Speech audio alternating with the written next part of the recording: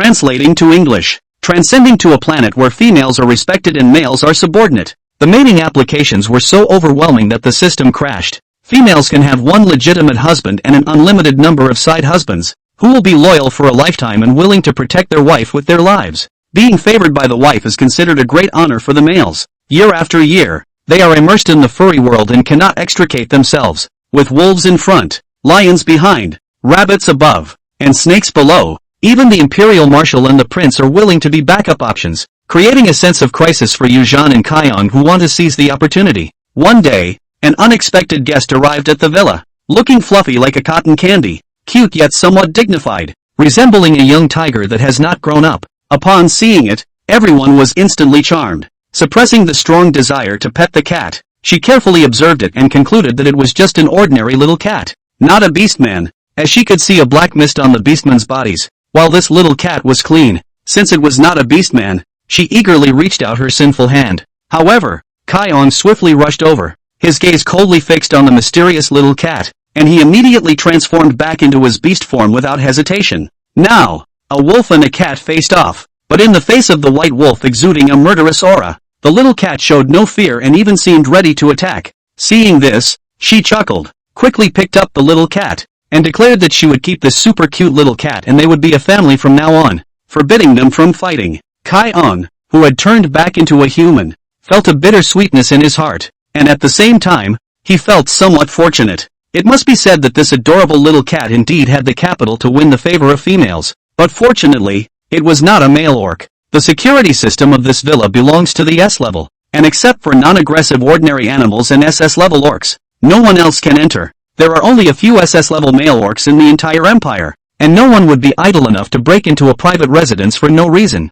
Since it was just an ordinary little cat, and he liked it year after year, he decided to keep it. He even secretly resolved to take good care of the little cat in the future. After all, pleasing the pet of the year was equivalent to pleasing the year himself. The whole afternoon, the year was cuddling with the little cat, and he named it Cotton Candy. The little cat was particularly charming and had a sweet voice, which made the year feel ticklish inside and couldn't help but kiss its fluffy head crazily. His hand inadvertently touched the two round and plump little bells of the male cat, and the year clicked his tongue, thinking about whether to have it neutered. However, no one could have imagined that such a clingy and coquettish creature was actually the legendary Crown Prince of the Empire. As a rare SS-class male, the Crown Prince's beast form is the Divine Beast White Tiger. In order to better accumulate energy, he often transforms into a juvenile form, which resembles more of a small cat in the juvenile form of the Divine White Tiger. This is also a secret of the royal family, known only to the direct royal lineage. In the quiet of the night, as Xinxiang sleeps hugging a cotton candy,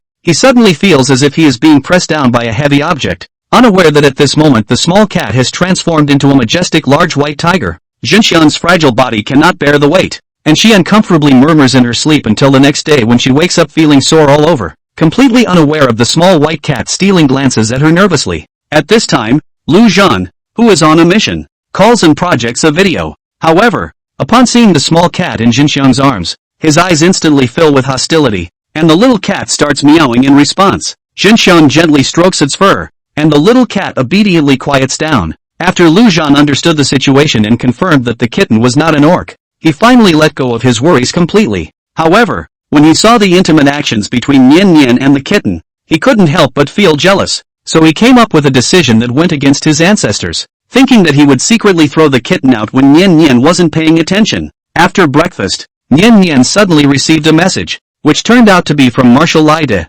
the uncle of Yuuzhan, who said he wanted to ask her something, but it might be a bit presumptuous. Impudent? How presumptuous? Niantian was even more nervous. His brain was racing, all kinds of speculations came up in his head, even associating it with whether or not his identity as a traveler had been exposed, and his hand trembled slightly as he replied to the message. Nianta, you said. It had been half an hour since Feli's last message, yet Feli had sent a reply seconds later as if he had been on guard waiting for her.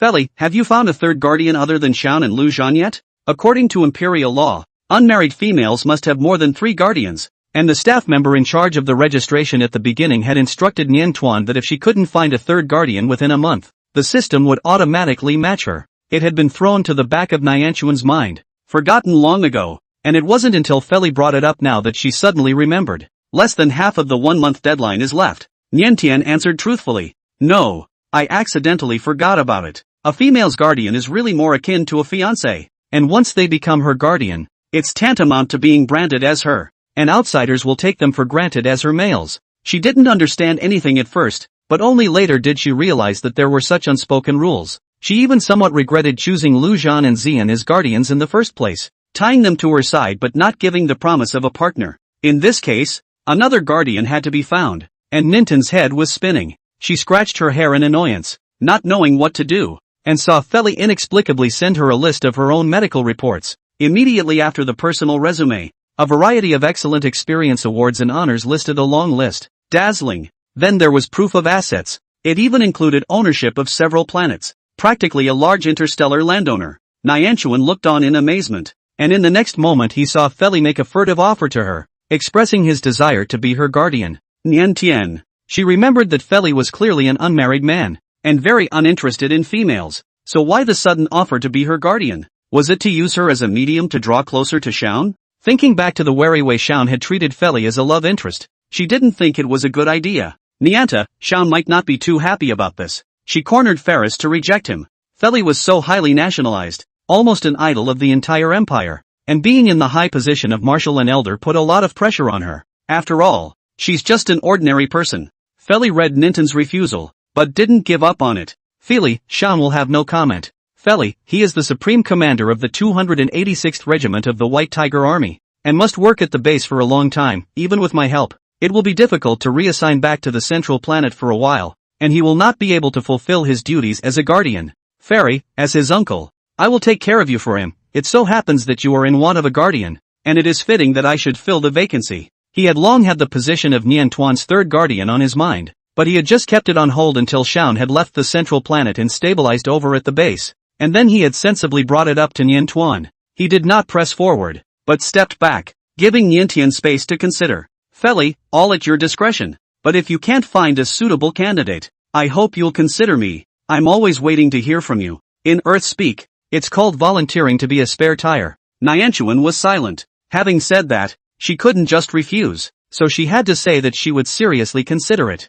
Theoretically, Feli wouldn't have any special feelings for her, and being her guardian was to fulfill his duty for Xian, which couldn't have been better, and was just the kind of perfect fit she wanted. But it was hard for her to imagine how uncomfortable she would be if Feli did become her guardian. I'm afraid Xian and Luan will be very uncomfortable as well. Nianta sighed in a tangled way. The kitten heard the sigh and tilted her little face up to look at her with concern. Mute whoa! The milky cat's purr restored Nianchuan's mood, and she buried her face in the kitten's furry back and rubbed it, deciding not to think about it for a while. The priority right now was to get some sleep. She had to get up in the morning to take Marshmallow to the pet control center to enter her information. Fawn had asked when she was chatting with Xian. Keeping pets here didn't require a bunch of vaccinations like on Earth, because most diseases had been conquered in this era. Infectious diseases were no longer prevalent, and even if they did accidentally catch a disease, they could easily be cured. Likewise, pets didn't need to be injected with a microchip. They just needed to be scanned and recorded into a file, attached to her name, and they became her kittens for good, with official certification. Niantian lay back on the bed, her long hair silky smooth and spread out, a faint scent lingering in her hair. The kitten reveled in it, giddy and limp, paralyzing into a pile of cat cake beside her. Niantian snuggled up to cat cake as if he were snuggling a small heater, and soon fell asleep. It's late at night. The person on the bed was drowsy with sleep when he suddenly felt the bedding collapse around him, and he couldn't catch his breath as if something heavy had been pressed down on him as well. Marshmallow is so heavy. How did it get so heavy? It's as heavy as a tiger. The fragile body was overwhelmed, and Nianta let out a sleepy sound in discomfort. The weight pressing down on her immediately disappeared and her breathing finally cleared. When she woke up in the morning, Niantuan had completely forgotten about the disorienting experience, and didn't see the look on the little white cat's face as he stole glances at her sheepishly. Eating breakfast, I heard that Lujan's file had already been accepted by the Imperial Military Academy, completing the transfer process, and that today was the day he would report for duty. Niantuan bit her lip and bowed her head, feeling guilty. If it wasn't for the sake of accompanying her, Luan wouldn't have been transferred. She was the one who affected Lujan's work. Luan shook his head and said in a warm voice, "When I first graduated I was originally going to stay in school. It was only after some twists and turns that I went to the army." He was just a commoner student with no background in the first place, although he called himself a genius, but he was after all a single force. Lin Sinwei, as a high and mighty female, unilaterally announced that she had her eyes on him and chased after him. He didn't want to get entangled, so he hid far away, trying to have a quiet life. In the army as a military doctor can also shine, but that is not his best field after all. Now that he has been officially transferred to his former alma mater and is engaged in medical research, he is truly a fish out of water. It wasn't that he accommodated Nienta, but that Nienta saved him. An explanation was so sincere that Nientian sympathetically stroked his head. Reporting to a new workplace is undoubtedly a serious event. Lu Zhan is not easy to be bitter and sweet. Nian Tuan does not want to hinder him from carrying out his new job. She waited until Lu Zhan left first before she quietly carried Marshmallow out the door and took him alone to do the pet registration. After crossing the border, this was the first time she had gone out alone, and the first time she had taken public transportation. It was almost as if Lu had entered the Grand View Garden, cautiously looking from side to side, feeling that everywhere was new and strange. But really, it's the fact that she showed up that's the newest thing. Everyone on the large public flying machine could hardly hide their shock. How could a noble female be reduced to traveling on a public flyer? Seeing a female on a cheap public flying machine is even more unbelievable than seeing a noble. Immediately, someone got up and gave Nianchuan the most comfortable front seat, creating a spontaneous vacuum around her, the males too constrained to approach. Marshmallows were tucked into Nianchuan's shirt, and at that moment round, hairy heads emerged from her collar. The surrounding people even sucked in a breath of cold air. Oh my god. This poor female is even out alone with her cubs. What the hell has she been through? Why isn't her male around? Is he widowed? They couldn't think of any other reason for the females to go out alone other than the accidental death of all of their partners. A few bold males couldn't resist coming up to her and accosting her, offering to take care of her and the cubs. Nian Tuan's face was blank and rejected them one by one. This look was seen as a pretense of strength by the onlookers, which was even more heartbreaking. Widowed female raising cubs on her own, lives a hard life on public transportation. Eye-catching hyperbolic news headlines are prevalent even on the interstellar scale. The news fabricated a lot of inaccuracies, and the accompanying picture, which was only a very blurry photo, caused a great deal of concern. In the photo, the petite female, unrecognizable but with an unmistakably gentle demeanor all around, is bowing her head and coaxing her cubs. Palace. The Empress hurriedly approached the Emperor who was dealing with political affairs. She waved her hand and tossed the light brain to the Emperor to show him the news. The Emperor was fretting over the matter of the Crown Prince for the past 2 days, and looked at it absent-mindedly. His mood worsened. The Empire allocates countless funds every year specifically for the protection of females, and there are still females living in such misery? How does the Society for the Protection of Females work? That's not the point. The Empress whacked him unhappily, prompting, "Don't you think this cub looks a lot like Erin? Talon Erin is the name of the Crown Prince." The Emperor looked at the picture anew. It seems like, does look similar. But immediately, the Emperor shook his head and laughed bitterly. That boy has been a female insulator since he was a child. And when he heard that we were going to hold a princess selection ball for him before, he still refused to agree. So how could he possibly run away to live beside a strange female now? Also, he doesn't just turn into a juvenile body. As the Imperial Crown Prince, talk about empty Rin since childhood to be strong. Young body form is too weak, always for him to discard, unless seriously injured. He might turn into a juvenile body in order to recuperate from his injuries. The kitten in the photo looks healthy and doesn't look like it has injuries. The queen's heart was lost. She looked down at the blurry white kitten in the photo. The little white cat was nestled nicely in the female's arms. One person and one cat close. She actually knew in her heart that it couldn't be Erin. Erin had never been this kind of character, but she was too worried to be so hasty. The royal guards and professional search teams had been unable to find any news. So where the hell had her Erin gone? With the idea that even though there was little hope, she couldn't let it go. The queen sent someone to contact the editor-in-chief of this news outlet in hopes of getting more information on this female and the little white cat. Nientian could never have imagined that just by taking her pet out alone to do a registration, she would be in the social news. When Marshal Feely messaged her to say that he had taken care of the person who had stolen the photo and rumored it to send out fake news for her, she had no idea and was waiting in line to register at the pet control facility. I don't know if it's because people are too busy in the interstellar age, or because the people here are orcs themselves, but the number of people who have pets is much smaller than on Earth, and almost all of them are males. Some of the pets they keep are species that Nientan has never seen before and do not exist on Earth, but without exception they are wild. Giant lizards, iguanas, brown bears, and all sorts of alien-looking monsters. The orc world prizes strength, and some males, whose own races are weak, keep ferocious pets as a way to seek some psychological support. The males each held their ferocious pets, not daring to get too close to Nian Tuan, consciously keeping their distance. Their pets, however, were not very happy. each one not wanting to get too far away from Nien Tuan, stubbornly sticking their necks out and refusing to leave. That so many ugly things would dare to covet its beloved. The kitten felt provoked and showed its teeth in anger, letting out a low growl threateningly. However, if it's cute enough, a tantrum can be like being cute. Nien Tian amusedly stroked its back. Don't be mean. I wouldn't be afraid of such a cute little kitten like you. When he looked up, he saw the beast shitting their pants and instantly retreating for a long distance. As if they were actually in fear of the kitten, they all hung their heads, not daring to raise them. Nianchuan was filled with confusion and eyed the marshmallow suspiciously. Where's the kingly spirit? It's not a tiger. The kitten proudly puffed out her little chest to meet her scrutiny, as if waiting for a compliment. Looking at it in this silly manner, Nianchuan shook his head in amusement, shaking the unsupported speculation out of his head. It was her turn to check in. When confronted with the female, the staff was surprisingly nice the entire time, and smiled and chimed in. Your cat is very active, just a little too aggressive. Foul. Where's the marshmallow mean? Immediately, Nien Tuan snapped to mind Lu Zhan's scratched back of the hand, as well as the kitten's appearance of showing its teeth towards other people's pets just now, and suddenly realized that this seemed to be a kitten with two faces. She smiled awkwardly. Staff member, why do you keep holding it? Aren't you tired? It's okay, not tired.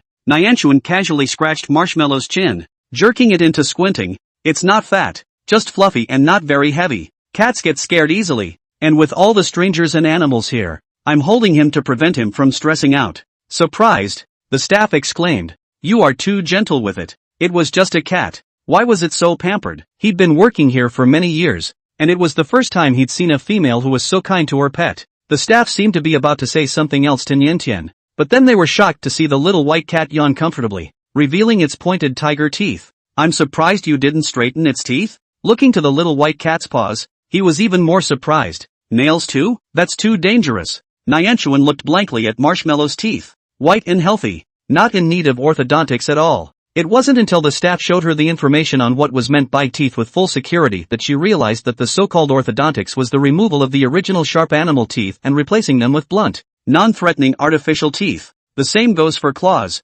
Correction means pulling a clean slate. Listening to this staff member, females who have pets choose to have such corrective surgery done on their pets. Veterinary hospitals will skillfully remove pets' sharp teeth and claws to ensure that they do not pose any threat to the delicate females. With interstellar medical care, corrective surgeries are painless, but even if it was painless, it was clearly an injury. Nianchuan frowned and hugged the marshmallow tighter. The staff was still gushing about recommending her vet hospital, which supposedly did the best corrective surgery. Nien Tan firmly refused. This, well, the staff persuaded to no avail, and could only pray in their hearts that this overly kind female would not be harmed by her beloved pet. How could any female dote on a cat to this extent? He couldn't believe it. After completing the rest of the formalities, Nianchuan walked into the medical examination room, holding the marshmallow in his arms. The medical checkups for pets are similar to those for people, and even the males sometimes do the checkups in animal form, with the same machines used for the checkups as for pets. Although the same machine is used, the difference in values between orcs and pets is obvious, and it is easy to make a distinction between the two by simply scanning through the machine. Because of this, the Empire requires medical exams and biometric information to be entered before pets can be registered, not only to ensure the health of pets. Another important function is to prevent some bold males to turn into animals and pretend to be pets, deliberately approaching females or mixing with other people's homes. His Royal Highness did not know that the crisis of identity exposure was gradually approaching, and stayed in the arms of Nien Tuan with a good behavior, full of innocence. In the next second, Nianchuan reached out and handed it to the doctor. Exclamation point. The kitten snapped to alertness. Her ears pursed behind her head, and her two paws tightly grasped Nianchuan's arm and refused to let go. What's wrong? Nianta gently tapped its paw. The kitten acted very resistant. Its eyes even showed uneasiness and pleading, meowing mournfully as if it thought Nien Tian was going to abandon it. Nien Tuan instantly softened and coaxed it. It's just a medical checkup. It'll be over soon. Giving up on handing the kitten over to the doctor, she smiled apologetically at him and pointed to the medical examining machine. Is that where you need to put it? The doctor nodded in response, and she carefully placed the kitten into the machine herself. With a couple of soft clicks, the machine's hatch slowly closed. The moment before the hatch closed completely, Nianta's eyes flashed and her ears heard the doctor exclaim, "Oh my god, it got out!" The doctor's eyes were quick to close the door of the medical examination room, but he was just an ordinary male, and his speed was obviously not as fast as the SS-ranked prince, and he was a step late. The white shadow was as fast as lightning, and in the blink of an eye it had run outside. The doctor rushes to open the door again and chases out with Nintan while contacting the security guards to catch the eerily fast cat. Are you sure it's really a cat? The doctor panted and wiped the sweat off his face, carefully suggesting to Nintan, it's not going too fast. It seems to be very reluctant to have a medical checkup. The physical exam is a very easy and painless process, and a normal critter would be just slightly nervous, not scared like this. I'm afraid that only male orcs pretending to be pets, fearing that their crimes will be exposed, will run for cover. Nyanta didn't catch the doctor's hint. She nodded perfunctorily at the doctor and worriedly continued to look around, trying to find any sign of Marshmallow. I had known that Marshmallow was a very timid cat, but I didn't expect him to be so timid, and Nyanchuan regretted a little that he shouldn't have brought him to register in such a hurry. She secretly vowed to take the Marshmallow straight home when she found it, and that as for the medical exam and registration, it would be better to talk about it later. There was no rush. Once Marshmallow security was a bit more nurtured by her, naturally she wouldn't be so easily frightened. Perhaps it was her swearing and praying that worked, and by the time she walked out of the door of the pet registration organization in a state of dismay, intending to contact Luan to ask him for help, the little white cat that the security guards had failed to locate despite all their efforts slipped out of some corner and suddenly appeared in front of her. Cotton candy. Nintan was ecstatic. Nintan didn't blame it. Okay.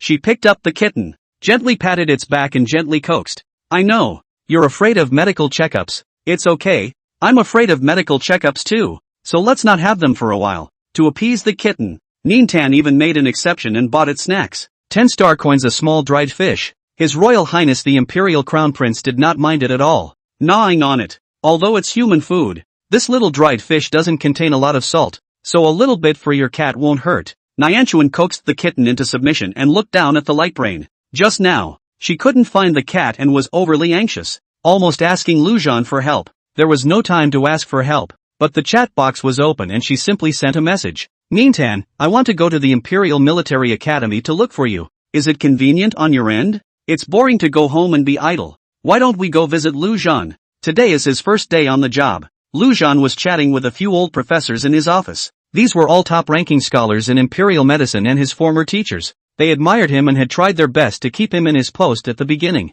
There was even an old professor surnamed Lee who had fainted in anger when he chose to stay away from the central planet and go to the army to become a military doctor. Old Prof. Lee was present now, with an old face, blowing his beard and eyes, not giving Luan a good look. It was not a big deal in the first place. If he said, Luan simply from that female, all happy, even if Luan really does not like the female called Lin Sinwei, no matter how can not accept, these old guys are not unable to protect him safe and sound. Just because a female has high status doesn't mean she can do whatever she wants. Obviously the problem can be solved, but Luan unexpectedly did not even greet and directly walked away. Old Professor Lee snorted coldly. Why do you suddenly want to return to the Central Star again? Have you finally come to your senses, willing to follow that female? Upon hearing this, the other professor snorted. You're wrong about that. The other Xiaolu has found true love and applied to be transferred back to the Central Star for the sake of true love. Several of the professors who had seen the Emerald Court video laughed urgently. Luan did not change his face and did not deny it,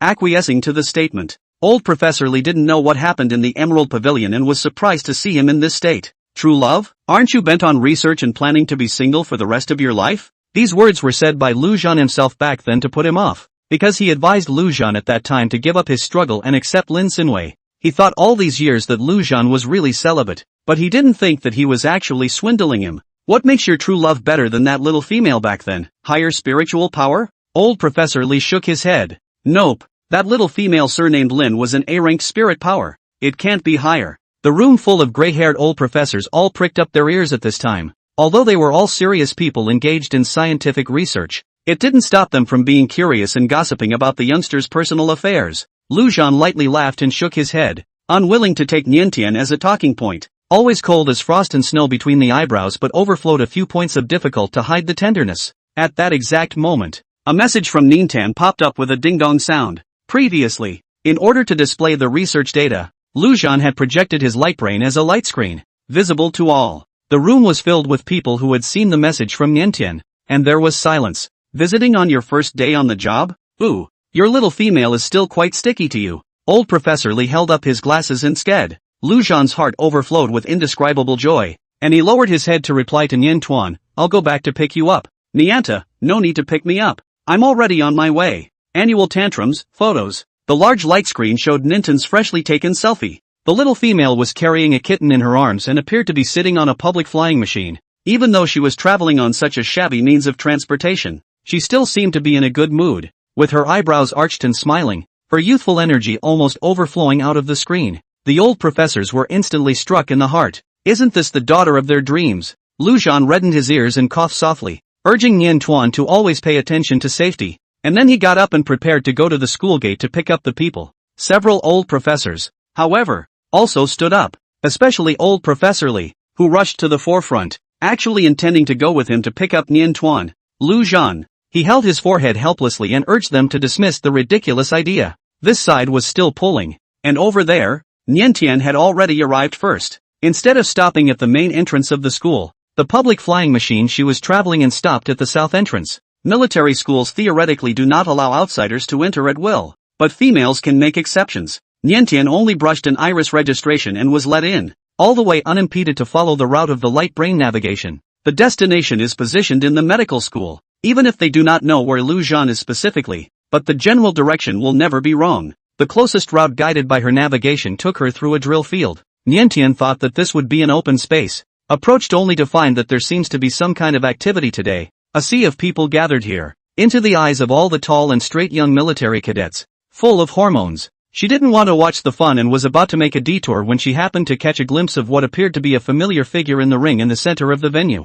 Is that the black mamba snake? What is it called? Silently? He's a cadet too? A ring was raised in the center of the rehearsal ground, and it seemed that some kind of competition was being held, and it was at the most intense time, and the sound of armors clashing and rubbing was chilling. Nian Tuan looked distantly at Silently. The young male's expression was cold, his wrist flicked, and his long sword swiftly stabbed out. The opponent was not a generalized person either. A fist blasted towards Silently, using his strength to dodge the sword blade. Silently did not move his feet by half a point. The oncoming punch could not shake him in the slightest. He seemed to have completely predicted his opponent's actions, raising his sword to block his path. The two of them exchanged strangely fast and incomparable blows, and Nian Tuan's eyes were dazzled, unable to see or understand their battle. But she could see that Silently had the upper hand. Silently was like a sharp soldier born for battle, very different from the thin and pitiful look she had when they first met. She couldn't help but stop and gently tap the person next to her, whispering a question about what kind of contest this was. What, dude? Speak up, can't hear. The military cadet she questioned twisted his head around in the moment he saw her. His entire body jumped a full meter in height and let out a loud shriek. Female, female. The voice was trembling and breaking. In a flash, there was an uproar, like a drop of water in a boiling frying pan. The whole drill ground exploded. Female? Where? Don't squeeze me. I saw it. It's so cute. Who is she here for? Which brother is so awesome? Kneel down and ask for a class to teach. Keep your distance consciously. Don't scare her. Nianta hadn't encountered many people along the way, and for a moment had overlooked the fact that this was a military academy, with a campus filled with bloody young males. The hormonal young boys were no more gentlemanly than the mature males. Nian Tan is like a small rabbit that has fallen into a wolf's den, facing a group of hungry wolves with green eyes, weak, pathetic and helpless. She was too embarrassed to move, regretting very much her hasty decision earlier. If she was given another chance, she would have honestly stayed outside the school gates and waited for Luan to pick her up. The small white cat poked its head out of her shirt, all hostility and agitation, and growled low and threateningly at the crowd. Nianchuan had never heard it sound so fierce, not even like a cat's purr, but more like some large beast. The military cadets had been overwhelmed by the beauty of the female, not to mention that they couldn't recognize His Royal Highness either, and the threat of His Royal Highness was all but out of their minds,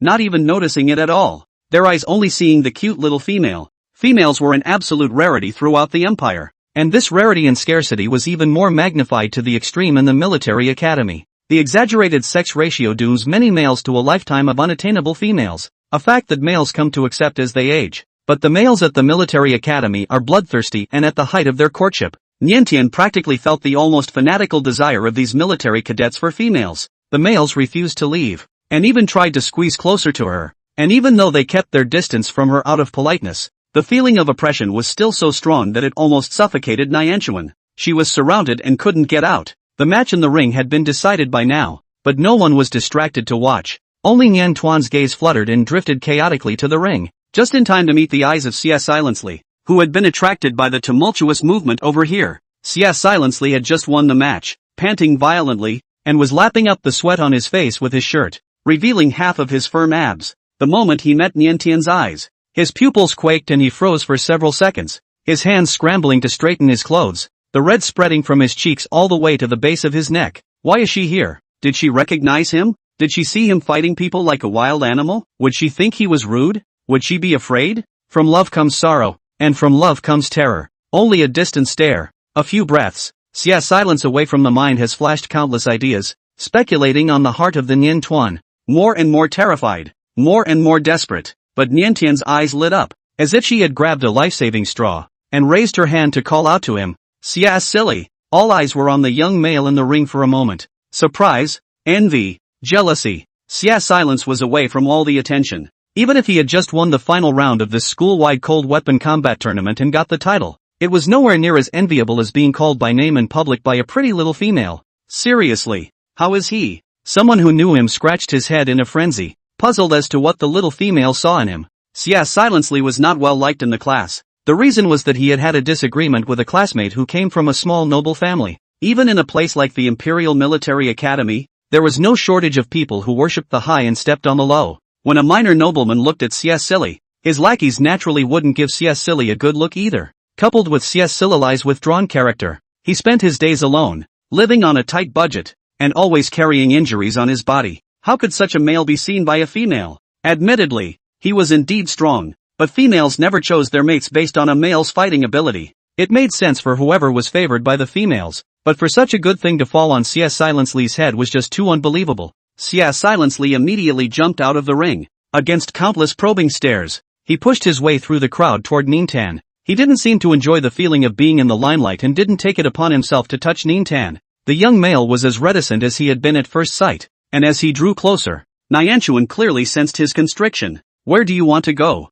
He asked Niantuan muffled and carefully. Seeing that Niantuan did not answer, he tried. I'll show you around the school, okay? In the corner where Niantian couldn't see, he was so nervous that sweat was seeping out of his fingers. Niantian couldn't wait for him to get himself out of this awkward situation and busily nodded his head. She soothingly stroked the little white cat that was already on the verge of an outburst and coaxed it softly. Hold back just a little bit more. The words hadn't even left his mouth, but some ungrateful guy crashed into it. A shadow suddenly blocked in front of him, and Niantian froze and looked up. It was a strange male. The visitor was none other than the noble classmate who had an old grudge against Xia silly, whose father was a viscount. Niantuan didn't know him, and naturally didn't know that he was on bad terms with Xia silly. She sized him up slightly. From the dress code alone, one could tell that this was a military cadet as well, but even with a serious uniform to wear, one could still see a few hints of frivolity in his frown. Good day, Your Excellency. He introduced himself. I'm Cho Su. While saying that, he even ambiguously stuck up and took it upon himself to use the kissing face salute on Niantuan. Using a kissy face salute on an unfamiliar female is undoubtedly a form of molestation. Niantian was alarmed. She frowned and dodged in a hurry, but she couldn't seem to avoid it. In a flash of lightning, a cold light appeared. The moment the kitten violently stretched out its claws, Xia silently struck at the same time, a chokehold tackle, knocking Chiaosu to the ground. Luckily, Xia silently made his move in time. Nianchuan didn't see it clearly, but the excellent dynamic vision of the males around him was enough to catch everything that had happened just moments before. The white cat was so ferocious that it went straight for the throat with alarming speed. The military academy students asked themselves, but no one was confident that they could definitely dodge this attack, and they couldn't help but sweat, looking at the white cat with a lot more scorn in their eyes. Is this cat? What breed? It's not too fast. It can't be a cat. It must be an orc. I also think it's an orc. Definitely no lower than S rank. If Xia silently had not struck at the same time, allowing the cat's claws to fall short, I'm afraid that Chiaosu would have been splattered on the spot. Of course, at this moment, he was in no better shape. He was punched over by Xia silently in public and fell heavily to the ground. Unable to fight back from start to finish, Chiaosu barely managed to get up on his hands and knees, hanging his head down and unable to raise it, almost dying of shame. This kind of humiliation, he was already experiencing it for the second time here in Xia silently. The reason why he held a grudge against Xia silently in the first place was precisely because Xia silently did not know how to be nice and refused to pretend to lose to him in a certain door classroom one-on-one test. Stomping his face to the ground in public, Chiaosu gritted his teeth. Even if this time it was considered that Xia silently had saved him, He had no gratitude whatsoever. New hatred and old hatred added up. He glared indignantly at CS Silly, and suddenly snorted coldly. Look at the way you're shielding yourself in front of her. You're really like a dog. Nothing more than a commoner female with no spiritual power, he said sourly, and only a lowly pauper like you would serve as a lickspittle for such a female, although it is angry under the mouth. But this is exactly Chiyosu deep inside the Year Tuan's true thoughts. As CS Silly's nemesis, Chiyosu naturally won't miss the good news of CS Silly losing control on the street, and therefore paid attention to Niantian, even though he admitted that Ninta did have a few cute moments. Females that were just cute but had no spiritual power were not within the target range of noble males' choice of mates. It is true that the Empire has a disparate female-to-male ratio, yet there is always no shortage of females in the powerful class. As a powerful nobleman, Chiyosu was destined to be able to have a wife and master with a high level of spiritual power, and no matter how strong he silently was, he was only worthy of getting a female with no spiritual power. Chiyosu finally found a sense of superiority in front of silently and vented his emotions recklessly. He looked at silently contemptuously, then turned to survey Nian Tuan with a lustful gaze. How about ditching him and accompanying me? I can give you a lot. Even if he only intended to play with Niantian and wouldn't mate with her, it would bring her far more benefits than silently. What can he offer you with a bottom male like that?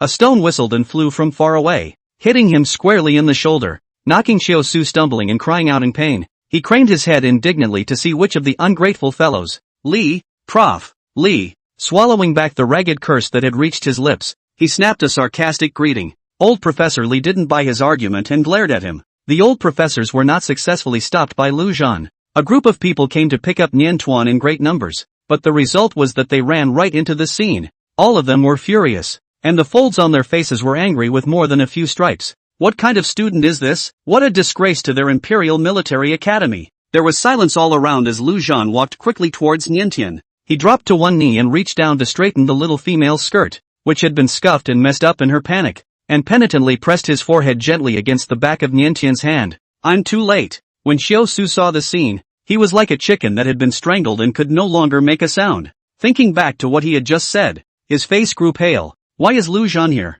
By the way, he forgot that Lu Zhan is also a male of Niantian. Then those abusive attacks he had made on CS silently just now could totally be swept over Lu Zhan's head as well. After all, Lu Zhan, like CS silently, was also the bottom male in his mouth, and even came from a garbage star, which was even more despicable than CS silently's origin. Chiyosu couldn't help but wince. He dared to provoke CS silently, but never dared to provoke Lu Zhan to his face. Lu Zhan was a once famous and ruthless man in the Imperial Military Academy. He was also bullied in the beginning because of his low status, but he wasn't as stoic as CS silently. The most vociferous brawl at the Imperial Military Academy came from Lu Zhan, the medical student who was full of books, with his sleeves rolled up, became the embodiment of violence, with his white robe stained with blood, and beat several noble children on the spot, who were rushed to the resuscitation room. On the contrary, he studied medicine, precisely mastered the proportion to the extent that it would not kill the person, and would not let him take the blame, and only because of making too much noise to take a not too light punishment. The ability to remain terrifyingly calm in the midst of extreme violence is the most oozing thing about Lu Zhan. The old professors who were with Lu Zhan obviously also recalled the ferocious incident of their favorite student, and one or two of them hurriedly pulled Lu Zhan back in order to prevent him from seeming to be calm and unperturbed 1 second, and then directly making a move the next. A fight between students isn't a big problem, but a faculty member assaulting a student is a big problem. Lu Zhan has only just joined the staff. There is no need to hitch his bright future for this kind of person. Problems can be solved entirely without violence. Old Professor Lee said coldly with a stern face. I'll talk to the dean of their college and ask for a strict review of the student's moral and ethical qualities. This kind of student will definitely get the disciplinary action he deserves. At these words, the drill ground was abuzz with people's voices. Most of the students were in favor of the move. Chiyosu was like the typical epitome of the imperial aristocratic foppishness, only on the basis of ancestral blessing, arrogant and domineering, sitting on the privileges that should not have, but also feel that it is a matter of course.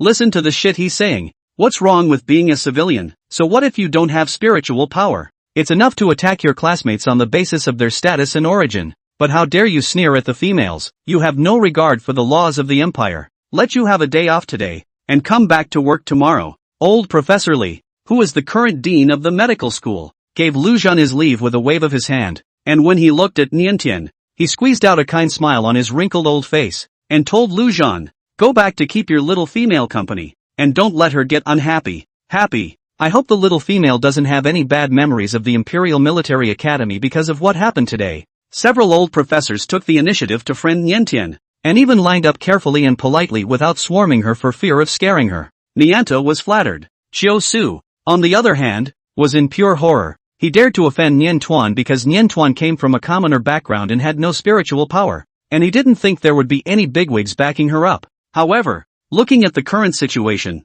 these respected old professors were so in love with Nian Tuan, as if they were supporting her to the end. These old guys are holding up half of the empire's medicine, not to mention that the Chiu family is just a small noble, even if it is the royal family. They have to treat these old professors with courtesy. Juxu was cowering there in his dust, trying to lower his presence. How did things get to this point? Xiao Su was puzzled. He clearly only wanted to troll Xia Silently initially. He twisted his head to look resentfully at Xia Silently, but in return, he was taken aback by Xia Silently's knot. The lean male hung his head, his body shrouded in low air pressure, his brow somber to the core. The whole person was like a volcano about to erupt. After being given an expressionless stare by Xia Silence, Xiao Su began to sweat. He felt as if Xia Silently was looking at him as if he was looking at a dead man. He opened his mouth in horror and tried to cry out for help. However, in the next second, Xia Silly returned to his usual honest appearance, and the ferocity just now seemed to be just an illusion, making Xiao Su feel even more in a trance.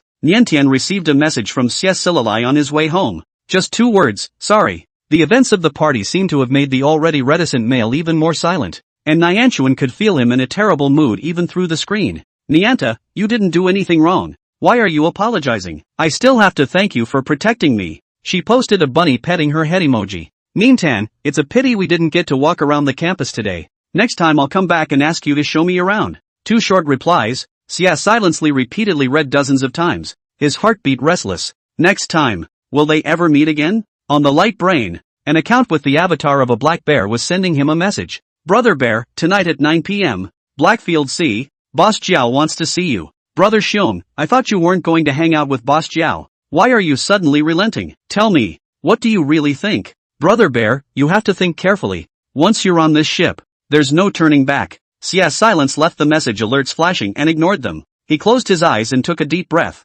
Opening them again, his eyes, always calm and withdrawn, became stern. He replies to Bear, I've thought about it. One of the bosses behind the Black Field, the interstellar pirate leader codenamed Zhao, had previously expressed his appreciation for him several times, but he had refused each time the other party's solicitation. But now, he's changed his mind. Xia Silently gazed coldly through the window in the direction of the palace. The most inch of land around the palace was the residence of nobles of all sizes, and the Chiu family was among them. You could smell a rotten stench of celibacy from nobles like Xiao Su. Xia Silently is stoic by nature, but cannot tolerate such a rotten stench tainting Niantian by half. Compared to all the overt and covert bullying he had done before, what Xiao Su did this time wasn't excessive, but it really touched his bottom line. Bear is still asking him, why? Xia Silently calmly replied, countering violence with violence, countering evil with evil. He was already in the sludge anyway and didn't mind getting a little dirtier. Although it became dirty and unworthy of approaching Nintan, it could have the power to protect Nintan. I don't know if it was the Imperial Military Academy controlling public opinion for the sake of the school's image, or if it was the Chiu family's secret hand, but even though there were a large number of people on the drill ground who saw this hustle and bustle, it didn't create much of a splash on the Star Network. Until a few days later, the Star Network suddenly circulated Xiao Su in the hospital to receive treatment photos. Always arrogant male at this time covered with medical dressings lying in the medical warehouse, apparently beaten badly. Niantian saw this photo early in the morning while eating breakfast and almost choked, holding up his light brain to show Luan with wide eyes. Seems like it's really easy to get beat up with a yawn. She sighed as she shook her head, unaware that the person who did it was actually right in front of her. Luan smiled and nodded, deeply hiding his achievements and fame. Not only does Niantian not know the real culprit, Xiao Su received a beating, but also can't figure out who the person who beat himself is. Luan did things cleanly, leaving no clues, and Xiao Su, who has made too many enemies in his day, makes a long list of suspects and ultimately decides to take out his anger on Xia Silently. Not only because the most recent target of the conflict was Xia Silky, but more importantly because Xia Silky was the best bully of all, a poor student with no background. Just take it. Father, you must teach him a good lesson for me. Xiao Su gritted his teeth and complained to his father. Xiao Su's father, Viscount Xiu Ming, has been very impatient with this son lately. Although Xiao Su was born with a good skin, looks most like him, and has always been his favorite son, But the other day Chiu Su made that kind of humiliating commotion in public, and even dared to speak out of turn to ridicule females, so much so that he was censored by the school for his ideological and moral problems, and also ordered to be suspended from class, which really caused him a lot of trouble. Viscount Chiu Ming's expression was slightly impatient, but he still pacified Chiu Su and said that he would give Xie Sililai some color. In the final analysis, it was also this brat named Xie Silently who didn't know how to be good or bad and made his son lose face in public. Viscount Chiu Ming flipped through the information on Xie Sililai that he had told someone to go and check. His gaze paused slightly somewhere and he smiled coldly. Blackfields. Since this Xie Silently was fighting in the Black Arena, buying his life was as easy as drinking a mouthful of water. I was only going to break an arm or leg to teach a lesson, but now it looks like it's perfectly fine to do it once and for all. Viscount Jumin sends a communication to a secret number. The opposite party picked up and heard him say that he wanted to get someone killed and easily answered with his mouth full. But when he heard him finish Xie Silently's name, he suddenly fell silent. And then it was a meaningful rejection. The person you are talking about could be killed before, but not now. Can't kill? Why can't you kill a civilian male from an ordinary family who has also severed ties with his mother? Unless some big shot is bailing him out behind the scenes. Viscount Xiuming hurriedly checked again, only to realize that Xie Sililai hadn't even gone to school for the past 2 days, and even his father, who was in the supervisory bureau, had been picked up on a reasonable excuse. In this case, Xie silently most likely has joined the banner of some big brother. This big brother's energy is far above the Chiu family, and I'm afraid that Xie Silvery is very much appreciated by the big brother, so that he can't be moved even if he wants to. Viscount Jumming's face grew grave. I thought it was a small insect that could be easily pinched, but I didn't realize that the other party had silently hidden into the darkness, and maybe one day in the future it would lay hands on his Chiu family. It was as if a sharp knife was hanging over his head, ready to fall at any moment, and Chiu Su couldn't read the face and kept asking his father when he could clean up Xie Sililai, thinking that everything was because of this useless son. Viscount Jumming was furious and angry. If it weren't for Chiu Su's trouble and enemies, why would he be here? Father! Chiu Su urged his father to stand up for himself, but unexpectedly, his father violently backhanded a slap, smacking him to the sky and earth, heavily fell to the ground, eyes full of unbelief. From today onwards, you will stay at home, reflect behind closed doors, and you are not allowed to go anywhere. Coldly put down a sentence. Viscount Xiuming whisked his sleeve away. The photos that have been circulated on the Star Network still have to be removed by someone, and the Chiu family cannot afford to lose this person. The people who were brushing the Star Network suddenly realized that all those words of Chiu Su disappeared, and the photos could not be browsed. Pulled out again? It's good to have money. Laughs to death. Everyone's seen it anyway. I saved the picture, brothers. Private chat me gratuitous share Chiu de shall beat up picture. Suddenly someone mentioned it. Speaking of which, I've heard that the student who clashed with Mr. Chiu hasn't been going to school lately. Seriously? I am from the Imperial Military Academy, and I testify that indeed I did not come to school. How dare the Chius do this? These nobles are becoming more and more lawless. Nian Tuan swiped to these posts in confusion, a little worried, and hurriedly asked Xie Sililai, have you not gone to school recently? The message went out, but it was like a stone sinking into the sea with no reply. Mio, the kitten rubbed her around her feet to get her attention. Nian Tian put the light brain aside, looked down and picked up the kitten, casually scratching it on the chin. Is it time to go play in the yard? Grabbing the small leather ball she'd bought for her kitten, she opened the door to her room when she suddenly blacked out. It had been a long time since she had been dizzy, and the long-lost sensation swept over her instantly, catching her off guard. Nyanta dropped to the ground covering her head. Meow! The kitten purred anxiously. Nyanta braced herself and tried to give a reassuring smile so that it wouldn't worry. It's okay. It's just a common symptom before spiritual awakening. Before the reassuring smile could reach her face, her consciousness had jerked away rapidly, her eyelids heavy and her mental powers fluctuating wildly. The moment before she fell unconscious, Nian Tuan saw in a trance that a thick black mist seemed to emerge from the kitten. It was exactly the same as what she had seen in the male orcs. Marshmallow is not an orc. How can there be black mist on his body? It was too late to think, and Nian Tuan completely fainted. The light brain detected the abnormal state of the owner and immediately sent an alert to the emergency contact. Lu Zhan received the alert in the lab and his face changed. He shoved the experimental potion that was in the middle of a reaction into old Professor Li's hand, not even bothering to make a report for a leave of absence, and hurriedly ran outside. Hey, old prof, Li called to him, failing to hold the man in place, shaking his head and lightly reprimanding. This kid, never mind, it must have been an emergency, so we won't count him as skipping work this time. The villa was fitted with a thermostat system and the floor wasn't cold, but the petite and weak little female still looked pungent and pitiful as she lay on the hard floor with her eyes closed. In the past, Niantian would have already rubbed its head and coaxed it gently, but now it screams so miserable. Niantian is still silent, only the smooth breathing signaling the vital signs. The kitten gently patted Niantian with the fleshy pads of her paws and licked at her face again, her furry head arching hard against her. The Niantian lay motionless, letting its tricks run out, but it could not be woken up. The little white cat screamed mute but did not wait for a response. Round eyes gradually filled with tears, shriveled up and curled into a ball. However, within a few breaths, its body rapidly expanded and turned into a large white tiger with a lightning-like gaze and no anger. If Niantian was awake at this moment and saw this scene, he would think that he was dreaming. The white tiger was born with a huge physique and a majestic and cold appearance, but his every move exuded the shadow of when he was a kitten in Niantian's arms, carefully picking at Niantian with his paws, using his mouth to come over and take Niantian's clothes, trying to move the person to the bed. She should be lying in that soft, cozy place, not here. Female skin is delicate, sharp teeth. White tiger bound hands and feet for fear that their sharp teeth and claws touched bad Niantian.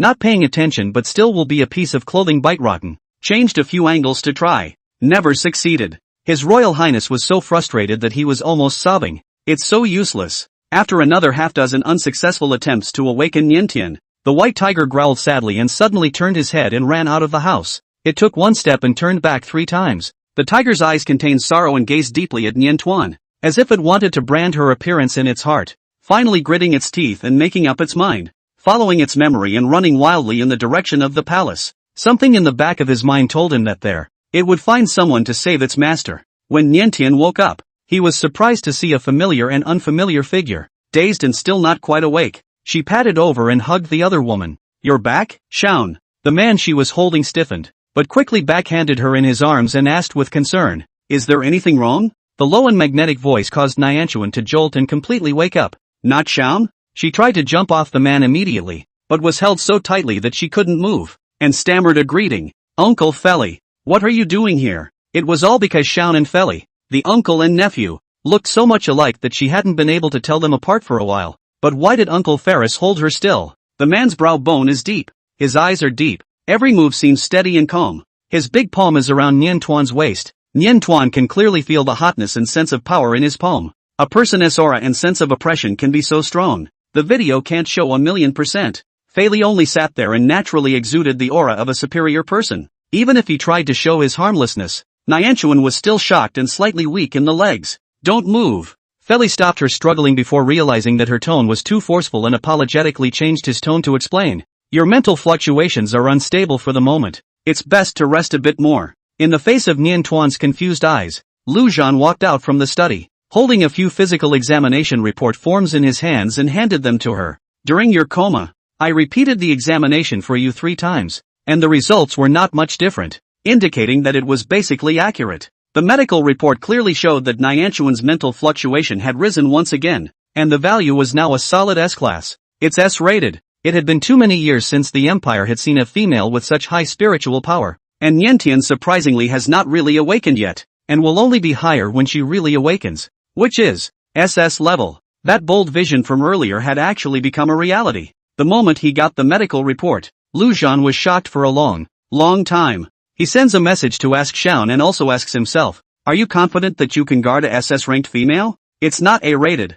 It's not S-rated." Instead, they were higher than S-class, never before seen in the history of the Empire. SS-class females. Niantian would be the only treasure in the entire Empire, and no degree of protection for her would be too much. Even if both Xian and Luan swore to guard her with their lives, it still wasn't enough. So Ferris got the message and showed up.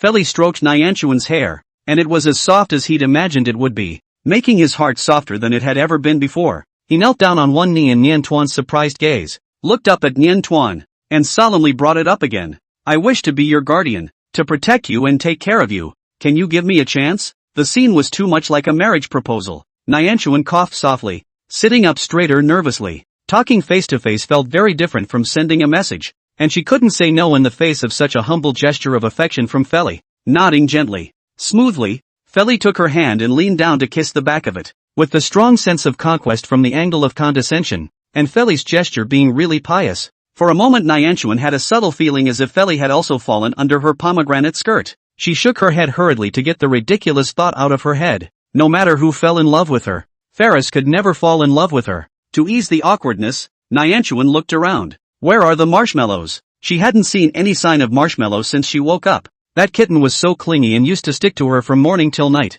Why hadn't it pounced on her and meowed at her now? The black mist that he saw on the kitten in the moment before he passed out was dismissed as an illusion by Nian Tuan and thrown to the back of his mind. She asked Lu Zhan, "Have you seen the marshmallows?" Lu Zhan was torn, not knowing how to tell her. When he rushed back, the gate to the villa was open and there was no sign of the cat. If I told you it ran away, Nintan would be sad, wouldn't he? Even if Lu Zhan didn't open his mouth, he couldn't hide such an obvious thing even if he wanted to. Nyanta leaned down to pick up the lone pot from the ground. The toys are still there. The kitten is gone. Where did it go? Will it come back? Did you run away because you didn't think it was as good to be around her as it was to be out there? Nyanchuan's eyes burned and he clutched the small leather ball. The two males were flustered and unsure of how to comfort her.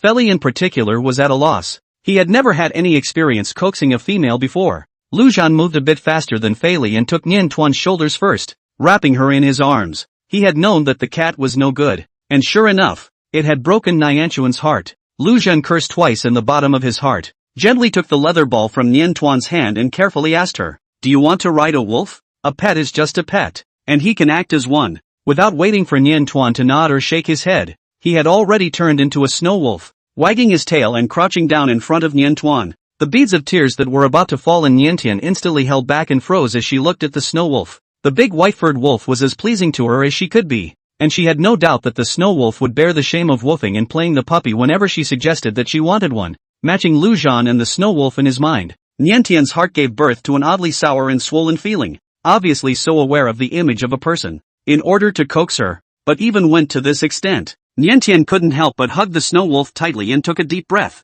"Ah, Zhan. Thank you." The snow wolf rubbed her soothingly and carried her on his back, picking up the ball and heading out to the patio for a game of toss and catch. Fairy looked at the scene with a grave expression, and learned one thing from Lu Zhan. In front of the beloved little female, face was the most worthless thing. It was good to get a smile from the beauty. The Lord Marshal secretly took the knowledge to heart. The snow wolf's skillful hands, a leather ball can play a myriad of tricks. Straight coaxed Niantian to break into tears and laugh. The mood is much more relaxed. She figured out that Marshmallow was supposed to be a kitten she picked up, and maybe it wasn't a stray, but a feral cat. The outside world is freer for the little wild cat, and the days of wandering may make it happier than being kept in captivity as a pet cat. Maybe someday it would come back to visit her again. Outside the palace, the royal garden, a tourist was taking a picture, posing and smiling, when he suddenly realized that a white shadow had whizzed past the camera. "What's that?" The tourist rubbed his eyes, as he wondered if there was something wrong with his eyes. The white shadow had long since raced all the way to the interior of the palace.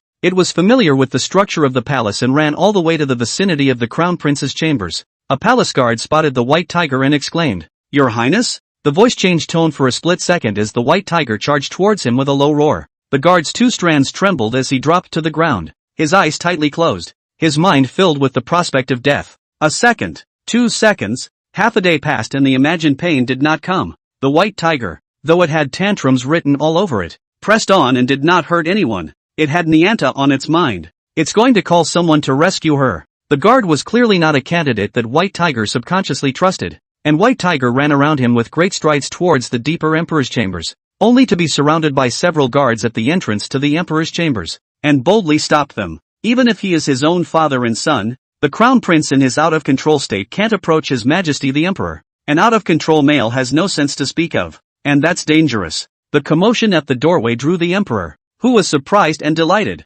Heir Rin? The kid actually ran home on his own. The White Tiger's gaze lit up, wanting to rush over and tug on his sleeve, leading him to save Nian Tuan. However, suffering from not being able to speak, its movements were clearly aggressive towards His Majesty the Emperor when seen in the eyes of a human. "Sorry for the rudeness, Your Highness." The head guard had no choice but to confess and fire a tranquilizer shot. The moment it heard the cracking sound, the White Tiger was fully capable of dodging it, but it was so full of saving people that it reacted half a beat slower and was hit by the tranquilizer. Save a life. Save her. The White Tiger let out an angry and resigned roar that shook the sky and the earth, but it couldn't resist the effects of the powerful tranquilizer. The second his eyelids closed, a huge tear rolled down his face. The Crown Prince left home for many days, and today suddenly returned to the palace by himself. The news reached the Empress's ears. The Empress immediately rushed here. Looking at the big White Tiger sleeping with his eyes closed, excitedly covering his mouth with both hands. Heir Rin, good boy,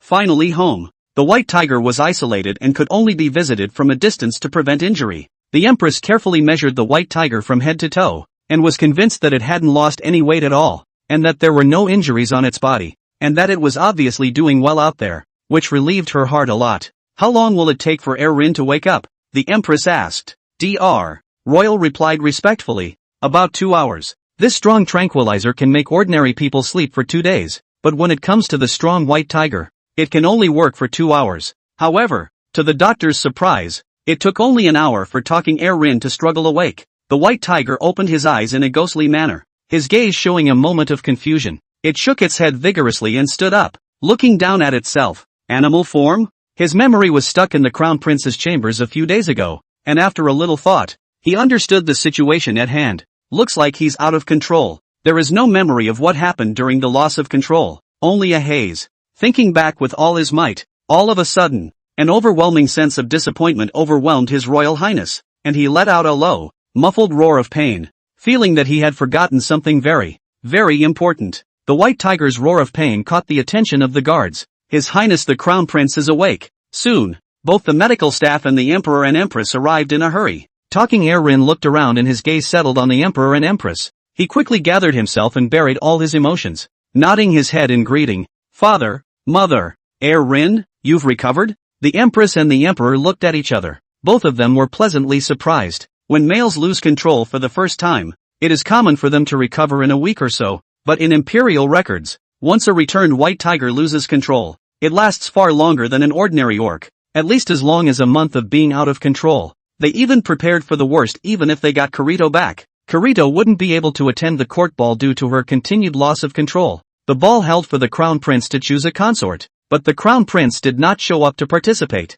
The people who have the heart can easily guess that there is something wrong with the Crown Prince, and then it will certainly cause turmoil in the whole country. And now, not only is Talking Heir Rin back, but she's also recovered from her out-of-control state. Talking Heir Rin changed from a tiger to a human, straightened his clothes, white hair and blue eyes, handsome and peerless, and returned to his usual elegant and honorable perfect Crown Prince. He glanced at the time displayed on his eyeball and apologized. I've caused trouble for father and mother these days. Speaking of this, the Emperor can be said to be full of grievances, blowing his beard and eyes. Yes, full of the palace's personal guards were sent out to look for you. Just can't find it. Searching for so many days, the white tiger is always nowhere to be seen. Simply let him. This old father worried about bald head. Talong Rin's eyes flickered. I left the palace after I lost control? Receiving an affirmative answer, he slowly covered his chest and touched the thumping heart. In the depths of his hazy memories, there always seemed to be a sweetly scented embrace that held him softly, even though she had lost her memory, even though she couldn't recall who she was. Rin Tankong was incredibly sure that there must be such a person who existed. The feeling lingers around, etched in stone. I won't be attending the palace ball. Talon Rin hung his eyes and spoke suddenly. I have a favorite female. ?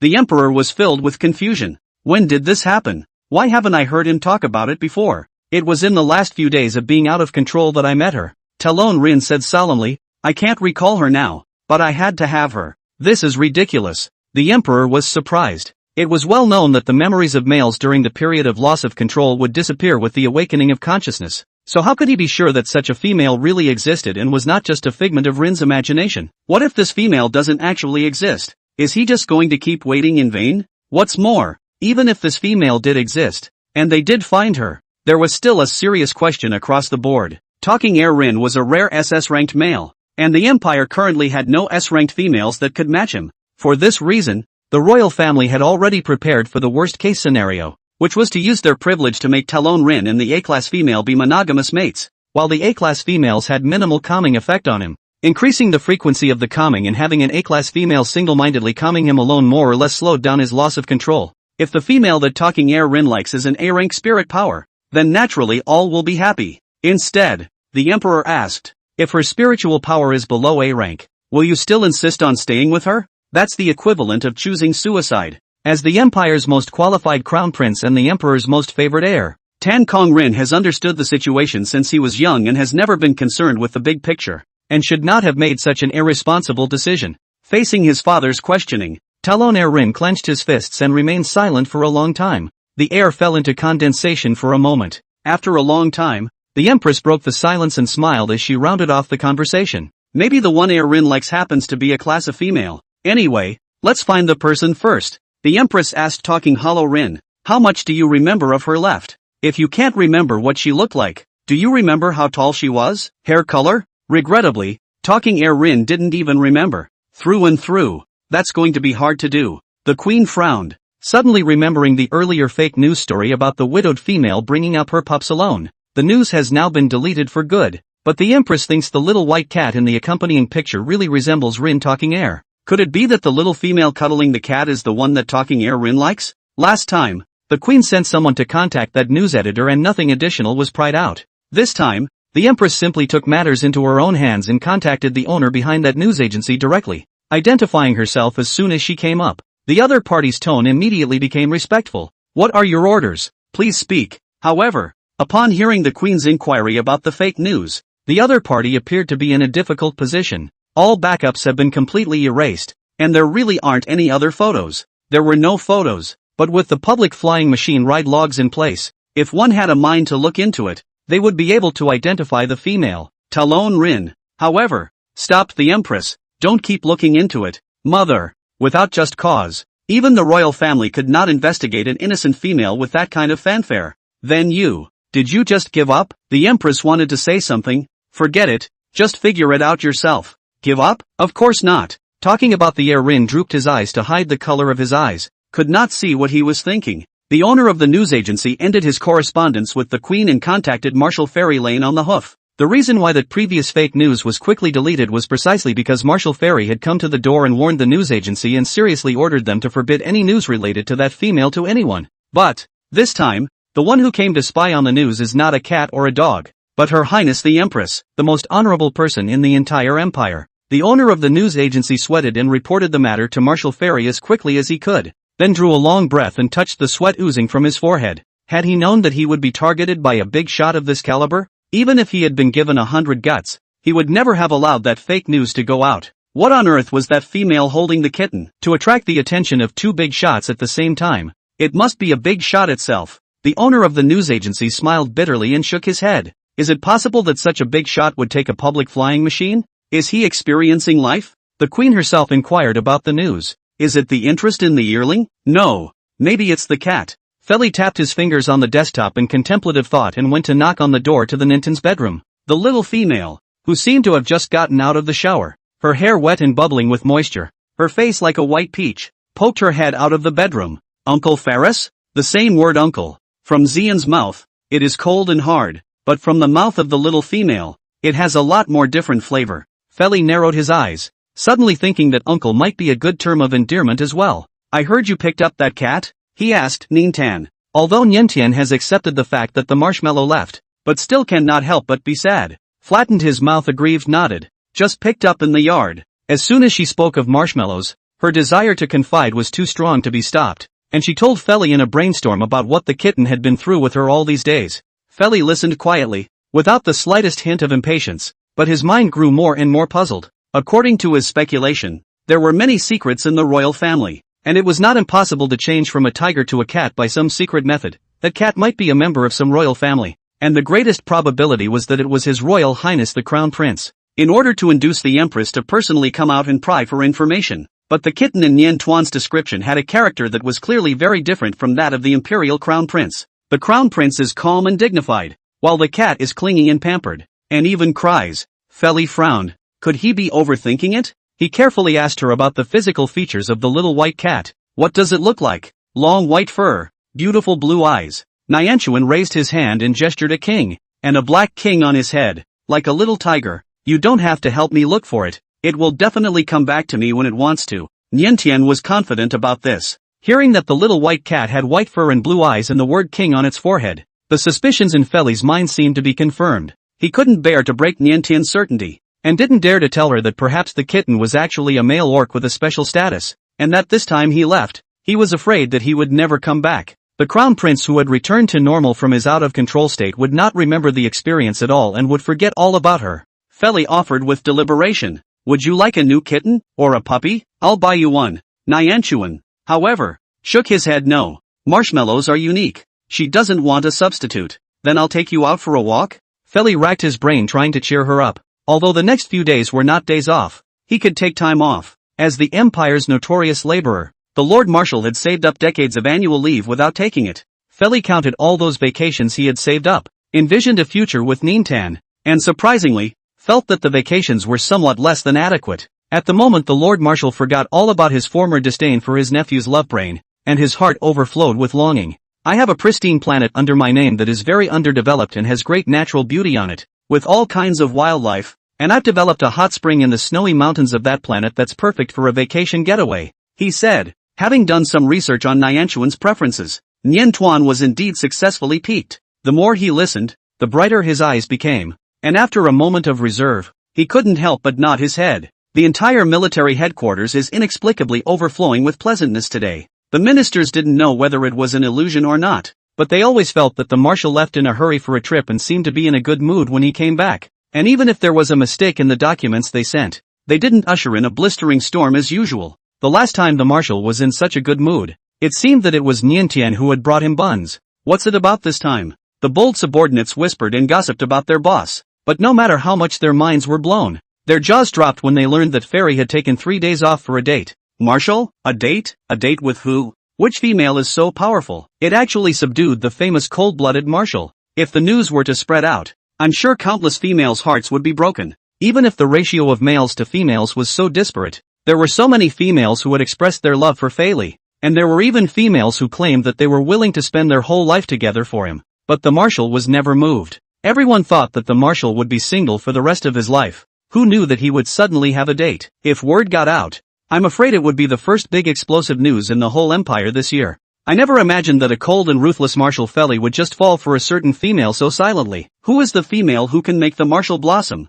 The men reasoned and analyzed, but found that they couldn't find any suspicious candidates at all. The marshal is usually too clean and has never been close to any female. Could it be Nian Tuan? Someone boldly guessed. Earlier Nian Tuan even sent the marshal a bun. No way. How can? Don't guess. Everyone shook their heads. In their conception the marshal would definitely choose a high-ranking noble female of comparable status. Although Nian Tian was pretty and had a lovely personality, matching Major General Xian was already a tall order, and it was even less compatible with the titular Imperial Marshal. Shu, with a reminder, all the people who went to work to touch the fish and tell the gossip sat down, expressionless to the documents, and lowered their heads to pretend to be serious about their work.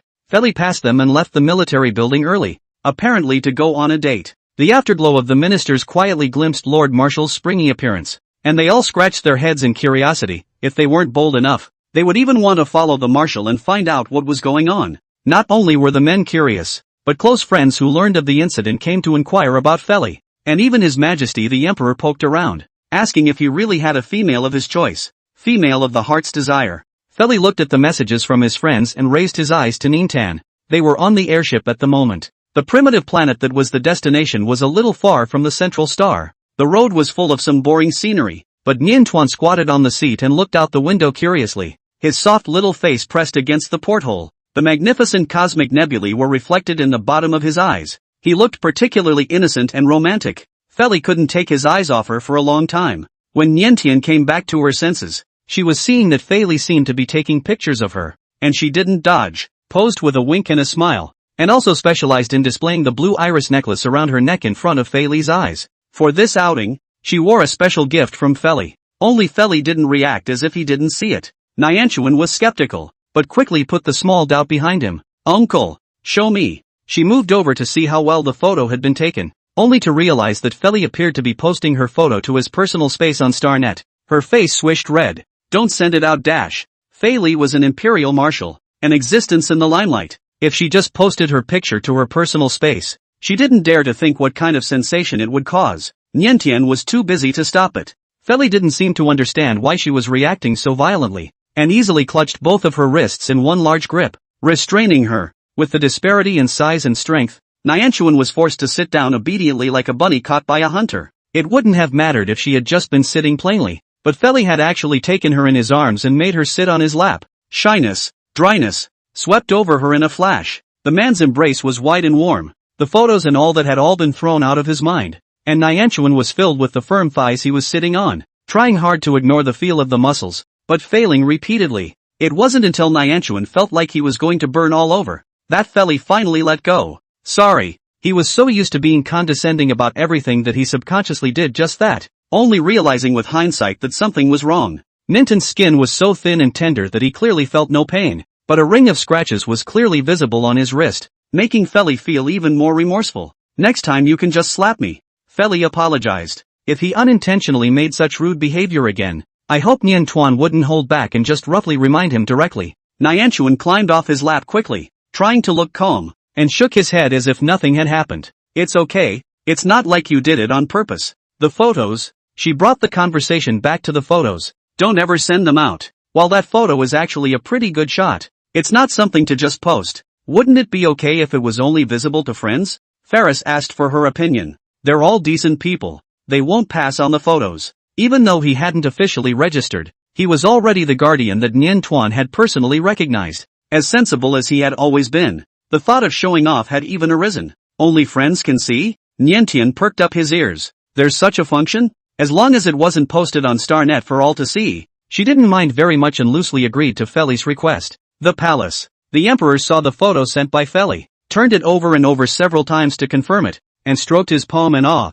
This lion is actually in love? This is the empire's famous battle-hardened workaholic. The little female in the photo had a rare and innocent aura that was unforgettable to see. The emperor looked at her a few more times and found her familiar, and searched his mind to confirm her identity. It turned out to be the female called Ninta. The previous video of Nian Tuan pacifying the out-of-control Black Mamba in public caught the attention of the royal family, and a royal researcher and doctor reported it to the emperor, stating that Nian Tuan most likely had strong potential, and that he might awaken his S-class spiritual power in the future. This was also the reason why the palace dance held for the crown prince's choice of consort specifically invited her. Even if her profile still showed no mental powers today, there was no guarantee that she wouldn't have a second awakening. Thinking of this, and looking at the photo again, the emperor acutely smelled something different. Fei Li, like the crown prince, is also a SS-class male. This cold-blooded marshal who has always been cold-hearted to females, but now he is in love with Nian Tian. It seems that Nian Tian is really special.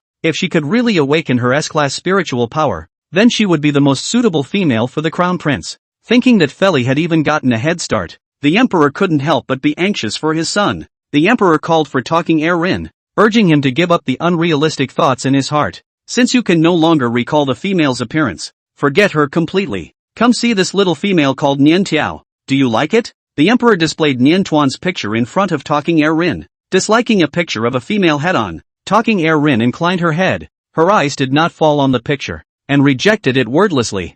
Father and mother always did this from time to time, recommending some noble female ladies to him, letting him look at the pictures of those females, asking him if he liked them, and if he did, immediately setting them up to meet. Once upon a time, Rin Talking Hollow had no interest in choosing a spouse. It was only out of respect for his parents that he usually obediently glanced at those pictures and politely stated that it wasn't his ideal type. But he didn't even look at it this time and rejected his father outright. Because he already has a beloved female, he will remain fully loyal for her and will not look at any other female. The emperor patiently continued to persuade. This time the female is different. She may awaken S-class spiritual power. Before she awakens, you'd better meet with her and capture her heart in advance. I'm sorry, father, Rin Talon spoke calmly. I already have a favorite female, and I will not betray her. A-class female or S-class female. None of them could stand up to the warm, soft embrace in his dreams. The emperor frowned. You've never been together. What is this talk of betrayal? Males during the period of loss of control were no different from wild beasts, and it was simply impossible to talk about love with females.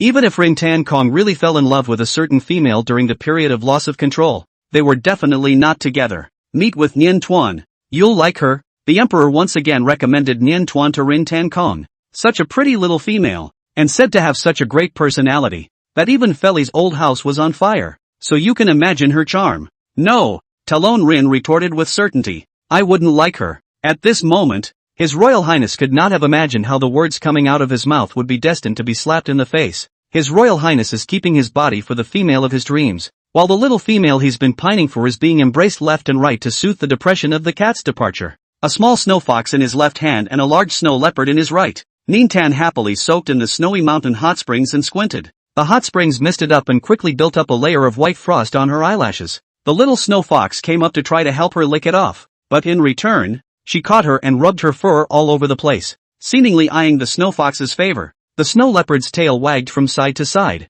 deliberately flinging itself in front of Nian Tuan to attract her attention, provoking her to reach out and grab it. The big fluffy tail tickled the tip of his nose, and Nian Tuan couldn't help but snort out a laugh. Passing by a big, fat rabbit, it actually ignored the intimidation of the two predators, the fox and the snow leopard, and ran headlong into Nian Tian's arms and pressed itself against her. Nianta petted the stupid rabbit a few times, patted its butt, and let it go. Seeing her having a good time, a bit of softness colored Feli's cold brows. You can take them back and keep them if you like, he offered. Nian Tuan shook his head and let go of his hand. Snow foxes, or snow leopards, are purely wild animals that have their home in the great wide world and shouldn't be trapped in a tiny yard. The snowy mountains are rolling in white. Snow fox scampered into the mountains, a blink of an eye, disappeared, not long and rustled back, holding a bunch of berries, probing the head to give the ear Tuan. Nintan smiled and complimented good boy and reached out to take the red berries. The snow leopard saw this, striding into the forest,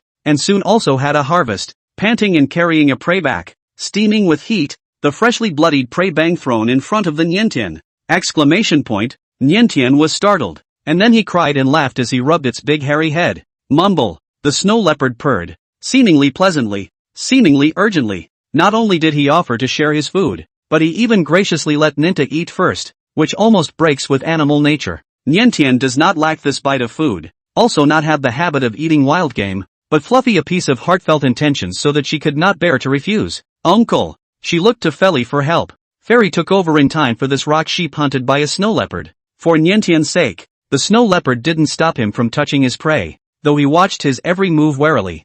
Feli turned his back to Nian Tuan, his tall body blocking Nian Tuan's view to avoid letting her see the blood. He moved nimbly, skinning and dismantling the bones, cutting off the most tender piece of meat and leaving it for Nian Tuan, returning the rest to the snow leopard and asking Nian Tuan, "How do you want to eat it?" Although it was a primitive star with a very low level of development, it also had the marshal's personal guards stationed here all year round. The Snow Mountain hot springs were developed like a vacation resort, and there was no shortage of basic amenities, and even though everyone usually drank nutrients, there were also automatic cooking devices. Niantian didn't quite trust the automatic cooking device, afraid of spoiling the snow leopard's intentions. "Let's have a barbecue," she said as she rose from the spa with a clatter, her two long, straight thighs dripping wet. The snowy whiteness swung in front of Feli's eyes, and the knot in his throat rolled. Niantuan, ignorant, dried off, changed his clothes in a second, and approached Feli. "Uncle, where's the kitchen?" She has a faint aroma, if anything, stirring the male nerves.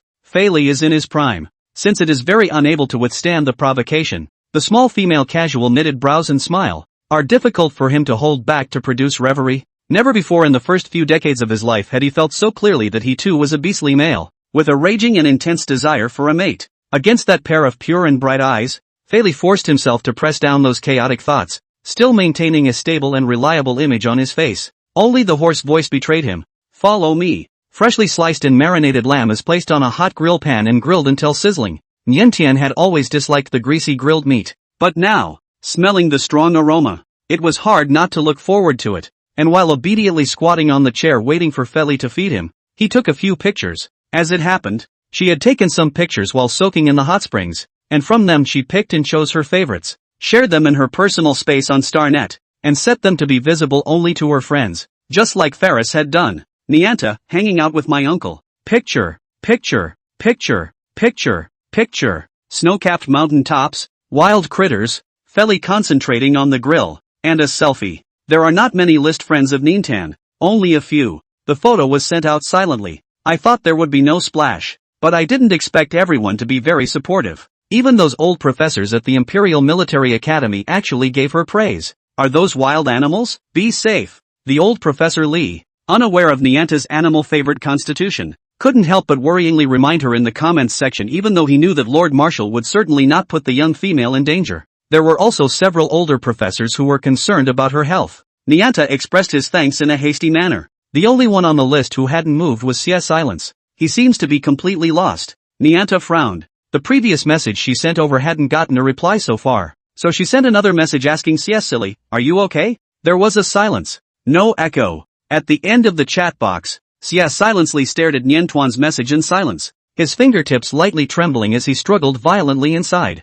He had left the central planet and was no longer a student of the Imperial Military Academy, but an interstellar pirate from then on. The Star Pirates territory had advanced anti-detection equipment just like the black market, and even if he replied to Niantian's message, the Empire wouldn't be able to follow the signal and trace it. Only he was afraid to reply. He shouldn't get involved with Niantian again. I think Niantian will soon know that he has become the Empire's most wanted criminal, and even become a notorious interstellar pirate, and at that time, will she be disappointed in him? Xia silently carefully clicked on the photo shared by Niantuan. It's so nice. She's having a great time. The young male's pupils trembled violently as his eyes landed on the selfie of Niantian. In the photo, the sunlight splashes gold all over the little female, beautifully regal, with a bit of blue around her neck that looks like rippling spring water blue waves. This is the necklace he gave her. The heart pounded. Xia silently stared blankly at the photo, his heart having trouble calming down. He knew that the gift he gave was not expensive enough to be worthy of Niantian,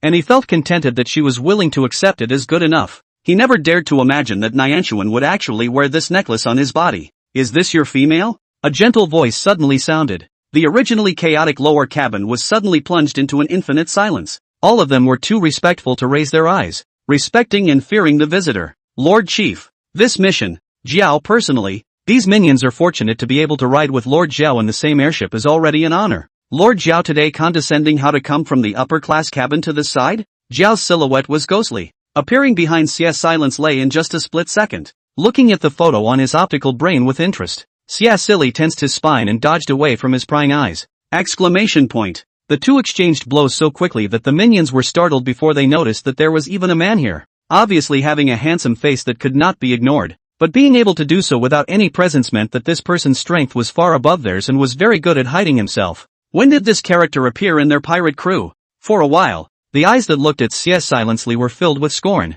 This is my newly appointed deputy. Jiao laughed softly and softly introduced Xia silently to the crowd. You can call him Black Mamba. Pirate Corps. Such places never pay attention to seniority. Has always been the ability of those who live. Xia silence away in the black field with people fighting for their lives can be repeatedly one has shown his strength. Not to mention, as the Imperial Military Academy command department of the top students, his ability is far more than those who have shown. Jiao had always been a good judge of character, and he believed that Xia silali would surprise him. Those surrounding gazes that were originally scornful suddenly changed to envy, awe, and fawning. Xia silently's face was expressionless as he bowed his head slightly towards Jiao. Do you have any orders for me when you come to see me? As the infamous and feared leader of the interstellar pirates, Jiao was different from the rumored ferocious god, with a face so handsome that it was demonic, and dressed in soft and ornate robes like some kind of pampered great aristocrat. But Xia silently knew very well that those infamous names of Jiao were by no means empty. Underneath the seemingly gentle and amiable and voluptuous skin is a volatile temperament,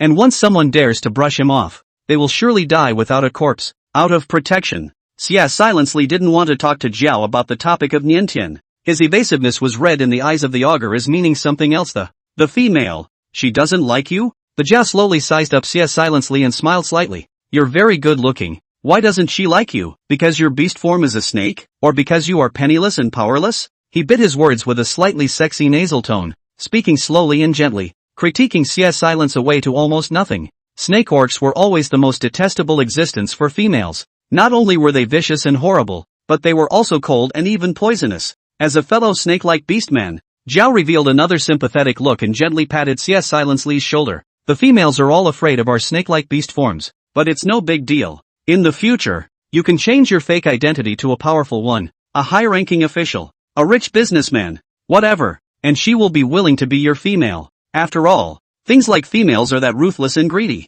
A hint of hidden dislike flashed under the Augur's eyes. If you want her badly enough, you can invite her to be our guest as well, he said lightly with a smile. Whether or not violence will be used in the process of invitation, and whether or not it will be easy to leave after being a guest, is self-evident. Xia silently refused in a cold voice. Jiao looked at his wary expression and was not angry, a smile if any still hanging on his face. He had seen many males like Xia silently. Males who have been brainwashed by the Empire for a long time are like that, treating females as if they were precious. I believe that when he comes to his senses, he will realize that the females are a bunch of insatiable, hedonistic guys who don't deserve to be treated with care. There is no true love in the female's heart. Males are fine with what they want, but if they give their heart to a female, they will be hurt to the core. Jiao shifted his gaze contemptuously to Xia silently's optical brain to look at Niantian's photo. Let him see. What kind of female can make Xia silly so maintain? When his eyes fell on Niantuan's pretty and delicate face, Jiao's expression was flat.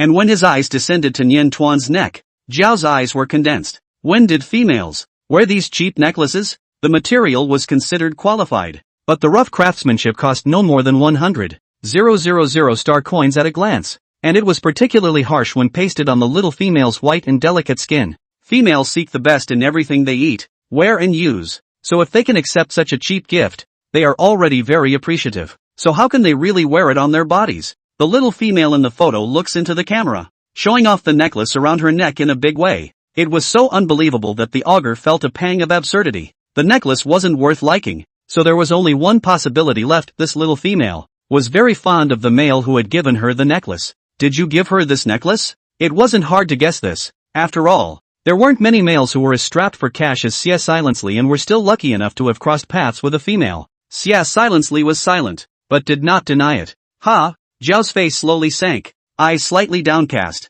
No one could tell what he was thinking, but just standing near him sent chills all around. Raising his eyes once more, but he resumed his gentle and warm demeanor, and gave Xia Silence a task to order before turning to leave. After the scowl left, it took a long time before the cabin came back to life and continued to make noise. Someone wanted to come and get close to Xia Silently, but was stopped by a pair of bushel-like palms. Brother Xiong stopped the many harassments for Xia Silently and squeezed himself to Xia Silently's side. What kind of task did Boss Zhao arrange for him? Xia Silently lowered his eyes. Blow up the arsenal. Baird Sked.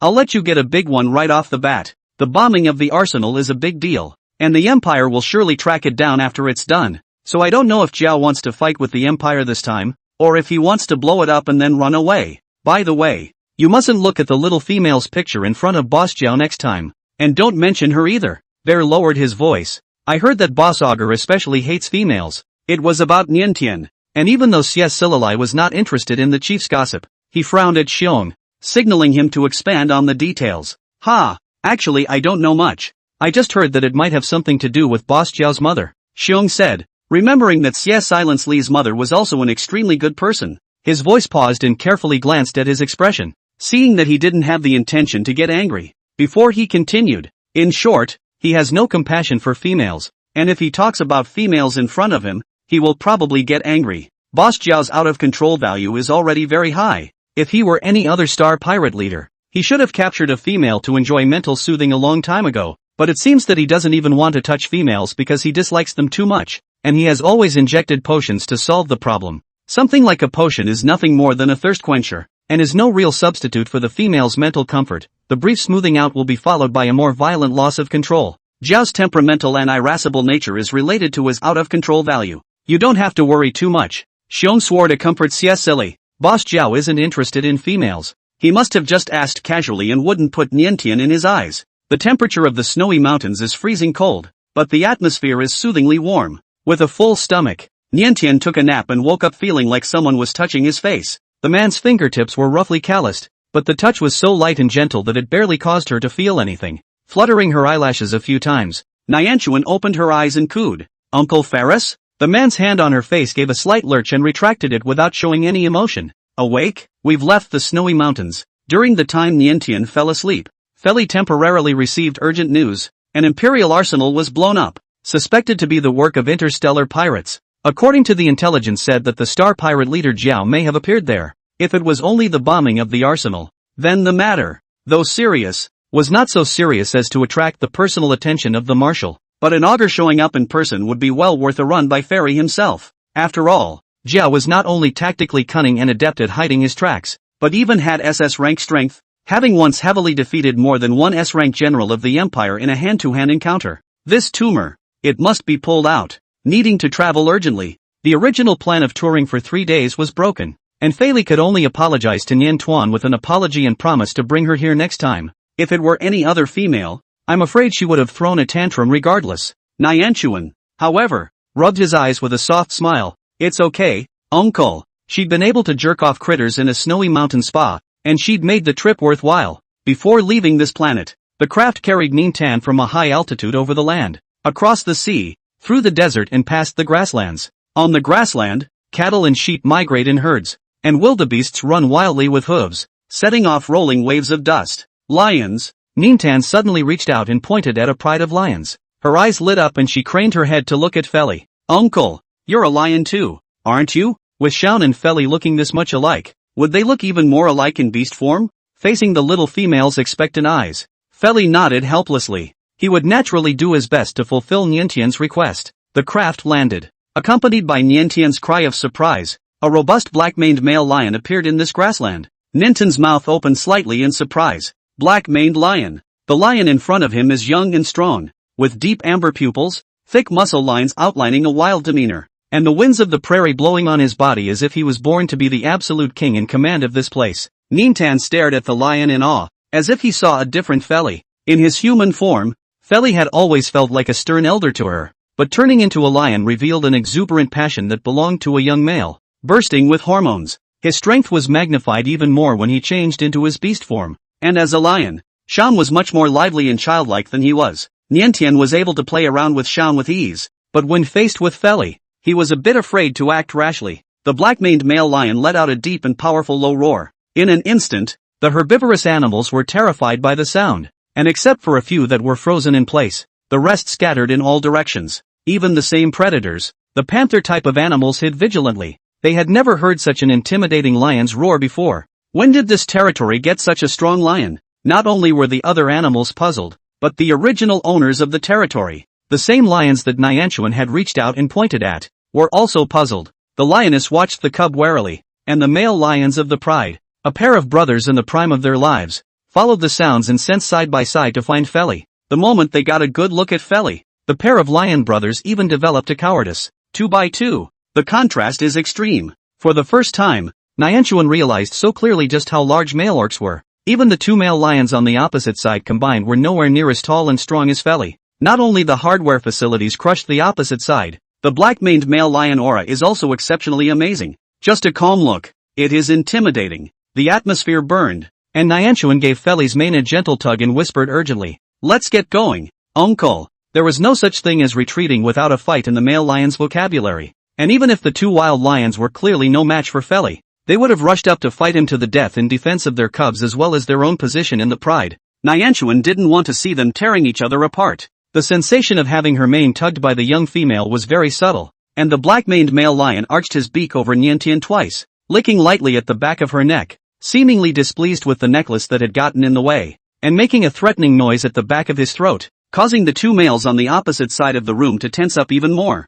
Exclamation point, the wet, slightly prickly touch on the back of his neck made Niantian shiver solidly. The back of the neck is a very special part of the body for felines. While elders do carry their young, it is generally limited to mothers carrying their immature cubs. More often than not, it's the male who will take the female by the back of the neck, suggesting, courting, and crushing her to the ground. Niantian vaguely realized that something was wrong, but Feli interrupted her train of thought the next moment by transforming back into his human form and jumping into the craft with her in his arms. She opened her mouth dully, but nothing came out. On the way back, the light brain kept dropping and urging Feli on. Several corps had already rushed to the blown-up arsenal, and were only waiting for the marshal to arrive to take charge of the situation. There wasn't even time to go to the guardianship check-in with Niantian.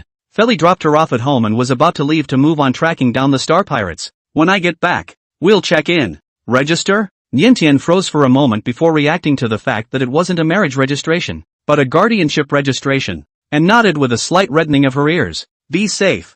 Feli stroked her head. His eyes fell on the blue iris necklace around his neck and gave a slight pause. Is this? He'd been meaning to ask before why she was wearing this necklace, and who had given it to her. Nianta deserves the best in everything and shouldn't be wearing this necklace. Feli's mind searched several expensive custom jewelry stores, as well as the jewels coming up for sale at the major auction houses. If Niantian liked jewelry, he would present the best in front of her and let her choose. "Ha!" Niantian touched up the necklace and showed it to him. "A gift? What male gave you such a gift?" Feli frowned slightly. "Whether it is Xian or Lu Zhan. Now the family is very rich, and is not still in school, poor boy. How dare to send this shabby gift perfunctory Niantian?" Niantian's eyes widened in surprise.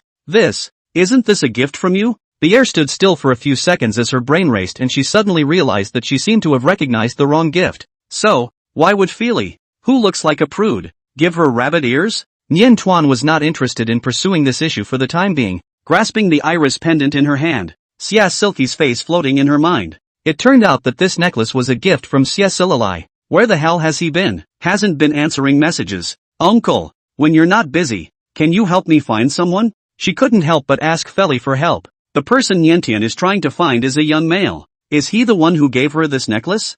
Feli felt a little bad about it, but didn't refuse. What is your relationship with him? He couldn't help but ask Nianchuan one more time. Do you want to choose him as your partner? Has always been.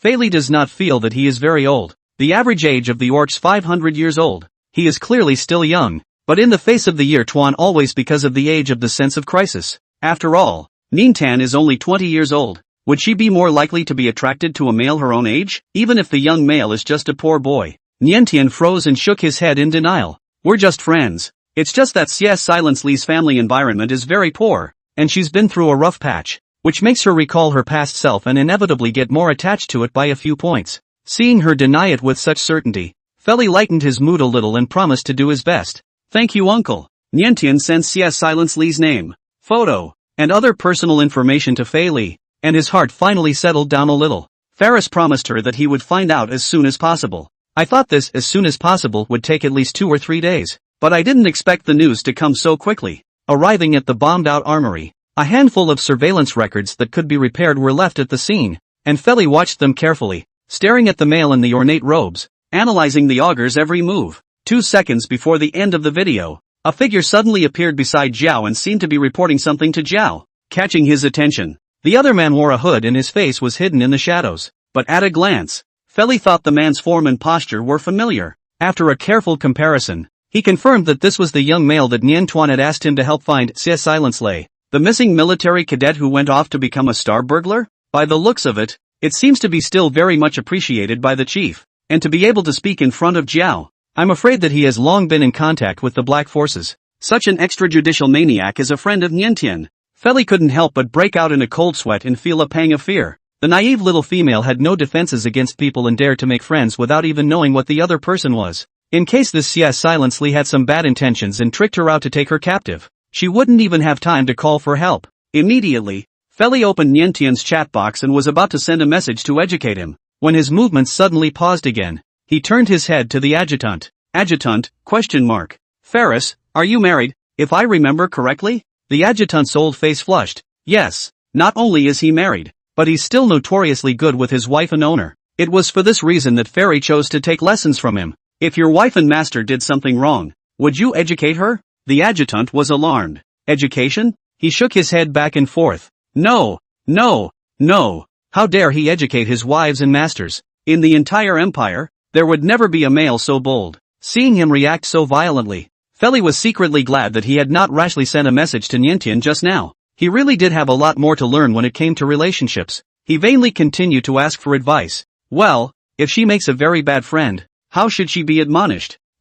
Exhortation. The deputy pondered for a few seconds in embarrassment, then suddenly had a flash of insight. Is it a male friend? Seeing Feli nod, he immediately showed a look of relief. Turns out the marshal ran into a love interest. It's not uncommon that wives will be seduced by outside males, and I'm afraid that forced counseling will be counterproductive. The adjutant lowered his voice. What we need to do is to come up with some new tricks as possible, to draw our wives' attention back to them. This is a valid point. Feli thought about it. He would try to get Nianchuan's attention more often, but that wouldn't be enough to guarantee that Nianchuan wouldn't be attracted to the bad guys out there again. For females, danger is everywhere. Feli tapped the desk lightly, looking resolute. It is precisely the duty of the male to eliminate all danger for his female. Keep tracking, he said calmly as he quickly delineated the direction of his target. Unlike other ill-fated interstellar pirates, Zhao was a crazy and cunning fellow, and several previous large-scale sieges by the Empire had failed to capture him. But Feri was sharp and experienced enough to ignore the smoke grenades and lock onto the group of star thieves from the trail.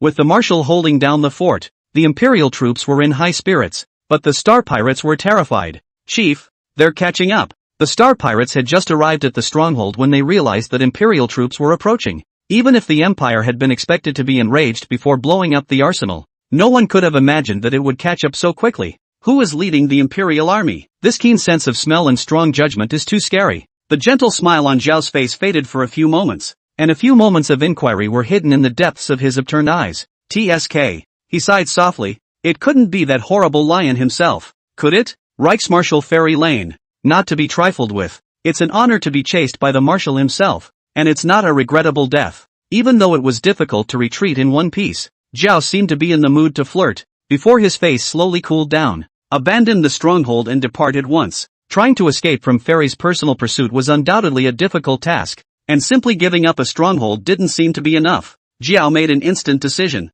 All of you, be ready to abandon ship and escape at any time. Before fleeing, Jiao ordered the star pirates to drop the weapons they had just gotten from the Imperial arsenal and blow up the entire planet where the stronghold was located. The entire planet burned into flames in an instant. This is provoking us? Feli's adjutant looked at the burning planet and slammed the table angrily. Feli's eyes were cold. Continuing the chase, the distance gradually shortened, and the Imperial forces were able to see the starship carrying the fleeing star pirates. The Imperial army is fist-pumping and ready for battle. However, before they even began to exchange blows, the group of star pirates seemed to have been pushed to the brink of extinction, and even chose to abandon their ship and escape. Huge starships collapsed and disintegrated into a chaotic cloud in the universe, and countless outlaws maneuvered their small craft in all directions under the cover of chaos. Shall we pursue, Marshal? The adjutant inquired anxiously. Feli narrowed his eyes and shook his head in judgment. No. By giving up an entire planet's stronghold in such a high starship, the other side was cutting off its tail to survive, and its losses exceeded even the Empire's bombed arsenal. Despite the heavy losses, it has to be admitted that this is indeed a very effective means of escape. The star thieves had fled too far apart, and the augurs were too hidden to be pinpointed. If a small team was sent to split up to pursue the scow, it might be able to uncover the scow, but the soldiers were no match for the scow, and not only would they fail to capture it, but I'm afraid they would also suffer casualties in vain. Catch a few alive for interrogation first. The starships abandoned by the star pirates were reduced to countless pieces, with some of the star pirates' personal belongings interspersed among them, all of which had been thrown or accidentally left behind during their escape. Some of the soldiers were responsible for salvaging debris and such detritus, reporting on anything of value. Feli also casually picked up an optical brain dropped by a star pirate. With a few swimming maneuvers, he managed to break in. Dropping, the screen unexpectedly showed a picture of a female face to face. Feli's pupils plummeted. The year of the tantalum? On the screen, the little female looked at the camera with a clear brow, like an innocent bunny. She was clearly the last person who should be involved with intergalactic pirates, but for a change, this star thief was looking at her picture moments before he ran for his life. Is it simply admiration or masturbation? Feli's face darkened. Males know best the shamelessness of males. The thought of how Ninta's pictures were treated by other males in an apish manner made him furious. With an ironic grimace, he confirmed the owner of the optical brain. Sure enough, it was the male named C.S. Silently. I can't believe it's such a coincidence that he just happened to pick up this guy's optical brain. Feli closed his eyes and let out a slow, depressing breath. When the optical brain fell into his hands, not only did the ironclad evidence confirm C.S. Silali's identity as a star pirate, enabling the Empire to issue a wanted notice against him, but it also caused C.S. Silali to lose the only way to contact Niantian. That's good. What is it? Marshal, is it something? The deputy approached. Feli shook his head as he put the optical brain away into his space button. Have the legions split up to explore the blown-up star pirate strongholds and tell everyone to be careful? He instructed as he looked towards the blown-up planet. According to his analysis, Jiao wouldn't bother blowing up the planet. There might be something on this planet. Most likely it won't be anything good. Feli thought darkly. Fruity. Half an hour later, a legion reported that a ruin had been found to the northeast, suspected to be some sort of abandoned illegal laboratory, containing a number of corpses and bones, various animal bones, human bones, and even the skeleton of a female that was instantly recognizable. The evidence of guilt is overwhelming. Even after it was blown up, it was clear that inhumane human experiments had taken place here. And ***, a soldier couldn't help but swear. Star pirates are simply inhuman, too heartless to persecute even the females. We must catch Jiao, judge him and kill him. The females were closely protected on the advanced planets. It was surprising that they could also be taken captive for experiments. The power of these star pirates had obviously infiltrated the Empire's interior, and it was feared that they had taken deeper roots than the Empire had imagined. What was in front of him was like hell on earth, and Feli's brow furrowed. Judging from the bones, a number of females were killed, and the research here should be on illegal programs related to females. The Augur is a madman, acting with a logic beyond the understanding of the average person, and is said to hate females, full of malice towards them, and is perfectly capable of doing such things. The situation was so dire that Fairy had to be stationed here for a few more days to personally oversee the excavation and testing of the area. The star pirates lost a small portion of their manpower, and most managed to shake off the Imperial forces and head to another stronghold to rendezvous. Bear looked around and finally found C.S. Silently. The lean male's face was expressionless, but he seemed a little disoriented, clutching a yellow fleece jacket in his arms. Amidst a sea of dusty people, this bit of bright color looked incredibly striking, simply turning CS Silali into a living target. It's this time of the day. Why do you still have this garment with you? Brother Bear exclaimed. It's lucky CS silently wasn't caught by the Imperial Army for being so conspicuous. Even if you can't bring yourself to throw it away, at least put it in the space knob. CS Silence was silent, burying his head in his jacket. His shoulders shrugged and he took a deep breath. The light brain had been touched off by whoever in the confusion, and he had lost his only way of contacting Nianchuan. From the day he chose to become an interstellar pirate, he knew that he would not be able to meet up with Niantuan again, and he did not dare to reply to Niantuan's messages. He only wanted to look at her life through the screen to make sure she was doing well. But now, he's lost even that qualification. The only thing left for him to think about in Niantian was this dress. CS silently looked depressed. What's wrong? You're still so depressed after retrieving a life? Zhao Zhao's beautiful face coldly appeared in front of him and asked slyly. Looking CS silently up and down,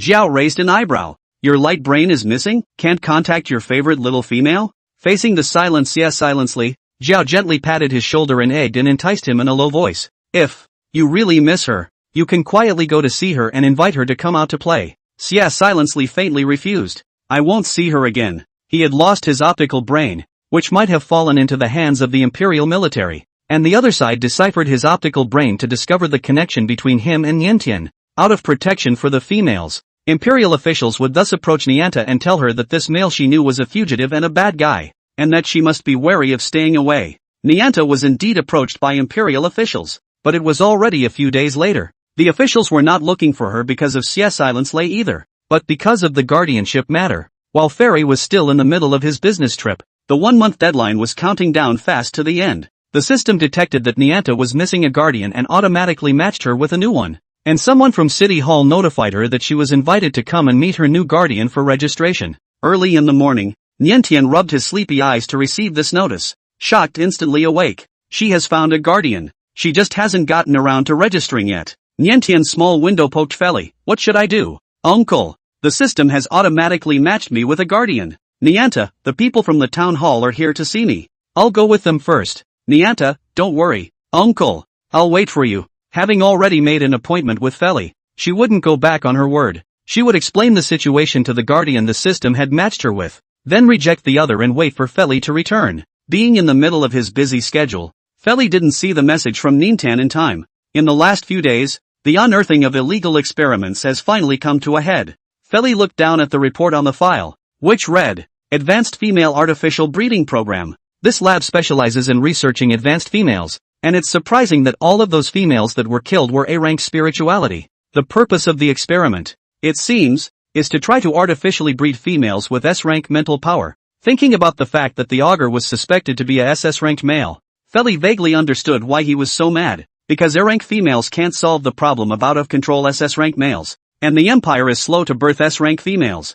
Feli frowned as he continued to scroll down the page. According to some records that had not been completely destroyed, this laboratory had once successfully artificially bred several females, but these females had failed to successfully awaken their spiritual powers, and even had various defects, the most serious of which was a short lifespan that was expected to last only a few decades at most. The poor, artificial females that had been determined to be defective were ordered to be destroyed, and there was no way of knowing whether they had been killed outright or had become playthings for the star thieves. In order to get a high-level female, the interstellar pirates can actually be heartless to this extent. When the Niantian awakens in the future, the situation will be quite dangerous. With a heavy heart, Feli opened his light brain and prepared to send a message to Niantuan, but he saw a few messages Niantuan had sent him first and his face changed. He'd been so busy the last few days that he'd forgotten the date. The system has already matched Niantuan with a guardian. She went to meet with the other side? In an upscale restaurant, Nianchuan sat upright, across from a young noble male.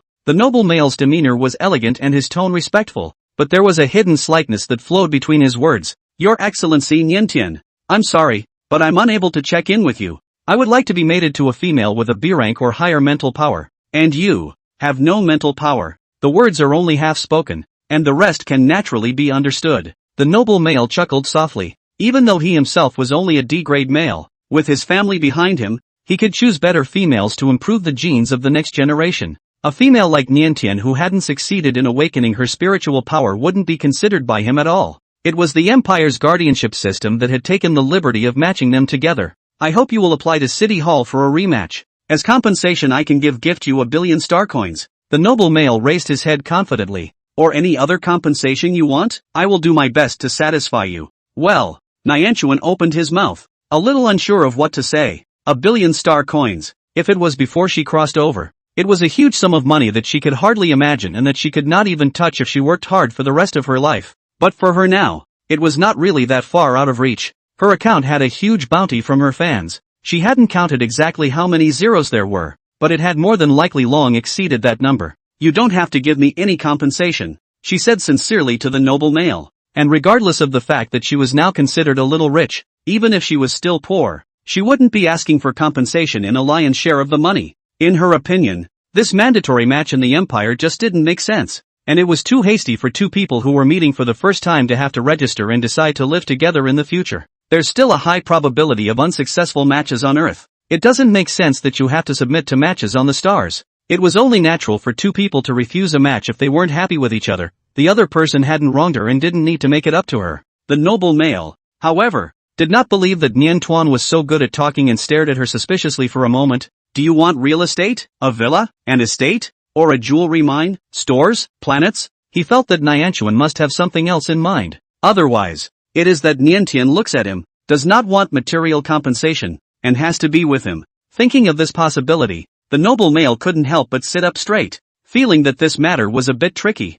I can stay in love with you until you get tired of me, he mused, making a concession. Mental deficiencies aside, Ninta is a very pretty female, and a relationship with her would be a pleasant one. He was willing to give some of his time, energy, and even his body to her. The only one who will not be mated to her. Nyanchuan touched the tip of his nose in confusion. She hadn't been able to keep up with the brain circuits of the noble males. How did the conversation get to relationships? And listen to his nagging tone, as if she wanted to be in a relationship with him so badly. Seeing that Nian Tuan didn't say anything for half a day, the noble male continued. After the romantic relationship ends, 1,000,000,000 star coins will also be credited to your account as a breakup fee. She should have nothing to be unhappy about this time, right? Nian Tian. She coughed softly breathlessly and tried to look more sincere. I have no intention of trying to force you into a relationship with me and I don't need financial compensation from you. We can go to City Hall right now and apply to be released from the match. No strings attached. As she said that, she stood up and scanned her pupils to check out first, taking the lead and heading outside. The noble male was half a beat slow to come back to his senses and hurried after her. Are you angry? It's not that I don't like you. It's that the family won't allow it. All the way to the town hall, the noble males were justifying to Ninta why they couldn't marry her. Nintan was overwhelmed and regretted very much that he had traveled in the same craft as him. If she had known, she might have taken the public flyer. When this was over, she might as well get a pilot's license herself and buy a flying machine to drive herself. Niantian held his breath until he arrived at City Hall, hurriedly jumped out of the craft, and rushed straight to the staff. I'm going to request to be unmatched. Yes, please? The staff looked at Nyanchuan and then at the noble male chasing after her. Is there something you don't like about this male? If a male is released from a match because he has a flaw that makes him unsatisfactory to the female, the male's file will be tainted and this will affect the next chance of a match. The noble male looked nervously at Niantian for fear that she would speak ill of him in a fit of pique. That's why he kept pleasing Nintan. Niantian shook his head dryly. Nothing to be dissatisfied with. Actually there was. This male was obsessively confident and vocal, but that wasn't the main reason for unmatching, and she had no penchant for bad-mouthing people, so she only mentally spat on them slightly. The noble male breathed a long sigh of relief. Nyanta explained to the staff, I've actually found a third guardian. I just haven't gotten around to registering yet. And when can you check in, please? Niantian jammed. I'm not so sure about that. He's out on a business trip. It was normal for military generals to go on missions for up to a couple years in Nyanchuan's perception. Ferris only told her he'd be back in a while, and that a while might be measured in years. Nyanchuan rubbed his chin in thought. The staff looked at her seriously thoughtful expression and was silent for a moment. He suspected that there was no such thing as a traveling quasi-guardian and that the young female had invented it to maintain her dignity. Judging from the respective identities of the pair of female and male who had applied to be released from their match, it was more likely that this noble male was unwilling to be the young female's guardian because of her common origin and lack of spiritual power. The noble male thought the same way as the staff, and also felt that Nyanchuan was making things up. He looked at Niantian with mixed emotions. What a stubborn to cute little female, obviously a common civilian. He insisted that he didn't want compensation for his belongings. He clearly has his eye on him, but refuses to be in a relationship with him where he can't get married. It is clear that no guardian has been found, but they are claiming that they have an agreed-upon guardian. What male's job could be so important, to postpone even checking in with a young female for a business trip? The noble male laughed softly and shook his head. Unless it's one of those high-powered bigots. But the big guy obviously doesn't look at civilian females with no mental powers. If you are unable to give us an exact date of registration, I'm afraid we will have to continue matching you with a new guardian. The staff took care of Ninten's emotions and did not expose her lies, but instead completed the dematching procedure in 3 tries and intended to apply for another match for her. Niantian anxiously stopped. Wait, I'll ask him when he can come back. She mentally spat at the Empire for having such an impersonal guardianship system as she fumbled to turn on her light brain. The gazes of the staff and the noble males couldn't help but converge on her optical brain screen. Could there really be such a thing as a male being? No way. A rush of footsteps suddenly ran from the distance. Nian. At the familiar voice, Nianchuan swished his head around, his eyes showing surprise. Uncle Feli, you're back? She gushed as she ran to meet the man and was hugged with her feet off the ground. The tall male was in a serious military uniform, and even though he was dusty, it was hard to hide his air of superiority, and the gesture of holding the little female was familiar and ironic. The entire town hall fell silent in a flash. The noble male's jaw dropped as he stared dumbfounded at the visitor. Marshal, Lord Marshal. This face of Feli was known and recognized by no one in the entire empire. The Lord Marshal actually showed up at City Hall? For a moment, all eyes converged on him. It was well known that Lord Marshal was not close to beauty, and had no interest in small love affairs between females and males, and no matter what kind of females were posted up, he had a cold attitude of rejecting them. But now, the Lord Marshal was holding a female. Who is she? While Feli was calm and collected, Nianchuan was made uncomfortable by the probing stares around him and buried his head into his chest. The little female took the rare initiative to stick close, and Feli obediently hugged her a little tighter. In extreme shock, the onlookers couldn't even make a sound. The closest noble male was hit the hardest. His mind went blank and had stopped thinking. After a long time, the noble male finally regained his speech and bowed his head in formal greeting to Feli. Good day, Lord Marshal. Although he was a noble, his entire family was not worth mentioning in front of the Marshal. After all, a noble was just a vanity name. While the Marshal held real power in his hands and was in a high position, a big brother who really had the power of speech, the Marshal was high up in the hierarchy, an existence that was difficult for a minor noble like him to reach on a regular basis. The confidence of the party was gone, and he was tied up in front of Feli. Feli nodded to him bashfully, skimming past him with Nintan in his arms and walking over to the staff. Please check us in. The staff members sucked in a breath of cold air. Yes, may I ask if you are Masao? What on earth is this little female? Surprisingly, she was able to take on Lord Marshal as a companion. With Lord Marshal's status, males that can overpower him hardly exist, so it must be her rightful husband. No. Nintan looked up awkwardly and hastily denied. Not Masao? The Lord Marshal is still not her rightful husband? The staff looked at Nianchuan in shock. Feli leaned over to block his view and shielded Nianchuan in his arms. It's not a partner registration. It's a guardianship registration. And I'm her third guardian. So it's a guardian. The staff member was red-faced as he realized that he had made a mistake in his work, but in his mind he felt even more incomprehensible. A guardian was equivalent to a fiancé. An awkward existence between having a name and not having a name. Looking at the Marshal's appearance, it was obvious that he liked this little female. How come he didn't become her official partner? Could it be that the little female was unwilling? The staff looked at Niantian with a little more awe. Who was this little female that she could make the Lord Marshal willingly stay by her side as a guardian? Nianchuan closed his eyes helplessly. That's why she was torn earlier about not saying yes to Feli right away. It's just too much pressure to have such a guardian in the limelight. The registration was simple, with each party scanning their irises to confirm their identity, and the guardian's information was quickly entered into the system. The pleasure in Feli's brow didn't look fake, and anyone could tell he was really happy. The noble male witnessed the whole thing and was mind-boggled. It's just a civilian female with no spiritual power. Even if she looks a bit prettier, it's not worth Lord Marshal's dead heart like this. If you like her, just fall in love and have fun. Why bother registering to be tied to her? Nianchuan finished registering under pressure and had not yet left City Hall when he received a video communication invitation from Coleman. It didn't seem very polite to reject it outright, and she hesitated to pick it up. Your Excellency Niantian. Coleman, still as gentle and gentlemanly as ever, curtsied to her with one hand on his chest. I had an appointment earlier to customize your gown, and I was wondering if you were free today? Coleman is not as widely known as Feli, but he is also well known among the powerful class. Noble males have visited Coleman on several occasions to get his hand customized, but have been denied. But now, what did he hear? Coleman was actually going to customize a dress for Nien Tuan? Even Nien Tuan didn't go to the door to beg like he did, but Coleman took the initiative to contact her and invite her. Nyanta subconsciously looked over at Feli, who nodded at her. Yes, I have time. Nien Tan responded to Coleman. I'll meet you at your studio? I've come to fetch you, Coleman said at once, but his eyes swept over the background behind Nien Tan and he paused. You're at City Hall? Nyanta nodded.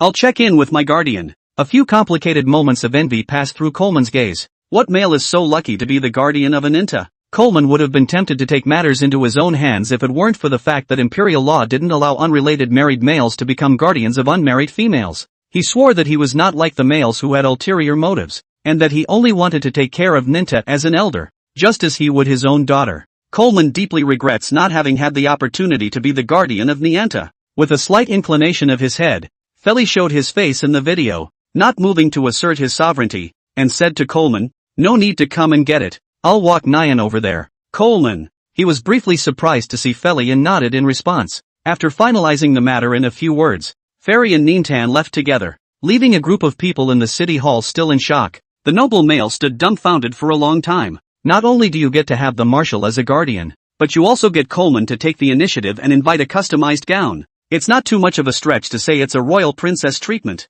This Nien Tien, could it be that he actually has some very impressive status? Chagrin grew in his mind as an afterthought, and he felt a twinge of regret. By choosing to unmatch with Nintan, is he missing something? Frozen for a few moments, the noble male shook his head and regained his composure. Either way, it's a female with no mental powers, so it's no big deal to miss it. Thinking of the upcoming court dance to be held by the royal family in a few days, he made up his mind. Although he was only a D-ranked male, and by all rights was not qualified to attend that ball, the family's secret operation helped him get an invitation. The noble male fantasizes about the future and is in a happy mood. The palace balls was for the purpose of choosing a consort for the emperor's son, and the ball was filled with the top females in the empire, so he was sure to be able to meet the right A-class female at the ball and mate with her. The noble males are full of anticipation for this court dance, and as the most important person at the ball, His Royal Highness the Crown Prince was very repulsed by it. As the days approached, Rin Tankong still refused to relent and agreed to attend the ball with a very firm attitude.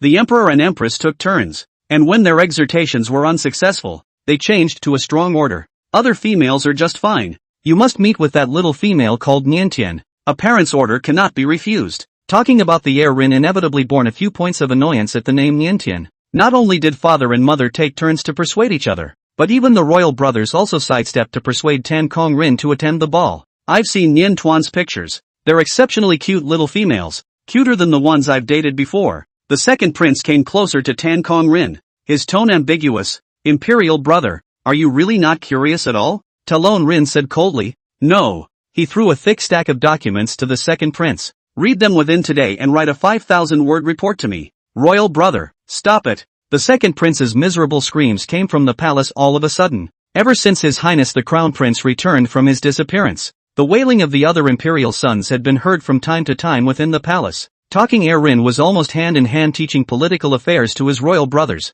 with a grand gesture of dividing the power in his hands among them. The power that should have been fought to the death is now within reach, and the other princes are not interested in the slightest. I really don't want to learn all this, Imperial brother. The third prince's tired face was covered with two large dark circles under his eyes. With you around, these political affairs don't take our turn to handle. The royal family's relationship is unprecedentedly harmonious in this generation, and Tan Kong Rin is the universally desired crown prince, and the other princes do not have ambitions to compete with him for power and influence. The second prince only wanted to go out and womanize and talk about love with the beautiful females. The third prince only wanted to stay in his chambers and not go out to meet people unless necessary. As for the fourth prince, he was the most obedient one. What his royal brother told him to do, he did, but he was obviously not the piece of material to rule the country. Talon Rin rubbed his brow with a headache. At this rate, when will he be able to take the responsibility off his shoulders? Only when his royal brothers were able to stand alone and the empire had a new qualified heir could he, the crown prince, retire to the background. He would have preferred to lose control and turn into a beast than live in a caged palace and be forced to mate with a female he didn't like. The beast's instincts would guide him to his beloved female. He just wanted to be by her side, even as a pet. These political affairs do not inherently belong to me. You are also the children of your father and mother. You should learn to share their worries. Talon Rin calmly dismissed the third prince's request to rest, his fingers lightly knocking on the desktop as he urged, continue to work diligently. You haven't finished yesterday's tasks. You'd better make up for them today. The third prince collapsed into his chair with a face full of vegetables. You never know how much the whip hurts until it hits you. To this day, the other princes had finally experienced how busy Talisman Rin was every day. The emperor had pushed most of the affairs to be handled by talking Rin. It's a wonder the pressure doesn't get out of hand like this. Father has gone too far, the second prince said quietly. As the eldest son of his father and mother's highest hopes, Talisman Rin had been taught extremely harshly since he was a child, and layer after layer of responsibility had accumulated on his shoulders. Although he always showed calmness and perseverance, it was not true that he would not be crushed. And now, knowing that he already has a beloved, his father and mother are still forcing him to meet and marry a female he doesn't like. The second prince finally understood his royal brother's mood and righteously patted his brother on the shoulder. When the day of the ball comes, I'll definitely help you stall Nian Tuan. I won't let her bother you. Just don't worry. Talon Rin nodded in relief. So, in return, can you cut my workload in half? The second prince tried. Seeing that Tan Kong Rin's face gradually became cold and stern, the second prince grayly sat back in his position. Ahem. I'm just kidding. As the date of the palace ball drew nearer, the entire Central Star became more lively than usual. The business of customized gowns is also in full swing, with orders skyrocketing. Many people flocked to Coleman to have their gowns customized, but Coleman put them all off to focus on making gowns for Ninta. It wasn't until the day of the ball that the dress was finally made in its final form. It didn't need to be such a long labor period, but faced with the yearly confinement, Coleman wanted to do his best, and thus excelled, making countless detail changes before he was slightly satisfied. Wouldn't it be a bit too flashy? Nintan said as he put on his gown and styled it properly, taking a half-hearted look in the mirror and asking the male beside him for his opinion in a whisper. Lu Zhan, Feli were all there, and even Xian had taken his leave and rushed back, intending to accompany her to the ball. The three males looked dumbfounded in unison, their gazes falling on Nianchuan, unable to return to their senses. Moon-white long skirt sparkling, as if there is life, the hemline gently swaying, lining the small female already slender figure more exquisite. Waist is not a handful, not flashy, but stunningly beautiful. The makeup artist who did the makeup for Niantian also sighed softly. You don't need complicated makeup to fix it at all. With just a light base, it's already so pretty you can't take your eyes off it. Coleman looked at Niantian as if he were looking at his most satisfying work, and added a touch of compassion, praising from the bottom of his heart, you will be the brightest presence at the ball. Nian Tuan's little face turned red at the compliment and lowered her head. The palace ball was not held in the palace, but was arranged in a royal manner, which covered a vast area and even had lakes and forests in it. The ballroom scene was filled with drinkers. As Coleman put it, Nianchuan became the center of attention in the room at first glance. Who's that? Someone whispered. Most of them didn't recognize Nintan, but they recognized Feli at her side. Lord Marshal, who had never been close to beauty, was now following behind the little female, showing a posture of following and guarding. The little female has an unassuming, unearthly demeanor. Which noble lady is it? Haven't seen it before. In the midst of all the talk, the second prince saw Nian Tuan and instantly winced, crisping from head to toe. So cute. This is not Niantian well. He two eyes, muttered softly, twisted his head to ask the fourth prince, where is the big brother? Imperial brother said he'd show up later, probably resting in the penthouse lounge. The fourth prince wasn't quite sure. Rin Tankong did not stay in the lounge. He had turned into his beast form and was hiding in a remote wooded area to get clear. The massive white tiger was taking a nap with his eyes closed under the cover of the trees, not wanting to participate at all in the dance no matter how lively it was. Suddenly, the fluffy ears twitched, and the white tiger opened his eyes alertly. There is movement. Did father and mother send for them? The white tiger stood up silently and was about to change back into his human form when he suddenly heard the second prince's brilliantly effervescent voice. Vigilance relaxing a bit, the white tiger dodged and shrunk in size, taking the form of a small white cat and burrowing into the low bushes. The air over here is good. There are fewer people, and there are some wild critters. The second prince peacocked to spread his charm, introducing this royal manner to Niantian. It took him a lot of effort to successfully chat with Nian Tuan and ask him out from the three leering guardians. It was for selfish reasons, but he hadn't forgotten his agreement with his royal brother. In order to keep Nian Tuan away from his royal brother, he simply led Nian Tuan outside for a walk. Avoiding the crowds and being alone is a great time for the two of you to bond. The second prince was in an agitated mood. Instead, Nianchuan turned his head to look at a shrub not far away. Did she miss the marshmallows so much that her eyes glazed over? How? Seems to see the little white cat over there? Looking distantly at the little black-haired, snow-skinned female beside the second prince, the little white cat froze, and for a moment even forgot to conceal her form. Cotton candy? Nintan narrowed his eyes to fix his eyes and quickly raised his voice in surprise. Cotton candy. What? The second prince was unsure, his head full of fog. But the next second he saw a familiar-looking white cat scurrying out from the bushes, running to them in a few steps. The second prince almost lost his breath, choking in his throat. Royal brother? Isn't he in the lounge? Why is he here? Calling the crown prince a marshmallow is too much. The second prince was secretly slandering when his eyes suddenly widened. He watched as Nian Tuan crouched down, surprisingly reaching out with both hands to hug the little white cat. No! The second prince was covered in a layer of cold sweat, and with quick eyes and hands, he hurriedly pulled Nian Tuan back. I'll take you to play with other critters. This cat looks mean and might scratch. Don't ever touch it. A female can't touch a male's beast form. It's too ambiguous. If Nian Tuan wanted to touch his beast form, of course he would be happy to do so, but with the attitude of the eldest imperial brother that shunned Nian Tuan, if he was touched by Nian Tuan, he might be more annoyed. The second prince swore to defend his royal brother's chastity. It's okay, it sure won't get me. Nintan but swore. The word king on that forehead is a security mark, and no other kitty but Marshmallow could look so much like a little tiger. That's Marshmallow's alright. Not seen for some days.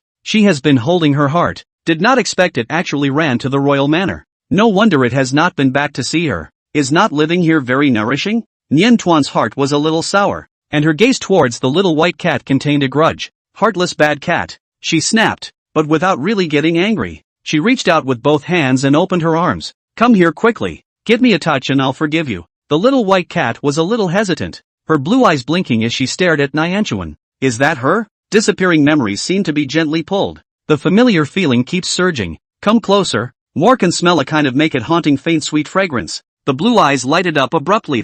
It's her. This shocking scene almost made the second prince's jaw drop. He was so dumbfounded that he felt like he might be hallucinating. What happened to the promise of not being interested in Yentian? Imperial brother. One person and one cat stuck together. The second prince could not walk. Could not walk. Stood there as if a superfluous existence. He watched as his royal brother acted like a normal kitten, and actually caught his voice and meowed, coaxing the little female into a joyful smile. Second prince. I never knew that my royal brother had such a good skill before, but today is an eye-opener. Talon Rin didn't even care that the second prince was still on the sidelines, and just like a real kitten, he curled up into a ball in the fragrant and soft embrace of the little female, so happy that his tail kept wagging, until Niantian lifted him up and buried his plush belly with his face, and his royal highness instantly stiffened. Almost even every single piece of fur was glowing pink, and the little white cat was shaking so much that her original pretend meow was nearly impossible to pin down. Nianta sensed something was wrong with it. What's wrong? She snuggled the kitten close to her and cupped its little face for a closer look. Fong just focused on the excitement, did not pay attention to observe this close-up survey. She was shocked to find that the kitten was actually shrouded in a black mist of open teeth and claws. Nianchuan's eyes widened abruptly. In a flash, memories that had been left behind swept up. The last time she passed out due to a mental power fluctuation, she seemed to have seen a black mist emerge from the kitten, but didn't pay any attention to it. But now that she was conscious, what was in front of her made it impossible for her to ignore it any longer. You, she said, staring intently at the kitten. Could it be orcs? Before the words were questioned, his brain was violently dizzy, and Niantian staggered half a step, raising his hand to his forehead. The kitten's pupils plummeted and she nervously pawed at her arm. Niantuan's body fell limply downward, and the second prince next to him was startled, dizzy, reaching out to help. Before he could touch the corner of his coat, a pair of large, bony hands had already wrapped around Niantian before him. Niantian frowned and lifted his eyelids with difficulty, and the moment before his consciousness disappeared, it was as if he saw the figure of an unfamiliar man. The man was tall, with broad shoulders and a broad back, and even if he didn't get a good look at his face, he could sense that he was extremely handsome. Emperor, imperial brother, what about this? The second prince was dumbfounded and at a loss for words. How come a nice little female just fainted? Talon Rin frowned, carefully testing the temperature of the forehead of the person in his arms. Temperature is normal. The little female curled up between his arms was so light she could barely feel her weight. Much to his pity. I'll take her to the doctor. Tan Kong Rin brushed away the second prince's outstretched hand and refused to add to the chaos. You go on to the ball. The second prince was used to following his royal brother's arrangements, and without thinking, he nodded and turned around to return to the ballroom. It wasn't until he was stopped by Feli that he realized with a jolt that something was wrong. Your Highness the second prince, may I ask where Niantian is? Feli's tone maintained respect, but implied a strong sense of oppression from the storm. Nian Tuan was taken out by the second prince, but did not follow him back. Even though the royal manor was heavily guarded and safe, the little female had disappeared, and those of them who were guardians had to find the second prince to ask for an explanation. Facing the marshal's top-notch pressure, the second prince was helplessly trembling. Cannot top the pressure, also cannot make up excuses. He had to choose to betray his royal brother, a brain to confess the truth. Niantian suddenly fainted. Just my royal brother was present, so he took her to the doctor. The three guardians looked at each other with a grave expression. Suddenly fainting? I think it was because Niantian's spiritual power was fluctuating again. What's with the timing? Maintaining his composure, Feli continued his cross-examination of the second prince. Did they go to the common room, or the specialized medical room? The second prince shook his head to indicate that he didn't know. When he recalled the sudden closeness of his imperial brother to Nian Tuan, he suddenly thumped in his heart and felt panicked. Imperial brother should not bring Nian Tuan to his own bedchamber, right? The lone female and male share the same room, but I hope that the imperial brother will not do confusing things. Quiet in the lounge. Nianchuan was only briefly unconscious for a few moments before awakening. She had opened her eyes before the doctor arrived, her gaze dazed. There was a large, soft bed beneath her, and her limbs sank limply into the bedding, and it took her a long time to struggle to her feet, to find the familiar-looking kitten nestled not far from the end of the bed, quietly guarding her. Four eyes met, and the kitten walked quickly over to her, pressing lightly against her forehead to test the temperature. Nian Tuan subconsciously reached out his hand, wanting to touch the kitten's soft fur, but his hand reached mid-air and then suddenly stopped and retracted. She unobtrusively ducked back a ways and stared at the innocent-eyed kitten for a long time before finally making up her mind to speak and inquire. You're an orc, aren't you? The kitten's eyes flickered for a meaty moment. The air was silent for a long time. The kitten finally leapt off the bed and transformed back into her human form. Niantian's heartbeat suddenly became violent. The man in front of her had blue eyes that looked at her with grace and depth. She didn't recognize the royal clothes he was wearing, but she could clearly feel a heart-stopping nobility from him. As when she was a child reading fairy tales, the prince in her fantasies came to life. The man dropped to one knee, his tone sincere. I apologize, but did not mean to deceive you. His eyes couldn't hide the depth of his feelings. Although I have lost the memory of the period when I lost control, I have missed you. Without even needing to ask, he was sure that the female of his heart had to be her. Nianchuan came to a realization. Turns out he'd lost control before, so no wonder he'd been mistaken for a regular kitten by her. Whirling around, she couldn't help but recall those days together. She held the kitten in her arms all day, ate and slept with it, hand-fed it, bathed it, kissed its face and paws and belly. Even just now, she buried the cat's belly with her face. The roots of Niantian's ears grew redder and hotter, and she opened her mouth, too ashamed to speak. The man was still looking at her with those affectionate blue eyes for an instant, his adoration undisguised. Niantian was so embarrassed that he wanted to find a crack in the ground. She simply could not have imagined that Marshmallow was actually an orc, and also such an extremely temperamental and handsome man. Once upon a time, it was as if the things she had done to the kitten had turned into sexual harassment, and now the victim was looking at her imploringly, as if he wanted her to take responsibility, but she clearly just wanted to jerk off the cat. The drama of pets turning into lovers was something she loved to see in novels and comics, but when it became reality and fell on her own, it changed the flavor. The two of them were the only ones in the large lounge, so quiet they could hear each other breathing. Niantian was not good at rejecting people, and facing these familiar blue eyes, it was even harder to open his mouth and say anything. The way the little white cat dropped her tears was vivid in her mind, and she was terrified that if she opened her mouth, she'd make the man in front of her cry. But in case the other party suddenly confessed, she couldn't really say yes. It's just kittens she's liked since the beginning. Nian Tuan's fingers curled up and gouged tightly. Her eyes drifted around, suddenly looking over to see a figure coming this way, as if she had seen a savior. Ah, Jean! After failing to ask from the second prince where exactly Nian Tuan was, Fei Li,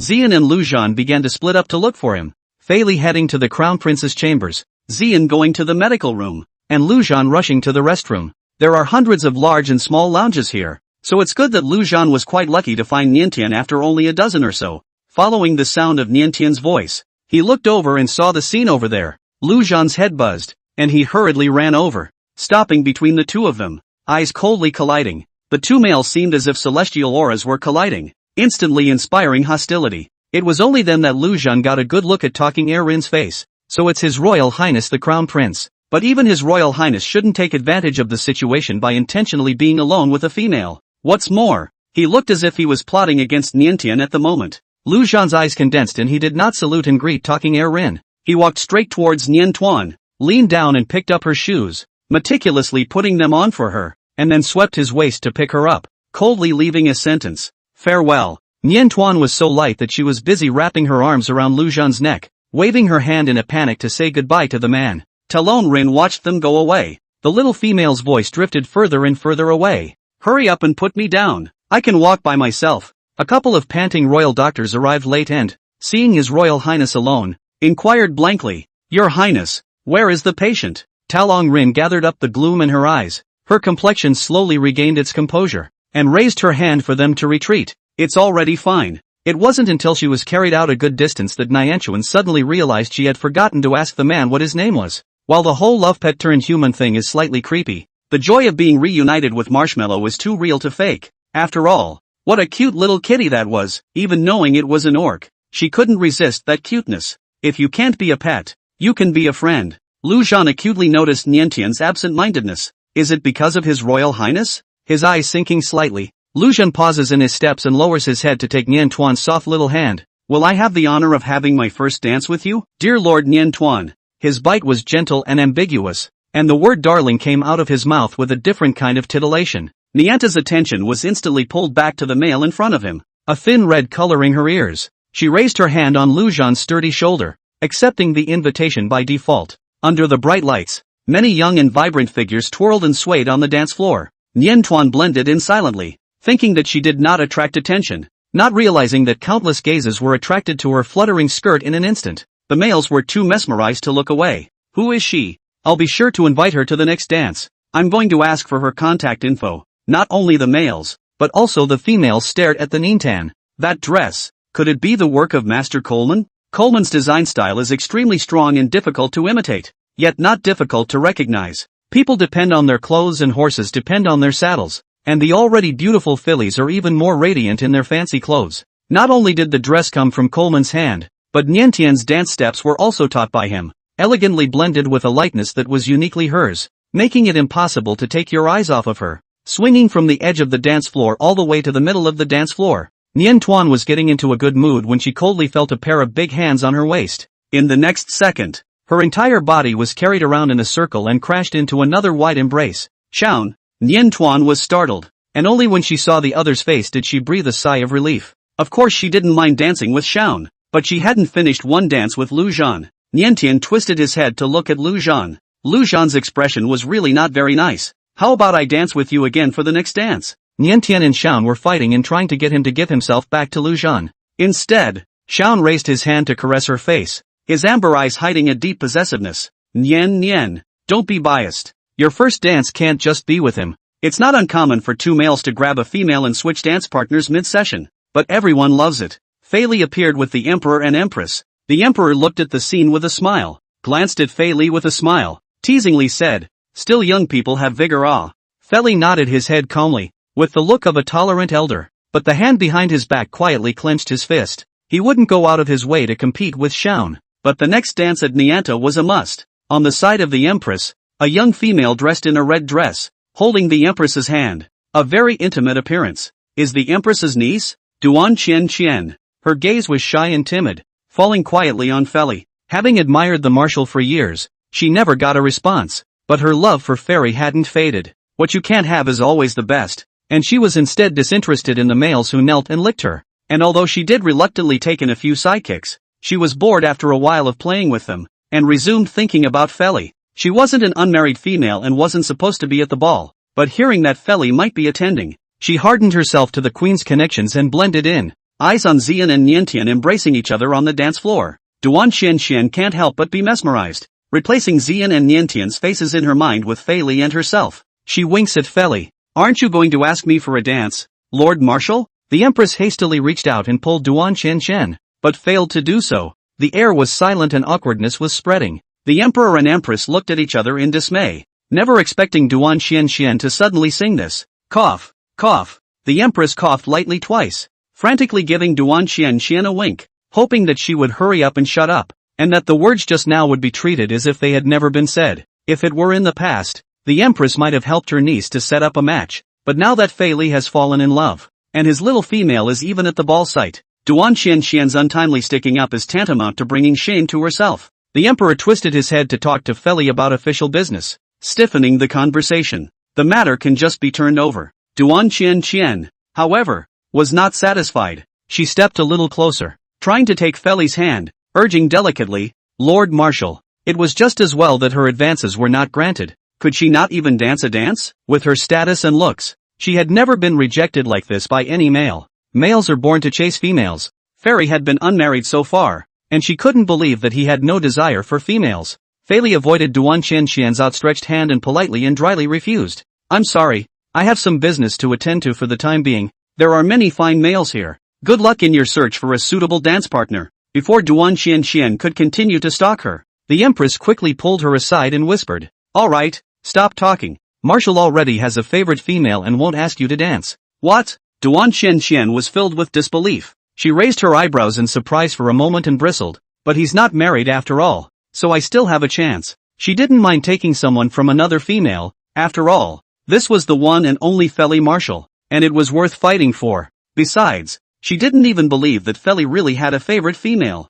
Feli's indifference came out of his bones. Who was so capable of melting such a stale iceberg? From her point of view, there was no way Feli could be in love with any female at all, and must have made it up to put off suitors. But since the Empress prevented it, Duan Qian had to pick a random male who looked good to dance with. While dancing, her eyes were unwillingly fixed on Feli's tall figure, never moving away. The lights were soft as smoke, flowing and changing, and the air was filled with the scent of perfume and the mellow fragrance of alcohol. The soothing music comes to a close and the song ends. Before the next dance started, Duan Qian changed her partner and turned her head to look for Feli again, and suddenly her face changed. Ferris surprisingly walked onto the dance floor, like a drop of water falling into a boiling frying pan. It caused a violent outcry in an instant. Most of the time at a courtship party, everyone is just too busy glamorizing to care about observing other people's movements. But this is Marshal Feri. It's a miracle he's even bothered to show up at this ball, and he's not going to dance with anyone? Numerous ardent gazes were directed in unison in Feli's direction,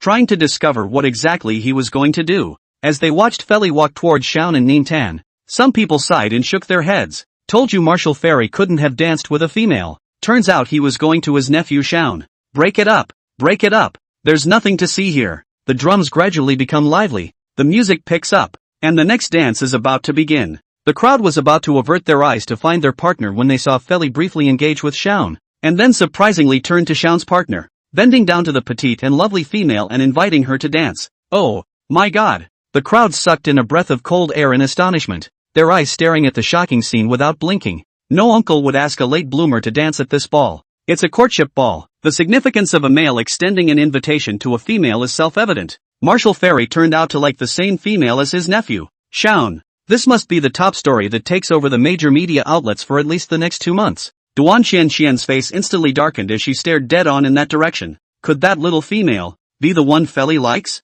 It was true that she had a pretty face, a slender waist and white arms, which made her attractive, like the type that males liked. But Feli wasn't an ordinary male, and he was as cold and ruthless as he was. Would he be attracted to this kind of female as well? Xiao was still standing beside Nianchuan, not backing away. Two quality males with similar looks and equally tall bodies, but very different temperaments, surrounded Nianchuan left and right, making her look even more favored. Duan Qian couldn't help but frown at the males beside herself. The more she looked at them, the more she felt that they were completely incomparable to Felician's uncle and nephews, and raised her hand to nonchalantly push them away. Go away! It just so happened that the noble male who had previously been matched with the Nianchuan by the guardianship system was among them. He had already followed Duan Qian for half a day to curry favor with her, and was expelled miserably when he managed to get close to her. Like a deflated ball, the noble male, full of loss, rolled to one side in his grayness and glumly raised his head to the focus of the crowd. Is that Nian Tuan? The noble male looked at Nian Tuan with wide eyes in disbelief. Didn't she have no spiritual power? How could she attend this court ball that only A-class females could attend? But thinking about Feli's status and position, it made sense that Niantian could use his power to blend into this ball. The noble male sighed. The ball had gone on so far, and he had yet to get a female, whereas Nianchuan was such $1 million. At that exact moment, Nian Tuan spun in her dance steps and glanced back sideways to see the noble male, his familiar face causing her to faintly freeze, then narrowed her eyes and smiled at him as a greeting from afar. The noble male's heart shook and he lowered his head silently. The previous sense of superiority was gone, and he actually felt a slight inferiority complex. Feli lifted a hand to set right Nianchuan's face. hoping that she would only look at herself and not give the other males a smile. Obviously a domineering move. Niantian did not feel annoyed and tilted her small face up to look at Feli, guffawing and revealing her pretty dimples as she smiled back at him. A few moments of ecstasy spilled out of Feli's deep amber eyes. He held Niantuan's hand tightly and didn't let go even at the end of a dance, ignoring Lu Zhan's and Xian's dissatisfaction and continuing to dominate Niantuan. Lights and shadows are intertwined, and the clothes are on their backs. Who are you looking for, Nian? Feli inquired in a low voice as he embraced Nianthan a little tighter. He realized that Niantuan seemed to be looking left and right, but not at Lu Zhan or Xian. Niantian did not expect his inattention to be discovered. Embarrassedly climbed tightly on Felina's shoulder and confessed, I was thinking about His Royal Highness the Crown Prince. She hadn't forgotten that the reason why this palace ball had sent her an invitation was because His Royal Highness, who was a SS rank male, was on the verge of losing control of his body, and it was possible for her to awaken S-rank spiritual power and save the Crown Prince. However, until now, the Emperor and Empress and the other princes had all shown up. Only the Crown Prince had not appeared at the ball. Is His Royal Highness also worthy of your thoughts? A contemptuous cold snort suddenly sounded. Niantuan gave a jerk and looked in the direction of the voice. A female in a red dress stood there with her arms wrapped around her and was looking at her with a raised eyebrow. Even if Niantuan was slow, she could still feel the red-skirted females full of hostility towards her. Niantian. She looked bewildered, not having the slightest idea when she had offended the other party. If her memory wasn't wrong, she clearly didn't recognize this female at all.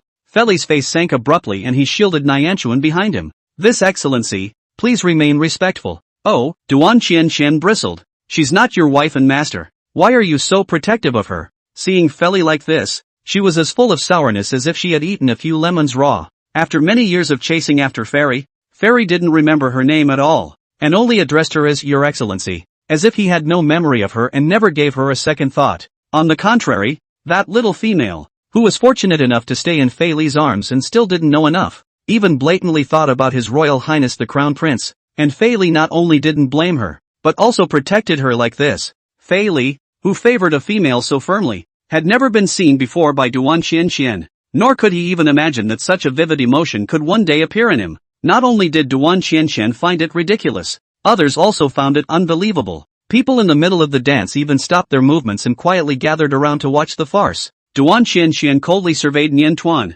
Not even spiritual power. Not a small appetite. She had just investigated Niantian for a while and found that this was actually just a female with no spiritual power. Hell knows how this kind of inferior color got mixed into the palace ball. Such mentally crippled guys. Surprisingly, the ones they seduced were all quality males. Xiao and Lu Zhan. All of them were the best of the S-class males. And Marshal Feli was even more, needless to say. You're still not satisfied even though you've fallen for Lord Marshal? You still want to seduce the Crown Prince? Duan Qianqian covered her lips and laughed lightly. You don't think about whether you are worthy or not. The originally harmonious atmosphere of the ball became unusually stagnant. The guests looked at each other in disbelief, stopped dancing and muttered in whispers. Why are females without mental powers allowed to attend the ball? I almost asked her for contact information, but luckily I didn't have time to ask. It's a shame to be so good looking. Someone immediately looked through the light brain to check, wanting to know if what Duan Qianqian said was true or not. It is true that Ninten's personal information states that he has not awakened his spiritual power, so much so that the crowd was even more vocal. How did the marshal end up with a female with no mental powers? I think it's just for fun with her, not to mate with her. With such a pure temperament, I can't believe it's an ambitious female. There was a lot of talk around, and Duan Qianqian seemed to be winning big, staring at Niantuan triumphantly, wanting to see her feel humiliated and lose her mind amidst all the talk. The Empress stood up anxiously and came this way, trying to drag away the niece who was causing her so much trouble. If she had known this, she would not have allowed Duan Qianqian to attend this ball. Amidst the uproar, Feli's face sank to the ground, holding Niantuan's hand tightly. His voice, always steady and unchanging, was as cold as quenched ice at this moment, pointing directly at Duan Qianqian. Please apologize to my wife immediately. Otherwise, I will propose a duel to your mate. Males are unable to attack females and can offer a duel to the other partner in order to defend their mate. It is one of the oldest traditions of the empire, where males gamble their lives to fight for their respective wives and masters in order to preserve their wives and masters' honor. What appears to be a duel initiated against a male is a slap in the face of the female behind it. A female will never be able to hold her head up as a human being if her own mate loses in a duel. Duan Qianqian trembled and looked at Feli in shock. Is such an impulsive and protective male who leaves no room for error really that cold-blooded marshal? You, she said, her lips trembling with words. suffering a great shock. The onlookers' jaws dropped, and they could no longer say anything as malicious as the marshal just wanted to have fun with her. This can't be just playing around. It's clearly already dead to her. Niantian also stared wide-eyed, suspecting that his ears were broken. What did she just hear? Uncle calling her wife? The presence of the hands held together grew extraordinarily strong as an afterthought, her palms slowly warming and her ears flushing red. No way. It was hard to believe that her uncle, who had always been treated as her elder, was looking at her as a future partner. The comments of the people around her didn't even fall on Niantian's ears. All she could think about was Fei Li's wife master. Suddenly, someone exclaimed in a small voice,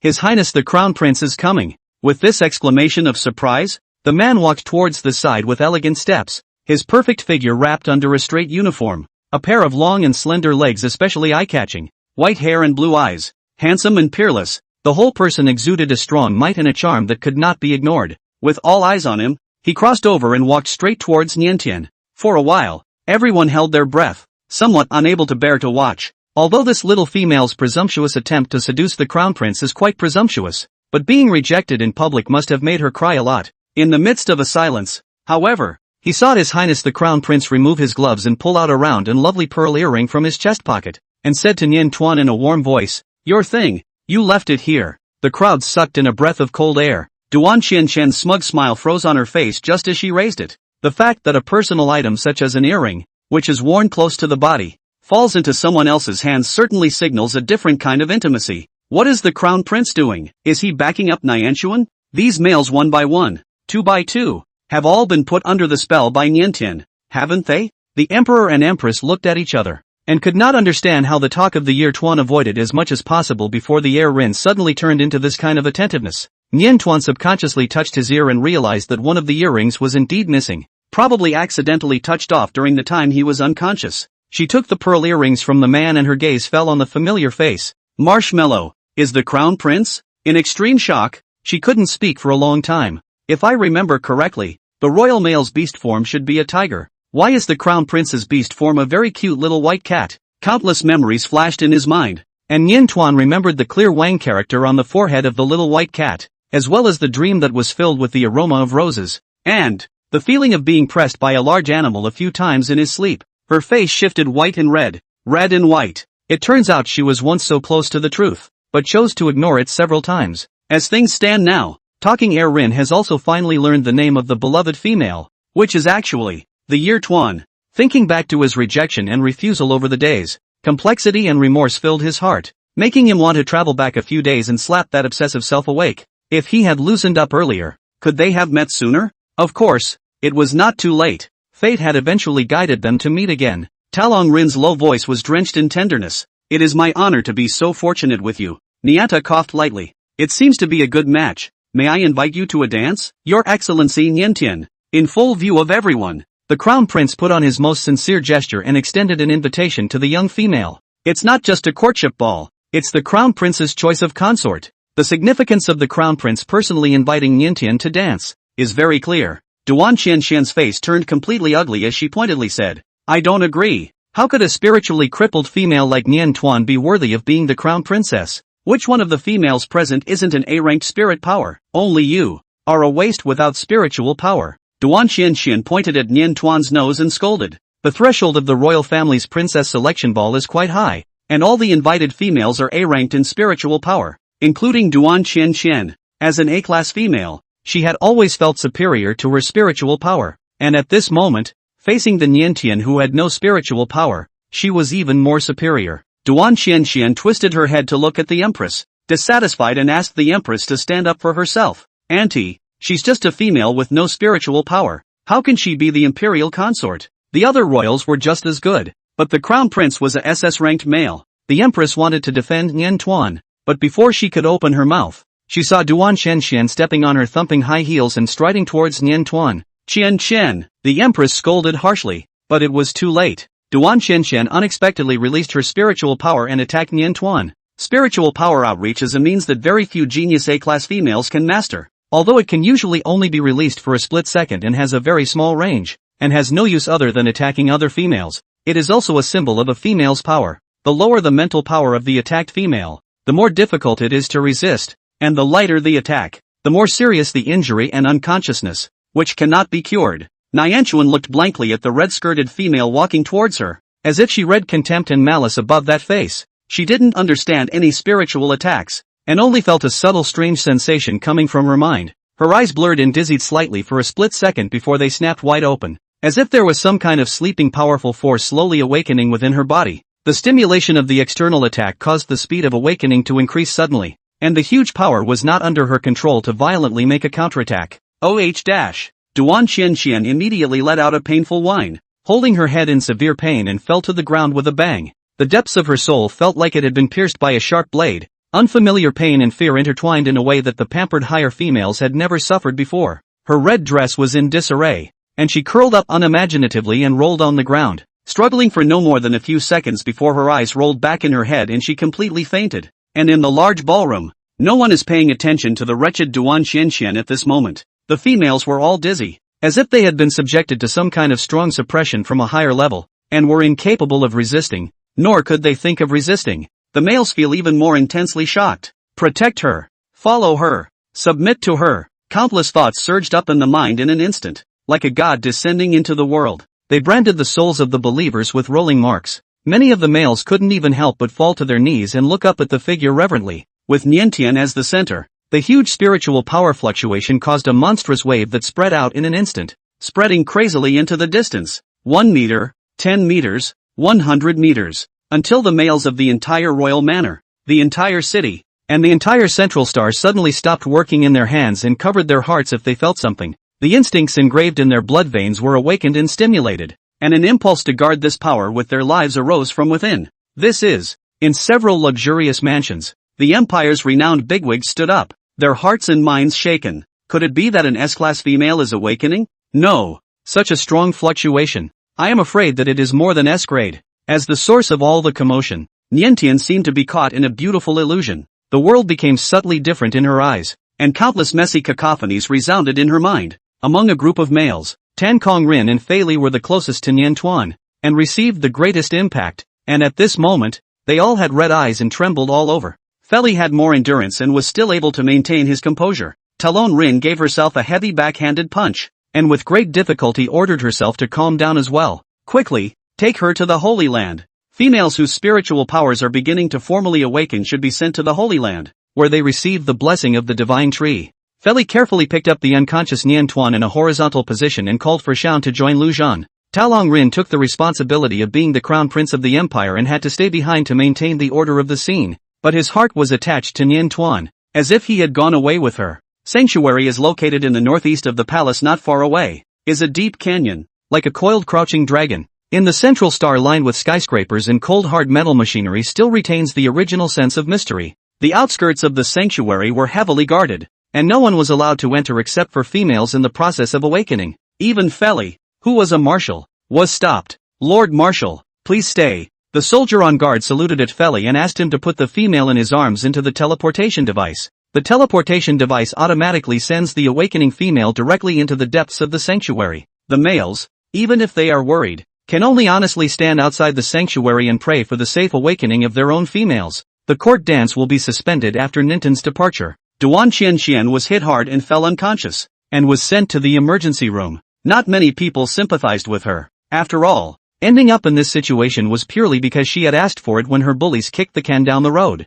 If Nian Tuan was truly just a female with no spiritual power, it would be Nian Tuan who would be sent to the hospital right now. The guests at the scene came back to their senses and were talking about Nintan. That strong spiritual power is unique in the entire empire. No wonder Lord Marshal and His Royal Highness the Crown Prince have both become under her skirt. The noble male who had been matched with Nian Tuan by the guardianship system was sandwiched in the crowd. Listening to the crowd's speculation on whether Nian Tuan would awaken S-rank or SS rank mental power, his face growing ugly, he finally realized with hindsight what he had really missed. Had he known, alas! The royal family maintained order at the scene while blocking the news as fast as possible. Still, StarNet blew up quickly. The denizens of the central star were particularly agitated. Just now I felt the spirit fluctuation of a female awakening. It's so strong. I feel it too. It felt so strong I couldn't help but kneel. +1. +1. More and more central star males have been saying they feel it. And there are so many people posting and following along that the crowd senses something is wrong. So many people felt it? How widespread is the impact? Many males who claimed to be feeling it reported their approximate addresses, and there was an uproar on the astroturf. This is too big of a range. All the males in the entire Central Star are feeling it? Seriously? You Central Star guys wouldn't have agreed to cheat together, would you? Lying should be a little more reasonable. Who would believe it if it's so outrageous? I don't believe it. I don't believe it either. No matter how much the denizens of the Central Planet wagered that they were telling the truth, no one else outside of the Central Planet could believe it. A-rank females can affect the area of a building when they awaken, and only a city when an S-rank female awakens. How could any female awaken with so much commotion that it affects an entire planet? Never. The Star Online is noisy and argumentative. Deep in the Holy Land, Nian Tuan was transported under the divine tree in a stupor, and suddenly felt that all the noise had become quiet, and it was as if the world had pressed the mute button. Her body gradually relaxed, feeling immensely peaceful, her curled arms and legs slowly stretching out as the chaotic storm in her sea of consciousness began to gradually calm down. After an unknown period of time, tick-dash, a drop of dew smashed down on his eyelids. Niantian's eyelashes fluttered lightly for a few moments, and she slowly opened her eyes. Lifting a hand to wipe away the cool drops of dew, she blinked, her mind feeling clearer than ever. The awakening succeeded? Lifting his head, Nian Tuan saw the legendary divine tree and couldn't help but stare in disbelief. For hundreds of millions of years, the sea has changed. The Holy Land had changed from a high mountain to a water pool, to a plain, to a canyon. Around the flow of life faded. Only the sacred tree always stood there. The old bark is full of overlapping traces of the years, tall and upright. Looking up, a glance cannot see the very top. The canopy of the tree covered the sky. The light and shadows underneath the tree were dappled, and in the teleportation device there were other unconscious females lying in a crooked manner. Although their postures were a little bit messy, their expressions were very peaceful and quiet, as if the god tree was really guarding them, descending blessings, and helping them to complete their awakening. Shocked by this fantastical and magnificent scene, Nian Tuan slowly stood up and looked around, when suddenly she saw that the soft and slender branches of the divine tree were actually windless and gently brushed against her shoulder. The moment the branch brushed by, Nianchuan was stunned. It was as if she heard an ancient voice, indistinguishable from man, woman, or child, or language, and yet she was singularly able to understand the meaning of it. This divine tree was calling her. Come to, kids, come to me. The voice called and urged her on moment by moment. It was urgent, but not as if it meant her any harm. After struggling for a long time, Nian Tuan fixed his mind and raised his steps towards the divine tree. Sensing her proximity, the branches danced and swayed wildly with joy as if they had a sense of self, carefully touching her hair, limbs, and face with a light, loving touch. The divine tree's joy does not seem to be fake, sweeping away the previous silence and steadiness, actually revealing a few lively and lovely. Nianchuan never thought a tree could have such vivid emotions.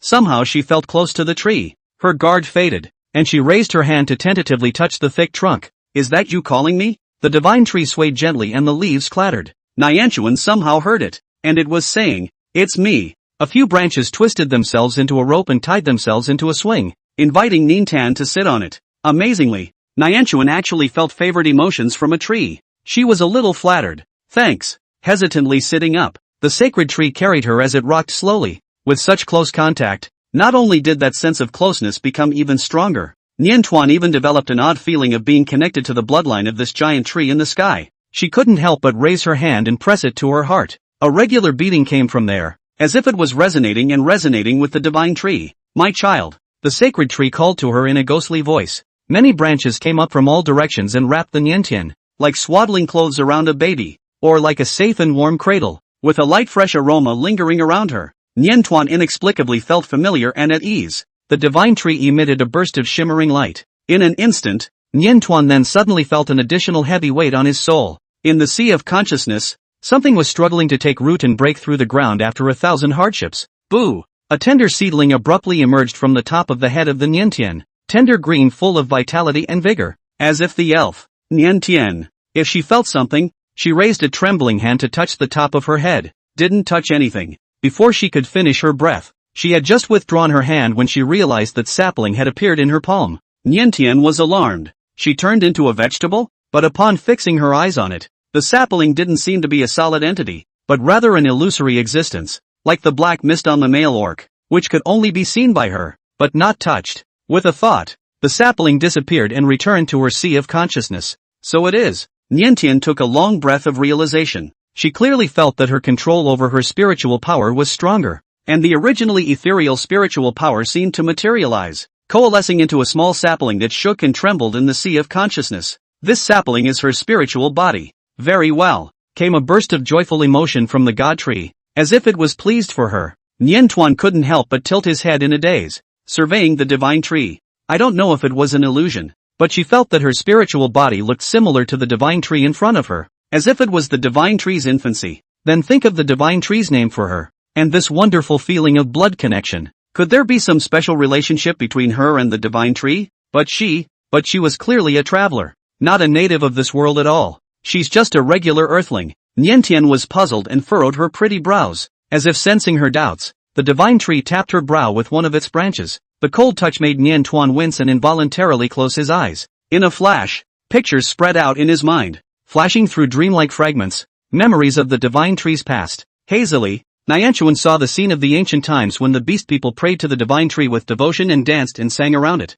The divine tree feeds on the faith of the beastmen and grows stronger and stronger, granting them shelter and being their patron saint. As time went on and faith faded, and the beasts no longer relied on the gods, the power of the sacred tree began to weaken. The memories are so long as to be almost endless, pervaded by a faint sadness, until the scene shifts and the morning suddenly changes to the joy of life. The divine tree has birthed a seed, carefully tended for thousands of years. The seed did not germinate, but suddenly changed one day into a human infant, chubby, white and adorable. The divine tree wove the cradle with its branches, and the child slept soundly in the cradle without crying or fussing, with a sweet smile on his rosy, full face. As Nian Tuan watched this scene, his heart was beating wildly and he was shocked beyond words. This kid, it clearly looks exactly like her as a child. Not only was the hair color eye color, but everything from the forehead and eyebrows to the nose and mouth, even including the iconic little mole under the eye, was exactly the same. Niantian abruptly opened his eyes and looked at the divine tree, his face bewildered.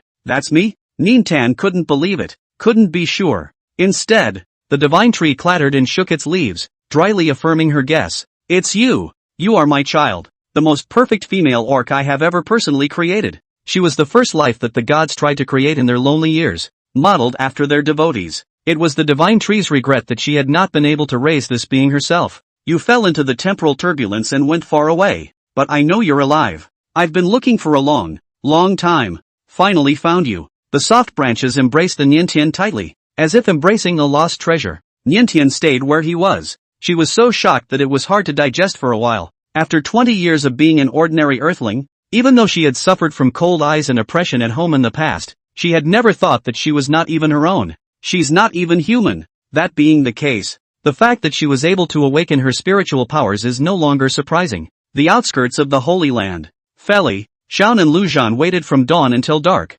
growing more and more agitated. 1 hour, 2 hours, full 6 hours passed. The other females have been awakened and successfully teleported out, but Nian Tuan is always nowhere to be seen. Was there a mistake in the awakening? The three of them had applied several times to enter the Holy Land to look for Nian Tuan, but they were all rejected, so they finally pressed on. Get out of the way. The irascible Shaun rushed to the forefront, breaking through the guards. He could pay for this. He could go to jail, but he must see Nianchuan now. Shaun. A crisp call caused him to abruptly stop in his tracks. Everyone's eyes, including the guard soldiers, looked at the teleportation device in unison. The small female's pavilion figure finally appeared there. The moment they saw Niantian, the guard's brains short-circuited for a moment. Thoughts of submission and guardianship surged wildly and uncontrollably from the bottom of his heart. Several young soldiers walked towards Niantian in a daze, some bending their heads, some kneeling on one knee, all respectfully, attentively and fawningly currying favor with her. How are you feeling?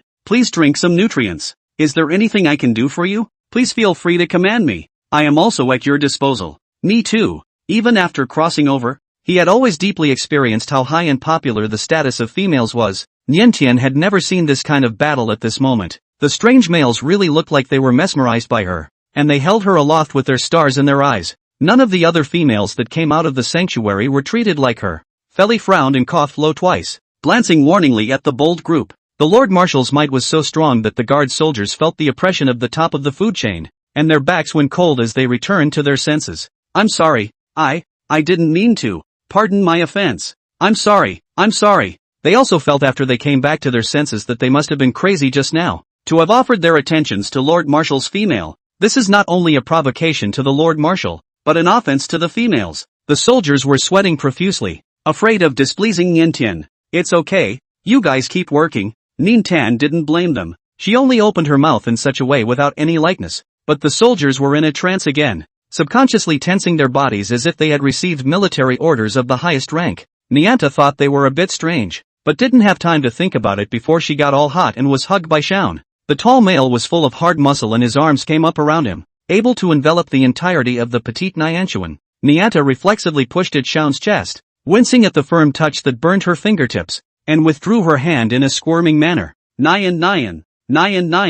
Xiaon breathed, revealing a vulnerability he'd never seen before. I'm really scared. Every minute of waiting outside the Holy Land was incomparably torturous, and his heart almost stopped beating at the thought that something might happen to Niantuan. Niantuan's hands, which had originally pushed back, suddenly froze. She'd forgotten that she'd been around the god tree for too long. It was so hard to see the lost child again that the branch of the tree clung to her, unable to let her go. And she was released only after she promised repeatedly that she would come to the Holy Land to visit the sacred tree often in the future. Looks like the poor lion was really scared. Niantuan hallucinated the big lion's aggrieved face, and a heart softened. Raising a hand to rub Xiaon's short blonde hair, the pretty little female curled up obediently in the male's arms, stroking the male's head soothingly. This picture is beautiful to the eyes of others, but in the eyes of Lu Zhan and Fei Li, the two rivals are full of sour flavors. Lu Zhan couldn't help but walk forward and tug on the back of Xian's collar, pulling him stiffly away from Niantian's embrace. Alright, it's time to go to the Spirit Power Testing Center.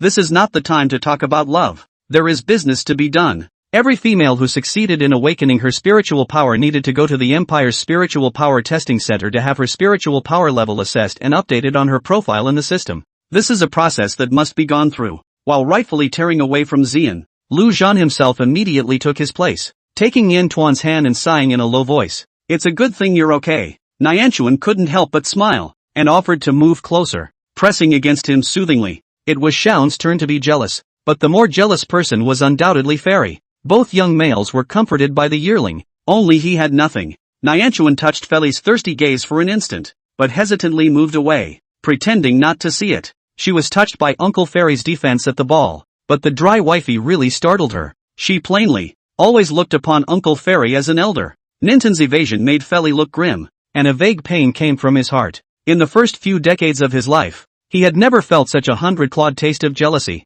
He didn't know exactly what it was about him that made Niantuan dislike him. Is he too strong of a character? Was it the cold, hard tone of his voice? Or did he go too far in his speculations and offenses against her during his previous video with Xiaon, and she sentenced him to death in her mind for it?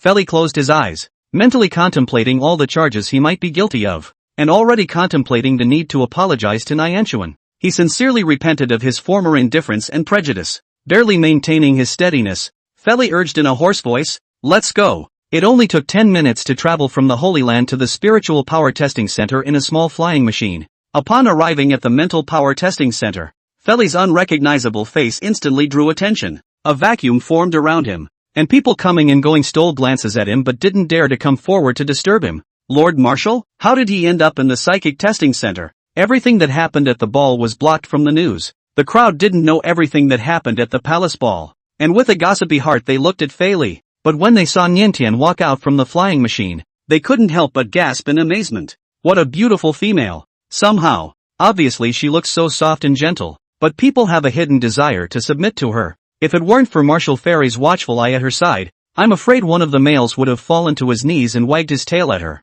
The blockade of news about the palace ball was hidden from the general public, but not from the bigwigs of the empire who had their hands full. As soon as Niantuan showed up, there were already many pairs of eyes hiding in the dark staring at her, just waiting for her test results to come out. How high is her mental power? S-class? Or SS level? A SS-class female was in existence that had never been seen before in the history of the empire, and until the results actually came out, almost no one dared to easily believe that a miracle could occur. Even Feli wasn't sure that Niantuan could really awaken SS-ranked spiritual power. He whispered reassuringly to Niantuan, "Don't stress, no matter how it turns out. You are a unique treasure." Looking into Fei Li's calm and serious eyes, Niantian couldn't help but be slightly stunned. Was Uncle Fairy even not angry at being treated so obviously differently by her? Niantian froze for a moment, pursed her lips down and smiled, indicating that she was not nervous or mentally pressurized, and took a step towards the mental power testing room. The psychic testing room is usually only accessible to females and males are not allowed to accompany them.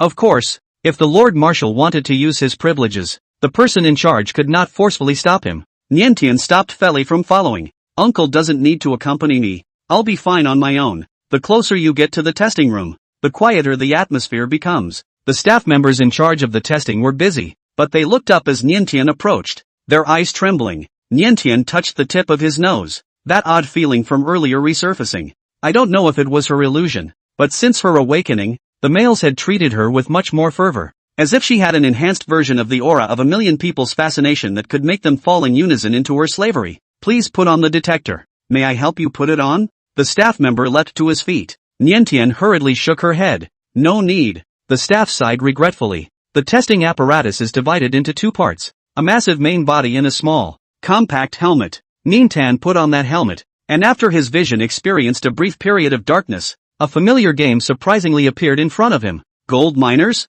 Although not exactly the same as the classic game Gold Miner, the type of gameplay involves maneuvering the left and right swinging grippers to grab items, and accumulating a point for each golden item you grab, only instead of a keyboard. It's mental power that manipulates the gripper. This type of detection was completely unexpected by Niantian. She thought it would be like a medical checkup, where you just have to wait in the machine for a while with your eyes closed and the results are automatically scanned. It's a bit more of a hassle than expected, but it's nice to have a game to play. Niantian started the game with interest. In the other testing rooms around them, the females who were also testing their mental power were all in a state of strain. All of them were tense and sweating profusely in no time at all. Within seconds, though, several females couldn't make it, removing their helmets and slumping over, full of pain and limp and almost deflated. This is a symptom of using mental power to the extreme and being drained. The instrument instantly displays the number of points each of the females have scored. 1 point, 3 points, 2 points, 5 points. The rating level is E.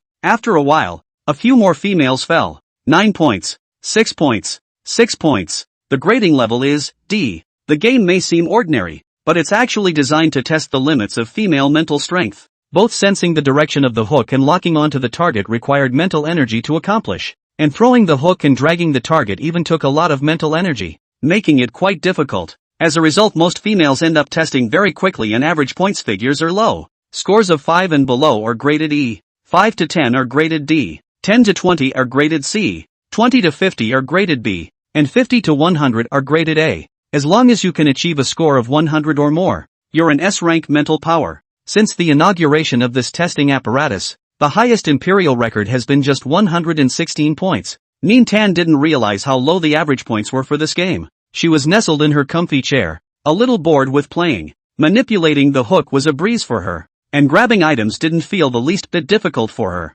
This game is more than 100 times easier than the Gold Miner. When she first started to play, she felt quite good. Playing she felt really boring. However, considering that this was ostensibly a form of game, but actually a very serious test, Niantian didn't dare to slack off, and could only treat it as a task, saving up points diligently and seriously. The speed at which the points are rising is not too fast. The staff member in charge of testing for Niantian held up his glasses, his tone surprised. It's already over 50 points. Could she be over 100? Co-workers came over at the news, shaking their heads in disbelief. No, I don't think so. 100 points is too hard. Don't expect too much. Wait and see. The speed should drop soon. To get over 50 points would be amazing. The further the game progresses, the more difficult it becomes to score, even though the difficulty of the game remains the same. With so little mental energy left, the females inevitably feel drained and the rise in points slows down. However, after 10 minutes had passed, Niantian was still sitting there and had not collapsed. The staff let out a succession of gasps. 80, 90, 100, over 100 points. S-class, oh my god, she's actually S-rank? How many years has it been since the Empire had an S-class female? The preciousness of an S-class is far beyond what an A-class female can be compared to. The palace ball held by the Imperial family could invite many A-class females, but S-class, there was only this one in the entire Empire at the moment. The staff were dead set on the numbers on the instruments. Still up, still up. The beast god is above. 116 up, 117. The record is broken. Having already broken through the record, the points growth rate surprisingly hadn't begun to slow down and was still climbing steadily. The exclamation drew more staff, all of whom gathered near the machine, holding their breath and staring intently at the instrument. Oh my god. Many hearts beat wildly. Together they witnessed the points value soar. 200. At once, A great cry of alarm broke out all around. 200 points. What does this mean? The crowd's eyes were all incredulous, and excitement and ecstasy surfaced on their faces. There were a few with poor tolerance, and they even fainted with both eyes rolled back in excitement. SS females. The Empire has given birth to a SS-class female. It's a presence like no other before or since, and they, surprisingly, had the honor of being there to witness it. What an honor! The staff member in charge of testing for Niantian was flushed with excitement, rambling incoherently about something and clasping his hands to his chest. Sighing at his good fortune, he rose and gazed at the figure of Niantian in the room, readying himself to meet the honorable female lord who would surely go down in history. 1 second, 2 seconds, half a day passes. The slender little female, however, did not remove her helmet as he had thought, and still sat motionless, seemingly at ease with everything. The staff member looked bewildered. His mind, swept away by excitement, regained some of its powers of thought a little, and he turned his head to look hurriedly at the instrument. The others looked over with him. This, points numbers continue to rise? Rubbing their eyes to make sure they hadn't misread it, they hurriedly got on their hands and knees to check if there had been an error in the machine. The SS level is already the limit of their cognition, but the numbers on the instrument are clearly still jumping upwards, and the speed has not even slowed down. It wasn't until every possible problematic area had been checked that everyone was finally sure that there was no error in the instrument. The crowd stared blankly at the instrument, watching the points figure rise and rise. It went all the way up to 299, when the instrument suddenly sounded a shrill beep beep. The machine crashed? This instrument was actually crashed by the spiritual power that exceeded the detection range. The testers sucked in their breath. Prior to this, the highest points recorded for mental power testing was only 116 only, while the upper limit of the instrument was close to 300. Who would have thought that the machine would be paralyzed by a breach of its tolerance limit? Inside the testing room, Niantian was playing with his mind and body, when his eyes suddenly went black, as if he was playing with a computer when he was a child and someone suddenly unplugged the wires. Exclamation point! She was so startled that she almost fell out of her chair. Just as she took off her helmet, she heard a violent cacophony coming from the device the staff member was talking to her on, as if a group of people were running wildly and yelling over there. What's the situation? On the other end of the device, a heated argument was erupting among several staff members. Most of the staff insisted that the machine was at fault, although Fong didn't find out what was wrong. How could a female's mental power be so strong that it exceeded the detection range? There can't be a female with such strong mental powers. There must be a malfunction somewhere. The machine should be rebuilt. I also think there's something wrong with the machine. The data just now must be wrong and must be nullified. I told you. How in the world can there be SS-class females? Alas. Retest it. By deciding that it was a machine error, the party became empty. Only the staff member in charge of testing for the Nianta insisted on the rebuttal. I don't think the data is wrong, but his voice alone was too weak to debate so many colleagues. The sound of arguing drew Feli, followed by the top administrator of the testing center who was exchanging pleasantries with him. What happened? The administrator asked the staff members. The staff were all red-faced and incoherent, looking as if they hadn't yet regained their composure in an emotional state. The machine is malfunctioning. Machine malfunction. Why all the excitement? Feli frowned at the member of staff responsible for testing the Niantian. What's going on? You tell me. Having had the honor of being questioned by the marshal himself, the staffer immediately couldn't wait to talk about the party. It describes everything from the rapid growth of points in the Ninta, to the Ninta breaking 100 and 200 points, and eventually crashing the instrument. I don't think the data is wrong. It shouldn't be voided, he insisted with courage. Hearing that Niantian's spiritual power might be beyond the range of the instrument's tolerance, the administrators were inwardly shocked beyond measure. It was a full half-minute before he froze and went to talk to Feli in a low voice. The machine crashed and retesting was inevitable. Otherwise it would not have been convincing. However, if Niantuan's spiritual power was really beyond the range of the instrument, another instrument would not be able to measure the results either. Even if you have to retest, you should do it in a different way. Go and take out the holy crystals. The administrator instructed his subordinates. Sacred crystal resonance, the oldest method of spiritual power detection in the Empire. The so-called sacred crystal was a special crystal mined from a holy land, and the female's spiritual power was able to resonate with the sacred crystal, causing the originally dull crystal to emit light. And the brighter the light, the higher the female's spiritual power. Before the Empire's technology was not advanced enough, mental power detection was done by relying on this crystal, the disadvantage of which was that it was impossible to quantify the female's mental power digitally, and the rating was not accurate enough, so it was slowly eliminated after the emergence of testing instruments. To this day, The testing center has had to move the dusty sacred crystals. Nintan felt bad the moment the machine went black. And, true to form, she couldn't help but feel a crash when she learned that it needed to be retested. Do we have to play that boring game all over again?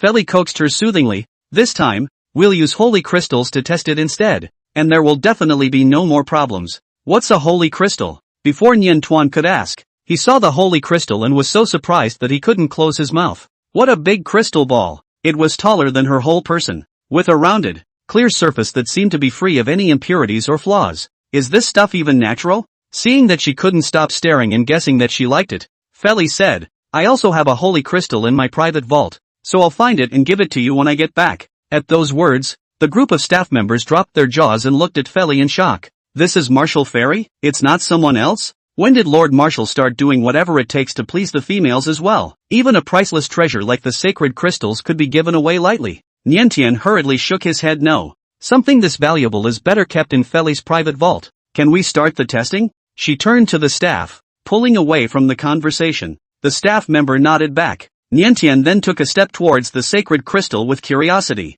As she approached, even before reaching out to touch, the strong spiritual fluctuations had already begun to resonate with the crystal, which lit up, as if a clear pool rippled, and the hazy light gradually spread and haloed from the very core to the periphery. The staff held their breath, quietly recording the scene, not daring to interrupt. Most ordinary females can only cause a weak reaction to the sacred crystal, emitting a small firefly-like dim light that quickly fades away. The only ones who could really make the sacred crystal glow on a wide scale were S-rank females. The S-class female with the strongest mental power in the recorded history of the Empire, enough to make the holy crystal light up like a lamp, shook the entire Empire at the time, and now, witnessed by many pairs of eyes, recorded by professional equipment. Nintendo lifted his hand and gently stroked on the holy crystal. In a split second, the room is full of great light, as if the sun had fallen to earth. Fiery and dazzling light erupted from within the sacred crystal. From all corners of the central star, there were countless people who raised their heads and saw the spiritual power detection center light up with an unknown strong light, becoming like a lighthouse. The light was radiant and hot, as if it could penetrate all gloom and illuminate every darkness. Caught off guard, all shed physical tears and were too dizzy to look directly at the dazzling light. And Niantian was in the center of the light, but did not feel the slightest discomfort, only felt bright and warm around. The mental body emerged involuntarily from the palm, only two pathetic tender leaves, but very lively with a wiggle. The light of the sacred crystal was suddenly a few points better. Niantian spared a moment to maneuver the mental body to twist it left and right. The light of the sacred crystal flickered slightly with the sapling's rhythm. After playing for a while, never hearing the staff's next prompt, Niantian finally couldn't help but open his mouth to inquire, is the test over? As soon as he turned around, he realized that behind him, at some point, he had fallen to his knees in unison. Even Feli was unable to resist, dropping to one knee and lowering his noble head. Exclamation point, Nintan froze in surprise. On the astronet, there was a lot of talk at this point. Did you see that? What a bright light. Of course I saw it. Saw it. Looking at the direction it seems to be. Spirituality Testing Center? What the hell is the Psychic Testing Center up to? There was a long Twitter discussion, and suddenly someone went crazy and swiped. Go see. Go see. The Spiritual Power Testing Center has issued an official statement. OMG. SSS class females. The Empire, which hadn't seen an S-class female for hundreds of years, had awakened a SSS class female. The news is so shocking that it's gotten to the point where people simply can't believe it. Everyone's first reaction, fake it. However, the Spiritual Power Testing Center not only issued an official notice, but also released a recorded video of the awakening scene, showing the public the entire process of the SSS-ranked females awakening. As soon as the light from the sacred crystal came out, the Empire shook violently. There was no more skepticism on the astronet. Only a cheer. SSSS class. Am I really not dreaming? The beast god manifests. I'm so excited I'm going to cry. What is the concept of SSS class? Can't even imagine. A-class females were already the limit of what ordinary people could imagine. And S-class females were godlike existences. Not to mention SS class and SSS class. Someone recalled the intense mental fluctuation that could be felt throughout the entire central planet earlier, and it was instantly linked to the news of the awakening of the SSS-ranked females. Sorry brothers of Central Star. Shouldn't have said you lied. I was wrong, but who would have thought that there really are females awakening? I was in complete disbelief before. Let's just say we weren't lying. How fortunate that I was lucky enough to feel the fluctuations of a SSS-ranked female awakening. Front, advise you to withdraw, for I am jealous. The star online is abuzz. At the Mental Power Testing Center, every staff member was still in a trance. Everything that happened today seems like a dream. Is it true that there are females who have awakened SSS-ranked mental powers? They couldn't dream of such exaggeration. Niantian didn't understand why SSS-ranked spiritual power could make them excited like this. Even after awakening a very advanced spiritual power, she didn't have any other changes on her body other than having one more sapling in her sea of consciousness than others, and was still just an ordinary person. Awakening SSS-ranked spiritual power was not as much of a surprise to her as learning from the divine tree that she was actually an orc and could live for 500 years. Eyeing the staff members behaving as if they were a bunch of ghosts, Niantian coughed lightly with a bit of worry. What do you command? Immediately a crowd awoke and scrambled up to do her bidding. Do you have a bad throat? There's hot water here. I'm going to connect you with a doctor. Niantian couldn't help but take a few steps back. Luckily, Fairy stepped in just in time to stop the frenzied males. Lord Marshall's powerful aura steadily suppressed the scene. Has the mental power information been entered? It's already entered into the system, the staff member replied, looking down. Now that the information has been entered and all the formalities are over, it's time to leave. Niantian immediately got his feet wet and grabbed Feli and slipped away together as fast as he could. Xian and Luan were still waiting for her outside. It was late at night at the moment. The halls of the Mental Power Testing Center, however, were brightly lit, and a number of males were waiting for their own females. A curly-haired female emerged from the testing room with a spring in her step and a brisk gait, so it looked like the test results were good. Her males immediately came up to her and congratulated her. The curly-haired female, however, rolled her eyes and pushed them away contemptuously.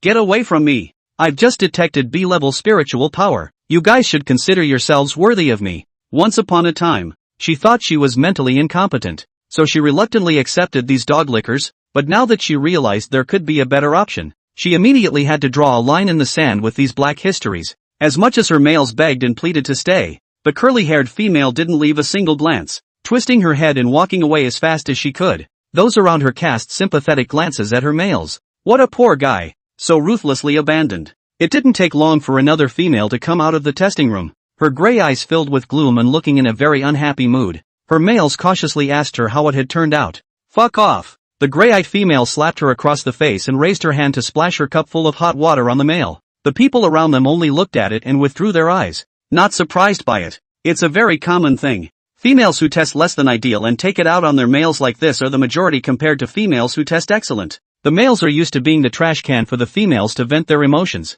silently enduring the female's anger. Even after being slapped and splashed with scalding hot water, they can't be bothered to clean up after themselves, apologizing while coaxing in a lowly manner. Luan, Xian. A voice as clear as a warbler's cry suddenly rang out. The whole hall looked over at the sound of voices, only to see another little female walk out from the testing room, with raven hair and snowy skin, her eyes as clear as a lake, making people unable to move their eyes. To the astonishment of the crowd, the little female joyfully lifted her skirts and ran to her males. Opening her arms and leaping, she surprised the male by jumping into his arms of her own accord. A smile spread across her flower-like face, warm and infectious, as if it could melt the atmosphere around her. Many people's jaws dropped in shock and disbelief. Is it surprising that the Empire has such females? In their perception, females are all like the curly-haired female and the gray-eyed female in the party. For a while, envy, jealousy, all sorts of emotions surged and brewed in the hall. What makes a guy so lucky to have such a lovely female? The male who had been splashed with hot water by the gray-eyed female couldn't help but look at Niantian, and then down at himself, with a glimmer of gloom flashing under his eyes. The glumness was caught by the gray-eyed female, and she was furious. You're looking at her? You're looking at another female? Is it hard for you to think that I have low spiritual power and want to find another wife? Where is she stronger than me? The gray-eyed female raised her finger towards Niantian and sneered. Look at the way she fawns over the males. Just think about it and you'll know that the spiritual power isn't much higher. But any female with high spiritual power, which one is not towering over the males, waiting for them to kneel? Those who pout and smile at the males like this one must have had less than stellar test results as well. Until she saw the male following behind Niantian, the gray-eyed female's resentful voice ended abruptly, choking in her throat. Lord Marshal? The gray-eyed female froze, rubbing her eyes in disbelief. How can she climb up to the Marshal Lord? This female, what is she? What is she really? In the hall, some people were swiping through the Star Network, repeatedly watching that officially released video of the SSS-ranked female awakening, and each time they watched the process of the holy crystal glowing, they would get so excited that their bodies would tremble. Hearing the movement of the argument, they looked up, and caught a glimpse of the pretty face of Niantian. It's exactly the same as in the officially released video. At once, the hall resounded with exclamations of surprise. Oh my god, it's her dash! Quick as a flash. Feli shielded Nianchuan in his arms and wrapped his arms around her as he quickly headed outside to avoid causing more of a ruckus. Luan and Xian broke off to stop these guys from getting close enough to tail them. Even if they didn't get close to Niantian, the crowd's eyes were still overflowing with shock and fell on her from afar. SSSS class females. Beast God emissary, she must be the Beast God messenger. The Beast God has not abandoned us. The cries shook the heavens, and others who originally did not know the identity of Niantian finally realized with surprise that, is she even a SSS ranked female? It was nothing like they thought it would be. In the crowd's fantasies, SSS females were supposed to be exalted, godlike existences, far more unattainable than other females. Ordinary females still treated males as lowly slaves, and this world's unique SSS class female should be even more temperamental and difficult to serve. But no matter how bad a SSS ranked female's temper was, there would be countless males who would come forward and willingly allow her to be driven. After all, it was a SSS ranked female. But what did they see? The legendary SSS ranked female always had a soft smile on her brow, and actually trotted all the way into her male's arms. The little female was born choo-choo touching. Appearance and temperament is really as they fantasize that does not fall into the mortal world. But this sweet character is really beyond their imagination. Even more surprisingly, her males accepted her embrace with poise and skill, showing no signs of being flattered. This definitely meant that she was this gentle on a regular basis, and not just giving the males a few good looks when she was in the mood. Looking at the males around the gray-eyed female, covered in woe, they were set off even more forlornly. The contrast was so tragic that the crowd sighed. Complex stares came from all directions, and the gray-eyed female's face reddened. Recall what you said just now, she said. A female that fawns over and pleases males like that must not be mentally high. And now, the hall was flooded with voices calling out for SSS-ranked females, as if a slap had landed in her face. A hot post quickly floated up on stars. Come. So lucky to have met the SSS class female in person. I've never seen such a gentle female. Her male is so happy. A stone has been thrown into the air and countless people have replied in the comments section. Envious. When will I have the honor of meeting her? The owner quickly unfolds and speaks carefully. Niantian is really gentle. I used to be a fan of hers. Me too. Ugh. I even sent her a courtship request before. But unfortunately I never heard back. Crap. Who wouldn't want to? After the official announcement of the awakening of the SSS-ranked females, Niantian's identity came to light almost instantly. One by one, those videos from the old days shot to the top of the charts, with fans going into raptures and others who were learning about Niantian for the first time being too engrossed to stop themselves. They were moved to tears by what happened at the Emerald Court. When they see Niantian calming the out-of-control Black Mamba, they again marvel at her kindness and softness. The playback of the live broadcast of making breakfast was also skyrocketing. The male saw the little female hugging the snow wolf lion smiling with happiness. The more they watched, the more they went crazy with jealousy, and they wanted to pull Xian and Luan out from the end of the screen and replace them with their bodies. When the official announcement was just released, although the Star Network was also shocked, everyone just saw the SSS class females as a symbol of hope, longing and sighing as if they were looking up to a god on high. It wasn't until after these videos were turned up that the Star Network completely turned upside down and Nianchuan became the dream wife master of almost every unmarried male's heart. The whole empire was caught up in a frenzy called Niantian, a beauty that regrets the mortal world, a personality that is so perfect that it's unbelievable, and SSSS-level mental power. Whoever is lucky enough to be her companion will surely be the object of cynicism of billions of males. The personal information found on the system indicates that she does not currently have a partner, and so the Guardians bore the brunt of the attack, and the third Guardian besides Xian and Luan was finally revealed to be the identity of. Did I read that right? Oh my god. Ferris Lane? Is that the Ferris Lane I think it is? Confirmed. It's really Lord Marshal. If memory serves, Major General Xian seems to be Field Marshal Ferry's own nephew. What the what? Uncle and nephew share a wife? So playful? After the violent shock, the crowd finally gradually regained their composure. It's just a guardian. I don't think they'll be mated. The Marshal is mostly just helping Xian take care of his females. It's not unusual for an unmarried elder to be the guardian of a female. The Marshal is a non-marriagist. Ah. Not interested in females. That's a cold-blooded Marshal. Ferry's image of being unattractive runs deep, and only the staff of the War Office feels subtly out of place. I'm from the War Department. In fact, the Marshal has taken leave to go on a date before. Is that something we can talk about? Don't say it. I'm afraid the Marshal will talk to you. Talk to me and I'll say it's true. I'm from the War Department too. I'll testify.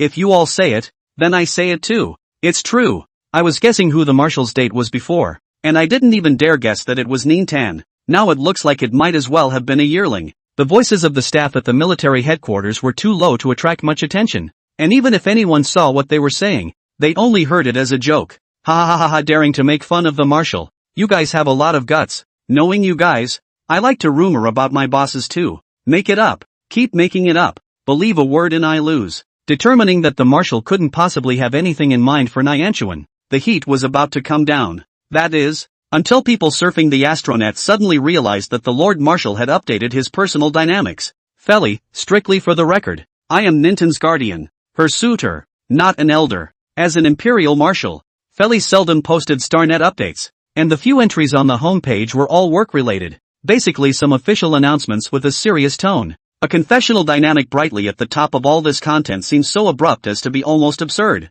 Those who swiped to the dynamic unanimously rubbed their eyes, suspecting that their frequent late nights had led to confused thinking, and misidentified some high-flying account as a marshal. However, it was repeatedly confirmed that the poster was indeed the marshal himself. The heat instantly triggered the entire Star Network, and every part of the empire was filled with the clamoring shrieks of the gourmets. So much for guardianship. Suitors? What does the suitor mean by, hasn't it worked out yet?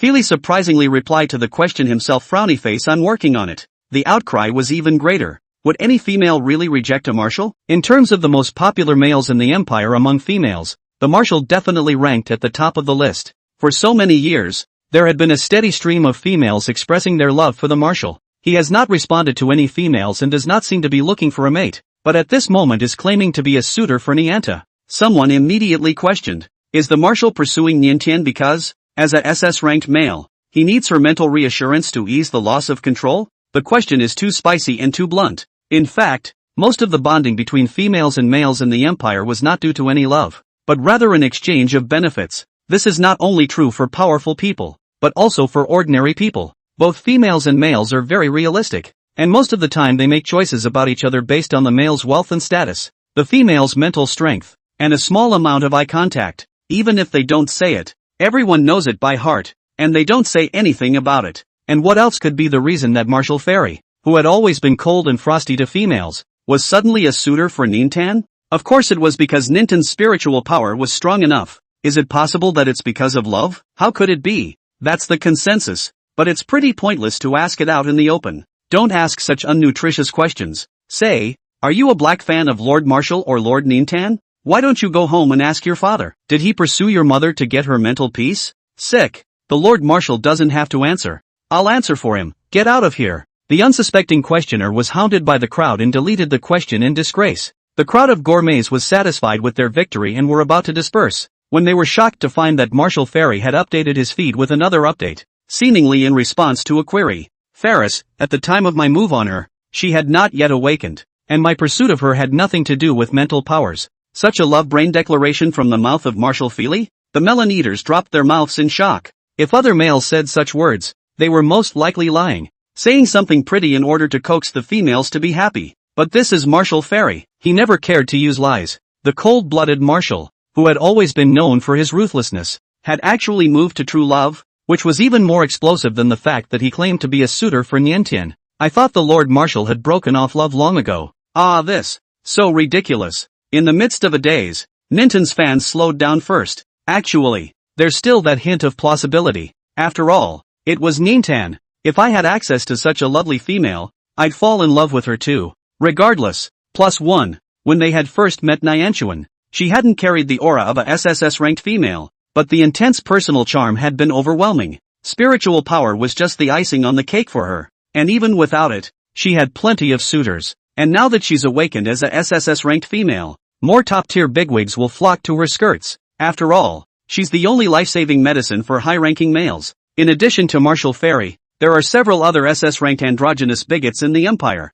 so I'm sure they must have gotten stupid by now. Some people secretly lament, or the Lord Marshal's luck. The other bigwigs are only just learning the news, and Lord Marshal has already ascended to become the guardian of Nyanchuan, far ahead. Speaking of which, the royal family even held a special palace ball today to select a consort for His Highness the Crown Prince. I wonder if His Highness the Crown Prince has chosen a crown princess by now. If you've already picked one, you'll mostly regret it. The news of the termination of the palace ball was still under lockdown, and most of the people had no knowledge of it. and they all still thought that His Royal Highness was dancing with other females at the ball at that moment, and they could not help but tsk. Only a small number of prom pro-lifers know the truth. In the luxurious and cold hospital, Duan Xianxian lies unconscious in her bed, with her family at her side. Deception. Duan Xianxian's mother has always loved this only daughter the most. At this moment, looking at the pale Duan Xianxian, her heart is like a knife. She fiercely raised her voice and angrily scolded her partner and sons. What are you all waiting here for? Why don't you quickly go and make the person who hurt Xianxian pay? A group of males stood there with lowered brows, not daring to retort. Only after a good half day did Duan Xianxian's father hesitantly open his mouth. The other party is also a female, even a SSS level female. That's a unique treasure of the empire. How can you easily do something to teach it a lesson? What's more, they were not in the right in this case. If Qianshan didn't go to attack the others, they wouldn't have been injured by the counterattack. This was actually not the first time that Duan Xianxian had used her spiritual power to attack other females. Only before that, the ones she pinched were soft, and her mental power was enough to crush the other side.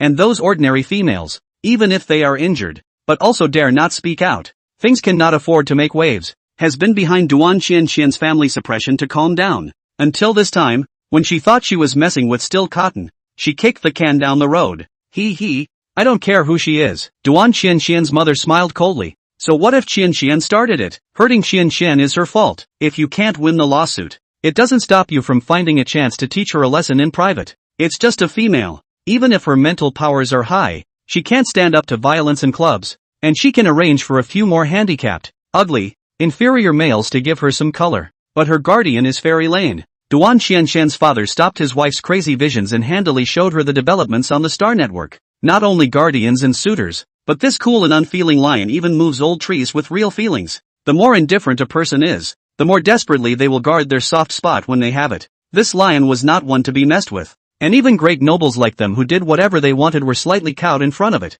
None of the males present broke out in a cold sweat. They don't want Fairy Lane to fight them. Duan Xianxian's mother also choked. Fairy Lane. Her face twisted and changed several times. She still squeezed out a sentence from between her teeth. What are you afraid of? Our backer is the Empress. The entire royal family. Qianxian is the Empress' own niece. Won't the Empress back her up? Pulling the banner of the royal family behind herself. The more Duan Xianxian's mother spoke, the more imposing she became. Duan Xianxian's brother, however, looked embarrassed. He attended the court ball and knew better than his mother what was going on in the scene. His Highness the Crown Prince likes Niantian. The royal family will not help us. He mumbled softly. What nonsense are you talking about? The Crown Prince likes Niantian? Duan Xianxian's mother was suddenly like a lit cannonball, yelling in disbelief. It was common knowledge that His Highness the Crown Prince usually stayed in the palace and hadn't shown up for public events for a long time. As for Niantian, before today's awakening, she was just an ordinary, spiritless female, and even if she was lucky enough to be invited to the palace dance, it was only her first meeting with the Crown Prince. Something like love at first sight could never happen to His Royal Highness. How can Niantian get into the eyes of His Royal Highness the Crown Prince? Before the words could fall, however, the latest hot news on the Star Network popped up, clearly displayed on the light brain screen. Everyone in the large hospital room had their expressions frozen on the spot. Your Highness the Crown Prince, what is he doing? As if to fight on the same stage with Marshal Fairy, His Royal Highness surprisingly also appeared on the Star Network, and although he did not post a dynamic, he personally came down and liked a comment. The moment that iconic, white tiger totem that only members of the royal family were qualified to use appeared on the Star Network, it instantly attracted everyone's attention. His Royal Highness? Is this a slip of the hand? Knowing full well that with the agility of a SS rank male there was never any slip of the hand, but what was in front of him was unbelievable. The comment that His Royal Highness liked was clearly, actually, His Highness the Crown Prince and Niantian are quite a good match. It was originally just a casual exclamation that no one cared about. However, the main owner actually came down to give the nod of approval himself, and the meaning suddenly became unusual. His Royal Highness is not the second prince of the kind of frivolous character, will never easily relate themselves to the female, so actively recognize the match evaluation, can only show. His Highness the Crown Prince is interested in Niantian, but is there a crossover between the two of them? The munchers were getting more and more confused. It wasn't until half a minute later that the royal family confirmed that Nian Tuan had awakened safely and lifted the news blockade. Without the constraints of the royal family, the suffocated court ball participants, not spitting in their mouths, flocked to the AstroTurf network to spit out everything that had happened at the ball. The deluded public was hit with a barrage of shocking blows. What? Nian Tan was invited to the palace ball? His Royal Highness had taken out the Niantian's pearl earrings with him and asked her to dance? And females inexplicably verbally provoking Niantian and attacking her with their mental powers? Who's so out of their depth? And it's a little too vicious. Knowing that Niantian was only a female with no spiritual power before her awakening, being attacked by an A-ranked spiritual power could easily lead to a mental breakdown, never to return to normal again. It's good to know that the wicked have it coming to them. The Star Online set off a parade of group ridicule. In the midst of the crusade, those other females and their family members who had been hurt by Duan Qianqian's spiritual power in the past had also come out to speak out. This added fuel to the fire. But in a matter of moments, Duan Qianqian and her family have been reduced to an empire of assholes that everyone is clamoring for. That Xiao Su was arrogant before. This Duan Qianqian is even more arrogant. These nobles have gone too far. Is it cool to use power over people? Disgusting. Spiritual power is a gift from the beast god, not a weapon pointed at innocents. Wait, the royal family has sent out another announcement. Good lord, the royal family says it will be investigated. Good. The ward was silent. Everyone's face became as ugly as Duan Qianqian's on the hospital bed. Her arrogance was doused by a pot of cold water. Duan Qianqian's mother sat down with a disheveled butt, the cannonball mute and unable to make any more sound. I can't imagine that the royal family would be so unforgiving to them. That's right. After all, the crown prince seems to really like Niantian. What are they compared to the crown prince? The plan to take revenge on Niantuan is laid to rest. The most important thing now is how to keep Duan Qianqian and the family, while Duan Qianqian's side is not moving. On the other side, the home of the noble male who had been matched with Niantuan by the guardianship system is in an uproar. The noble male went happily to a court ball and returned and locked himself in his bedroom without a word. The family ignored him at first, thinking he was frustrated with his confidence after failing to impress the females at the prom. It wasn't until the SSS-class female awakened and her identity was revealed that his father rushed to the door of the room in a single bound and called out to him.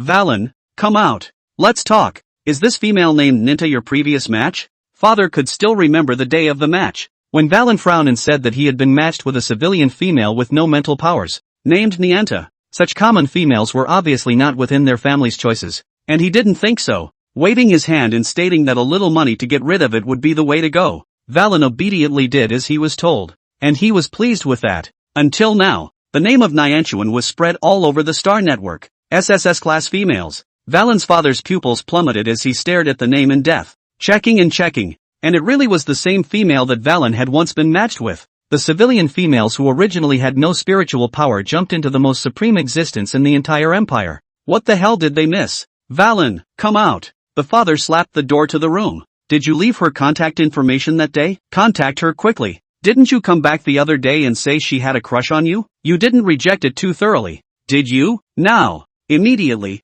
go say yes to her. There was never any movement in the room. The father stood in the doorway without leaving, waited a moment, and without relenting began to soften the blow. The time has come when the family needs you, Valen, and you should know better. You've always been an obedient child.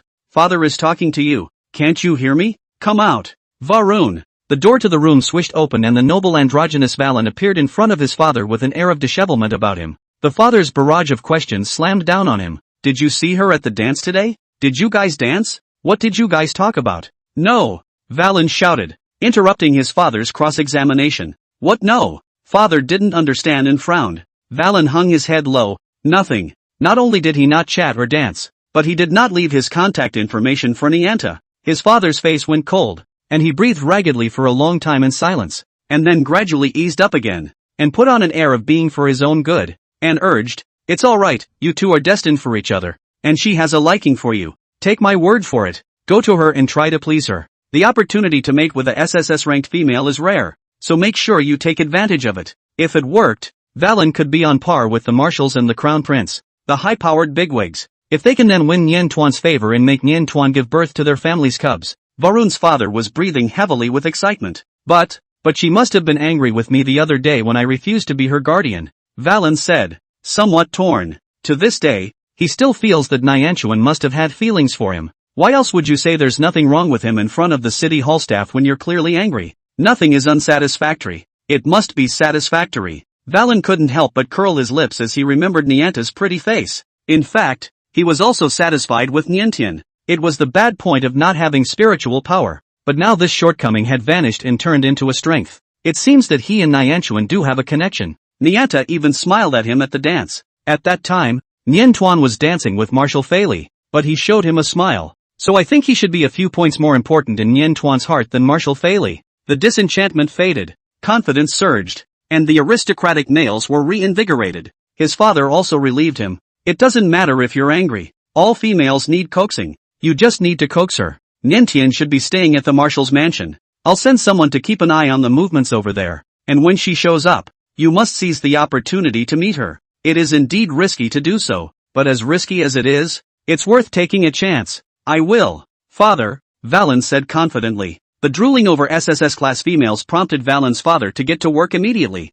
arranging for stalkers to lurk around the Marshal's mansion. Unfortunately, the Marshal's residence was too extensive for outsiders to reach the core. As an Imperial Marshal, even though he did not love pleasure, Feli's manor was still many times more luxurious than Shaun's set of small villas, and its extensive area was no less than the royal manor. It was late at night when Nianta arrived last night and was not able to take a closer look until she woke up early the next morning and looked out the window and couldn't help but let out a gasp of amazement. No wonder Uncle Ferris had offered in such a relaxed tone that he could bring her favorite animal home to raise when he had been in the hot springs at Snowmass earlier. With an estate this size, it's not a stretch to raise any animal, even if the climate is unsuitable. It can be mimicked by technological means with the use of superpowers. Mountains, grasslands, lakes and streams, all in one place, as if it were a whole small world in miniature. The manor was filled with small animals that had been rated by the security system as non-threatening, and as soon as Nien Tuan appeared, many of the little ones automatically gravitated towards her. Once upon a time,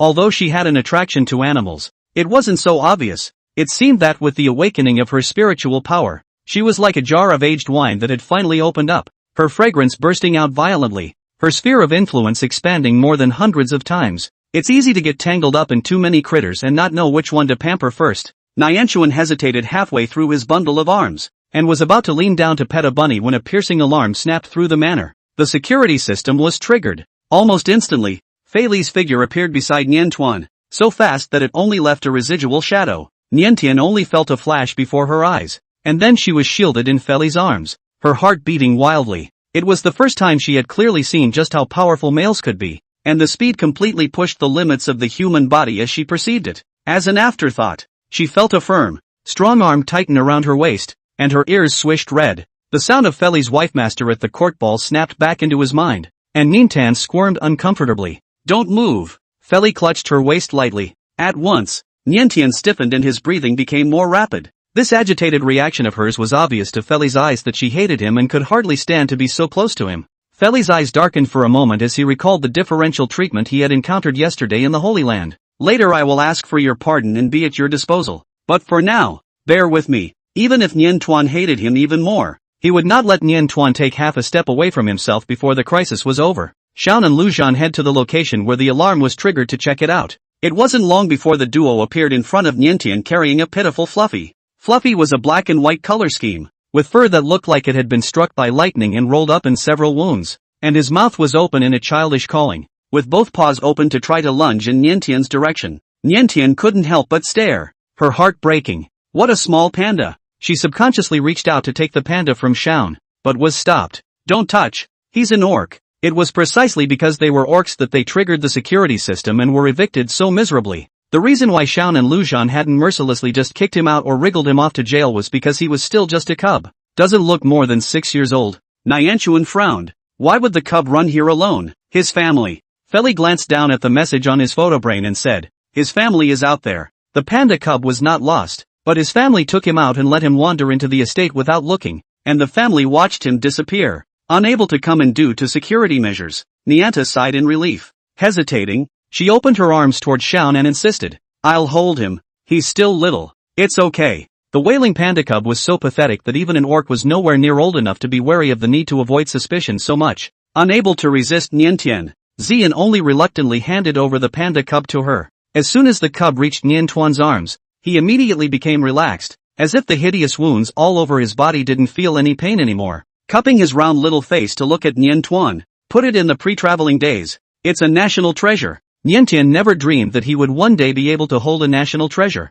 She couldn't help the itchy hand that rubbed those two furry ears. The panda cub's family, already anxious, was wandering outside the manor, and when they saw Niantian's figure from afar, they all froze, as if a divine female had descended. The little female's slender figure appeared against the light. In her arms, The panda cub was as well behaved as a doll, honestly holding a small apple in his two front paws, unable to eat it himself, lifting it up and bringing it to the young female's mouth. Is such a well-behaved and obedient cub really the mixed-up one from their family? The father of the panda cub was almost in tears. He bowed his head to kneel to Nyanchuan and was stopped by Nyanchuan. Take him to the hospital and get him treated, Nintan urged. They were all superficial wounds, but it hurt her to look at them. The father of the panda cub was not too distressed, grabbing the cub and looking it up and down, saying, "It's okay, it's all just a flesh wound. Males have thick skin, no need to go to the hospital. Just go home and use the medical capsule to treat it." How does that work? Nyanchuan was alarmed.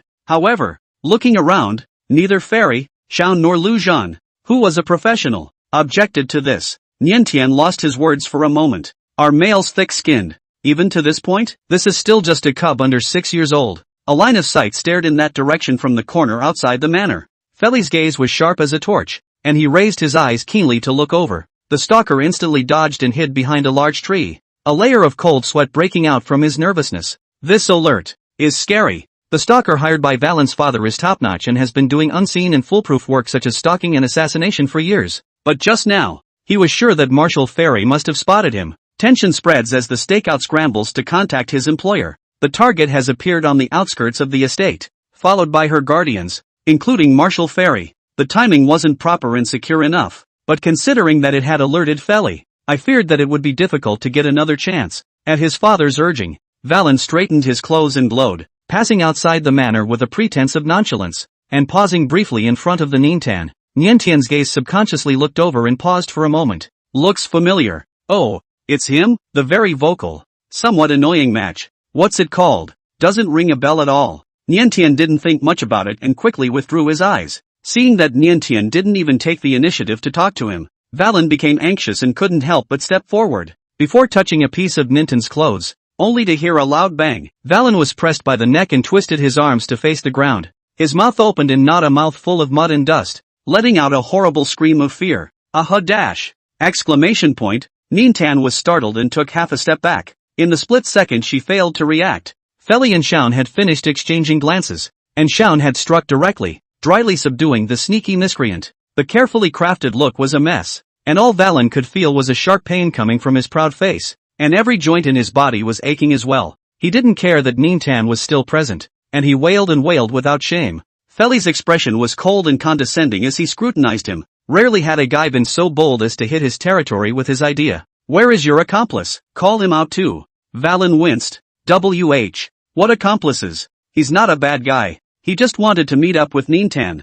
Feli frowned at Xiaon. Xiaon understood and added a few more moments of force to his hand on the neck, and the captive was heard to once again howl like a pig begging for mercy. Unmoved, Feli coldly commented, "The one hiding behind the tree just now is your accomplice, right? He is rather obviously much stronger than you. Whether it's the degree of acuity or vigilance, you are not at the same level." The one in hiding had a top-level strength of at least S rank, while the one in front of him seemed to be nothing more than a weak and incompetent punk. Looking at the dress, it seems to be an aristocrat as well. Nobles shouldn't have the guts to mess with him. So, it's towards Niantian?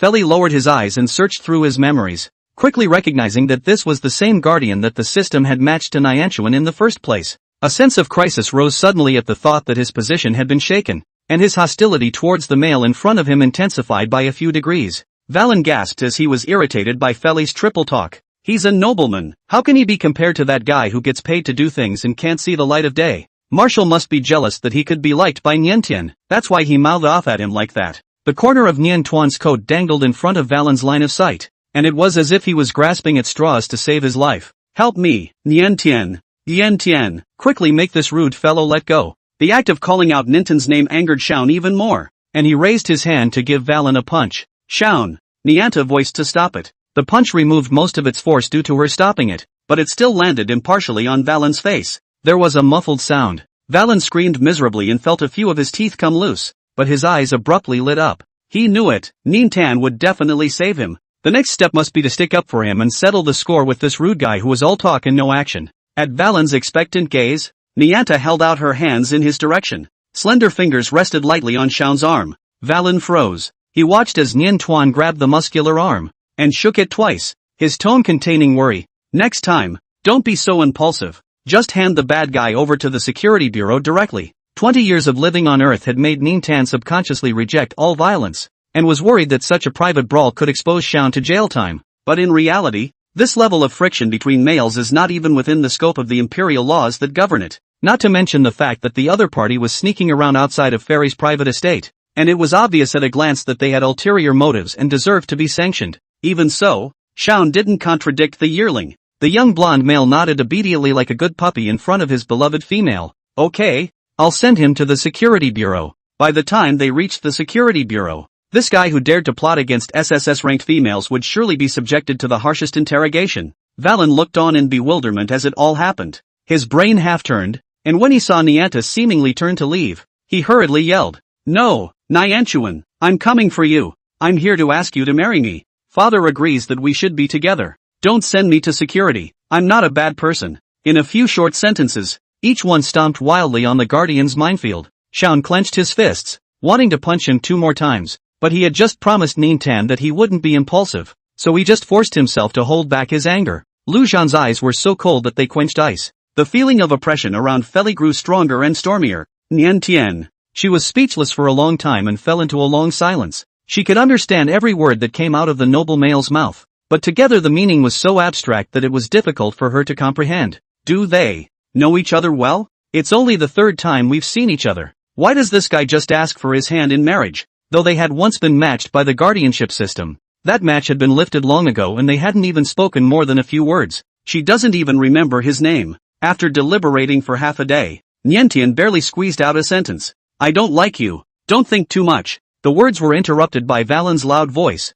"I don't believe it. Are you mad at me, because I refused to be your guardian that day?" He regrets it. He really regrets it. Had he known that Nian Tuan would awaken SSS-level spiritual power, he would not have refused her in the first place. "My guardian is Uncle Fairy." Nintan finally relented. "I would have turned you down that day even if you hadn't offered to break the match. You're not my type at all." The words fell. The crows are silent. The 3 guardians' expressions changed several times, each showing subtle pleasure. Until today, Nintan had never said like to them. But now, she says this. Does it mean that they are actually Nianchuan's favorite type? Otherwise there's no chance of becoming her guardian and being by her side. Fei's originally suppressed emotions were provoked especially strong. Great satisfaction surged to the heart. Body hostility are slowly dissipated. And Valen was thunderstruck. Self-confidence finally produced cracks, gradually collapsed and disintegrated. Froze for a full 2 minutes. He could not say half a word. How is that possible? How could Nintan not like him? At home,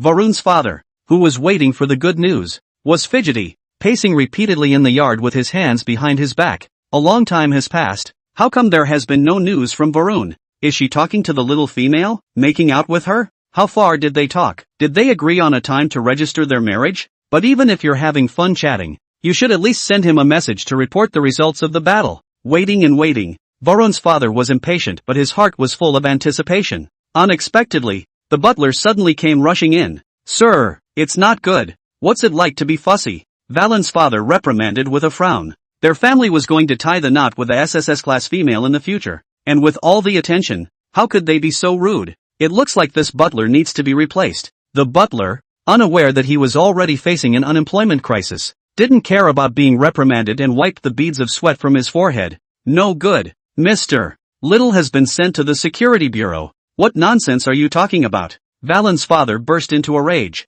But the next second, a message from the security bureau popped up on his optical brain. The security bureau informs him very seriously that because Valen was wandering around the marshal's residence for no reason, and babbling nonsense when he was caught, and is suspected of plotting against SSS-ranked females, he, as Valen's father, has been summoned and must make a trip to the security bureau. What? What's going on here? How come the stakeout didn't inform him? Too late to think carefully, he hurriedly urged the butler. "Hurry, go to the security bureau quickly. We need to get Valen out in a hurry." It's not that he's worried about this son. It's just that if the matter goes to the security bureau, and if Valen confesses to the fact that he hired someone to spy on him, not only will the family's face be lost, but there's no place for him to put his old face, either. In a hurry, the family sends a man to come and deal with Fairy before Varun is actually convicted. With their status, it was not enough to deal directly with Fei, and Lu Zhan intervened on their behalf. The eyes under the gold-rimmed glasses seemed to be smiling. Lu Zhan looked askance at the negotiators on the opposite side of the table, staring them straight into a sweat. May I speak with Lord Nintan for a few moments? Valen's father, still undeterred, inquired sardonically, rubbing his hands together. Before the security service could stop him, the others sent by the family were quick to pull him hard to one side and cover his mouth. Just shut up. This father and son have had some kind of seizure, and their entire family has been implicated. You think you're worthy of a SSS class female? That's a unique gem of the Empire. Not only was the whole Empire incredibly concerned about the SSS class females, even the Black Field forces and interstellar pirates hiding in the shadows seemed like hyenas that had smelled the scent of blood and came sniffing around. Outside the routes the Empire couldn't monitor, huge starships floated in the vastness of the universe. Destination, the Sea of Scarlet Sands, the territory of the famous intergalactic pirate Zhao. While the exterior of the starship was disguised as an ordinary passenger ship of the Empire, the interior showed the true colors of interstellar pirates everywhere, with blood, sweat, violence, and strange screams filling the cabin. Star thieves are mostly energetic, destructive nasties who have nothing to do when they don't have a mission to do, and are full of hostility that doesn't get out. Almost every day there are internal brawls, usually quickly and violently suppressed by upper management with corporal punishment or solitary confinement, but even when half their lives are lost, they still persist. And from last night to today, not a single person has caused any trouble or fight. The SSS class female came out of nowhere. Not only did it shock the entire Empire, even the star pirates were so immersed in the news that they couldn't help themselves. It is in the nature of males to chase females, and the higher females are the very beings that males instinctively crave the most. Countless salivating eyes stared at the photos of Niantian and kept watching the few videos over and over again. SSS class females. It's beautiful. Unlike the males of the Empire, who held their females in the palm of their hands, the purer and more exalted the being, the more blasphemous the group of outlaws became. The star pirates are craving madness. Whispers and lustful fantasies colored the entire cabin with a chaotic tinge of lust.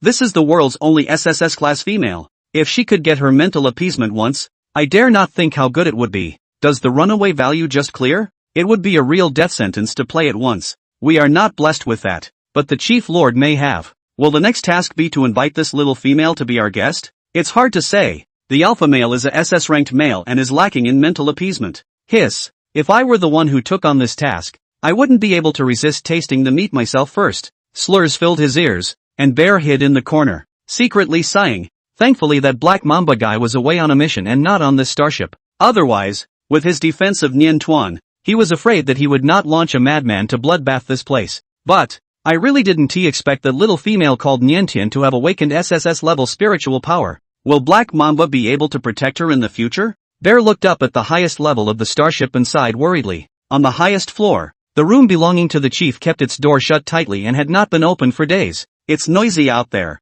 Buzzing headache. The Jiao opened his eyes from his hangover, and his eyes were dark and full of blood-red hostility. Noisy? What's all the bickering about again? In the past, only those guys in the lower cabins made a lot of noise, but it was quiet up there, and now they were getting restless. What? Are you trying to revolt? Raising a hand to rub his distended temples, Jiao slowly got up and stepped over the bottles of wine and discarded syringes used for injecting potions that were all over the floor. His spine was bare, the upper half of his body was unclothed. His complexion was glistening white like jade, his body muscles were well proportioned and beautiful, and his waist and belly were firm with the toughness belonging to a snake, harboring a strong power. However, from the collarbone downwards, this body was covered with scars, new wounds covering old ones, layer after layer, hideous and incomparable, actually destroying the beauty. Almost all of these are marks left behind to combat the pain of being out of control. The augur seemed used to carrying wounds on his body, and thought nothing of picking up an outer robe and draping it over his body to cover everything. Click. The door opened, with a strange fragrance coming from far and near. The chaotic cabin fell into silence in a flash. Lord Jiao. The men's voices trembled. The overly beautiful face looked as if it were poison to those who knew him well, and his expression seemed as gentle as water, but in reality he was already angry. If his anger could not be quelled in time, the consequences would be unimaginable. A SSS-class female has awakened. The henchman spoke nervously, trying to distract him from his anger with the shocking news. The air was silent for several seconds. Jiao raised his eyebrows slightly. Oh, SSS class? Female? Are you sure? Not lying to me? Not to mention SSS class females. Even S-class females hadn't appeared for a long time. Unless he hadn't woken up from his hangover and was still in a hallucination at the moment. How else would you hear such ridiculous statements that could never happen? The slow and methodical line of questioning made the men sweat. Dang. Of course I wouldn't dare to lie to you. It's the Empire that made the official announcement. Really? The official announcement? Zhao still not quite convinced. Su leaned over and approached his man's optical brain. Then let me take a look. Even if it was an official announcement from the Empire, it wasn't impossible for the news to be faked. Maybe it's because the Empire hasn't had an S-class female awaken for too long, so they're making up some fake news to appease the public. After reading the entire text announcement in one glance, Zhao's expression did not change, and there were no waves in his heart. The low air pressure enveloping his body did not dissipate by half. The men were secretly screaming in agony, realizing that they were at death's door. A video of the awakening scene began to play automatically on the screen. The little female figure appears on camera, taking a step towards the sacred crystals with all eyes on her. The Augur's eyes suddenly trembled. Is she? The holy crystals glowed brightly, and all of them couldn't help but close their eyes as they were stimulated by the strong light. However, Zhao ignored the stinging pain in his eyes and stared straight at the figure. SSS class females. Nian Tian. These days, he had looked up some information about the little female out of some unknown state of mind, picked up from the original planet. Physically weak, amnesia, suspected of having been abused. He hadn't thought much about it, only thinking it was a pitiful little one. But now, she had even awakened for the second time and become an absolutely unique SSS class female. The Augur slowly furrowed his brow and said softly thoughtfully, it's hard to imagine such a special female as a naturally born being. As it happens, she is also an amnesiac female picked up by the Imperial Army from a primitive planet with no inhabitants, and no one knows about her past. It was really hard to keep him from thinking about it more. Is it possible that the experiment actually worked? Some of the experiments escaped and weren't destroyed? The expression on the handsome lush face changed several times, and Zhao suddenly opened his mouth to command. When Black Mamba returns, tell him to come see me immediately. The warm sun shone in the manor, but Niantian suddenly felt a chill down her spine and sneezed. The light brain on his wrist suddenly vibrated twice. Niantian opened his light brain and found that the iconic white tiger totem was constantly flashing in the system. Is this cotton candy? No, it's the Crown Prince. His Highness the Crown Prince seemed to have been waiting for a long time, and had just passed the friend request, when the message was transmitted in the next second. Instantly, Nianchuan's eyes lit up. Talking about empty Rin, image,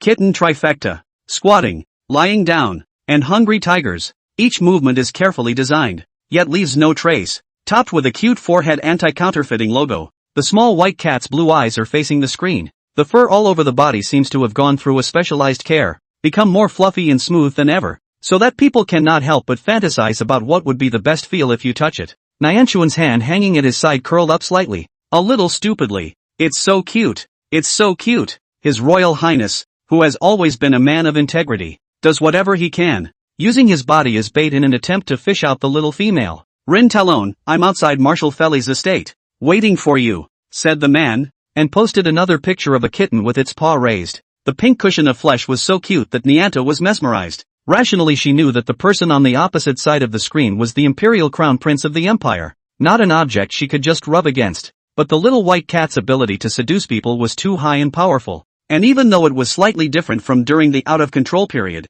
less innocent and more deliberately pleasing to the eye, she couldn't stop it a little bit. In normal times, Nintan might have agonized over whether to say yes to the other party's invitation for a date. After all, it could very well become another of her affair debts. But at the moment, her sanity was mostly weakened and she agreed in a daze. It hadn't even gotten outside the manor. From afar, Nianchuan heard the kitten's whiny purr. With the ringing of a crisp bell, the little white cat floated over like a soft white cloud and rushed right up to her. The last time they met, Talon Rin sensed that Nian Tuan seemed to like his juvenile form of the beast. His Royal Highness knew how to utilize his advantages very well, and this time, in order to come to see Niantian, he not only did a full set of fur care, but also tied a small silver bell around his neck. The bell shook, setting off His Royal Highness the Crown Prince of the Empire as if he were a pet cat. Nian Tuan couldn't help but twist the delicate little bell and fix her eyes on it, only to find her name engraved on it. A strange tingle rippled through the tip of his heart. Taking advantage of Niantian's slight lapse in concentration,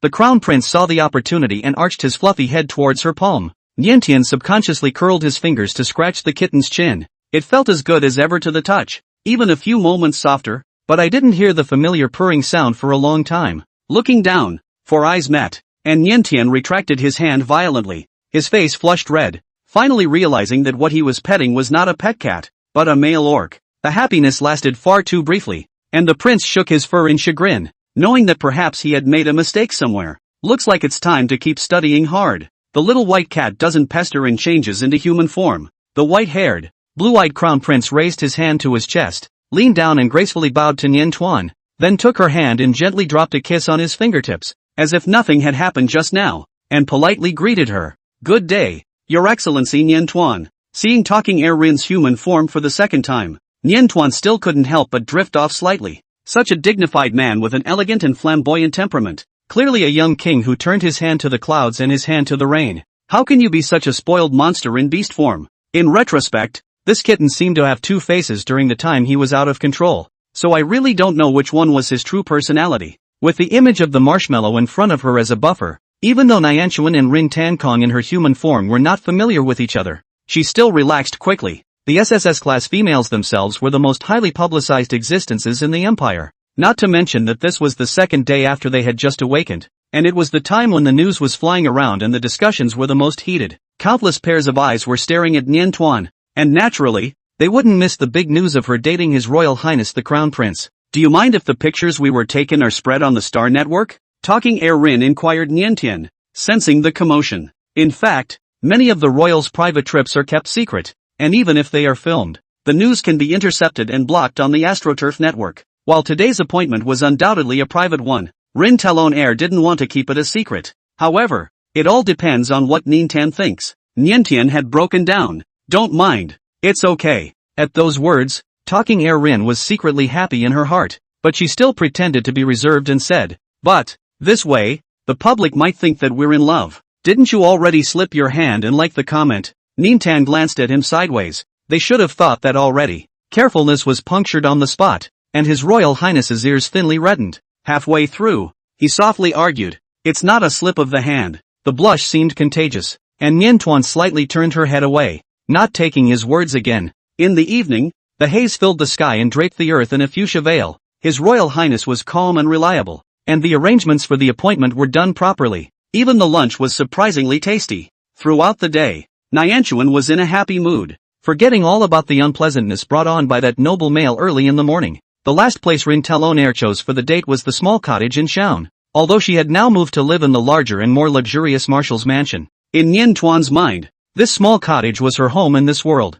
Not only was it the first safe and comfortable residence she had ever owned, but it was the longest place she had ever lived in the world. His eyes fell outside the window of the flying machine, and seeing the familiar scenery and familiar house, Nien Tuan twisted his head to look at Tan Kong Rin in surprise. Instead, she saw that the man had taken on the form of a small white cat again, the tips of his ears twitching lightly as he wagged his tail at her curtly a few times. "Going in?" Still unable to resist lifting a hand to rub him, Nien Tan retracted his hand with restraint. "Can you get in?" The little white cat nodded confidently. The villa's biometric information was recorded in the villa system, and with a simple swipe of her pupil, she was able to enter. And once again, His Royal Highness was the trespasser, wading through the security system's close scrutiny and burrowing through the gates. Standing in the courtyard, Nianchuan looked around a bit and walked around. Wherever she went, the kitten always followed her in lockstep, making a few pouty Mickey whimpers every now and then. In an instant, as if returning to the time when one person and one cat were close to each other, Nien Tuan's mind drifted, and her compassion for the little white cat reached its peak. And even at a certain moment, she had the impulse to keep the little white cat by her side, regardless of her status. Revisiting the same place, even though the memories of the period of loss of control had not been restored, Rin Tankong still had a strong sense of familiarity. The tip of his nose shrugged gently, instinct guiding him, and he ran toward a bush behind the swing set. "The marshmallow!" Nien Tan subconsciously shouted. Going after him, she couldn't help but stare in disbelief as she saw everything that was hidden behind the bushes. Nianchuan thought she knew every inch of this courtyard. After all, she spent long hours in it almost every day, and had once rummaged through every nook and cranny in search of marshmallows. But she was completely unaware that so much was hidden under the cover of the bushes. With a glance at the familiar branches, Nien Tian fell into a moment of bewilderment. It was clearly a cat teaser she had made from a branch she had casually broken when they first met. She thought she'd lost it, but it was safe and sound behind a bush. Not just cat teasers,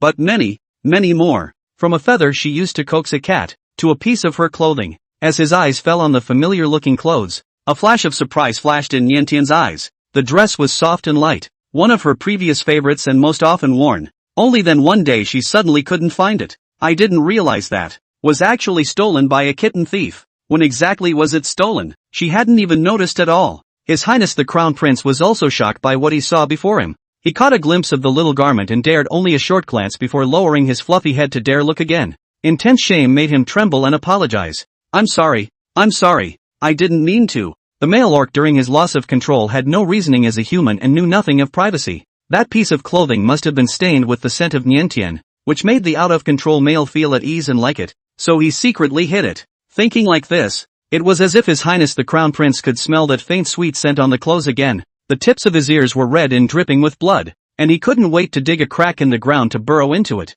Nientuan cried and laughed, looking at his look of being so ashamed that he was about to die, and did not intend to get into it with him. Forget it. He was just a little kitten who didn't know any better when he did this. What could be wrong with a little kitten? Nientian leaned down and picked up the piece of clothing, shook it out, and put it into the space button. In doing so, she had sort of confiscated the most important things from Marshmallow's treasure trove, and the rest was just chicken scratch and miscellaneous. After a brief rummage, Nientuan was surprised to see a failed rosebush, the one that the kitten had brought to the window to give to her and that she had once worn on her head. Although the petals have dried up, but a piece are not broken and fall, was preserved very well. Obviously was the kitten incomparably cherished. A hot current welled up in his chest, and Nientian instantly softened his brow. Looking at this rose, she remembered that marvelous dream in which the marshmallow turned from a small white cat into a big white tiger, and at that time she woke up with disappointment, thinking that if only the marshmallow could really turn into a tiger, it must be very nice to touch.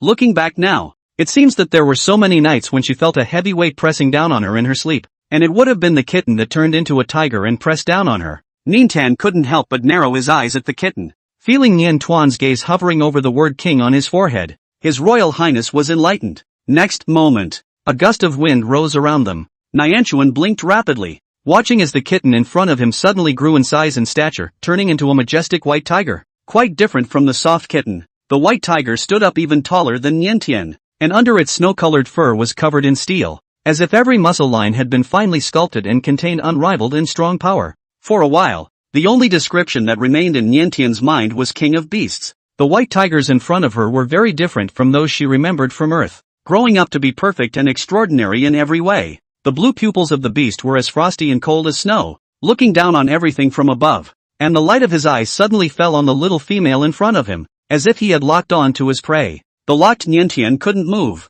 His feet were fixed in place as if they were rooted, his heart thumping, and he gazed unseeingly at the huge beast in front of him, with four eyes facing each other for a long time. The white tiger collected its might and lowered its head to gently rub its forehead against Nientian's body. A low roar emanated from the white tiger's throat, causing his heart to tremble, but if he listened carefully, he would find that it contained a strong sense of pleasure. Nientian couldn't help but raise his hand to cradle his big heavy head and pat it again and again. Actually, you don't need to please me like that. I'll give you mental peace too. If it wasn't for the sake of spiritual appeasement, why would the Imperial Crown Prince condescend to come to please her? He changed into a cat to tie a bell and a tiger to pet her. Hearing mental appeasement spoken so lightly from Nientian's mouth, the white tiger's body shook violently. Incredulity flowed from the beast's pupils, and if it wasn't for the fur covering it, Nientuan would have seen a large tiger that was red from head to tail. She is willing to mate with him. His Royal Highness was about to go up in smoke, his sanity flying to the sky. Mating?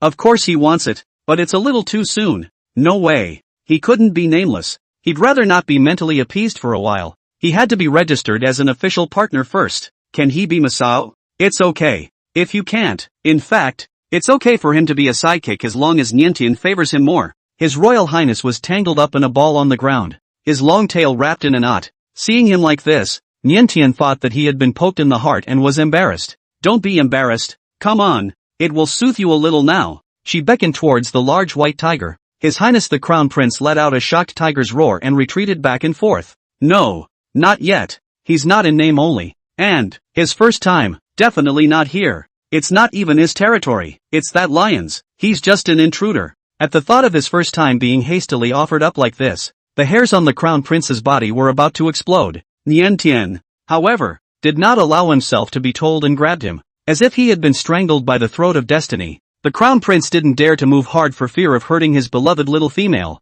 and shivered incessantly, as if he had suffered a forcible seizure. After closing his eyes and holding back, he finally gave up struggling. At least let me change back to my human form first. Back to human form? Nientuan, however, didn't know why he made such a remark and shook his head in surprise. There's no need to change back to human form. It's just that it's convenient now. In the white tiger's trembling gaze, she lowered her eyes to stare at the dense black mist that surrounded the white tiger's body, and raised her hand to gently brush. In the field of vision that only Nian Tuan could see, almost instantly, the black fog looked like it had met a natural enemy, silently annihilating a large area. The soft, boneless little hand slid all the way down the white tiger's spine, and the originally arrogant black mist scattered like birds and beasts, collapsing. At that moment, the white tiger winced, his spirit lifted, and he felt indescribably relieved. Gradually calming down, Tak Rin realized that he misunderstood what, but could not feel embarrassed and ashamed, and raised his eyes in surprise to look at Nian Tuan. What's that? Pacification? But isn't mental appeasement. Mating? Why was the effect so obvious after Nian Tian had only stroked him for a while? No physical examination was needed, and he was pretty sure his out-of-control value must have dropped to an alarming number. Not only was Tak Rin shocked, Nian Tuan himself was also startled. This was the first time she had attempted to utilize her spiritual power since her awakening. When she dispersed the black mist just now, she deliberately summoned her spiritual body to her palm. As expected, the effect was remarkable, and compared to before the awakening, the efficiency was unknown to be hundreds of times higher. However, the black mist seems to be swallowed and absorbed by her spiritual body. That black mist is not a good thing at first glance. Will it be okay for the sapling to eat it? A thin sweat of nervousness seeped from Nian Tian's forehead, and she hurriedly checked the spiritual body that she had withdrawn from the sea of consciousness. The results turned out to be surprising to her. The sapling bobbed around in the sea of consciousness, wiggling its two small, tender green leaves in a lively manner. Not only did it not wilt, Nian Tuan didn't know whether it was an illusion or not. She even felt that it had grown slightly more than before, only that the growth was so small that it was hard to recognize it with the naked eye. Maybe try that next time. When you get home, try your hand at the guardian of the house. As she was secretly pondering, she suddenly heard Tak Rin inquiring, "Has spiritual pacification finished?" Nianchuan looked back, unsure. "I think so. I've done this before." Although it was not the same method of mental pacification as the other females, it had been effective in lowering the out-of-control values of Xiaon and Xie Silly before. Originally thought that the spiritual appeasement that can only be accomplished by mating, but it ended like this for a time. Talongkong Rin couldn't say whether it was a regret or whether it should be relieved, and the mood was complicated, but at the same time, he keenly detected a slight subtle implication in Nianchuan's words. Did this before. Could it be that Nian Tan hadn't used the normal kind of mental appeasement yet? The beast's pupils lit up, and the white tiger's ears twitched merrily. Originally, he thought he was a latecomer and couldn't compete with the three guardians who were already way ahead of him. Now it seems that those three guys weren't that far ahead. Not only did they fail to officially earn the name of their partner, but they also failed to physically serve Nian Tan. Nian Tian didn't know why the white tiger in front of him was suddenly happy, guessing that perhaps he was happy because his out-of-control value had dropped. In any case, the big white tiger with the tips of his ears twitching is too cute. She couldn't help but turn on her optical brain and record a video archive of the unparalleled scene before her. Even if his size was enlarged many times, even if he had regained his sanity as a human being, the white tiger and the original marshmallow were essentially the same after all. Both were good at pampering a handful of people. The tip of the fluffy tail hooked onto Nian Tian's wrist, fishing her straight up with the corners of her lips curled up. "Are you tired? Let me take you to rest for a while," suggested Tak Rin as she carefully rubbed herself against Nian Tuan's side. Nianchuan shook his head no. Before her spiritual power was awakened, she did have to put in quite a bit of effort to destroy the black mist. But now, it was effortless. Tak Rin was shocked. Any female in her place would be exhausted after finishing a mental appeasement. And this exhaustion does not originate from the body, but from the mental exertion. But Nian Tian surprisingly didn't need to rest, and didn't look like he was trying to be brave. Is no less than a SSSS class female. After sticking around the young female for a moment to make sure she was safe and sound, the white tiger turned and searched the yard. Not long after, Nian Tuan once again received a blooming rose, the same variety as the one before, obviously carefully selected, blooming perfectly and full, delicate and colorful. Her heart fluttered and she raised her eyes to the white tiger who had picked the roses for her. It's as if a scene from the past has reappeared. The difference was that back then, Marshmallow's gaze was clear, while at this moment, raging tenderness was flowing out of his Royal Highness' azure eyes. Against the gentle gaze of Tan Kong Rin, Nian Tuan suddenly felt that this rose was a little hot and heavy, and hesitantly opened his mouth. How about she just doesn't take it? After all, it was no longer Marshmallow who was delivering the flowers, but his Royal Highness, who had regained his senses. The meaning of sending flowers is, naturally, less innocent. Unexpectedly, just as the words started, she saw a tear pooling in the white tiger's eye, and his eye socket turned red all of a sudden. Niantian sucked in a breath of cold air, cried. Fruitful crying. The memory pulls back in a flash to that hand-wringing morning when she first witnessed the tearful cathead with tears rolling down her face in large chunks. At that time, she thought that the kitten was afraid of Lujan's beast form and was scared to cry, but now when she thinks about it, it was clearly that she couldn't see her petting Lujan in front of it and was angry and cried. Who would have thought that His Royal Highness, the Imperial Crown Prince of the Hall, would be this kind of person in private? In the beginning, it was just that the competition for favor did not win, a little thing, and cried a lot, and now if it is rejected, it may be to cry like what? Niantian was in a six-fold panic, and was busy changing her words, or else, I won't wear it on my body this time, so I'd better save it, so that it won't wither away like the last one. She'll take it, she definitely takes it. You don't have to force yourself, said the Crown Prince, still hanging his head. The aggrieved big white tiger was just as loving to Niantian as the teary-eyed little white cat. At that moment, she couldn't think too much, forgetting that the other party wasn't really a little poor thing at all, but the Imperial Crown Prince of the dang empire, and she held the big white tiger with both hands and rubbed it vigorously, coaxing it again and again. Even on the way back, Niantian continued to coax the white tiger, riding on the big white tiger's back and stroking his head by smoothing his fur one by one. The scene was unsurprisingly captured by a passerby and posted as big news on Starnet. Saw Niantian and His Royal Highness the Crown Prince on a date. Saw it with my own eyes. At first those who swiped to this thread were unimpressed and tried to mock the posters for their slow internet speeds. After all, the date had been going on all day and everyone already knew about it. However, clicking into the thread and seeing the main floor with the picture, everyone was stunned. Holy shit, progress is so fast. Already mounted in beast form? Worthy of the Crown Prince. Beast forms but only mates can ride them.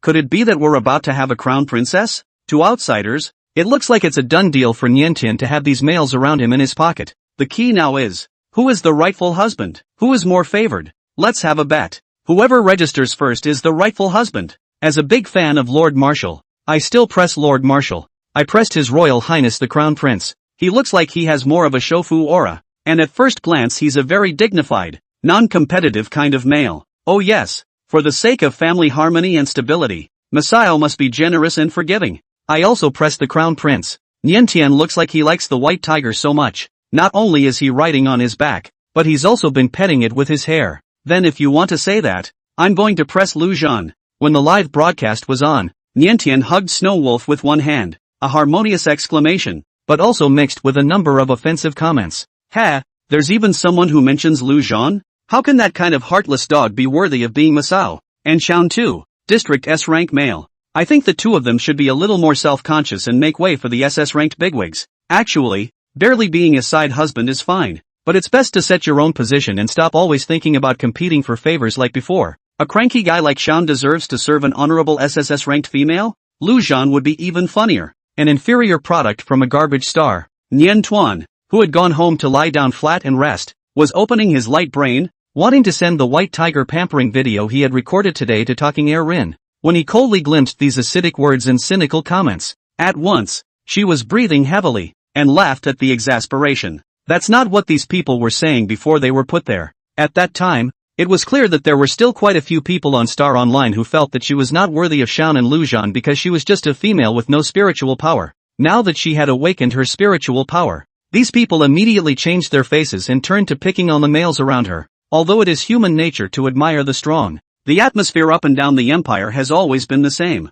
but attacking on Xian and Lujan's head, she really still couldn't hold back a bit. Nianta is a protective person at heart, the gentle little female, who has never been one to argue with anyone, angrily pokes into the thread and hits reply at the bottom. Xian and Lujan don't need to give way to anyone. They will always be the most important people to me. The aggravated 3 exclamation points indicate her intense displeasure. After posting this reply, she breathed a long sigh of relief and switched off her optical brainsight unseen, unaware that the astronet had exploded with her personal presence. Ninten-sama. OMG, I've appeared in person. Is she angry? Nonsense, people, shut up quickly. Don't tell the females what to do in their love lives. How dare you mock Xian and Lujan? They're S-class males. And what kind of trash are you? How many SS ranks does the Empire have in total? S rank is good enough. It's not a problem to get rid of you a few times. Always support Ninten-sama. Sure enough, Ninten-sama isn't the type of female who likes new things and starts and stops things. Ugh. Jealousy. Xian and Luan are so lucky to be alive.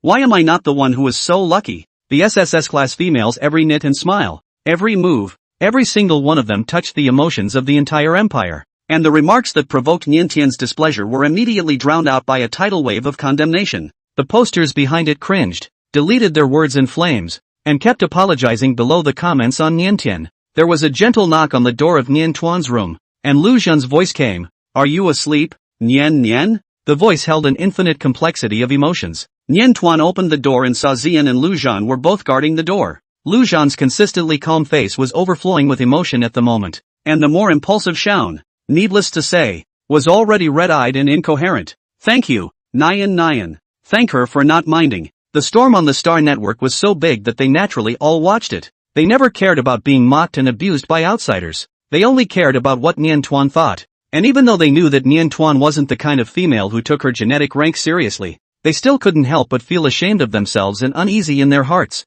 Are they really qualified to serve at her side? Niantian was slightly stunned and pursed his lips helplessly. And then, in Lu Zhan and Xian's unbelievable gazes, she suddenly stood on her tiptoes and embraced them one on each side. The excessive size difference makes the hug slightly odd. The two males who were embraced, however, were fully immersed in it, vowing to engrave it in their hearts forever. They are willing to give their all for Niantian. Nian Tuan softly comforted. Don't get carried away. Come on, I'll do a little mental calming for you. Just the thing to test whether her mental body would grow or not. Mental appeasement? At those words, Xian and Lu Zhan couldn't help but lose their concentration, and their heartbeats accelerated with uncontrollable excitement. Young males are already unable to withstand provocation, not to mention that it is the time when love is strong. Niantian's words sounded in his ears, just like intending to pamper them. It took a long time for their minds to stir before the duo finally reacted to the fact that Niantian's method of mental reassurance, unlike other females, was not mating. Xian flushed red to hide his alienation.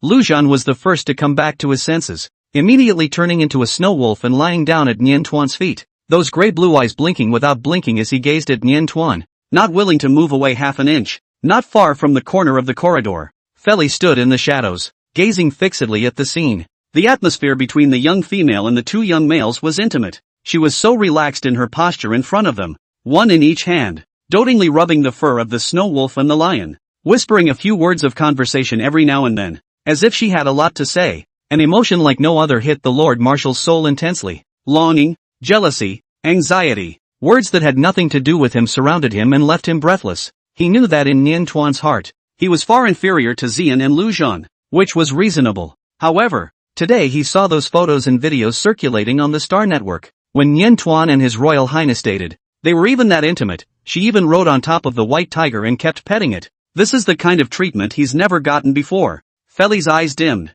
Nian Tan didn't even realize that Feli was nearby. She finished jerking off two large fluffies in one gulp, soothed in body and mind, and happily went back to the bedroom to check her war chest. As expected, the sapling grew a little more. The cumulative magnitude is very considerable. Originally like a bean sprout, now the two tender leaves become the size of a thumbnail. It seemed that instead of damaging her mental body, the regular use of mental power would make it stronger. Niantian's eyes brightened slightly. It's a virtuous cycle. The male-to-female ratio in the empire was exaggerated to the point of 1 hour 80 minutes, and there were countless males who spent their entire lives without being mentally appeased by the females, and were eventually reduced to irrational beasts that died a painful and early death. If she had the power to appease more people, Nian Tuan was secretly calculating, when the door of the room was suddenly knocked again. Lu Zhan again? Or was it Xian? The door opened, but she was startled. Uncle Ferris, standing in the doorway, was none other than the well-dressed fairy. Settling down, Niantian leapt to the invitation.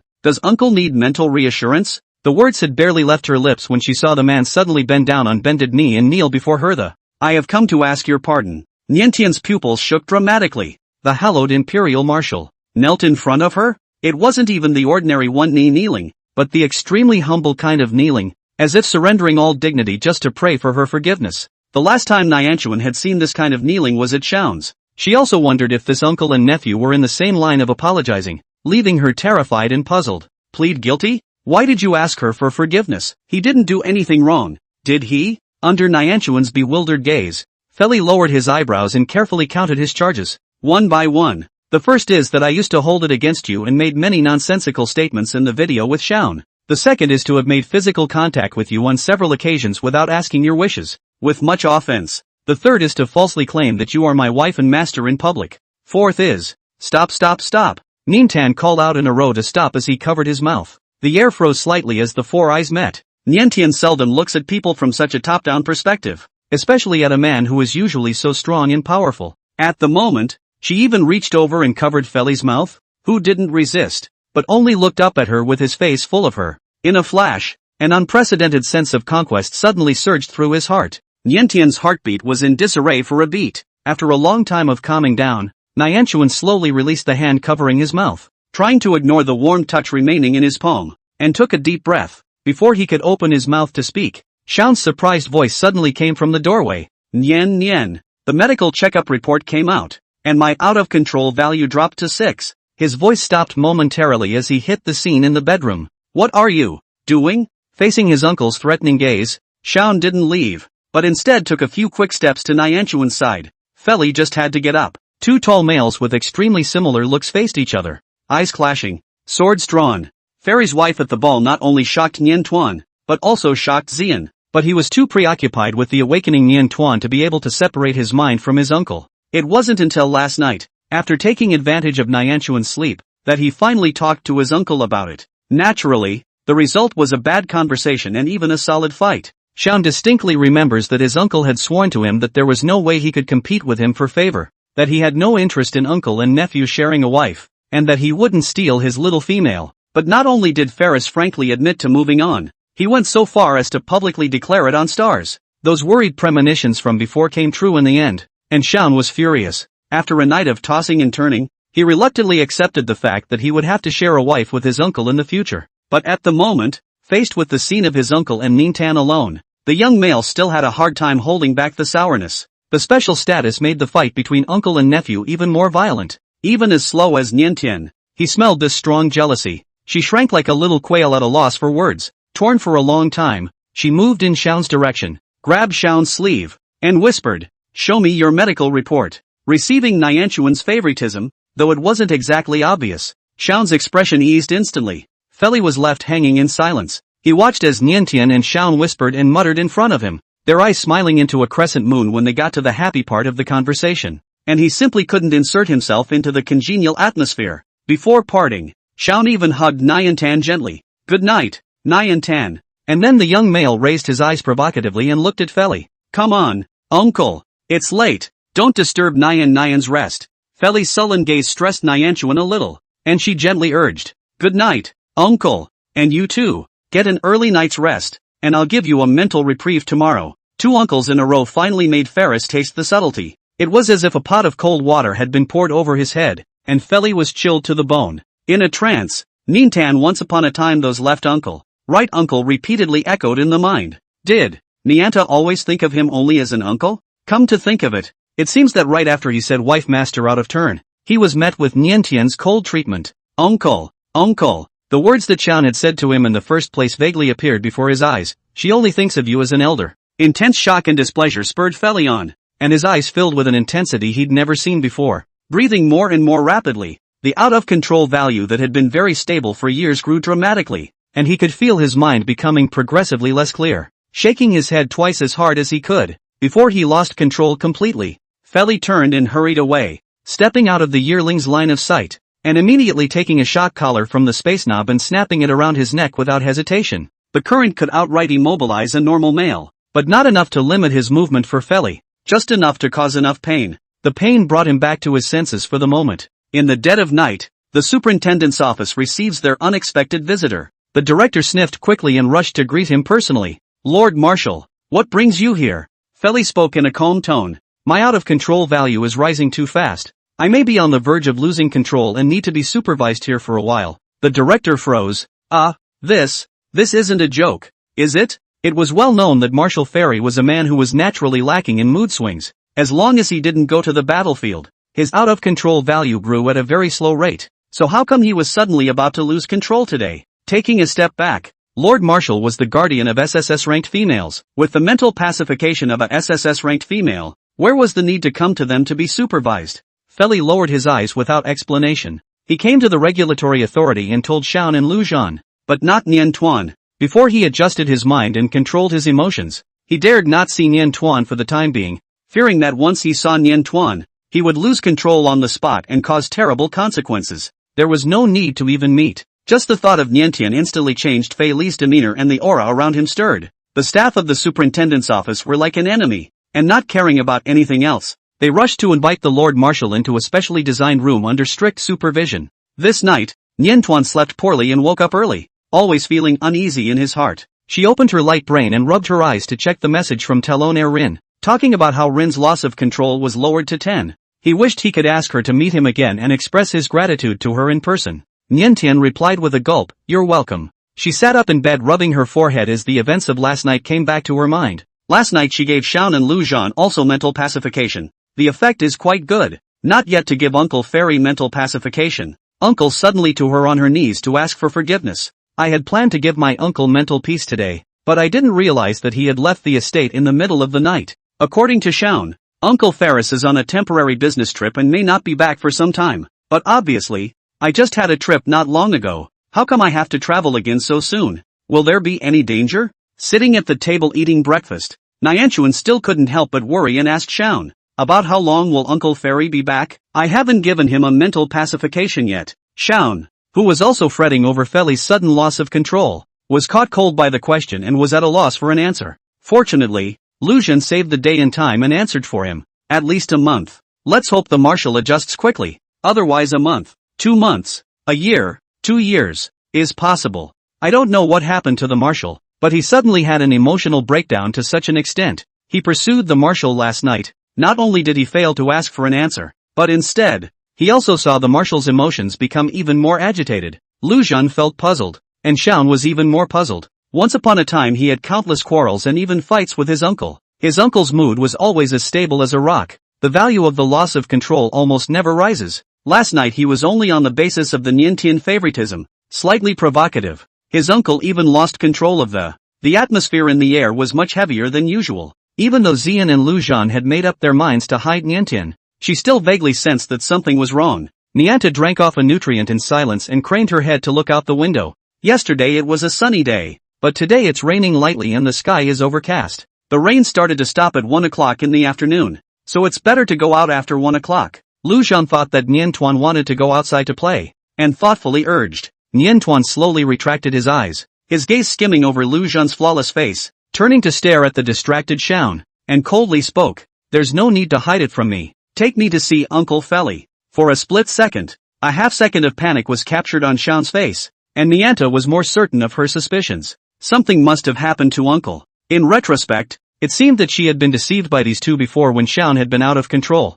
When Xian was clearly out of control, Lu Zhan lied to her that Xian had gone back to the base. So this time, what's wrong with Uncle? Nian Tuan, temporarily uninterested in settling accounts with these two deceitful fellows, snapped to his feet. Where's Uncle? I want to see him. Much like his soft personality, Nintan usually always speaks softly and rarely has a moment of such forcefulness. In a flash, Xian and Lu Zhan were both stunned, their minds shaken. Is this the mental suppression of SSS level females? Higher-ranked females can mentally suppress lower-ranked males, but the effect is often weak and better than nothing. The spiritual suppression of the Niantian, however, was like a supreme command that hit the soul. With just a short sentence, the two of them suffered a great shock. They couldn't have any thoughts of disobedience and only wanted to obey her decision. Half an hour later, Nianchuan saw Feli as he had hoped. Through the transparent visitation window, instead of the usual mature and stable man, she saw a pitiful black-maned lion. The male lion turned his back to her and lay motionless in the corner,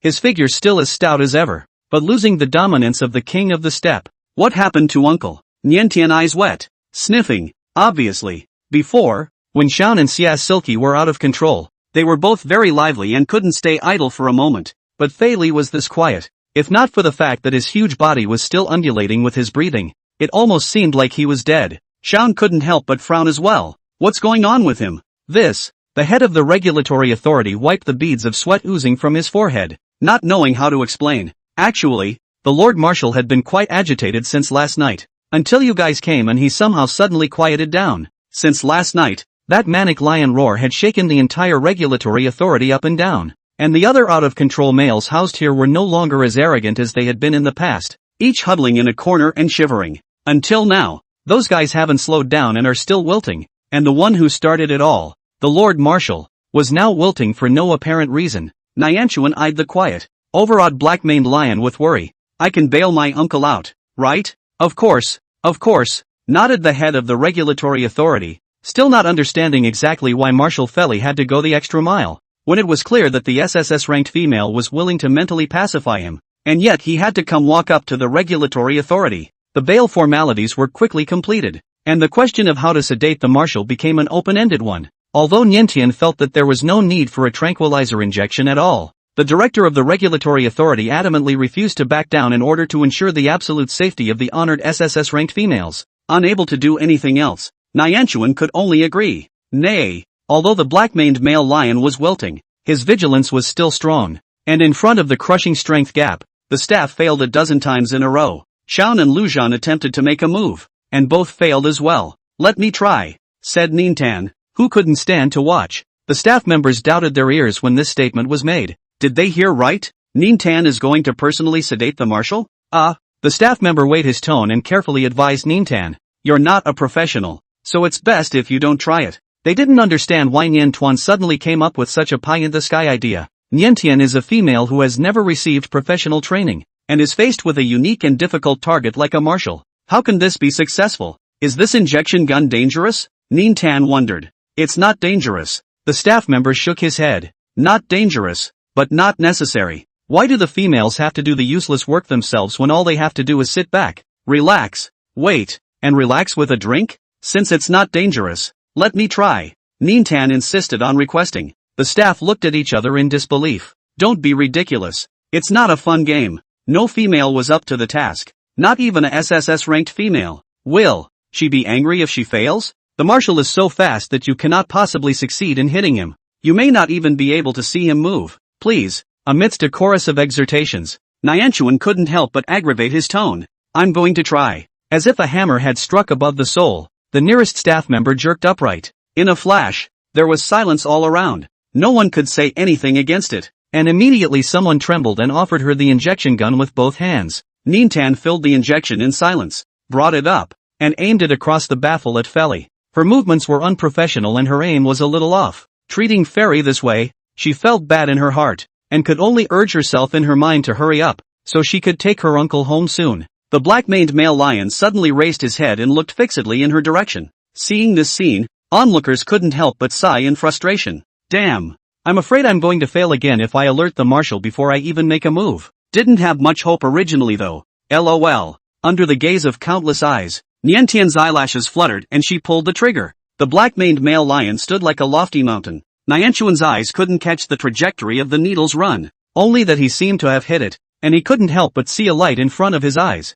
The bystanders saw it more clearly, staring in shock at the unbelievable occurrence of all this. As if leading his neck in front of a small female, the black-maned male lion's gaze was calm, and he didn't even dodge at all, and even took the initiative to sidestep forward, letting the tranquilizer that was supposed to be hit crookedly stab into his own body accurately. Is this really an out-of-control male? The crowd couldn't help but fall into disbelief. However, the results of the medical examination soon came back with an out-of-control value of 89, and the marshal was indeed in the midst of a very serious out-of-control situation. We must get the out-of-control value down quickly. The director of the regulatory authority looked nervously at Niantuan, his tone pleading. Lord Niantuan, everything depends on you. The Empire must never lose Marshal Feli. Niantuan only looked at the thick black mist on the male lion's body and knew that the out-of-control value must be very high, but he didn't expect it to be as high as 89. Any higher and it's going to break 90. According to the Empire, males with an out-of-control value of 90 would become insane.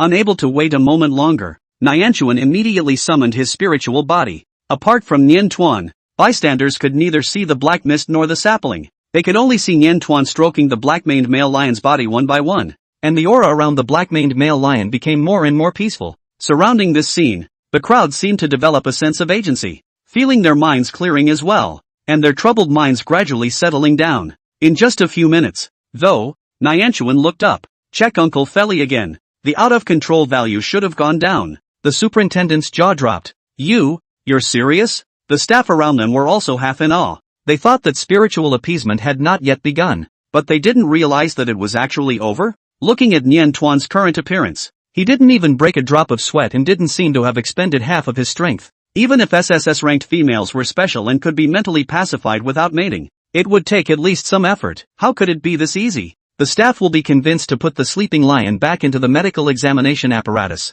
All eyes were fixed on the machine, waiting for the test results to come in. Can that kind of haphazard mental appeasement really reduce a marshal's out-of-control value to below 80? The large room was crowded with people, but no one spoke. Only a breathing sound could be heard. The breathing suddenly became rapid. The results of the medical examination are in. Huddled at the front are very senior EAA researchers, a white-haired male trembling with glasses, struggling to make out the small print at the top of the report sheet. Professor Son, what's going on? Why did you suddenly faint? In the midst of the chaos, it was the director of the regulatory authority himself who helped the old professor up and moved him to a flat place to lie down and take a short rest. Already screams ringing in my ears. 18? How can that be? Is the machine broken? So low? How many? Say again? 18. If it weren't for the fact that the other staff members were still in pretty tough shape, I'm afraid that there would have been a few more people who were so excited that they fainted like Prof. Son. Out of control value of 18? Males usually only have such low runaway values when they are young, while mental reassurance can lower the male's out of control value. It must take many repetitions of reassurance to lower it a little. And with only one simple strike from Niantian, the Lord Marshal's out-of-control value unexpectedly dropped directly to the bottom. It's like a dream. Really? Check it again. Luan spoke. There's no need to check again. The results are fine. Last night, after Ninten's mental reassurance, Xiao's out-of-control value dropped to 6, and his out-of-control value dropped to 3. The moment he saw the medical report at that time, Luan was jolted. Single-digit runaway values? Is this the power of being a SSS class female? Even though Luan said so, the staff still changed the machine again to recheck it again, and after the results of the second time came out, they were finally convinced. Against the gaze of countless pairs of fiery eyes, Niantian opened his mouth and inquired, "About how long will Uncle Feli wake up? 2 hours or so?" And immediately someone offered her an answer. "When I left the house, it was drizzling outside, but now it's not even 1 p.m.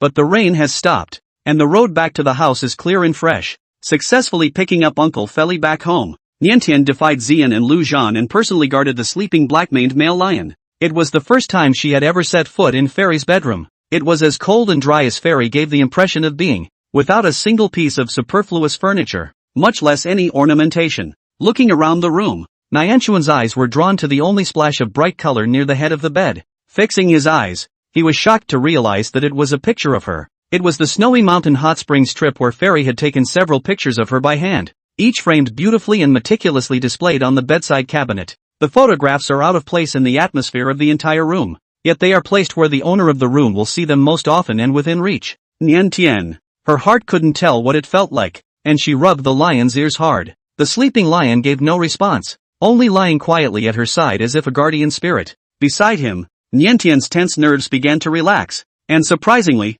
he was also a little drowsy. After a moment's tussle, she leaned back against the lion and slowly closed her eyes. Just sleep. For a little while, after sleeping for an indeterminate amount of time, the shrill sound of an alarm suddenly woke up Nianchuan. She got up with a thud, hitting her head on muscles as solid as steel and stifling a cry of pain. It was as if a behemoth was looming over his head. Seeing her cry out in pain, the behemoth immediately took a half step back and scowled down at her. A low growl of displeasure as his eyes landed on the red mark on her forehead. Uncle Ferris? Nianchuan was surprised. It was the same black-maned lion in front of her, now enveloping her, but her amber eyes were all but devoid of reason as a human being, like a complete beast, staring down at her every move. Surprisingly out of control again? Obviously the out-of-control value had just gone down and shouldn't go out of control again anytime soon. What was going on? The sound of the alarm quickly drew Xiao and Luan, who ran wildly to Feli's room and saw the scene in front of them, and their blood ran cold. Nian. The bed was in disarray, pillows thrown on the floor, and the young female was pinned down by the black-maned male lion, her entire body out of sight and seemingly unable to move. Vaguely, Beifong seemed to hear Niantuan cry out in pain. Is she hurt? She must be scared. The intrusion of the uninvited guest seemed to enrage the black-maned lion even more, and he craned his head to let out an angry growl, warning the intruder. In an instant, with him at the center, all the animals in the entire manor were scared to death and fled under the pressure of the top predator. Even Xiao and Luan clearly felt the rank suppression and thin sweat oozed from their foreheads. Feli Lane deserves the name of the Empire's most feared war god. He was like a weapon made for fighting. Once he lost control, his destructive power was incalculable. and even if his intention was not to hurt Nian Tuan, it was very likely that he would inadvertently injure her. While the duo watched in horror with their eyes wide open, a pair of white and slender hands suddenly reached out from under the lion's cover and pulled 2 handfuls of the lion's thick mane. "Uncle, be quiet." The tugging of her mane was undoubtedly painful, but the black-maned male lion did not get cranky and angry, nor did she shake off her hand, but instead immediately looked down to scrutinize her expression. Niantian met his careful eyes and cried a little. The out-of-control Uncle Philly is simply more timid than Shaun was in the beginning. When Shaun had first lost control, that golden lion had the audacity to press his head against her chest and pretend to pounce on her and lick her. And this colorful black-maned lion, even a piece of her clothes did not dare to touch, for fear of touching her bad like, only dared to hold up the body like this, false shrouded in her body. Not only that, but he made a rough little nest for her. Pillow not soft enough? Throw it away. The quilt was soft enough that the black-maned lion was content to ball it up into a warm nest, circling into his territory, hiding his beloved treasures inside and keeping a vigilant watch. Shaun couldn't help but step forward. Years and years. Instantly, the black-maned male lion let out a warning growl, seemingly treating Shaun as an intruder, and would have rushed up to banish him long ago if he didn't also have to guard Niantian's side. Nian Tuan was busy raising his hand to wrap his arm around the black-maned male lion, smoothing his fur to soothe it, nesting and guarding. Feli's behavior when he got out of control was beyond the pattern of behavior that a lion should have, breaking through the nature. The actions of an out-of-control male are often more indicative of the truest side of a male. Nianta took a deep breath. Uncle Fairy seems to really like her. The soft, fragrant little female took the initiative to get close, and the black-maned male lion was so flattered that he froze his huge body and didn't dare to move a muscle. Niantian summoned the spirit body sapling, and the black mist that wrapped around the male lion's body quickly dispersed as if it had met a natural enemy. The amber pupils of the beast then gradually regained the color of sanity, and as his consciousness returned and he took in the sight before him, Feli almost fell into despair. What he did, he actually confined Niantian to his body. What an offense this is. Has he lost his chance to be accepted by Niantian forever? Fairy had spent nearly half of his life on crisis-ridden battlefields, but he had never had a moment of such panic. The worst-case scenario really did happen anyway. Ming had instructed Xian and Lu Zhan to make sure not to tell Niantian about his loss of control, but as soon as he woke up, he was surprised to see Nian Tuan lying on his side, sleeping soundly, as if he was defenseless against him. At the sight of that serene little face, Feli's heart softened so much that he couldn't help but move a few inches closer, but he had trouble containing his tumultuous thoughts. At a certain moment he even thought about the future after Nian Tuan and Shaun became partners. Was he going to have to hold on to his position as an elder and watch as the two of them made love in front of him? Emotions quickly fell into meltdown once again. Behavior that was out of control would be out of his control. Changing back to his human form, and ignoring the fact that Shaun and Lu Zhan were still aside, Feli fell heavily to his knees. He was willing to accept any punishment, but no matter how much he thanked him, things were irreparable. Females are most averse to rude and forceful males, and what he did just now was rude in the extreme. Feli didn't dare to raise his eyes to see the expression on Niantian's face. The cold stares and angry reprimands imagined did not come. Niantian surprisingly tenderly stroked his hair. It's okay, uncle. It's already okay. The gentler she became, the more self-condemned Fairy became. In addition to self-loathing, there is an unspeakable pain. Is she being so lenient with him because she thinks of him as an elder? Keenly aware of the flash of pain under Feli's eyes, and with his emotions seemingly flaring up once again, Nianchuan opened his arms and hugged him without thinking. Calm down, uncle. The good smell hit him and Feli's mind went blank for a moment. Slender and fragile arms surrounded a warm world. He was close to Nian Tuan's soft body, did not dare to move. His ears could clearly hear Nian Tuan's heartbeat, soft and firm. All the hustle and bustle disappeared, and it was as if everything hit the pause button and the runaway value stopped growing. Feli couldn't even breathe without slowing down for fear of disturbing the beauty of the moment. Niantian offered to hug him. Why? Is it because you feel sorry for him? Or, the always strong-natured Lord Marshal fell into an uneasy self-doubt, but couldn't help but feel a few moments of anticipation. In Feli's nervous gaze, Niantian slightly loosened his embrace, cupped his face in his hands, hesitated for 2 seconds, and then suddenly leaned down to gently drop a kiss on his forehead. In a flash, Feli's breath stopped. No words were needed to confirm it. Just a pure, unadulterated kiss with no erotic connotations was enough to say it all. Surprisingly, he was blessed by the misfortune and finally gained admission. The willows came to life, and Feli was as if he had been pardoned. The blood in his body Mercedes flowing, his eyes bursting with ecstasy, his chest heaving violently. It's time to rest for a while, go to sleep, uncle, Nianchuan advised. You should be tired after losing control twice in a row since last night. Males don't usually experience two loss of control in a short period of time like this, and Feli's case is very unique. It was clear that for decades he had been known for his ruthlessness, but now his emotional ups and downs came more fiercely than anyone else's. Niantian couldn't help but worry. At this rate, will you be able to work normally in the future? Even if she didn't know much about it, she knew that the various powers within the Empire were actually not very harmonious. Uncle Ferris can sit on the marshal this position. Very difficult, countless pairs of eyes staring at him. If he falls a problem of losing control from time to time, it is difficult not to be seized by the people to attack. Instead, Feli shook his head and chuckled lowly. Don't be afraid. His voice was hoarse, and he clutched Niantian's hand and pressed it against his chest, his amber eyes welling up with an overwhelming passion that was hard to hold back. The violent and powerful heartbeat, one by one, passed through his palm and into Niantian's heart. Years and years, I'm out of control just for you. The extreme excitement prevented Feli from closing his eyes at all. And even though there were still remnants of the tranquilizer in his system, he still didn't feel the slightest bit sleepy, only barely resting for a midday under the supervision of Nian Tuan. He rose again in the afternoon in high spirits, his eyes always following Nian Tuan. If he wasn't worried about annoying Niantian, he almost wanted to follow her lead. Niantian was helpless. Then accompany me out of the house. Uncle. Good. Feli nodded immediately, agreeing quickly and fully loaded. Where do you want to go? Going shopping? Auction house? A jewelry show? The new restaurant at Central Star? To the Holy Land? I want to visit the God Tree. Nintan opened his light brain and waved it in front of Feli's eyes. I just got my license to enter the Holy Land. The answer came as a surprise to Feli, and after a moment of slight surprise, he said in a daze, You believe in the beast god? It seemed that he still didn't know Niantian well enough to obtain such important information. Niantian touched the tip of his nose, not denying Feli's suspicions, though vainly. Not a believer in the beast god. In fact, she was originally a child of the beast god. This identity, like the traveler, was a secret to be kept, and she kept it buried in the back of her mind for the time being, telling no one. Wait a little longer. She wasn't mentally prepared. Thinking of the photo that lay above Feli's bed, Niantian suddenly had some inspiration. Uncle, where did you customize those pictures of mine? How long does the labor period take?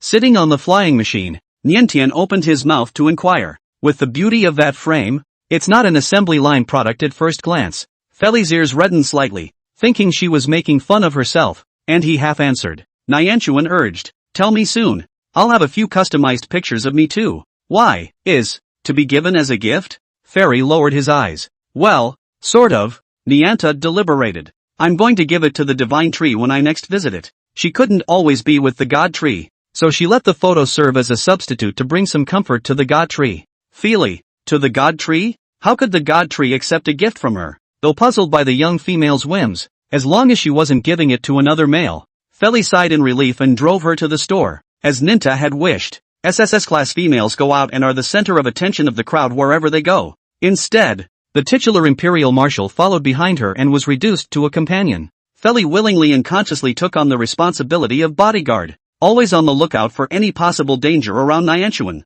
The journey was uneventful until they reached the entrance of the store. Before entering the store, a loud sound of something heavy hitting the ground suddenly came from inside the store, followed by a crisp cracking sound. Feli immediately looked over warily. Someone is arguing. A richly dressed female raised her hand and shattered the picture frame, pointing at the couple across the room and snapping, What do you mean by this? A love token? Garcia, do you remember whose mate you are? Nian Tuan was also caught by the movement over there and couldn't help but prick up his ears. It looks as if the male cheated on his wife and was caught in the act. The male named Garcia was filled with embarrassment at being publicly poked at for cheating on his wife, but still wrapped his arms around the female in his arms and hardened his heart against his wife's owner. Stop it, aren't you ashamed of yourself? We're just a marriage arranged by our families. It doesn't even fit. I genuinely like Mamoru. Why can't you just leave me alone? Shut up. The flashy female gritted her teeth. Genuinely like it? You just want her mental peace. The condemning stares of the onlookers made the male named Garcia feel as if he had a beard,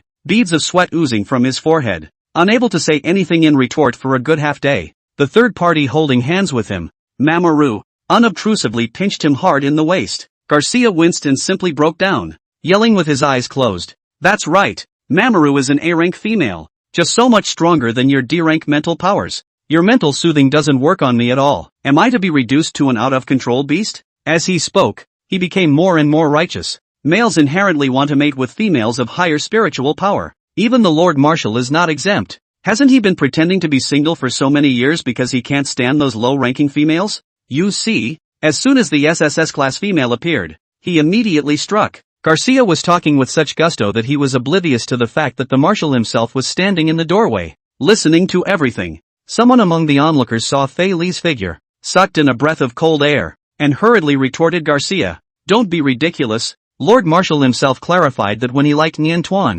Tuan wasn't SSS ranked yet. Yeah, people are in true love. It has nothing to do with spirituality. True love? Garcia scoffed. That's a famously cold-blooded marshal who barely even changes his moods. So how could he genuinely like a female? Pretty words for anyone. With that, he turned his head and was about to mock the passerby's naivety when he coldly met a pair of stern amber-colored eyes, and his body suddenly fell into an ice cave. Marshal, Lord Marshal. The trembling gaze shifted slightly, and Garcia almost fainted. The year of the tantrum. SSS-class females. I can't believe she's in? Then, what he said just now was all heard by them. There are few things more embarrassing than being overheard saying bad things, especially when, of the two, he can't afford to mess with either one of them. In the midst of a silence, Garcia's wife and master, the richly dressed female, suddenly laughed with her palms. Ha ha ha ha ha. Say, Garcia, why don't you go on? How dare you use the Lord Marshal to put gold on your face? You don't even look in the mirror, mouthing off that I won't let you go? If you had filed for divorce honorably, I wouldn't have bothered you, but I can't believe you cheated. Whatever the reason, a male who cheats on his wife is a scorned man, and with all the talk around him, Garcia blushes so much that he can't find a hole in the ground. Feli spoke coldly. Your untrue statements are defamatory and I will sue you. Niantian also could not hear Fei Li being slandered, raised his hand on his arm and patted it soothingly. The implication of backing him up was all in the air. At once, Feli was flooded with envious gazes. The grizzled Garcia was set off more like a gutter rat. His wife's owner rides the wave. I'm going to sue you, too, Garcia. Just wait until you hear from the Female Conservation Society. Garcia's face went white and he subconsciously loosened his arm around the female in his arms. Don't, for the sake of the family. They were family unions, each standing behind the other's family, and the elders had always had a cordial relationship. If he wasn't pressured by his family, he wouldn't have married this wife and master who only had D-level mental power. And after marriage, he could only cheat in order to get effective mental appeasement. The female named Mamoru in his arms glared at him fiercely, and then whirled around to glare even harder at the female across the room. It's annoying. It hadn't been a big deal. She just wanted to have fun with Garcia. She hadn't meant to steal Garcia away. A male was just a male. Nothing rare at all. And when she got tired of playing with him, she would naturally give him back. I didn't expect that it would come to this in public and lose face. Mamoru clenched his fists in hatred. Since you have disgraced me, then I am bound to not let you have a good time, either. Enraged, she shook off Garcia violently and took a few steps forward, releasing a mental attack on the female across the room. That gorgeously dressed female's mental power was only at level D, so she was defenseless in front of an A-level mental attack. For a moment, she felt as if her head had been hit with a heavy hammer, staggered a few steps, and collapsed limply, holding onto the counter. In just 2 seconds, though, the flamboyant female's eyes lapsed and 2 lines of blood trickled out from under her nose. What started out as an ordinary argument instantly evolved into a fiasco. There was a violent uproar in the store. Oh my god, help! Doctor, where's the doctor? Where's the med bay? The med bay can't cure mental impairment. Get us to a hospital. Niantian looked on in shock as the scene unfolded. Ignoring Feli's attempts to stop her, she quickly rushed forward, her eyes quick to support the injured female's body as she was about to fall to the ground.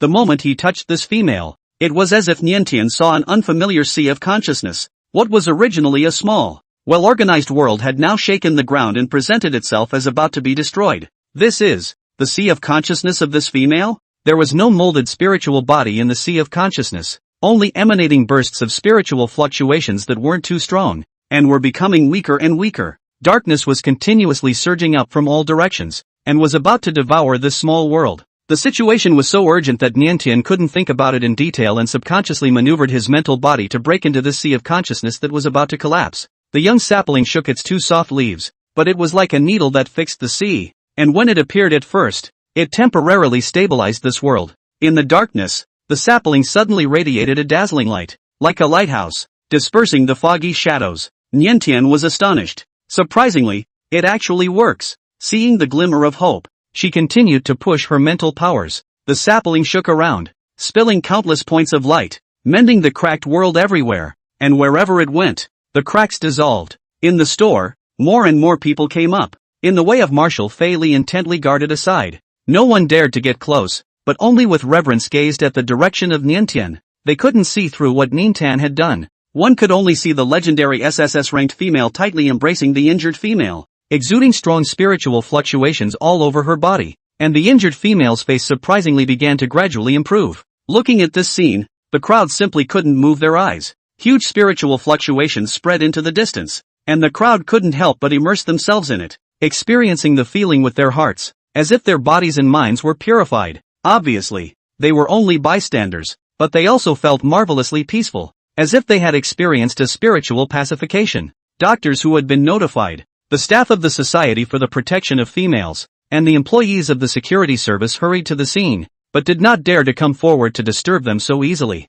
The condition of the injured females is getting better with the naked eye. I'm afraid that even if they were sent to the hospital for emergency treatment, the effect would not be so immediate. They held their breath and pulled out their devices to carefully record everything. Time passed by, and the collapsed sea of consciousness was finally repaired to the extent that it had been repaired. The weak spiritual fluctuation in the sea of consciousness returned to a relatively active frequency, circling around the sapling and seeming to be extremely close to it. The brow of the injured female stretched out, and the hostility that filled her body during the quarrel dissipated without a trace, becoming calm and serene, and she closed her eyes and snuggled up to Nian Tuan. Breathing long, Nianchuan sighed in relief and drew himself up. As soon as she opened her eyes, there was a huge crowd of onlookers in front of her, and she wore a bewildered expression. When did so many people come? With the hindsight of realizing that he had maintained the position of straddling the injured female for too long, his arms going numb and a sharp pain coming from his lower back, Nianchuan stumbled half a step and accidentally fell forward. The expected pain didn't hit,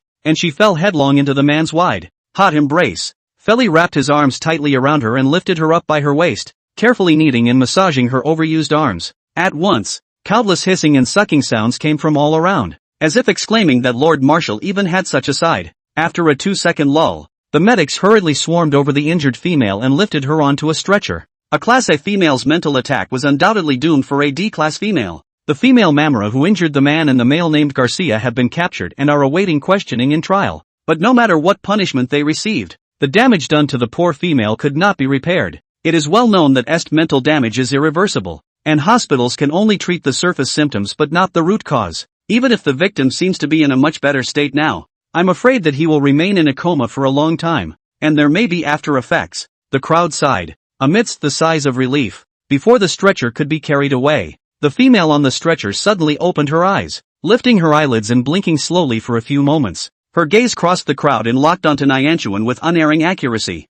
Nian Tian. Adults. The raspy voice was almost imperceptible, yet it was still caught by the paramedics. One person turned his head at the sound, and the others followed suit, looking toward her in unison. Wake up? How can it be so fast? Ordinary people are still shocked, and professional healthcare workers are even more incredulous. With a nosebleed, there was no doubt that the female had been badly injured, and based on similar cases in the past, the medics felt that she might not even wake up properly and would be paralyzed and bedridden for the rest of her life. The scene in front of me shattered perception. Countless shocked gazes drifted down to Nian Tuan. What the hell did she just do? Niantian-sama? The effect was totally beyond their imagination. Even the most advanced medical equipment in the Empire couldn't allow a female who had been mentally attacked to awaken so quickly, or even make a sound and speak. It can't be that even her mental damage was healed, can it? No, it can't. The mental damage already done is irreversible. Nianchuan heard the female's call and gently patted the back of Feli's hand,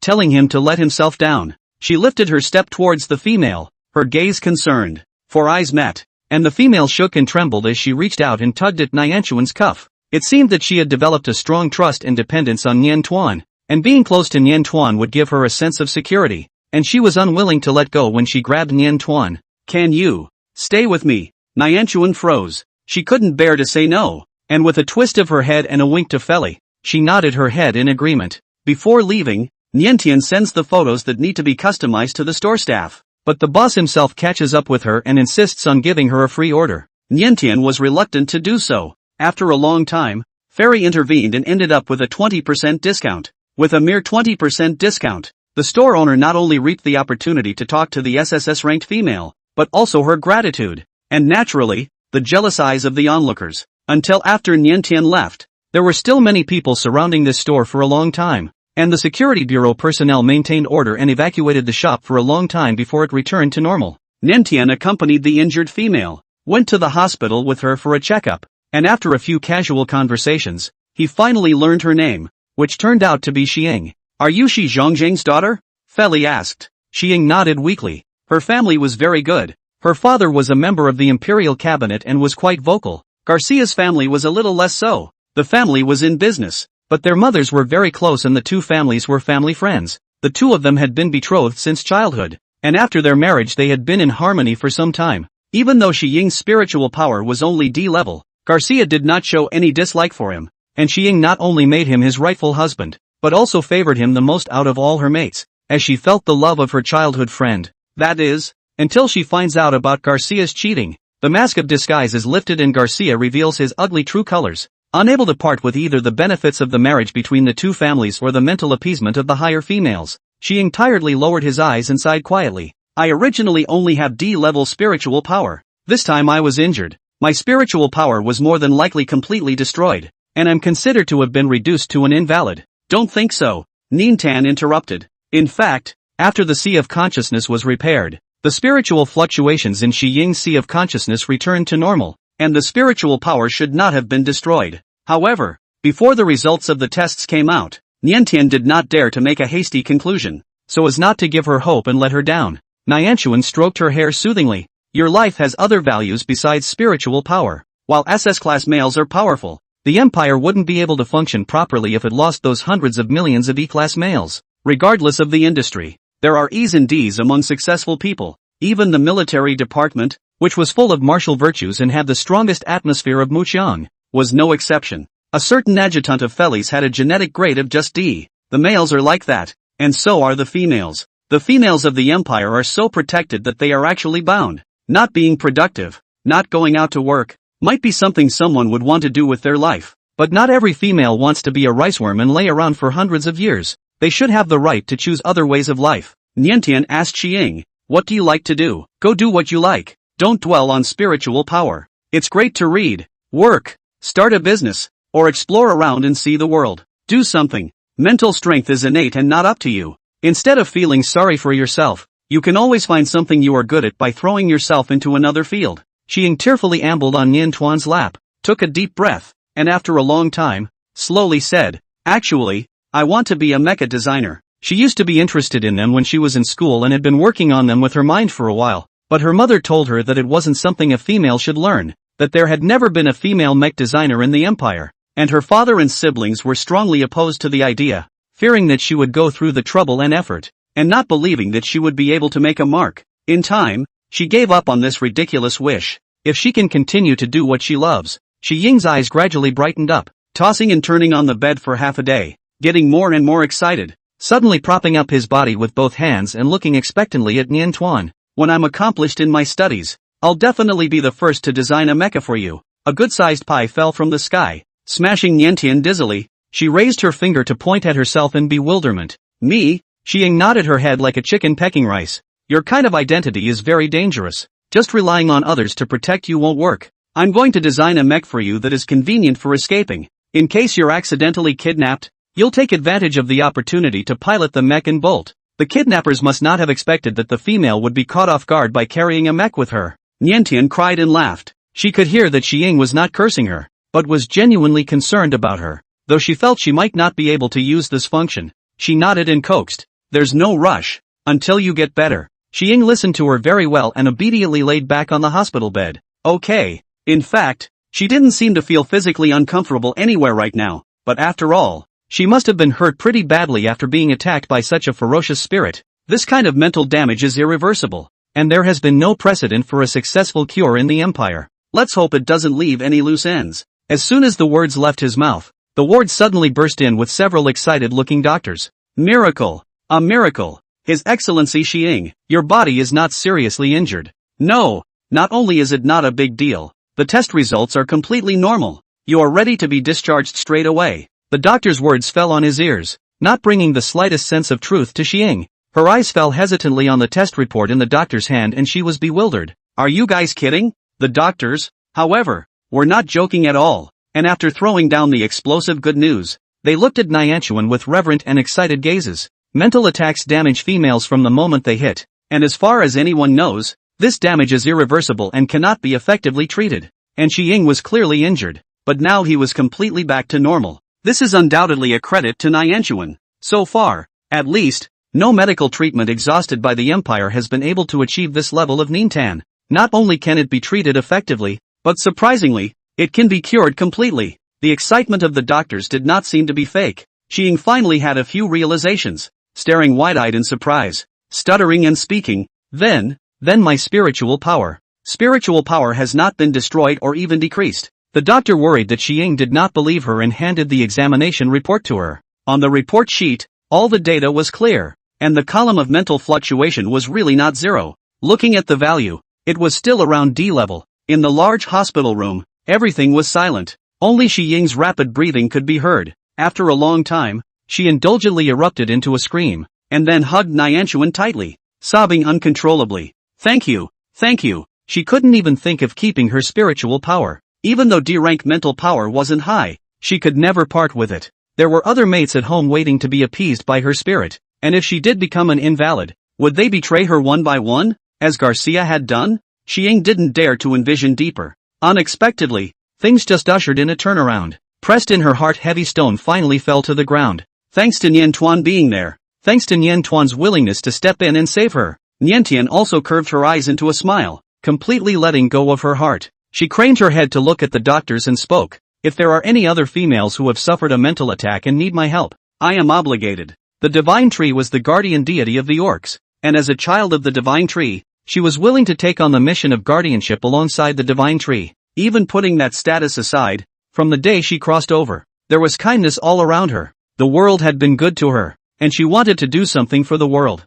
For these beasts. At the news, the doctors were pleasantly surprised and could hardly believe their ears. There's such a thing as a good thing? Really? Thank you, Lord Nintan. They breathed deeply and were greatly moved. Even with this special healing ability, Nyanchuan was not obligated to help anyone, but she surprisingly offered to save more females. The beast god blesses. Even the doctor who didn't believe in the beast god couldn't help but murmur in a low voice at this moment, thanking the beast god for giving such a kind SSS-class female to the Empire. Blessed by the beast god, Shi Ying also exclaimed from the bottom of his heart, tightly grasping Nian Tuan's hand and not letting go. Nianta could feel her hands shaking. After such a big incident, Shi Ying's parents have long rushed to the hospital, and other mates besides Garcia are now guarding the outside of the hospital room. The commotion in the ward reached the outside, and everyone perked up their ears to listen attentively, revealing looks of shock, followed by ecstasy. How come Shi Ying is okay? Really? Can you just get out of the hospital? And no damage to mental powers? Until all the way through the smooth discharge formalities,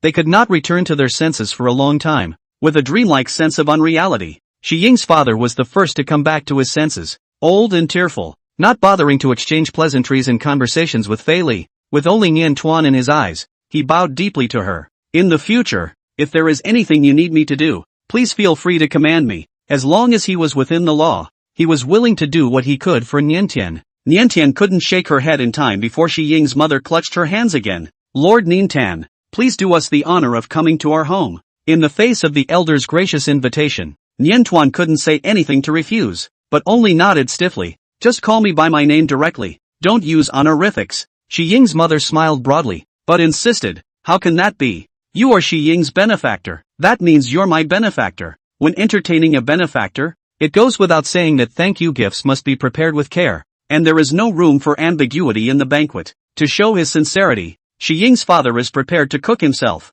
Do you have any contraindications? He asked Nintan. Nyanchuan shook his head. Fairy, however, suddenly came close to her and lowered his voice. Offal, shellfish, matsutake mushrooms, peppers, parsley, fungus, cabbage. None of them. Celery can be garnished in small quantities, but not in larger quantities, and lamb is preferred only roasted, and not in any other way. Is it? The roots of Niantian's ears abruptly reddened. Before crossing over, growing up, no one in her family ever cared about what she liked or didn't like to eat, or even didn't feed her enough sometimes, so she wasn't picky about what she ate. She could eat anything, but it was true that there were some things that she didn't like, and was just barely able to swallow. But how on earth did Uncle Fairy know? She'd obviously never said any of this. Before Niantian could ask, Feli got up and said to Shi Ying's father, Please allow me to borrow the kitchen. Shi Ying's father was shocked. What would you like to eat? I'll do it. What's the point of letting the guests do the cooking themselves? What's more,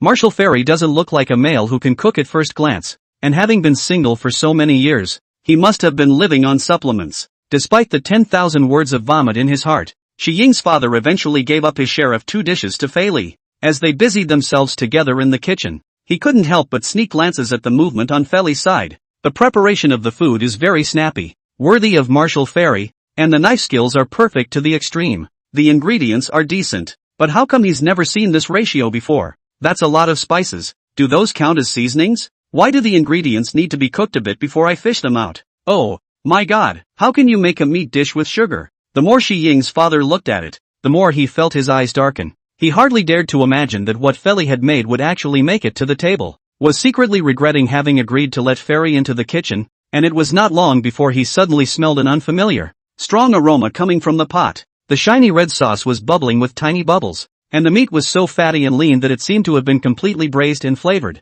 making you gag just by looking at it. The other pot was a much lighter affair, with tender yellow corn and ribs cooked together and rolled to a creamy white color. Although, does look and smell good, but sweetened meat is hard to swallow no matter how you think about it. It's also an unheard of practice for ribs to be cooked with so much water to make a soup. Shi Ying's father shook his head and sighed. As soon as he turned around, he realized that his wife and daughter had been attracted to the kitchen by the scent at some point, and were staring with eager eyes at the pot in front of Fairy's face. Shi Ying's mother passed a look, a silent signal to her own partner. You learn. Shi Ying's father. What's there to learn about this kind of stuff? Besides, it's obviously too late to steal a lesson. The dish is out of the pot. Niantian had already smelled the aroma, but the moment the 2 dishes were actually brought to the table, she still couldn't help but look at Fei Li in surprise. Braised pork and corn soup with pork ribs. These 2 dishes, she had only dictated the recipes once at home, and Xian and Lujan had not yet had time to make them for her. And Ferris wasn't really responsible for cooking, just an occasional hand. After all, he was busy, and many times he wasn't even home for dinner and bedtime. And when exactly did he learn that on the sly? Look at this selling. It must not have practiced hard, even if it was more talented. It could never be the first time to try it with their hands. Having done all this in silence, Fei Li had no intention of taking credit or showing off his cooking skills. He was just worried that the food was not to his liking and that Nianta would starve. With his understanding of Nian Tuan, it seemed that Nian Tuan had been starving from time to time in the past, and was accustomed to the feeling of hunger. And only when faced with a meal that suited her appetite would she eat a little bit more, eating until she was full. But there weren't many meals to her liking. She was disinterested in most of the imperial dishes, barely taking a few bites before stopping, seemingly only interested in taking a few more bites of these things she had whipped up herself. They are also really more flavorful than the original imperial dishes, and not at all on the same level. After the meal started, Niantian was still tasting the dishes made by Shi Ying's father out of politeness first,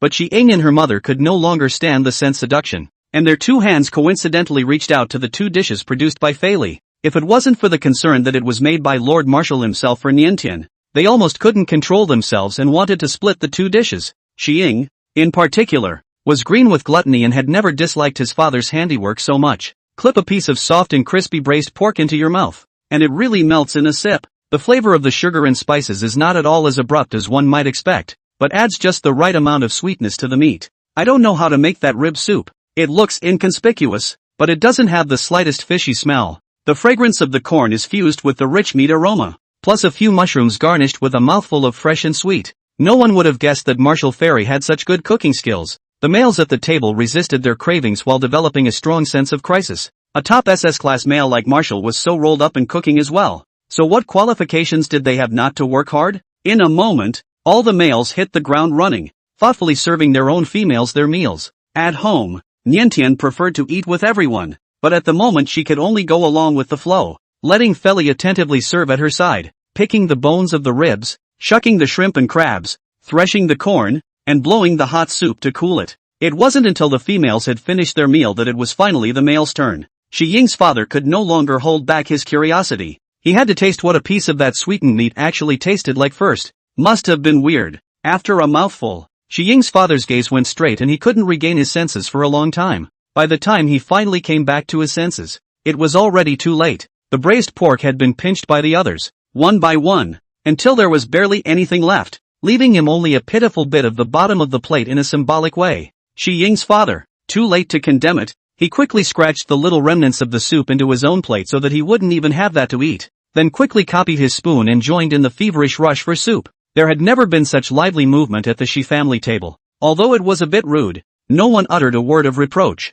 Shi Ying and her mother both watched the scene with smiles on their faces. It was a rare moment to see Shi Ying's father's persona crumble, so naturally they had to enjoy it. This kind of warm family atmosphere, put in the past, Niantian will not be able to help but think of their own misfortune. The more they compare, the more they feel aggrieved. But at the moment, she could no longer recall the place before she crossed over that didn't deserve to be called home, and all that could come to her mind was the image of Xiao and Lu Zhan grabbing food, and Uncle Feli joining in. Nintas couldn't help but smile as well. Glancing at the smile on her face, Xiying suddenly came closer and asked in a low voice, "When do you plan to mate with the marshal?" Nianchuan was startled. Xiying continued to gossip. "Can you whisper to me who you want to choose as your proper husband?" Nian Tian. Seeing that she didn't answer for a long time, Xiying didn't know what came to his mind and revealed a look of realization. Nodding, "That's right, there's no rush. As a SSSS-ranked female, there would be many males around after Niantia. Definitely more than just the current few. After the other males entered the race as well, it was possible that Nianta would prefer one of them. But I still support Marshal Fairy," Xiying added darkly. After today's meal, she had turned into a big fan of Marshal Fairy. Masayo should have chosen such a mature and stable male, who could be a qualified bodyguard outside, and whose cooking skills were surprisingly high. Moreover, with the refractory look of the Lord Marshal when facing other females, it is thought that he will never betray Niantian.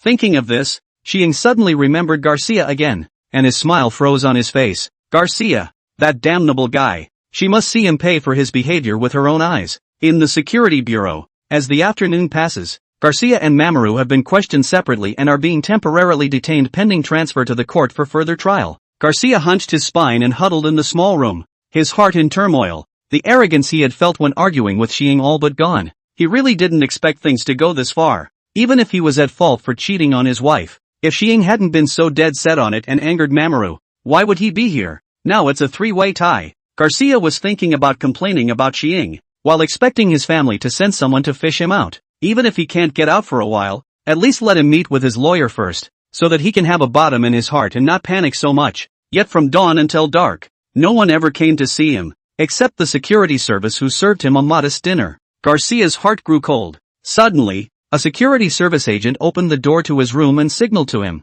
"Someone has requested a meeting with you. Come out." Garcia instantly became agitated. "Who is it that wants to see me? My father? Or the lawyer he hired?" Before the words left his mouth, he actually saw the unexpected figure. "Xiying, shouldn't you be in the hospital?" After the incident, Garcia was escorted away at the first opportunity. He didn't realize that Xiying had awakened quickly, and thought that Xiying had suffered a serious injury and would definitely be unconscious for a long time. Seeing that Garcia's face was shocked and his expression changed again and again, Xiying smiled pleasantly and didn't answer his question, only sitting there with his arms wrapped around him, with the appearance of admiring a fallen dog. Garcia was quickly enraged. "You're looking at me funny?" "Of course." Xiying raised an eyebrow. "I submitted a lot of evidence about you cheating on me, and while gathering that evidence, I found out some other little secrets about you along the way." At Garcia's fearful gaze, she said slowly, "For example, you got your graduation qualification by cheating, you secretly went to the black market to participate in illegal auctions,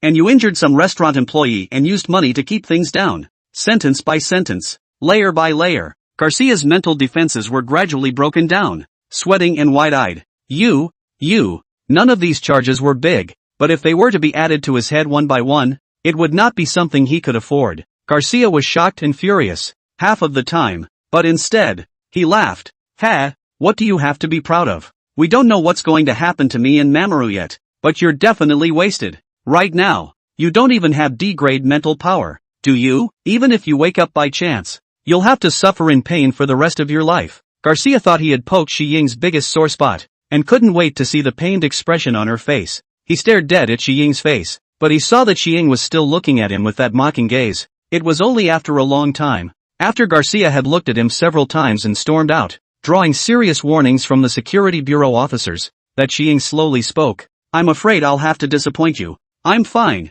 as you can see, safe and sound. My mental power is just as well. Not only has it not been destroyed, but it hasn't been lowered either." "What a joke!" Garcia laughed even louder. "I couldn't possibly believe such an outrageous. Even if you were more mouthy, The laughter came to an abrupt halt when a physical examination report was slapped in front of Garcia by Xiang. The air was silent for a long time. Garcia lapped up the report card from beginning to end with an incredulous expression. After looking at it several times over to make sure his eyes weren't wrong, his chest rose and fell violently. How is that possible? How is that possible? The Empire can't cure mental damage at all. Where did you forge this report card from? Forgery? Xiang snorted disdainfully. You think I'm you? Like to fake things to stick it to yourself? This is not a forgery, she said as she retrieved the report sheet and stood up to condescend to Garcia. It was Lord Nintan who saved me. She cured me of all my mental damage. I'm doing so much better now. And I'm only going to live better in the future without you. As for whether what I said is true or not, you'll find out soon enough.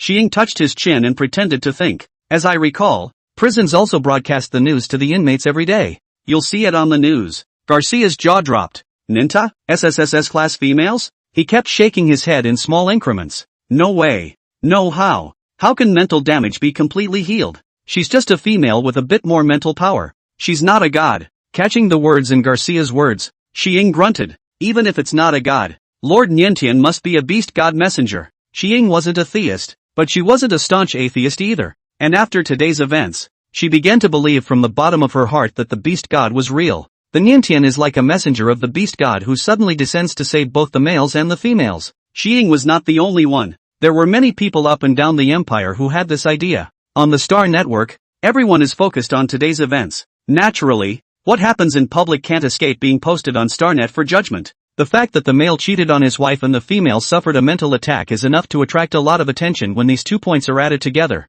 However, the event itself seemed to have become worthless in the face of the shock brought about by the SSS-ranked females. The video of the scene was uploaded to the Star Network, and some emotional people were already in tears when they saw Niantian rushing straight up to hug the injured female without hesitation. Nintan-sama actually rushed straight up. There was no time to think in that situation, I guess, so her instinct was to save people, and it was really kind. Treasure females. This isn't the first time she's come to the rescue. The black mamba snake that got out of control before as well. Yeah, and they're all strangers. The video continued to play, and everyone was shocked as they watched the injured female get better in the flesh in Nianchuan's arms, even opening her eyes before she was taken to the hospital. What's going on? I can't believe I woke up so quickly. Obviously it's a nosebleed, so it must have hurt a lot. Sure it's a live real video? No magic alterations? Examining it from beginning to end, there does seem to be no sign of alteration. Newspaper dash. I heard that Xiang has been discharged from the hospital. Ha? Discharged from the hospital?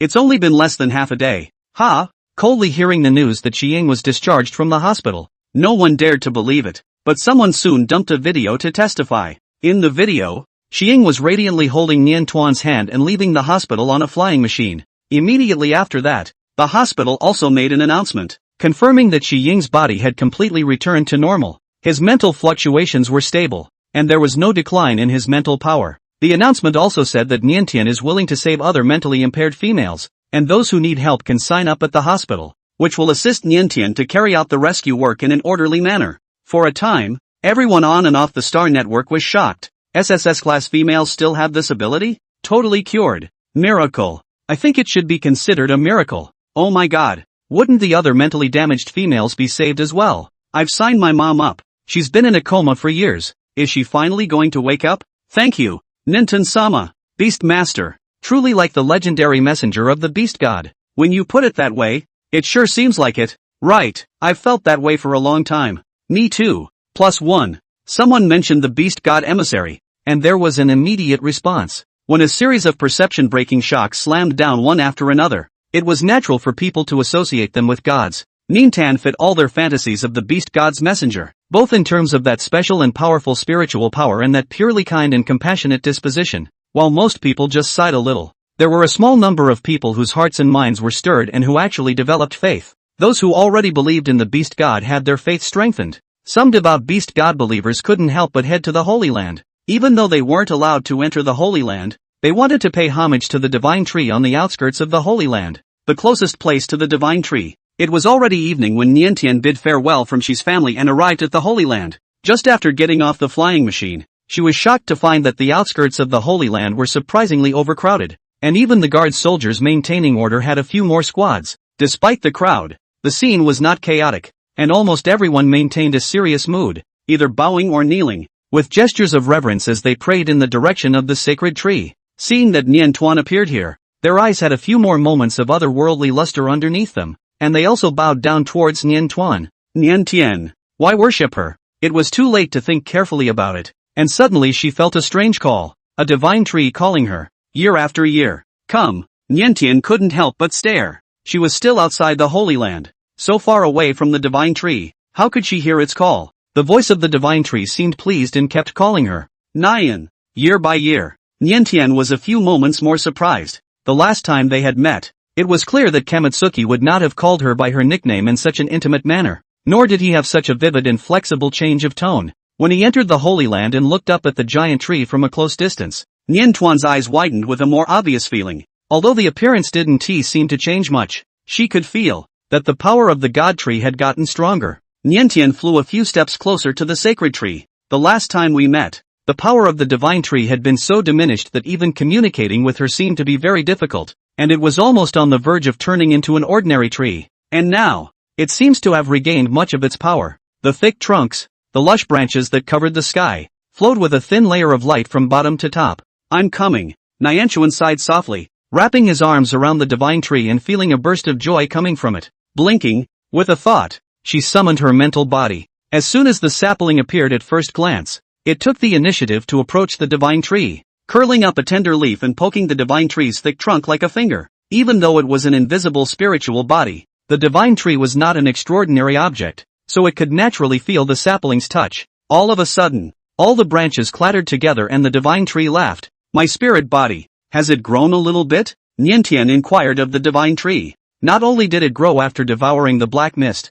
but after saving Xiying today, the sapling grew a bit more. The divine tree lovingly stroked the sapling. It's growing up. When you grow, it grows. The divine tree's tone was gentle and comforting. The Nian Tian was its child, carrying a part of its godhead, and as she guarded more and more orcs, the godhead would gradually merge with her. How far you grow in the future is up to you. Suddenly, the divine tree stretched out one of its softest branches and touched Nian Tuan's heart. The collar of her coat lifted a little slit, and Nian Tuan was unprepared for the cold touch that made her shiver, and reflexively raised her hand to clutch the branch. Click! Came a faint thud. Looking down, she was shocked to find that the branch had snapped open, detached itself from the trunk, and landed in her hand. Nian Tian was alarmed. The divine tree's power had clearly gotten stronger, so how could it be that even its branches had become so fragile instead? She didn't pull with a lot of force and it actually broke off. Don't be afraid. Nian Nian. The divine tree soothed, sensing her panicked helplessness. This is my gift to you.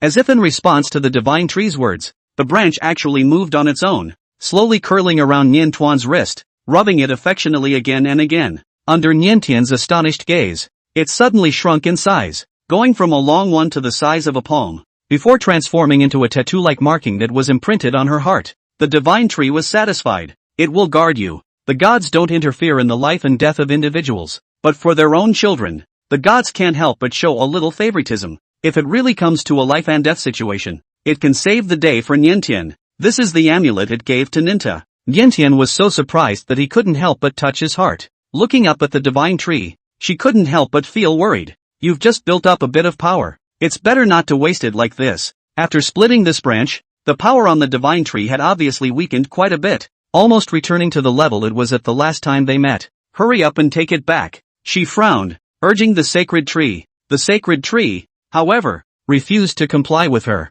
This part of the power was meant to come from you. The divine tree told Nianchuan to relax, reaching out with a few branches and rolling her up high, with her feet suddenly off the ground. Nianchuan gripped the branch and couldn't help but close her eyes in shock. Don't be afraid. The sacred tree held her steady. Out of his trust in the divine tree, Nian Tuan quickly calmed his mind and boldly opened his eyes. With her vision elevated, overlooking the land, she saw people leaving the outskirts of the sanctuary one after another, and a steady stream of people coming back up. Nian Nian, you've brought me a lot of faith power. The divine tree hugged Nian Tian tightly. The gods, who had been gradually forgotten, have withered away and welcomed new believers. Sea of blood-colored star sand. The setting sun was like gold, spilling over the window pane belonging to the Lord Chief. Zhao narrowed his eyes, his slender fingers tapping the desktop, staring at the photo on the light screen in front of him, the color of his eyes darkening. The photo was taken outside the sanctuary. The wind of the canyon hunted in blue. Her hair was disheveled,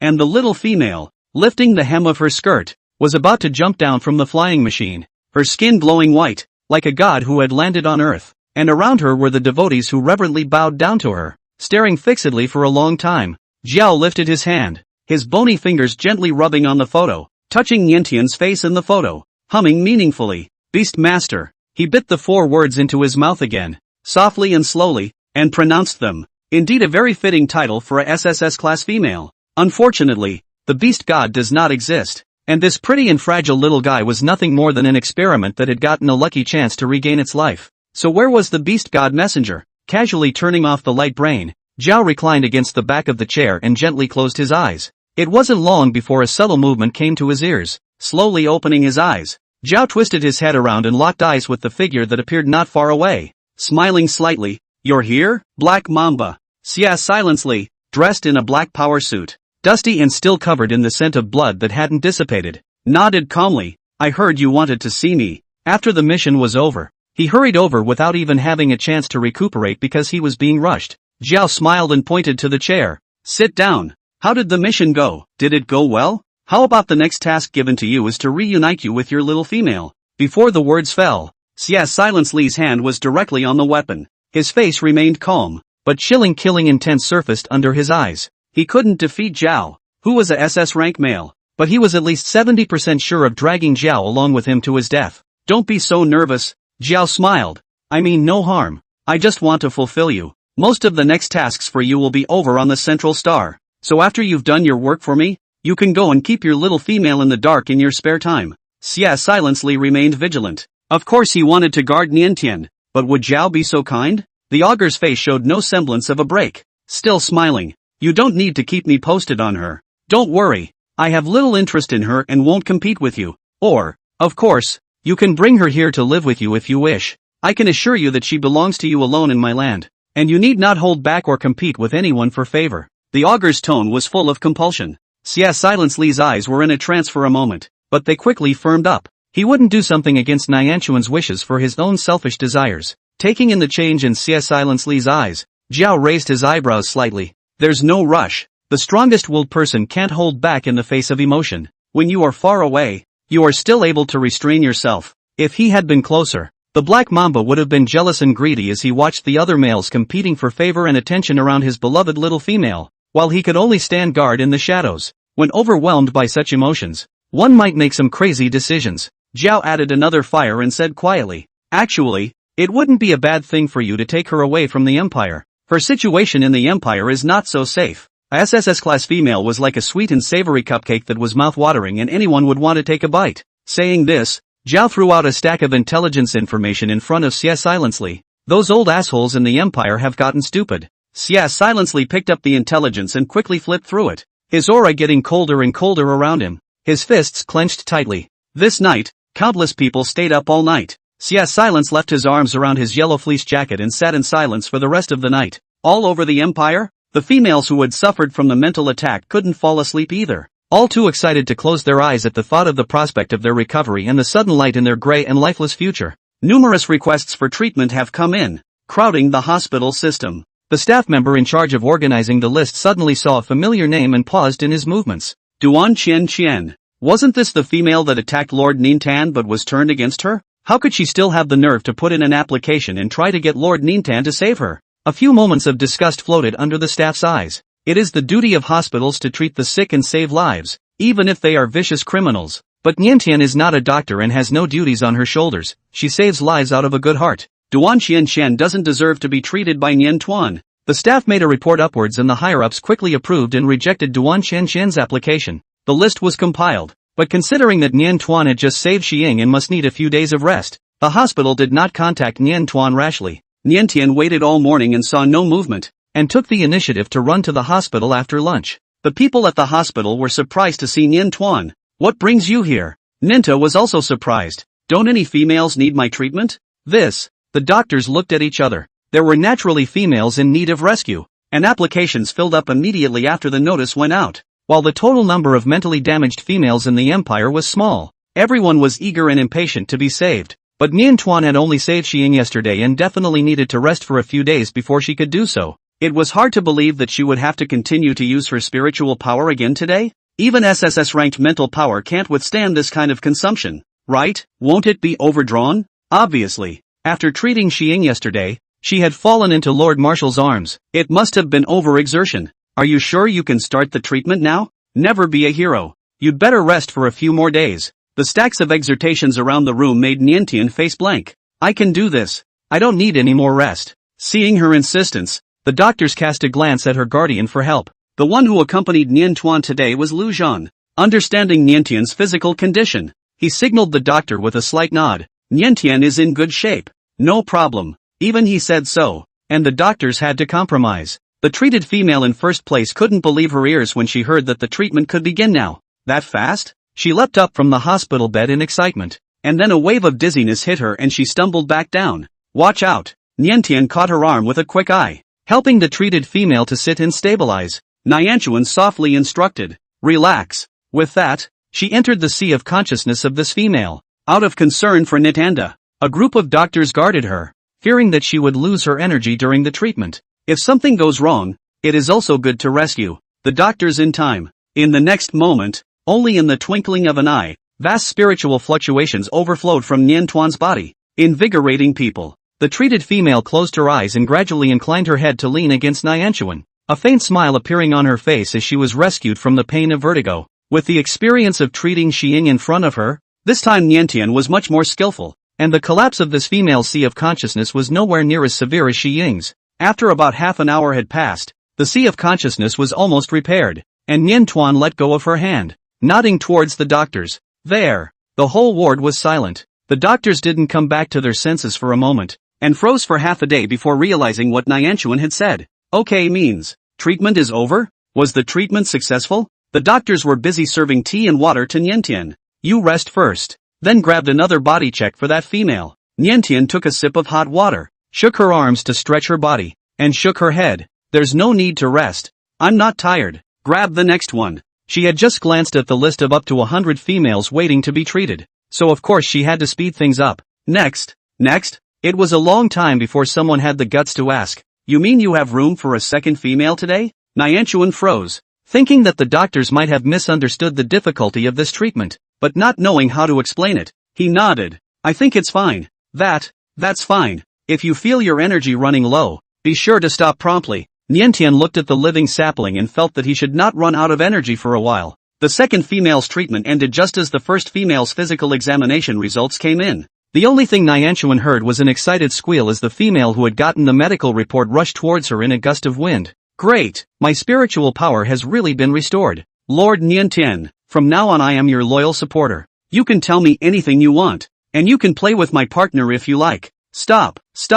Niantian stopped her from continuing her babbling. Forget about playing with someone else's partner. She doesn't have that fetish. Shaking off the female's entanglements with difficulty, Niantian nodded to the doctors. You may begin treating the next female. Even though the doctors couldn't believe it, they were completely shocked to the point of numbness as the third and fourth females were successfully treated. As the doctors looked on in awe, Niantuan walked towards the fifth female. This was a female who had no mental powers before she was injured, and was so badly injured that she had been in a coma off and on for decades, her physical state deteriorating. Niantian let her lean into his arms and raised his hand, about to stroke up her forehead, when he suddenly heard a noise from outside the hospital room. Why don't you treat my daughter? I clearly followed the process and filed an application. You guys get Niantian out here. I want to talk to her in person. At the sound of his name, Niantuan frowned and turned to look at the door. The troublemaker was a middle-aged female she didn't recognize. Lu Zhan, however, narrowed his eyes and recognized the other party.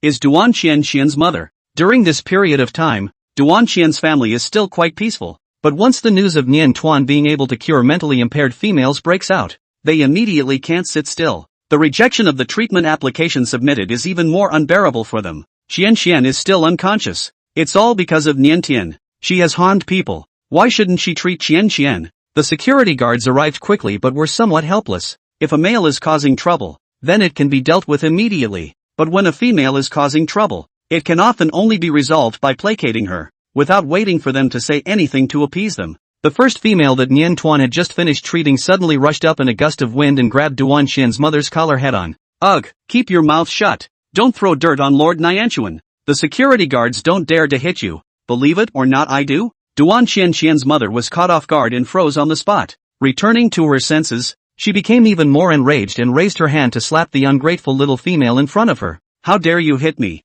The hand was just raised, but was stopped by another female. Two more females came around. Aggressively. They were all females who had just been saved by Nian Tian. Having obtained Nian Tuan's favor, he naturally could not allow Nian Tuan to be bullied. This old dried vegetable, trying to be a bully just because she's a female? Who isn't a female anymore? You guys.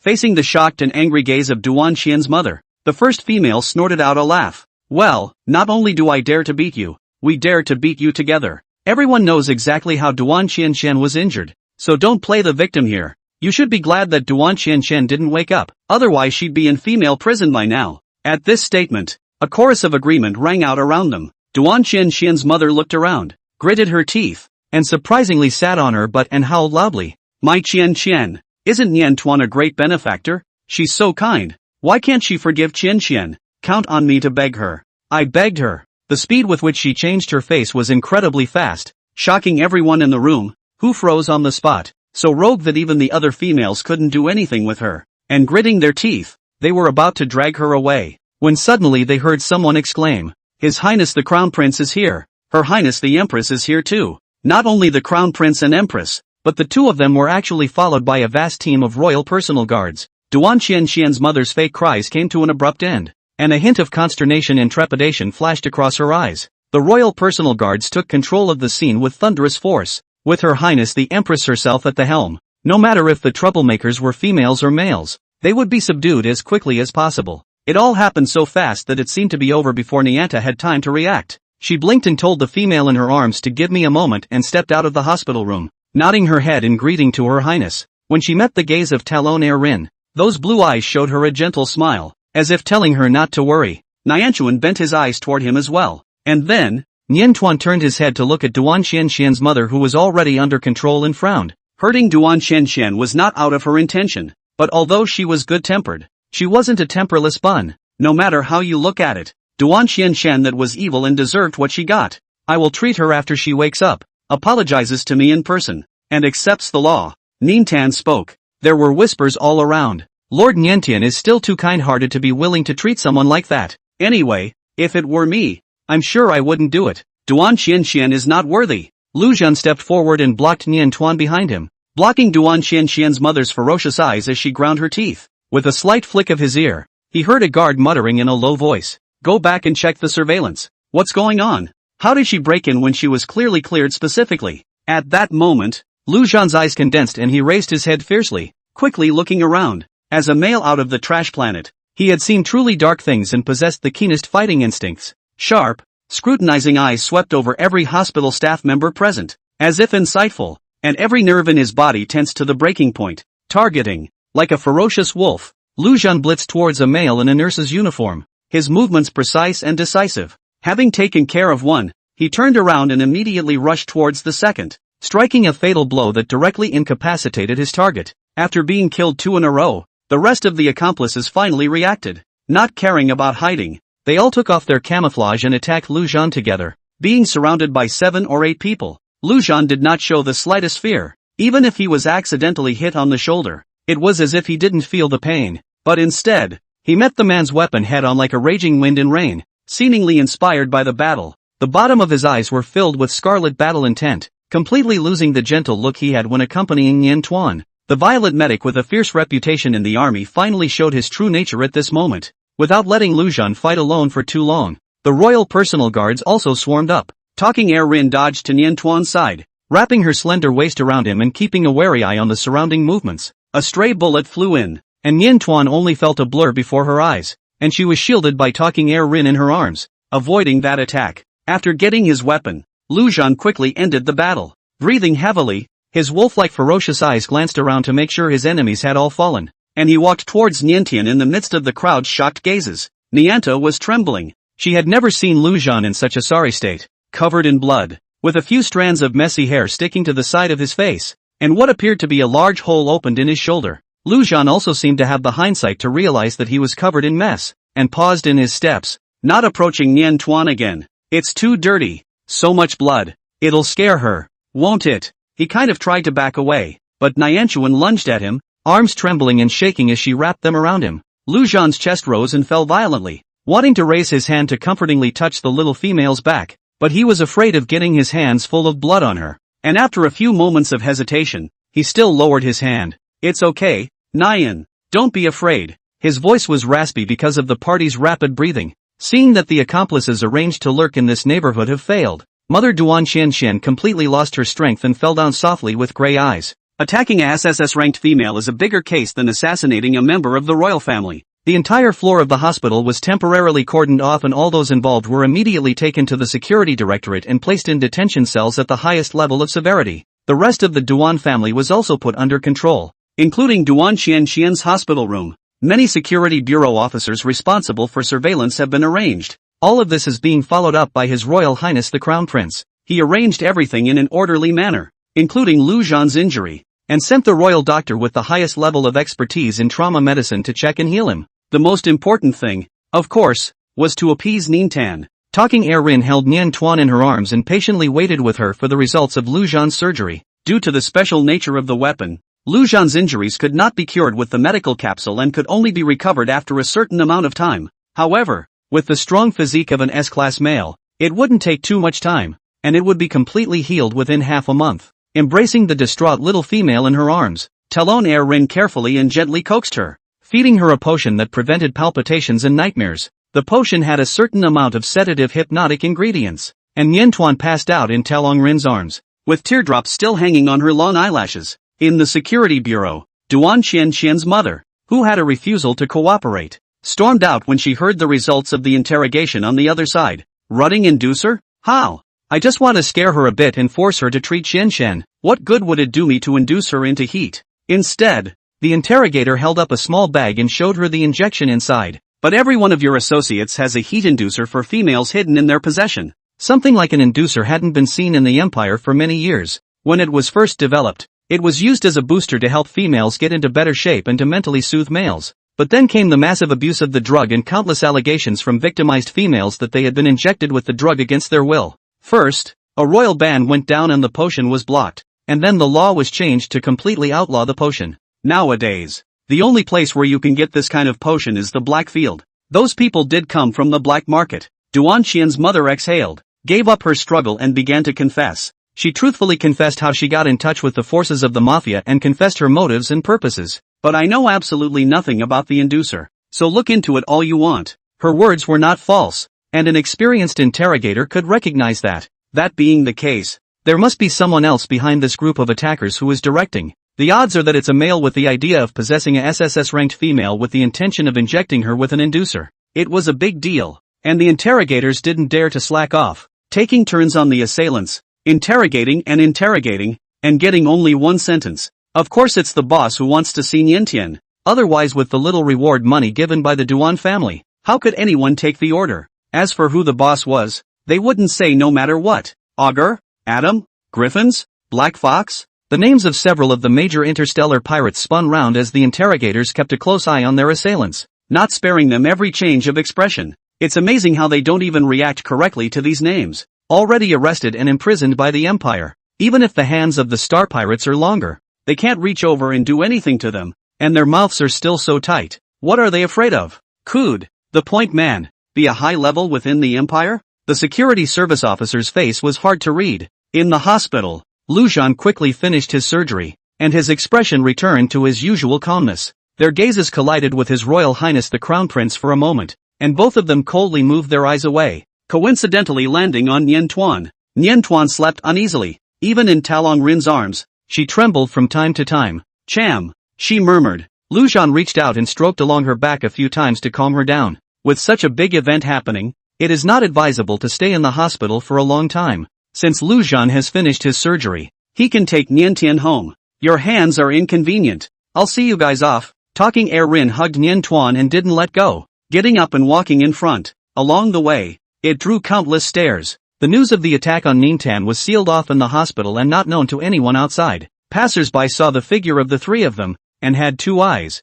gossiping about their relationship dynamics. Seeing that Tan Kong Rin is attentive and caring to Nian Tuan, and is also gentle and caring to Lu Zhan, they can't help but sigh. His Royal Highness the Crown Prince really does have more of a Masua aura. Worthy of the crown prince. That's a temperament that no other male can learn. The configuration of 2 males and 1 female is common throughout the empire. Most of the time, the 2 males are evenly matched. But the dominant aura emanating from His Highness the Crown Prince was too strong, and with the little female in his arms, no matter who looked at him, he felt that he was more like the main palace. The surrounding noise disturbed Nian Tuan's already shallow sleep, and she once again let out a vague murmur. Ah, Zhan. Lu Zhan raised his eyes and glanced at Tan Kong Rin. Let me hold Nian Nian. It only hurt one shoulder, and it didn't affect his ability to hold Nianchuan. Hearing Nian Tuan's sleepy ravings actually call for Lu Zhan, the mouths of the onlookers immediately changed. It seems that Lord Niantian still prefers Lu Zhan. TCH, he's got some skills. Back when it was live,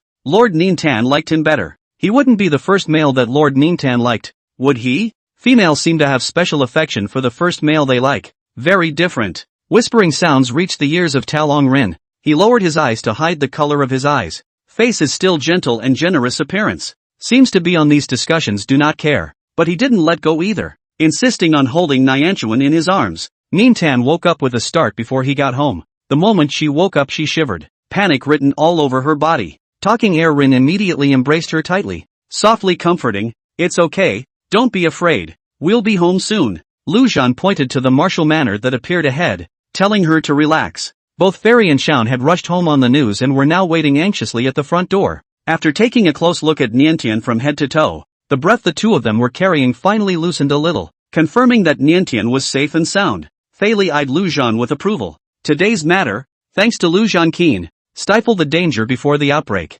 Otherwise even if that group of people cannot get their hands on, but also inevitably bring harm to Nian Tuan. How's the injury? Xian inquired with concern. Before Lu Zhan could say anything, Nian Tuan had already looked towards him with bated breath. I want to see your injuries. Lu Zhan helplessly took her hand and coaxed her. Nian. I'm not badly hurt. Don't worry. This level of injury was nothing to him. In earlier years, when he was crawling around in the garbage star, he had been on the verge of death a few times and barely survived. Now it was just an injury to his shoulder. It wasn't worth it for Nian Tuan to worry about him like this. Even though Lu Zhan was unwilling to let Nian Tuan see the ugly and hideous injuries, he could not resist Nian Tuan's insistent request and had to take off his shirt in front of her. The sturdy body-wearing clothes show thin undressing meat. Niantian was shaken full of material pectoral muscles abs, but do not care to appreciate also cannot be shy. Close to look at Lu Zhan's shoulders. The bleeding had stopped, and a medical dressing was applied to the wound to help it heal. But even through the dressing, Nian Tuan could see how serious the wound was, and that it had injured the bone. In order to protect her, Lu Zhan was injured like this, whether it was before or after traveling. It was the first time Niantian had witnessed this level of injury. Beads of tears crackled and fell like they didn't want to die. Lu Zhan hurriedly put his clothes back on. It won't take more than half a month. The wound will heal quickly. Even though he acted relaxed and his wounds didn't affect his daily life, Nintan followed him like a little tail, offering to take care of the injured. Lu Zhan, how could he let Nian Tuan serve himself tea and water, helplessly lying down on the bed? Accompany me to rest for a while. Nian. After thinking about it, he felt that it was a bit rude to invite Niantian to sleep in his bed like this, and was about to get up and apologize. Nian Tuan, however, had already laid down beside him. Go to sleep. I'll stay with you. With that, Nianchuan even reached out and patted him gently on the body, like he was putting him to sleep. Being patted by that soft little hand one by one on his body, Lu Zhan couldn't feel half sleepy at all. He only felt excited. On the contrary, it was Niantian, whose breathing slowed down before long because the effects of the tranquilizing ingredient in the potion hadn't completely worn off. The sleeping Niantian unconsciously climbed onto Lu Zhan's body and snuggled up to him. For a while, Lu Zhan realized what it meant to be in pain and happy. He struggled to adjust his ragged breathing, to hold back the excitement that his beloved little female's active proximity brought to him. Outside the room, Tan Kong Rin waited and waited, never seeing Nian Tuan come out of Lu Zhan's bedroom. The door to Lu Zhan's bedroom was closed tightly, so he couldn't hear any movement inside. What's Nintan doing in there? A myriad of speculations surfaced in his mind, and Talking Air Rin recalled those passers-by's comments. Niantian prefers Lu Zhan. Today, Lu Zhan was injured for Niantian. It is normal to have her favor some, but Lu Zhan that a little injury in the same male talk of the Air Rin view, in fact, is not worth mentioning, at least not worth the year Tuanso, seems to be full of heart full of eyes only Lu Zhan a person. From start to finish, His Highness the Crown Prince was left out to dry, and this wasn't the first time Lu Zhan had snatched Nian Tuan away from him. That time at the palace dance was also. The hand holding the cup of Talong Rin trembled slightly, and the hot water in the cup splashed on the back of his hand, as if he was unaware of it, immersed in his chaotic thoughts. For the entire afternoon, Nian Tuan was asleep in Lu Zhan's bedroom. Lu Zhan greedily enjoyed this rare happiness, unable to take his gaze away from Nian Tuan's delicate and lovely sleeping face, until late in the evening. Nian Tian rubbed her eyes and slowly sat up, feeling a hard and bouncy touch as if she was sitting on top of some firm muscle. She couldn't help but shiver violently and hurriedly crawled away as if she had been burned. The red spread all the way down her face to her neck and she was too ashamed to speak. Surprisingly, she not only fell asleep, but had the audacity to press herself against the injured patient. "Wound, is there anything?" she stammered, going to pick the collar of her coat, checking Lu Zhan's injury. "She didn't crush it, did she?" Lu Zhan's eyes were deep and he moved his shoulders. "It's fine." He got up and walked towards the restroom.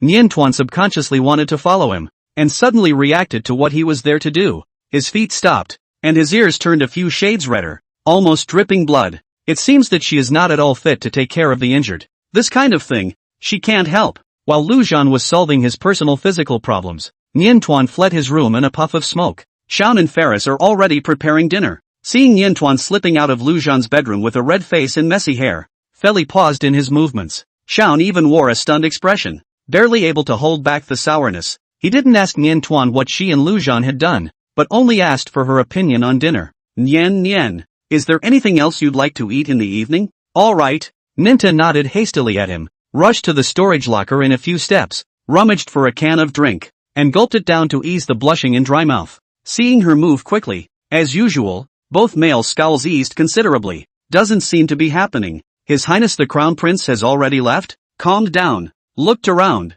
Nian Tuan did not see the figure of Talisman Heir Rin, and then remembered that he seemed to be so focused on following Lu Zhan around that he even forgot to say goodbye to Talisman Heir Rin. Today's incident, talk about the Heir Rin also helped her a lot. Has been busy for her. She neglected him. Nianchuan opened his light brain. The chat record with Talking Heir Rin was still stuck in that morning. Talking Heir Rin said that the out-of-control value was lowered to 10, and she wanted to ask her to go out again to express her gratitude to her in person. She was so worried about Uncle Ferris that she just blurted out, "You're welcome," realizing with hindsight that he seemed too cold. Niantian hurriedly sent an emoticon of a bunny probing his head in an attempt to remedy the situation. "Nianta, this time it's my turn to thank you. Nianta, do you have any favorites that you can tell me about?" She had to prepare a thank you gift for Rin Talon. The message was sent, but there was no reply for half a day. Nintan waited for a moment, a little uneasy, and slowly paced back to his bedroom, sighed, and sat down on the edge of the bed. The little white cat's whimpering expression came vaguely back into her mind,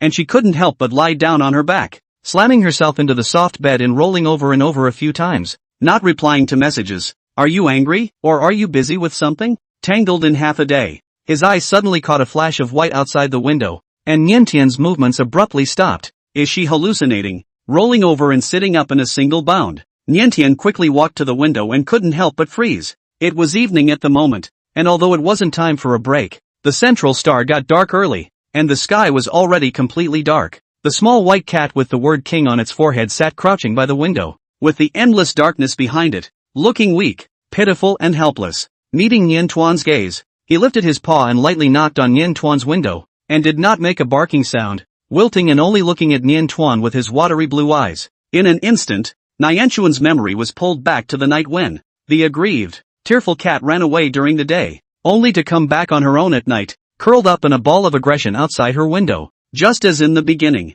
Niantian was busy opening the window and fishing the little white cat in. Looking back, she cried a little. "Why are you outside my window?" A kitten when out of control doesn't know any better. Does His Royal Highness not know any better? I'm going to wonder if you've actually lost your memories of the period when you were out of control or not. Nianchuan looked up and down at the little white cat with a searching gaze. The prince blinked his round eyes at her innocently. Why do you say that? What happened during the out-of-control period is something he really doesn't remember. Did I ever do that during the time I was out of control? What am I like around you? He inquired softly of Nianchuan. Even if he couldn't remember, Rin Tankon was pretty sure that he must have been very happy at that time. The soft, warm embrace of the little female was etched into his soul and haunted him. Will you hug me a lot during that time? Like this. The little white cat whimpered and burrowed into Nian Tuan's arms, as if it had abandoned its reason and dignity as a human being and treated itself as Nian Tuan's pet. The extremely cute kitten took the initiative to throw herself at him, and Niantian barely managed to stabilize her mind before she held back from touching it, but she couldn't be bothered to push the little white cat away. That would be cruel. In the middle of the day, Niantian couldn't help but lament. Actually, I was very sad when you left. I haven't even played with the new little pickup ball I bought you, and you're gone. As she said that, she turned and rummaged through the drawer and pulled out the small leather ball, waving it in front of the little white cat. From the tone of Niantian's mouth, he clearly heard his love and reluctance for himself. The little white cat first twitched his ears happily, only to freeze when he realized that there seemed to be traces of use on the top of the little leather ball. Meow? Facing the little white cat's unbelievable eyes, Niantuan awkwardly defended. Ah, Jean accompanied me once. He wanted to make me happier. Lu Jean again. It's Lu Jean again. The little white cat's fur exploded with anger, its tail wagging incessantly, and if it wasn't in the way of being in front of Niantian, the sharp tips of its claws would have popped out. I'll buy you a new one, Niantian coaxed hurriedly. His Imperial Highness, the Crown Prince of the Empire, could not be coaxed by a new little leather ball?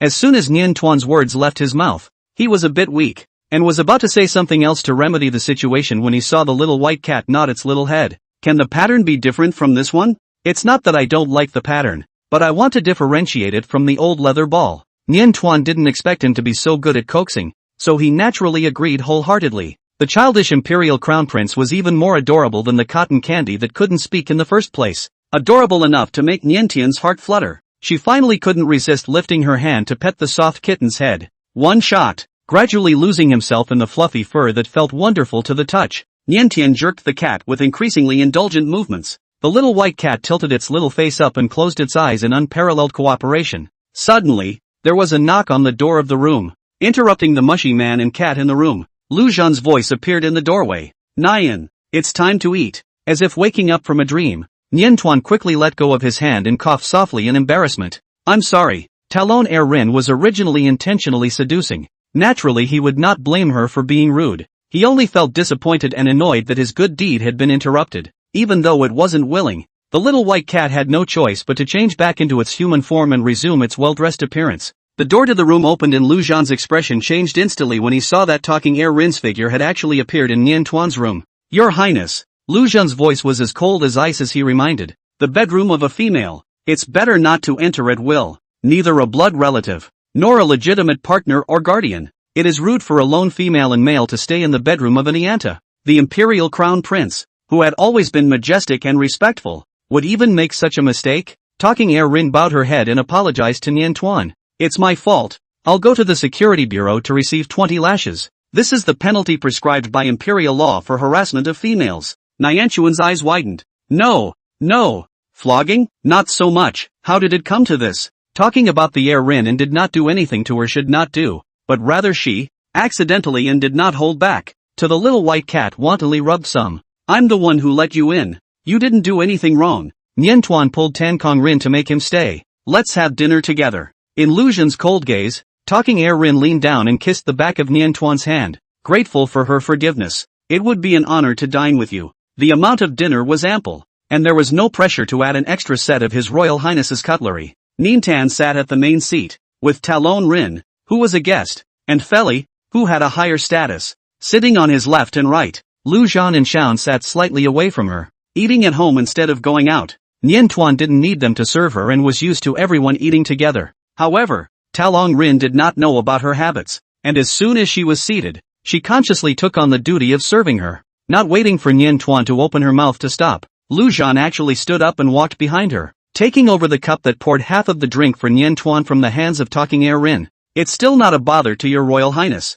I'll do it. As the guardian who has been with Niantuan for the longest time, Lu Zhan knows Niantuan's needs like the back of his hand, and takes care of her with a familiar demeanor that makes it almost impossible for others to intervene. A piece of fish was picked clean and instead of feeding it directly to Niantuan, it was split into smaller pieces and drizzled with just the right amount of broth for her. This is the preference of Niantan when it comes to eating fish. After eating a piece of sweet and sour pork with sweet and sour taste, you have to serve it with a bit of veggie fried flat mushrooms, which is the flavor of the dish eaten by Ninta. When Niantuan wanted to drink soup, she didn't have to ask. Lu Zhan served it to her at the right time. Talon Rin looked fixedly for a moment, and suddenly spoke. You have a shoulder injury. It's inconvenient. It's better for me to do it. The area was only a small injury. Lu Zhan did not feel that there was any inconvenience, but Niantuan took this into his ears and refused to ask him to continue his service no matter what, and even tried to hand-feed him instead. Forced to sit back in his seat, Luan watched as Talking Air Rin took his place.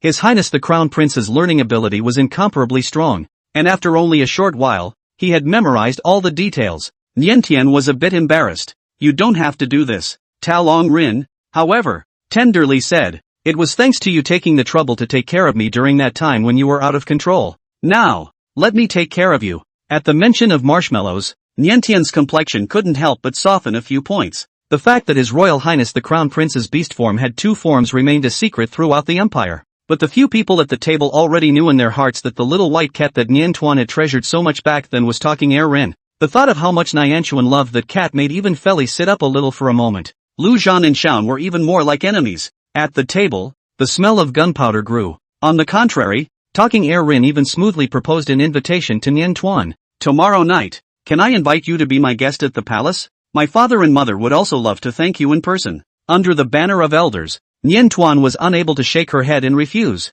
and was about to agree when she suddenly heard Luan give a low muffled grunt. Her attention instantly diverted. She hurriedly looked over towards Luan. Jean, what's wrong? Does the wound hurt? She inquired anxiously. Luan moved his shoulders and shook his head with downcast eyes, but a sense of vulnerability flowed from his body. Seeing him like this, Niantuan seemed to visualize a wilting and pitiful big snow wolf in front of her eyes, and instantly couldn't care about anything else, and with apologies in her heart, she refused Tan Kong Rin's invitation.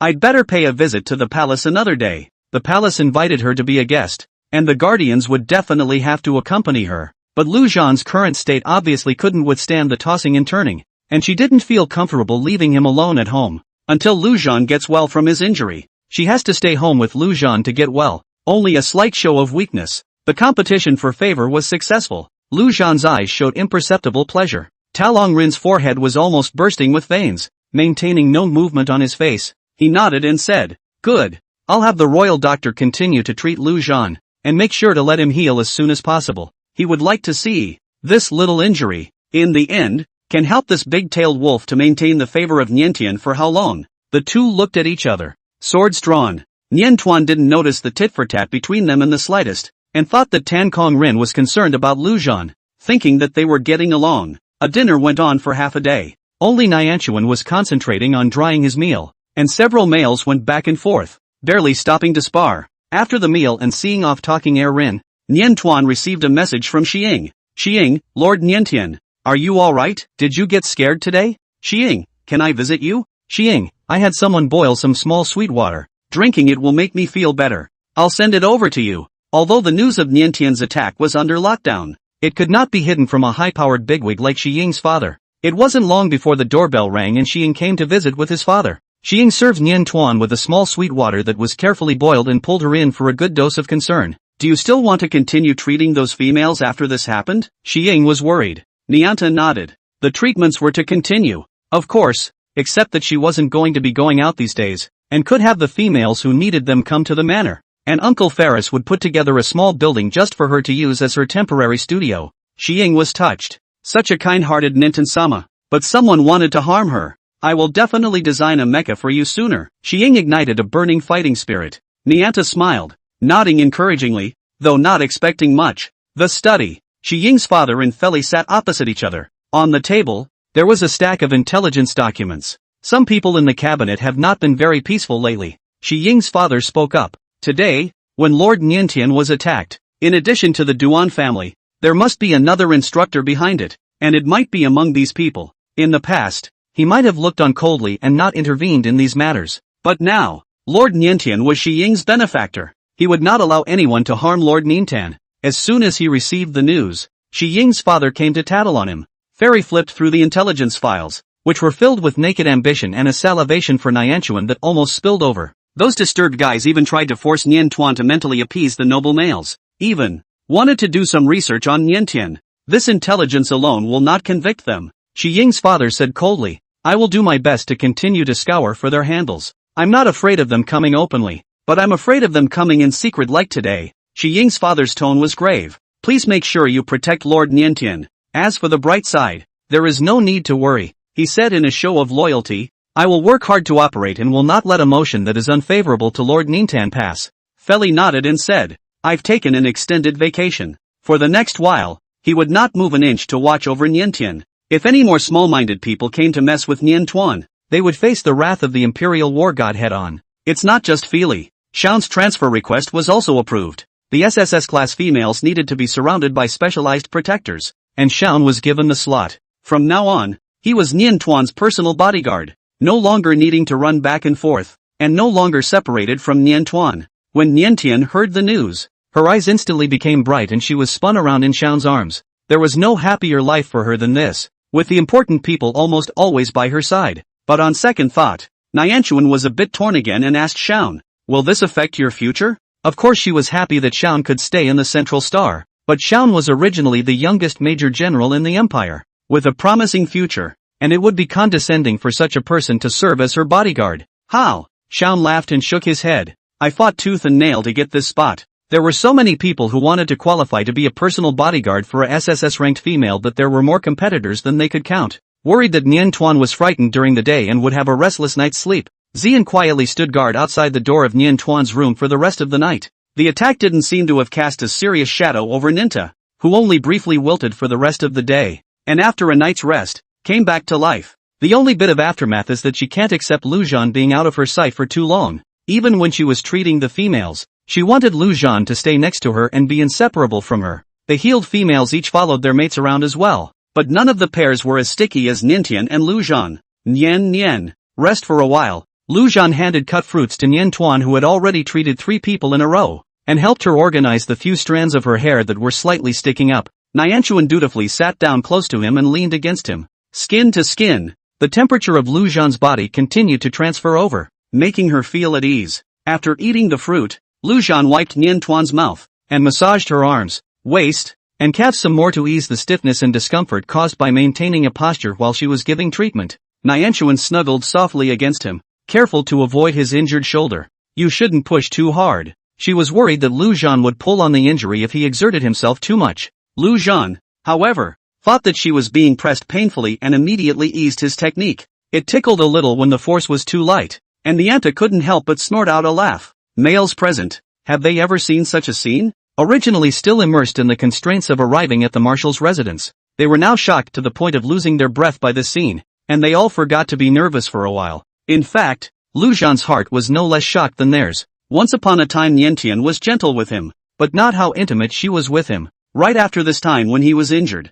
Nian Tuan unexpectedly became like a little piece of sugar cake, clinging to him at all times. In the beginning, when he and Nian Tuan were walking in the royal garden for a date, he wanted to massage Nian Tuan to relax, and had been rejected by Nian Tuan without hesitation. And now, has he been accepted by Nianchuan? Luan's heart thumped violently. If he confessed now and made a request to be mates, would Nianchuan nod? After a few moments of deliberation and further hesitation, Luan did not dare to speak. He was not a fearful person, and had always been decisive. But in the face of Niantian, he didn't dare to take the slightest risk for fear of gambling on the wrong step. In the midst of the chaos of thoughts, a little bit of sweet and cold feeling suddenly against Luan's lips. He raised his eyes in surprise to see Nintan actually feeding him a piece of pear. It was one of the few fruits he liked. Nianchuan winked at him, and he knew it wasn't a coincidence. Taking a deep breath, Luan only felt a strong hot current welling up in his heart, which was transmitted to all his limbs and bones. Niantian actually paid attention to his preferences and even took them to heart.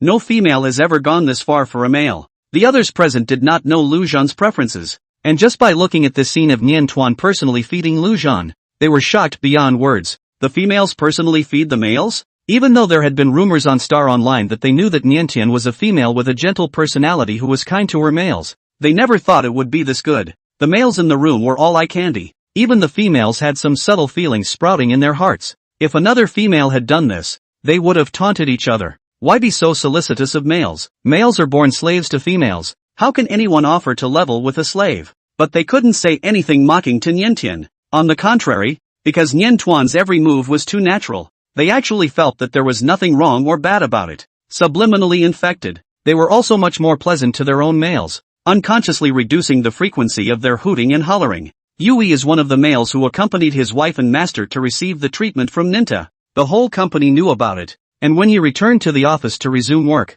his co-workers couldn't help but ask him for news. Well, did the treatment work? Isn't the Lord Marshal's estate grand? Have you seen Lord Nintan? Is she really that gentle? An almost dreamy look appeared on Tang Yi's face and he kept nodding his head. The treatment was a success and the whole family was ecstatic. The wife and owner were even happier. Not only that, ever since the wife master made friends with Lord Niantian and often went to play with Lord Niantian, the aura around her body became more and more calm. For several days in a row, the wife master had not lost her temper with him, and would even smile at him. Since they met, Tang Yi had never seen a wife and master who was so gentle with him. It's unbelievable. Tang Yi's springiness was seen by his co-workers and they all scared. I don't know if it was out of well-intentioned concern or sour jealousy, but someone reminded, will your wife's master not be able to look at you when her spiritual power is restored? You're not going to be abandoned, are you? If she hits you and curses you and picks on you, try to put up with it. Tang Yi was only an E-ranked male, and if his wife's master had not been injured and his mental powers destroyed,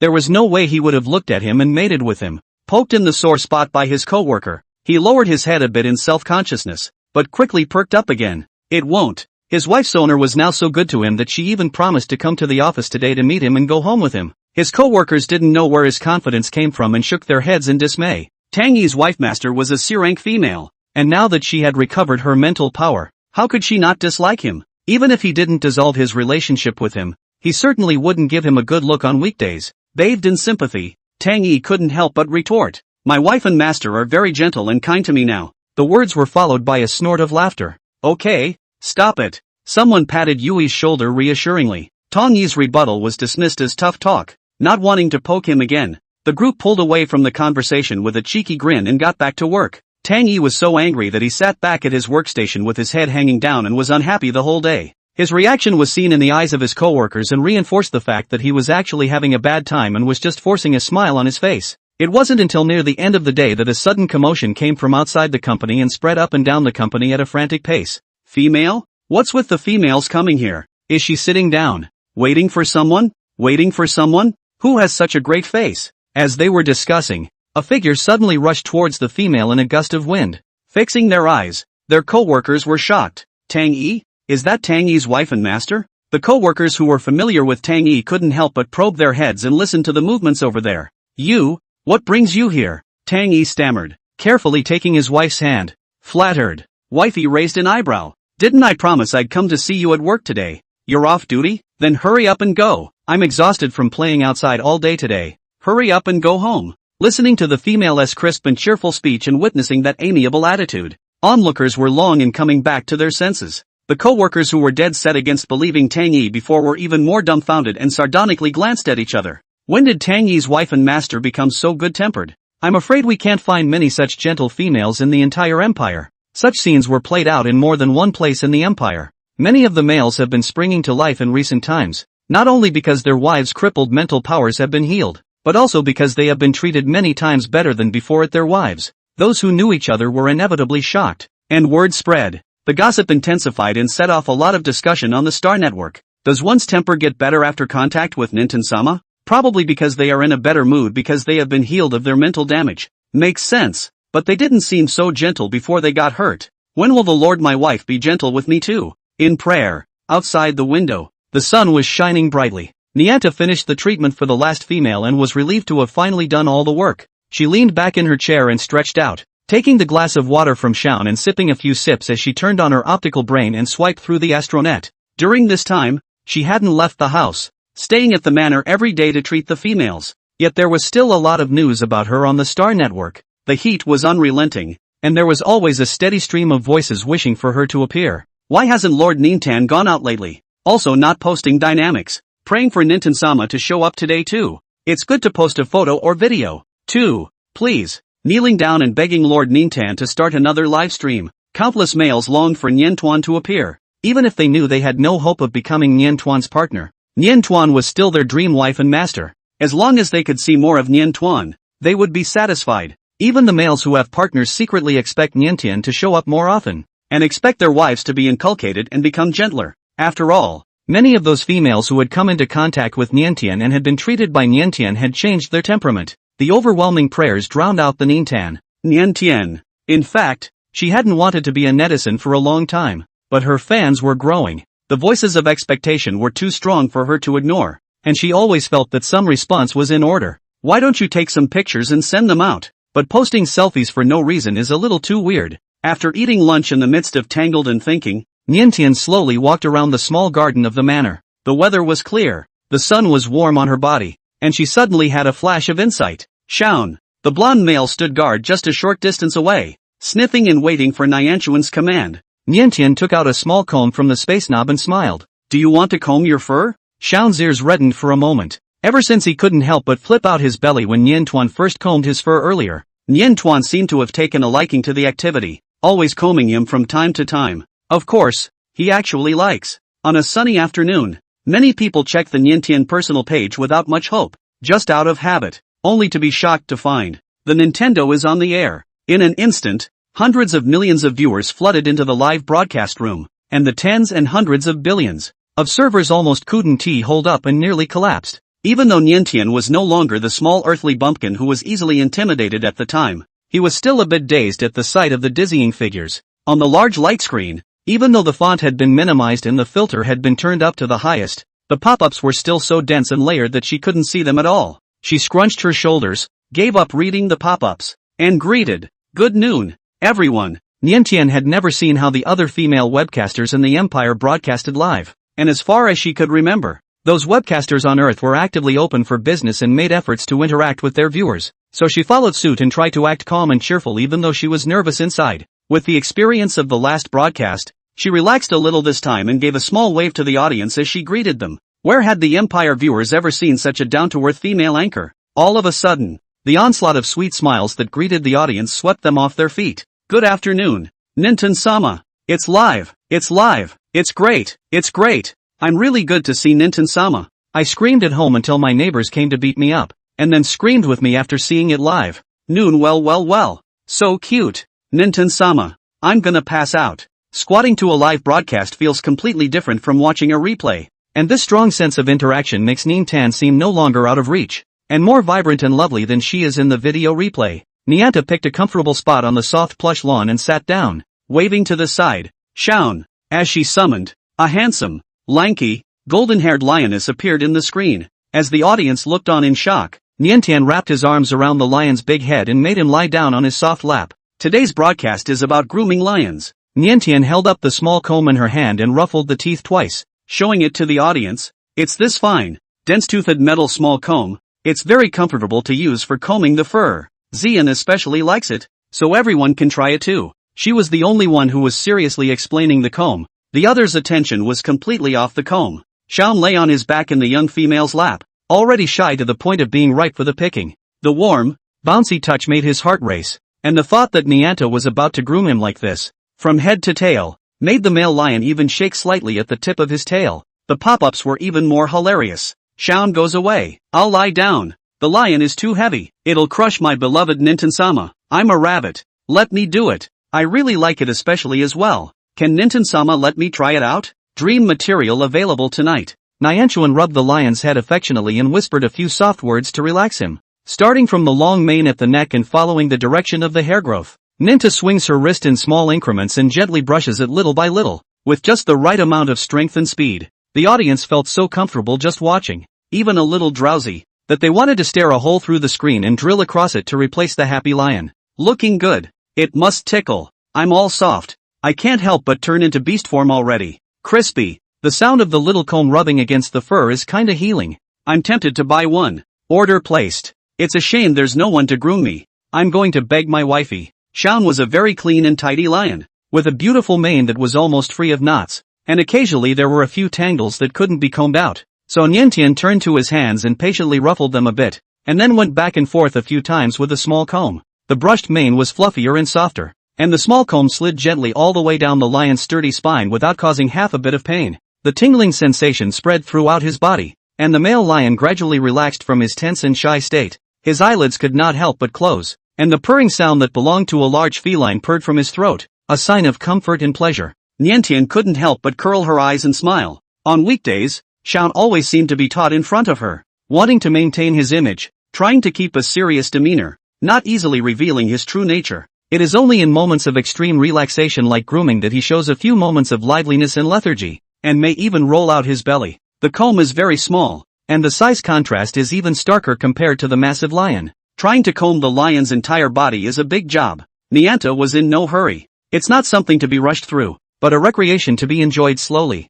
Warm afternoon. The sunshine sunny lazy bones, a person and a lion nest in the green grass. Like a cozy picture. The audience watched and felt healed both physically and mentally. The males were so vicarious that many of them couldn't help but turn into their beastly forms and roll around in front of the screen. The females watching the live stream grew mesmerized. They don't even think the lions are rude and horrible anymore, and suddenly feel that it seems fine for the males to have a beast form, as if they have a few pets at home. After combing one side from head to tail, not even dropping 4 stubby paws, Nyanchuan whispered close to Shaun, "Can I comb my belly?" The male lion's ears twitched, not reacting for the first moment, and when he came back to his senses, he immediately climbed to his feet. "No, don't." The big lion hung his head, hard to open his mouth to refuse. Humanoid and animal form construction is different. Humanoid when Niantian if touching his pectoral muscles abs, he can still tolerate, but the animal form, such a sensitive area would be too stimulating if it was touched by Niantian. He was afraid that he wouldn't be able to stand it.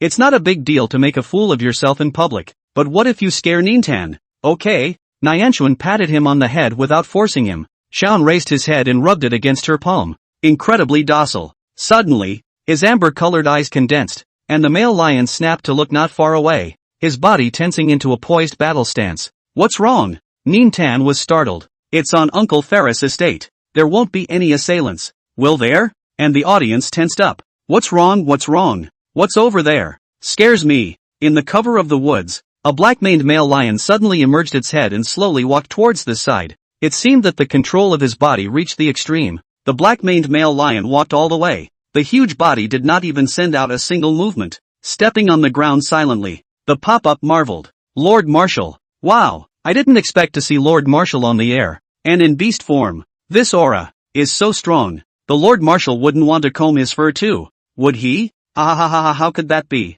It's so out of character for a Marshal-sama. Dare not think." Viewers couldn't imagine the cold, hard, strong Marshal Fairy being held down and combed by Niantian. And while the combing must have been comfortable, it was Marshal Fairy. He never dallied in pleasure. He was a war hero and a workaholic in the eyes of the public, and no one could imagine him spilling his guts, which was completely at odds with his image. What's more, the even younger golden-haired male lion was watching from the sidelines. Even if uncle and nephew shared the same wife, the uncle wouldn't really put down his face to compete with his nephew for favor. Would he? "Uncle, you're here?" As Niantian saw the visitor, he instantly relaxed and opened his arms towards the black-maned male lion. "Come over here." The black-maned male lion who had been given permission came running almost wildly, squeezing the other lion out of the way without showing his face. Squeezed to the side, Shaun watched as his uncle took his place, held in the arms of the young female, and the little comb that had belonged only to him, surprisingly, was brushed with the hair of the black-maned male lion as well.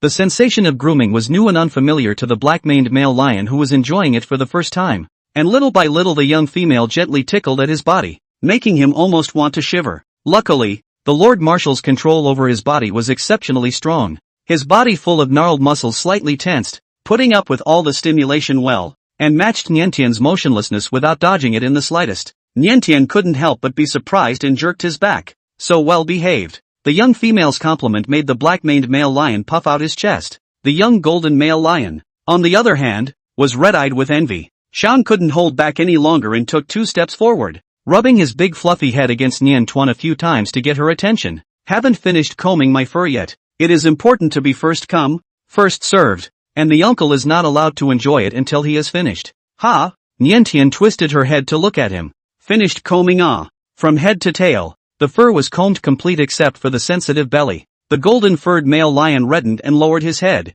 his voice as thin as a gnat. "The abdomen can also be combed." "No." Seeing that the little females seemed to be eager to try, Feli suddenly spoke up and stopped them, sounding more than a little serious. Feli reprimanded Shaun. "Keep up some appearances, Shaun. This is live. Turning out your belly in public seems a bit uncharacteristic." Nyanchuan realized this at once and retracted his hand and nodded. "Okay." The viewers of the livestream were not happy. "Don't. I want to see. Don't treat us like outsiders." What's too much for the advanced fans of my livestream to see? Want to see. I can't soul search Rear Admiral Shaun, but it's really immersive. Hurry up and get on with it. Amidst the audience's wailing retention, Niantian rubbed Shaun's ears and promised him, "I'll comb it for you the next time I'm not on live." Interrupted by Shaun, she forgot where she had just combed the black-maned male lion's fur, and simply made a promise to Feli as well. "Uncle will do it next time as well." It just so happened that she was a little tired of sitting and stood up to move around a few times, circling the garden to give the live viewers a chance to admire the various plants in the small garden. It was the warmest season in Central Star, and most of the flowers were in bloom, with a mixture of various fragrant scents, sweetened by the sun, filling the gardens. Niantian folded a branch and plucked a few small, unknown flowers, weaving her fingers into a wreath of harmonious matching colors, then placed it on the head of the black-maned male lion. For you, uncle. The serious and domineering black-maned male lion had become somewhat adorable due to this touch of decoration. Nianta couldn't help but burst out laughing. The young female's soft laughter made the black-maned male lion's heart flutter for him, and he cooperated by lowering his head and displaying himself in a circle in front of Nianchuan. The audience felt speechless for a moment. I'm stupid. Doesn't the Lord Marshal think that's unimaginative? I stopped wearing this ornament when I was 3. How can males wear flowers? Although, that wreath is indeed very exquisite. Wearing on the head of the male lion is not funny at all, but it is beautiful, but not too inconsistent with the image of Marshal Fairy. As an afterthought, a member of the audience suddenly reacted to something. Wasn't Lord Marshal active when he was being groomed just now? Seems like a bit of a can't wait. If I'm not mistaken, he just squeezed Shaun right out of the way. How dare you compete with your nephew for favor? The image is crumbling Lord Marshal, though they spat at the fact that Marshal Fairy was even competing for favor without a care in the world. Everyone had to admit that there was nothing more important than winning the favor of the Nianchuan. Not to be outdone, Shaun pestered Nian Tuan. Nian, you can't be biased. The audience in the broadcast room was shocked when this statement was made. Can't be eccentric? The females are biased. Surrounded by a variety of males, no female is going to be even-handed. Even if the males put their best foot forward and compete to please the females, they may not get more favor. Most importantly, it still depends on who the female prefers. Rear Admiral Shaun drifted, didn't he? I'd get a beating if I dared to talk to my wife and master like that. Even if you're fighting for favor, you're still saying it outright? What a nerve! It's just because Lord Nintan has a good temper, but even the best-tempered female wouldn't indulge a male in such licentiousness. Viewers felt that Shaun might be out of favor because of this. Good, Nianchuan said, but nodded soothingly. Shaun likes blue flowers, I remember. She even did more than just make up a wreath for Shaun. Luan had already started to continue working after recovering from his injuries and wasn't at home right now, but she still made one up for Luan as well. Tan Kong Rin, recently busy with official business, only occasionally turned into a small white cat to come to her to pamper her. She also remembered the heart. To Tan Kong Rin also made up one. The 4 males had 1 wreath each, a bowl of water, and the audience gradually couldn't say anything to dislike the childishness of the wreaths, and couldn't help but get jealous. Withdrawing my previous remark, males should wear flowers. Wreaths are the best adornment for males. The fiercest males should wear the prettiest garlands. Can you raffle off a few? It's okay to draw just one. I bet I can be the lucky one. The females want it badly too. So don't give the males a raffle. Give the females a separate prize pool. Agreed. The pop-ups were hilarious. Niantuan took a closer look at what the audience was saying and couldn't help but laugh out loud. Okay, we'll give everyone a raffle to give away a garland. But only 10 spots. She couldn't make up any more than that. And the flowers in the little garden wouldn't stand up to her reckless gleaning. She didn't make a difference between male and female and opened the prize pool uniformly for all viewers. The 10 lucky winners who received the garland, both females and males, couldn't help but take pictures and post them on StarNet to show off. Countless people were madly expressing envy and jealousy, and offered large sums of money to beg them to resell it, but none of them were willing to let it go. If you can't get the same wreath, can't you get the same little comb? For a time, the same small comb used by Niantian was snapped up, and the business replenished its stock many times, with seconds replenished and empty, and demand exceeded supply. You know, this kind of small comb is usually not much use at all. Interstellar era. People have a more convenient and fast way to take care of themselves. Small comb has become an antique. Most people buy it for collection, as a decorative ornament. Ninta, by herself, has turned a comb that consistently sold in single digits per month into an item that has set the entire empire on fire. This heavenly wealth head down. Businessmen are happy, bold to contact Niantian. It just so happened that Nintan, who had never been much of a reader of unfamiliar private messages, happened to see the merchant's message, and saw the elaborate pattern. The adorable little man holds a small comb in his hand, and 2 silly lions surround her and stick to her. For a moment, Nianchuan's heart became soft, having asked Feli and Shaun, both of whom were of course fine with the idea. Nintan agreed to the merchant, authorizing it to use their image for advertising, not for the little advertising money, but just because the pattern design is super cute and she loves it. For this reason, The trend of buying small combs has become more enthusiastic for a long time. On StarNet, many males excitedly post, "My wife's owner actually brushed my hair after watching the livestream. Me too. So happy. I'm the only one in the house whose beast form is fluffy, and my wife's master now favors me exclusively. Had ha." Fluffy males have had a spring in their step, with married fluffy families significantly higher in status, and unmarried fluffies quite popular in the mate choice market. It was hard to avoid the mental imbalance of the hairless males of the other beast forms. Why is Ninten-sama surrounded by guys with hair? Alas, it is we who are unworthy. I've been crying for days. It can't be helped. Females just dislike us more. I don't think Ninten-sama hates us. She's even touched a black mamba snake before. Black mamba snake. Nientian swiped to the message on the Star Network and couldn't help but stare. Earlier, Uncle Ferris had promised to help her find someone, but had never given her an answer. So much had happened to her since her awakening, and she had been so busy healing the females, that she had momentarily forgotten to ask Feli. And the young cadet, surprisingly, remained dormant on her friends list, not only not looking for her, but not replying to the messages she sent him.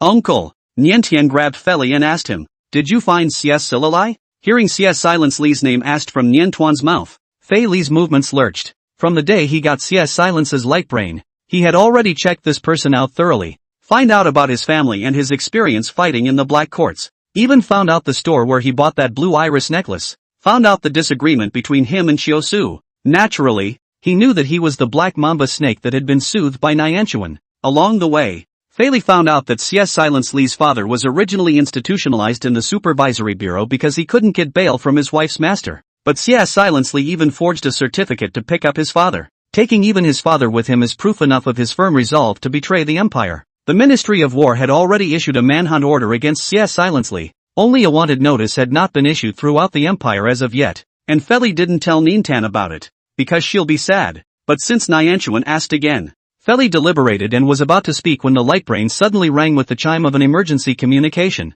"Just a moment, Nian," Feli said with a solemn look. The person who sent the message was Shi Ying's father. Shi Zhongjing, the well-informed cabinet member, received some urgent intelligence. Shi Zhongjing, early this morning, 2 people died. An assassination. Shi Zhongjing, one is a nobleman and the other is a cabinet member. And clues related to the inducer were found in the nobleman's home, and it is suspected that he was behind the previous attack on Lord Nintan. Shi Zhongjing, the Security Bureau is secretly investigating, and I will follow up. Fei Li immediately compared the information about the dead sent by Shi Zhongjing with the last intelligence list, and realized that both of them were indeed on that list, and both of them had a covetous, calculating interest in Niantuan. And now, it can't be a coincidence that these two have been cleanly wiped off their necks. Who did this?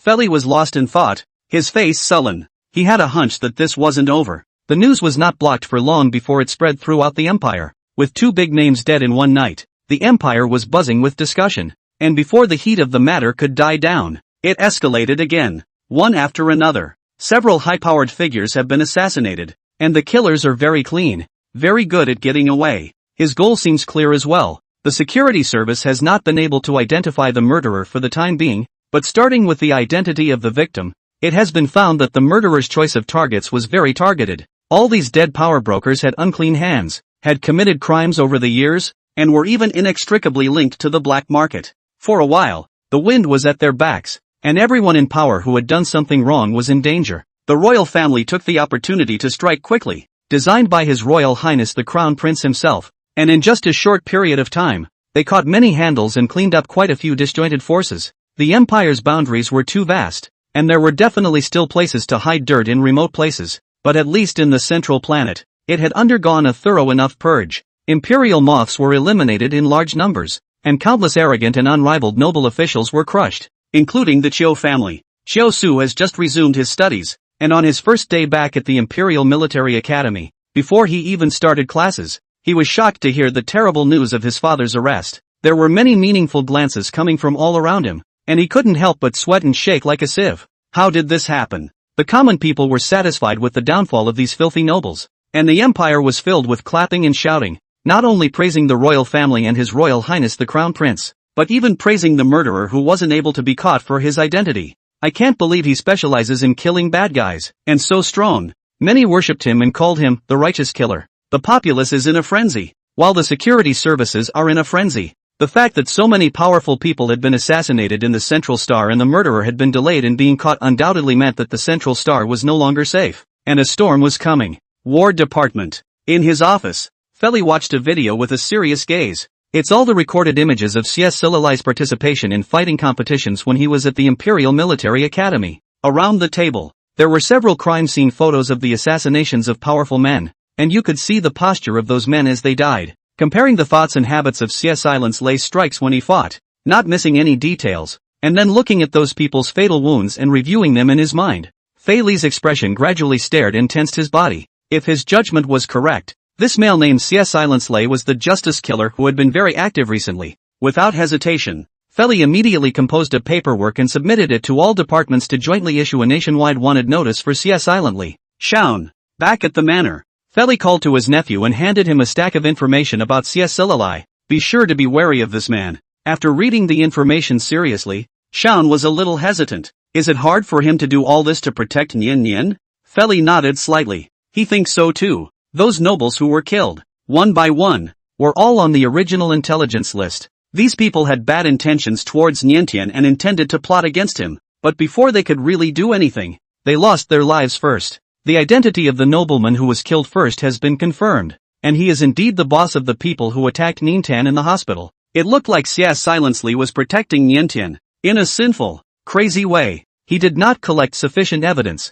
nor did he need to follow the legal process. He only identified who intended to harm Niantian and went straight to the root of the problem by using the most primitive and violent means. Even if he seems to be protecting Nian, he should never be condoned to let it go, Feli said coldly. Someone this crazy is an unsettling and potentially dangerous person for Nianchuan. Shaun nodded in understanding. I'll keep close to Nian Nian and won't give him a chance to get his hands on him. It's not enough to remind Shaun. Feri knocked hesitantly on the door of Nintan's room. Nian Nian, there's something I need to tell you about CS Silali. Nintan ran all the way to the door and opened it. Has Uncle found CS Silali? Where is he? The Niantian's eyes shone brightly as he looked at Feli with anticipation. Feli couldn't bear to see her upset, but made up his mind to speak. He has betrayed the Empire and joined the Star Pirates. For a moment, Niantian looked bewildered. Intergalactic pirates? Though she had little concept of interstellar pirates, she did know that they were certainly not good people. She really couldn't associate CS Silali with interstellar pirates. Nintan doesn't believe it. A quick glance at the information Feli had handed her shifted her form. Quick as a flash, Feli helped her to sit on the edge of the bed, kneeling on one knee and carefully watching her expression. He knew that Nianchuan couldn't take such a shock. In order to take care of Nian Tuan's emotions, the information he showed Nian Tuan had been much more abridged than Xian's, and it was all evidence-based and conclusive, but did not include his speculation about CS Silali's identity as a righteous killer. For one thing, that was just his speculation, and there was currently no substantial evidence. Secondly, if Nian Tuan knew that CS Silali had killed so many people, he was afraid that he would be even more devastated. Feli gently held Nian Tuan's hand and seriously reminded, from now on, you have to be vigilant about this person. If you find him appearing near you, don't believe any of his cajoling, and be sure to tell us at the first opportunity. Nianchuan was silent for a long time. Squeezing the information in her hand, she read it over and over again, then suddenly rummaged through the cabinet and pulled out the blue iris necklace, clutching it tightly in her hand. Once upon a time, she only knew that CS Silali's family of origin was unhappy, and after reading this information, she realized how miserable CS Silali really was. He goes so far as to sell his life to black boxing in order to buy expensive potions for his out-of-control father. How dangerous would that be? Did he join the Star Pirates to get more potions to save his father? A sense of chagrin and powerlessness overwhelmed Nintan. If she had known these things earlier, she could have obviously saved CS Silali's father. In that case, CS Silali might not have made a big mistake. Feli stayed silently by Nianchuan's side, patting her back and trying to calm her down. Under the extreme sadness, a series of atrophy for many days, Niantian finally a little bit of spirit. In the regulatory authority, there are still a lot of out-of-control males being housed, as pathetic as CS Silali's father. After many days, the regulatory authority has once again welcomed the great presence of SSS-class females. The director's attitude was warm and he personally received Niantian, and shocked to the point of breaking voices exclamations soon came from the office. What did you say? Do you intend to mentally pacify the out-of-control males in the regulatory authority? This is not appropriate. The superintendent thought Nianchuan was simply crazy. Mental reassurance is a very private thing that usually only partners can do. Even if he knew that Niantian was a special SSS-ranked female that could mentally appease males without mating, he still found it hard to accept. Your mental pacification, after all, requires a certain amount of physical contact as well, and they can all be strange males to you. It's crazy to pet so many strange males in person. Don't worry, I know the score, I won't just touch them. Tan had of course considered this and had already taken the guardians to test them out in advance. Without the need for stroking, she could purify that black mist, only slightly less efficiently. The superintendent's jaw dropped. Reason told him that he shouldn't believe it, but having witnessed too many miracles in Nian Tuan, he felt that Nian Tuan wouldn't lie to deceive him. So, you try it first? After some thought, the superintendent tried. May I recommend for you the first person to receive spiritual comfort? Here they were, currently housing a big man, launching into a very scary frenzy. No better than Marshal Ferry. If Niantian could successfully save that one, it would really help the regulatory authority to solve a big problem. Niantian naturally nodded in agreement. Along the way, the director of the regulatory authority rambled on to introduce Niantian. Lord Yuan Song once served as the empire's chief diplomat, and then temporarily stepped down to recuperate due to his out-of-control value being too high. He's a SS-ranked male, and his beast form is that of a leopard. As we were talking, a deafening siren suddenly resounded throughout the regulatory authority. What's going on? The chief watched as a group of staff with injection guns in their hands actually ran around wildly. A staff member stopped to report, panting and panicked. Lord Yuansong is missing. The superintendent sucked in a breath of cold air. Nianta listened to the staff report, amazed. The leopard, to his surprise, pretended to be shot with an injection gun and feigned unconsciousness. Thinking the tranquilizers were working, the staff carried him out and he took advantage of the situation to run away. What a smart leopard. Is anyone hurt? Niantian pursued. The staff member nodded heavily. Zhou, who was in charge of injecting the tranquilizer, took a claw and is being treated. Nianchuan was silent. It seems that this leopard is quite good at holding grudges and taking revenge. Good thing no one was killed. But the staff weren't optimistic. Lord Gansong is out of control with an erratic temper and is a complete raging lunatic. If we don't find him quickly, something will definitely go terribly wrong. Nianchuan twisted his head and urged.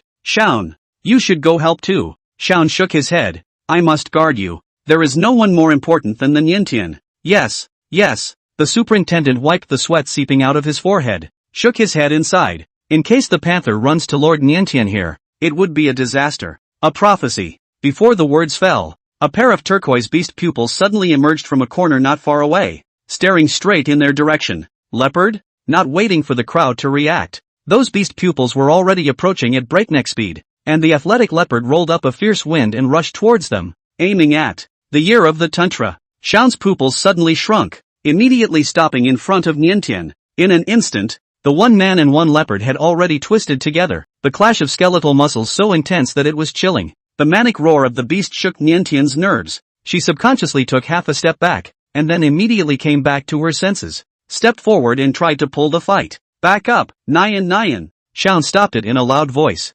Niantian, however, couldn't care less and insisted on running to them. Seeing Niantian approaching, the panther hissed excitedly, as if it wanted to leave Xian behind and pounce on her instead. Shaun couldn't stand it, and seizing on this momentary break in the panther's flow, he pressed him hard to the ground. Roar dash! The leopard was enraged. Growling, he exploded into a burst of monstrous power that was hard to suppress, twisting and flipping Shaun over. And then, he bared his ferocious fangs and actually went straight for the fatal part of his throat, wanting to completely finish off this abominable blocker first. Shaun! Niantian exclaimed, not caring about the difference between male and female. He used both hands and intercepted the crazy leopard and wrapped his arms around him in a deadly embrace, not allowing him to attack Shaun. The little female's light strength would not be a hindrance to the maddened male, and instead she would be easily dragged and stumbled. The hand-wringing director of the regulatory authority on the sidelines subconsciously closed his eyes, not daring to watch the tragedy unfold. The staff rushed to stop them, but instead made the leopard even madder.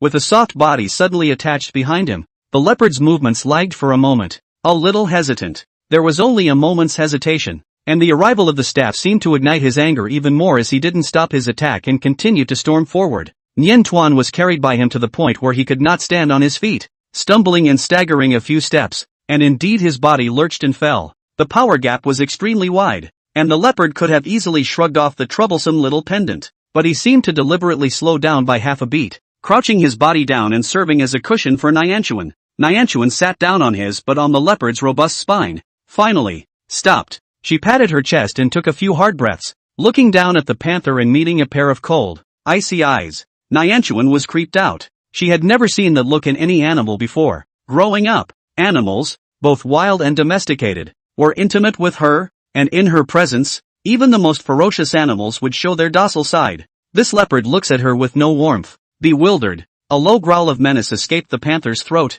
and surprisingly, he showed his teeth menacingly at her. Nyanta hurriedly bounced off of him and ducked away, taking a few steps towards Shaun. Behind her, the turquoise-colored pupils of the beast stared at her back, showing a few hints of dissatisfaction with her fleeing behavior. A group of staff rushed around, injection guns raised in their hands. The panther seemed to grunt in mockery, only glancing at them contemptuously as his gaze fell back to Nyanchuan. That gaze was like substance. Niantian clearly felt his gaze. Doesn't seem so cold. She calmed down slightly and retraced her steps towards the panther. This time, instead of locking eyes with the panther, she lowered her eyes and showed how harmless she was. The results are remarkable. From a viewpoint that Nian Tuan could not see, the others could see that as Nian Tuan approached, the leopard's eyes filled with undisguised interest, and excitedly scratched and pawed at the ground with its paws repeatedly. Seemingly finally unable to press on, he greeted Nian Tuan with a reserved stride, lowering his head to sniff at Nian Tuan's body, hair, neck nest, waist and abdomen.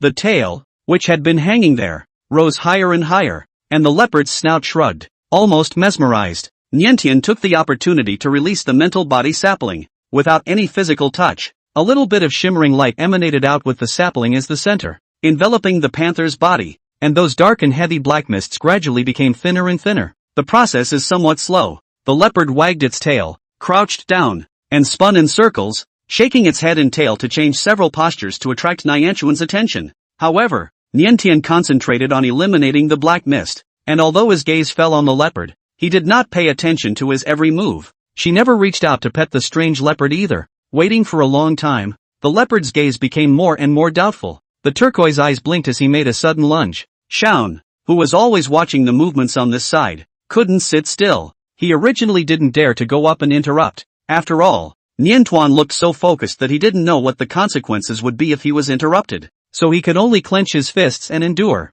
watching as the panther came close to Nian Tuan, sniffing around her and then scratching its head in an attempt to seduce Nian Tuan. It's a good thing that Nian Tan isn't impressed at all. However, this leopard got the better of him, and realizing that Nian Tuan was ignoring him, he even directly leaped and pounced towards Nian Tuan. Shaun reacted quickly, catching Nyanta just in time to keep her from falling to the ground. In the blink of an eye, the two males who looked at each other with disdain battled again, even more ferociously and fiercely than the last time. The black fog that had managed to become a little lighter made a comeback, and the leopard was full of hostility. Truly, as the staff had said, a violent madman. Nyanchuan shook his head dizzily and chortled. Stop. It didn't work. The leopard wouldn't even listen. It was Shaun, on the other hand, who narrowly missed and was almost bitten by the leopard because of the chortle. The staff couldn't intervene, and had every intention of helping Major General Shaun, but could never find the opportunity. The battle in front of her dazzled Nian Tuan. She tried to repeat her trick to grab the leopard to stop him, but the leopard predicted her move and was prepared for it,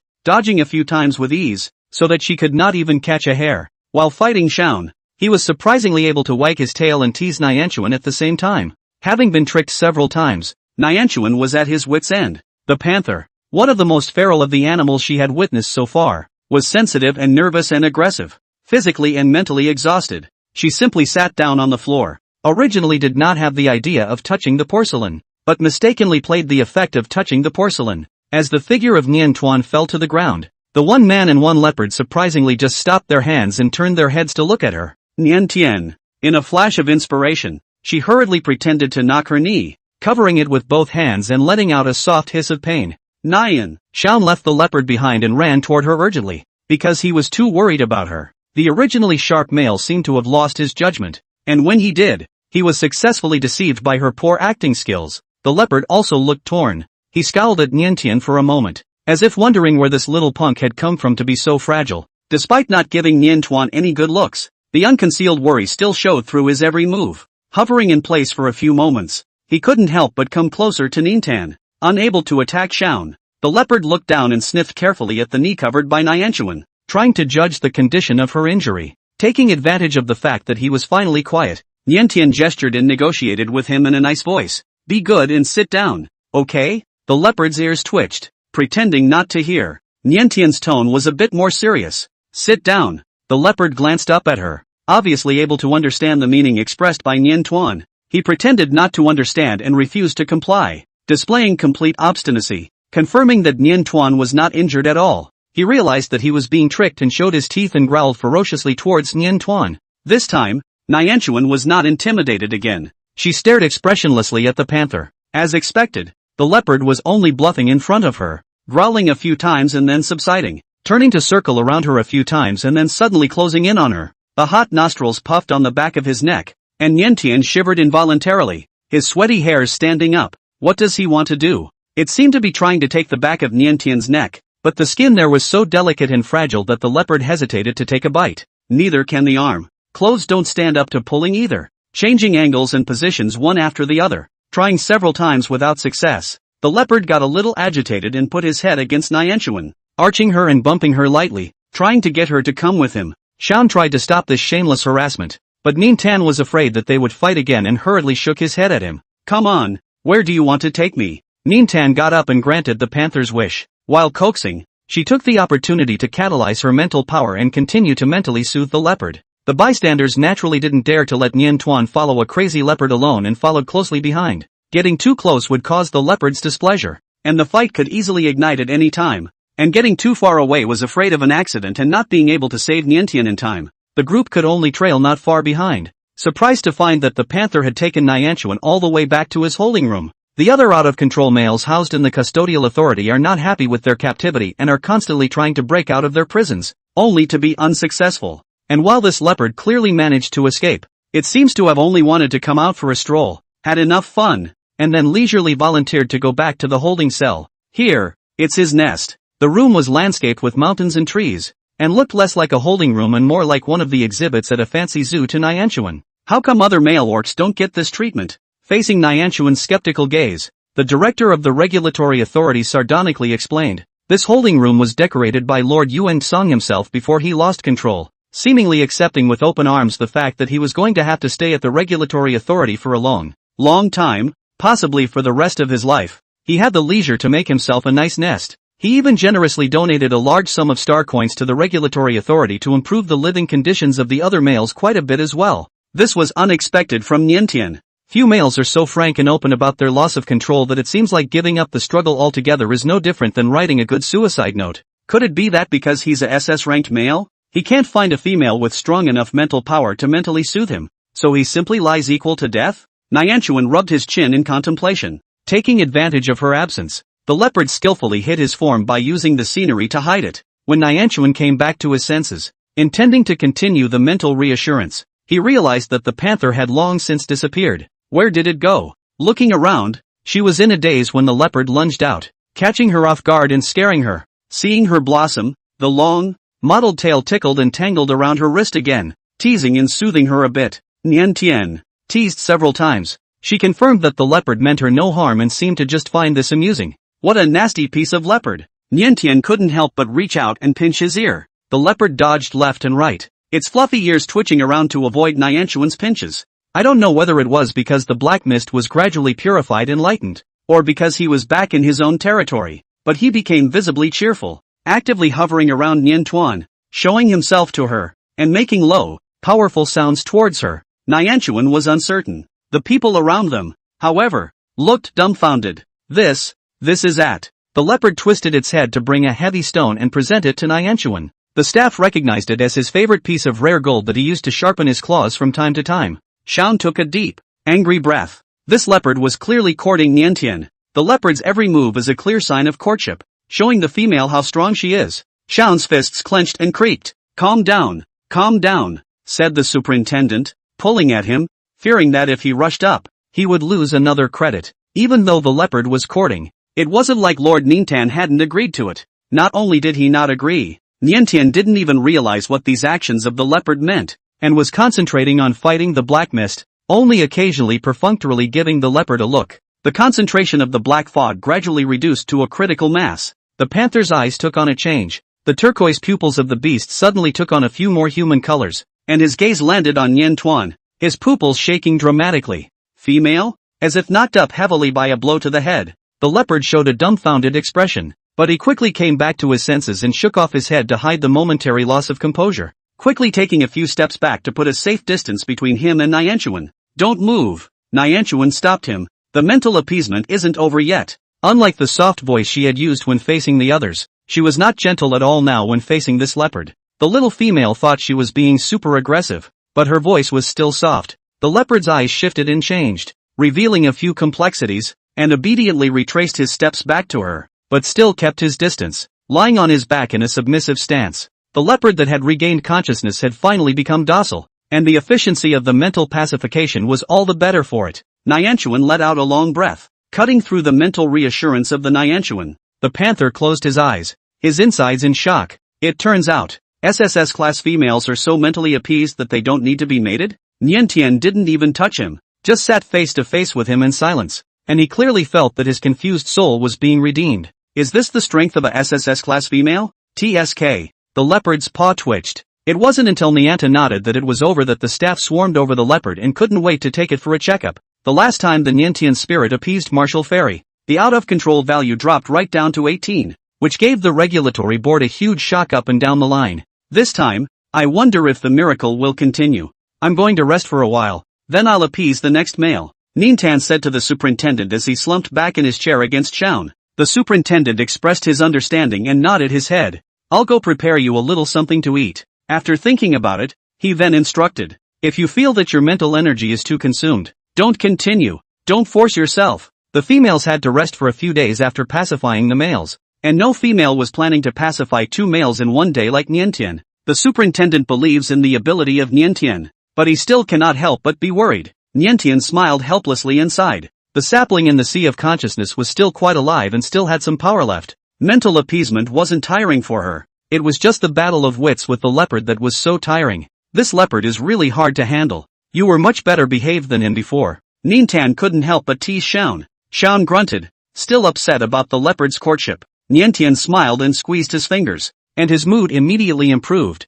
But deep inside, the strong desire to court a spouse could not be suppressed in any way. That strange leopard dared to court Nyan. The thought that he hadn't even formally courted Nianta yet left Shaun with a frustrating sense of being upstaged and resentful. Nianta sensed the increased rhythm of Shaun's breathing and inclined her head at him suspiciously. What's wrong? Shaun shook his head to show that he was fine. You can't be hasty. You can't be in a hurry. It was the wrong time and place, and he couldn't ignore the occasion like that irrational panther. After only a short rest, Nyanchuan moved on to appease the next male. The males were as cooperative as she thought they would be, except for the leopards who gave her some trouble. In front of her, no matter if the beast form is a large animal or a small one, a carnivore or a herbivore, all of them are obedient. Mental soothing is much more efficient, not as much as stroking contact, but surprisingly fast, and the drop in out-of-control values is even more exciting for the staff. Single-digit runaway values. The rescued males couldn't believe their eyes and were grateful to Nintan. After mentally calming a dozen males in a row,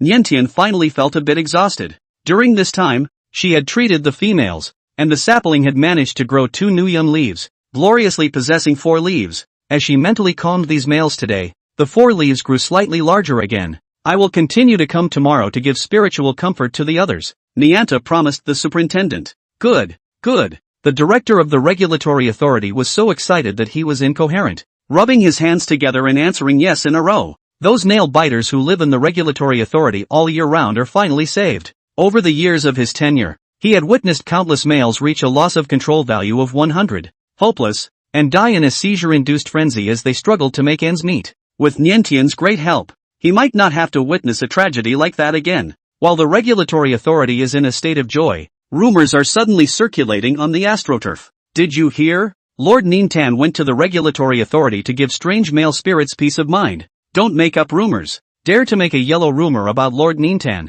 You die. It's really not a rumor. Check it out yourselves. The Central Star Regulatory Authority released several males today, all with ridiculously low runaway values, which even includes Lord Yuan Song. Single-digit runaway value? Geez. Those who cared to follow the file forward picked up Marshal Feely's superintendent's office day trip record, where Feely's out-of-control value was lowered from 89 to 18, and Nintan Hurley was his bail bondsman. Even without this evidence, it's not hard to guess. After all, no female other than Nintan could manage to reduce the out-of-control value to such an extent. Awesome. But why do I feel so bad inside? Me too. Even Marshal Fairy. Those are strange males today. It's saving lives, but it's really hard to imagine. I can't take it. Why so down on yourself? In the popular perception, the way to mental appeasement is to mate. At the thought that Nyanchuan had actually appeased the spirits of so many strange males, that lofty, godlike image collapsed in an instant. The superintendent could not allow the reputation of Nyanchuan to be tarnished,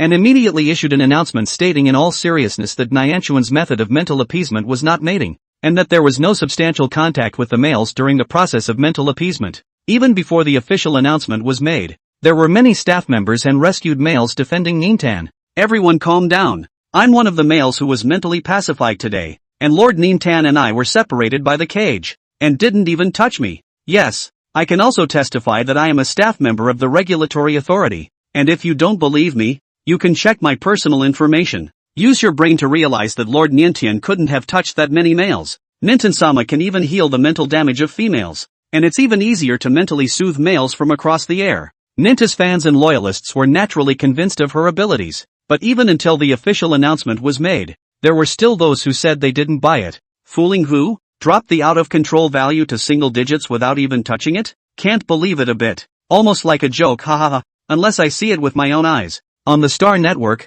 there was a lot of noise. After the Guardians and Talking Air Rin each stepped in to block a few numbers and deal with a few of the most vocal jumpers, the furor instead intensified, with the rumor mongers pulling up a banner of free speech and revolting against this muffled behavior. Inside the EAA, everyone is as anxious as a hot potato. Although they had known that this wouldn't sound good when it got out, they were still outraged when they saw Nintians being vilified. Will Lord Nintan be disappointed by this? Will she stop trying to mentally appease the other males? In an atmosphere of apprehension in the regulatory authority, Nintan showed up early in the morning of the following day as promised. She was very stable and her mood was not affected at all by the talk on the AstroTurf. Instead, the males were all exceptionally angry, and if it wasn't for Nyan Tuan stopping them, last night, Talking Air Rin had already planned to directly block the relevant malicious remarks. Forcing things to calm down, Niantian felt that while that was effective, it rather seemed as if she was weak-minded. Since everyone says seeing is believing, she asked the superintendent, "Can I go live?"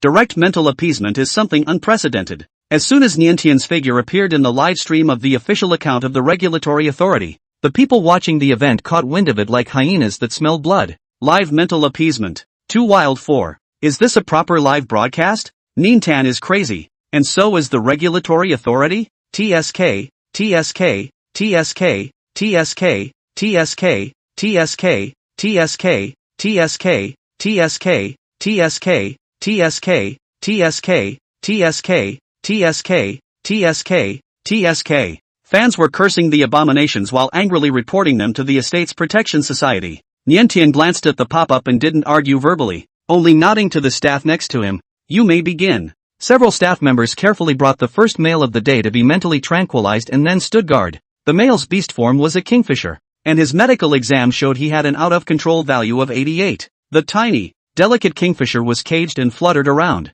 knocking itself out of its feathers and covered in blood. With the characteristics of his race, he should be brightly furred, but at the moment his body looked dull and scribbly, having been tortured out of shape by the loss of control. The pop-ups that had been active began to go silent. Anyone who saw such a scene would inevitably have a heavy heart. There are many more males like this in the Empire, and the only end that awaits them is death. In a depressing atmosphere, Nyanchuan approached the cage. As she approached, the disorganized kingfisher gradually quieted down, blinking its eyes in her direction and letting out a weak chirping bird call. The audience couldn't see the spiritual body released by Nyan Tuan. They could only see Nyan Tuan gazing at Kingfisher with a compassionate and gentle gaze, which seemed to cross over the screen and fall on them as well, causing a warm and subtle feeling to be born in their chests. The emotionally cranky Kingfisher displayed complete docility in front of Niantian, gradually regaining his spirit at a speed visible to the naked eye. Time passed by, and almost no one spoke in the broadcast room, everyone holding their breath nervously. Suddenly, the Kingfisher was shaken,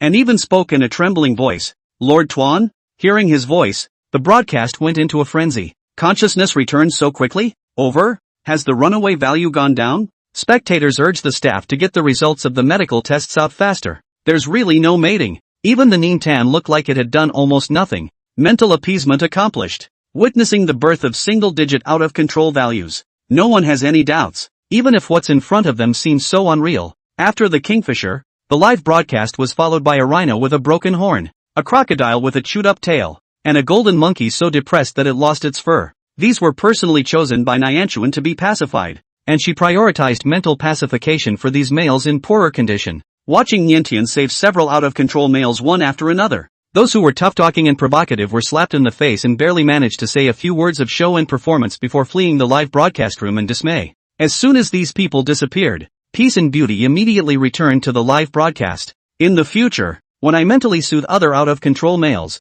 I will also broadcast it live, Niantian promised. The audience was thrilled. Later, will Lord Niantian continue to mentally appease the other males? The beast god is here. Really? Really? My out-of-control value is already high. I so wish I could meet Niantian-sama once before I die. My brother is also in the superintendent's office, but hopefully he'll get out soon. In an empire where the male-to-female ratio is 1 hour 80 minutes. This news was certainly heavenly for the males. Where is Lord Niantian, any SSS-class female? She is clearly a beast god messenger sent by the beast god to save the world. Niantian didn't go back on his word. Her reputation continued to climb throughout the empire as one live broadcast after another was completed. Rescued males continued to show up at her door to thank her, and there was a steady stream of visitors. Nianta was vaguely aware that several of the males in the family seemed to be in a little bit of a mood about it. Need mental reassurance? She offered the invitation after dinner. At that, all 3 males were surprised. Luan was the first to come back to his senses. His gray-blue eyes lowered.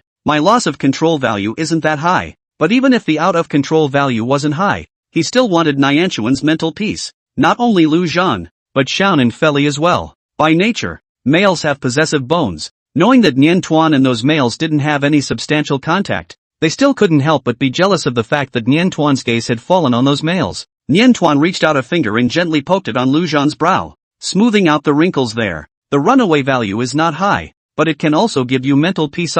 She had been so busy mentally calming the other males at the regulatory authority the past few days that she did neglect a few of the ones in the house. It was just as well that she had a couple of new small combs on hand, so she could comb their fur and mentally soothe them at the same time. Feeling Niantian's special favoritism and pampering, the 3 males all had light under their eyes in a flash. It was time to be thankful that Nianta's bedroom was big enough to squeeze in 3 supersized plushies lying around her. No one is willing to show weakness. All want to be closer to Niantian. Niantian was drowned by the passionate plush, so happy that he could not breathe. Line up and take turns. She barely calmed her mind in organized order. In order to fight over who should go first and who should go last, they almost fought to the point of hair flying. And finally, under the suppression of Nianta, the 3 males used rock-paper-scissors to decide the winner. Fairy was more fortunate to win first. The black-maned male lion completely threw off his baggage and lay down in the arms of the young female and purred endlessly, without any image of the tallness of an imperial marshal. Niantian also completely forgot the nervousness and constraints in front of Uncle Ferris, with a smile on his face, carefully combing the lion's fur all over his body. As the little comb moved a little bit, Nianta concentrated and cleared the black mist from the male lion's body as well. When the black mist lightens to a certain point, it becomes difficult to destroy. It took some effort to do so, and Nianta's head was a little dizzy. Clearing this part of the stubborn black mist was just not cost-effective. If it had been any other male, she would not have continued, but with Feli, she was going to do the best she could. Fur gently combed, the black-maned male lion relaxed into a drowsy sleep until the last wisps of black mist dissipated without a trace, and he shuddered and pressed on with an earth-shattering roar. In an instant, Feli transformed back into his human form, bones splintering all over his body. Feeling the unbelievable clarity of mind and the abundance of strength he had never felt before. "Come and give me a medical checkup," he said, turning his head to Luan. At those words, Lujan's expression changed and he had some guesses. The results of the medical examination came back quickly, and the suspicions were confirmed. Feli's runaway value was completely emptied. Not only that, his physical quality unexpectedly jumped up a big step, with all values far beyond the realm of SS-class males. Is it hard to believe that? The loss of control value is reduced to 0 points, and the strength of the male orc can be more fully unleashed? Luan couldn't help but sigh. This is truly a brand new subject that has never been seen before. After all, no male orc had ever been able to lower their runaway value to 0 before this. SSS level? Niantian was pleasantly surprised. Then I'll be sure to do more to mentally pacify Uncle in the future. She had always felt that Fei Li's job was very insecure, and from time to time she had to go out on missions. If Fei Li's strength could be taken to the next level, undoubtedly in the Empire and beyond the crushing presence, she would be able to worry less. In order to level the playing field, Xian and Luan certainly couldn't be left behind. Niantian sat on the carpet and patted his thighs, signaling Luan, who was second in line, to lie down on his back. The snow-white giant wolf looked like a dog in front of the young female, wagging his tail happily. Windows, A pair of green pupils of the beast lurked in the darkness, quietly staring at everything cozy in the room. Seeing the little female laughing and making a mess with the three fierce beasts, the turquoise pupils of the beast gradually colored with a bit of anxiety. Judging the number and strength of his opponents, the leopard didn't show himself hastily. He was so good at hiding his tracks that even the most wary of those critters failed to realize that such a ferocious predator was close at hand, eyes lingering over the young female repeatedly. The leopard's paws scratched the trunk of the tree hard enough to make a teeth-crunching scraping sound, leaving several deep claw marks. Finally, he seemed to have made up his mind about something and dashed away, his athletic figure leaving only a blurred shadow in the darkness. Inside the room, the males were so engrossed in their intimacy with the young females that they did not realize that a leopard had lingered outside. Niantian was even more oblivious. It wasn't until he opened his eyes early in the morning and caught a glimpse of the bloody carcass of his prey outside the window that a deafening scream erupted from the bedroom. The guardians arrived at the sound, thinking that something had happened to Niantian and that he was going into cardiac arrest. Nian, seeing the little female curled up safe and sound, the guardians calmed down. Xiao rushed to the window in a single bound, frowning as he opened it and picked up the prey. It was a recently dead fawn, still steaming fresh. Looking at the wounds, it appeared to have been killed by a large feline. A single, clean hit. It's okay, Nian Nian. Luan hugged Niantuan and softly soothed him. It was less like a threatening intimidation and more like a gift from some big cat to Niantan. But how could there be such a large beast on the estate? Such a dangerous animal shouldn't be on the estate, much less outside the Niantan window. I'll check the security system, Feli said gruffly. A careful inspection showed that the security system was functioning without any problems. Feli checks the surveillance on the property and captures a leopard. Most of the images captured were blurry remnants, with the leopard appearing clear enough only when close to the Niantan window. This is... Xiao froze. He got closer for a closer look and confirmed the identity of the leopard. This is Yuan Song. He had fought this leopard a few times and could not be mistaken.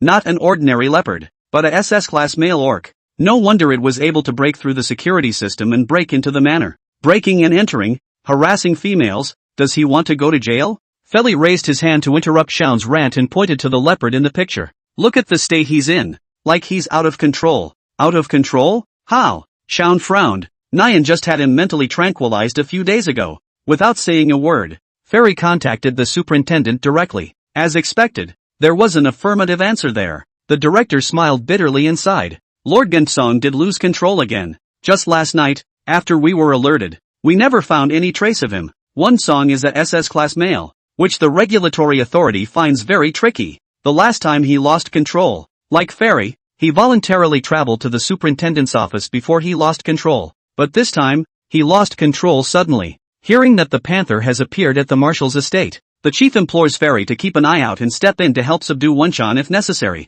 With the leopard's ability to conceal its movements and its ferocious nature, I'm afraid the EAA can't handle it. Feli nodded in agreement. Yes, even if the director of the regulatory authority did not mention it, he would definitely keep an eye on it because the leopard had set its sights on Niantan. A fawn is just the beginning. Seemingly feeling that Niantuan had accepted the gift, the leopard was encouraged and tried to feed Niantuan one after another. Waking up every morning to face a wide variety of prey, Niantan gradually began to get used to it from the initial shock. The guardians tried unsuccessfully to squat over the leopard outside the Niantan window. The leopard wouldn't even show up at Niantuan's window on any of the days of the squatting, but whenever Niantuan played on the property during the day that day, he would pick up his prey. The leopard was amazingly observant, and was able to accurately predict Niantian's path of movement, placing the gift in her path of necessity. No amount of guardianship could seem to stop him from showing Niantuan the way. Niantuan was helpless. She already knew who the leopard who gave her the gift was. Does that leopard like her that much? Obviously the panther had once shown his teeth to her, terrorized her, and toyed with her that day when the spirits were pacified. Xiao didn't tell Niantuan that Yuan Song had once courted her, and that these current actions were perhaps part of the courtship. Or perhaps he had taken Niantuan as his mate and was trying to feed his mate. The veins in Xiao's forehead jumped at the thought. Can't be so passive anymore. The guardians took the initiative, and Niantian followed along, looking for Yuan Song's door. Yuan Song's father was an earl who spoke elegantly and had an incredibly respectful attitude when facing the noble SSS-ranked females. But when Niantian asked about Yuan Song, he coldly skimmed the corners of his mouth. He is not my son, and his affairs are none of my business, said the earl, in a cold manner, and very evasive on the subject of Yuan Song. The mistress of the earl's family showed up and exchanged warm pleasantries with Niantuan, but also showed no concern for Yuan Song. I'm not his birth mother. He's a bastard. Speaking of which, The countess didn't seem to care. Marriages between nobles are often for profit in family, and it is not uncommon for each to play their own game after marriage. Females are free to take side husbands, and usually don't interfere with each other's finding a lover for evenly matched regular husbands, unless they like their regular husbands very much, and then they will restrain them more. Niantian was shocked. Is that why Garcia was so arrogant to cheat like that? He thinks Xiying won't pursue it at all? The countess, who obviously had little affection for the earl, shrugged her shoulders and said lightly, Yuan Song left home a long time ago, and even changed his name. The removal of the family name, a symbol of aristocratic honor, leaving only the name bestowed by his mother was undoubtedly humiliating for the count as a father. Not only that, after this rebellious son got his wings, he even went out to suppress the earl's house, making the earl's family's life not so good. Therefore, even if Yuan Song was capable, the count regarded him as a stain. Niantian really didn't think that the leopard came from such a family. Even Feli, who had dealt with Wenchan on the job, had no knowledge of any of this. Yuan Song hides these well. It took a great deal of effort for Fairy to gather more information about him. His own mother had very severe depression and died by suicide. After the death of his birth mother, Yuan Song was received by the count, and his family status was extremely awkward, with his father neglecting and his brothers bullying him, and once he fought back, he was met with harsh discipline. Lu Zhan frowned. Depression has a certain genetic predisposition. Yuan Song might have suffered from depression as well, which is why he lost control of himself twice in a row within a short period of time. After losing control, the leopard instead seemed to stop being depressed and even began actively courting. As the object of courtship, Niantian, however, had so far assumed that the panther was just making an ordinary gesture of goodwill to her, and hadn't thought about it in any other direction at all. She didn't eat those prey of course, but she didn't throw them away either, saving them all in the storeroom, intending to wait for Yuan Song to return to normal and give them to him to deal with on his own. But the superintendent has not been able to catch the leopard. Even when Feli sent his men to turn the manor upside down, they couldn't find him. He is known as a genius at hiding his tracks and not showing any signs of weakness. Niantian was even somewhat accustomed to the leopard's presence if anything, and wasn't surprised when he picked up prey during his daytime walks around the manor. A head of prey appeared in front of her and she looked down to pick it up, not far away, but suddenly there was a subtle rattling of leaves rubbing together. Shaun, who was following Nintan, was immediately alert and looked at the bush. The commotion increased for a moment, as if some large animal was trying to get out of there. A leopard? Without thinking, Shaun immediately rushed up. Disturbed, the leopard turned and darted off into the distance. The woods were dense and Shaun weaved through them, his clothes scraping against the branches now and then, creating an obstruction, and he simply turned into his beastly form in annoyance. But the lion is clearly not as well adapted to the jungle as the leopard, and tracking all the way, he is still put on the spot and loses his target. It happened suddenly. Nianta looked around the spot, not wandering off alone, and found a chair a short distance away nearby to sit down and wait for Shaun to come back to her. It wasn't long before the grove rustled again. Shaun, Nianta whipped his head around at the sound of the voice, but was startled to be confronted by a pair of familiar green eyes. After wandering around outside for all these days, the leopard seemed to have all but turned into a true beast, full of bestiality. The moment she met Niantian's eyes, her huge body lunged and ferociously pressed her down onto the chair. Ah! Nintan exclaimed. The edge of the chair was hard and knocked into her arm, and this time it wasn't faked. She was in real pain and hissed and sucked in air as she covered her arm. This was really out of Panther's expectation. He didn't expect Niantian to be so vulnerable. The leopard jumped in place in shock, circled around Niantian in a circle at a loss for words, and then suddenly raised its paws and angrily chipped away at the edges of the hard, metal-textured chair. The sharp claws cut through iron like mud. A violent crash buzzed in his ears, and Niantian shivered, unable to stop his eyes from widening.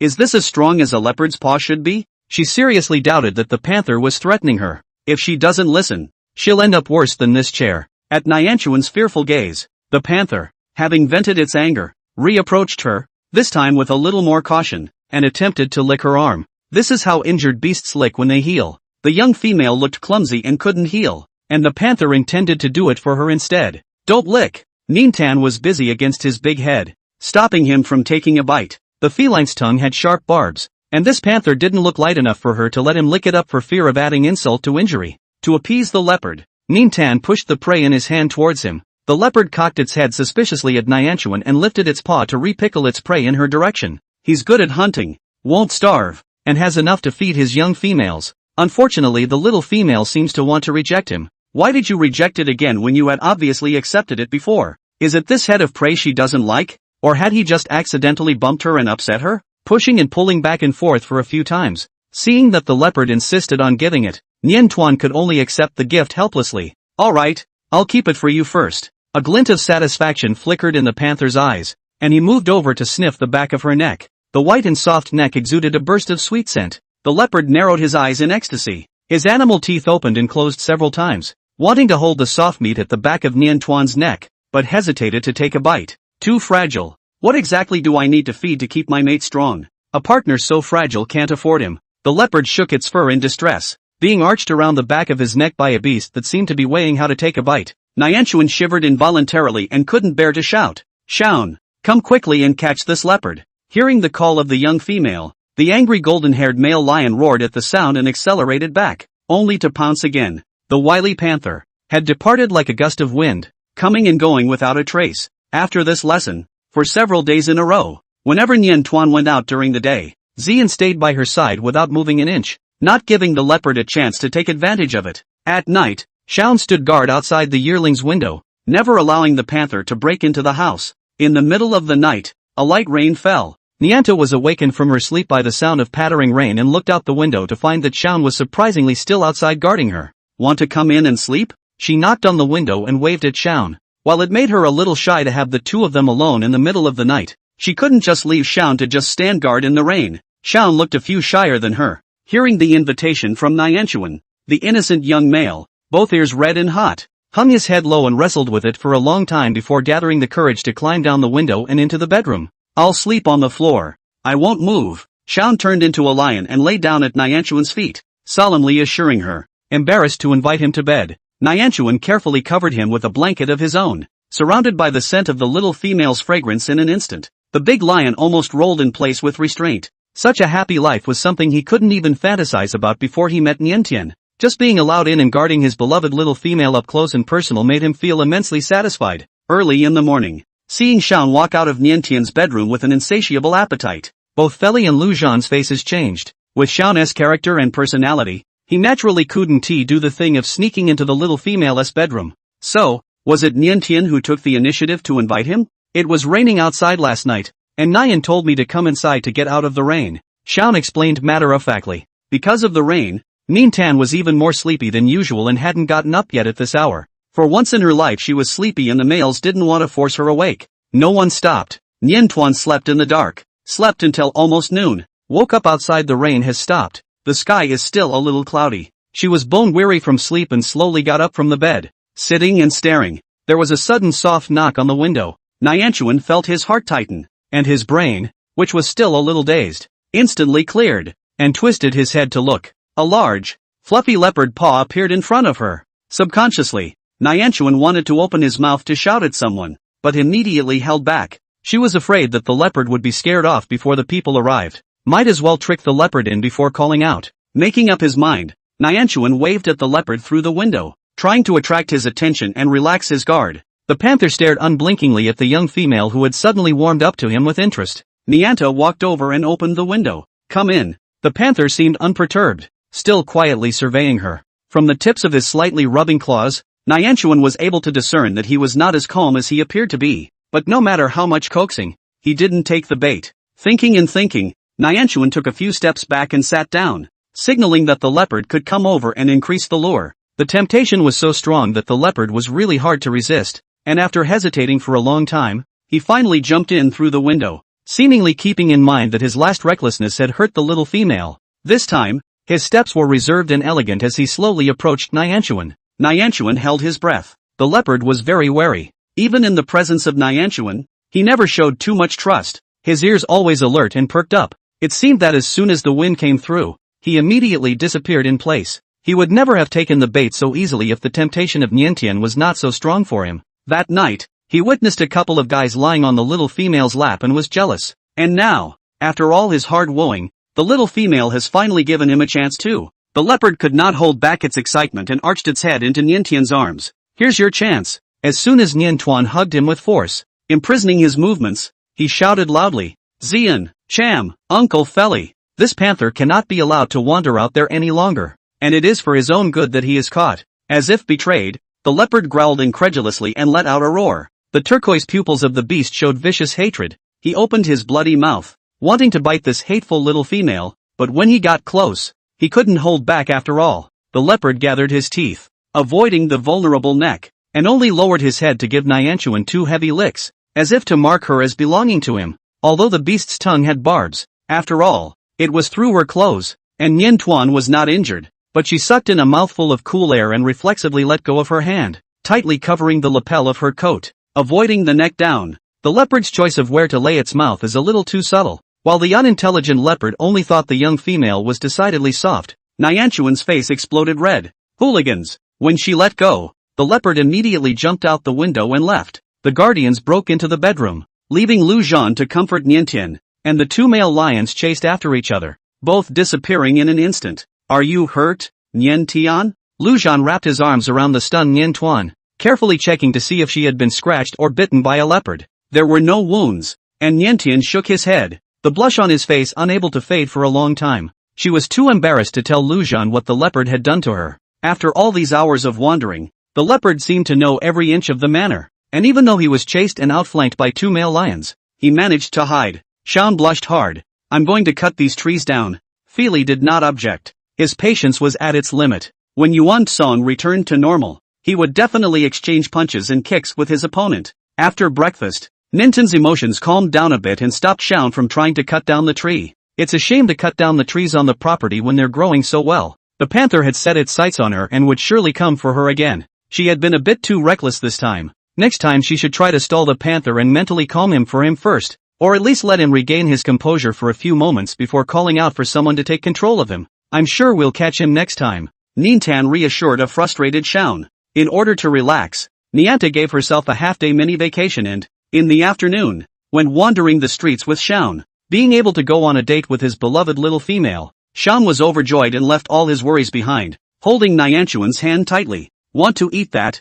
Nintan? Xian noticed Niantuan looking at a stall selling ice products a few more times, and looked down to ask her. Nyanchuan blinked and nodded in response. In fact, she seemed to have a vague feeling that there was a very burning gaze staring at her from that direction, and it wasn't looking at the booth. But when Shaun asked, she really kind of wanted to eat it. As for the stare, it's probably some kind of raving fan. When she went out, she was always inevitably stared at, and she was already somewhat used to it. Anyway, with Shaun by her side, even the most fanatical fans wouldn't dare to rush up and harass her. The merchant found out that the SSS-ranked female actually wanted to eat her own ice products, and could not help but be flattered and overjoyed, and nearly doubled the amount of Niantian. With such a large portion, Niantian couldn't finish it, and after a few tastes, he shook his head to indicate that he had had enough. Shaun naturally took over the rest of her ice. It's not uncommon for males to eat leftovers from their own females. Shaun didn't mind, and even rejoiced a little at the ice left over for him by Nintan. In the dark corner,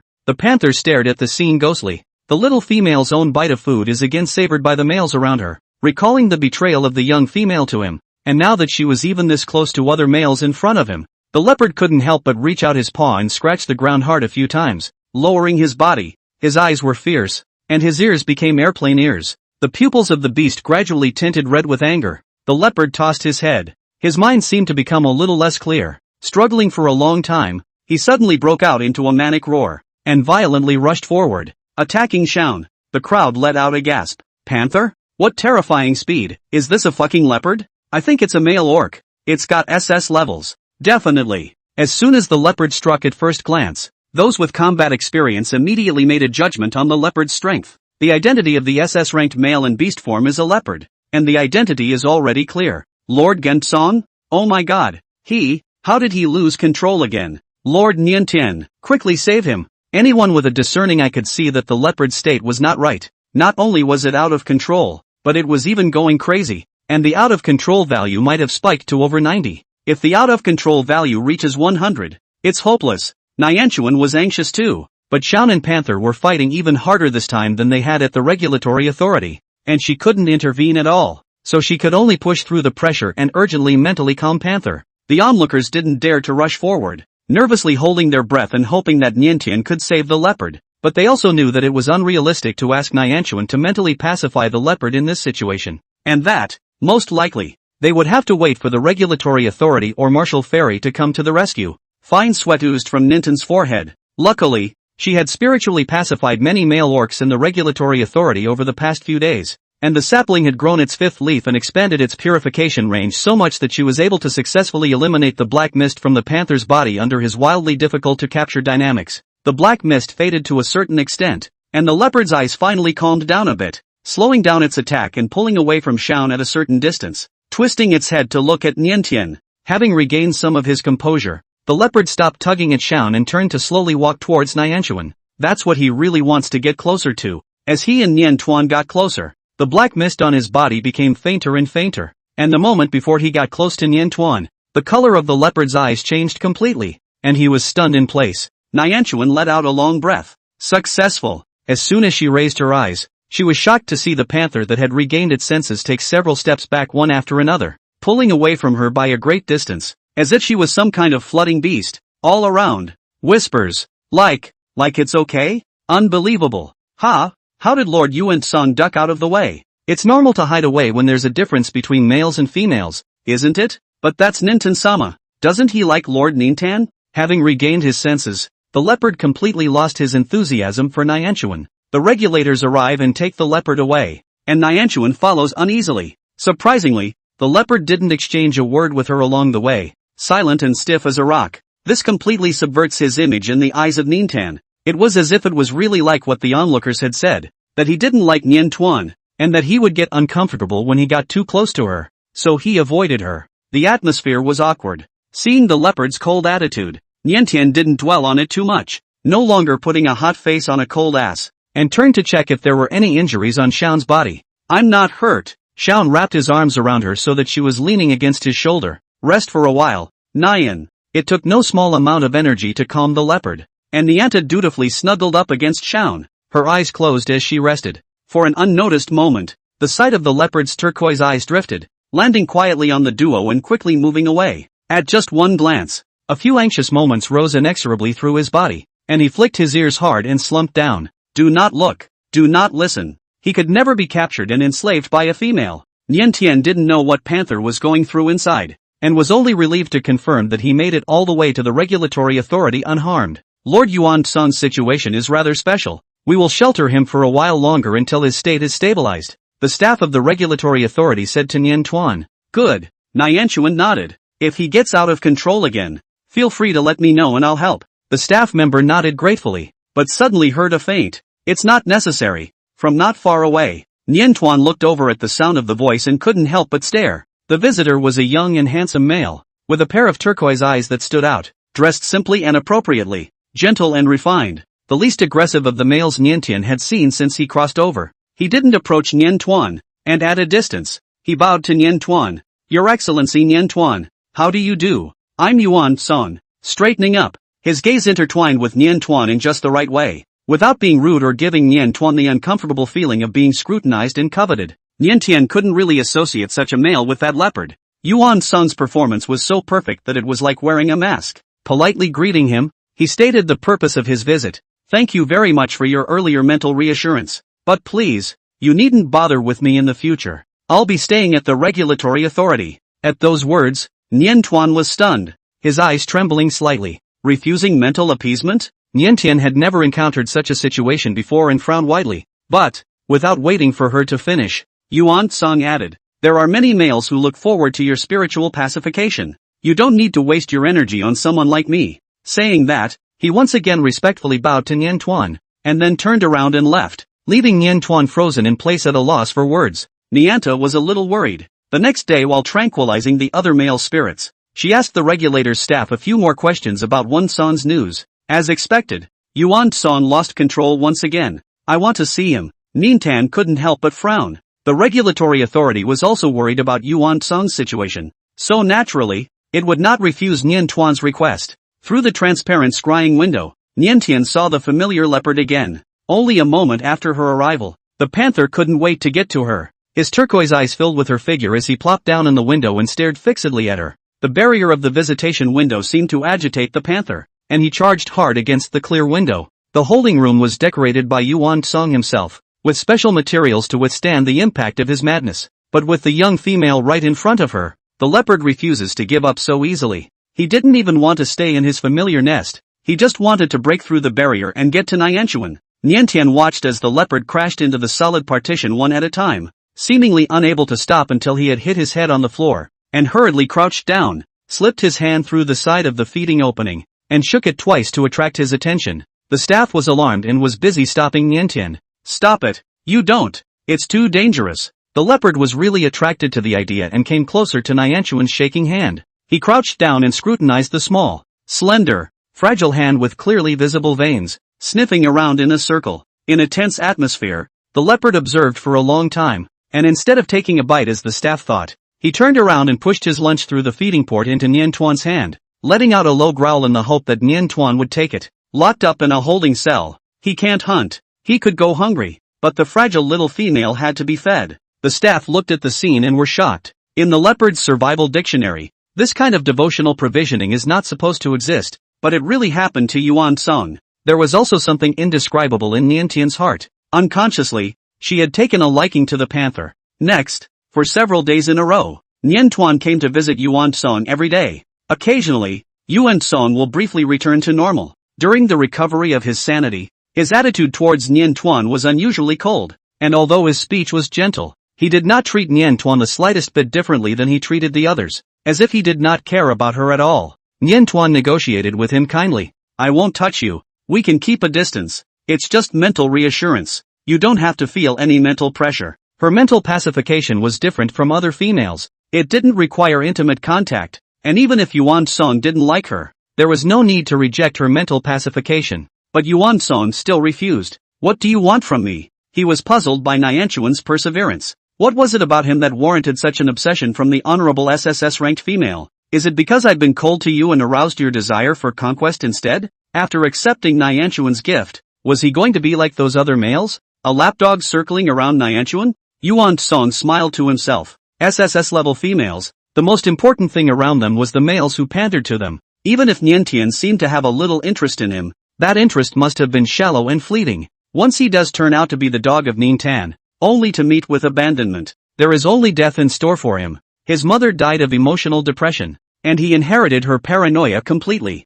Rather than sadly repeat his mistakes, he would prefer to die out of control. Niantian sighed helplessly and shook his head. "I didn't mean that. She doesn't need so many males around her. Right now she had 3 guardians, plus a cute marshmallow, and that was quite enough, and I'm afraid she couldn't handle any more than that." After a long period of silence, Yuan Song lowered his eyes, his tone regaining its calmness. "I'm sorry for offending you with my nonsense just now. You can punish me as you please, no matter how many whips it takes." He's very used to being punished. Of course Nianchuan wouldn't hold on to that little offense. She was tolerant enough of the poorly born leopard, who had barely felt kindness, to fully understand his prickly, wary look. "Punishment won't be necessary, but trust me, I have absolutely no extra thoughts that I shouldn't have." The only reason she was so persistent was because Yuan Song's out-of-control value was gradually rising, and it was very unbearable for her to watch the leopard become more and more crazy and violent. "You do not punish me?" Yuan Song was stunned. He was ready to be beaten half to death, and that was a lesson he deserved. But Nianchuan had even downplayed it. Why should he be so lenient with him? Yuan Song's gaze flickered slightly and quickly sank back into silence. Even though Yuan Song in human form showed disdain for Niantuan, in beast form, the leopard's thirst for Niantuan was undisguised. Every time they met, the leopard was eager to make a hole in the wallboard, get out and pounce on Niantuan. Niantuan refused several times. He still thundered and saved his own meal for Niantuan to eat, and for this reason, he did not hesitate to endure hunger, and the originally oily and smooth beautiful fur lost a few points of luster. The staff of the regulatory authorities simply couldn't figure out whether Lord Yuan Song loved Lord Niantian or hated Lord Niantian this way. 3 o'clock in the afternoon was the regular time for Niantian to visit Yuan Song every day for many hours. Today, Yuan Song briefly returned to normal, the young male in his human form fully clothed and sitting quietly in the corner. There was no sign of anticipation in him, unlike when he was a leopard, waiting at the window with his tail wagging in anticipation even before Nianchuan arrived.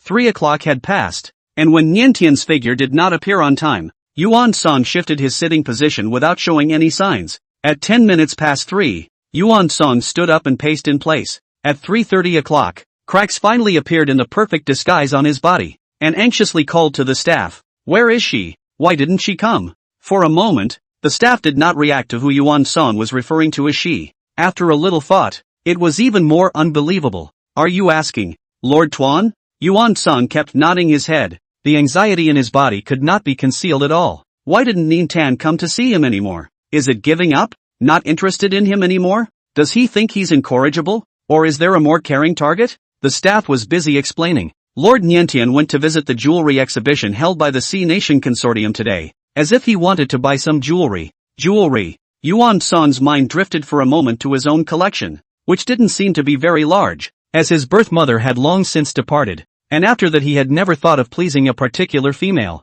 but he had a lot of star coins and could give them all to Nianta to buy what she wanted. Thoughts turning in 100 directions, Yuan Song was able to slow down for a long time. His teeth clenched. What the hell is going on? How he can't contain it when he clearly doesn't want to be a dog for females. The staff did not dare to disturb Yuan Song and quietly contacted Nientian, asking if she would still come to the regulatory authority today. Nientian had only just arrived at the jewelry show when he received the message from the regulatory authority. Around her, heckling surrounded a group of females. Such a spectacle was almost never seen in all the empire. Females rarely hang out in groups with the same sex. After all, taking your mate out with you allows you to be attended to without fail. With other females, there is no such treatment. But all the females were excited to go out with Nien Tan today. They were all females that Nien Tuan had rescued and had immense admiration for Nien Tuan, and originally came here with the idea of sticking it out with Nien Tuan. But when they actually talked to other females, they realize that they are happiest when they go out and have fun with the same sex, and have a superb amount of common ground.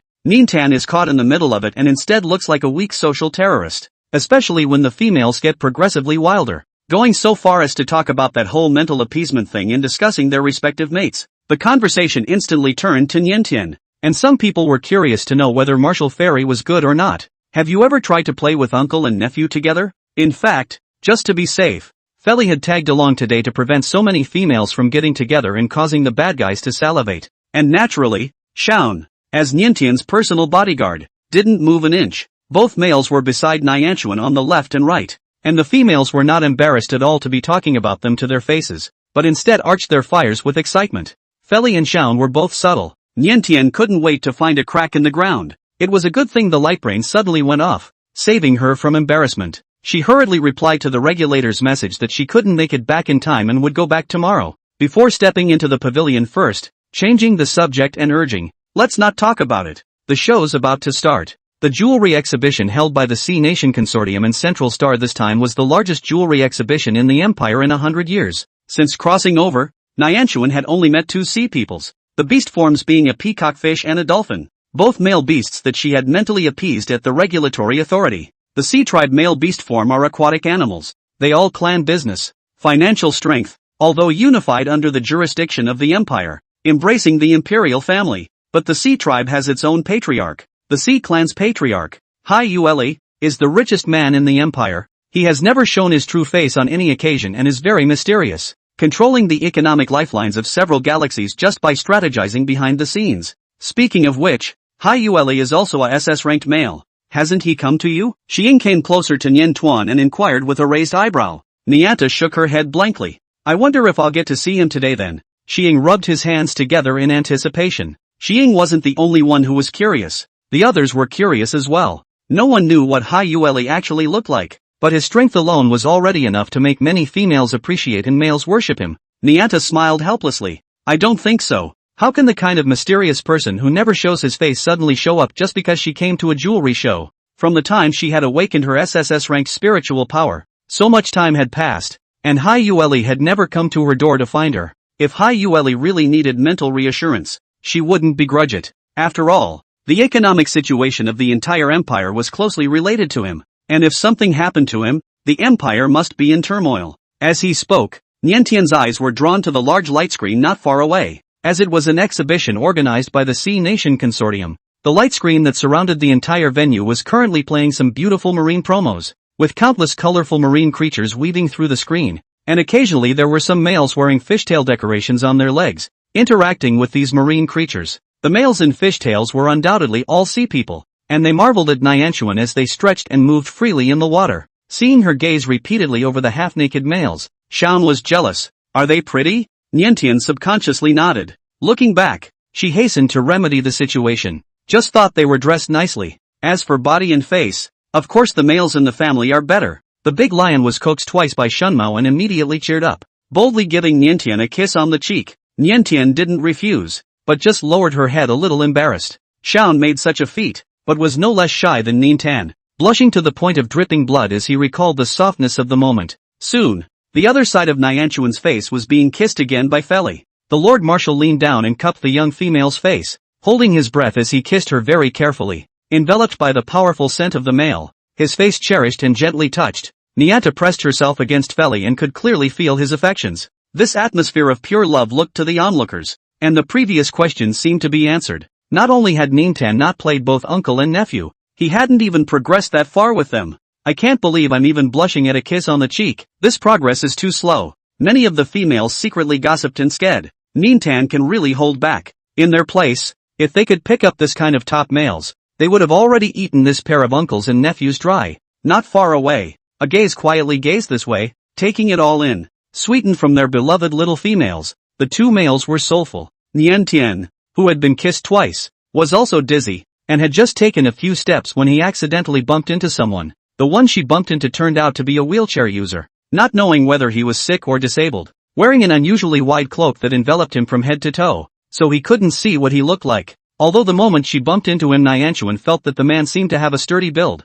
no better than the males in the house. But the man was in a wheelchair after all, and must have been one of the underprivileged, and she hurriedly bowed her head and apologized. I'm sorry, it's okay, I'm not in pain. On the contrary, will you be hurt by my bump? The young male's ethereal and pleasant voice came into his ears, making it seem as if he was in a deep and vast ocean in a trance. Niantian couldn't help but be slightly disoriented. Returning to her senses, Niantian shook her head. I'm glad you're okay. It seemed to be a mere hiccup that she quickly put behind her. The females, most of whom had a great passion for jewelry, were very knowledgeable and dragged Niantian around. Niantian strolled for half a day, dazzled by the various colors of jewelry, but delayed to start, did not buy anything, even though she had a lot of money on her books nowadays, and her guardians were more than willing to pay for her bills. The frugal habits she had developed over the past 20 years were hard to change, and even if she had to buy, she wouldn't do it on a whim. Just looking at the price tags made her flesh hurt, and the truly superb jewels,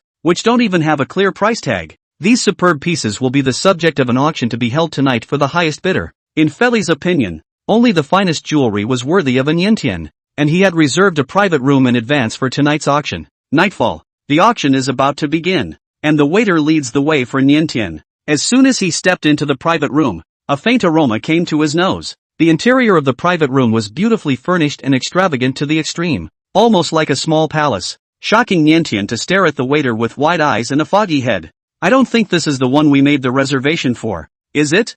Feli's reservation was also for a premium room, but the one in front of him was clearly beyond premium. This is what the boss ordered us to prepare especially for you, the waiter said respectfully. After explaining, the waiter once again slammed down a heavy bomb. The boss learned of your visit and prepared some thin gifts for you. Other than that, every purchase you make at the exhibition will be credited to the boss. Although Niantian had been courted by males everywhere she went, this was really the first time she had seen such a bolder courting. Thank your boss for me, but don't charge him. While talking, Niantian saw the thin gift in the waiter's mouth and couldn't help but suck in a breath of cold air. Assignment of planetary title, assignment of commercial spaceship ownership, assignment of ownership of an entire busy commercial street of stores in Central Star. Dotted alongside these transfers is a wide variety of expensive jewelry, raw, loose, and finished, all in one place. Niantian came to this exhibition today, originally just wanting to meet the world, and add a few better quality jewelry, used to attend the royal banquet to support the scene.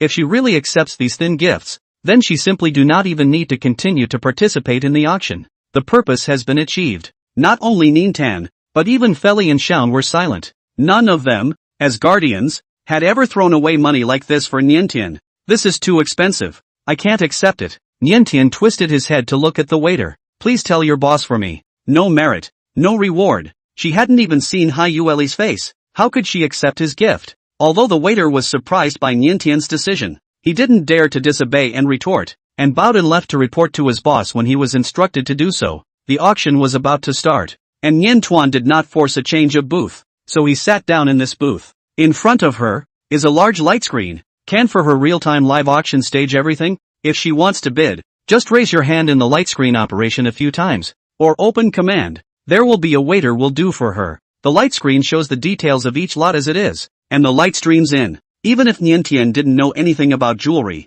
he could clearly feel that the quality of these things was very different from those general merchandise out there. Lot 9 is a blue gemstone that looks as pure and captivating as a marshmallow's azure eyes. Niantian was heartened. She didn't care about all those other things. She wanted the sapphire. The starting price was 1.6 billion star coins, which wasn't very high in this lot. However, the number of people who liked the gem was surprisingly high, and the price skyrocketed, quickly being raised to tens of billions of star coins. Nianta was a little hesitant. Seeing her hesitation, Feli raised his hand and pressed a few times on the light screen, directly bidding 20 billion star coins. Nianta? Not waiting for her to consider whether she could withdraw it, someone unexpectedly bid again. 30 billion star coins. Apparently, the other party was also determined to get this sapphire. Without changing his face, Feli pressed 50 billion star coins. The price has been raised to such an extent that most of the other competitors have already caved in, leaving only one rival, who was still fighting with Fairy. The other side offered 60 billion star coins. Niantiana didn't stop, and watched as Feli actually bid again. 100 billion star coins. As soon as the price tag of $100 billion was slammed out, everyone whispered and poked around to find out who was being so generous. To be able to come to this auction, $100 billion they could all surely afford, but no one would spend it on a single sapphire. Inquiring about the private room that seemed to be for SSS-ranked females, everyone instantly felt reasonable. A mere $100 billion. As long as Lord Niantian was willing, she could spend as much as she wanted. Seemingly shocked by the $100 billion, that originally strong competitor also closed his hand and stopped raising the price. In the blink of an eye it was $100 billion spent, and Nian Tuan didn't think she'd want to buy anything else today. But the Guardians clearly had other ideas. Having just been stimulated by the thin gift, their desire to spend money on Niantian is simply uncontrollable. Striking one after the other, the two spent money like water and had a good war. This pink diamond, don't you like it? Feli thought that the lovely color suited Niantian and raised his hand to bid. This pink diamond was of excellent quality. The starting price was as high as 10 billion star coins, and the bidding was ferocious. Nian Tuan's eyes were shaken by the horrifying figure, and he was too busy to press Fei Li's hand. I don't need that much jewelry, uncle. Because of her determined efforts to stop it, Fairy missed the bidding and had to call it quits. Nianta kept a close eye on the two guardians, not allowing them to buy any more, and stared at them until the auction was over, and then breathed a sigh of relief. Scanning the pupils through the checkout, they continued to stay in the booth, waiting for someone to deliver the shot. Niantian was expecting a waiter to come, but he didn't expect to see a wheelchair that looked a little familiar. The man in the wheelchair remained cloaked, not showing his true face. He presented the beautifully packaged lot with both hands, and did not leave immediately afterward. Lord Niantian, I am Hai Yueli. Hearing his self-introduction, Niantian couldn't help but be stunned. With that thin gift in front of her, she guessed that Hai Yueli might come to look for her, but she did not expect the other party to be this kind of image. A SS-ranked male who's in a wheelchair and not in good health. Niantian didn't dare to ask, hearing the male before him speak again. I will pay you whatever you want, and hopefully establish a long, steady deal with you for your mental peace. Hai Yueli's voice was ethereal and soft, but there was a hidden strength that controlled everything. His sincerity has been reflected in the gifts prepared for the Nianta. Hearing his need for mental reassurance, Niantian nodded and shook his head. It's just a show of hands. No need for any payment. She now spends almost every day mentally soothing the out-of-control males of the regulatory authority, and doesn't need them to repay her. Hearing her say that, Hai Yueli seemed a bit shocked. Don't want to be paid and are willing to give him mental peace? Half-heartedly, he insisted. I'm a businessman, used to fair trade. There must be nothing in this world that he can get for nothing, and he deserves it only if he pays for it. Pushing back and forth for a few moments, each of them took a step back. Niantian couldn't argue with Hai Yueli and agreed to pay him a certain amount of money,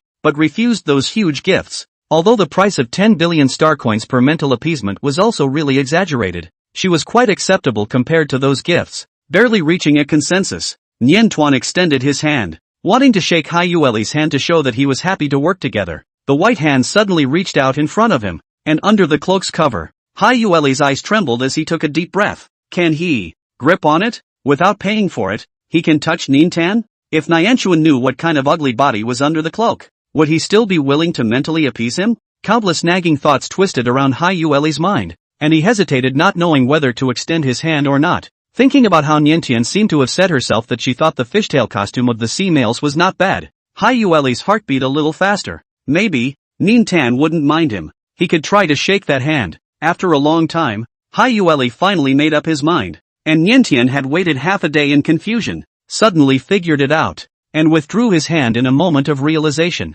It seems that this male does not like physical contact and wants to keep his distance from her. Having seen more than her fair share of obsessive and fervent suitors, Niantian was relieved to finally meet a male with whom she only talked about deals, not feelings. She didn't dwell on it too much, nodding at Hai Yueli to show that she understood what he meant. Hi Nightly, covered by his cloak. Niantian couldn't see his expression and added, I need to see your beast form when I spiritually soothe you. Are you okay with that? If Hai Yueli couldn't accept this, then she could only wait for her mental body to grow up a little more, and then she could see if she could be appeased in human form. Niantuan had asked casually, but realized that Hai Yueli seemed to be really torn and hesitant. After a long time, he maneuvered his wheelchair into the booth, told the waiters to leave, and asked them to close the door. In fact, I have some physical disabilities. Hai Yueli acted calm and collected, but Niantian vaguely heard that his voice was trembling a bit. If you're in a wheelchair, should the disability be in the legs? Imagining it for a moment, a small fish swimming crookedly came to Niantuan's mind.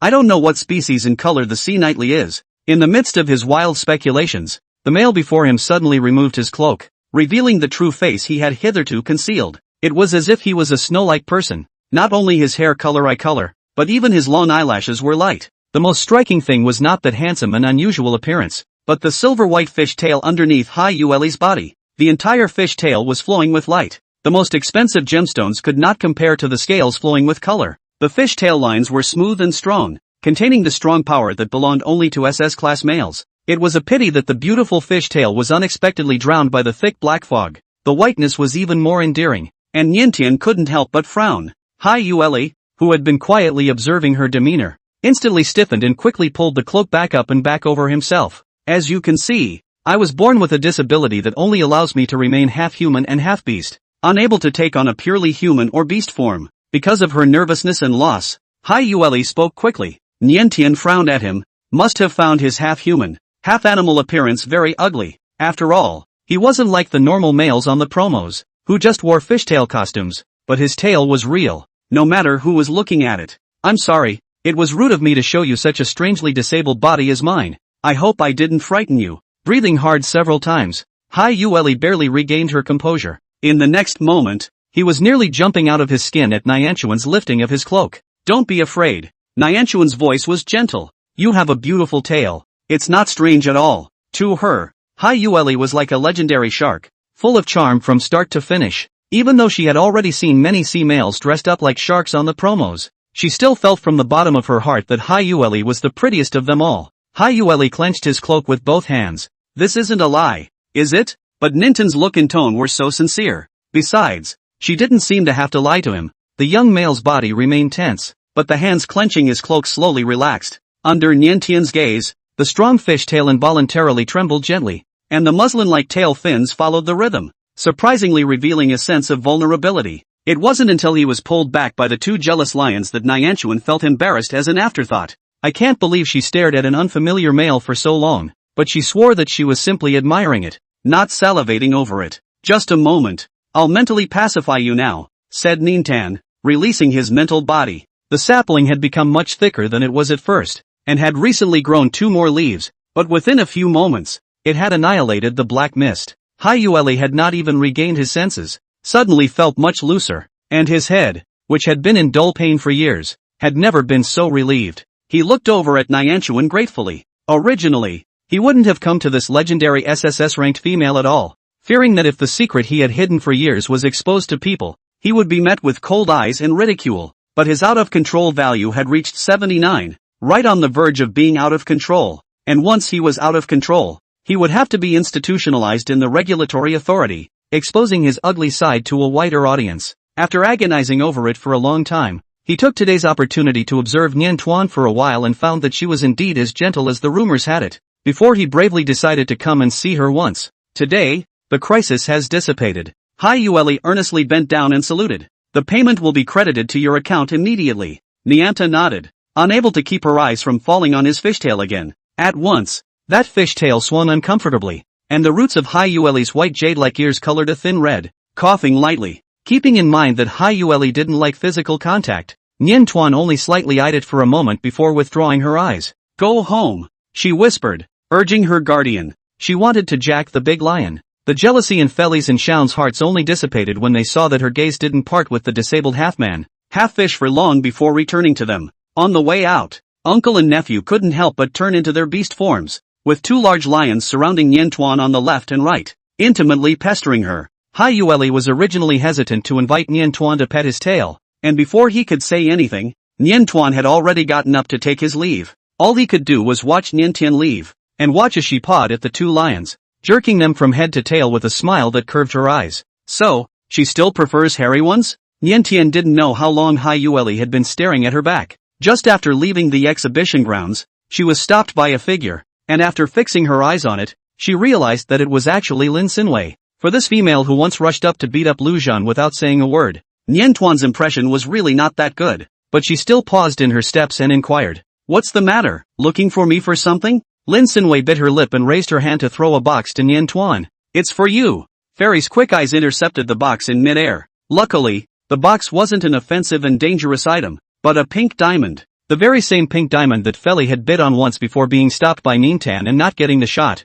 Nianta froze for a moment. This pink diamond was surprisingly photographed by Lin Xinwei. The price it fetched was described as sky-high, and for no reason at all. Niantian certainly wouldn't accept this gift, and shook his head towards Feli. Fairy received a sign and returned the box. Lin Xinwei was unwilling to reach out and pick it up, but the box just happened to fall in the crook of her arm in an unbiased manner, not allowing her to refuse. "Why don't you take it?" She didn't understand. "I see you obviously got in on the bidding. Don't you like it?" After a moment's thought, she pouted. "I'm not trying to impress you, just making amends with you, or else, as a return gift for that handkerchief you gave me." Handkerchiefs. If she didn't mention it, Nianchuan was going to forget about the handkerchief. It was one of the few things she had hand-sewn and carried with her when she crossed over. "What handkerchief?" Shi Ying's voice suddenly appeared, startling Nian Tuan. Right after that, a few more females popped up and stared sourly at the little sunflower handkerchief that Lin Xinwei pulled out. "Why did you send her? Why don't you give it to me? I want it too."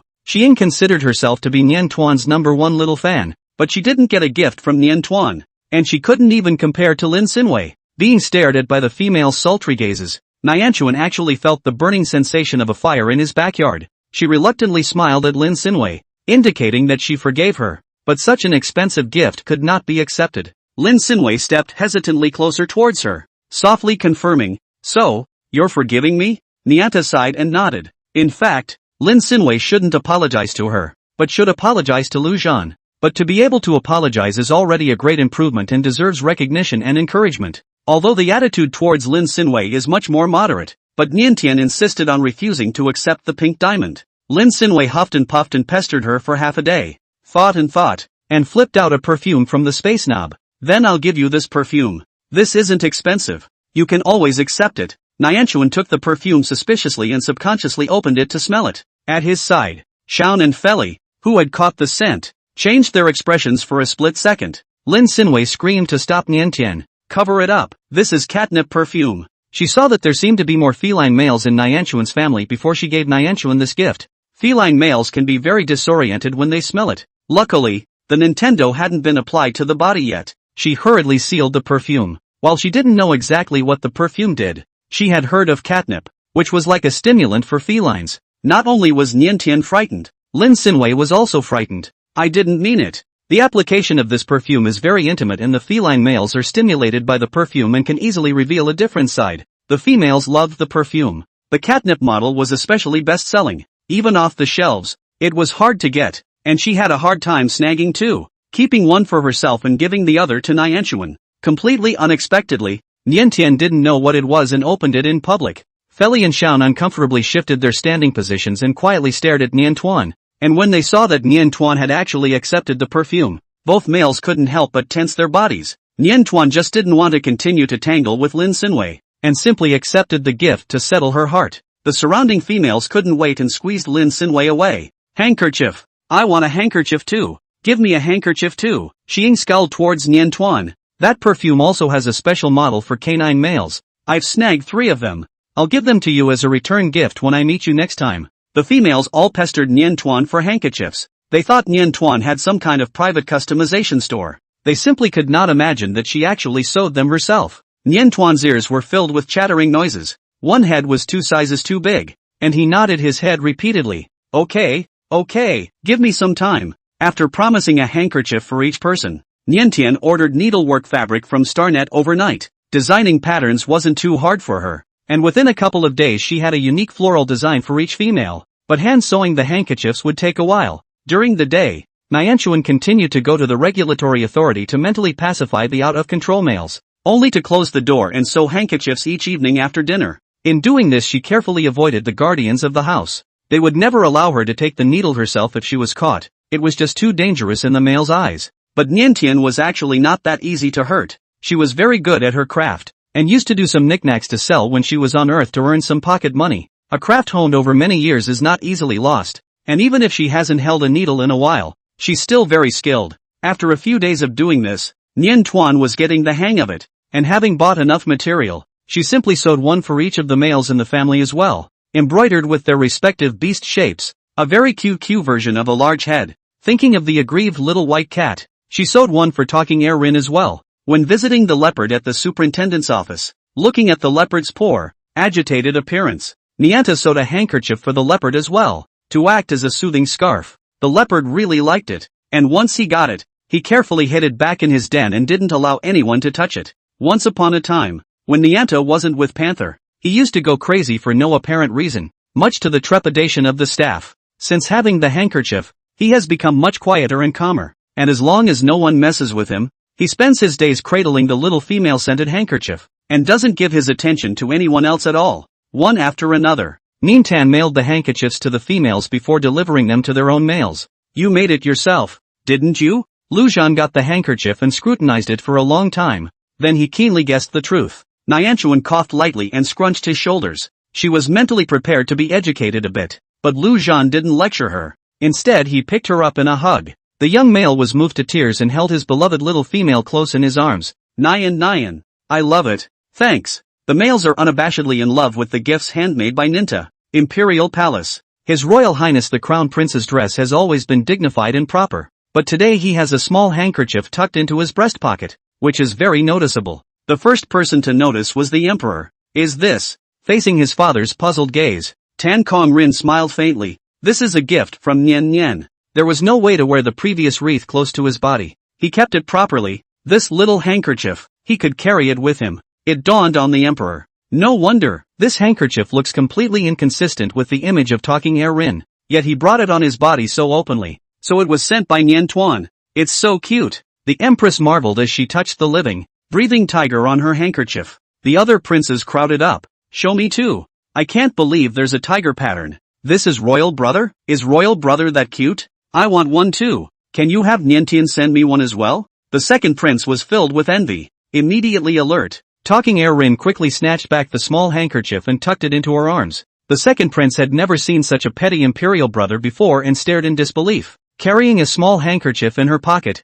Tan Kong Rin met with officials and walked around the palace with her face as usual, openly accepting the attention of officials and guards. Within a short time, the news that the crown prince had received a handkerchief from Niantian spread throughout the palace. Military Department. Countless pairs of eyes quietly glanced at Feli, murmuring in secret. See? Of course I saw it. TSK. Where did you get the handkerchief? Marshal Ferry actually brought a little handkerchief to work today, folded squarely in his pocket, and every now and then he had to reach out and touch it. A small handkerchief that was so treasured by Lord Marshal. It couldn't be from Niantian, could it? After enduring and enduring, someone finally couldn't hold back and had the guts to ask it to his face. Lord Marshal's usual cold and hard face was colored with some softness, nodding to indicate that they had guessed correctly. The sharp-eyed subordinates caught sight of the handkerchief actually embroidered with a black-maned lion, and with that majestic look, a glance could see the favoritism that Nianchuan harbored within. The ministry was envious. The Lord Marshal is not too happy.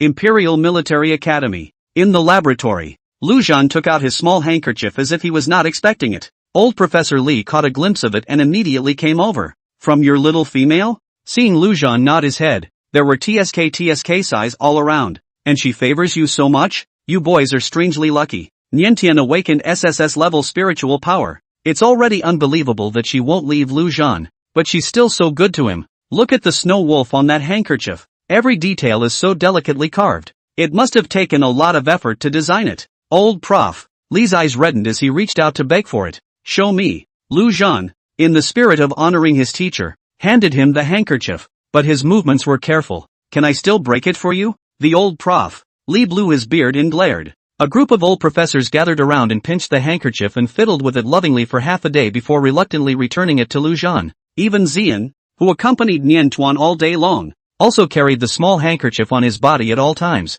and the joyful look was not hidden, making Nian Tuan a little embarrassed. It's obviously not a valuable thing. Not only do the males carry the little handkerchiefs around with them, but the females who receive the gifts love them and show them off everywhere. The word spread farther and farther, and all over the AstroTurf network, they started talking about these little handkerchiefs. "Ninten-sama is giving gifts again. I'm so envious of people who can receive gifts. Handkerchiefs? More vintage than a comb, but super cute. Where can I get the same?" Rush. Many people tried to pick up the same model, but they couldn't pick up the same model, and the whole Star network was confused. I have a wild guess. It couldn't have been made by Ninten-sama himself, could it? No way. Tidbit. It's true that Ninten-sama did it himself. Not only did she design it herself, it looks like she sewed it herself. The Empire is once again in a new fad. Some of the females who dote on their mates also learn to do handicrafts, and even if the finished product is very tender and the stitches are crooked, their mates are still very happy to carry it on their bodies, attracting countless envy and jealousy. In the superintendent's office, the out-of-control leopard once again temporarily regained its human form. Yuan Song slowly propped up his body, breathing heavily, shaking his head. His eyes were suddenly attracted to a touch of soft whiteness, and he subconsciously picked the object up in his hand, realizing that the soft fabric was embroidered with a leopard. What is this? Flipping the handkerchief over and over and squeezing it in his hand for half a day, Yuan Song clenched it tightly, the little female's figure floating in his mind. Nian Tian. It was obviously a somewhat childish little handkerchief, but just touching it gave him an inexplicable joy for some reason. Yuan Song resisted this kind of joy, raising his hand to gulp the small handkerchief and throw it into the space knob and place it in the clutter pile, but his movement hesitated. He covered his chest, clearly feeling the disenchantment coming from there. After much hesitation, he hid the small handkerchief quietly close to him and breathed a light sigh of relief. Facing up to your true desires doesn't seem so overwhelming. After doing this, Yuan Song glanced at the time, 3 a.m. It was fully half a day before Nianchuan's next visit. He sat quietly in the darkness, his fingertips gently twisting the corner of his handkerchief, rubbing it around, finding it a little hard to get through, yet vaguely wistful with anticipation. This time, Yuan Song maintained his human form for an extraordinarily long period of time. I don't know if it was the thought of wanting to see Nian Tuan that sustained him, but even though he was already feeling a headache, he still didn't lose control of his beast form. "Would you like to use painkillers?" The staff member couldn't help but inquire. The out-of-control value was already as high as 97, and they didn't even dare to imagine what kind of pain Yuan Song was enduring. In the place of other males, they would have already gone crazy, and it was truly amazing that Yuan Song was able to remain calm for so long. The staff had strong painkillers ready for him. Yuan Song shook his head. At his level, the effect of ordinary painkillers was already minimal, and if a strong painkiller was used, the paralyzing and sedating ingredients in it would put him to sleep. He hadn't waited for Nintan to fall asleep. Yuan Song's anticipation was so obvious that the staff finally realized that he seemed to be waiting for Nintian and couldn't help but look at each other. Lord Nintan is not coming to the regulatory authority today. It took half a day of agonizing before the staff dared to speak. Yuan Song was stunned. Just not coming today. Rushing before his emotions got restless, the staff was busy explaining for him. Lord Nintian is going to the palace for a banquet today and will be here tomorrow. The so-called palace banquet was actually just a family banquet, with the only participants being members of the inner circle of the royal family, as well as Nian Tuan and her guardians. In anticipation of the arrival of Nian Tian, the palace was busy all over, talking about Heir Rin. Keeping in mind Nian Tuan's taste, he asked her in advance for a good recipe and personally prepared a series of dishes for her. "Imperial brother, mother asked me to come and help you with your favor." The second prince's head poked in from the doorway, leaping forward to help Talking Heir Rin cut the vegetables. Following closely behind were the third and fourth emperors. Talking Heir Rin's movements paused for a moment. He refused the help, assigning several of the royals to other tasks individually and dismissing them without a trace. Several imperial princes left without doing anything else. The empress took it all in and walked over to Tan Kung Rin, frowning disapprovingly. "Kung Rin, why do you need to be so defensive of your own brother? While Nian Tuan favors you enough, you should help your royal brothers. If they fall into Nian Tuan's eyes, they can also help you solidify your favor. Why do you refuse to give up even this opportunity to show your skills?" Talon Rin bowed her head respectfully. He didn't contradict his mother, but he hung his eyes, clearly not intending to listen. Seeing his lack of cooperation, the Empress aggravated her tone and reprimanded. Can't you even tolerate your own brother? Niantian is a SSS-ranked female, and there are definitely few males around, so you need to curb some of your jealousy. Females won't like mates who are too jealous. As if being poked and prodded, the light of talking Air Rin's eyes trembled. The Empress took advantage of the situation and eased her tone again. Look at the pair of lion uncles and nephews by her side. If they are competing for favor, they are definitely of one mind and are working together against you. You also need a few more brothers to help you out. This is not an uncommon situation. There are many males in the Empire who wish to share the same wifely master with their own siblings so as not to be outdone in the competition for favor. Talon Rin's fists clenched as he recalled the last time he had dinner at the Marshal's manor. Think about it some more, the Queen said, leaving him room to think for himself. Thoughts were affected. Talon Rin's work efficiency slowed down a lot, and burned his hand without noticing. The pain had restored some of his lucidity, and he stopped indulging his wild thoughts and sped up, preparing the dishes in time for Niantian's arrival, before changing into a clean and pretty outfit, and fixing himself up in a fine and sharp manner from head to toe. Niantian came to the palace as promised, and when they met, they greeted their elders first. Although it was hard to hide her constraints in front of her elders, the little female was very polite and well-behaved, making the Empress love and lament uncontrollably why she had not given birth to such a lovely daughter. After taking her seat, Niantuan raised her eyes to see Talking Air Rin and couldn't help but blink rapidly. Today's Talking Air Rin is also looking as good as ever. His Highness the Crown Prince not only had extraordinarily handsome features and an excellent temperament, but his clothing was also ostentatious. Every time he met with Talking Air Rin, Niantuan would secretly sigh. Worthy of being the Imperial Crown Prince, his image was impeccably perfect. The rivals, who were also males, were more likely to recognize the mind of Rin Talking Air. Crown Prince in the eyes of the public image has been good, but that stems more from his wrist and aura. Like this exquisite gorgeous look is spent a lot of effort to dress out of the mold. Limited to in front of the year Tuan, he was like a beast that had carefully groomed his fur for courtship, trying to look his best in front of the young female. For a while, both Feli, Xian and Lujan all tensed their nerves, wary of their strong competitors. The Empress quietly gave the other royal sons a wink. Receiving the hint, the second, third, and fourth emperors stood up and walked towards Niantuan, attentively arranging the tableware for her with the intention of serving her meal. Nianta's face was blank. There were obviously attendants in the palace who specialized in serving her, so where was the need for so many emperors to serve her? She subconsciously looked at Talon Air Rin, oozing help. Talon Air Rin's thin lips pursed and frowned. Without waiting for him to get up and stop him, Feli was already one step ahead of him. I'll do it, said Feli, cutting off Ninten's cutlery from the second prince and taking his place directly. The work in the hands of the third and fourth emperors was also taken over by each of Xian and Lujan. Compared to Tan Kong Rin's 1 against 3 tactics, the other imperial princes were obviously very tender, and when their positions were snatched, they froze in place hand and foot, hesitated for a long time, and slipped back into their seats. Seeing that they were so indolent, the Empress shook her head helplessly. If the children were all like Air Rin, then she would be saved. Talking about empty Rin's comprehension and learning ability are first-class existence. The table from his hands of those dishes color and flavor. Even as a love rival of a few males have to admit that he is excellent. Niantian curled her eyes toward Tan Kung Rin. I love it. Getting her affirmation. The mood of Talking Air Rin, who had been brooding for half a day, suddenly loosened up a lot. The relaxed mood lasted until the end of the meal, when the Empress suddenly and affectionately took Niantuan's hand and guided her to a painting. The person in the painting is Niantian. The colors are harmonious.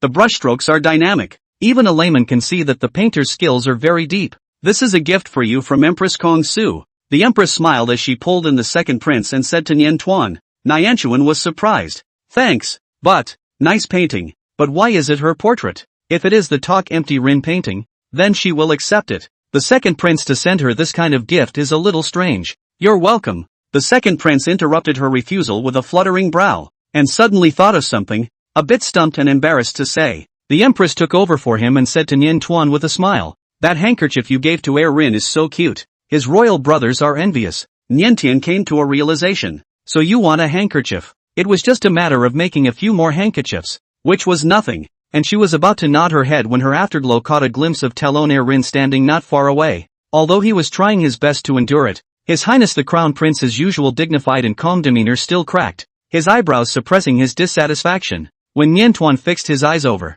Talking Air Rin regained his composure again, as if the momentary crack just now did not exist. He smiled gently at Niantuan and tried to walk towards her. Nian. Look at this again. But the Empress pulled Nian Tuan and guided her to look at the gifts that the third and fourth emperors had prepared for her again. She had to help out more as a mother with these indolent children. And there weren't many good opportunities like today. Empty Rin is already very favored. Not willing to help the royal brothers a hand also, at least to let out some close to Nian Tuan opportunity. Cannot monopolize the attention of Nian Tuan. Talon Rin received the Empress's eye gesture. His footsteps were suddenly fixed in place. The phrase females don't like jealous mates vaguely appeared in his mind, and his demeanor changed again and again. After a long time, he took a deep breath and turned around to fall away. This scene fell under Nian Tuan's eyes, and she couldn't help but frown. Although Talon Rin hid it well, that momentary lapse in her demeanor just now did not go unnoticed. Nian Tuan was really worried and couldn't care less about any gifts. Hurriedly confessing to the Empress,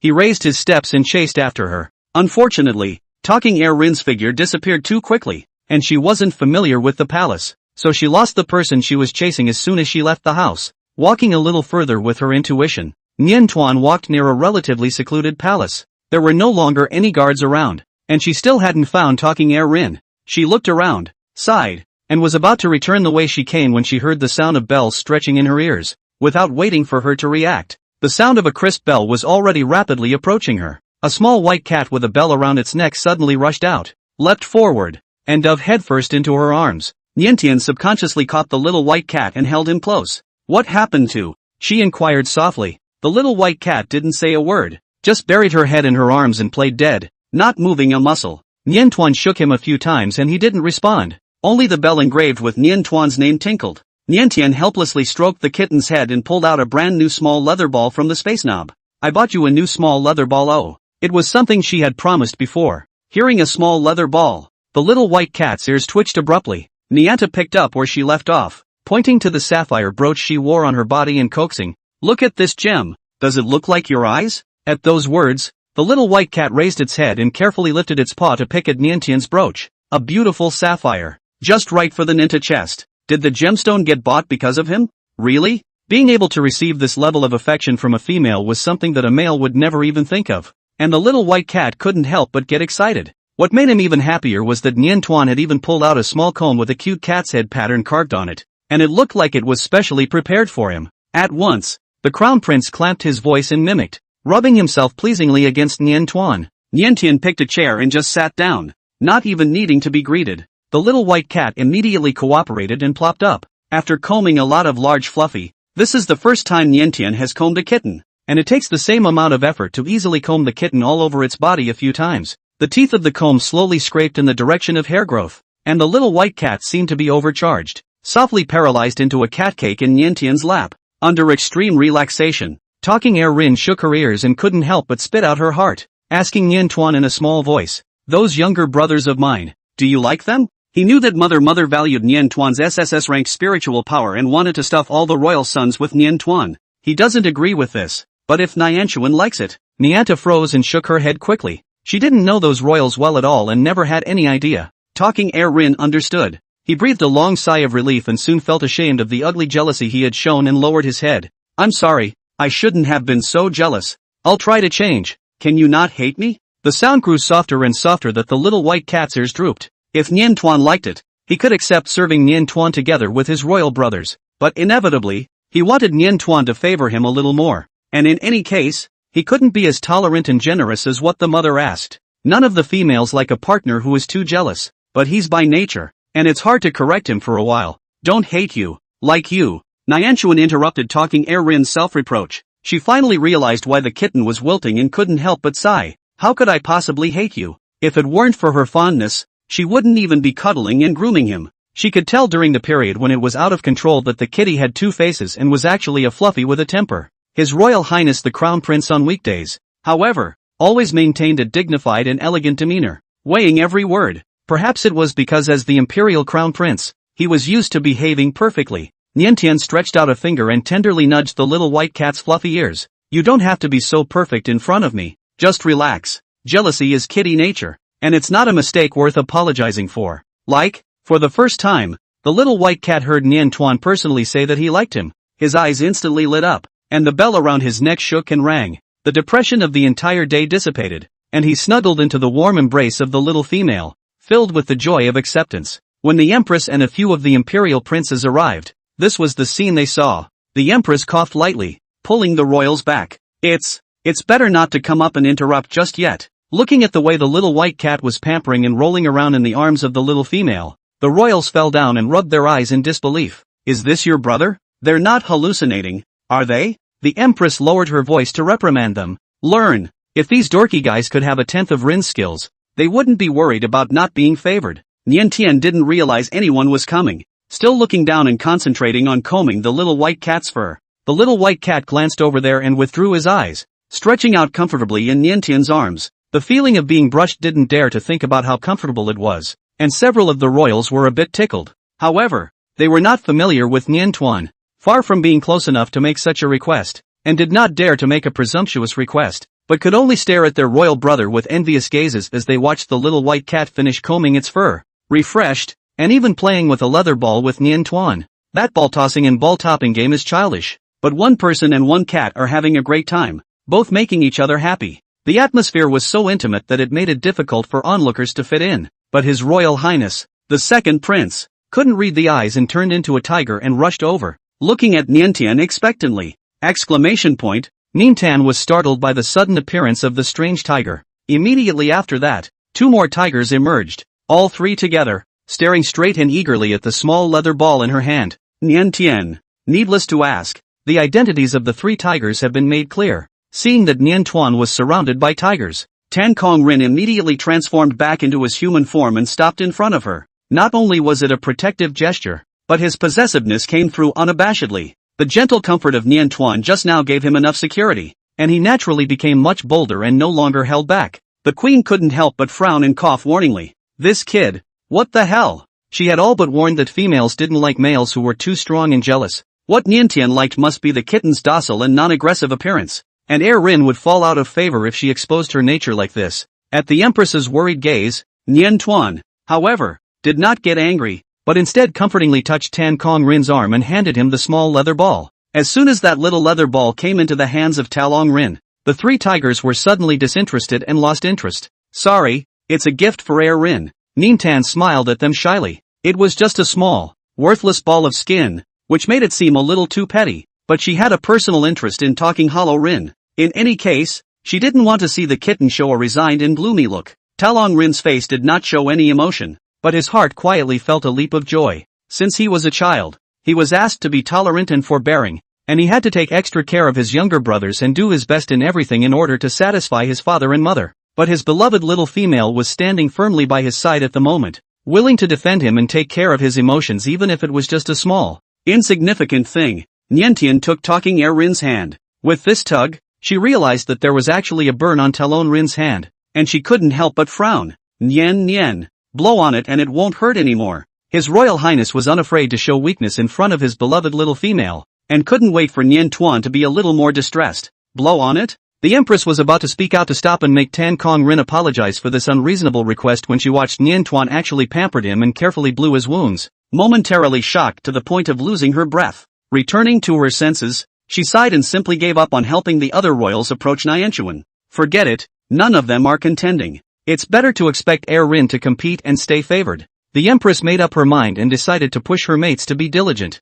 to take the pressure off of talking Rin's shoulders, and better yet, to give him a vacation so that he could spend more time with Niantian and properly cultivate his feelings. With the personal urging of his wife's master, the Emperor and several of the Grand Dukes tensed their skins. The work was taken over by his father and uncles, and talking Hollow Rin was idle the next day, packing himself up and delivering himself to Niantuan's door. Early in the morning, Niantian was opening the return gifts given to her by the females after receiving the handkerchiefs, and did not expect to open a small white cat at once. Surprised and delighted, the little white cat burrowed out of the box, tossed its head and shook its fur, and with a glance, it caught a glimpse of a special perfume among the gifts received by Niantuan. Immediately narrowing its eyes and fixing its eyes to take a closer look. Canine male-only model? The Crown Prince sharpened his claws, a little upset. He unobtrusively lifted a paw and peeled the perfume into a corner, secretly adding the same catnip perfume to his shopping list, ready to buy one to make up for Niantuan. After doing something bad, the little white cat was full of innocence,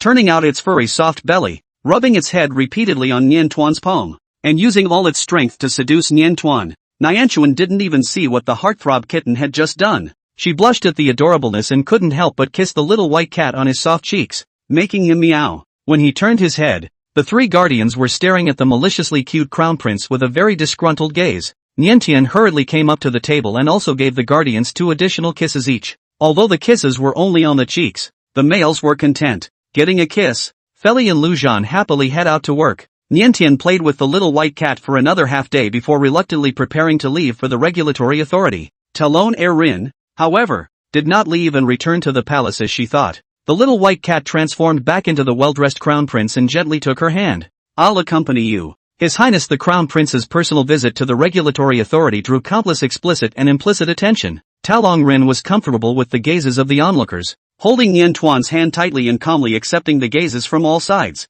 until as soon as he stepped into the superintendent's office, he suddenly felt an extraordinarily burning gaze on Niantian, and immediately looked over warily. "Yuan Song?" Nianta was also surprised to see the green-pupiled male waiting for her. 1 day and 2 nights. Yuan Song's eyes had already boiled with blood underneath, and when he saw the little female's figure appear, he was still instantly energized. He couldn't be bothered to exchange pleasantries with the crown prince behind Nian Tuan, and with only Nian Tuan alone in his eyes, he knelt down on one knee, his voice hoarse. "Please pacify my spirit for me!" Exclamation point. Niantian's eyes lit up and he was busy nodding his head. Although she didn't know why Yuan Song had suddenly changed his mind, it was clearly a good thing. Yuan Song's out-of-control value had reached a terrifying 97. She just couldn't stand by and watch a leopard that she had had so many encounters with die, and had originally been prepared to forcefully mentally pacify him. Now that he's loosely agreed to it himself, it couldn't be better. "You turn into beast form first," Nianchuan urged impatiently.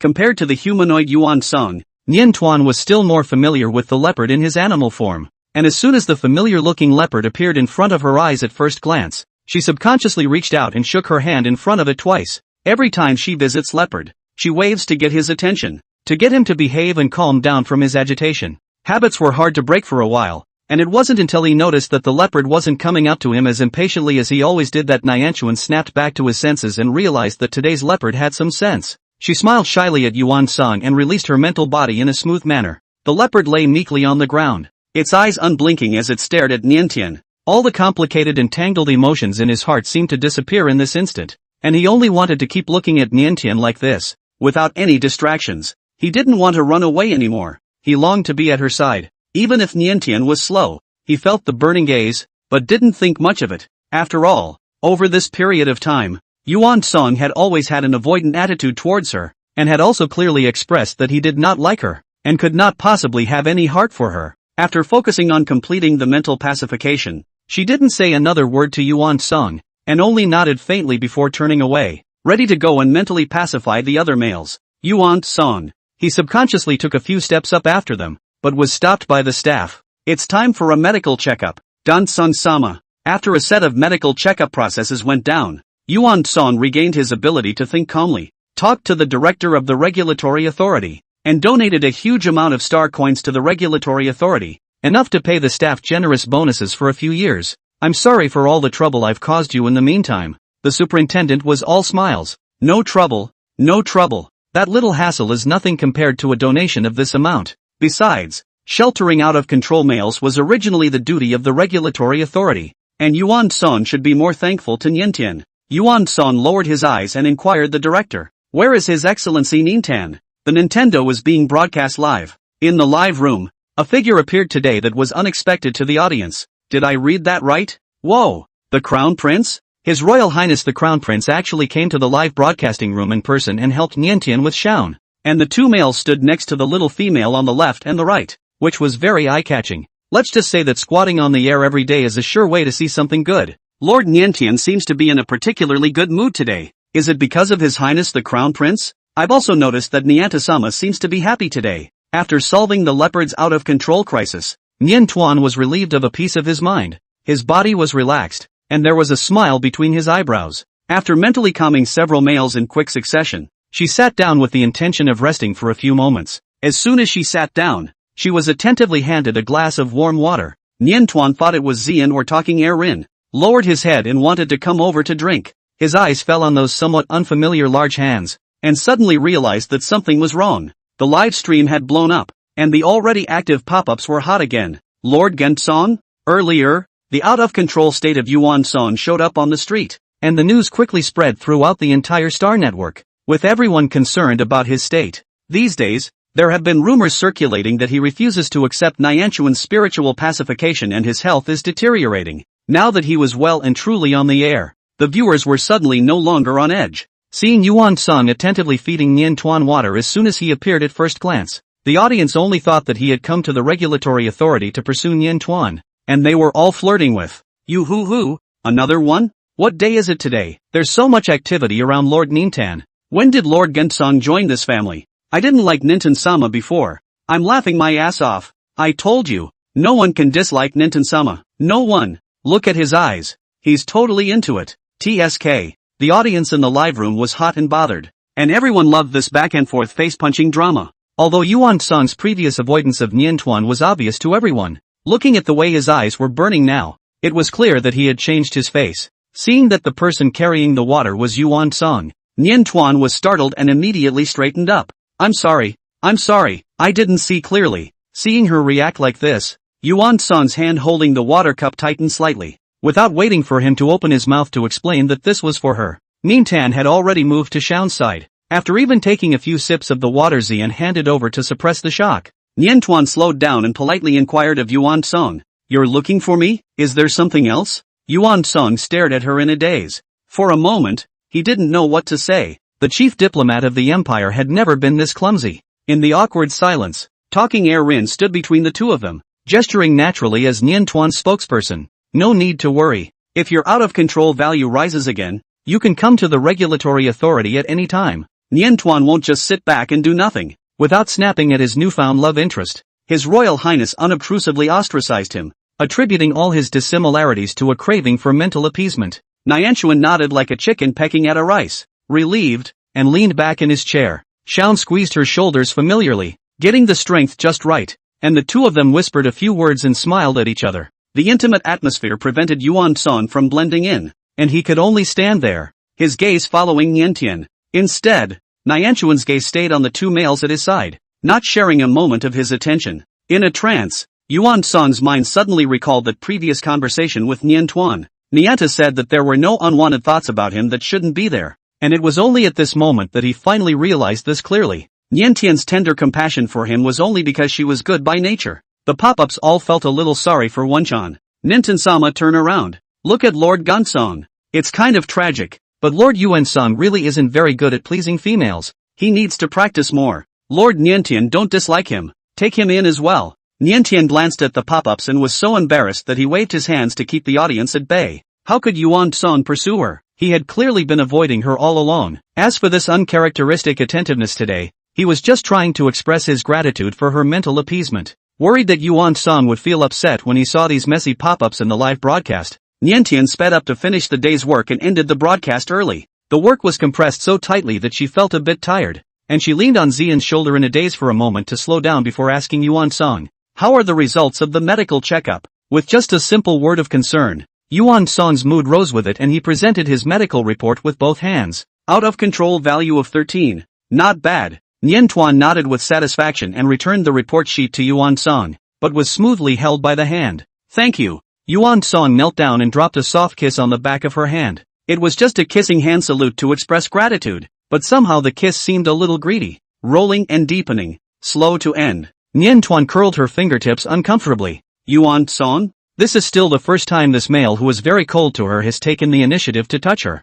Why does it feel so strange and a bit overzealous?" Yuan Song woke up at the sound. He had always been an extreme person. Any desire was strong. The thirst for Niantian had been suppressed in his heart for too long. Once he touched her, it was a little hard to suppress his feelings. If he couldn't help but reveal his nature, he would definitely scare Nianchuan. Yuan Song hid the infatuation in his eyes and stepped back a bit to maintain a safe distance. Seeing that he seemed to be back to normal, Nianchuan breathed a sigh of relief. She didn't think much of it, quickly forgetting the subtle sensation of the moment. Yuan Song's case was special, and although the out-of-control value dropped, he still stayed at the regulatory authority for another period of time for observation. The staff was pleasantly surprised when his out-of-control value stabilized and didn't spike again during this period. The former Imperial chief diplomat, who had been depressed and downcast, seemed to have finally perked up and found the support to live. During the day, Yuan Song punctually stood by Niantuan's side, and at night, he slept peacefully with a small handkerchief on his pillow.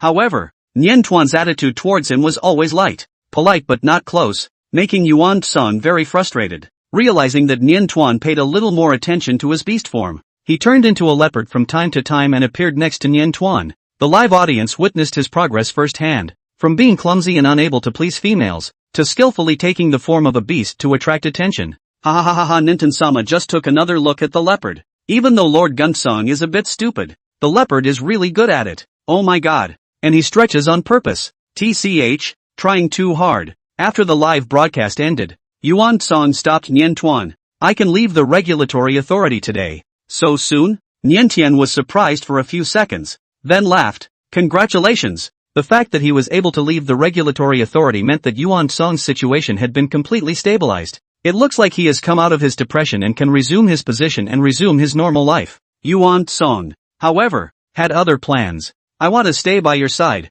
and I swear I will protect you with my life. The young male's turquoise eyes showed complete sincerity. At those words, Shaun instantly looked at him with an unfavorable gaze. This leopard, not only was it annoying when it was out of control, but it actually got even more aggressive when it returned to normal. It's not enough to circle around Nian Tuan's neighborhood these days to attract attention, you also want to squeeze his position and protect Nian Tuan closely. Nianchuan froze. She thought hard and felt that this might be Yuan Song's way of expressing his gratitude to her. So she spoke with deliberation. I'll be there for your mental peace. It's not like I need you to repay anything, so don't feel psychologically pressured. No need to circle me, just go do your own thing. Rushing before Yuan Song could speak again, Nian Tuan changed the topic. By the way, I still have some things there that were sent to me during the time you were out of control, so you should find some time to come and pick them up. Those prey items, she kept as they were, waiting for Yuan Song to deal with them on his own. Yuan Song didn't know what feats he had performed during his out-of-control period. His eyes were blank, but he had a vague bad feeling. When he came to the marshal's manor, he saw the broken chair with the corner cut off, and heard Shaun mockingly say that it was also his work. He suddenly felt his brain buzzing. The bad feeling came true. When out of control, he's really done bad things. As soon as she saw the chair, Nianchuan felt a phantom pain in her arm and reflexively raised her hand to rub it twice. Yuan Song, who was always watching her, naturally noticed her movements. Yuan Song's voice was dry. His aura weakened. During the time I lost control, I had hurt you, right? No. Niantian immediately shook his head in denial. While Yuan Song did cause her some distress, the leopard at that time had no sense and did nothing to really hurt her, except for the occasional wild outburst that inadvertently gave her a bit of a fright. It was clear from the leopard's behavior of coming to her every day to give her gifts that the leopard meant her no harm. Nian Tuan guided Yuan Song to look at the prey that was piled up all over the barn. This is it. You take it all back. The neatly arranged variety of prey fell into his eyes, and Yuan Song's mind shook. Although he had lost his memories of the period when he was out of control, his mind had conjured up a vision of an aggressive leopard that terrorized young females every day with bloody prey in its mouth. Any female who has suffered such a shock will have a heartfelt distaste for rude males. Looking at the amount of prey, I'm afraid he's been continuously harassing Nianta for a long time. Nintan was probably holding back his disgust and fear of him, visiting him and counseling him over and over again, just wanting him to live, and he went so far as to make a big deal out of Nianchuan for it. These days, he also turns into a leopard from time to time to appear in front of Niantian. Yuan Song didn't dare to think any deeper. Lost in thought, he knelt at the feet of Nianchuan. He had suffered countless punishments in the past, and he held a deep and abiding grudge against those. But now, he genuinely wanted to be taught a lesson. Even when Nian Tuan expressed that he didn't want to pursue the matter, Yuan Song hesitated to get up. Ninta looked to her guardian for help. Receiving her gaze for help, Fei Li took a few steps forward,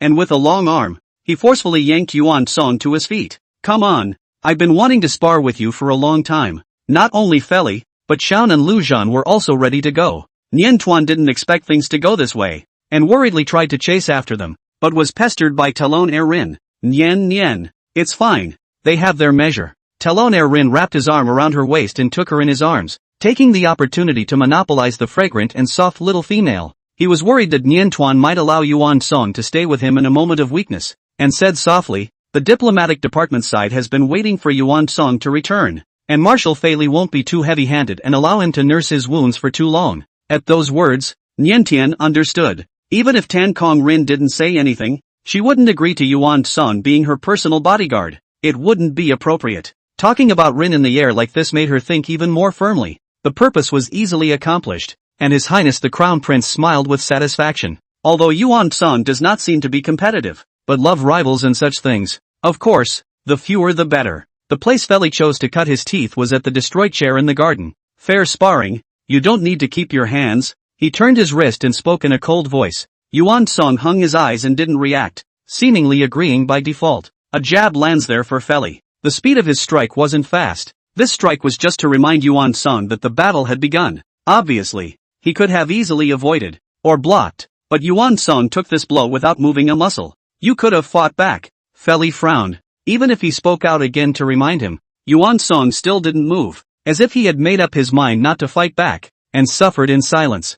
Feli didn't play nice with him either and backhanded him again. This punch was a bit heavier. If Yuan Song wasn't an SS-class male with an extremely strong tolerance, he would have fallen to the ground after taking this blow. He took several deep breaths and stood up straight, ready for the next pain. Even after being pestered and coaxed by talking air Rin, about 10 minutes passed and Nian Tuan still couldn't wait any longer. He was about to move to find someone when the three guardians finally returned, but Yuan Song was nowhere to be seen. In an instant, the first reaction that surfaced in Nian Tian's mind was that Yuan Song had been seriously injured, and the second reaction was that Yuan Song had lost control again. Seeing her look flustered, Feli touched her face reassuringly. He's fine. He's gone. Considering that those previous deeds of the leopard were due to a loss of control and a good attitude of repentance, the guardians only gave Yuan Song 2 punches each as a lesson, and turned the matter over. Lu Zhan had originally planned to give Yuan Sang some treatment, but Yuan Song did not accept it. He left in a hurry with his injuries, not even coming to say goodbye to Nian Tian,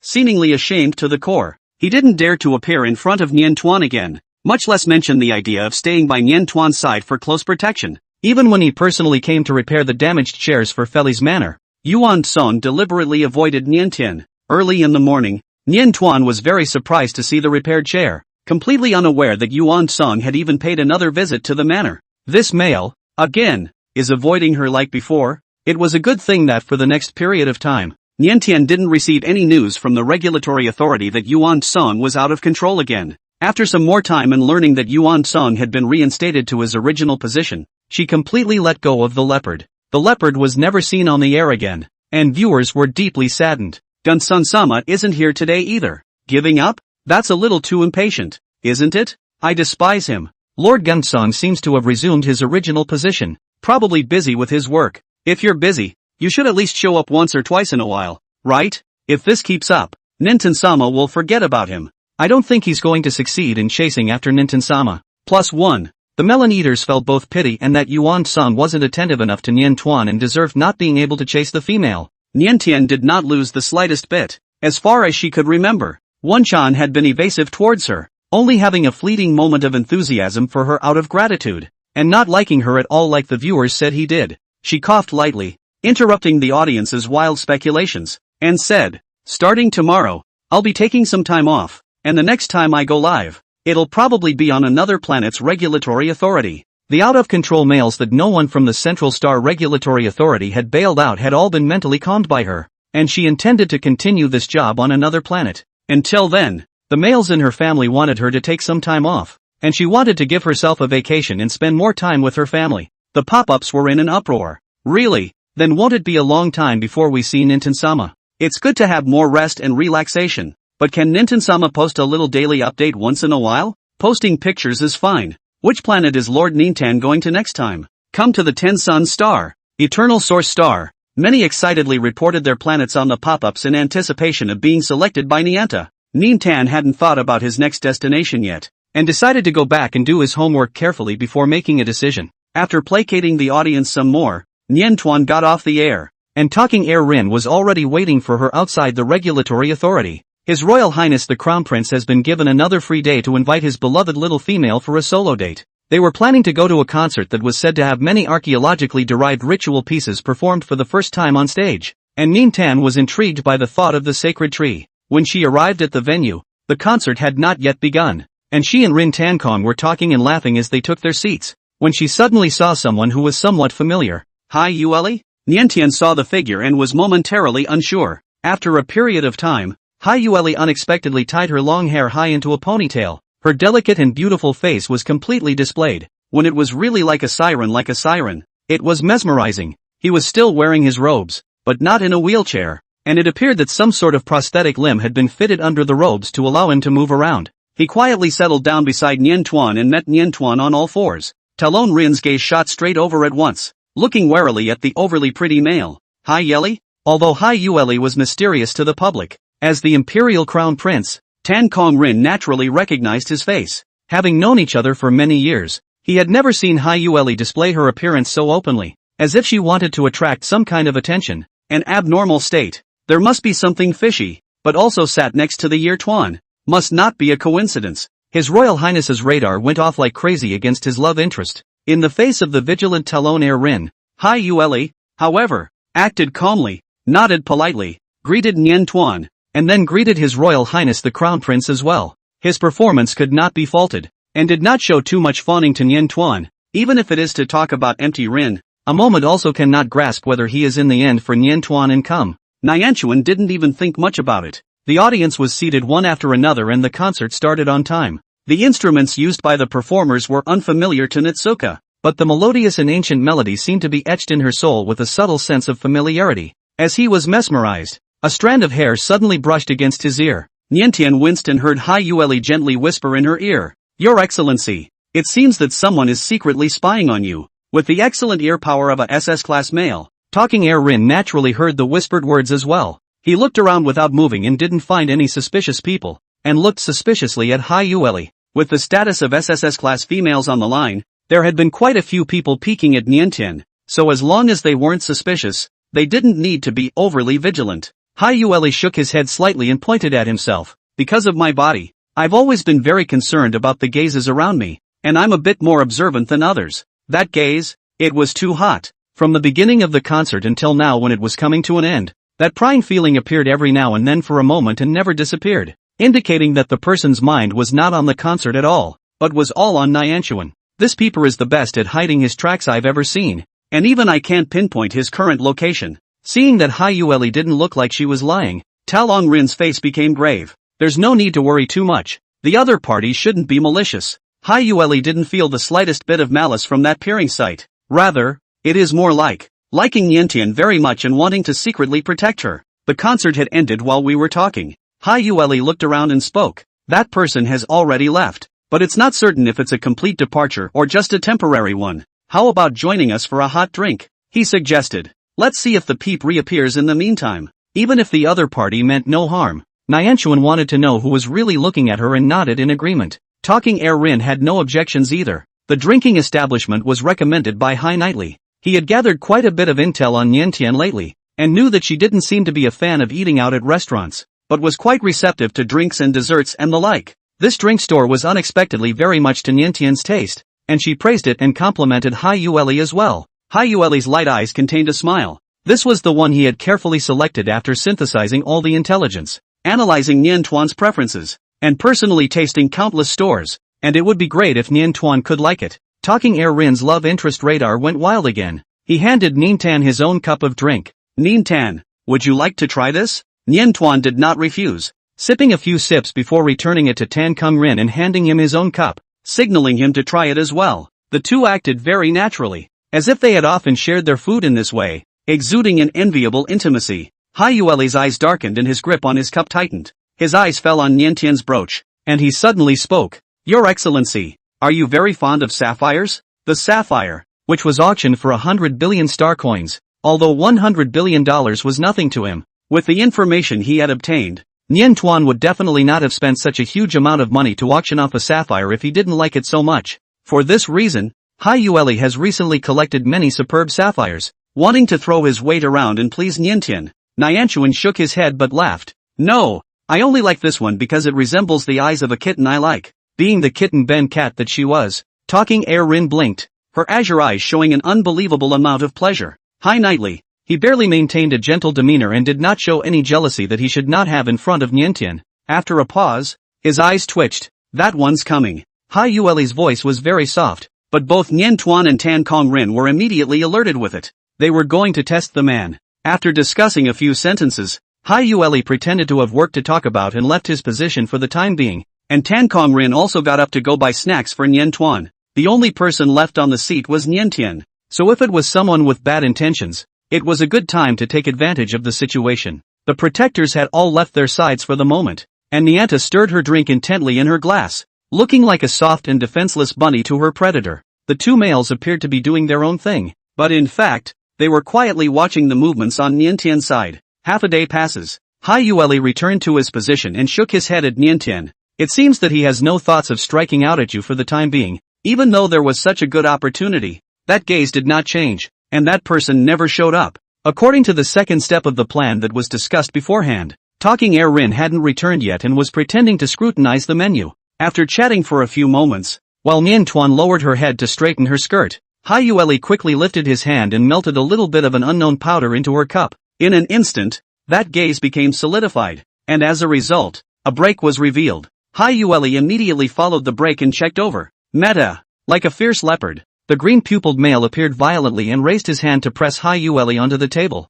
Seemingly enraged, he didn't hold back, and the loud clashing sound was so loud that Nian Tuan was creeped out by the sound. She rushed to stop it. Stop it! Eyes were already looking around, wondering what was going on over here. Even when Nian Tuan stopped him, Yuan Song did not let go. He glared angrily at Tan Kong Rin, who rushed back. What are you doing? How did you protect her? He picked up the cup of Niantian's drink and placed it in front of Tan Kong Rin with a thud. Go check the ingredients in this. He wanted to protect Nian Tuan closely but was not qualified to get close, and could only watch her from afar when he occasionally couldn't help himself. And the one who was qualified to be close to Nian Tuan, Tan Kong Rin, was so careless that he gave the miscreants a chance to lay their hands on her. At the thought that Nian Tuan might have suffered harm, Yuan Song became enraged, his chest rising and falling violently. It's just a little powdered sugar to add flavor. It's not harmful in the slightest. Don't worry about it. Hai Yueli broke free from his shackles, straightened his slightly disheveled hair, and spoke calmly. On the contrary, Your Excellency Yuan Song, why do you keep hiding in the shadows? If you like Nian Tuan, you can pursue him openly and honestly. Why do you have to hide like this? The two males scrutinized Yuan Song together. Niantian also waited for his answer with eyes full of puzzlement. Yuan Song gradually calmed down, realizing that he was being deliberately tested. His first reaction was not one of trepidation or anger, but relief. Luckily the Niantian is safe. He went down on his knees and tried to apologize to Nian Tuan. Nianchuan caught his arm with a quick eye. If we really let this stubborn-natured male get on his knees, I'm afraid he'll be slow to get up again. Have a seat. Niantian avoided the people watching around and opened a private room, intending to have a chat with Yuan Song. Why are you avoiding me? Yuan Song tensed his body and lowered his head in silence. Why hide? For not daring to let Nianchuan see him. Fearing that Niantian would feel upset and disgusted when she saw him, he certainly didn't dare to appear in front of her in a dignified manner. But now it seemed that even if he held back from approaching, he was still causing trouble for Niantian. How can he sit down and talk to her? Yuan Song's thin lips pursed as he once again bent his knees and tried to kneel down. This time Niantian failed to grab his arm and only managed to tug on his cuff. With a struggle and a tug, the cuffs were lifted halfway, and several hideous wounds were instantly exposed, falling under Nian Tuan's eyes and shocking her to the point that she sucked in a breath of cool air. It looked like a whip wound. The hand was very heavy, so that the skin was split open. A closer look, Niantian also found that under the new wounds were actually old wounds that had already healed. Layers upon layers, the whole arm is almost not a piece of intact skin. Who did this? Niantian's voice trembled. She was no longer interested in pursuing why Yuan Song was avoiding her, and was occupied with all of her mind by these horrific scars, only wanting to figure out the cause. Seeing that she seemed scared and flustered, Yuan Song immediately tried to cover his arm, but Nian Tuan clutched his sleeve, and when he accidentally touched Nian Tuan's soft little hand, he instantly froze and didn't dare to move again. The atmosphere was stagnant for a moment. Hai Yueli glanced at the injuries and spoke with deliberation. Your Excellency Yuan Song, why did you do this to yourself? The Empire also had whippings, but the area of torture was the back. If it was a lynching, with Yuan Song's status and position nowadays, he wouldn't be able to endure it in silence, unless it was done by his wife and master, which Yuan Song didn't have a wife and master. Judging from the details of these injuries alone, it doesn't look like someone else did it, but more like it came from his own hands. If His Excellency Yuan Song needs a psychiatrist, I have a very good candidate to recommend, Hai Yueli said indifferently. This is not a false statement. He does deal with some psychiatrists all the time because of his health and poor state of mind, but since Nian Tuan had complimented him on the beauty of his fishtail last time, his mood had been high, his low self-esteem swept away, and he had even given this tail, which he had always disliked, expensive care just waiting for the chance to display it in front of Nian Tuan. Hearing Hai Yueli's words, Nian Tuan couldn't help but furrow her brows as she worriedly asked Yuan Song, "Have you not been in a good mood lately? All that time before when I stayed at the regulatory authority for observation was fine. Why have I started to get depressed again lately?" Yuan Song was silent. Not in a bad mood. He just felt self-conscious. Obviously, he had done so many excessive things to Nian Tuan and said such nasty things, but the punishment he received was so light, unable to make him feel deep enough pain, and even more so, far from enough to make up for the mistakes he had made. Even if Nian Tian forgave him magnanimously, he couldn't easily forgive himself. Yuan Song's silence was seen in Nian Tuan's eyes as a tacit admission of a bad mood. Is it because of work stress? Or did the Count's men come after him again? Nian Tuan frowned and speculated on the cause, pulling Yuan Song to sit down and carefully put down up his sleeve. Those bruises hidden beneath her sleeves were so shocking that her fingertips trembled, not daring to touch them. "Would you like something to drink?" She spoke softly. Yuan Song stayed quiet. She didn't know how to comfort. Drinking something sweet might make the mood a little better. She ordered a hot drink of the same type as hers for Yuan Song, stirred it a few times, and handed it over. Yuan Song hesitantly took it with both hands. Facing Nian Tian at such a close distance and being cared for by her, he had some brain blanks and even forgot to say thank you for a moment. With this almost stupid appearance, it was hard to believe that he was the chief diplomat of the empire, who was known for his calmness and composure. As a rare SS rank male, he excels in all his abilities, except in the area of emotions, where he is more than paranoid and passionate, but less gifted in pursuing females, and seems clumsy. "How's your runaway value? Has it stabilized recently?" Seeing that Yuan Song seemed to have calmed down, Nian Tian inquired tentatively. Yuan Song nodded obediently. Nian Tuan, however, was a bit unconvinced and added, "The injury on your arm must be treated. Let me accompany you to the hospital. Just in time. Have the hospital give him a physical to see how out of control he really is." Yuan Song. He didn't feel that this injury had to be treated, and even if it did, a normal medical pod would be enough to take care of it. There was no need to go to a hospital, but he couldn't say anything to defy Nian Tan. Being stared at by Nian Tuan, it was as if he had been pinched the back of the feline's most specialized neck flesh. Unable to struggle, only able to honestly follow Nian Tuan. The people at the hospital were surprised to see Nian Tuan and Yuan Song actually appear together. Most of them were fans of Nian Tuan's live broadcast, and they hadn't seen Yuan Song appear in the live broadcast for a long time, so they all thought that Yuan Song had no longer crossed paths with Nian Tuan. "I didn't realize that these two were privately connected. Not only Yuan Song, His Royal Highness the Crown Prince is also beside Nian Tian, and there is also a person who does not recognize." Once the concert was over, Hai Yueli had covered his face, making it impossible to identify him, and could only be judged from that tall figure that he was also a powerful male. Nian Tian personally supervised Yuan Song as he underwent a medical examination. Without waiting too long, the report card came out quickly. Seeing that freshly baked medical report, Nian Tuan could hardly hold back her huff,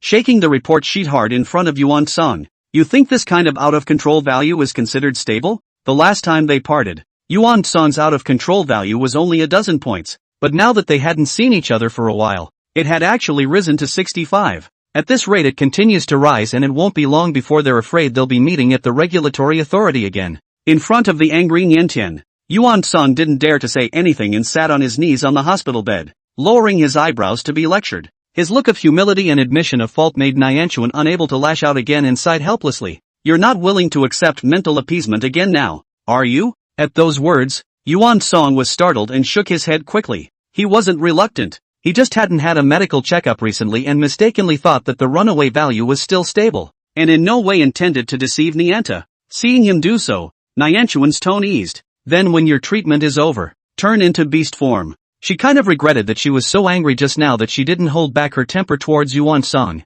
but she also really couldn't do anything about Yuan Song. The male was simply as sensitive and stubborn as the leopard he was when he was out of control, leaving her helpless and irritated at times, but also relieved. On the side, the alarm bells went off in the heart of talking Air Rin. Originally, he didn't think of Yuan Song as any opponent worth being wary of, but when he saw that Yuan Song was able to tug at Nian Tuan's heart and mind so much, he immediately felt bad. Often, the more people give of themselves, the harder it is to part with them, and the leopard has haunted Nian Tian for so long. "Doctor!" Talking Air Rin immediately called the doctor to fetch the healing machine. The sooner he cured Yuan Song, the sooner he could be dispatched so that he wouldn't continue to brush his presence in front of Nian Tuan. The doctor reminded Wenchan to leave the treated area exposed, Seeing that Nian Tuan didn't seem to have any intention of leaving the hospital room, Yuan Song couldn't help but color red at the base of his ears. In front of Nian Tian, he didn't dare to take off his clothes completely, only intending to take off his cumbersome jacket and roll up the 2 sleeves inside. As soon as the jacket was off, a small, soft, cute handkerchief accidentally fell out of his arms. The handkerchief fell just in front of Hai Yueli's eyes. He leaned over to pick up the handkerchief and realized that it was embroidered with a handsome leopard. Without waiting for him to take a closer look, Yuan Song had already snatched the small handkerchief with his bare hands and carefully tucked it back into his bosom. For a moment, the air fell into silence. Hai Yeli lowered her eyes and twisted her fingertips. Yuan Song stroked the small handkerchief in his arms in hindsight, secretly vowing in his heart that this kind of thing would never happen a second time.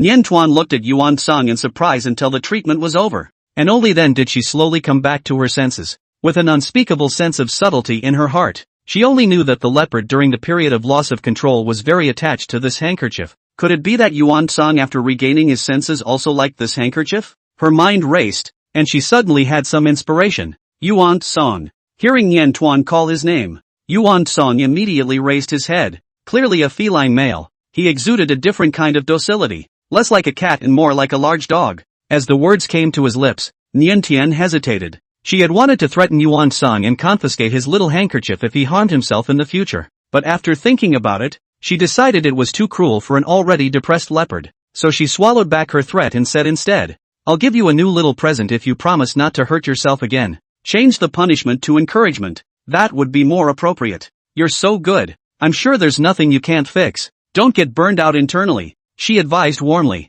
In a flash, Yuan Song's turquoise eyes trembled. I'll do as I'm told, he stammered, assuring Nianchuan. The positive motivational effect of the small gift seemed to work better than Ninta had imagined, and the disheveled males filled with disheveled flesh perked up. Niantian examined them and nodded with satisfaction when he saw that the 2 scarred arms were now back to being flat and smooth, and the old scars had all disappeared. Interstellar's medical care is really excellent. At Niantian's urging, Yuan Song transformed into his leopard form. He had already seen the damaged chair and the piles of prey and realized what a rude figure he was during the loss of control, and was terrified that Ning Tan hated his beastly form because of it. The leopard carefully lay down on its back, fangs and claws all tucked away, so tense that both ears pursed to the back of its head. Niantian couldn't help but laugh out loud as he looked at the leopard whose ears had disappeared, leaving only its rounded head. That's too cute. It looks like a seal. Panther heard the laughter and twitched his ears incredulously. Why are you smiling? Don't you hate him? Panther boldly and quickly raised his eyes to glance at Niantian's expression, unable to contain his excitement. Still, he didn't dare to look up, maintaining his most docile demeanor until the mental appeasement was over. As the black mist dissipated, Nian Tuan temporarily put down her heart, embarrassedly turning to smile at Hai Yueli. I'm really troubling you today. If it wasn't for the fact that Hai Yueli was perceptive and even helped her design a test to lure out Yuan Song, she was afraid that she would have never been able to discover Yuan Song's situation. She sincerely extends an invitation to Hai Yueli to come to her home as a token of her appreciation. Hai Yueli couldn't wait, didn't dare to be reserved and pushed back, immediately nodded his head and agreed. He had created the opportunity to have a chance encounter with Niantian today, and it would have been the perfect situation to envision a concert and a drink together. Not realizing that he would have the chance to pay a visit, Hai Yueli glanced at Yuan Song with a subtle expression. It was really thanks to this honored leopard that the opportunity was created for him. Yuan Song. He didn't know Hai Yueli, but he could smell a dampness from the abomination. The sea people? Perhaps it was because the feline and the sea tribe were natural opposites, and only today, just after a single encounter, the two of them looked at each other in a bad light. The leopard's gaze was icy cold and he sharpened his claws. Niantian didn't notice the saber rattling between the two and turned his head to inquire about Hua Panther. Where's Yuan Song? Do you want to come and have dinner together? The leopard's paw-sharpening action froze and lowered its large, fluffy head. He wouldn't dare. He had caused trouble for Nian Tuan again today, so how could he dare to come to the door to disturb him? Seeing that he seems to be not wanting to, Niantian also do not force him, and instructed a few words must relax, eat and sleep well, regular medical checkups, not to hurt themselves. Listening to that patient and gentle coaxing, His Highness the Crown Prince was secretly sour and jealous, and his gaze toward the leopard became more and more unkind. On the way home, he couldn't help but turn into a big white tiger and bury his head in Niantian's arms in a resigned manner. Fluffy came into his arms, and Niantian was stunned for a moment, and then immediately hugged him tightly, coaxing and cajoling him apologetically. What was supposed to be a solo date with Rin Tankong was interrupted by this interlude. Want any compensation? she coaxed softly in the white tiger's ear. The white tiger's ears twitched and branched out. Next time, I want to date you for 3 days, allowing no one to interrupt. He was going to have his beloved little female all to himself for 3 whole days. This was already the boldest request His Highness the Crown Prince could think of. Feeling that he had gone a little too far, he carefully peeked at Nian Tuan's expression, only to see Nian Tuan smile. Nian Tuan's eyes were smiling and she nodded her head repeatedly, feeling from the bottom of her heart that this little kitten was just a little too easy to coax. Do you want to comb your fur at night? I've got the new coat care oil and it smells great. She threw out the hook and seduced. The coaxing prince immediately took the bait and his ears perked up even higher. He circled around Nian Tuan, suddenly recalling that Nian Tuan Fong had smiled at the leopard as well, and became a little less happy again. Nian, why are you smiling at Yuan Song? The big white tiger was jealous as hell. As soon as he asked, Nian Tuan instantly remembered the leopard whose 2 ears had disappeared, and almost couldn't hold back another laugh. His Royal Highness the Crown Prince was in a hurry. He struggled to purse his ears behind his head. Is that so? So can I. That white fur with the round head without ears made him look even more like a seal than Yuan Song. Instantly, Nian took a deep breath, not caring that there was someone else beside him, and lowered his head to sip on that fluffy face. You're the cutest. His Highness, the Crown Prince, was fluttering with kisses and was awarded the cuteness certification by Nian, and his 2 paws were excitedly stretching and stomping around. Off to the side, Hai Yueli watched the scene quietly, his fishtail wiggling impatiently. He had never seen a female treat her male so well, not only cuddling and coaxing gently, but also kissing and complimenting. With Nianchuan's indulgence, her males even seemed wanton, blatantly demanding her love, and it's amazing that she's actually willing to give it. Hai Yueli's hands gripped the cloak. The fabric crumpled, until he saw it with his own eyes. He couldn't even imagine that the males around Nintan were actually living such a happy life. This amazement and envy grew stronger after the visit to the door. The Nianta family shabu-shabu today. The basin dipping sauce were prepared in advance by Shaun according to the recipe given by Niantian, and all that was needed was to process the ingredients, bring them to the table,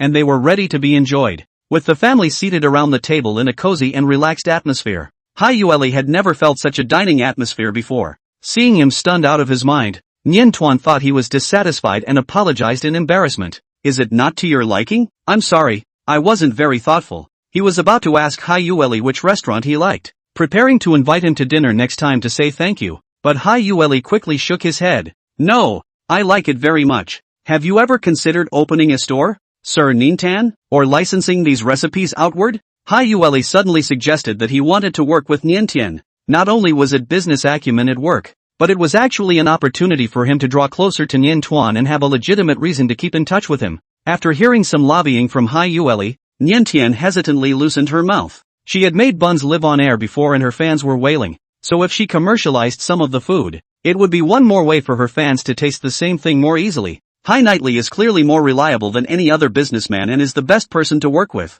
Words open. Hai Yueli again led Niantian gossip, as if inadvertently chatting about today's concert. Thinking back to the very special music, Nianchuan's eyes lit up in admiration. Hai Yueli smiled slightly. It's great that you like it. The theater is one of his properties, and this concert today, which he organized specifically for this purpose, even the archaeological work of restoring the ritual repertoire has his financial support. He had heard that Nianchuan traveled to holy places and seemingly believed in the beast god from time to time, so he thought that Nianchuan must be interested in this kind of music. It's part of his pitch. The more Ring Tarkong heard, the more he felt that something was wrong. It was clearly a date between him and Niantian. How did it become this fish's elaborate scheme instead? His Royal Highness did some mental calculations and realized that every suitable location for a date on the central planet had Hai Yueli involved, and angrily decided to set his next date at the Royal Manor, or just go to the planet in his own name. Niantian looked to Talon Erin. Although Talon Erin hid it well, she keenly noticed that the little kitten had blown up again. For kittens who love to blow up their hair, Nintan takes the measure of, pull out the little comb. No matter how elaborate Hai Yueli's design was, it was still a flop in the face of such a link as grooming. He could only watch as the room full of males all looked expectant, skillfully rock-paper-scissorsing to determine the winner, and lining up for Nianchuan's favor. After excusing herself and leaving, Hai Yueli sat in her flying machine and looked down glumly at her fishtail, once again having self-doubt. He doesn't have much going for him in terms of courting females, just a lot of money, but Nianta doesn't want his money. Putting aside the aura that comes with the status of being the richest man in the world, he is just a handicapped male with no strengths that appeal to the yearlings. Will Niantian really like this ugly fishtail? She's surrounded by fluff. Is she more of a beastly fluffy kind of male? Inferiority complex resurfaced and Yue couldn't sleep all night. Unable to sleep, he worked through the night, personally drew up several cooperation proposals, from which he tangled to pick out the most suitable one, and then visited the door again early the next morning. Niantian had just woken up not long ago and was checking the messages sent by Yuan Song, seemingly in an effort to get a new little present. The male, who was always squirming and hiding, became aggressive and took the initiative to send Niantian his medical report for the day. Not only that, but a photo used to prove that he hadn't hurt himself was attached to the end of the report. As soon as the message popped up, the large light screen instantly displayed a busty photo of the male. The black power suit fit snugly outlining his smooth musculature, 2 arms bare, revealing firm tendon flesh, strong testosterone almost overflowing through the screen. Hearing the commotion of someone coming, Niantuan turned off the light screen in a frenzy of hands and panic, and when he turned his head, he realized that it was actually a visit from Yue. The pale eyes blinked without blinking, and seemed to look inquiringly in the direction of the switched-off screen, their color obscure. Niantuan coughed a little awkwardly. Well, in the blink of an eye, Yue resumed his gentle and calm demeanor. Your Excellency Niantian. Good day. Niantuan never expected that the idea that was raised only last night. Yue actually came early this morning to talk about cooperation. Looking at the complete plan, market research report, risk assessment report, financial budget plan and so on, a series of documents. Niantian shocked. With such strong execution and high efficiency, it was no wonder that Yue was able to subdue the entire sea tribe and sit steadily in the position of the richest man in the empire. While secretly sighing, Niantuan carefully looked over the cooperation book and didn't see any mistakes. The guardians checked each again and were satisfied. With the previous gift was rejected lesson. The sea knightly this time will be the proportion of pinch just right, to the margin of concessions to the year Tuan mastered within a reasonable range. Both stored a little to please the meaning, but does not appear to be exaggerated and flattering. The cooperation talk went well. Thinking of the handshake that he didn't complete last time, and keeping in mind that Yue didn't like physical contact, Niantian thought of the handshake that he didn't complete last time, so he didn't extend his hand this time, but instead just nodded at him and said, "Happy cooperation."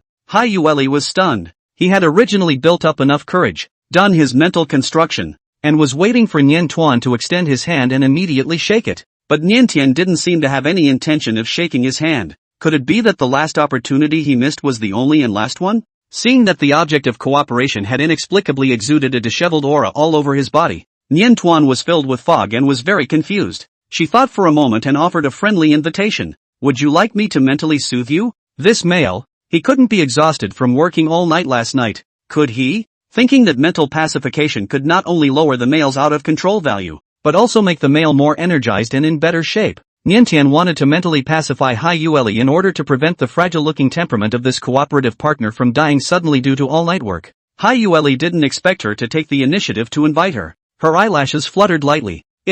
Okay? It hadn't been long since the last spirit appeasement, and his out-of-control value wasn't currently high enough to have a chance of getting a spirit appeasement from Niantian. He was eager to show off his fishtail in front of Niantuan, but again, he felt overwhelmed and a little timid when the opportunity came so quickly. Even if the heart has tangled, Yue also did not dare to hesitate too much, for fear that this opportunity also slipped away in a hurry, and can no longer be grasped. With trembling hands, he undid his cloak, and the magnificent fishtail stretched out before Niantuan, swinging gently in small, uncontrollable increments out of nervousness. Nianta was shaken for a moment. I don't know if it was her illusion, but those silver-white scales actually looked even more lustrous and delicate than the last time, and when the fish's tail moved, it was as if the moonlight was flowing on the sparkling water, which was beautifully shocking. Yue always nervously watched Niantian's expression. Even if Niantuan seemed to have no aversion to his fishtail, he was still tense and had a hard time relaxing. It wasn't until after the mental reassurance was over that Niantuan couldn't help but quip.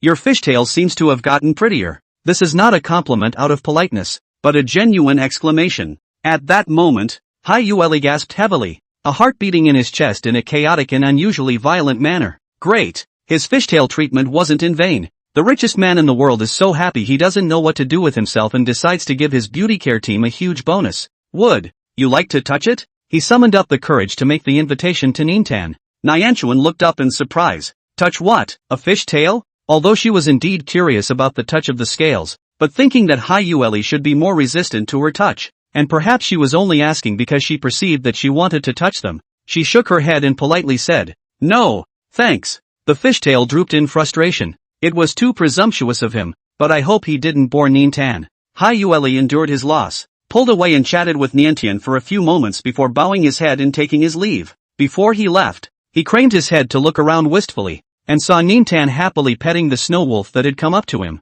For her own male, Niantian had no reserve to speak of, and without a single greeting, she went up and pinched her ears, rubbing them with her two small hands, rubbing the snow wolf to keep wagging her tail. There is a difference between close and distant, and it seems to be particularly clear in this one move. Hai Yueli looked at this scene, like a fish in his throat, unable to speak. It was a long time before he rubbed his brow and slowly calmed down. It didn't matter. As long as Nian Tuan didn't mind his ugly body, he still had a chance. Pleasing a female was meant to be a long and likely unrewarding process, and he was going to do the best he could with what he had, except for not turning into the fluffy thing that Nintan liked. Thinking of the fact that the party seemed to have seen Nian Tuan looking at a photo of some male displaying his body, Hai Yueli lowered his eyes in careful thought. Previously, he hadn't been able to investigate what Nianchuan's preference was for the size of males, but analyzing the types around her, he supposed that she preferred stronger males. If Nianchuan liked the kind of body that was pictured, then he basically fit the bill, with only certain details needing to be tweaked ever so slightly.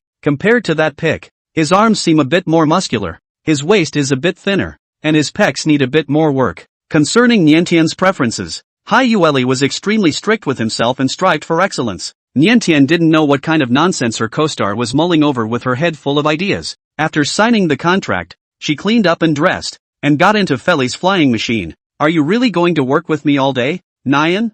Feli had asked several times and still wasn't sure. The treatment was so over the top that it was like a dream and flattered the Lord Marshal. Nintan nodded seriously. There's nothing fun about the War Office. You'll get bored staying there, and I might not be able to keep up with you when I'm busy. Feli didn't know why Nintan had suddenly offered to accompany him to work, and while he was heartened by the young female's company, he was worried that she would be bored by it. Due to confidentiality requirements, Niantian couldn't hang out at the military headquarters, and if he came to work with him, he had to stay in his office at all times, and even when he was in his office, he couldn't rummage around. No female can stand this kind of bondage. With Nian Tuan's soft character, even if he stayed impatient, he wouldn't lose his temper to him. It's too much of a commitment to work with me, so let's just forget it.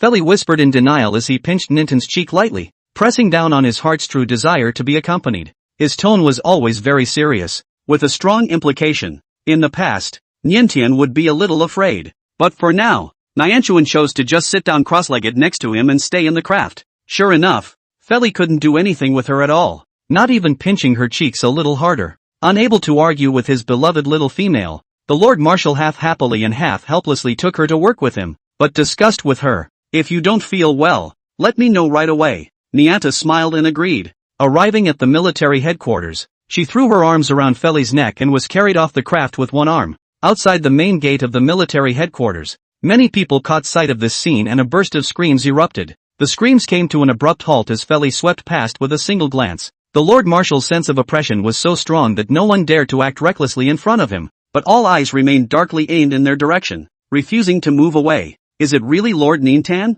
I can't believe he came to see the Marshal off to work himself. Such a favor? Wait, how did she get into the office? Is it to visit the Marshal's office? There's nothing in there that would interest her, is there? Marshals have a boring work environment. In the boldest assumptions of the onlookers, the fact that Nianta had come to personally drive Feli to work was enough to show how much she doted on him. Never in a million years would she have even entered the office with Feri. Thinking that perhaps it was just a visit, the crowd guessed that she would leave soon, and waited eagerly for half a day. But she did not come out of the office. What's going on at? It's not going to be in the office all the time, is it? No. Even if she was willing, the Marshal wouldn't make such an unreasonable request. Even if her personality was gentle and she doted on her partner, no female would want to stay in a place as boring as the military headquarters. It wasn't until work time had officially arrived, and everyone was seated in their places, and still hadn't seen Nian Tuan leave, that they suddenly realized that that ridiculous speculation was true. Nianta really had to accompany the Marshal to work.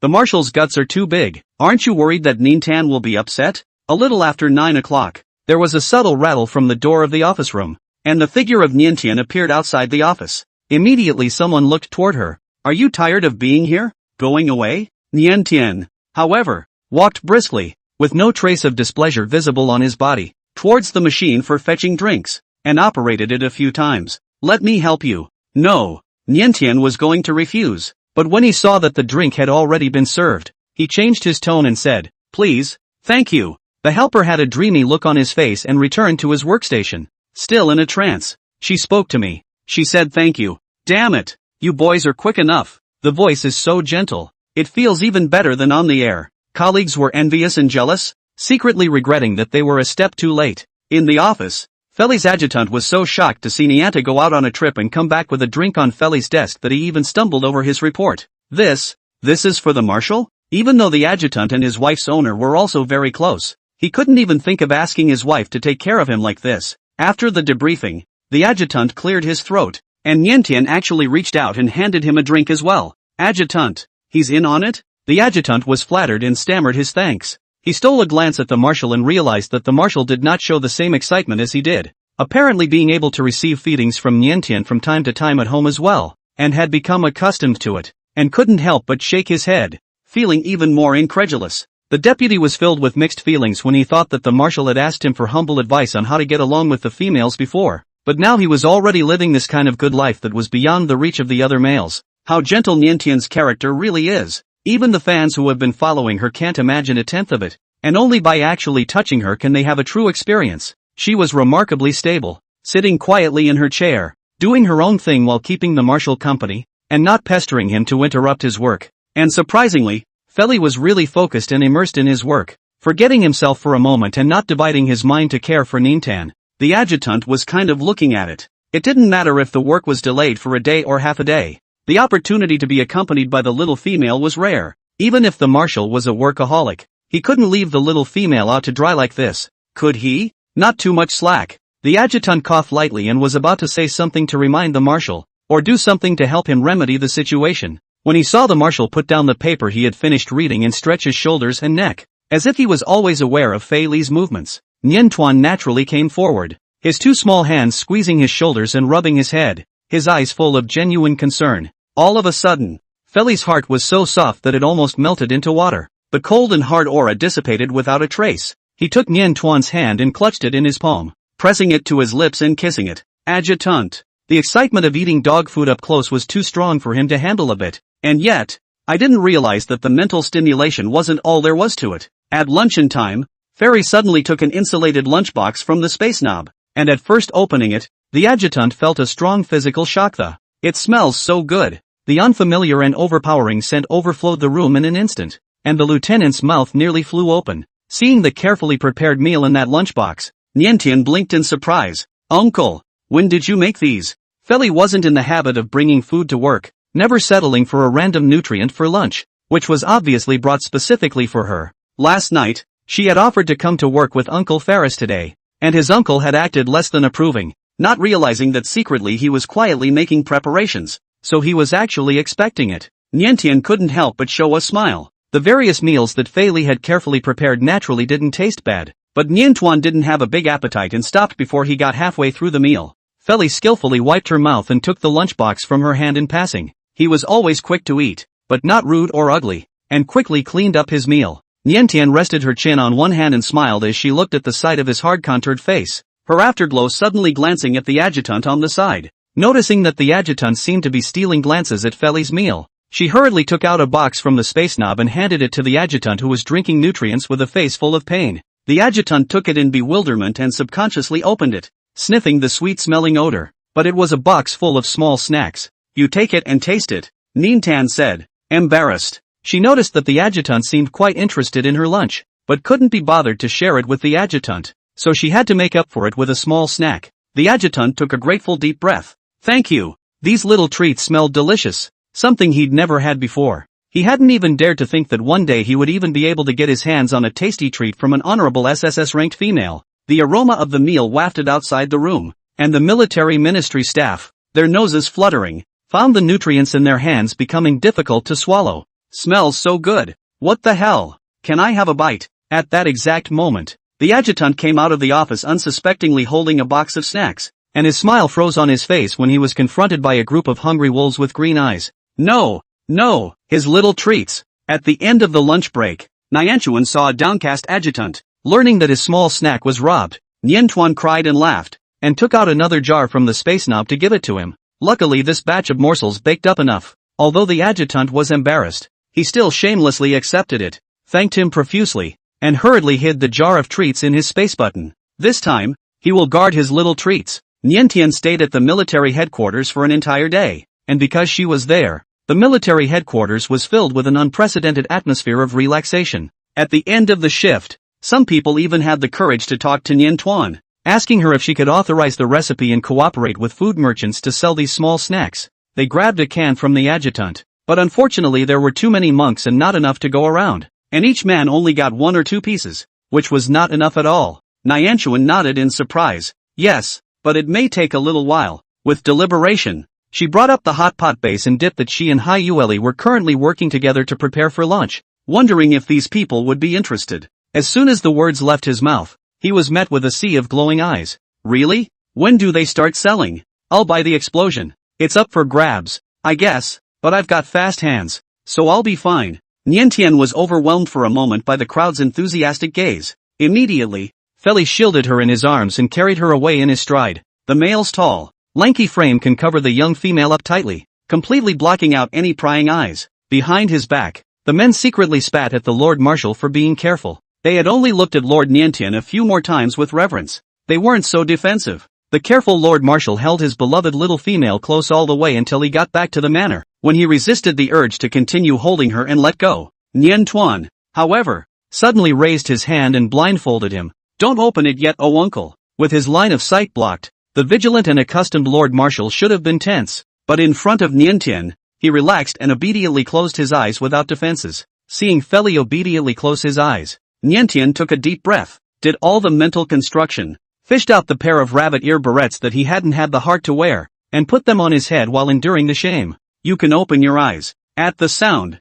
Feli slowly opened his eyes and subconsciously held his breath when he saw the small female in front of him. The Lord Marshal's mind was so blank at the moment that he even wondered if he was in a dream. Niantian, wearing a hair clip from him, the little female with the rabbit ears on top was even cuter than he had imagined, and he could barely put it into words. The air temperature gradually climbed, and Feli's gaze burned so hot that it almost set Niantuan on fire. The already shining Tan was even more embarrassed by the stares and plucked up the courage to flick the rabbit ears and show them to Feli. How about it, uncle? When she wore it before and looked in the mirror, she thought it was kinda cute. She just didn't know what Uncle Feli thought of it. Feli couldn't speak, only felt his throat unusually parched. He couldn't help but cup Niantuan's face with both hands, leaning down to get closer to her lips, but then stopping the moment before he kissed her, barely able to hold back and retreat a distance. The consistently stoic male's breathing was ragged and hot at the moment, his broad chest heaving together, his eyes repressing raging emotions, his years of calmness crumbling to the ground.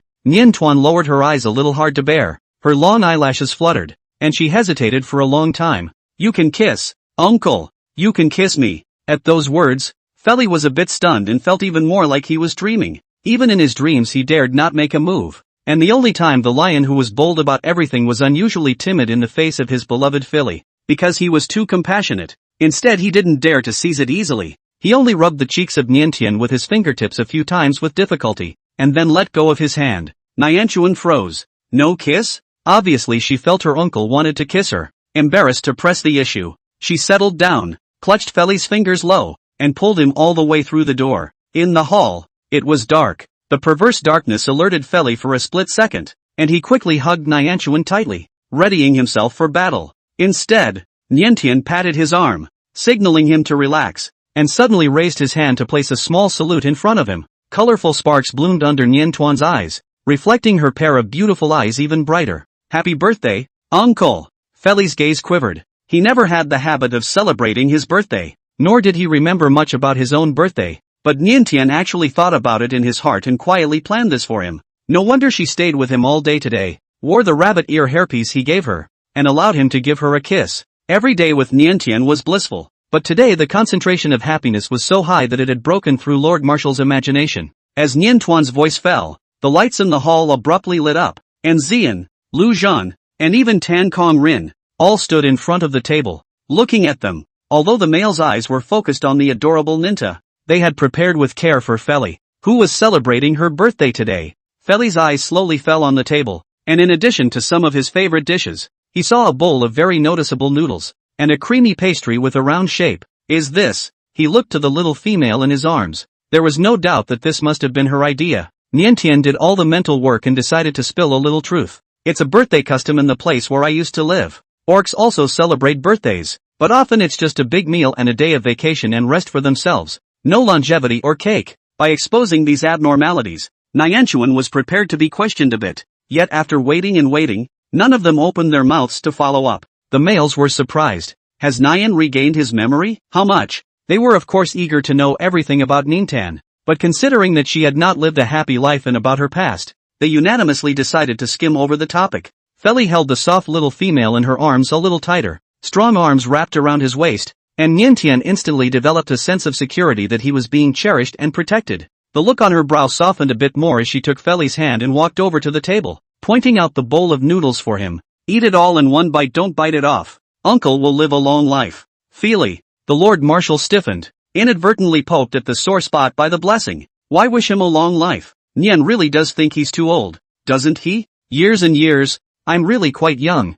Feli said helplessly, closing his eyes. The Lord Marshal just about raised his hand and swore to the beast god that he was just a generation older, not much older, and that every piece of hardware in his body was at its peak and best use. Niantuan momentarily failed to understand why he suddenly emphasized this, and when he reacted, he burst into tears. Of course uncle is still young. Longevity is just the moral of this bowl of noodles. No matter who's having a birthday, even small children can be blessed with a long life.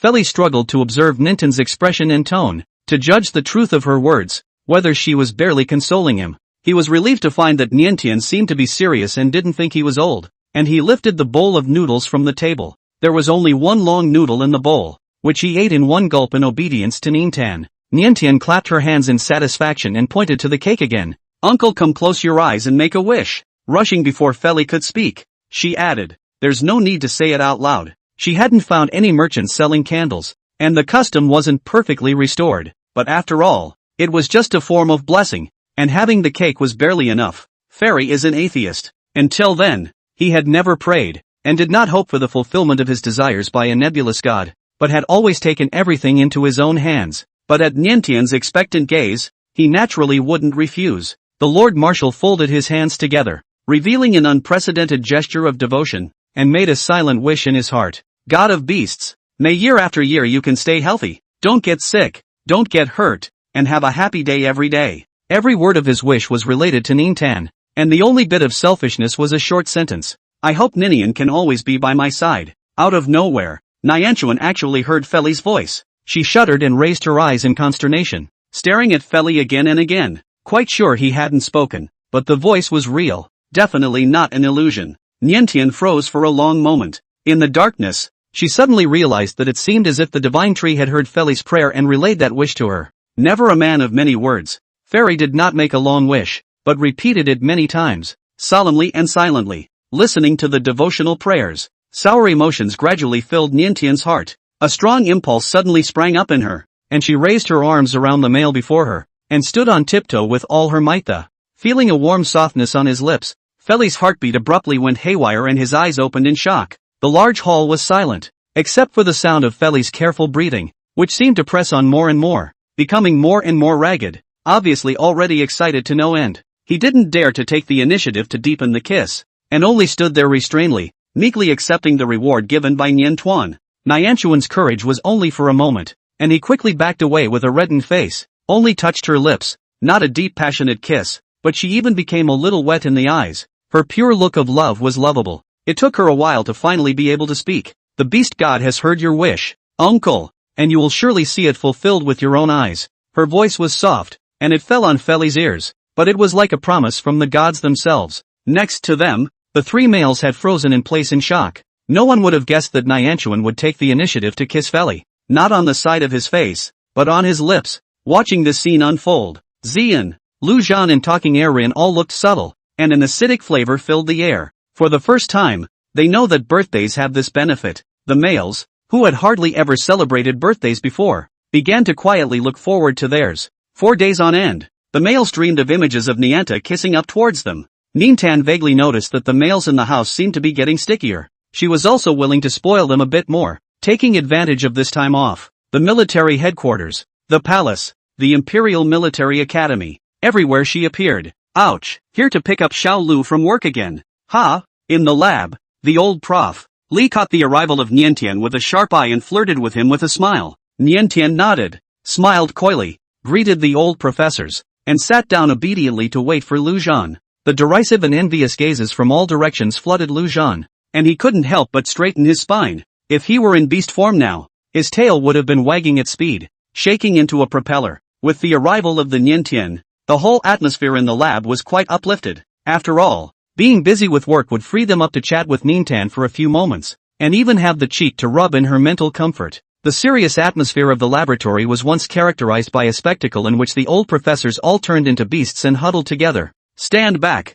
don't you know how to honor the old and the young? I was here before you. You should be the one to back out. Go go go go. The usually unsmiling medical titans seemed to have turned into a bunch of brats, their steady character gone. Niantian didn't know how to maintain order and was a bit teary-eyed. Teachers, don't be in a hurry. Sit down all of you. I can mentally soothe you all at the same time. After a long period of hard work, the out-of-control males that no one from the Central Star Regulatory Authority had bailed out had all been mentally appeased by Niantian, and her sapling had evolved just enough to have a soothing range that pretty much covered the entire lab. As long as the male is within this range, it effectively reduces the out-of-control value, which means she can mentally soothe more than one male at the same time. This incident is not a secret. Ever since Niantian demonstrated this strong ability during the Regulatory Authority broadcast, the Star Network was buzzing for a while. Is such an efficient mental pacifier. Could she really save the entire empire of out-of-control males by herself? Rationally, everyone thinks it's impossible, yet it's hard not to expect it.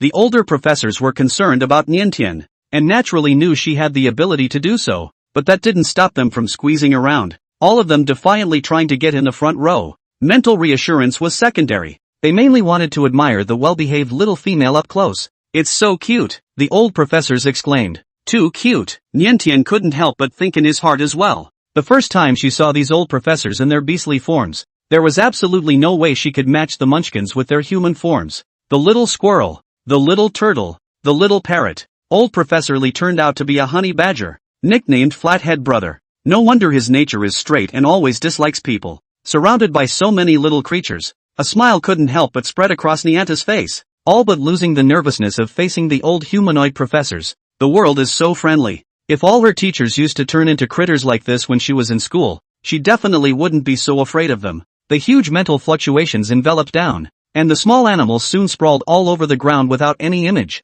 By this age, older professors are all growing out of control at a much slower rate than when they were younger, and their reliance on mental reassurance is becoming less strong. But Niantian's spiritual pacification effect was too good. But in just a few minutes, they obviously felt relaxed all over. And a handful of old bones seemed to be much stronger and harder. Thank you Nian Nian. Thanks Nian Nian. In the midst of a chorus of thanks, a few old professors rubbed their hands together and spoke shyly. By the way, Nian Nian, we see that the packets of your authorized formula will soon be officially opened for sale. Can you privately keep a few copies for us? We have slow hands in our old age, so we definitely won't be able to grab it. Yeah. Question mark. Niantian was filled with confusion. It's just hot pot base and dipping sauces, so it's not like you can't grab it, right? Food stuff. It's not like autographed photos or concert tickets. Do we need to grab them too? Despite her confusion, she nodded her head in agreement with the professor's request and turned back to her optical brain to look at the astronet.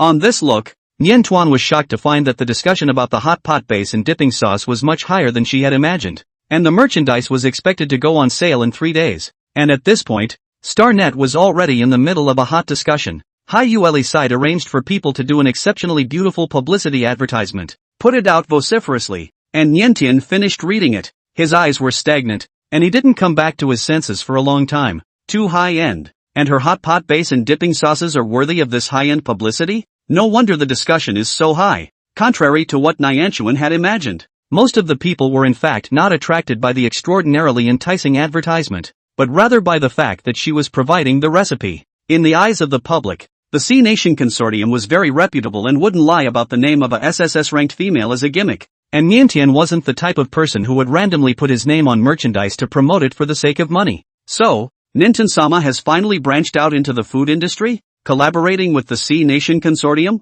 Yeah, why don't you sell buns? I've been craving that for a long time. That's it. It's too much of a hassle to make your own. I wish I could just buy the finished product. It's okay if it's not a bun, and I'll buy for this packet. Punch.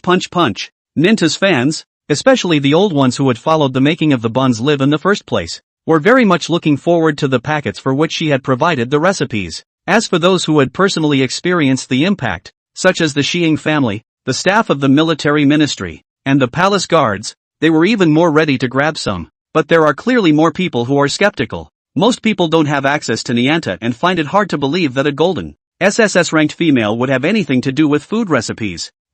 Females can cook? Don't be funny. What's a fondue pot? I've never heard of it. Have you guys heard of it? No. I heard that bun is delicious. So sell buns. What hot pot base are you selling? Buns are good. And everything else may not be. The buns may not be much better, I guess. Anyway, I've never eaten one. So I just listen to those people blabbering about it. Females don't go into the kitchen. What can they figure out to eat? Even if you're going to hold up SSS-ranked females, don't overdo it. It's so fake. The fans were naturally disgruntled when Nintan was challenged. But this time, they didn't show too much anger. Instead they were a bit playful. Yeah, it's actually definitely not good. But I'm a fan and I have to strongly support it. No one buys it. I'll buy it. Shut up. I'll buy it. Even if I know it's bad, I'll still buy it. After all, I'm a big fan of Ninten-sama. Let the fans eat this bitterness. We love it. The fact that fans are so shady has stirred up a lot of resentment even more, making it sound like I'm going to steal it from you guys. Breathless. I wasn't going to buy it. I'll leave it all to you. Not interested. I still love nutrients. They're hard to eat with all the natural foods. Nutrients are the most convenient. I'm not buying it anyway. Sit back and watch the joke. Was kinda curious. Now I'm definitely not buying it. I'd like to see how many sales you can flush. Nintan swiped through the astronet for a while, not at all worried that the old professors wouldn't be able to grab the goods. Obviously, not so many people trust her. She is now more worried about the Sea Dawn will lose. She couldn't help but poke Hyueli in private chat, asking him if he wanted to cut back on some of his promotional input, or production. Thinking that a Roll King workaholic like Hyueli definitely wouldn't reply too quickly. After sending the message, Niantian put down her light brain and went to accompany her males to brush their fur for a while. After half a day of playing, she was content to lay back down on her bed and turn on her optical brain to read the messages. Hyueli, no need to worry. The sales will be good. Please believe me. Niantian fixed his eyes on the time the message was sent. And surprisingly, it was returned in seconds? Startled, she rolled over and sat up from the bed, busy apologizing. This time, Hyueli's reply was still quick, as if he had been waiting for her. Hyueli, it's okay. Were you just combing the hair of the crown prince and the others? Nintan is a bit embarrassed. I didn't expect Hyueli to guess and ask. She sent a bunny nodding emoji to muddle through. I thought that this matter would end here. But Hyueli suddenly sent another very subtle message. Hyueli, like this. I really envy them. Nianchuan was stunned. What? What do you mean? She was torn for half a day, not knowing how to reply, not daring to be sure if Hyueli was hinting at her, confessing to her. It's a little too sudden. On the other end of the dialogue box, the young male stared intently at the screen, his fishtail swinging anxiously when he saw Nianchuan's delayed reply. He adjusted his emotions and sent another message to remedy the situation. The feeling of grooming should be very relaxing, but unfortunately I don't have a fluffy beast form, only a fishtail full of scales, so I'm afraid I'll never have the chance to experience that feeling. So it's about obsessing over your body. Niantuan suddenly realized, and couldn't help but feel ashamed of the narcissistic speculation he had just made, and hurriedly comforted Hyueli. Nianta, it's okay to have a fishtail. If a small comb doesn't work, try a small brush. It'll be comfortable too, and for a change that works for you, it's definitely not worse than the feeling of combing your fur. After thinking about it, Niantian added a word of caution. There may be some difference between doing it yourself and doing it by someone else, so you can find someone you know and trust to try it out. Grooming, massage and other relaxation activities are suitable for others to do on their behalf. If they are operating on their own, the feeling is not so strong. If a close relationship with people to do, the pleasure will be a higher level. Even the professionals cannot compare. Niantian seriously offered advice, and Hyueli seemed to listen. Hyueli, thank you. I'll give it a good try if I get the chance. While saying that, the richest man in the world was so action-oriented that he immediately started looking for people to customize various types of small brushes. Soft bristles, hard bristles, long handles, short handles. Opportunities were only reserved for those who were prepared, and he was going to get everything ready, just waiting for the day to come when Niantuan was willing to favor him.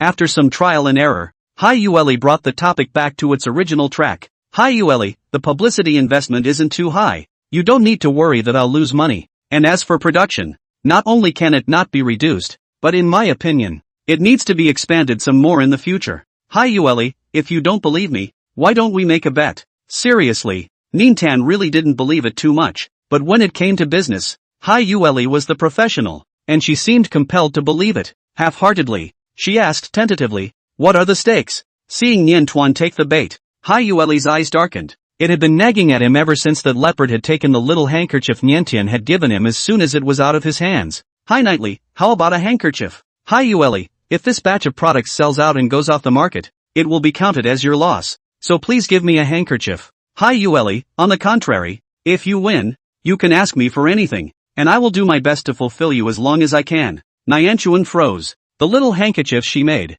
are they that sought after? It's easy to make handkerchiefs, and the stakes are obviously not equal and very unreasonable. However, if she did win, the decision-making power to make demands on Hi Ueli would be in her hands, and she would be free to control what excessive demands she did not make. After thinking about it, she agreed to Hi Ueli's proposal. Niantuan felt that she might not necessarily lose. 3 days later, the hot pot-based dipping sauce was officially on sale, and Niantian swept a few glances at the real-time sales and inventory, reinforcing the idea that he would win. How can it sell short at this rate? Unless a few production lines are stopped from now on to reduce supply. On Star Online, sales are slowly climbing. Yue was a young androgynous teenager, and as soon as the item went on sale, he immediately purchased an additional copy. The family gave him not much pocket money, and just in time is the end of the month. His hands are relatively tight. Cannot buy a whole set of all the flavors of hot pot base? Only order the main promotion of the red oil spicy flavor. His father signed for the order for him, surveying the beautiful packaging and frowning. Yue, what have you been messing around buying again? Nintan provides the recipe for the kits? How can a female be trusted to whimsically get into the food business? Thinking that perhaps his son was craving natural foods, the father had no choice but to promise. If you improve on your next test scores, I'll take you out for a great meal. As for the packet, it definitely doesn't taste as good as the nutrients, so it's better to drink the nutrients honestly. I'm afraid it's a waste of ingredients to cook with this packet. Yue saw that his father was going to throw the material packet he had managed to buy into the grocery bin, and became anxious. This is what I bought for mother. Mother loves Lord Niantian, so she might be interested. So it's for your mother? His father sniffed and his face eased a lot, relieved that Yue was actually thinking of pleasing his mother. You want to cook something for your mother yourself? Yue nodded his head with a bit of trepidation. In fact, it was his own desire to eat it that made him think of pulling up the banner of his mother in a hurry. Cooked for his mother to eat is also good. He can more or less follow the rubbing a few mouthfuls. If the mother likes, the family can also often eat in the future. His father, however, shook his head and patted him on the shoulder. Let's forget about it. It's good that you have this heart, but your mother has always been very particular about her diet. She can't mess with her food. Yue's father knew his wife's tastes and temperament, and if something was too hard to eat, not only would it not have the effect of pleasing her, but it would easily make her angry. In the middle of the conversation, Yue's mother suddenly appeared, stopping to look at them suspiciously. What's that? The packaging looks familiar. It looks like the packets sold by Ninten-sama. She walked over quickly and held out her hand toward her partner. Bring it to me. It was true that as Yue had said, his mother was impressed with Niantuan, and even the food that Niantuan had provided the recipe for was of great interest to her. Seeing that his wife's master was actually really excited and planning to try it, Yue's father didn't know what to do. He gave Yue a wink, hoping that Yue would persuade him. Yue, however, pretended not to see his father's gesture and couldn't wait to roll up his sleeves and jog all the way to the kitchen to handle the ingredients. Hand-cut fresh meat, assorted greens, seafood, mushrooms. The promo actually recommends cooking some tripe, duck blood, yellow throat, and duck intestines in a red oil and spicy flavored soup base. But most of the beasties don't have the diet to eat these things. Yue's family didn't have that variety of ingredients for the time being, and he didn't quite dare to give his mother those strange things. The females' diets were extremely delicate. If it wasn't for the fact that this ingredient packet was sold under the name of Niantian and under the Sea Clan Consortium, Yue would never dare to bring the stuff in front of his mother even if he was bold enough to do so. Mother, be careful not to burn it.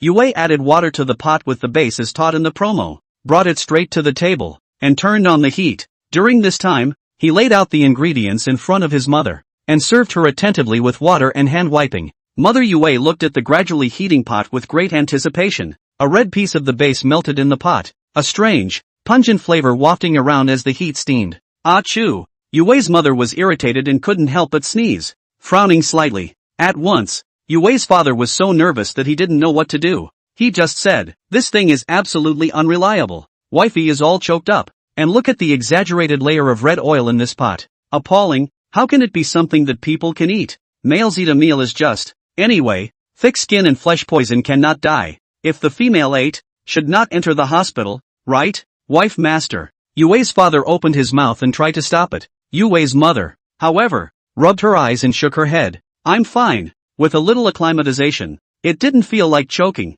It actually smelled good. A strong food aroma she had never felt before. And she couldn't help but breathe deeply and sniff hard a few times. Yue received his mother's instructions and immediately cooked the ingredients for her with nimble hands and feet. The meat is sliced so thinly that it instantly curls and browns as soon as it hits the boiling pot. As a female with 10 fingers, Mother Yue had hardly ever watched this kind of image with her own eyes up close, and found it amazing, staring with unblinking eyes. A slice of meat had just come out of the pan and she couldn't wait to look at Yue. "Just a moment, Mother, it's still a bit hot," Yue reminded while evenly coating the meat with the dipping sauce. Considering that everyone has different tastes, Niantian breaks the dipping sauce into several small packages, just like the small ingredient station when eating hot pot in a store, with many kinds of small ingredients, allowing buyers to mix their own. The promo mentions one of the more recommended dipping ratios, the dip formula that Niantian remembers as being the most widely popular on Earth, and while it's not quite the same as her own tastes, I imagine it should be suitable for a wider range of people.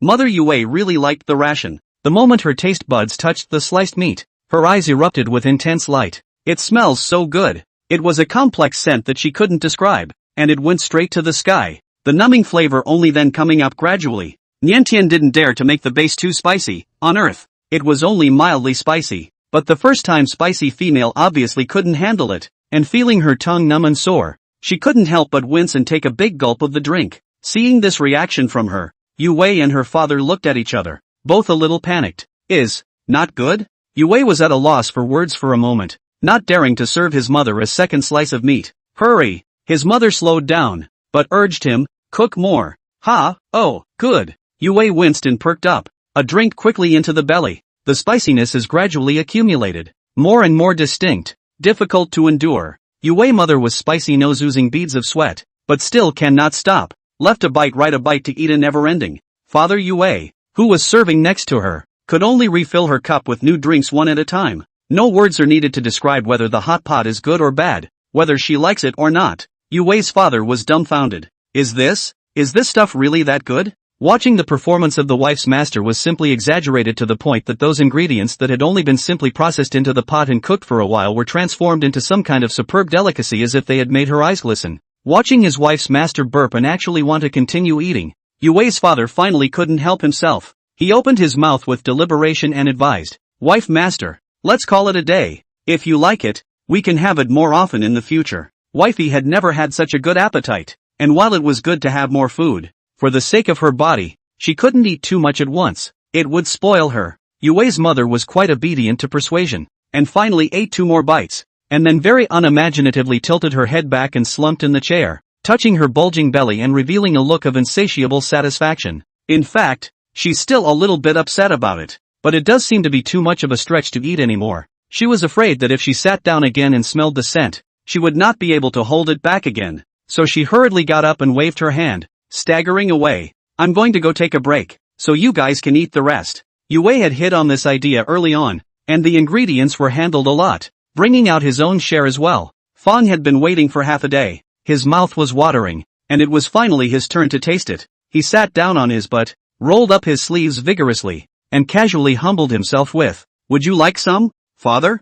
Thinking that his father would surely not nod his head with that disdain for the packet of ingredients, he prepared himself to monopolize a table full of leftovers, but was shocked to see that his father had sat down as well. Father Yue also seemed to blush a bit at his own inconsistency, but seeing his wife and master enjoying it like that, he was inevitably curious, and after half a day of smelling this increasingly fragrant smell, he couldn't help it. As soon as he sat down, he moved even a few moments faster than Yue, quickly shucking several slices of meat for himself. Yue was shocked, and he also moved unwillingly, with an extra adult male with an incredible meal size grabbing the food. The ingredients that were sufficient for a full meal immediately became insufficient. The father and son have no concept of humility at all, and unlike the females, who are afraid of hot and spicy food, once they start grabbing the food, the image is gone. "Father, Don't you prefer to drink nutrients? It's better to give me this kind of difficult to eat stuff. Yue couldn't help but squeeze his father. Father's old face flushed, but his hands didn't half stop, and his mouth refused to stop, as if he simply couldn't pour out the space to answer Yue's question. Without noticing, the meat in the pot was fished out by his father, and Yue squealed in anger. To make matters worse, the rest of the males in the house were coming back, smelling the smell and all gathering around the table as if they were a pack of hungry wolves with green eyes. What smells so good? I'm starving. Hurry up and give me a bite too. Where do you guys get your goodies? Hurry up and move your ass. How come this is all that's left? No more ingredients in the house? Males who live on supplements during the day rarely try natural ingredients and are usually not very interested in this very inefficient way of eating. They don't have a high appetite and are used to drinking supplements every day. But today it just smelled too good. So how could they tolerate the father and son eating alone behind their backs? Has wifey already eaten? Confirming that the only female in the house had finished her meal, the males swarmed the table, instantly filling it. The little ingredients on the table suddenly seemed pitifully small, gone in 3 bites, and they had to work in shifts, handling new ingredients as they ate. The ingredients in the house were originally only for the females, and there was simply not enough for them to eat openly, and soon the stock ran out. The males felt unsatisfied with only a shallow taste and discussed ordering more ingredients from home. More importantly, who made this soup? Is it Yue, or Yue's father? When did this father and son duo get this kind of skill? Yue proudly crossed his arms. It's me, this is the hot pot base I bought. Fong was just eating, and the males just realized what they were eating. With such a delicious soup base, it was surprising that there were not as many tedious cooking steps as they thought, and they could start shabu-shabuing all kinds of things to eat with just a single boil of the purchased packet. Fondue? It's the one from Lord Nintan. Yeah. Buy more. The males immediately turned on their optical brains, and even Yue's father quietly checked them out. Without looking, everyone was shocked. Is sold out? Not only the main flavor of red oil and spicy, but also several other flavors were sold out, with no stock left at all. Yue's family was in a state of shock and gathered around to double-check before they dared to believe this horrible fact. They can't buy the new fondue base dip, at least for the time being, until the merchants replenished the next batch of goods. They could only hold back their cravings and savor this delicious meal today. As males, they can put up with it, but the females in the house must not be able to tolerate it for long. Thinking of his wife's fondness for hot pot, Yue's father's scalp was numb, and he hurriedly went to the merchant's account to quickly replenish the stock. Countless people are already urging merchants. When exactly is the restocking? Give a quick word. Rush. Screaming, what the hell is going on? Why is the production so low? That's right, we're not going to be robbing the next wave of sales, are we? Can we give the slow hands a chance to live? Not only the fans of Niantian bought a lot, many people who originally just hold the idea of trying, after tasting once was also conquered completely. Want to buy some more but cannot buy it, can only join the army of replenishment. It was even noticed that those who questioned it the most before the sale started were hyping it up, and fans couldn't help but scoff at the familiar names. Ha. I thought you guys weren't buying. What's the rush? The promise not to rob with us turned out to be a lie? Don't buy it. It's better for you guys to have nutrients. Nutrients are so convenient and efficient, and you guys don't like hot pot, so don't steal it from us. The people who were sitting around waiting to see the joke became the joke themselves and were embarrassed, but they didn't have a stiff upper lip to say they wouldn't buy it. Grabbing is a must, and as for the taunts, just pretend you don't see them. This time, the fans won big. They all grabbed a lot of stock while it was plentiful to begin with, and stocked up enough to last for a while. As for the others, most of them only bought 1 or 2 packs and ran out after eating them, so they could only urge for replenishment while watching with red eyes as fans showed off their bountiful loot. The real winners are actually the old professors at the medical school of the Imperial Military Academy. Not only did they get a whole lot per capita, but they also received the portion that Nintan had promised to set aside for them privately. During the lunch break, the medical school was filled with all sorts of rich hot pot smells that drifted further and further away. Students were so greedy that they tried to form groups to steal their teachers' lunches, and faculty members from other colleges couldn't stand it, and were cheeky enough to come to the door to get close and try to mix their food and drink. It would have been fine if it had been just once or twice, but the medical school was shocked and perplexed by the lack of restraint on the part of outsiders for several days in a row. How do they get hot pot every day? Could it be because Lu Zhan was Nian Tuan's guardian and the others followed suit? Someone poked around and learned that Niantian had gone so far as to give each of the old professors at the medical school a batch of hot pot base dip. So sour it was as if they had eaten tons of lemons in a row. It is useless to be sour. In the end, it is still the medical school that has produced a contending Lu Zhan. But there were clearly plenty of males with good looks in other colleges, so why couldn't they compete? Sourness permeated the entire campus. And when Niantian next came to visit Lu Zhan at the Imperial Military Academy, he stumbled across various types of young handsome men countless times along the way. Though they had met by chance often before, the frequency was far from this high, so high that it was as baffling to her as it was slow. Lu Zhan nonchalantly poked at the ideas those people were fighting, learning that the reason he was so frequently seduced was that there were too many people who craved hot pot. Niantian cried and laughed. For a little bit of food, they haven't worked too hard. She had the intention to support a batch for the military school cafeteria, but she really didn't have much stock left in her hand to do so. With a subtle mood, Niantuan privately chatted with Hai Yueli. Nianta, will the next replenishment be a little larger? Hai Yueli, of course. Hai Yueli, don't worry. The production line is being expanded, and there won't be an oversupply in the future. The C-Nation Consortium was so rich and powerful that it wouldn't take long for production to increase up, and this outage was really just a part of marketing. Nowadays, the movement to urge restocking on the Star Network is getting louder and louder, and it doesn't take much more effort to prove whether the hot pot is good or not. Hai Yueli, looks like I won our bet. Niantian picks up on his hint and coughs lightly, replying, handkerchiefs are already in the works. In fact, she had almost finished the handkerchief. It was just the pattern embroidered on it that had her a bit stumped. Normally speaking, she would embroider a Q-shaped beast with a big head on it, but Hai Yueli didn't have a complete beast. The design was deleted and changed many times. Niantuan finally finalized a Q version of the mermaid cloak image. For that beautiful tail, she specifically changed several kinds of silk thread to try, before embroidery satisfied with the glossy feeling. After making Hai Yueli's gift, Niantuan went to make another gift for Yuan Song. This leopard has been very well behaved and active lately, insisting on sending her daily physicals and keeping her out of control values stable. Niantuan intended to fulfill her promise and gave him a new small gift, a peace talisman carved from warm jade, with a beautifully braided knot on top and a flowing golden tassel falling below it, which appeared to be warmed by the sunlight that poured down on it. With that done, Niantian stretched and moved his shoulders and neck, and instructed the smart butler in the bedroom to open the window, wanting to get a little fresh air. It was sunny outside the window, but windy beyond her wildest dreams. As soon as I opened the window, the wind was so fierce that it actually blew the desktop out of order. Close the window, close the window. Minton's hands were scrambling to stop things from blowing off as he told the smart butler to close the window.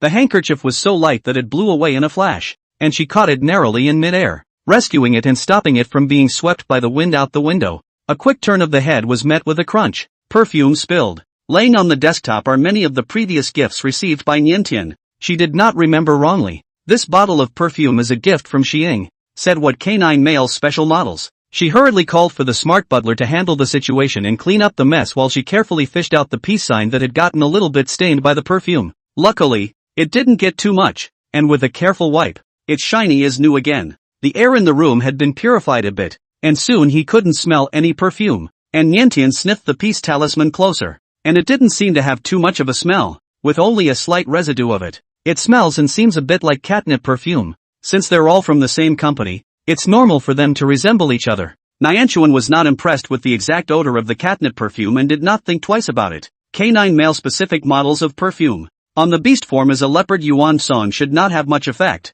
So light flavor, 2 or 3 days will be dispersed. Niantuan sighed in relief. Not being able to organize the tabletop, he hurriedly wrapped both the handkerchief and the peace talisman first and put them into the space knob to avoid any further problems. After handling the gift, she washed her hands several times, went to Lu Zhan and tried to turn around twice, and when she saw that he didn't have any reaction, she completely let go of her heart. It didn't seem to leave a smell on her, and the perfume wasn't that strong. The photo brain ticked twice as someone sent a message, and Niantuan glanced down at it. It was Coleman, asking her out for a new dress. Since having the success of her first dress for Nin Tan, Coleman has simply been inspired and has contracted her entire closet without saying a word. Not only the gowns, but also the regular clothes that Nin Tan wears every day nowadays are basically from his hand. Nin Tan really liked Coleman's design, but was too embarrassed to whore it out. At first, she would give Coleman a credit every time she received a new dress, and then the two formed an understanding, and she simply gave Coleman a credit every month, and asked her to come over and make new dresses when Coleman was inspired to do so. Today is no exception. Nin Tan was already incredibly familiar with the route to Coleman's studio. Once she arrived near the studio, she happily jumped out of the craft and trotted all the way through the door, only to be shocked to find that she wasn't the only guest today. Upon entering, the eye was greeted by snow-white, almost crystalline skin, but clearly born on a male. The man's spine musculature is perfect as a sculpture, unable to pick out a single blemish. Caught off guard by the sight of such an incredibly beautiful male body, Nianchuan froze on the spot, obviously looking this white, yet harboring such a strong sense of power. It seemed no better than the super-fit males in her family. Her mind rambled uncontrollably, and when she came back to herself, she blushed. To add to her shame, the male seemed to hear movement and turned around, and it was someone she knew. Hi Knightley? Nianchuan covered her face with both hands in disbelief. As Hai Yueli turned around, his pecs and abs were also visible to her. Subconsciously, Niantian's gaze scanned him from top to bottom. I have to say, the body is really top. Not only were the body proportions and muscle lines beautiful to the extreme, the most absolute thing was that Hai Yueli's body was light in color all over, like a sculpture made of white jade. Nianchuan only darted a glance before retracting his eyes in embarrassment and lowering his head awkwardly. Hai Yueli, however, had taken in her reaction. Even if Nianchuan's gaze fell on him for a short time, Hai Yueli was enough to recognize that Nianchuan was satisfied with his figure. In this way, it was not in vain that he had carefully adjusted his fitness program, and had gone to great lengths to create an opportunity for Niantian to run into this scene. The male who had deliberately displayed his figure contentedly put on his clothes and apologized to Nianchuan. I'm sorry, Sir Nianchuan, I was rude.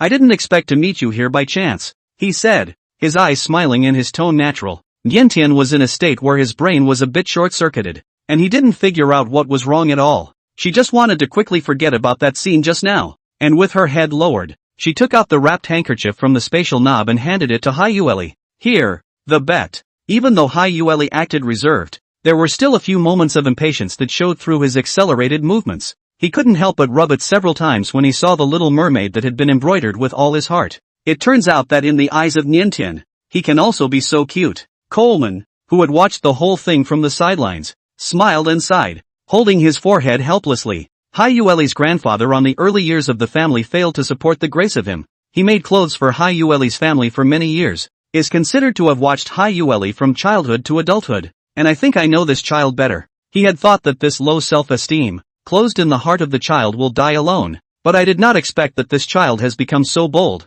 but also calculated to his head, ran to him to create opportunities and Niantian chance encounter. Although he saw through Hai Yueli's plan, Coleman wasn't about to reveal that bit of caution. Hai Yueli was an excellent and good boy. If he could successfully walk to Niantuan's side, it would definitely be a good thing. There was no need for him to trip up Hai Yueli on his way to pursue his beloved little female. Watching the beautiful young couple, Coleman even had some new inspiration. He quickly sketched out the rough design of a fishtail dress and showed it to Niantuan. Nian, do you like this kind of dress? Perhaps it's confidence, perhaps it's ego. Coleman has a quirk. He's very uncomfortable asking for input when he's making a design, with the exception of the Niantian, because Niantian was always very supportive, not only praising him, but also full of sincere admiration. Can be called emotional value pull full. Love it. But Niantian had never tried a fishtail dress design before, and as far as she could remember, such dresses were very figure-flattering, leaving her a bit torn. Would it be a bit unsuitable for me?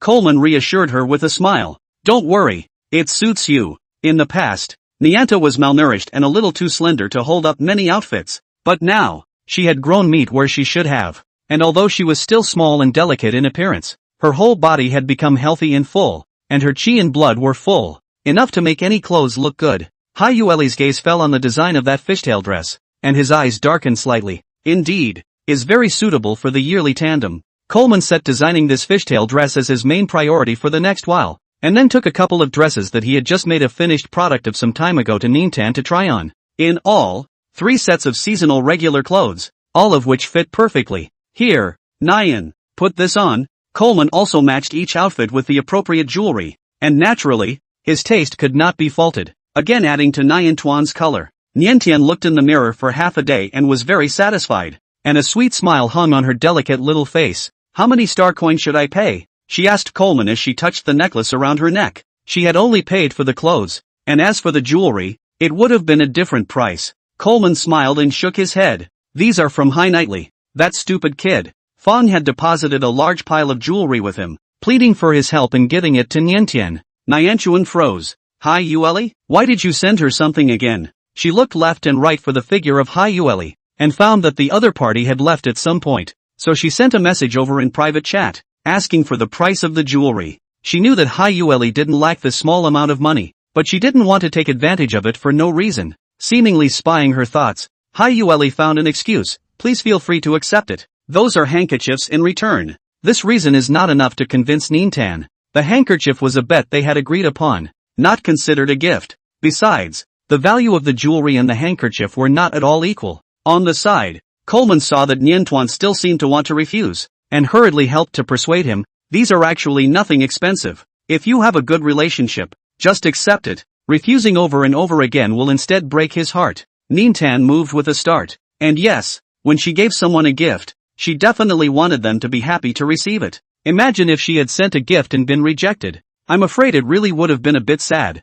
After thinking about it, Niantuan still deleted the words of rejection and instead sent a message to Hyueli. Thank you. When you have time next time, I'll treat you to dinner. On the other end of the screen, the tense male finally relaxed and breathed a long sigh of relief. Hi Knightley, I'm looking forward to it. The first time he pursues a female, Shofu-sama has absolutely no idea what to do, and can only keep giving and longing to be accepted. The silver-white fishtail wiggled happily at the thought of having the chance to eat with Nintan afterwards. Saying goodbye to Coleman, Nintan left with a full load and hit the road. The handkerchief had already been given to Hyueli just now, so she thought about it and simply gave out the peace talisman as well. In the interstellar age, logistics were surprisingly efficient, and Yuan Song quickly received the package. It was during working hours when he got the package, and he didn't rush to open it, nor did he bother to throw it into the space button, keeping it close to his bosom. Colleagues passed by, casting gossipy prying glances, and he stood firm. It wasn't until he got home from work that Yuan Sung carefully unwrapped the outer packaging and took out the gift that Niantian had given him.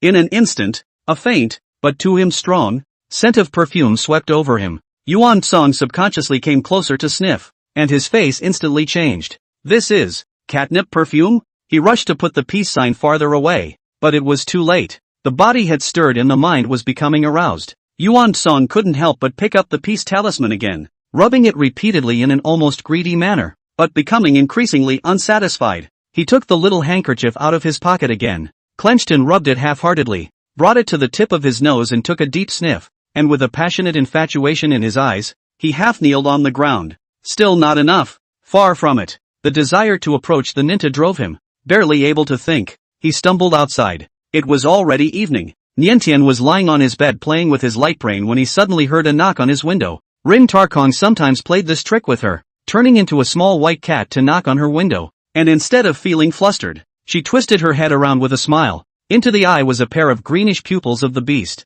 Niantian was startled. She subconsciously dodged back and almost fell off the bed before she fixed her eyes on what looked to be a very familiar leopard. Yuan Song? Calming his mind, Niantian slowly approached the window. The panther stared at her with unblinking eyes, his gaze burning, and he didn't speak, making her even more puzzled. Hesitating, she opened the window. Almost instantly, the leopard burrowed down the window crack. Before Niantuan could react, she saw him prostrate on the ground, constantly rolling and spinning in place, and scratching the ground with his two front paws, seemingly venting his overexcitement, and his thick tail desperately wrapping itself around her legs. Doesn't look like it's in the right state. It's not getting out of hand again, is it? In a state of sanity, Yuan Song shouldn't be able to do this kind of random intrusion into the Feli Manor either. But Niantuan looked left and right, and no matter how he looked at it, he felt that the concentration of black mist on the leopard was not considered high. Still recognize me? Can you understand me? She asked tentatively. The leopard nodded, rubbing his big, fluffy head hard against her, making a muffled, raspy sound and calling her name with a single cry. It's not out of control if you can understand words and still talk. Niantian. Bewildered, she was rubbed many times by the leopard, and as she watched the leopard seem to get the better of her and wanted to pounce on her and lick her, she had to raise her hand and grab the back of the leopard's neck flesh. Yuan Song, calm down. Even in her grip, the panther tried to press into her, his eyes full of ecstasy. As soon as he touched the soft skin of the young female, the leopard shivered with excitement and purred as if he had a skin hunger, greedy for more. Even during the out-of-control period, he maintained a degree of vigilance and reserve, and never acted so enthusiastically. Is this a fake drink? Niantuan let go of his hand in bewilderment and took a few steps back. As she dodged, the panther seemed to have a moment of clarity, pausing slightly in his movements, but immediately sinking back into his heart's desire and lust, and once again stalking her. Dimly, Nintan heard him whispering, "Don't go. I like you. Please touch me."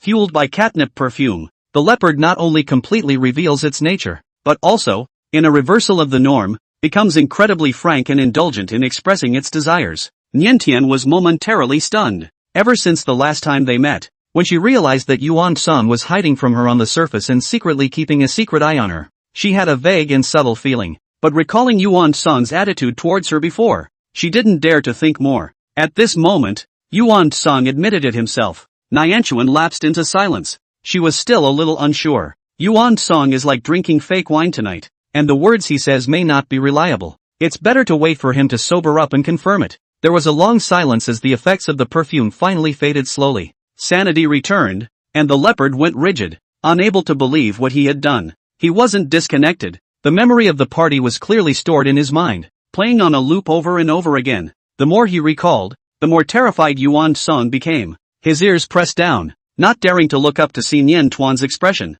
I can't believe he's harassing Nianta again, and had the audacity to tell her he liked it. The young male, who was already deep in his mind, could not take this blow to the head, and the thought that he had confessed his feelings without preparation quickly brought images of a harsh rejection to his mind. Panther pursed his ears and turned hastily to jump out the window and flee. Niantian had no time to stop him, and by the time he got down to the window to look, he was already out of sight. She rubbed her brow, puzzled as to why the panther was being so erratic tonight. Could it be that you're too excited to receive a new gift? But it's not like that. Niantian racked his brain for half a day, and suddenly, his eyes widened. Right. Panicked, she pulled the garbage disposal records out of the smart housekeeper's system, scrutinized the broken perfume, double-checked the label several times, and sucked in a breath of cold air. That turned out to be a catnip perfume. It's for feline males. It's not a model for canine males at all. No wonder. Yuan Song was afraid that it was after opening her gift and smelling the lingering perfume that he became unusually excited.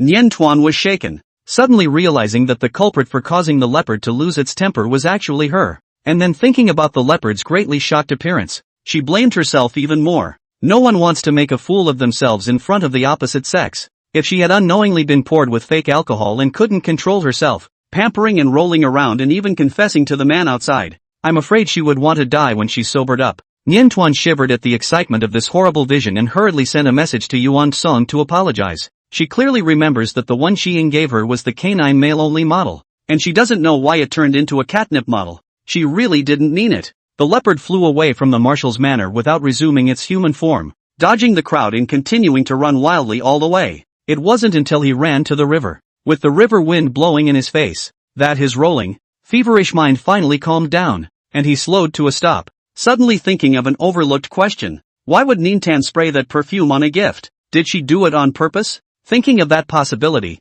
the leopard tossed his head incredulously, his heart pounding. If Niantian had a penchant for using perfume to toy with males, then he didn't mind at all. Niantian simply do not need to test him like this. As long as she likes, he casually how she play can be. Thinking left and right, Yuan Song resumed his human form and hesitantly opened his light brain to ask Niantian. As soon as the light brain opened, he was the first to receive a message from Niantian. A long string of apologies. All of them. It was obvious that Niantian was genuinely feeling guilty and offered many kinds of programs to try to make it up to him. Yuan Song's heart, however, went cold. All those visions of the party were instantly overturned. Having lost the opportunity to be toyed with by Niantian, the titular imperial chief diplomat was frustrated to the extreme, wilting and had completely forgotten his original determination of preferring death to being a slave to a female. Barely able to hold back his bitterness, he replied, "You don't have to apologize for this." And then, with a nagging addendum, "And please don't pay any attention to all the nonsense I've been talking about." Niantian didn't like him and must have been annoyed by his sudden confession, and probably alienated him completely because of it. Throughout the night, Yuan Song tossed and turned. Early the next morning, with trepidation, he sent Niantian another medical report and photo of himself. In the past, Niantian would reply to him with a cute little bunny emoji to show that he had received it. If Niantian does not reply to him today, he will boldly go to find Niantian to apologize face to face. Yuan Song secretly made up his mind. After the message was sent, he prayed nervously in his heart until the tone of the message from his special contact suddenly sounded like heavenly music, making him feel like he was being pardoned. "Ninta, your out-of-control level is a bit elevated. Is it because of yesterday's perfume? Nianta, why don't we meet when you get off work today? I'll give you some mental reassurance." Yuan Song stared at the light screen without blinking in disbelief. In his conception, as long as Niantian could reply to him and not intend to alienate him or cold shoulder him over yesterday's incident, it would already be a great gift. I didn't realize that Nintan even asked him to meet with him to mentally appease him. Such an unexpected pleasure made the young male almost want to turn into his beastly form and roll on the ground twice in joy. He didn't want to wait until he got off work for the night. He wanted to go to Nintan now. Inside the crowded arena, Niantian was watching the mecha versus mecha competition held by the Imperial Military Academy. The person who really wanted to see this match was actually Xiang. She had carefully watched the live broadcast of the mecha competition every year, but this year was the first time she had watched it live, so she was inevitably a little nervous. Niantian accompanied her, and the two of them were seated in the first row of the bleachers with a great view, with Xian and Luan sitting behind them, as well as Shi Ying's two mates. Somehow, Nian Tuan was a bit flustered today and couldn't help but frown. Quick look, that mech from the blue side is too fast. It must be loaded with a T917 anti-gravity thruster. Xiang was engaged in watching the match and analyzing the various mechs, pulling Niantian from time to time to say a few words excitedly. This one would be perfect for you to use. Niantian's drifting mind was pulled back. Her eyebrows arched and she nodded at her in a very cuddly manner. Weapon systems must be streamlined for you. It's best to only install one or two weapons. The powerful kind. Xiang thought in broken voice, while narrowing his eyes to survey the two newly debuted mechs, trying to determine what kind of weapon systems they both had installed. Her eyes landed on the nondescript gray mech on the red side, and her movements faltered. That one is. It looks like a normal particle weapon, but why does it feel a little off? She looked up and down carefully, and suddenly, the gray mech moved, and the bit of wrongness expanded instantly. Xiang was shocked. Fracking cannon. This prohibited weapon. Why is it here? In the central planet, most weapons are banned by law in order to ensure law and order. Only the Imperial Palace and the Ministry of War are qualified to possess various powerful weapons, but they must also be properly sealed and will not be used easily. This mecha competition organized by the Military Academy allowed for the appearance of thermal weapons, but the types were extremely restricted, and the crack cannon was absolutely not allowed to be used. It is unique in that it does not target the human body, but specifically targets a variety of defensive devices, and is highly destructive to home security systems, protective walls at tournament venues, and personal portable protective devices. This gray mecha had even illegally installed a fracking cannon, so it was definitely trying to cause trouble. Seeing the crack cannon, the gray mech's opponent panicked. One hit and his defenses would be destroyed, and the fight would no longer be on point. It would literally kill someone. The opponent backed away in fear. The gray mech, however, wasn't aiming at him, blasting a cannon straight up the protective wall of the arena. On the stands, the school authorities are already organizing the orderly evacuation of the spectators at the scene. Nian Tuan was held in Xian's arms. Lu Zhan broke off and quickly evacuated. A few blasts shattered the protective wall, and the gray mech fired a volley of indiscriminate shots in all directions, in a maniacal state that looked as if it were retaliating against society. Taking the cover of the haphazard sweep, he aimed for a clear target and fired a beam of high-intensity particle attack straight in Nianchuan's direction.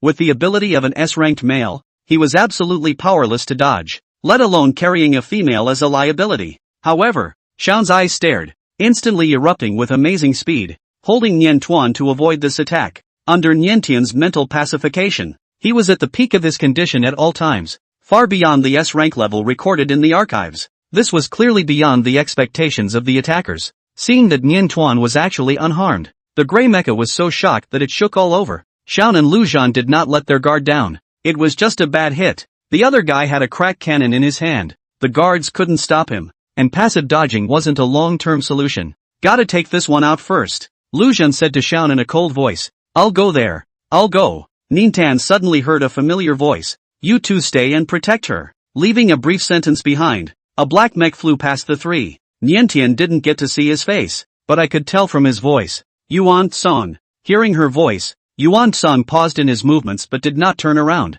The ferocity of SS rank males is unrivaled since. Yuan Song maneuvered the black mech borrowed from the other contestants on the scene, adapting to it with only a brief break-in, taking a huge risk to succeed in getting close. The gap opened up and equipment is maximized to be filled by the combat skills to make up for it. Though Yuan Song worked in a clerical capacity, he was also exceptionally proficient in combat. The gray mecha was not a match for him at all. Even with the rift cannon added, it was so suppressed that it was hard to catch a breath, much less be able to separate its mind from attacking Nian Tuan. In an instant, the gray mech watched as Nianta withdrew under the protection of her two guardians, no longer able to catch her in her sight at all, and immediately tried to get out of the fight. Yuan Song, however, did not give him a chance to catch up with Niantian, knocked down, disarmed, and destroyed the power core system in one fell swoop. With the power core system destroyed, the gray mech was completely incapacitated. The fight is over. Vaguely, Yuan Song, however, suddenly heard a very faint cry for help,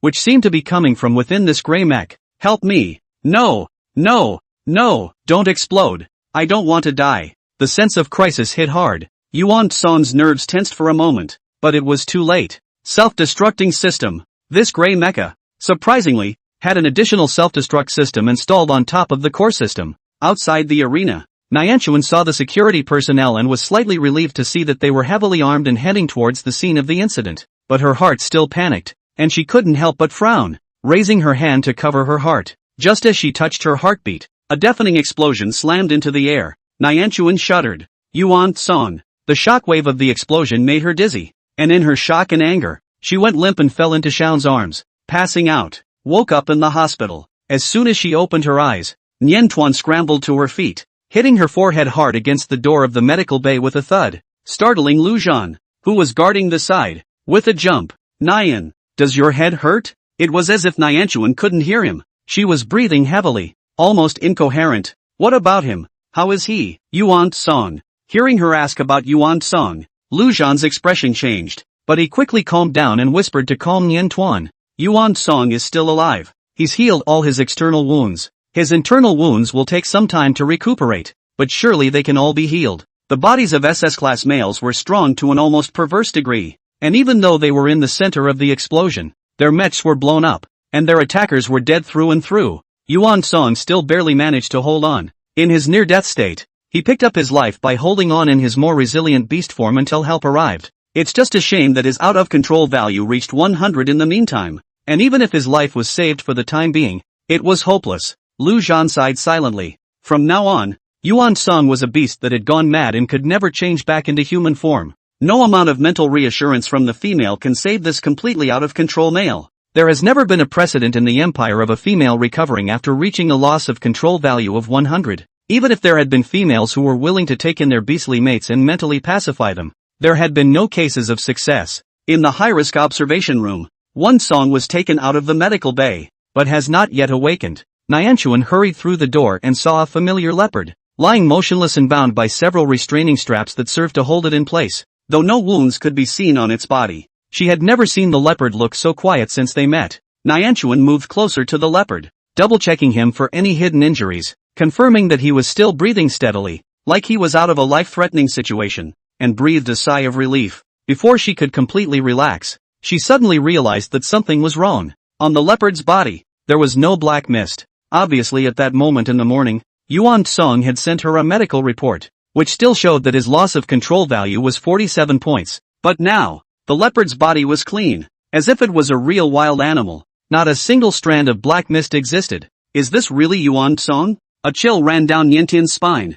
You guys, really didn't lie to me? This can't be a clone of Yuan Song or a machine bionic leopard or something like that? Could it be that Yuan Song he is actually? Terrible conjectures floated through Niantian's mind, and his expression changed and changed. None of the medics present were very good at lying. Although they had made plans to hide the matter of Yuan Song's out-of-control value reaching 100 from Niantuan for the time being, and then slowly hint at her and coax her to accept reality later on. However, as soon as they encountered Niantuan's questioning, several of them immediately revealed their weaknesses, and their bodies showed their heart's weakness. As soon as Niantian turned around and saw their evasive eyes, he felt even more that something was wrong. Where is Gunsong? She pursued. The medical staff didn't follow her brain circuits for a moment and looked at each other in disbelief. Lord Gunsong is right in front of you. Still Luan understood Niantuan and immediately guessed what she was thinking, pulling her to his side, clutching her hand and coaxing her not to panic. Don't think too much. That one is Yuan Song. After only a short while, Niantian's palms were already moist and beads of sweat were seeping out from his nervousness. The guardians exchanged a few glances, nodded, and decided to tell her the truth. With Niantian's character, if she didn't hurry to confess, she would keep worrying and speculating wildly. Runaway value of 100? Niantian trembled when he saw Yuan Song's medical report. In the hospital room, the air was dreary and the medical staff was quiet. There was no one who didn't feel sorry that the chief diplomat of the empire had been reduced to such a miserable state. Even Fei Li, who had always been indifferent and unfeeling, couldn't help but sigh, and took Niantuan's shoulder, exhorting, "See more of him while you can. They all knew in their hearts that the reason Yuan Song had become like this was for Nian Tuan. This leopard fought to protect Nianchuan, but would never be able to speak to his beloved little female again. Even, for the sake of Nian Tuan's safety, he wouldn't be allowed to see Nian Tuan more than a few times. Is he really hopeless? Nian Tian couldn't believe it. No one nodded or spoke in the face of the little female's pitiful, helpless eyes, but the silence said it all. In the oppressive atmosphere, the leopard in the hospital bed woke up slowly. Nian Tian excitedly pounced to look at him, but saw that those turquoise beast pupils were full of bestiality without a trace of sanity. The surroundings seemed to irritate the sensitive panther, and he let out a cranky, frenzied roar, almost as if he would have taken a bite out of his anger on the delicate little female in front of him, had it not been for the restraining straps that bound him. He was madder at the moment than the 2 times he'd lost control before. Nian! The guardians fretted, trying to keep her away. Nianchuan couldn't care less about being scared. His heart was already soaked with grief. She took several sharp breaths and dropped to sit beside the leopard. Unable to hold in her sobs of pain, the leopard froze. He stared unblinking and straight at Nianchuan, no longer growling, and making what appeared to be a puzzled grunt in his throat.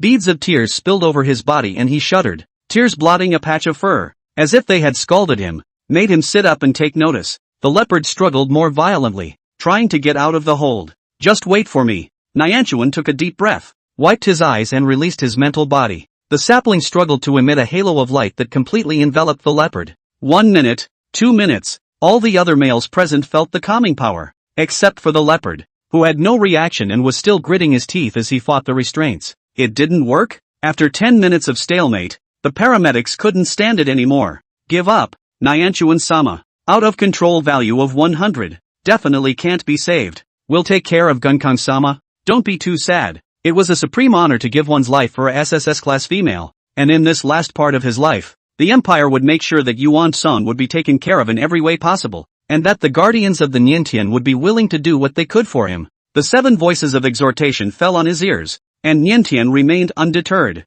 She stared intently at the green pupils, then suddenly held her breath and leaned down to press against the leopard's forehead. Seeing how bold she was, the people around her were startled, confirming that the leopard had no intention of attacking at all. They retraced their steps in a tangled manner and did not move forward to stop it. Nianchuan didn't move, and neither did the leopard, and they were just head to head, their breaths mingling. Everyone watched the scene with a lot of emotions inside, and for a long time, they spontaneously and quietly withdrew from the ward, giving this man and leopard some space alone. In a trance, the image flashed in front of Nian Tuan's eyes, and he suddenly arrived at a cold and windy manor. She looked around and realized that the manor looked familiar and seemed to belong to Yuan Song's father, the Count. So this is a dream? Once she realized it was a dream, it was time to awaken, but she still didn't pull away. There was a rustling in the bushes beside him. Niantian subconsciously bent down and was surprised to see a young leopard. Compared to the Yuan Song she dealt with from time to time, this young panther was pitifully small,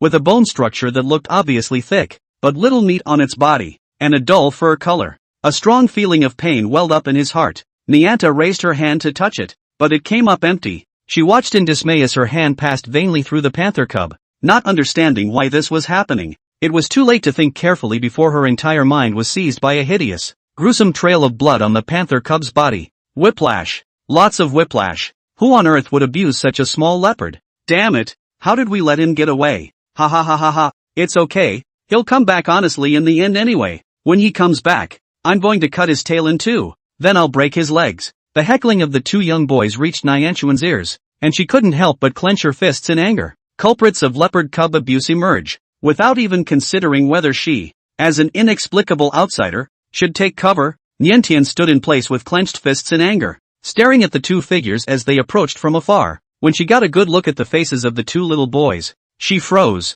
These 2, at first sight, were the likeness of those 2 sons born to the Countess in their infancy.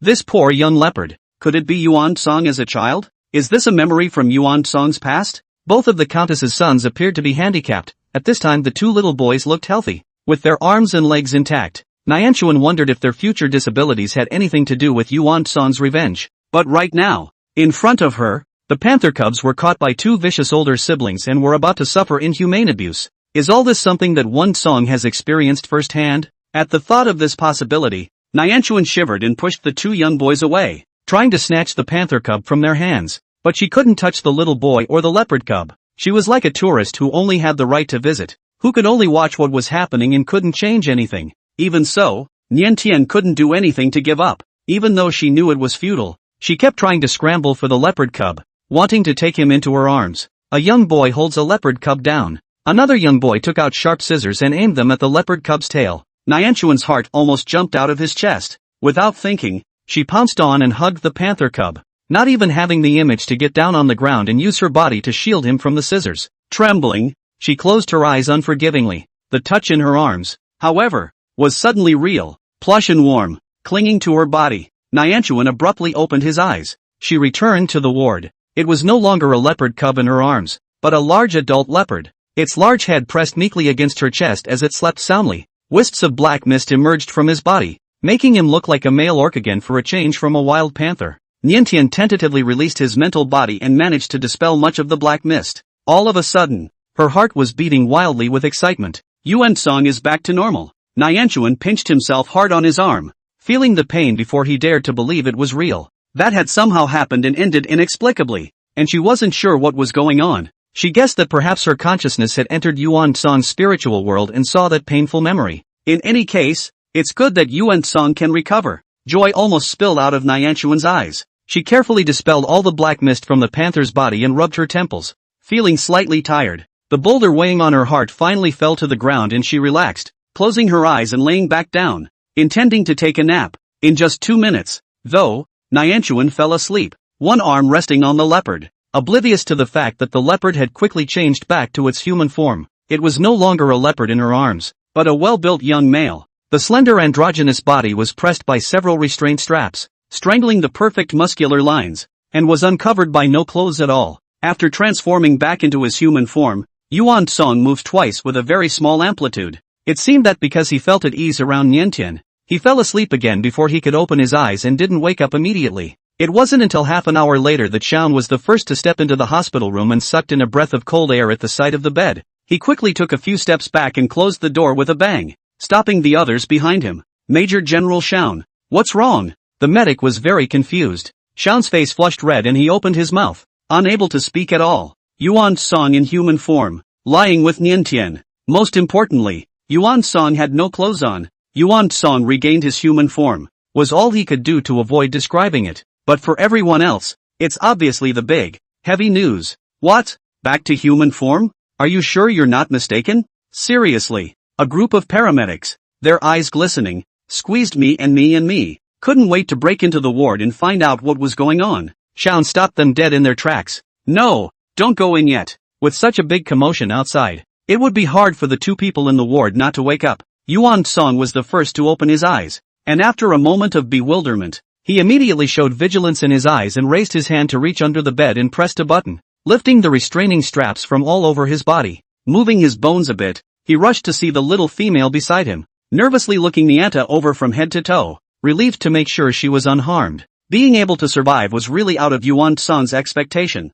He wrinkled his brow and recalled, surprisingly, how he felt during the loss of control. After the loss of control value reached 100, he had been muddled into painful memories of the past, unable to dominate his body. Those painful memories looped over and over again, and he couldn't break free until a strong, redemptive wave of spirit broke into his world, embracing him and waking him up. It was Niantian who saved him. Yuan-song excitedly looked down at Niantian. It was only after this lowering of his head that he realized with an afterthought that he was not wearing an inch of clothing. At precisely the right moment, he unexpectedly met Niantuan's eyes and realized that Niantuan had also woken up at some point and was looking at him. Yuan-song was so shocked that he almost fell off the hospital bed. Both of his ears were so red that they were almost dripping blood. Why? Does he always disgrace himself like this in front of Niantian? Right. Sorry.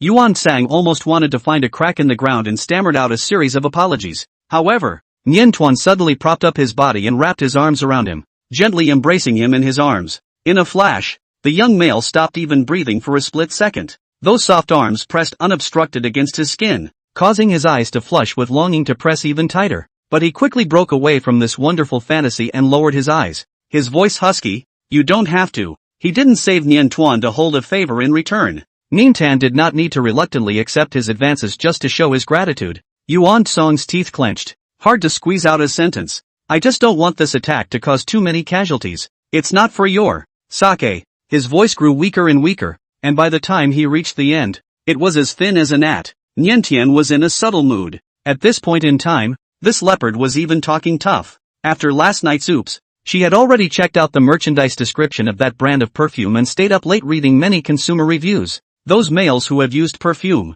the caliber is very uniform. All unanimously said that in the perfume stimulation, they will not be able to resist the real desire to expose the usually suppressed. From this, it can be inferred that what Yuan Song called nonsense was actually his true words. Get some rest, Nianchuan said as he let go and jumped off the hospital bed, heading for the door. Yuan Song immediately panicked, looking uneasily at her back, his fingers unable to resist digging into the bedsheets. Is she angry? Under Yuan Song's anxious gaze, Nian Tuan, however, just walked to the door, took a piece of clothing handed in from outside, and nodded his head to say a few more words, confirming that Yuan Song had indeed recovered. She folded back to the sickbay. All of the equipment on Yuan Song's body had been destroyed in the battle and could not be changed instantly, so he could only awkwardly cover the key points. Nintan handed him his clothes, which he immediately took gratefully, putting them on as fast as he could and letting out a long sigh of relief. Getting dressed, his ears were still red, his mood couldn't tell if he should be elated or depressed, secretly glancing at Nian Tuan's expression, hoping that she wasn't angry because of what he had just said. Well, your body still needs to recuperate. Nian Tuan patted his arm. His tone was gentle. Sleep a little longer. Don't be afraid. I'll stay with you. Having seen that miserable leopard cub, her pity for Yuan Song was at its peak at the moment. Being coaxed by the little female in such a soft voice, Yuan Song was flattered. He felt exhilarated and not at all sleepy, but in the company of Niantian, his mind grew serene, and his tired body couldn't carry him, so he soon closed his eyes and fell asleep. Seeing Yuan Song sleeping, Niantian then called for the medical staff to do a medical checkup on him. Even though they had verbalized their confirmation many times, the medical staff were still so shocked that they couldn't speak properly when they saw Yuan Song, who had regained his human form, and they were so excited that they were flushed with excitement. The loss of control value reaches 100, and surprisingly, it recovers. This is the first case in the Empire. On the Star Network, countless people were caring about Yuan Song's news. Damn assailants! Isn't Lord Yuan Song seriously injured? May the god of beasts keep it safe. Honestly, it should be hard to be okay. I heard that by the time he was rescued, he had already taken the form of a beast. Ha! The body turned into a beast shape on its own? Wouldn't that mean that the out-of-control value has reached 100? It's hopeless, even if it survives. With an out-of-control value of 100, it's no different from being dead. Earl's Manor. The family is sitting around the table, watching all this talk on the astroturf, practically laughing and clapping their hands. That scourge is finally going to die. Thinking of the rich family fortune Yuan Song had saved for so many years, the Earl was overjoyed. He doesn't even have a wife and master. All of his inheritance belongs to me. For so many years, Yuan Song has been tormenting their family and teasing them to give them a breath of fresh air. Week after week, being suppressed by Yuan Song all these years, the family is only left with an empty shell. The days really can't go on. The Earl had been hoping that this sinful son would lose control and die early. It was hard to see some hope,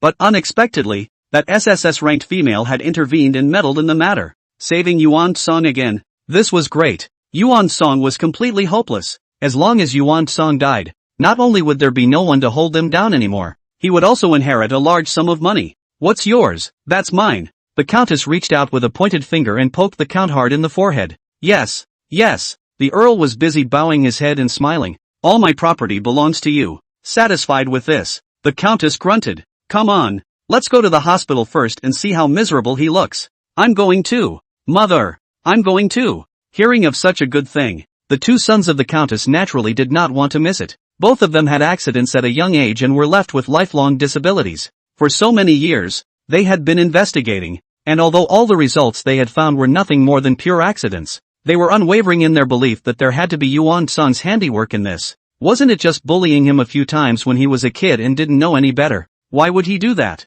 The two brothers hated Yuan Song with a passion, but they could only do so with their tails between their legs. Now that the dastardly leopard is finally dying, they must enjoy a good laugh before spending his inheritance. The biological father of the two brothers, the other sidekicks of the Countess, also dropped what they were doing, and a large family rushed to the hospital in great numbers. When out and about, the family behaved nobly and elegantly, treating people kindly and showing aristocratic manners with their hands and feet. The hospital staff was bluffed into letting the Earl go after only briefly confirming the kinship between him and Yuan Song. Avoiding the sight of the staff, the family was immediately revealed. I can't believe that guy has such a nice hospital room. On what grounds? Seeing that Yuan Song was even staying in the highest class ward, the two brothers were indignant. They weren't in such nice wards when they broke their arms and legs. At those words, the Countess glared angrily at the Earl. In the end, it's all because this Masuai is incapable. It's just that he made a bastard child. But he was even pressed by the bastard child, unable to fight back. And even the family behind the two of them are suffering. If the two of their families weren't on the same rope, she would have kicked the Earl aside a long time ago. The Earl's face was not good either, but he could only smile all over his face to please his wife and master. And inwardly he secretly made up his mind that he would take advantage of people's defenses to give that leopard a good beating. If he couldn't defeat Yuan Song, couldn't he still defeat a crazy leopard with no sense? Out of control value of 100 leopards will not even speak or sue. Tied the restraints a little more securely. Just let him vent his anger as much as he wants, as long as it does not leave visible scars. Ward. Groups of healthcare workers gathered around the freshly baked medical reports and burst into tears of excitement. Lord Yuan Song is fine. The out-of-control value really dropped. The beast god is in the air. The Earls entered the ward just in time to see the doctors weeping with joy. Even the doctors are crying for Yuan Song, saying that the rumors on the Star Internet are true. It seems that Yuan Song is really hopeless. The Count and Countess looked at each other and couldn't help but be delighted. Turning his head again to the hospital bed, the extremely relaxed Yuan Song fell asleep and turned into his beast form again. A huge leopard was snuggling in Nian Tuan's arms, his eyes tightly closed. In his sleep, he unconsciously tried to get a little closer to Nintan, but he suffered from being too big, and all his limbs were curled up together in a pitiful manner. The Earls were instantly a few moments more at ease. Look at this miserable look. Still in a coma. I don't know when I'll wake up. At the sight of this scene on the sickbed, the two sons of the Countess rejoiced with a few moments of sour jealousy. This damnable leopard, who was dying, could still get the mercy of a SSS-ranked female. Ha! So what if I'm seen by Niantian? It's still not about to die, never getting a chance to really get her. Are you too, looking at my wives and masters? Feli's voice was icy cold, and it fell on the ears of the two brothers, causing chills to run down their spines. They instantly came back to their senses and hurriedly retracted their prying gazes, nodding their heads and bowing to deny it. No, you've misunderstood. Lord Marshal, we're looking at Yuan Song. Feli rose slowly, looking down at the men with a sense of oppression. A single word from him was enough to make the Earl sweat, feeling as if all those little thoughts of his had been seen through and hidden. Shan and Lu Zhan also had faces as heavy as water, gazing coldly at the uninvited guests. Faced with several guardians eyeing them, the Earl family screamed. They simply didn't expect that Nian Tuan would accompany Yuan Song and bring such a group of terrifying guys with him. Blame this SSS-ranked female. Why is she always so nosy? In the midst of the embarrassment, the Countess stepped forward stiffly and explained to Nian Tuan with a smile. We are here to visit Yuan Song. He was at least once our child, and when we heard that something had happened to him, we should have come to see him anyway. In the past, Nian Tuan might have believed her words, but after reading Yuan Song's memories from his early childhood, and then hearing this grandiose reasoning in his ears, he only felt the irony. The hideous scars on the panther cubs had nothing to do with each of them. Niantian's cold, scrutinizing gaze made the Countess's heart drum. With a flustered, light cough, she tried to retreat. Anyway, after seeing Yuan Song's miserable condition and confirming that he was about to die, the purpose of their trip to the hospital had been accomplished and there was no need to stay longer. The Earl, however, was still thinking of teaching Yuan Song a lesson, and spoke sardonically. I would like to accompany him alone for a while. Is that okay? As long as the wounds he left were not obvious, the female's observational skills would certainly not be able to notice that the leopard had taken a beating. The leopard had taken a beating from him and might have gone berserk and scratched Nianchuan. At that time, even if this SSS-ranked female was nosy, there was no way she would be willing to meet this crazy leopard. Her guardians would also inevitably not make things easy for this leopard. The Earl fantasized about it, and the more he thought it was simply a brilliant idea. He sighed quietly. Over the years, our father-son relationship has not been good, and I've always had a lot on my mind that I wanted to talk to him about, but I could never find the opportunity. It's really sad to see him become like this. Those words, even though he can't understand them anymore, I still want to talk to him. The paramedics in the room looked at each other in disbelief. Actually, Lord Yuan Song he could understand. Lu Zhan, however, passed a silent look to the medical staff, stopping them from opening their mouths to explain. He watched the farce in front of him with a wry smile, curious to see what else the family wanted to do next. It's really not that hard to guess. Since this family felt that Yuan Song was hopeless and rushed to recognize his family at this time, they were undoubtedly thinking about the inheritance. And the Earl must also be holding back some bad ideas by looking for a chance to be alone with Yuan Song. The funny thing was that Yuan Song was now in his normal state and wasn't out of control. Not only that, he had awakened but didn't immediately open his eyes, quietly using his head to make a small arch over Nian Tian's body. Nian Tuan picked up on the hint and subtly understood Yuan Song's meaning. After a moment's hesitation, she nodded toward the Count in agreement with his request and rose to take the lead in leaving the hospital room. The others followed, one by one, leaving the hospital room and thoughtfully closing the door behind them. When the ward became quiet and empty, the Earl fist-pumped and impatiently headed toward Yuan Song. The strong leopard lay prone on the hospital bed, looking bluff, but to the Count it was like a lamb to the slaughter. It was the first time since the cub had grown up that he had shown such a vulnerable stance. The Count sneered twice. Don't blame him for being cruel and bullying a dying man. It was Yuan Song who turned his back on him first and didn't talk to him about father-son bonding. He just wanted to vent the anger that had built up over the years. Earl stayed discreet and didn't forget to cover up the surveillance and create some dead spots so as not to leave evidence behind before making his move. Ready for anything, he bent his head down and went to fumble with the restraint strap buttons underneath the hospital bed. Unbeknownst to him, the panther had risen quietly and jumped lightly off the hospital bed, his eyes morose, gazing at his every move. It was hard to find the button, and the Count pressed it hard. With a few crackles and crunches, the material-reinforced restraints popped out instantly. This restraint device was specifically for SS-class males, and even an out-of-control leopard couldn't break free. The Count breathed a long sigh of relief. Very good. Now, Yuan Song was completely at his mercy,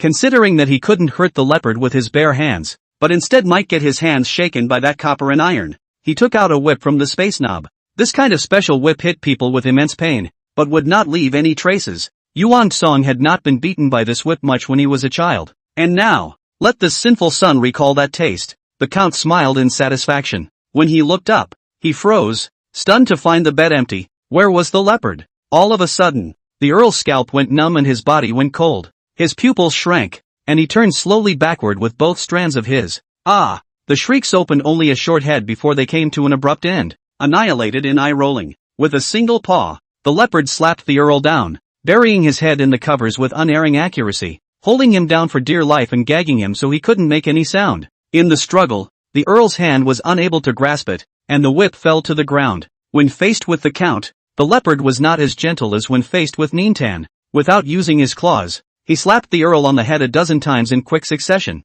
full of playfulness, like a cat playing with a mouse, shaking and thumping the Earl's head from side to side. Earl was almost concussed by the slap, and at the same time had a strong sense of being humiliated. Darn it. He wanted to fight back, but he couldn't move, and could only intermittently let out angry rebukes, cursing Yuan Song with the most vicious language. Thinking that Yuan Song was about to die, the Earl laughed out loud even though he was in a terrible state. Ha ha ha, out of control value of 100. You deserve it. I'll come back to visit you again when you're on your deathbed and see what the hell you look like then. He admitted that they did treat Yuan Song poorly back then, but didn't Yuan Song grow up well? He didn't lose an arm or a leg, and he even became the chief diplomat. As for being beaten and punished, which male has never been beaten? It's just some small things, but Yuan Song was so narrow-minded that he retaliated against them. The Earl hated it with a vengeance. This evil son, he only hated that he hadn't beaten him to death alive in the first place, leaving such a scourge behind. Yuan Song suddenly stopped. In the split second that the Count thought it was finally over, safe, and breathing a long sigh of relief, he lifted another claw and swung, pushing the man off the hospital bed. The Count was caught off guard and hit his head on the hard ground. The curses turned into cries of pain as he bit his tongue, and suddenly his mouth was full of blood. This time, there was nothing to gag him, and his screams managed to reach the outside. What's wrong? What happened? The cadre of countesses waiting outside were the first to burst through the door and were horrified at the sight. Doctor, help! The countess erupted in a deafening shriek. The paramedics rushed to swarm the Earl, helping him off the ground and pulling him out for a checkup. Half an hour later, the results of the examination came back, showing that the Count had suffered some damage from a heavy blow to the brain, and had to remain in bed for some time. As for the tongue, it's not a big problem, such trauma heals easily. After his tongue was cured, the Earl's speech was no longer slurred, and with a bang on the table, he angrily said, "Why didn't you guys tie up Yuan Song just now? Only while I was looking down and pressing buttons. He attacked me." On this basis, the Count claimed compensation from the hospital and demanded that in the future Yuan Song be strictly controlled and kept in restraints so that he could not be given the opportunity to injure anyone else. His reasoning was crowning. "I am his father and am responsible for his behavior and must not condone him hurting anyone else." In an effort to pressure the hospital, the Countess also turned on a live stream concerning Yuan Song. The live broadcast room quickly flooded a large number of people. Hearing that Yuan Song actually injured his own father, many people sigh. Alas, once it gets out of hand, even heroes become scourges. Since they hurt people, they should be locked up quickly. SS rank males are scary when they go crazy. Thankfully, no one was killed this time. The main responsibility does lie with the hospital. How can the restraints be loosened? Pay up. Wait. The doctor's representative signaled the Earl to be at ease. You just said that Lord Guntsong attacked you. Do you have any proof? Evidence? The Earl raged. What more proof is needed? Yuan Song is an out-of-control lunatic right now. Do you still need me to prove his aggressiveness? This is a valid statement. And the audience of the live broadcast echoed it, condemning the hospital for this suspected shirking of responsibility. Instead, the doctor's representative shook his head and corrected. No, you're wrong. Lord Guntsong he has returned to normal from losing control and is not some lunatic who attacks people at random. The live feed was full of question marks. What? Is this doctor crazy or am I crazy? Out of control value of 100 can still be recovered? Could it be that Genkon-sama's runaway value didn't actually reach 100? It can't be. He must have been 100 in that state. However, as if in response to the doctor's representative's words, a tall, strong male figure suddenly appeared on the air. The pop-up screen full of question marks instantly turned into exclamation points. Lord Guntsong. OMG. It's humanoid. Really? Really? Really? It can't be the Bionic Man. Like the audience, Earl's first reaction was shock. After his brain went blank for a long while, it suddenly occurred to him that this might not be Yuan Song at all. Bionic Man. You guys even got a Bionic Man out? The Count made a definitive statement, clasping his arms in a calming manner. I don't intend to make things difficult for you, and the amount of compensation demanded is not high enough for you to go through all this effort to fool me. Yuan Song walked slowly towards the Count. As he approached, the Count shivered reflexively, barely keeping from losing his temper. Don't be afraid. A Bionic Man is just a layer of Yuan Song's skin. Nothing to be afraid of. Are you so sure that I am a bionic human? Yuan Song smiled coldly at him. Being asked by him like that, coupled with that inexplicable smile, the Earl was even more flustered. Or what? He asked rhetorically through clenched teeth. If you're capable, turn into beast form and show me. With the existing technology of the Empire, even if a bionic human could take the form of a beast, the process of change would be different from that of a real orc, and the difference could be seen at a glance. Turning into beast form for you? Yuan Song repeated, snorting coldly. Seeing such a reaction from him, the Count was instantly chesty. What? Are you afraid to change? You won't change? The moment the Earl revealed his triumphant expression, Niantian suddenly beckoned towards Yuan Song. Receiving the summons, Yuan Song immediately couldn't wait to turn into a leopard and ran towards her, sitting meekly in front of her in a crouching position. He would only be willing to specialize into beast form for Niantian. As soon as Niantian reached out, the leopard narrowed its eyes and put its big fluffy head into her palm. In the face of this cozy scene, the staff present couldn't help but smile faintly. Instead, a smile cracked on the Count's face. The Countess was even more embarrassed and red in the face, and quickly shut down the live broadcast. What's going on? Why didn't Yuan Song lose control? Not to be outdone, the doctor's representative took over from the Countess while watching the action and continued the live stream on the hospital's account. The audience immediately caught wind of the touch. Ha ha ha ha ha ha ha ha ha ha ha. Why did you turn off the live broadcast just now? It almost prevented me from eating the whole melon. What a hearty reversal. Where's the promised Bionic Man? Dizzy with laughter. Why doesn't the Count say anything? It's so weird to start making a scene without even knowing the physical condition of your own son. He also flat out said that Lord Yuan Song is crazy. TSK. Confirming that Yuan Song really wasn't a bionic. The broadcast room was filled with cheers. The Earl was reduced to a laughingstock, and the family was disgraced. Being stared at by countless pairs of eyes filled with mocking implications, the Earl barely managed to maintain his composure and continued to point his spear at Yuan Song. Since you're not out of control, why did you attack me without a word of greeting? I am your father after all. Even if we don't get along, you shouldn't treat me like this. Wait, the doctor's representative interrupted again. You have to show proof of your words, otherwise wouldn't it be slander? With that said, the doctor's representative released the obscured surveillance video and asked the Count, can you please answer first? Why did you obscure the surveillance? Earl, while it did obscure the surveillance, his movements were very subtle and did not appear to be intentional. When confronted, the Count tried to appear calm and collected, denying it and firmly declaring that it was just a coincidence. Seeing that they each had their own opinion, the viewers in the live broadcast room each seemed to be transformed into a grand magistrate. scrutinizing the surveillance records. It really doesn't look like intentional cover-up. But how could there be such a coincidence? It must be on purpose. It's really quite tightly blocked, and nothing was photographed. This surveillance is certainly not admissible as evidence. Yeah, doesn't make much sense. Just when viewers thought the surveillance video, which failed to capture any highlights, was of little value, the filthy curses of the Count as he was being beaten suddenly came out of the surveillance audio. That's a terrible curse. How dare you curse Lord Gunson to death? Are these really words that a real father could say? Hiss. Most people who listen to this audio feel very uncomfortable and have no sympathy for the Count at all.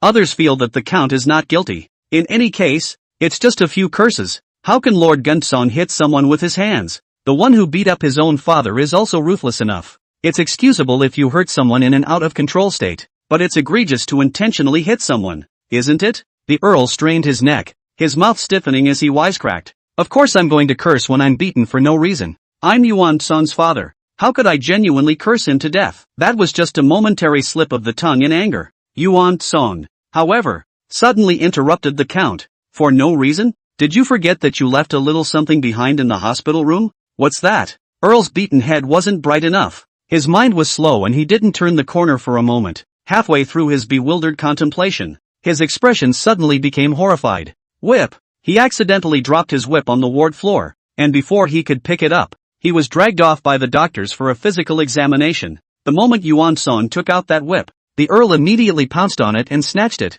wanting to destroy the incriminating evidence. Yuan Son, however, didn't give him a chance to touch this whip, displaying a circle and putting it back. Don't worry, I won't wrongly accuse you. Yuan Son's tone was light. I'll hand it over to the security bureau and let the professionals identify the biological traces left on it to see if this is yours or not. The security service's biometrics not only confirms whether the Count held the whip or not, but also pinpoints the last time he held it. Together with the sound recordings from the surveillance as corroboration, it will be clear exactly who started the fight. There was no need to even continue the investigation. The Count's reaction said it all. The truth was clear by the look on his face, which was obviously weak. The live studio audience was simply shocked to the core. Is this really the real father? Finding an excuse to be alone with Lord Gunson, and actually trying to take advantage of the opportunity to beat someone up? Where the hell did you get this? It hurts and doesn't leave a mark. It seems to have been planned for a long time. The whip is quite old. It must be many years old. Lord Gunson wouldn't have been beaten since he was a child. Would he? Right. He said from the very beginning that he wanted to tie up Lord Gunson with a binding belt. It's almost as if he has evil intentions. Since the Earl didn't have good intentions, Yuan Son's move to counterattack was nothing to sneeze at. The live broadcast audience even felt that Yuan Son's hand was too light. In their place, under anger, they might not be as measured as Yuan Son. Public opinion is lopsided. The Countess, seeing that the Earl had been so foolish as this, gave a dark cry of waste. Not only did he get a beating, but he was left with such an obvious handle. If it was truly handed over to the Security Bureau for investigation, even if the attempted injury was unsuccessful, the egregious nature of his intent to harm an Imperial hero would be enough for him to face jail time. The Countess rolled her eyes, thinking darkly, and then suddenly shouted angrily, "How could you do such a thing? You said you'd come to visit Yuan Son, and you're actually hitting on the idea of hurting people?" She immediately filed a petition on her light brain to dissolve her partnership with the Count. "I don't have a partner like you." The family, who looked up to her, turned hastily to leave the field, intending to leave the Count to bear the storm himself. The Count was alarmed. The wife's going to clear the air with him? His face shifted several times, and veins popped out of his forehead. On what grounds? We're all in the same boat. Why should he be the only one to suffer? The Count's teeth were clenched. In the end, the reason why his father-son relationship with Yuan Son had stiffened to this point was all the fault of his wife and her two children. It was those two little brutes who had bullied Yuan Son since he was a child, and the wife master protected her own biological child. So as long as Yuan Son dared to fight back, she had to punish Yuan Sang before she would rest her anger. How dare he disobey his wife and master? Everything he did, including today's events, all followed his wife's wishes, and now he has become the only one who is guilty of the most serious crimes, and everyone else has been skimmed clean. Nice try, visiting Yuan Son? Earl sneered loudly. Didn't you come to the hospital to see how miserable he looked? You also said that all of Yuan Son's legacy belongs to you. Seeing them start to dogfight, the live viewers immediately perked up. Is that even possible? The man is not even dead yet, and you're dividing up the inheritance first? Don't go too far. I was almost fooled just now. Me too. Looks like neither of these two are any good. With one blow after another, the Count begins to break down, And once he gets a head start, he descends further and further into madness. Not only did he yell at his wife and owner, but he even rehashed old scores and exposed his entire family's dark secrets. Not to mention the live viewers, even the paramedics on the scene listened in awe. Oh my god. Oh my god. Lord Gunsong is so miserable. So that's what this family is all about. The Countess's sidekicks swarmed to gag the Earl's babbling, only to be stopped by the medics under the banner of persuasion. Don't gag yet. They haven't heard enough. The Countess never expected the Count to suddenly go crazy, so angry that her body trembled and gnashed her teeth. This punk, what good would it do him to drag them all down? Smear. You're talking about this nonsense. Show us the evidence instead.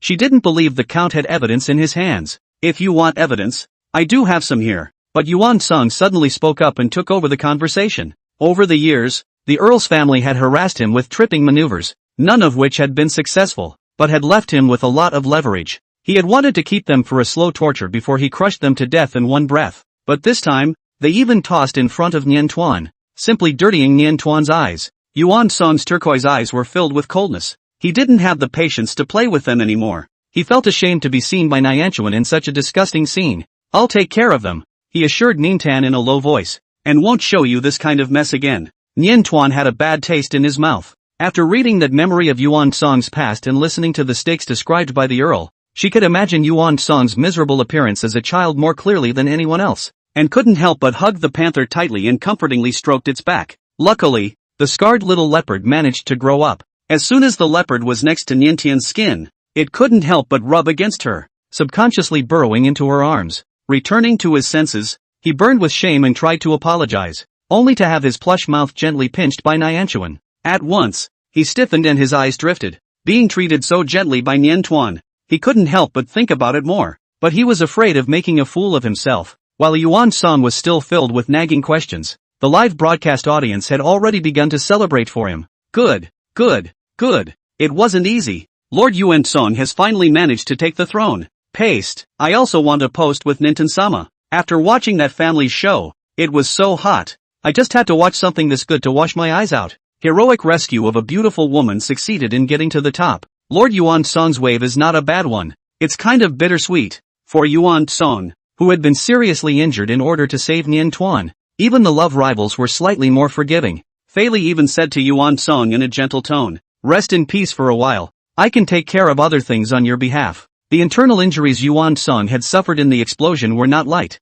and he would need to recuperate honestly for at least a month. In order to prevent this leopard from disobeying, Nintan himself kept an eye on him. The senior ward was spacious enough to have a special escort room, and Nian Tuan stayed here at night, separated from Yuan Song by a door. Yuan Song swore that this was definitely the happiest time he had ever had. At first, he always felt like he hadn't woken up and was probably still dreaming, and several days passed before he finally adjusted. Once you get used to it, it's hard to let go of the feeling. If only these happy days could last longer. Yuan Song. Look. Niantian teasingly brushed something soft across the panther's face, showing him what was in his hand. I made you a new handkerchief and a peace sign. The handkerchief and peace talisman that she had previously given to Yuan Song had been blown up, and she had rushed for several nights to make a new one. Because it's handmade, it's impossible to make it exactly the same, but overall the reproduction is perfect. Seeing the familiar little handkerchief and peace talisman, the leopard stared in disbelief. He immediately turned into his human form and took it with both hands.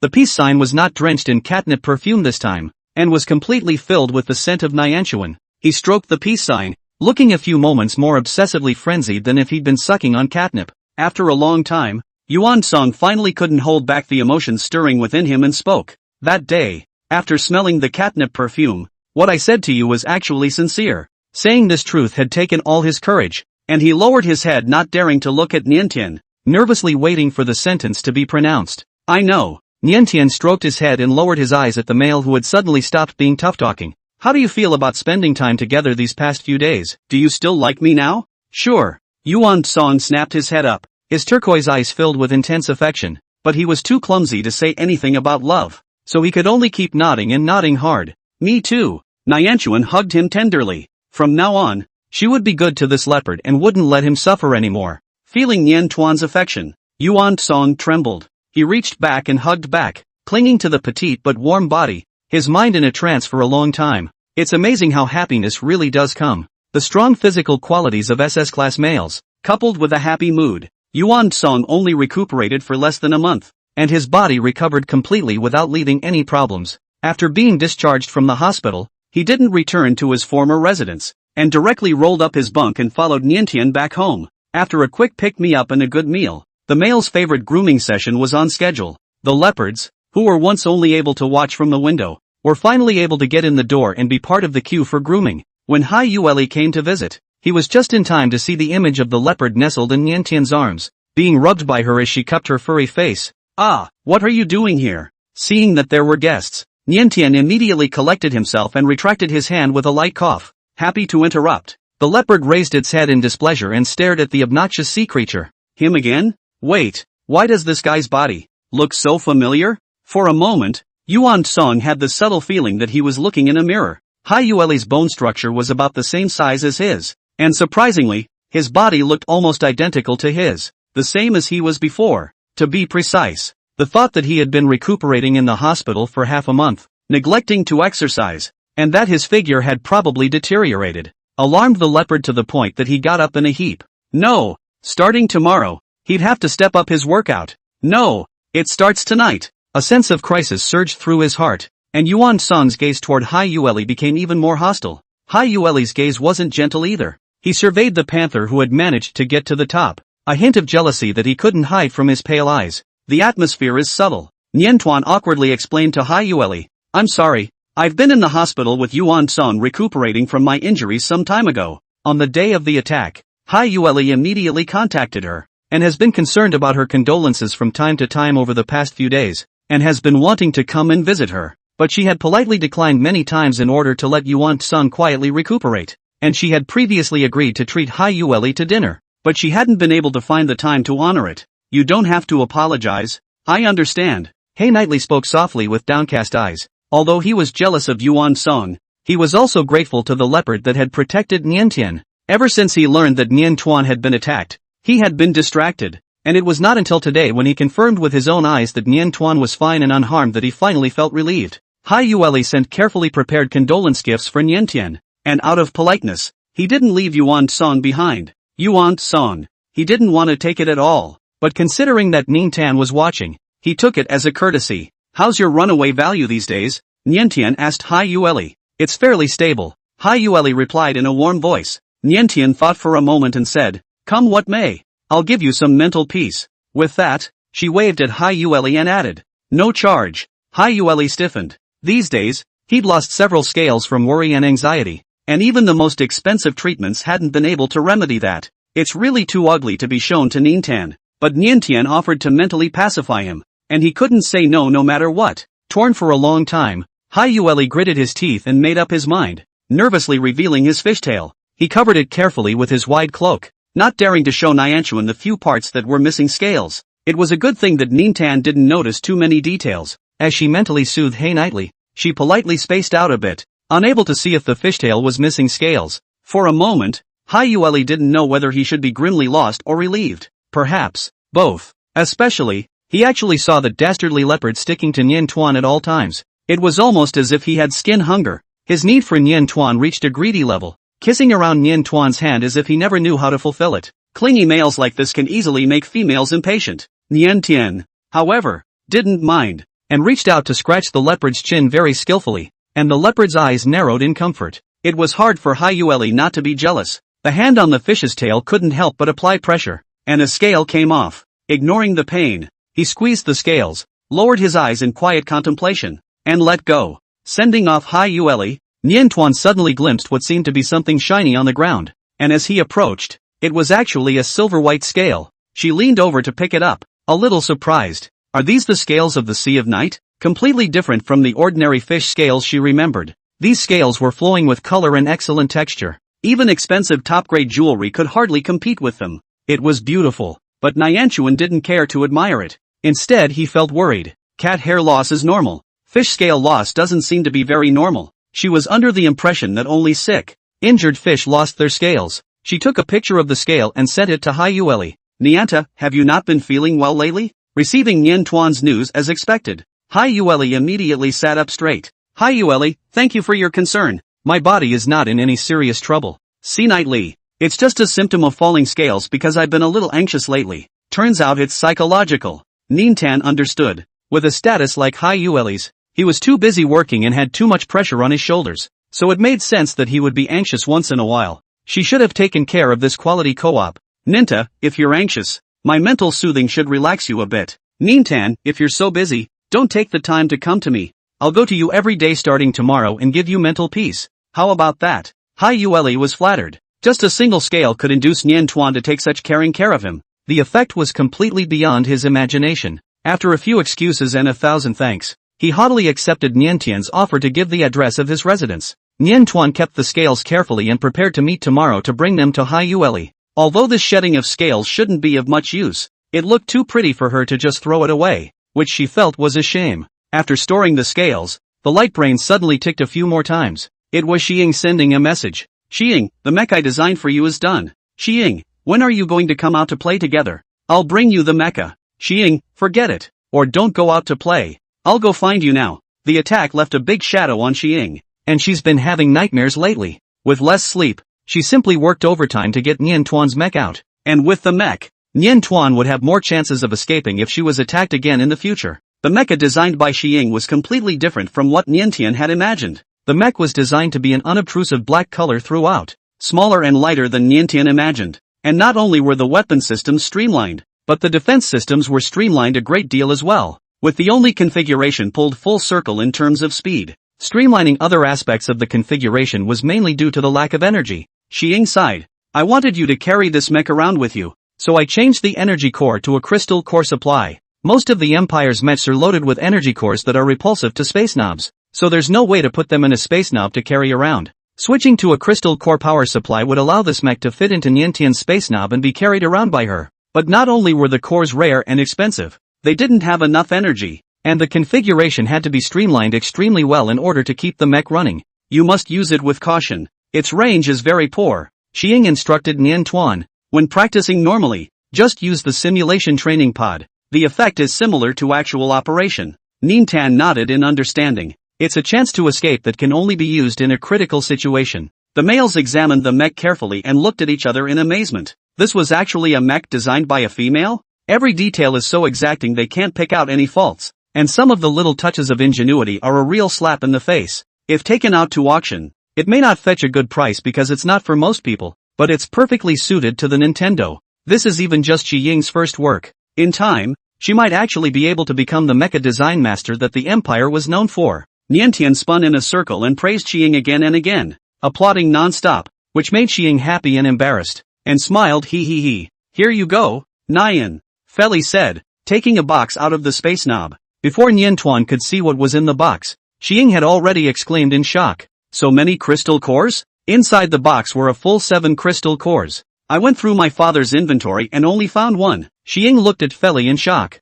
It had a price and she had been trying to acquire it, but never got it. And the Lord Marshal, with 7 of them in one shot. In that case, you don't have to worry too much. Xiying slowed down and said to Nian Tuan, with this many crystal cores, all of them will be enough to support you in maneuvering your mech to run to other planets. With the speed of this mech, the enemy would surely be left far behind. Finally resolving a major issue, Xiying put his heart down and couldn't help but show a tired look. Nianchuan looked at the bruises and blackness under her eyes and asked worriedly, have you been staying up all night doing this lately? It's not staying up all night, Xiying denied. It's insomnia. Late at night, she would always wake up from her nightmares, and even in the company of her partner, it was hard to fall back asleep. Insomnia? Nian Tuan frowned and pondered for a moment before saying, you wait in my room first. I'll go find some ingredients and cook you a heart-nourishing porridge. Xiying's eyes lit up. Good lord. This kind of treatment is only available to her. No other female gets it. Xiying rubbed his hands together, and with anticipation,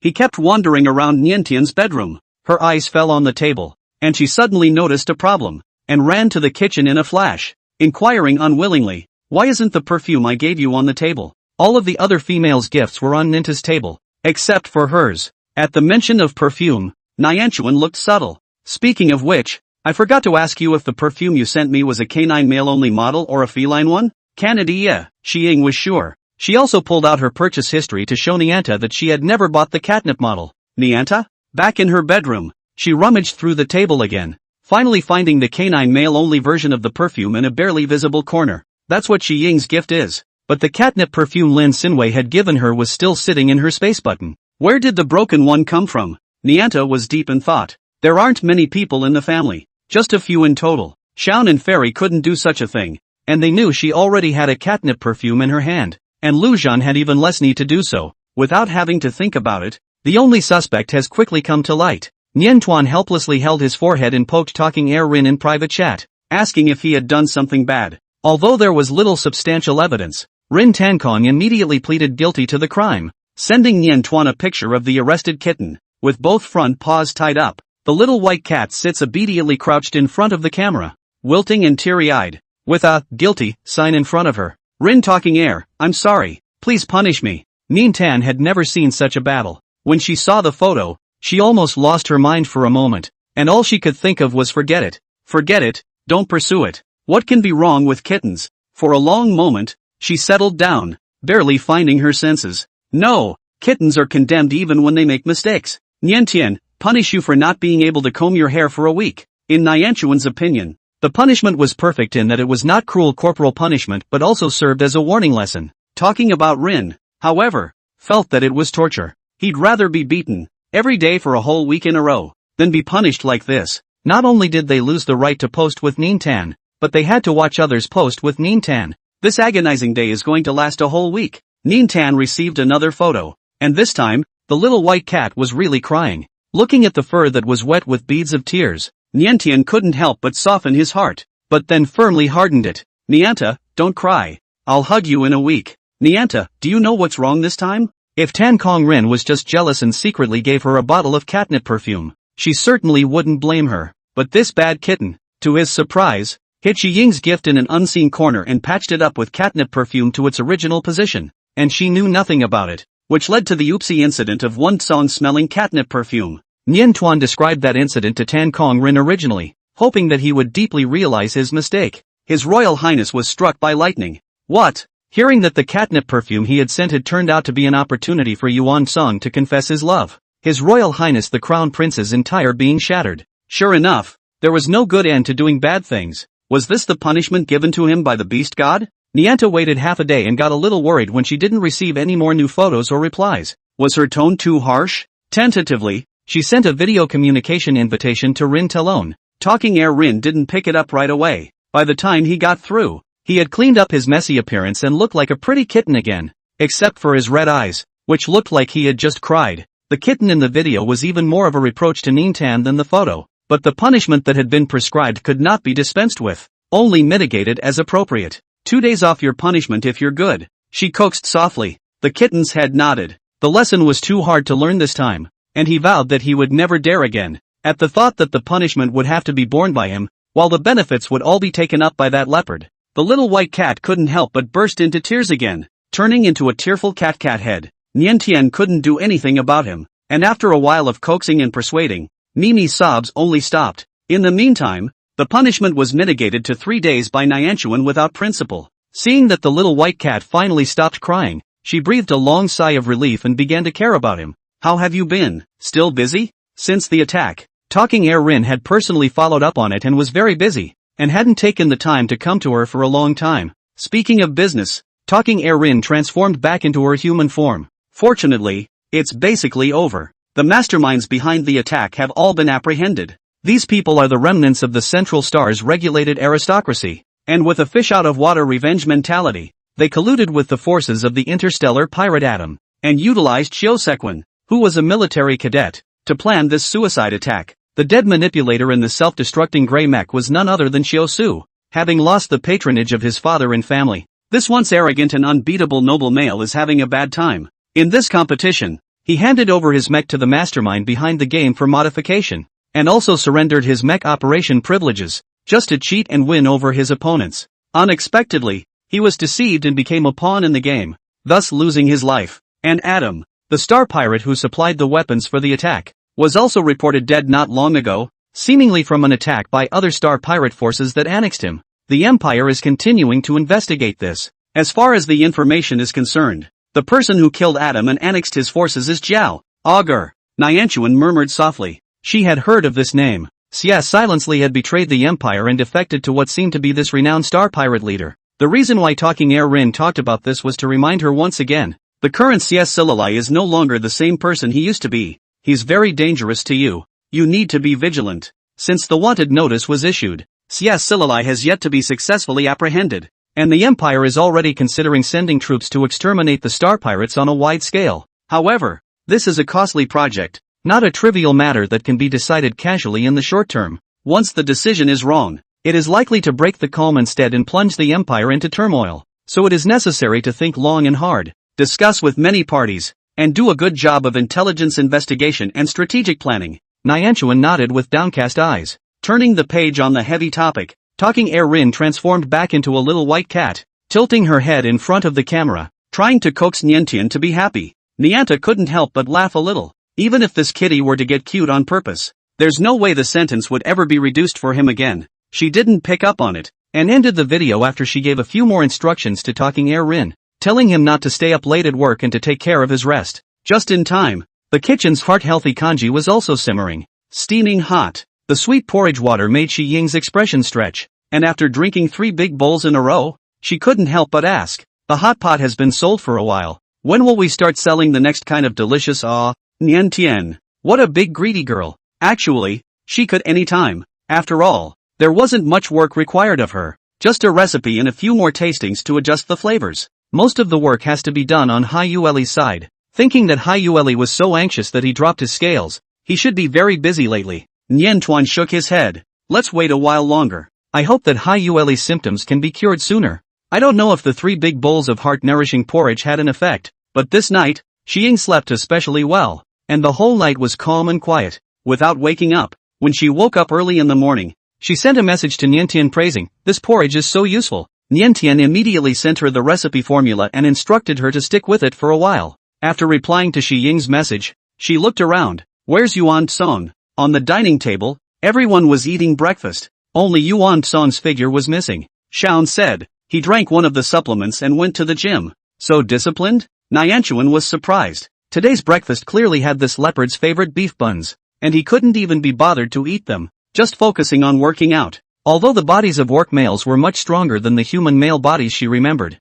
Yuan Song had only just recovered from his serious injuries and could not overexert himself at once. After thinking about it, Niantuan set aside a plate of beef buns specifically for Yuan Song and got up to find someone. As soon as she entered, she was just in time to see the half-naked man stepping out of the workout machine, his muscles looking even more chunky from being engorged with blood from his recent workout. As he walked, a few drops of sweat slowly slid down from between the grooves of Yuan Song's muscles. With 4 eyes facing each other, both of them were stunned and blushed a little. After all, having once been completely looked at naked by Niantuan, Yuan Song's mental fortitude had become strong after 1,000 refinements, and he quickly calmed down. He quickly cleaned himself up, dressed, and walked towards Nintan. The male's freshly exercised body was at its most aroused state, and being close enough, Nyanchuan could clearly feel a passionate sense of restlessness coming from him. "Is it over?" she asked in a small voice. Yuan Song shook his head and leaned down to brace his elbows on the ground, his shoulder blades tightening. "Sit on my back, Nyan." Originally, he had only intended to add some weight to his training, but Yuan Song had overestimated himself. As soon as the small female's soft body hit his spine, the facade of composure cracked in a flash, his pupils trembling and his chest rising and falling violently. Nyanchuan thought he was too heavy. She panicked and tried to get up from Yuan Song's back, but she tripped over the legs of Yuan Song, who suddenly moved. Without a firm footing, she stumbled and fell on top of Yuan Song again, instead sticking even tighter. The pinned male held his breath for a moment, and then heaved a hot breath. "Don't move, Nyan." Yuan Song's voice was hoarse, even showing a few moments of pain, and his arms bulged out with veins. During this period of time spent together, although he hadn't taken the opportunity to stick around with Niantuan, but that was all in beast form, and the mental feelings were very different from when he was in human form. If he turned into a leopard and Niantuan sat on his back, he would still be able to steadily carry Niantuan around. But at the moment, his mind couldn't help but float and flutter,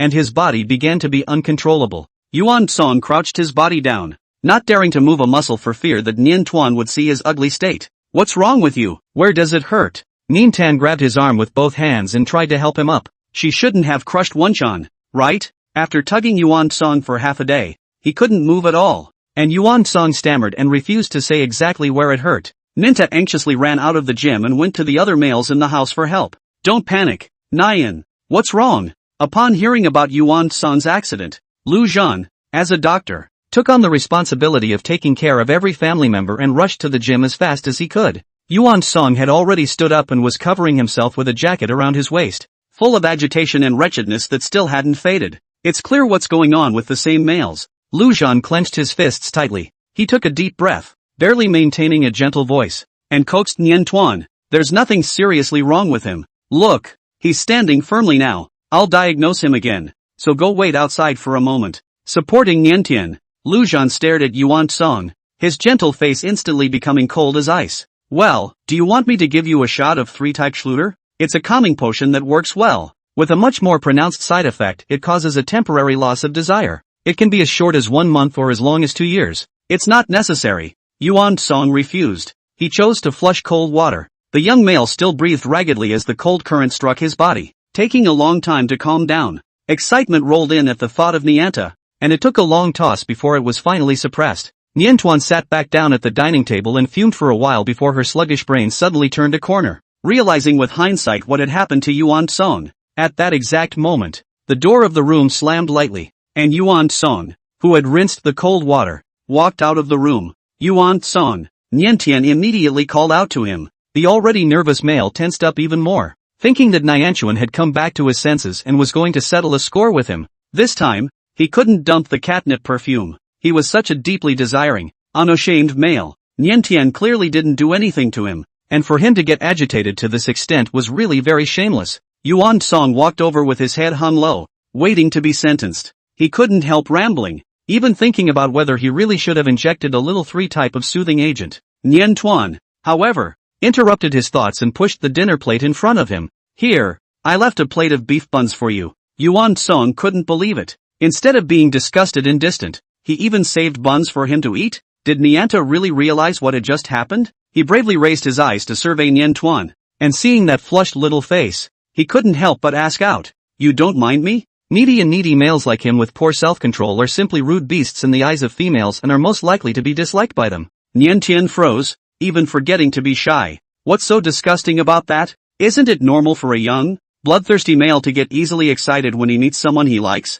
It means you're healthy and energetic, which is a good thing. She consoled while stuffing a bun into Yuan Song's mouth. Hurry up and eat. Don't think too much. Yuan Song subconsciously opened his mouth to catch the feeding. It was just ordinary beef buns, but Nian Tian thought of leaving them out especially for him, and fed them with his own hands, so the taste suddenly became extraordinary. What's more, Nian Tian doesn't even mind him. Yuan Song turned around and regained his vigor, cleanly eating an entire plate of buns, turning into his beast form and circling around Nian Tuan, his tail standing high in excitement, arching his head over her body. Aren't you working today? Nian Tan rubbed his head. Panther shook his head. Haven't been notified yet. He's not much of a workaholic, and as long as no one is asking him to work, he's going to stay home and post his yearbook. But I'm going out. Oh. Nian Tan intended to go and fulfill the promise to mentally pacify Hai Yueli. She looked at the clingy Panther in front of her and asked, "Do you want to join me?" Panther nodded in agreement without thinking. Wherever Nian Tian was going,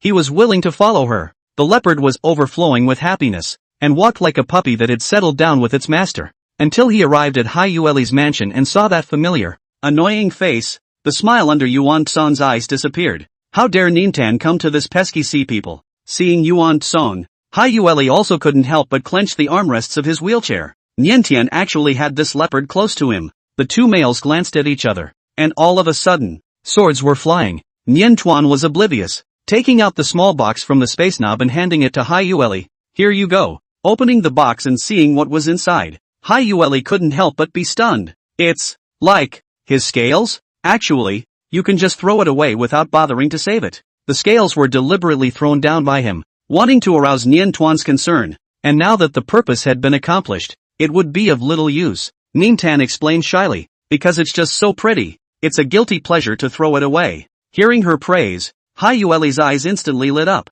"Is this scale already completely useless to you?" The Nian Tian felt pity inside. "No." Hai Yueli shook her head quickly. "There's still a use for it." Only 2 days later, Nianchuan learned what else scales were really good for. She looked at the flowing jewelry in front of her in amazement. The entire set of jewelry, all polished from the scales of the sea nightly leaf, was unparalleled in beauty in the world, and any jewelry would pale in comparison in front of it. This was something that Hyueli had spent a large amount of money on, arranging for top masters to work overtime to handcraft it, just to give it to his beloved little female as soon as possible. He looked at Nintan expectantly, hoping she would accept the gift. Nianta, however, was a little torn. Pretty as it was after all the scales of a male orc. Would it be too ambiguous if she wore it on her body? Why did Hyueli give her this kind of gift? Seeing that she had been hesitating, Hyueli's mood slowly sank, and his hand gripping the cloak trembled slightly. By accident, the cloak slipped off, revealing the fish's tail with the missing scales. This time, it was close enough for Nianchuan to see clearly. Don't move yet. She stopped Hyueli's panicked attempts to cover it up and crouched down to scrutinize it. The fishtail tensed more and more under her gaze, tensing stiffly. Still seen. She must think it's ugly. Hyueli closed his eyes in despair. In the long silence, Nianchuan examined the fish tail carefully, and the more he looked at it, the more alarmed he felt. Your symptoms are that bad? For the past 2 days, she hadn't even taken a close look at it, assuming it was just an occasional flake or two that came off. Nothing serious. It was only today that I realized that there was actually a spot on Hyueli's fish tail that was missing very badly. It didn't look like it was shedding, it was more like it was injured, and the wound that had lost its scale coverage was even oozing out a few wisps of blood. Hyueli was a bit vain, and his fishtail trembled. This wound, he made yesterday by pulling off the scales himself. He had disposed of all those scales he had shed from before, and with no stock in hand, and in his eagerness to give the gift to Nianchuan, he had simply done it to himself. This kind of thing, of course, he didn't dare to say to Nian Tuan. He could only nervously promise Niantian, "Don't worry, you will recover soon, it won't stay this ugly." "It's not ugly," Nintan interrupted his self-hatred. "A little stump doesn't take away from the beauty of this fishtail. It's just heartbreaking to look at." Niantian's eyes didn't show the slightest dislike, only concern. "Does it hurt?" Hyueli was stunned. "It hurts. Scale pulling is torture for sea people, and there is no way to promote scale growth with a medical capsule. So you have to wait for your body to recover on its own." But as soon as he thought of what the scales would be used for, he didn't think it was so unbearable. Unfortunately, his eyes fell low on the gift that didn't make it. Niantian looked over along with him, seeing this grim look on his face, and looking at the miserable fishtail, and couldn't bear to see it. "Thank you, I'll take care of it," she said as she accepted the jewelry set. "The darkness of the willow is bright." Hyueli was excited. His body exuded an undisguised leap of joy. When Niantuan saw him this happy,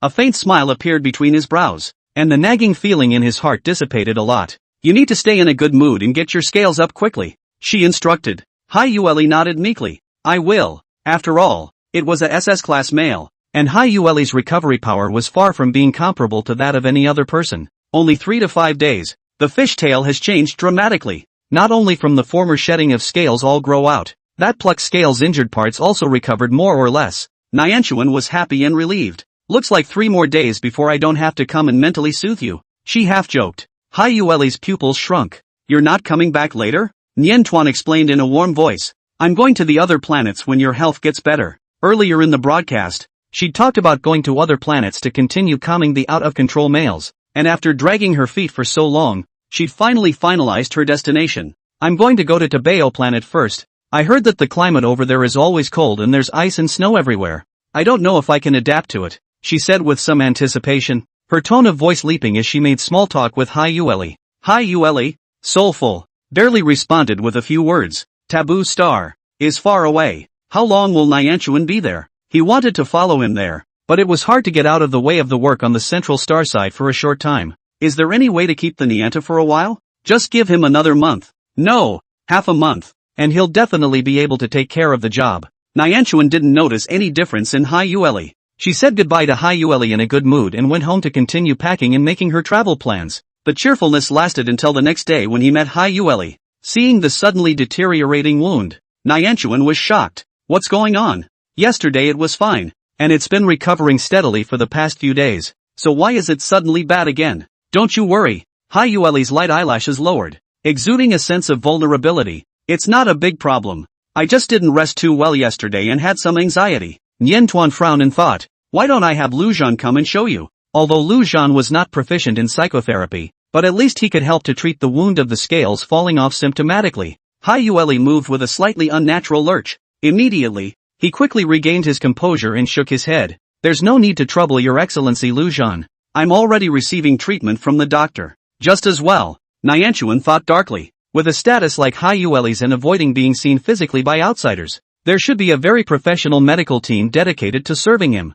She sighed softly, unable to resist lifting her hand to touch the fishtail. It was hard to recover some, but it was too much of a punishment to fight back again. Feeling her touch, Hyueli's alabaster-like face was colored with a blush, and his fishtail trembled with excitement. Niantian snapped back to her senses and hurriedly withdrew her hand. I'm sorry, do you not like being touched? No. The anxiety of being misunderstood made the usually gentle and polite male lose his temper. Hyueli fiercely clutched Niantuan's wrist. His voice was urgent, and his eyes showed a raging desire. Shaun, who was guarding a short distance away, immediately shook with rage. Get your hands off me. If it wasn't for Niantian stopping him, Hyueli nearly took a solid punch, though he hadn't taken a beating. His reaction looked a few degrees more miserable than if he had, and he stiffened and let go. He opened his mouth to apologize, but it was as if he had become mute and couldn't make any sound. Niantian looked at Hyueli in shock. For a moment, she had a subtle feeling that was hard to describe.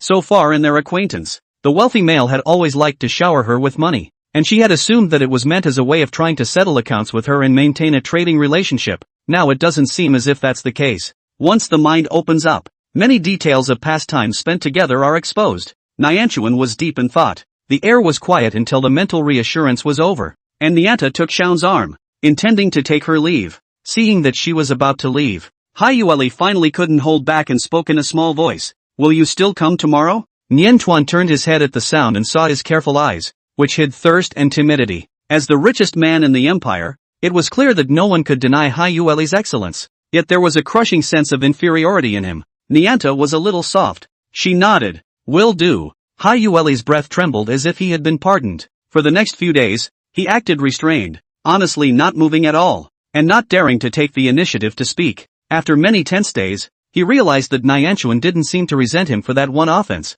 nor did he leave his injuries behind and travel to the planet Tabeo as he had previously planned. Hyueli's boldness grew. Seeing Niantuan staring at the remnants of his fishtail, he frowned lightly and raised his hand to cover the wound, as if the pain was unbearable. Does it hurt? Niantian eyed with concern. The slender fingertips plucked away Hyueli's hand and gently touched the nearby scales. She knelt down, took a closer look, and asked with concern, is there anything that can help with the healing and ease the pain? Help with healing? Hyueli wanted to shake his head, but when he heard Niantuan add I'll help you apply it, he immediately changed to nodding his head again. It took him half a day of rummaging in the corner of the space knob to find a bottle of potion and the appropriate tool for applying it. With the recovery ability of SS-ranked males, there was really no need for these things at all. But Niantian personally applied the medicine to him, and this kind of opportunity can't be missed. Hyueli was a million times glad that he hadn't just thrown these things away before. Bear with me, Niantian reminded gently, holding a sterile medical dressing, dipping it into a bit of potion,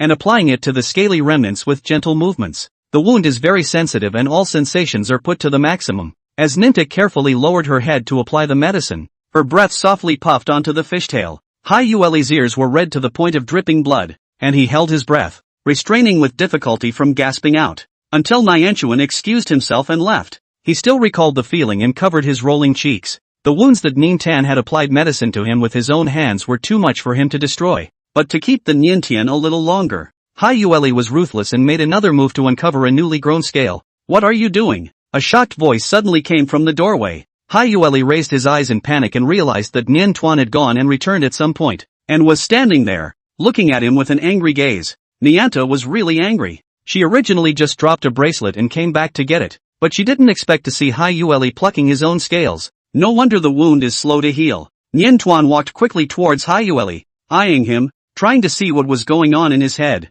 Facing the angry little female, Hyueli's brain went blank. He reflexively hid the hand cupping his scales behind his back, but it did nothing to hide them, and his heart was so weak that his eyes fluttered and flickered. Niantuan took several deep breaths and tried to push his anger down. Looking at Hyueli, she eased her tone. Is it because you're still under a lot of stress and too anxious lately that you're like this? Symptoms of anxiety manifest themselves differently in each person, with some people having trouble eating and sleeping, and others being cranky and aggressive. With an inferiority complex like Hyueli's, it wasn't impossible for him to do something to hurt himself due to a bad mood. Niantian's sincere concern shamed Hyueli. He shouldn't have lied to Niantian. It's not because of anxiety. Hyueli spoke, his voice hard. I just wanted to keep you around for a little while longer. I didn't want you to travel to Tabeo planet too early. Even knowing that he would be scolded and perhaps alienated for his mistake, he chose to confess the truth. Nyantuan was confused. Why? Because I would like to accompany you to the planet Tabeo, but I can't spare the time at the moment. Niantian was momentarily stunned. She never expected that just for this kind of reason, Hai Yueli would do this kind of cruelty to herself, and it even sounded ridiculous to her. Why don't you just tell me? Why don't you ask me? Facing the questioning, Hai Yueli lowered his head deeply. After a long time, he spoke softly, as if questioning Nianta, and as if questioning himself. Can I really keep you if there is no price to pay? All along, Hai Yueli was sure that no matter what it was, one had to pay a price to get it, and the more desirable something was, the more expensive it was. He was a successful businessman, and for the first few decades of his life, there was little that he couldn't own. But here in Niantian, he didn't know what kind of price he should pay to be liked by her. After all this time of being injured, your eyes have finally fallen on me. This is a positive feedback for Hai Yueli. If just enduring the pain of pulling out scales could draw the pity of his beloved, then nothing was too much for him to bear. Nianta frowned. I care about you because you're worth caring about in the first place. Know each other so far. The see nightly from time to time care for her, cater to her preferences, silent to give her convenience and care, even according to his cost theory, has been enough to exchange to her sincere treatment. You don't even have to make a fool of yourself like that. Just say it outright and I'll wait for you and go with you to the tabernacle. At those words, Hai Yueli's body shook dramatically and he raised his head violently. Niantuan's expression was serious. I'm a bit angry right now, so I don't want to care about you for now. She dropped an angry declaration of Cold War, turned and ran, but whenever Hai Yueli lied to her in a different way, she wouldn't be so angry. But he had deliberately hurt himself like this. One has to reflect on this before doing so. No, don't go, please. Hai Yueli panicked and reached out to pull Niantuan back, but he lunged. In the heat of the moment, he lost control of his body for a moment and fell out of his wheelchair, landing hard on the ground. The richest man in the empire who had always paid attention to his image had no image at this moment, lost his soul, propped up his body in a wretched manner, and looked at the little female's back disappearing, just like a lost dog. Mudmen still have 3 points of fire. Niantuan was not completely without a temper, and she was really upset this time. She hadn't been able to adjust her emotions when Coleman messaged her about trying on clothes either, and despite her efforts to hide it, the mature elder had seen it. Something on your mind today? Coleman inquired gently as he pinned a perky hairstyle on her. Maybe I can share your worries. Nianta shook her head gently. Although he was angry, Niantuan didn't want to shake the matter of Hai Yueli in front of others and listen to them judging him. Seeing that she didn't want to talk, Coleman didn't press the issue and removed the elaborate fishtail dress for her. The silver-white fabric was silky to the touch, and felt comfortable in one's hand. But as soon as Niantuan got it, he thought of Hai Yueli, and his depressed mood became even more hidden. Coleman was thoughtful. Looks like that stupid kid Hai Yueli did something wrong and made someone angry. After thinking for a long time, he decided to help out. Speaking of which, it's been a long time since Hai Yueli came to make clothes. The attack you suffered the other day scared him so much that he lost several scales from anxiety, and he felt that he had become so ugly that he wouldn't make new clothes. Growing up, that kid always had such low self-esteem. At those words, Niantian was stunned. Hai Yueli was so anxious that he dropped his scales, not because of the stress of work, but because he was worried about her. She subconsciously touched the dress in her hand. Seeing that her attitude seemed to have eased, Coleman stopped the conversation at the right time and coaxed her to change into the dress and try it on. Close-fitting design outlines the slender waist, with the Niantian a waka move, the skirt swaying flow, like the Milky Way pouring. Instead of designing the dress as a stately gown, Coleman designed it as an everyday garment. In this dress, Niantian simply looks like a beautiful and agile little mermaid. Coleman nodded in satisfaction. It's perfect. Instead, Niantian touched his empty neck and wrists, feeling that something was missing. She couldn't help but think of the set of jewelry made from the scales of the sea nightlies, and it was certainly a perfect match for this dress. She was angry today, and she had originally planned to return the jewelry, but at this moment, thinking of Hai Yueli's humble and pleading appearance, and then thinking of what Coleman had just said, she hesitated again. Forget it, let's stay. The fire of the Niantian dissipated quickly. It only took 2 days to compose herself and she was less angry. Opened the light brain, flipped out the chat interface with Hai Nightly, spread all over the sky to admit mistakes and apologize, as if he could see a desperate mail through the screen. Niantian didn't reply to those apologies and sent out a new message of his own accord. Nianta, I'm leaving for the planet of Tabeo. Since Hai Yueli had gone to great lengths and suffered so much just because he wanted to accompany her to the Tabeo star, she was willing to fulfill his longing. From the central star to Tabeo star, it would take a full day on the journey. and Nien Tuan received a reply from Hai Yueli halfway through the journey. Hai Yueli, I've been waiting for you here. He actually left early? Nien Tian was surprised. Arriving at the planet Tabeo, as soon as she landed, she looked around and saw no familiar figures. Hai Yueli shouldn't be able to lie to her about something like this. Maybe he doesn't want to show up for now because it's crowded here. Nien Tuan thought briefly and lowered her eyes to withdraw her sight, when she suddenly heard someone calling her name not far away. Nien Tan, Lord Nianchuan, accompanied by a cheerful call. A female darted over and was stopped by the soldier in charge of keeping Nien Tan safe. Nien Tian looked over and realized that it was the female who had been rescued by her from a previous mental damage. By the name of Xie Qiuyan. She nodded, and the soldiers let the people go after a quick inventory, and Xie Qiuyan immediately ran to her side in a flash. Lord Nien Tan, you're finally here. Been waiting for you for ages. Xie Qiuyan was a great noble of the Tabeo Star, and when she heard that Nien Tuan was coming, she carefully arranged a banquet to receive her. Nien Tan had received her notice beforehand, and after thanking her for her hospitality, he went to the banquet with Shaun. Arriving at Xie Qiuyan's manor, along the way, Nien Tian saw many males. She thought that Xie Qiuyan had invited other guests, but she realized that all these males called Xie Qiuyan wife master. What?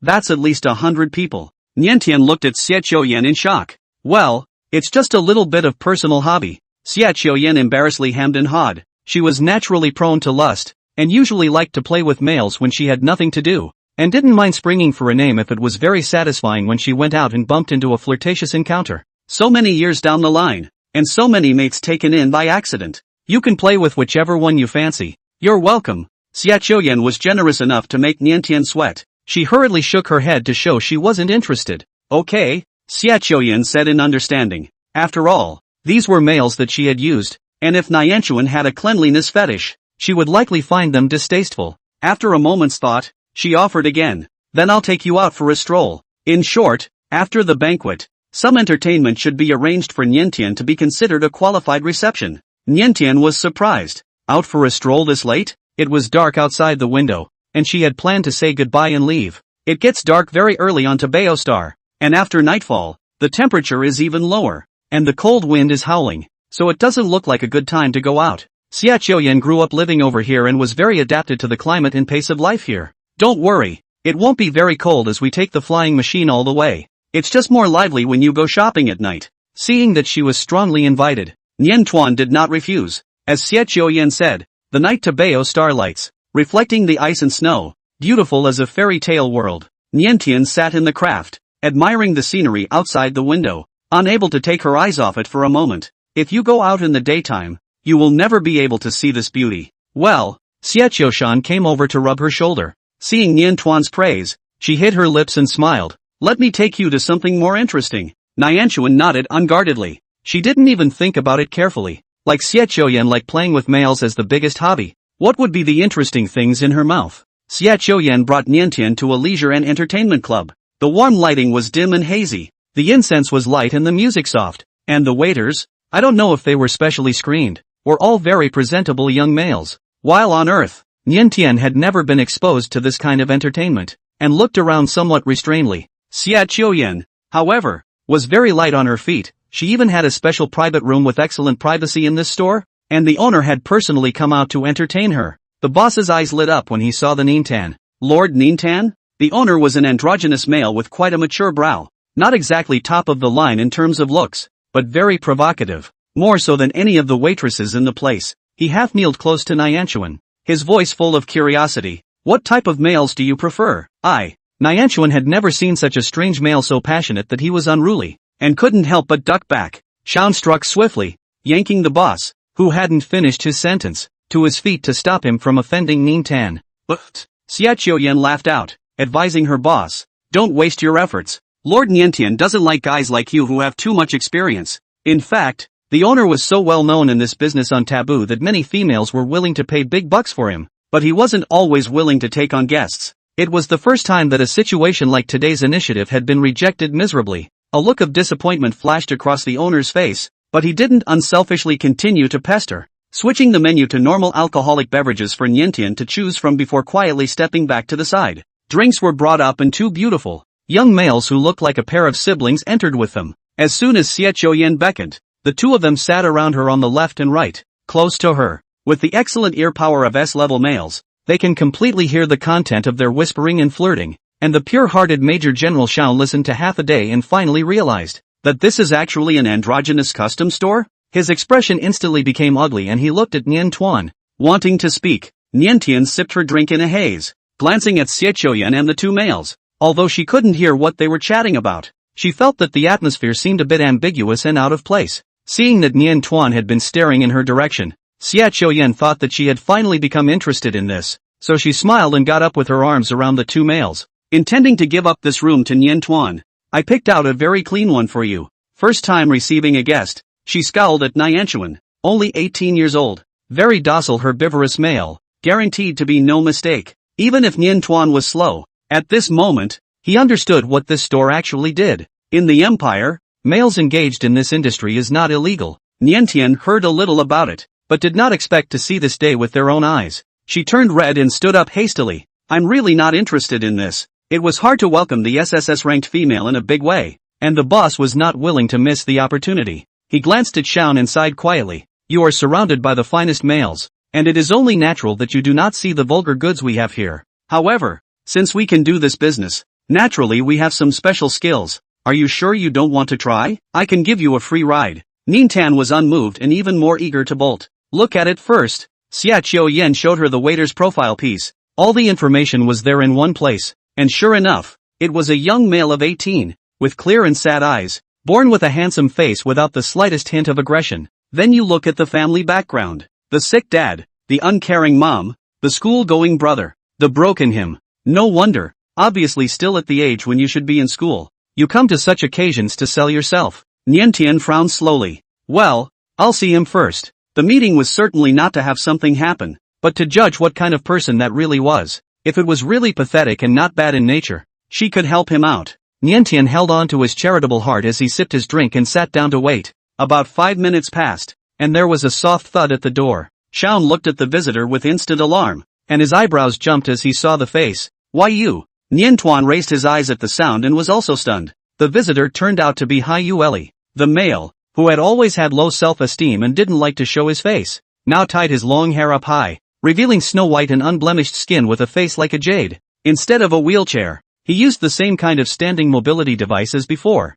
and then covered his lower body with a robe, just like a normal person who moved freely, and on his upper body, he was actually wearing the costume of a special service worker in a custom store. The fabric was light and thin and snug, setting off his already firm and substantial figure even more superbly, and his temperament overpowered the garment so that he did not appear to be indulgent and frivolous, but rather extraordinarily compelling. Nian Tian couldn't help but look a few more times, squirming and averting her eyes. Why you? Where's the male? Hearing her ask this question, a hint of jealousy flashed in the bottom of Hai Yueli's eyes. He approached Nian Tuan, and directly and ruthlessly withdrew his means of transportation, and somewhat wretchedly fell into a sitting position at Nian Tuan's feet. Nian Tuan subconsciously reached out to hold him up, and when he looked back, he coldly let go again. What are you doing again? Trying to use the bitter trick on her again? I just thought I should kneel to talk to you. Hai Yueli lowered her head and argued in a small voice. I'm sorry, that's all my body can do. It's just rude. He looked sincere and pitiful.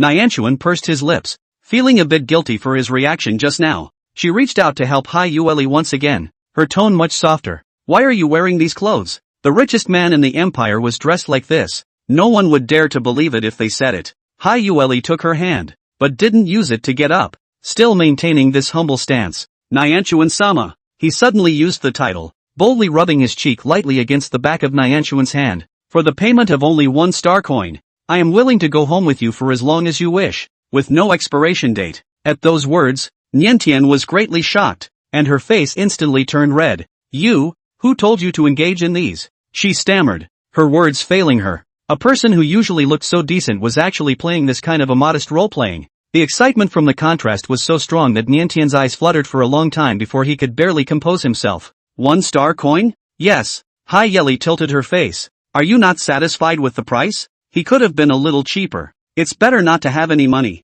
but it's even better to be upside down with your entire fortune. Nianchuan, however, shook his head and sized him up. Such a cheap price. It doesn't match you. It's not a scam, is it? Of course not. Hai Yueli immediately denied. He reddened his ears and argued softly. It's an exclusive price for you. For others, he is not for sale. 1 star coin is already enough. facing the only customer. Hyueli was both desperate to sell herself and afraid of being dissatisfied. Her tone was humble and pleading. I have a disability, which is an obvious flaw, and I wonder if you would mind. With that, he showed the fishtail to Nintan. Niantuan lowered her eyes to inspect it carefully, confirming that the wounds on it had all healed and that the scales had grown perfectly, leaving no scars, and stretched her brows in satisfaction. It's good. I don't think there are any flaws. She opened her optical brain, operated it a few times, and showed the screen to Hyueli. 1 star coin has been transferred to your account. Next, do we need to sign a contract? Hyueli stared blankly at the screen and then at Niantian, seemingly frozen by the shock of the surprise. Did he really successfully sell himself to Nintan? This 1 star coin deal is the most intense and important deal that Lord Prime has ever done. Bar none. He busily took out a soft collar from his pocket and meekly crouched at Niantuan's knee, requesting Niantuan to tie this collar around his neck. Collars are also part of the store's uniform, and by tying them around the neck of the male of their choice, customers are announcing that the male is already owned for the night. Niantian was in a subtle mood. Unexpectedly, Hyueli even acted to the end, doing a full set of drama. She complied with Hyueli's request and clicked the collar tight. Hyueli shuddered. At this moment, an unprecedented satisfaction was born within him, and finally there was a real sense that he had belonged to Niantuan. Shaun, who had witnessed the whole thing, had been too shocked to speak. He has never seen such a shameless means of inviting favor, and even more so, he dares not imagine that the person who made this move is always cool and reserved, caring about the image of the sea nightly. Don't blame Niantuan for taking the bait. I'm afraid that the real ones serving in this store are not as good at seducing people as this fish. Shaun was devastated and suddenly felt as if he was boring as hell and wouldn't be able to curry Nintan's attention at all. Once upon a time when there were only 2 of them, he couldn't compete for favor as well as Lu Zhan could, and now that Niantian is surrounded by more males, he still hasn't grown much. Shaun. Nintan looked up and realized that the beloved big lion seemed to be a bit down in the dumps. She patted the seat beside her and motioned for Shaun to sit over. Are you upset? At those words, Hyueli couldn't help but feel a little nervous. As a latecomer, he had no confidence that he could match Shaun's position in Niantuan's heart. If Shaun had a problem with him, it might result in him just joining the family and immediately being thrown out again. Being questioned by Niantuan, Shaun was also nervous and shook his head to deny it. There's no unhappiness. Shaun is actually a generous personality. As long as a male that Niantuan was willing to accept, he would treat the other as family and put Niantuan's wishes first in everything. He's just worried he'll fall out of favor. I'm just too stupid to know how to make you happy, and I'm afraid you won't like me. Though he found it difficult to talk about it, the young lion was honest and spoke honestly about his concerns. That simple and frank look was really cute to Niantian. She moved up to gag Shaun without a second thought, stopping him from continuing his ramblings. Caught off guard by the kiss, Shaun's pupils plummeted and he nearly forgot how to breathe. Kissed and kissed him year after year. The innocent male's entire being was shyly ripe with happiness, on the verge of fainting, filled with the surprise of being kissed. Eating the tranquilizer pill fed by Niantuan, he didn't look at Hyueli so unfavorably. The atmosphere became unusually harmonious for a while. Niantuan embraced left and right, and couldn't help but hallucinate the appearance of Xiechouyan flirting with 2 males at the same time just now, feeling as if she had turned into a slag woman at some point as well. She coughed softly and asked another crummy question. Where did the male waitress who was supposed to come here to see me go? Hearing her ask about the man again, Hyueli's face changed and clenched his fists. I gave him a sum of money and sent him away. He had quietly followed Niantuan all the way from the moment he arrived at the Tower Fortress planet, but hesitated to appear in front of Niantuan. It wasn't until he followed him to the store and realized that Nianta seemed to have ordered a male to provide service, that he finally pressed on and took his place. Hyueli had specifically looked at that male's datasheet. At the age of 18, the looks fit the female aesthetic, and the animal form is that of a tame fawn. Do you like that kind of male? He couldn't help but ask Nintan. In comparison, he seemed less young, more aggressive in appearance, and less endearingly beastly. Hyueli was a little ashamed of himself. These are traits he can't change, unlike body image, which can be changed to look the way an adult tandem prefers simply by tweaking a fitness program. I am just as clean as he is, and loyal to you with all my heart and soul. Hey Knightley tried to find the same thing about him in the male. He has some extra advantages. For only 1 star coin, you can buy me for much cheaper than him. Nianta couldn't help but be amused. For 1 star coin, you can buy the richest man in the empire, which is indeed excellent value for money. After half a laugh, she shook her head and explained, I just wanted to see if he needed financial assistance. I don't have to meet with him since you've already given him a sum of money. Hyueli has always been generous. The 18-year-old male, who was given enough money to solve his immediate predicament, left happy. Even the breach of contract between him and the clubhouse, Hyueli wiped it out for him without a care in the world. The owner failed to make business with the SSS-ranked female after all, and sighed as he grudgingly counted the string of star coins that had arrived in his account. The males in our store are really skilled and it would be a shame for you not to try them. If possible, the owner would certainly still prefer to serve the Nianta himself. Unfortunately, Nintan preferred clean males, and he didn't stand a chance. There are other males in the store that haven't received customers. Would you like to pick another one? Niantian firmly refused. She grabbed Xian and Hai Nightly and fled the store in a hurry, unaware that both males had secretly added the owner to their calm lists.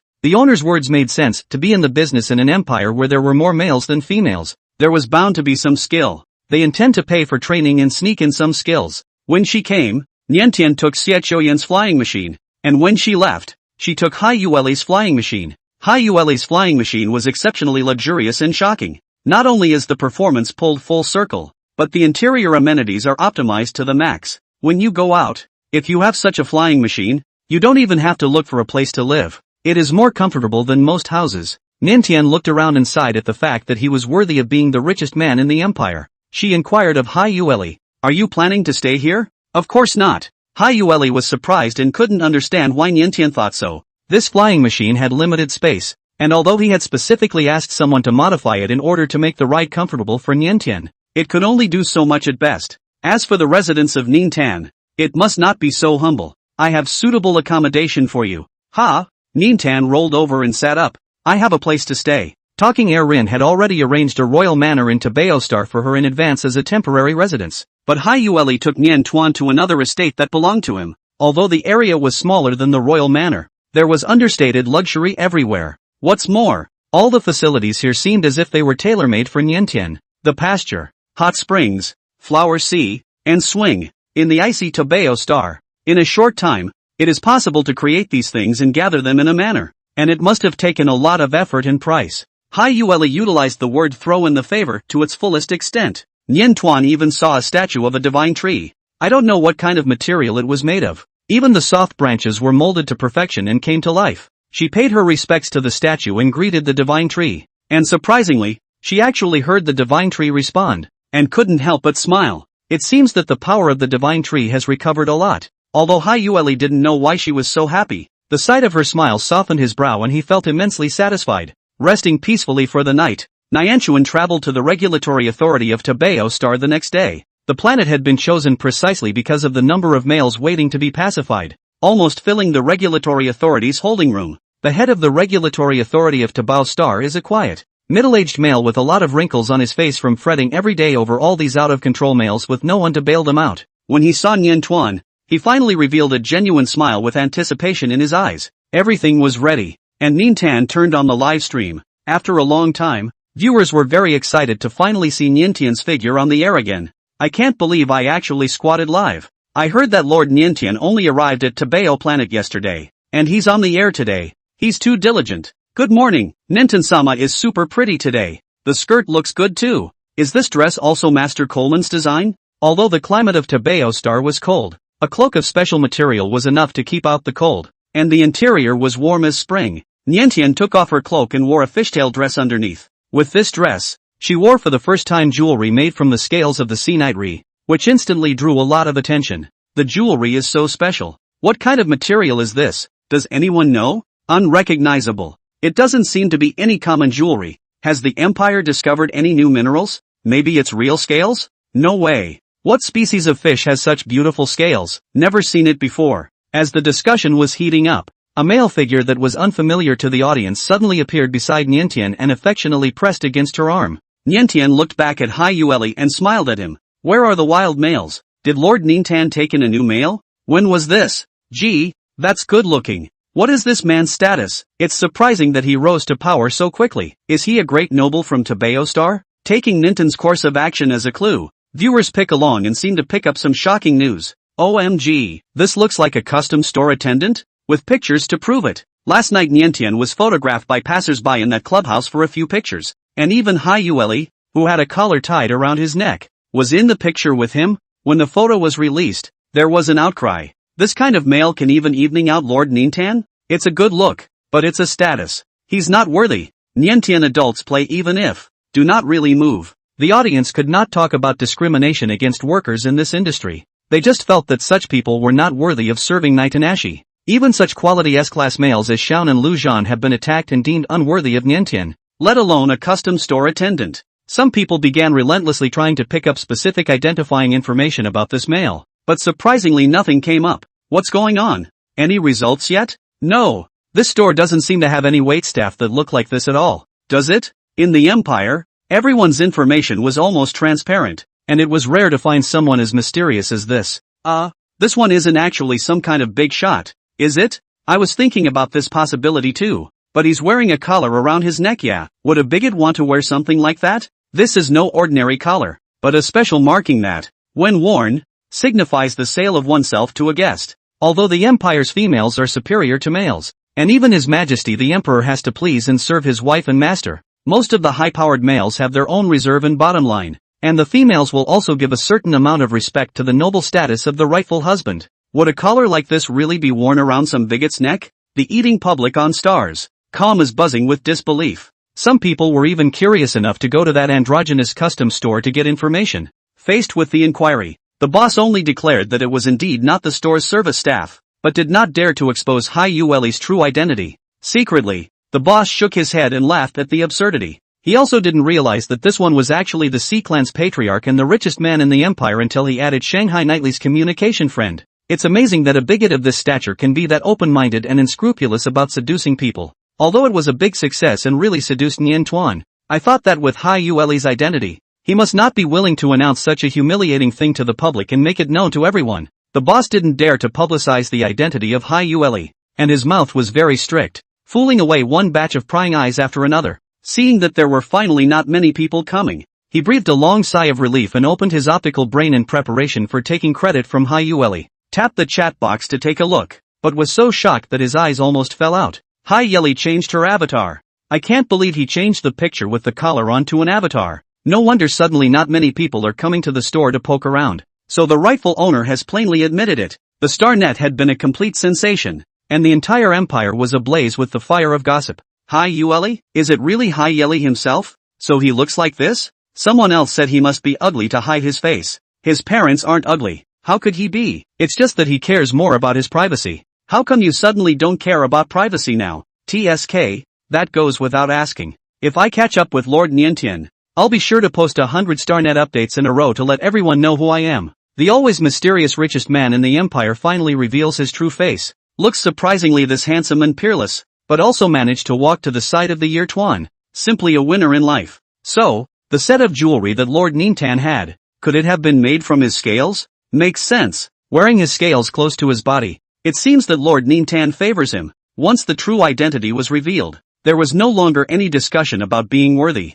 Hai Yueli's genetic level, status, and posture and appearance were all the top of the empire. That, coupled with the collar around his neck, suggests that he has a knack for seducing females as well, and it's no surprise that it works. Suddenly, wearing a collar doesn't seem particularly humiliating. What's there to be ashamed of? It's a symbol of what Lord Nintan owns. Look at the cold face, but quite informed. TSK, my role model. I want to learn more. For a while, sales of the same ring surged, and many males followed suit, and sure enough, they managed to attract the affection of their wives and masters. Hey, since I've been wearing a collar, my wife's owner hasn't been going to the outside custom store lately. Such a genius idea, so worthy of the richest man in the world. As soon as Hai Yueli's true identity was revealed, the entire empire's Guanxi crowd was satisfied. Not only did they find it a good match, but they also looked forward to the two working together again. No wonder Lord Niantian collaborated with the Sea Consortium to sell hotpot food before. So that's when they hooked up? Maybe even a little earlier. Good. In that case, won't I have my buns in order? Is there anything else good to eat? Don't rest, Mr. Shofu. Hurry up and get to work. I'm horny as hell. Quick new product. There was a lot of urging on the astronet. Privately, Nianchuan also received pleas from the staff of the military ministry to sell those sweet-smelling morsels. They'd been craving it for too long. Xiying even wowed, telling Nian Tuan to hurry up and whip up Hai Yueli to make a few more kinds of delicious food to sell. Nian Tian. These people, it seems, really don't want Hai Yueli to have a comfortable vacation. Hai Yueli didn't mind this very much. Being able to work with Nian Tuan was a pleasure for him, and he didn't find the work tedious, and without the need for Nian Tuan to spur him on. He had already taken the initiative to draw up a contract and submit it to Nian Tuan for review. Nian Tian took a closer look and frowned. Why do all the profits go to me? Previously, their cooperation was split proportionally, and there was nothing wrong with the contract. This time, the contract had such an unfair clause written in plain sight. Because you have bought me, and of course all the money I earn belongs to you, Hai Yueli said in a serious and cunning manner. That 1 star was so worth the cost of a book. Nian Tuan helplessly held his forehead. Then according to your theory, shouldn't I bear the loss? Why is it written on the contract that you bear the entire loss? While the likelihood of a loss is slim to none, one party should not be left to face it alone. Because I am your male and deserve to take all the risks for you. With these words, Hai Yueli spoke shyly and solemnly, gazing earnestly at Nian Tian. As his gaze hit those shallow eyes, Nian Tuan messed up his breathing and lost his ability to retort for a moment. Unfair contracts are made in this way. After taking care of business, it was getting late. Nianta pulled out her small comb, intending to begin her daily entertainment. The waiting golden lion immediately pounced, skillfully got down and let out a pleasurable purr. On this trip to Tabeo Star, the other males in the family were too busy with work to get away, and only Shaun, who was Ninta's personal bodyguard, had sensibly tagged along. It's simply not a joy to have the Ninta's grooming all to yourself. Even the grooming was much longer, and at the end of one session, the Nyanchuan would be groomed a second time before he had had enough fun. After 2 brushings, the big lion rose contentedly and shook out his fur. Next to him, Hai Yueli was still sitting there with his hands clenched in fists, looking like he had something to say and seemingly nervous. Nyanchuan raised his eyes inquiringly. What's wrong? Hai Yueli spoke up somewhat shamefully. I prepared some small brushes. Oh, Niantian suddenly remembered the previous chat and looked subtle. At first she had some self-doubt, but now she saw that Hai Yueli was clearly deliberately testing her that day. Yes, bring it. She held out her hand for Hai Yueli to bring out the small brush, intending to fulfill his small wish. Seeing her agreement, Hai Yueli couldn't wait to take out a huge box from the space knob. Once opened, a full hundreds of various kinds of small brushes, as well as various flavors of various efficacy of the scale maintainer, are all presented in front of Niantian. Nyanchuan froze. Is this more than some small brush? Her choice phobia was kicking in. It took half a day of agonizing before Nintan struggled to pick out a handy little brush and a moisturizing scale maintainer that smelled of aquatic tones and didn't fizzle. She moved a small bench and cushioned herself a bit higher, just enough to easily take care of the whole fishtail. It's on. The moment the soft fluffy bristles lightly touched up, Hai Yueli shivered, and his fair face was abruptly colored red. The other males, who were being groomed for the first time, also reacted very violently, but their beastly forms were covered by hair and didn't look distinguishable. Hai Yueli's reaction, however, has nothing to hide. It was the first time that Nyanchuan had so visually seen a male show a shy and excited expression. Paired with Shanghai Knightley's unearthly face, there was a feeling that the flower of the high mountain was pulled down from the altar. Niantian couldn't help but stare at him for a moment longer, straightening that face to become even more red. The young male looked all hot and dry, but the fish tail was still cold to the touch. On a hot summer day, holding a fishtail like this will make you feel relaxed. Alright, take it easy, Nintan coaxed gently, dipping the small brush well into the conditioner and applying it patiently and carefully to the scales. From bottom to top, the already beautiful scales gradually moistened and became even more glorious, and one couldn't help but begin to fantasize what a stunning view this fishtail would be when it was completely submerged in water. In Niantian's slow and gentle movements, Hai Yueli gradually adapted, his rapid breathing calming slightly.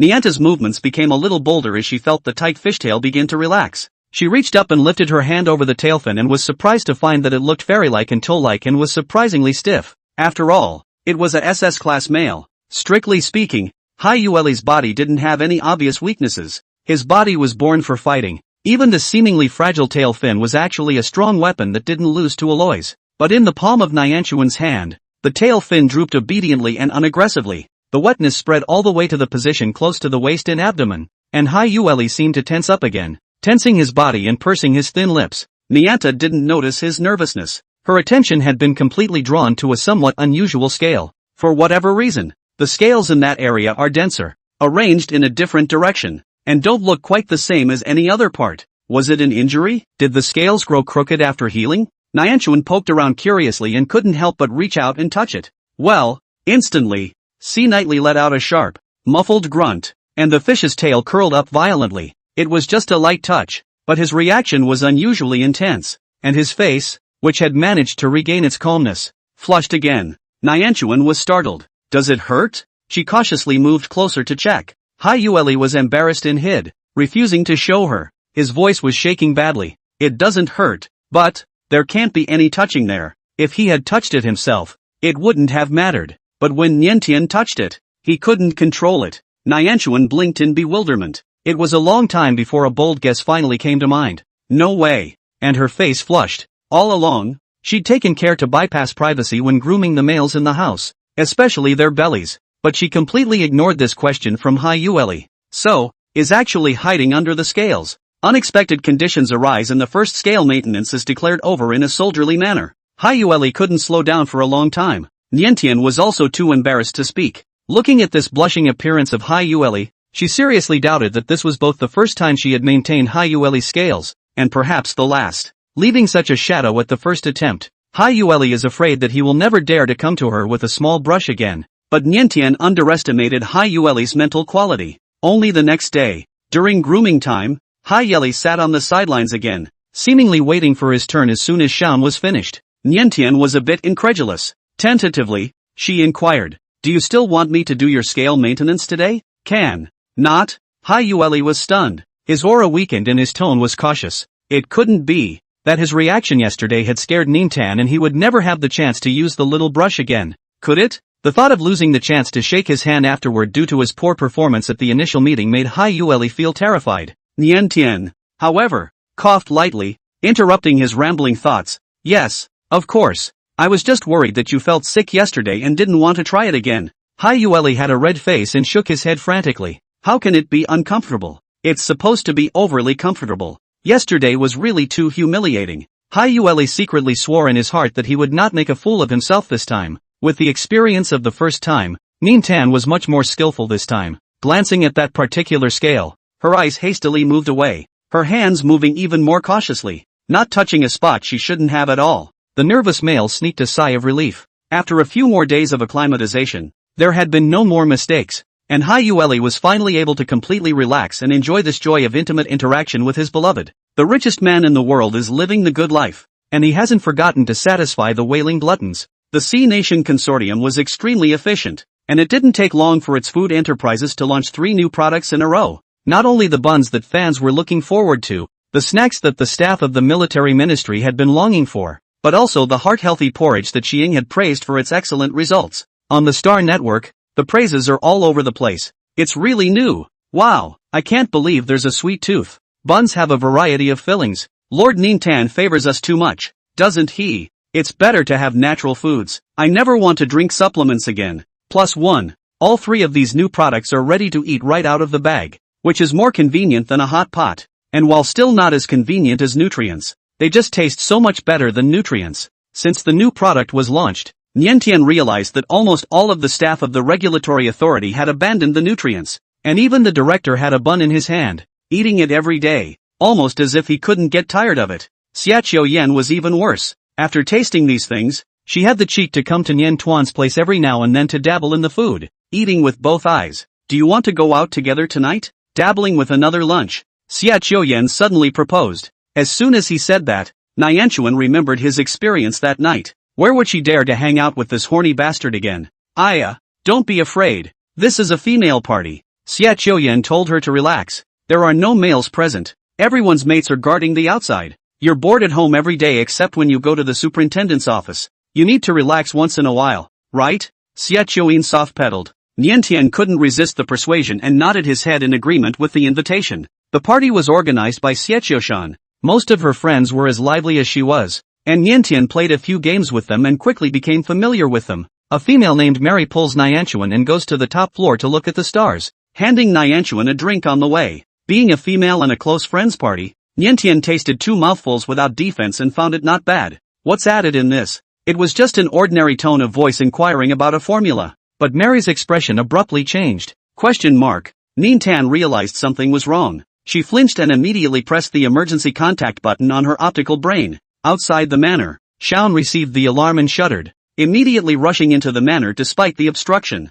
He ran furiously all the way to the top floor, following the direction that his light brain had guided him. The females in the party were stunned. Xiaqiu Yan was the first to come back to her senses and ran up to the top floor after her. "What's wrong?" By the window, Niantian and Meryl were there looking at the stars, and when they heard the commotion, they both turned their heads to look over. Xie Qiuyan saw that nothing had happened to Nian Tuan and breathed a long sigh of relief. Instead, Xian suddenly spoke up, his tone urgent. Quick, is there any secret passage here? What? Xie Qiushan froze. There is. There was indeed a secret passageway on the top floor. But why was Xian asking about it? Xie Qiuyan ignorantly took Xian around 2 corners and came to a secret door, and was shocked to find that the secret door had been opened. What's going on? Who opened the door? She whipped her head around to look at Nintan and Mary, only to find that they were pulling out their weapons and aiming them at her and Xian. Bionic man? Xie Qiuyan squealed out as realization dawned on her. It only took 2 seconds for Xian to make a clean strike and cut off the bionic's core.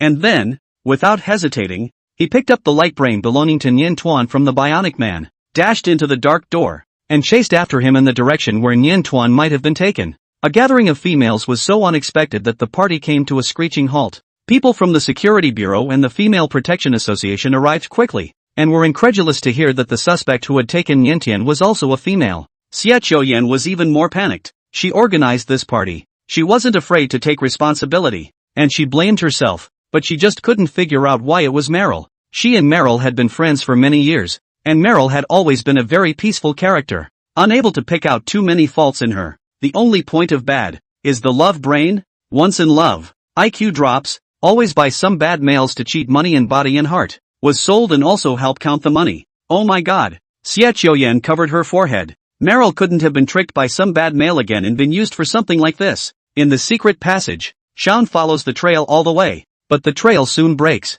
A blockade of all ports on Tabeo and a strict search of ships leaving the planet have also failed to search for clues. This indicates that Mary must have had accomplices with sophisticated means, and that the other party had planned and prepared for this kidnapping. The security service checked into Melly's home, and her parents and partner were shocked to hear about it, not knowing anything about it. The Security Bureau sends another team to carefully search Mary's room again, and finally finds a small remnant of the creature's traces. Griffins, going by the bio tracks. It looks like the last time he was here was 2 months ago? What was the relationship between this infamous intergalactic pirate and this little female named Mary? Did the Griffin coerce Mary? This was the first thought of the Security Bureau, and the first thought of Nianchuan. Nianta wakes up on a strange ship. Seemingly because of the potion's effect, she couldn't exert half the strength in her body, and with difficulty she inclined her head to look at Mary, who was guarding her side, her voice weak. You were coerced? Since she was a good friend of Xie Qiuyan, Meili shouldn't have done such a thing. Meryl's eyes were red and pooled with tears, as if she was terrified and guilty.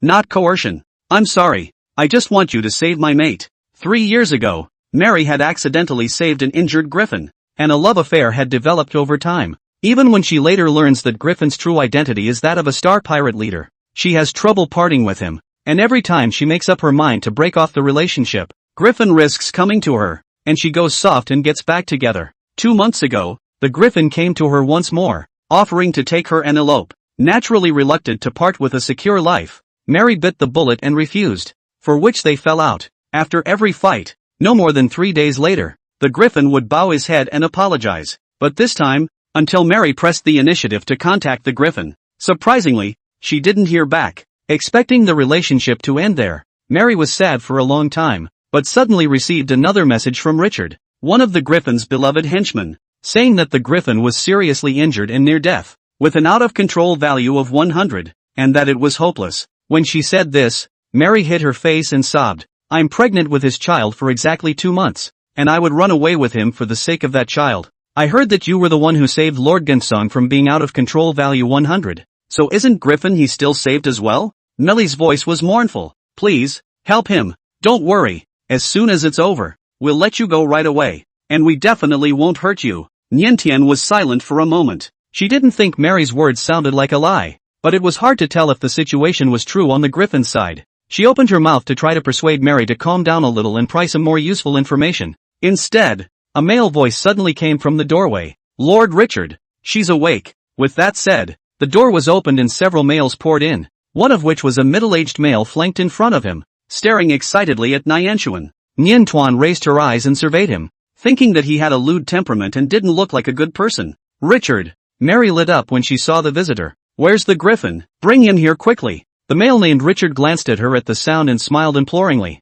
his gaze falling back to Nianchuan and surveying her greedily. Give her an induction shot and send her to my room, he instructed the men behind him. Meryl was in a panic. She pounced on Nyanchuan and tried to stop the men. What are you doing? Didn't we agree that we wouldn't touch her? You said that you would guarantee the personal safety of the Nyanta. She looked at Richard angrily. Don't worry, she's safe. Richard raised an eyebrow. This is a one-of-a-kind SSS class female. Of course I wouldn't want to hurt her. I'll spoil her. Speaking of which, thanks to your help, I was able to get her. Richard sneered. In return, I can let you go and tell you the truth. The griffin is dead. In a flash, Meryl was struck by lightning. She shook as if she had lost all her strength. Niantian had long ago guessed that something bad was going to happen, and at this moment, he was unable to comfort Mary even though he could not protect himself. Beads of nervous sweat oozed from her forehead as she stared at the male who was inching toward her with the injection and snapped. Back off! Spiritual suppression from SSS-ranked females, which any male is powerless to resist. The males in the room were shaken, and the two closest dropped to their knees with a thud, almost crawling as they followed the order to step back. The needle fell to the ground. The crisp shattering sound woke up Mary, and she tried to run away with Nyanchuan, but she wasn't strong enough, and it took her a long time to drag Nyanchuan up with great difficulty. Nien Tuan was drained of strength and shook her head to urge her on. You go first. It's better to walk away from one than the other, and Millie's got a baby in her belly. Mary, however, was teary-eyed and hesitant to leave. Seeing her disobeying advice like this, Nien Tuan gritted her teeth in hatred. If this keeps up, they won't be able to escape. Time passed, and Richard was the first to break out of his mental suppression. He called for a few more people to take the obstructive Mary away, looking straight at Nyanchuan with a gaze full of incredulity and annoyance at being humiliated. You think that you can escape with this little skill? Even if they could be suppressed for a moment, the weak female would never be able to escape from this huge ship. Richard grinned sardonically and took another inducer from the space knob. This time, he was going to inject Nintan himself. Under the effect of the inducing agent, Nien Tian, no matter how strong her nature is, will surely become docile and passionate, and will no longer be able to give birth to the thought of resistance. Thinking about the wonderful taste of possessing a SSS-ranked female, Richard was in a stirring mood. Just half a step forward, the entire ship suddenly shook violently, as if it had suffered a heavy blow. Several of his men rushed in looking panicked. Lord Richard, there's an enemy attack. Without them having to report back, Richard had felt the attack. His eyes filled with shock. It's the Imperial Army? How could it come so fast? The henchman shook his head vigorously. No, not the Imperial Army. The moment Richard was about to breathe a sigh of relief, the henchman delivered even worse news. The Augur. It's the Augur's man. It's Black Mamba. It was a more brutal and insane existence than the Imperial Army. It was like a nightmare. Not long ago, Adam had just died at the hands of Jiao, and his forces had been completely annexed. Was it their turn this time?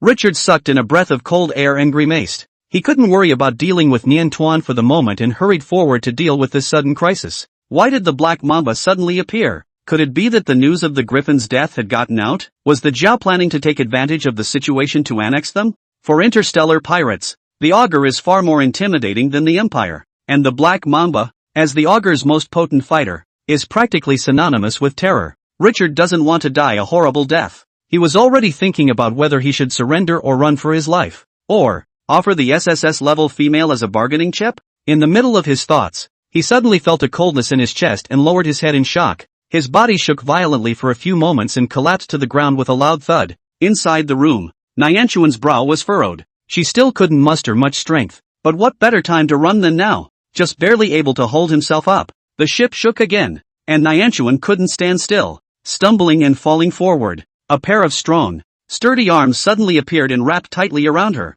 scooping her up by the waist. Nyanchuan panicked. She struggled and pushed back, trying to unleash her mental suppression again when she heard a somewhat familiar voice. Don't be afraid. Nien Tuan froze, realizing with hindsight that the man was holding her carefully and didn't seem to have any intention of hurting her. Who are you? The other man, whose face was covered with a defense that obscured his appearance, did not answer the question. Xia silently? Nien Tuan boldly guessed. Hearing his name come out of the mouth of his beloved filly, the young male shuddered. He nodded, acknowledging the identity. Don't be afraid. I'll take you. As if he was worried that Nien Tuan misunderstood, he added, I'll send you back to the Empire. At those words, the originally vigilant Nien Tuan froze a bit, forgetting to struggle for a moment. Send her back to the Empire? Xia Silalai is a wanted man. Aren't you afraid of being caught? She sized up Xia silently in disbelief. Xia silently shook his head without opening his mouth. The young male was still as shy as ever, somewhat avoiding Nintan's gaze and not wanting to interact with her too much.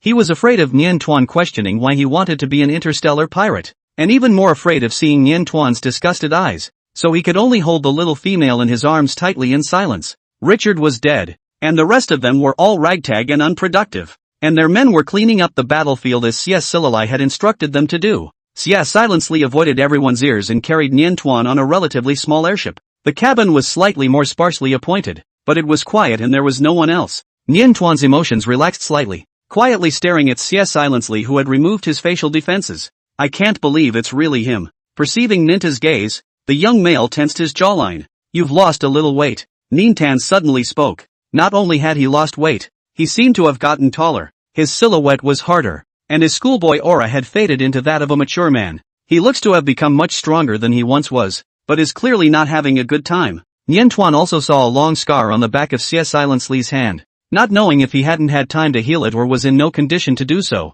Are you coming back to the Empire with me? She couldn't help but inquire. Sia Silently lowered his eyes, not daring to touch her sight. I'm afraid he's going to disappoint Nintan. He opened his mouth, not knowing how to refuse, torn for a long time, when he suddenly heard a soft laugh from not far away. If we go back to the Empire with you, Black Mamba will probably die. Oh. At the sound of the voice, Sia Silently fiercely raised his weapon and instantly entered a fighting stance. Augur? Why is he on this ship? Jiao lifted his disguise and emerged from the corner, smiling and clapping appreciatively. Not bad for you, Black Mamba. I knew it was only a matter of time before you brought me to her. It wasn't in vain that he had moved a little on the Black Mamba, had been spying and tracking, and had waited for his chance. Originally, Jiao didn't intend to show up so soon. As he envisioned it, the Black Mamba would have a hard time curbing his lust once he got the chance, and would leave the Nianchuan behind for private storage. And he only needed to determine where the cute little female was hidden, so he could take his time and not rush.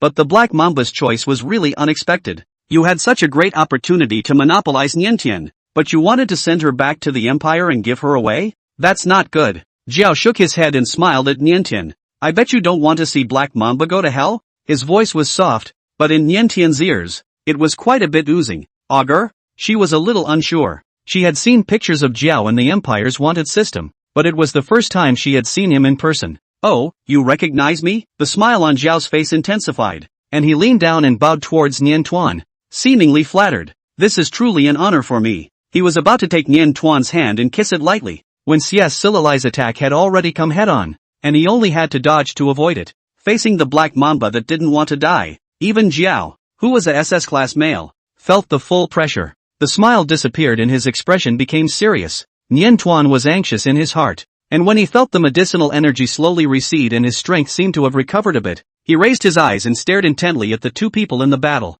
This was her first attempt at mental suppression against a target alone, and she wondered if it would work. In order to prevent disturbing Sia silently, she didn't make a sound, quietly and diligently releasing her spiritual power. Stop! The Augur's figure trembled with a shudder visible to the naked eye and stopped instantly. Although it was only a few brief seconds, it was enough for Sia silently to seize the moment and explode into a brazen strike. The moment the attack landed, Jiao struggled to regain his senses and transformed into a red-colored python with a huge and flexible stance, managing to avoid the fatal spot, but also suffering a considerable injury, heavily smashing another gaping hole in the cabin, which was already riddled with holes from the battle. Regaining his human form, his eyes were full of disbelief. He was actually pinned down by a female? SS rank males are extremely tenacious and are humanoid weapons built for battle. Seriously injured. Jiao attack on the contrary, became more crazy, Sia silently after all, and he separated from a certain strength gap. A moment to resist, suffered a serious injury, vomited a mouthful of blood. Nianchuan's heart was beating wildly. What a scary male. She didn't expect Jiao to be able to get rid of the suppression so quickly. With no time to think or hesitate, Nian Tuan made an instant decision and initiated spiritual suppression once again. This time, the Augur was restrained for a much shorter period of time, with only no more than 3 seconds to catch his breath. Nian Tuan immediately pounced on the severely injured Sia silently. Change beast form. Receiving the command with mental suppression, Sia silently instantly turned into a black mamba snake. Nian Tuan scooped him up and wrapped him in a lump around himself, before taking the mech out of the space knob and taking Sia Silali with him to jump off the ship and escape. The black mech was unobtrusive, yet strangely fast, and Jiao, who had just broken free from the mental suppression, failed to react for a moment. Where's the mech? How could a female possibly manipulate a mech? Despite the shock, he reacted quickly and immediately piloted his ship to catch up.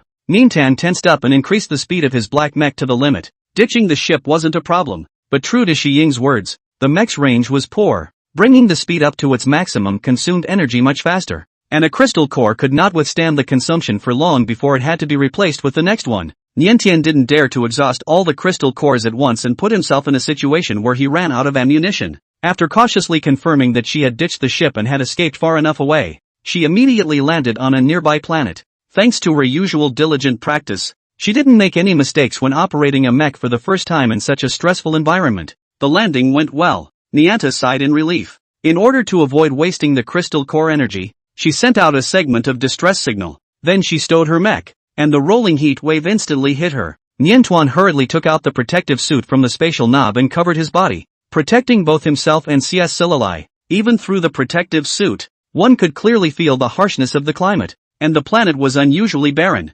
comparable to an inch of grass. Looking around, yellow sand filled the sky, and the buildings had been eroded to an unusually dilapidated state, like the ruins of a civilization that had survived the fall of Armageddon. This is clearly not a habitable planet. Niantian couldn't feel it in his heart. Is she still within the Empire? The optical brain wasn't on her body either, and she couldn't contact her guardian or use the locator function. She didn't know which direction to travel in, and the black mamba snake wrapped around her body had fallen into a coma due to serious injuries and didn't move a muscle, causing her heart to fret. After walking for half a day, Niantian found an abandoned building to serve as a temporary shelter. Gasping for air, she sat down wearily and took out the small healing instrument from the spatial knob, intending to heal Silence Lee's external injuries first, hoping that he would awaken sooner. Behind him, a pair of ghostly blue beast pupils emerged silently. Niantian was oblivious. By the time the wind whistled in his ears, it was too late. In an instant, she only felt a strong force coming from behind,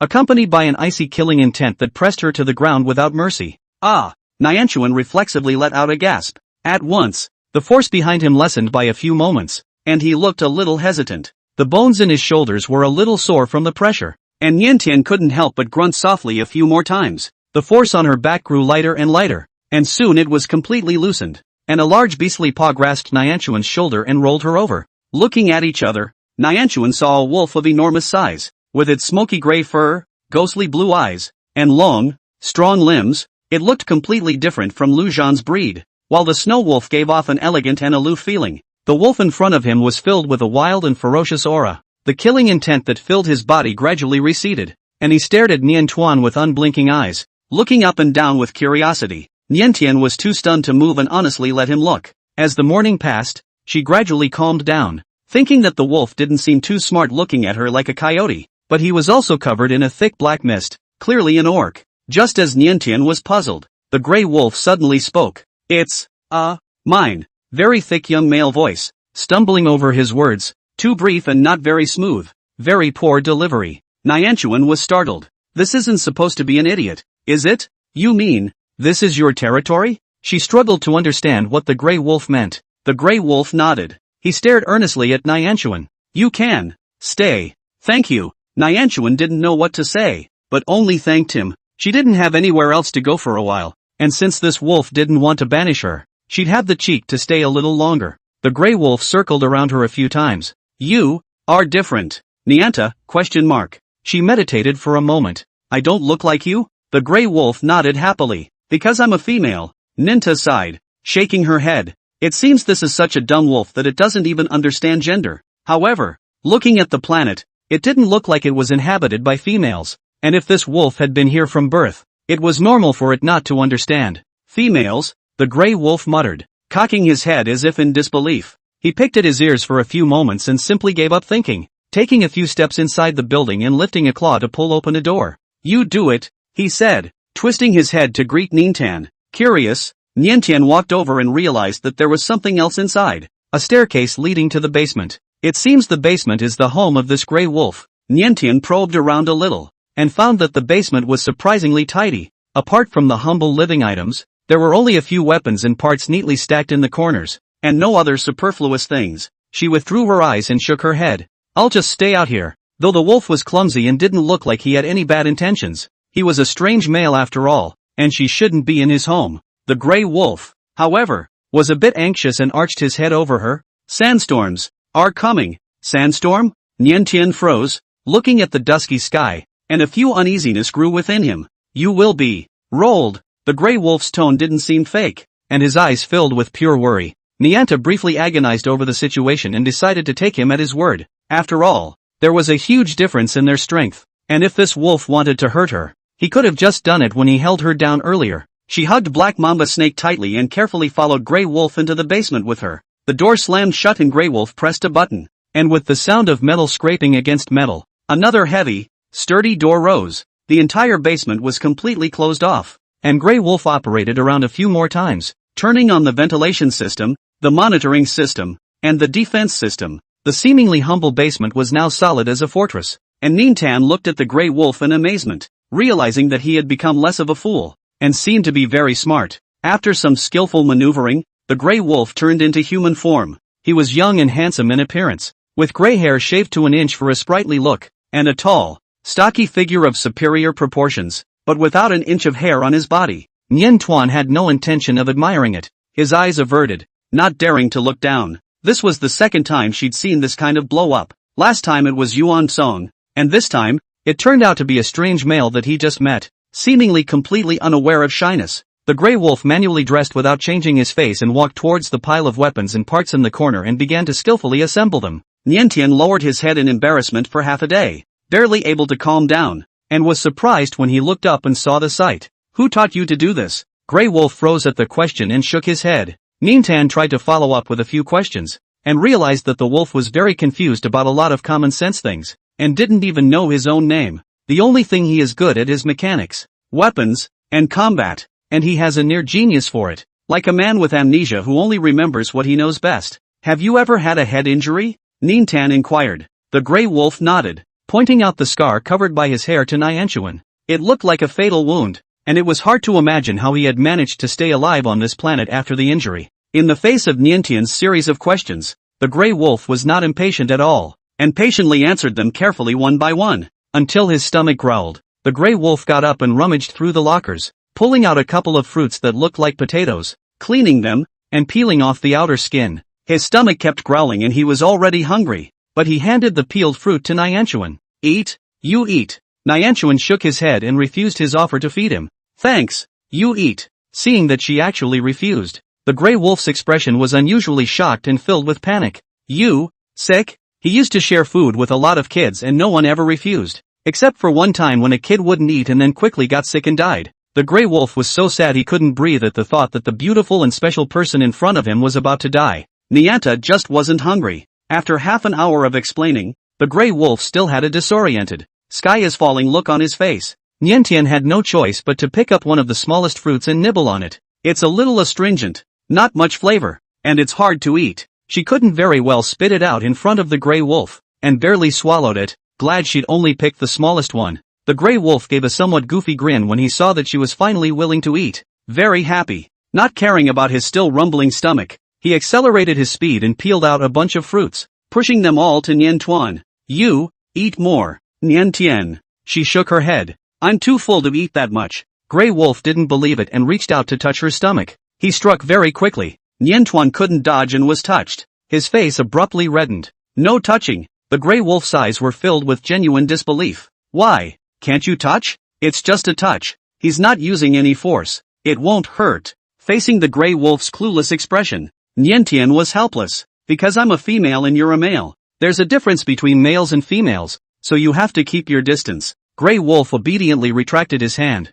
I won't touch it then. But he was still confused. Female? What is it? Nyanchuan opened his mouth, not knowing how to explain to him. After half a day of meditation, it suddenly occurred to her that she seemed to have the sci-fi reading material she had read back then in her space knob, and flipped it out to show it to this Grey Wolf. The good thing is, Grey Wolf can read books. He was immersed in a sea of knowledge, his expression frothing as if he had opened the door to a new century. Nyanchuan heard his stomach still growling. The little bit of unpalatable fruit didn't seem to be enough to satisfy the hunger. But there's probably nothing else to eat on this barren, desolate planet, either. In this instant, Nyanchuan couldn't help but be thankful once again that he hadn't lost the space knob. She usually didn't put too much food in her space knob, but recently she happened to have launched a new product in cooperation with Hyueli not long ago, and her space knob was full of many boxes of various flavors of buns, snacks and heart-healthy kanji piled up in the space knob. Here, eat this. Nyanchuan took out a few buns from the space knob and handed them to the Grey Wolf.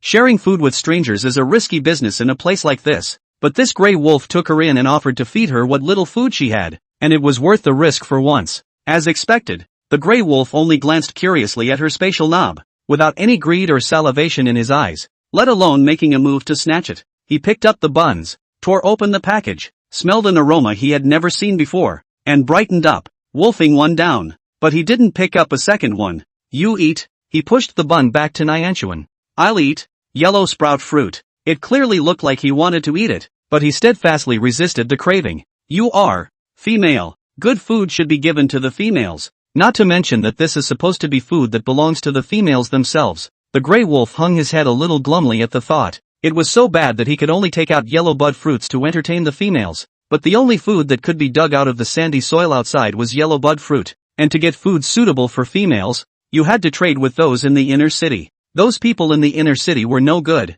They wanted his weapons and he was not willing to give them. If it wasn't for the fact that those people's strength was limited and they couldn't help him, they would have arrested him and snatched all the weapons. The Grey Wolf was deep in thought. All this time, he didn't quite know the meaning of living, getting by every day, having no desire to fight with others. As long as people don't offend me, I don't offend them. But now, he began to think about whether he should take the initiative to rob the inner city and add some food and necessities to the little female he had just picked up. Nyanta wondered what the Grey Wolf was thinking. She tore open a bun and handed it to the Grey Wolf's mouth. Eat, I have plenty more here. The supplies in the space knob were plentiful, so even if you were stuck here for a year and a half, you wouldn't need to worry about rations. She shouldn't be stuck here for long either. The distress signal had been sent, and the Empire would be coming for her soon. As he was thinking about it, a horrible howling wind suddenly interrupted the thoughts, and the heavy door whimpered. Nyanta shrank her shoulders and looked at the security feed in alarm. The sandstorm is really coming. It's like the end of the world out there. Flying sand and stones covered the sky. The gusty wind looked like it was about to topple the entire building at any moment. If she stayed outside at this moment, she would definitely die a horrible death unless she used her mech to escape again. Don't be afraid. I protect you. The Grey Wolf spoke seriously. He still looks a bit clumsy, but calm and reliable, giving a special sense of security. Niantian had suffered too many scares today, had become physically and mentally exhausted. Her nerves had become fragile and sensitive, and she couldn't help but feel some dependence on this Grey Wolf. The sandstorm continued late into the night and still had no intention of stopping. Nyanta had to stay overnight with Grey Wolf. Grey Wolf was busy getting water to wash and clean her. The book says that a competent male must protect his female and take care of her. The Grey Wolf tried hard to be a competent male, but he was too green and rusty to serve and seemed clumsy. I'll just do it myself. Nyanchuan pushed back. The Grey Wolf only gave up in disgrace and turned his head to the bed. There was only one bed in the basement, and there was no cushion on the bed, which didn't matter to the thick-skinned males, but to the females, it was just awful. The Grey Wolf spun around in place for half a day, unable to find any solution, and turned into his animal form, his ears drooping in frustration. You lie on me. He flattened his body out, pretending he was a very thick, still heating natural fur cushion, hoping Nyanchuan wouldn't mind. He made up his mind to rob the inner city tomorrow. Niantian refused the Grey Wolf's kindness and instead found a mat from the space knob and gave it to him. She pulled another cushion out of her space knob and placed it on the floor, sitting on the ground, intending to just settle in for the night. Pulling out another cushion, he set Silence away. The black mamba snake has not yet awakened. Most of the external wounds on his body had healed. Only the heaviest one couldn't be healed with the healer, but thanks to being fit enough, the bleeding had now stopped. Nintan soothed his spirit again, hoping he would feel better and recover quickly. Mentally strained all day, she felt tired and fell asleep at some point. In the middle of the night, the sound of a heavy object hitting the ground woke up Nyanta. She shivered and opened her eyes, startled to find two males actually wrestling and fighting, and she smelled blood. Don't fight. She was too busy to pounce and pulled the two apart. Why the fight? The wound on Silence's chest that had managed to heal a little bit crumbled open again, dripping with blood. He blackened his face, gasping for air and gritting his teeth. He offended you. He had just awakened from his stupor when he saw the strange wolf sneaking up and kissing towards the sleeping Nintan. As a fellow male, Silence could tell at a glance that the Grey Wolf was full of agitation and desire, and could not help but burst into a rage. The battle was short but fierce, and the Grey Wolf, wounded, slumped to the ground. He had a weird dream where he was so uncomfortable, but the little female stuck with him and he wasn't so uncomfortable. Before that, he almost never dreamed, and for a moment he couldn't distinguish between dream and reality. And when he woke up with a really hard body, he subconsciously wanted to get close to Niantian, but he knows now that he was wrong to do so. Unless, of course, Niantian was his mate. Be my mate, okay? The Grey Wolf's eyes were full of pleading. The book says that mates are the most intimate relationship, and that after mating, the female lives with the male. Niantian looked at him in shock. Does this stupid, common-sense Grey Wolf really understand the meaning of mate? She shook her head, helplessly explaining to the Grey Wolf. It takes two lovers to be mated. Me liking you and you liking me to make it work. Though the world was full of partners who barely made it together, she still felt that relationships were important. I like you. The Grey Wolf spoke immediately. It was the smoothest thing he had said so far. It seemed that because of his anxiety, he had suddenly opened his veins, and his speech began to become much longer and more fluent than before. Can you, like me? The Grey Wolf glanced at the hard-faced Xia silently and inquired of Niantian. Is he your mate? From the moment they met, Niantian was kind to the snake and kept it in her arms, her concern undisguised. The Grey Wolf looked Xia silently up and down, wondering what was so good about this snake. He could imitate it and become the way Niantian liked it. The book says that females can have many mates at once, and even if Ninta already has a mate, he still has a chance. Niantian awkwardly glanced at Xia silali, realizing that he seemed a bit upset, and hurriedly denied it. We're not mates. That's a true statement. As Xia silently listened in, he felt the wound on his chest hurt even more, pulling his heart as well. In his position, he would never have a chance in this life to be a companion to Niantian. It was a choice he had made for himself, and he had no regrets. But to say that it didn't hurt at all would have to be a lie. The young male took a deep breath and slowly closed his eyes, trying to calm his mind. When Niantian saw his face, he thought he was going to pass out again, and he was busy pulling him back and holding him in his arms. There were no beds here suitable for recuperating from injuries, so this was all she could do to make the injured as comfortable as possible. In an instant, Xia Silence's body was tense, and his low mood dissipated, turning into unbelievable excitement and ecstasy. Lying in the soft embrace of the little female, he had a strong sense of unreality. Is he alive? Wouldn't be dreaming on his deathbed? Would he? The young male didn't dare move a muscle for fear of puncturing this beautiful fantasy, until he couldn't support himself again and fell asleep. Xia silently didn't feel the slightest pain. The breath of his beloved was close at hand. He could only feel incomparable peace and happiness. The Grey Wolf stared on, his eyes red with jealousy. He didn't know what this unfamiliar emotion was, only that his heart was aching. If you're not a mate, why? Are you nice to him? He inquired of Niantian in disbelief. The books didn't teach him that. It's not a mate, but he's someone important to me, Niantian explained warmly. Since they met, she and Xia Silence have not met many times, but they have a real love of suffering, and have experienced life and death crises together. Xia silently had risked his life to save her and injured himself like this for her, so she couldn't possibly be indifferent. Niantian carefully touched Xia Silently's forehead and frowned when he realized that the temperature was boiling hot. Seeing the sadness appear on the young female's face, the Grey Wolf was in a hurry to get to the ground. He rummaged through the cabinet and found a box of medicine, handing it to Niantian. This, for him. When Niantian saw the box of black, unidentified ointment, his first reaction was that this wolf wanted to take advantage of the opportunity to retaliate against Xia silently. But the Grey Wolf had clear eyes and wasn't one of those careful bad guys. Although he had just been beaten up by Xia silently and was jealous of Xia silently's favor, he still sincerely wanted to save the people. I've used my head. And this, too, said the Grey Wolf, once again showing the scars on his head to Niantian. Tomorrow, I'll take him to Old George. Hearing that Old George was a very experienced doctor, and that he was the one who cured the Grey Wolf's injuries, Niantian was slightly relieved. Thank you, she said solemnly. No thanks. Can I also? Important? The Grey Wolf inquired tentatively. He also wants to be important to Nintan. Niantian thought he was being silly and couldn't help but smile a little, taking one of his paws. Yes. No one can hate a kind and simple male like this,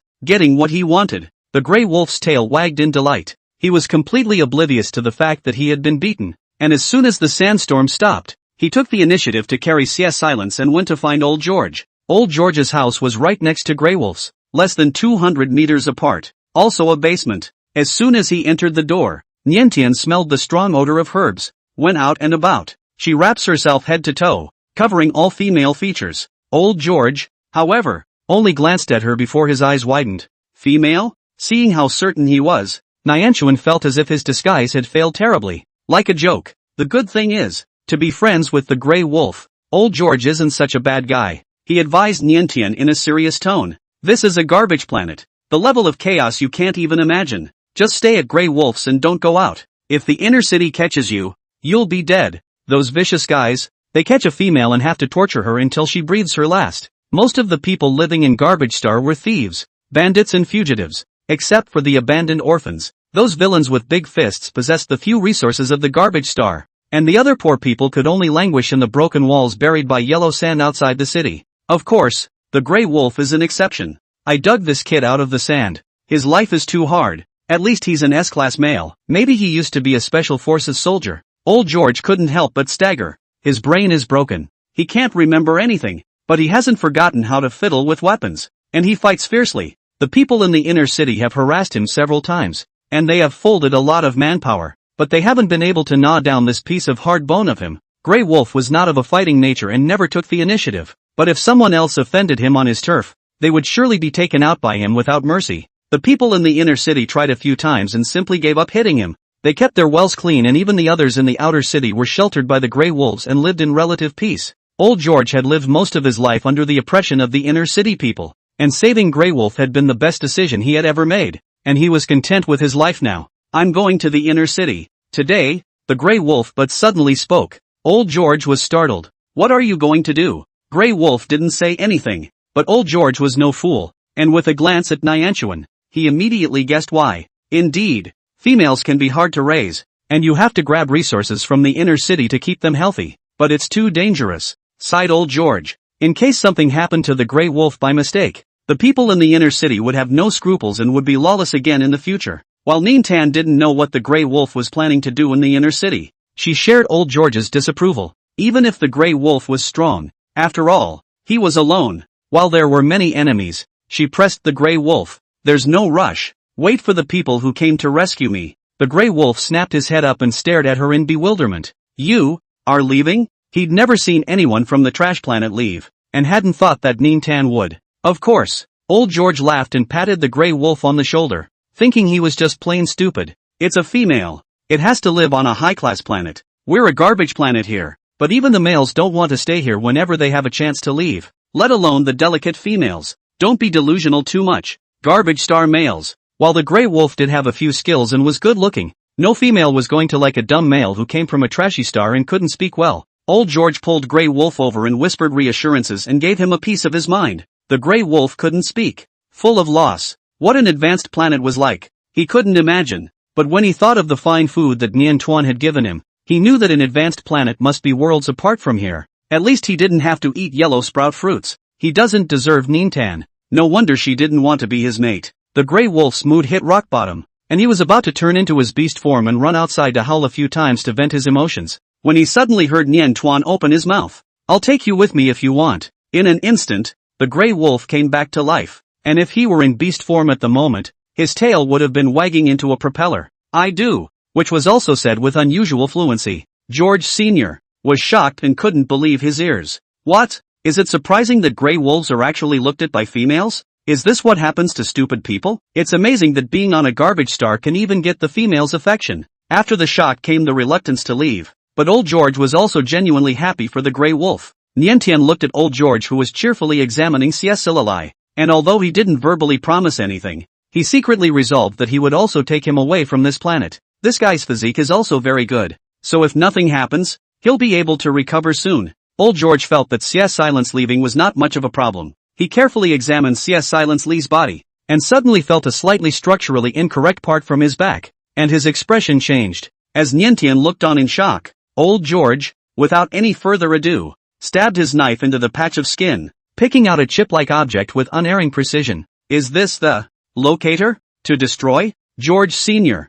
inquired of Nyanchuan. He didn't know if the person who had installed the locator was friend or foe to these two. Destroy. Niantian nodded decisively. The Augur must have moved it. Without asking, George Sr. helped her smash the locator into pieces in 3 tries. The wound is coated 3 times a day. Be careful not to touch water, and it's best to keep the beast in shape during this time to speed up recovery. As for the consultation fee, Old George waved his hand sagely. No need to give any consultation fee. There's no place to spend money on garbage stars. He lived most of his life, or the first time to see a female with his own eyes. The little female trusted his medical skills. It is to lift him, This little worthless earth medicinal herbs as a meeting gift. Nian Tuan pondered for a while, and took out the spare healing instrument from the space knob, and attached a few boxes of heart-supporting porridge, and quietly placed them in the corner of the table. Old George was chatting alone with the Grey Wolf and didn't notice that Nian Tuan had left something behind, and by the time he realized it, the man had already left. He carefully picked up the goodies he'd never seen before and scrutinized them,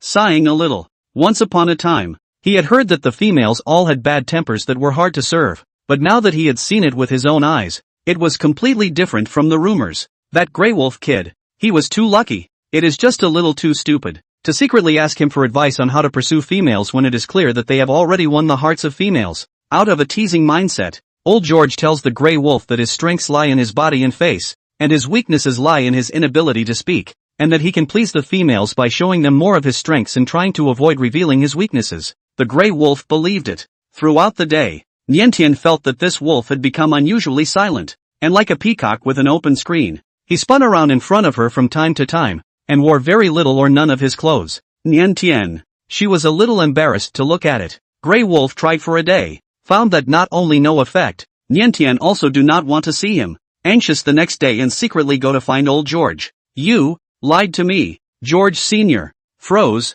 not even reacting to what he was saying for a moment. Looking back, he cupped his hands and laughed. This stupid kid, he actually went and did that. Under the Grey Wolf's accusing, sultry gaze, Old George laughed enough and began to give him serious ideas. Although Old George had no experience in pursuing females either, he had a lot of life experience after all, and the Grey Wolf pricked up his ears and listened intently. Nintan noticed that the Grey Wolf was starting to look normal again, though still circling her and trying to be attentive. Every move was much more restrained, no longer peacocked, more mature and steady. Ever since awakening, Xia silently had been looking at the Grey Wolf with displeasure, not only because of a bad first impression, but out of a kind of jealousy. He had already lost his qualifications to stay by Nian Tuan's side, and this stupid wolf could even curry favor and pander to Nian Tuan openly and honestly. Being under the same roof, he couldn't even avoid it, and could only watch the Grey Wolf approach Nintan little by little. Grey Wolf squeezes the shoulders of the yearling. Niantian gives spiritual comfort to Grey Wolves. Grey Wolf turns into beast form to make cushions for Niantian. After enduring and enduring, Xia Silky finally couldn't hold back and wrapped her hand around Nian Tuan as she petted the Grey Wolf, burrowing into her embrace. Touch him too, even for a moment. It was the first time he had ever tried to actively get close to Nian Tuan in his waking state, and he was so nervous that the tip of his tail was taut, afraid that he would be pushed away by Nian Tuan. Nianta, however, had gotten used to the feeling of being wrapped around a snake. She didn't feel the slightest bit out of place, holding Black Mamba Snake familiarly and checking his wounds. The ointment was very effective and the wound is significantly better and has almost healed. Nianchuan stretched his eyebrows in satisfaction, but when she thought about the fact that 6 days had passed since they landed on this planet, and the Empire had yet to send anyone to arrive, she felt a little anxious again. What the hell is going on? She clearly sent out a distress signal a long time ago. Xia silently also didn't have a light brain on him, only a message receiver, which was often in a state of searching for no messages on this garbage star. It wasn't until the morning of the 7th day that there was finally some news. There is a giant magnetic storm blocking the path that must be traveled through. The Empire's ships are unable to arrive for the time being, and it is expected that there will be another half a month or so before the magnetic storm disappears. Xia silently consoled Niantian. We'll wait for another half a month, with something to look forward to. Ninta eases the mood and stops the anxiety. She followed Old George's advice and stayed close so as not to cause unnecessary trouble. Relying on the ample supplies in the space knob, the three of them had a pretty good standard of living, better than the days Grey Wolf used to lead. In order to protect Niantian, Grey Wolf also no longer early morning and late night wandering around. Every day honestly keep at home. The people outside didn't see Grey Wolf for a few days and thought he was dead. Noon. The basement door was suddenly pounded on vigorously, and someone howled piteously from outside. Grey Wolf, brother Grey Wolf, help! The people in the inner city thought you were dead, so they went after Old George and took all his medicine. I'm covered in his blood. He's dying. Nian Tuan's face changed dramatically and he got up hurriedly. Don't go. It's dangerous. Xia silently stopped her, telling her not to be impulsive. The two males looked at each other and immediately made a division of labor. Xia silently, who had almost recovered from his injuries, stayed behind to watch over the house. The Grey Wolf took his weapon and went alone to avenge Old George. Before leaving the door, Xia silently but suddenly called him to a halt and threw his space knob to him. Here, take this. In the space knob, only one yellow fleece jacket was Xia Silly's treasure. He took it out and held it in his arms. The rest of the things could be given to this wolf to use as he pleased. Grey Wolf glanced at the space knob and realized that it was full of weapons, many times more advanced than these things he had crafted by picking up trash. He didn't hesitate or politely push back, and nodded towards Sia silently. In old George's house, the herbs were much knocked over and trampled, and the air smelled of bitter medicine and blood. Say, where did this come from? A bald man with a fleshy face tossing a small therapeutic device,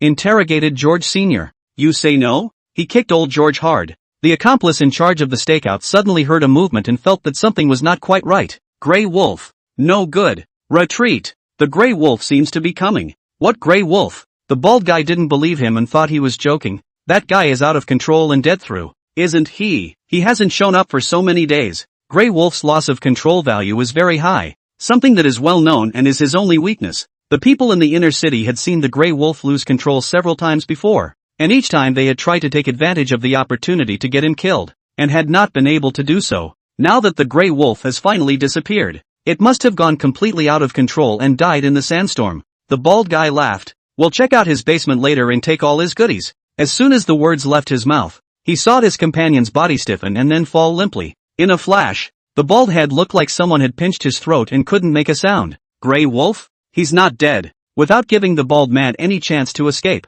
a terrifying figure descended nightmarishly and kicked him to the ground. The bald man held his head and begged for mercy. No, don't kill me. I'm just doing what the boss ordered me to do. The Grey Wolf was unmoved, his expression cold.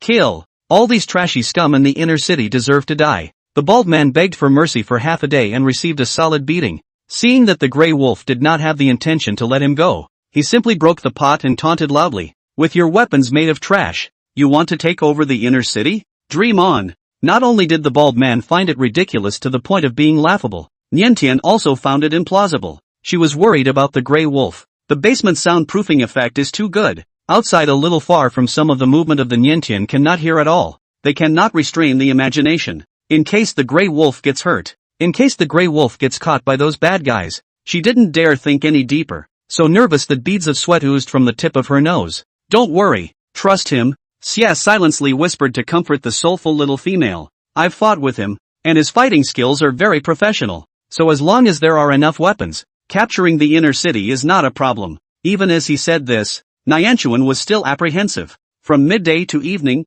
until a sandstorm fell, the Grey Wolf still hadn't returned. Niantian couldn't sleep at all, pacing and wandering anxiously in the basement. It wasn't until early the next morning, when the sandstorm faded, that the Grey Wolf finally returned in a cloud of dust. He grinned at Nianchuan. I'll take you to the inner city. Relying on the weapons supported by Xia silently, the inner city had been crushingly cleansed by him, and it was now his territory. Seeing the Grey Wolf's goofy grin, Nianchuan let out a long breath, his tense nerves finally relaxing. She checked the Grey Wolf over from head to toe, making sure he wasn't too badly injured before she let her heart drop completely. How's old George? Niantian asked with concern. He's fine. The Grey Wolf shook his head. Being able to live on the garbage planet for so many years, old George's life was also very hard, and had already healed his trauma with the small healing device given by Niantian, and only needed to recuperate for a while longer. The inner city had been devastated in the battle and was littered with broken walls that had been blown up. The people who originally lived in the outer city, however, didn't mind it, and with the permission of the new city lord, Grey Wolf, they cheered and poured into it as if they had arrived in paradise. Niantian saw the child who had come crying to report yesterday, now full of smiles, rummaging around with the other children for something to eat. When they saw the Grey Wolf, they ran up in a swarm, screaming and hugging his thighs. Grey Wolf, brother Grey Wolf. Idiot, be called Lord Grey Wolf, Lord of the city, Lord Grey Wolf. Out of compassion, the Grey Wolf used to share his food with small children from time to time, and was therefore very popular with them. As Niantian watched the scene, his heart softened and he couldn't help but take the Grey Wolf's hand. Wait, dirty. The Grey Wolf retracted his hand in embarrassment, wiping the blood stains from his palm vigorously before pulling back on Nianchuan. He had long since ceased to be the foolish male who had no shame in changing his clothes, and now, after his tuition with old George, he was extra concerned with his image in front of Nianchuan. The excited people gradually gathered towards Grey Wolf and spontaneously bowed down to him,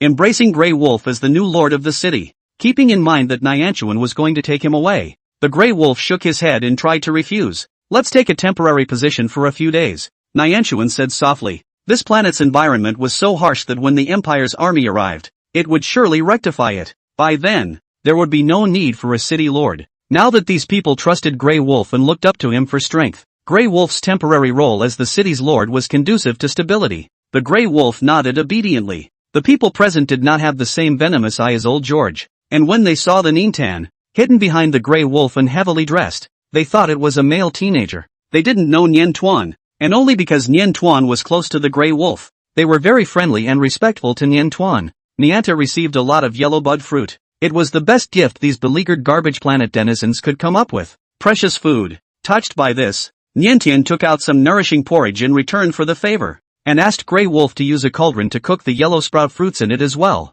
distributing it to these garbage star aborigines who hadn't left their simple nature behind even in the hard times. The unpalatable yellow sprout fruit became delicious even after being soaked in the heart-nourishing kanji. The little children of the garbage star had never tasted such a sweet flavor before, cherishingly licking every drop of kanji water clean and looking at Nien Tuan with glowing eyes. Brother! The lively child wanted to come and hug Ninten's thigh to express his gratitude. The Grey Wolf's eyes were quick to hold the guys down, not allowing them to touch Nianchuan. You can't touch, so why are you allowed to hold hands? The child was full of puzzlement. Grey Wolf puffed out his chest proudly, because I matter. He was an important person to Nianchuan, as Nianchuan had promised. Moreover, Nien Tuan was becoming more and more fond of him now. He could definitely be Nien Tuan's companion. The Grey Wolf's eyes filled with the light of hope, and he held Nientian's hand tightly. Suddenly, a harsh breaking sound rang out. Xia Silence Li's movements were crisp and clean, raising his hand and firing a shot that accurately shattered an inconspicuous ornament in a flower bed several hundred meters away. He looked cold and stern as he turned his head to the Grey Wolf. Any leaks? That's a monitor that just suddenly kicked in. At those words, the Grey Wolf's expression also stared. Ran away. 3 of them. He clenched his fists. They had airships. I couldn't catch up. The monitor was shattered and the screen on the other end went black instantly. Inside the airship, there was a cracking noise. Where did that wolf get help? He and percent times S. No wonder there are suddenly so many more high-end weapons. Did you guys just see this? See what? What can you see in just 2 seconds? Female. Grey Wolf holding hands with a female. The 3 men pulled up the monitor recordings to take a closer look, and 2 of them refused to believe that it was a female. How can you tell it's a female if it's covered so tightly? Are you crazy? Where do you get females from garbage stars? The other was convinced that he had made absolutely no mistake in his judgment. I'm not crazy, it's you guys that are stupid. Why is she so covered up if she's not a female? And why is the Grey Wolf so close to her? TCH? No wonder that Grey Wolf guy didn't die from losing control. After arguing for half a day, the 2 were convinced and their expressions gradually became excited and evil. They fist-pumped and discussed getting some manpower and weapons and coming back to catch the female that had strayed to the garbage planet. Suddenly, for some reason, the ship shook violently. The 3 looked around and didn't see anything wrong, assuming it was just a normal bump, and didn't take it to heart as they continued to talk freely about capturing females. While immersed in fantasies and chatting away, a gentle voice slowly sounded from behind. You guys said you saw a female? Where did you see it? Can you tell me? Seeing the visitor, the 3 of them were so shocked that they couldn't believe their eyes. Augur? The 3 of them were able to make their way in the garbage star. Naturally they had some collusion with the interstellar pirates, but the big brother that they had tried their hardest to get to was just a small minion that couldn't be named in front of Jiao. They couldn't even think of a scene like this where they were talking to an augur at close range, being stared at by the augur. The pressure was immense, and the 3 of them were unable to move their bodies, unable to make a sound for a long time. After a long time, one person was the first to come back to his senses and fawningly played the monitor recordings for Jiao. Lord Jiao, please take a look. We escaped from planet Z3413, and these abominations have taken over our territory. Though tightly covered, Jiao instantly recognized Nientian's figure. His eyes strayed slightly, and he saw the black mamba, and an unrecognizable male, 2 tall figures sandwiching Nianchuan in a protective stance. The augur had no patience for listening to people's complaints, and when he heard the planet's name clearly, he raised his hand to interrupt. You want to catch this female? He teased with a pair of blood-red phoenix eyes, playfully sizing up the 3. In front of the augur, the trio didn't hide their ill will towards the females. After all, it was common knowledge that augurs hated females. Of course, not just to catch her and play with her. We're going to get the Grey Wolf's female heart in his face, play enough and sell it for a good price. It was logical that good things should be given to those with the highest status to enjoy first, but rumor had it that Zhao never dabbled with females and was very cold in that regard. You must have little interest in females? We would like to dedicate the entire proceeds of her sale to you. The 3 of them spoke in a pleasing tone, selling their loyalty, and before their words left their mouths, they suddenly realized that the smile on Zhao's face had disappeared. When his eyebrows were smiling, the feeling that Zhao brought to people was already scary enough. And at this moment, the bottom of his eyes were cold, even more like the descent of Shura. An unprecedented fear filled the hearts of the three. You guys said something that I really don't like to hear. Zhao's icy eyes stared at the three as if they were looking at three corpses. It's been a long time since anyone has made me this angry. What should I do with you guys? The three of them couldn't contain their shivering when they realized something was wrong. That they'd thought wrong. If he wasn't interested in that female, Zhao wouldn't have even brought up the topic about her in the first place. He is clearly here for that female. The ship that had just escaped from the garbage planet was forced to turn around and return. Reaching the vicinity of the planet, the ship fell at breakneck speeds and, like a bird without feathers, smashed down impartially on the edge of the inner city.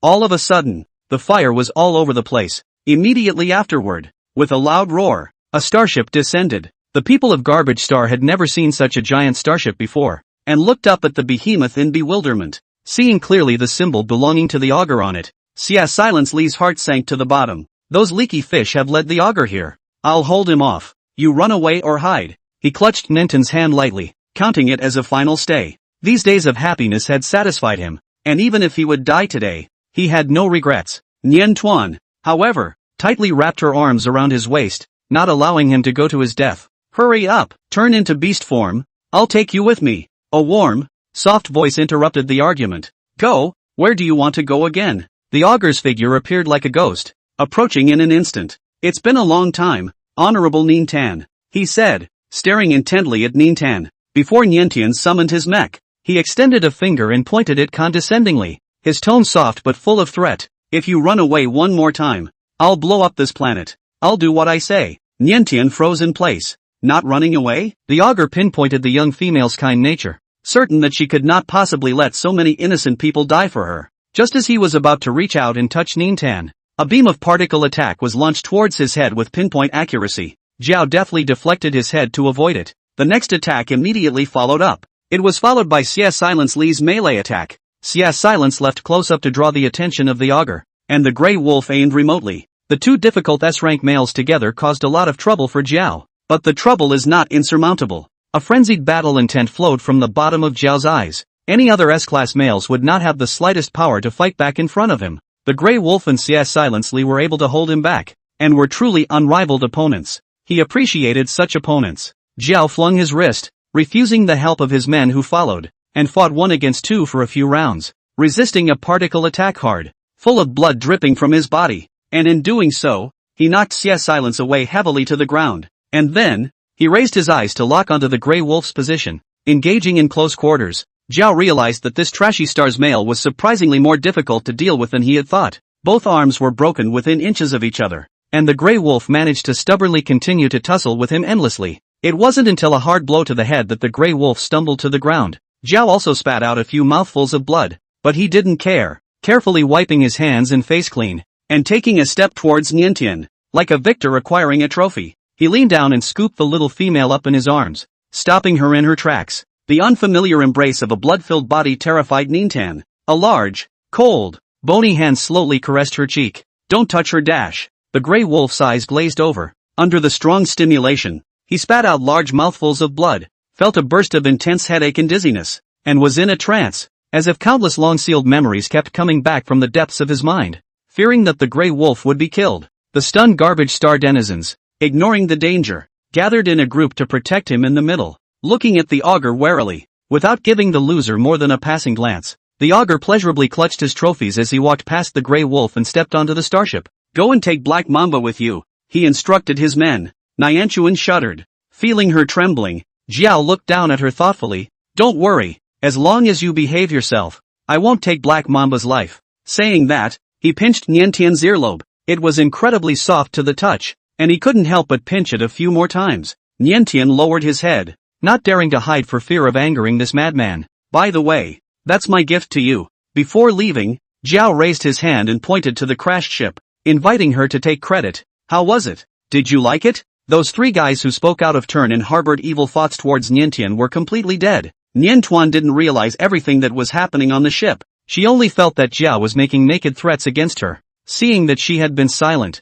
a hint of displeasure flashed underneath Zhao's eyes. He cupped Nianchuan's chin, forcing her to look up. I've heard you've experienced abuse before. The Augur's voice was magnetic and nice, and the questions posed were not friendly. You really can't remember anything at all. Who abused you? What has he done to you? The males that Nyanchuan had encountered so far in her travels had been courteous and friendly to her, not even speaking in a heady tone of voice. It was the first time I'd ever had my chin pinched as unceremoniously as this. A sense of aggression surged through her uncontrollably, but it was quickly calmed down again. After all, having lived for 20 years in an environment of hot and cold violence, Nyanchuan's mental fortitude was not weak, and he quickly calmed down. She shook her head. I don't remember anything. Zhao stared closely at her face, not missing every subtle change of expression, and suddenly let out a cold laugh. Fool me? If it was any other male, he would probably be deceived by this little female's pitiful and innocent appearance, but he had seen many female hypocrites before, and he could tell at a glance that she was lying. Zhao rubbed Niantian's smooth and delicate skin instead. You've got a lot of nerve. With each encounter, Nyanchuan refreshed his knowledge of females. Being a weak female, it was amazing that she had the strength to overpower him, and the courage to defy him. When she was running for her life, she didn't mind dragging her wounded black mamba with her. This time, for the sake of the trashy wastrels of Trash Star who have nothing to do with her, she chooses to tie her hands again and puts herself in harm's way. More and more, Zhao was able to understand why this little female made Black Mamba haunted and willing to die for her. With a female like this, no male could resist her attraction. Zhao lowered her eyes to hide the complex emotions under her eyes, and coldly inquired Nian Tuan, did you think that I wouldn't dare to do anything to you? As soon as he raised his hand, Nyanchuan reflexively clutched his head and curled up. It's a quick reaction that only someone who's been beaten up a lot would have. That's the kind of reaction that shouldn't happen to a female. Zhao frowned tightly, and his raised hand gently fell on Niantian, wrapping its arms around the frail, shivering body. You think I'd hit you? Nyanchuan didn't say anything. I'm not going to hit you. The Augur held her a little tighter. In my place, no one can beat you. All else aside, it was actually a very secure embrace. Wide, sturdy, and full of strength. Unfortunately, in the next second, Nyanchuan heard Zhao's ghostly threat again. If you make me angry, let Black Mamba suffer for you. Flogging is just the most uninteresting way. There are many more ways of torturing people for star pirates. Nyanchuan's eyes widened and he shook his head violently. No! Grasping Niantian's soft underbelly, Zhao took a hard hold of the disobedient little female. He decided to forego the questions and just get down to exploring the truth. Nian Tuan shivered, feeling Zhao's cold hands probing along the hem of her shirt, unobstructed, kneading her waist inch by inch, repeatedly measuring it. Seemingly not content to linger at her waist and stomach, these offending hands worked their way upward again, wandering all over her skin until they reached her collarbone before finally stopping. Being treated like this by an unfamiliar male, Niantian was so ashamed and angry that her eyes turned red. In order to prevent Xia silently from being tortured, she didn't dare to hide and could only endure. Good thing that the most unbearable position wasn't touched. Zhao took extra care to avoid there, not deliberately irritating Niantian and embarrassing her. There was no lust in his eyes either, not in the sense of apish teasing, but in the sense of searching for a little something in this body.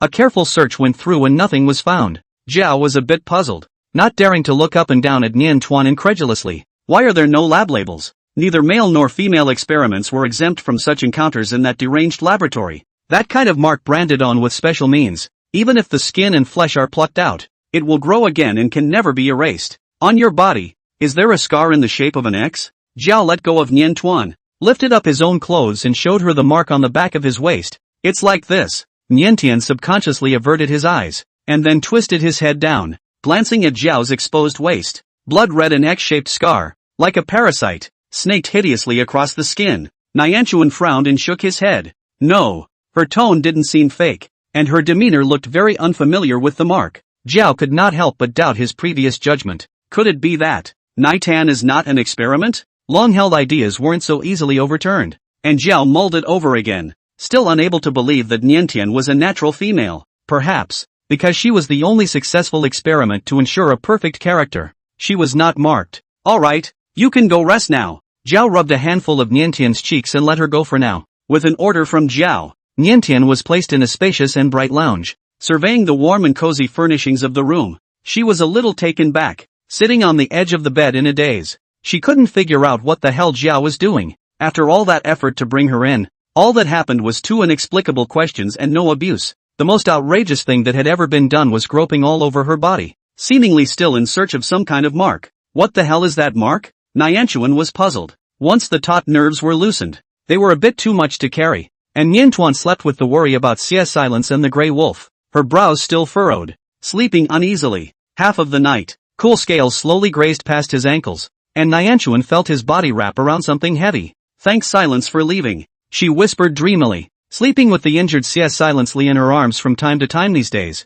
she had gotten used to the feeling of snakes wrapping around her body. But when did the black mamba snake get so big and heavy? Hazily realizing that something was wrong, Niantuan jolted awake and abruptly opened his eyes. Taking a good look at the red-colored python wrapped around her body, she practically blacked out, her heart thumping wildly in fear as if it was about to leap out of her chest. Seeing her awaken, the crimson python cocked its head toward her and pressed itself against her violently raucous heart. Niantuan was in a state of brain short-circuit, and without thinking, he raised his hand to push him away. After moving her hands, she came back to her senses, and considering Xie Silence Li's personal safety, she bowed her head against her will and apologized. I'm sorry. Without opening his mouth to respond, the augur wrapped himself around her, shamelessly reapplying himself. The weight and strength of the giant python was exceptionally terrifying, and Niantuan was momentarily entangled and gasping for air, her face suffocating. The python was happily wrapped around her when it suddenly realized that she was uncomfortable, and as if it had been electrocuted,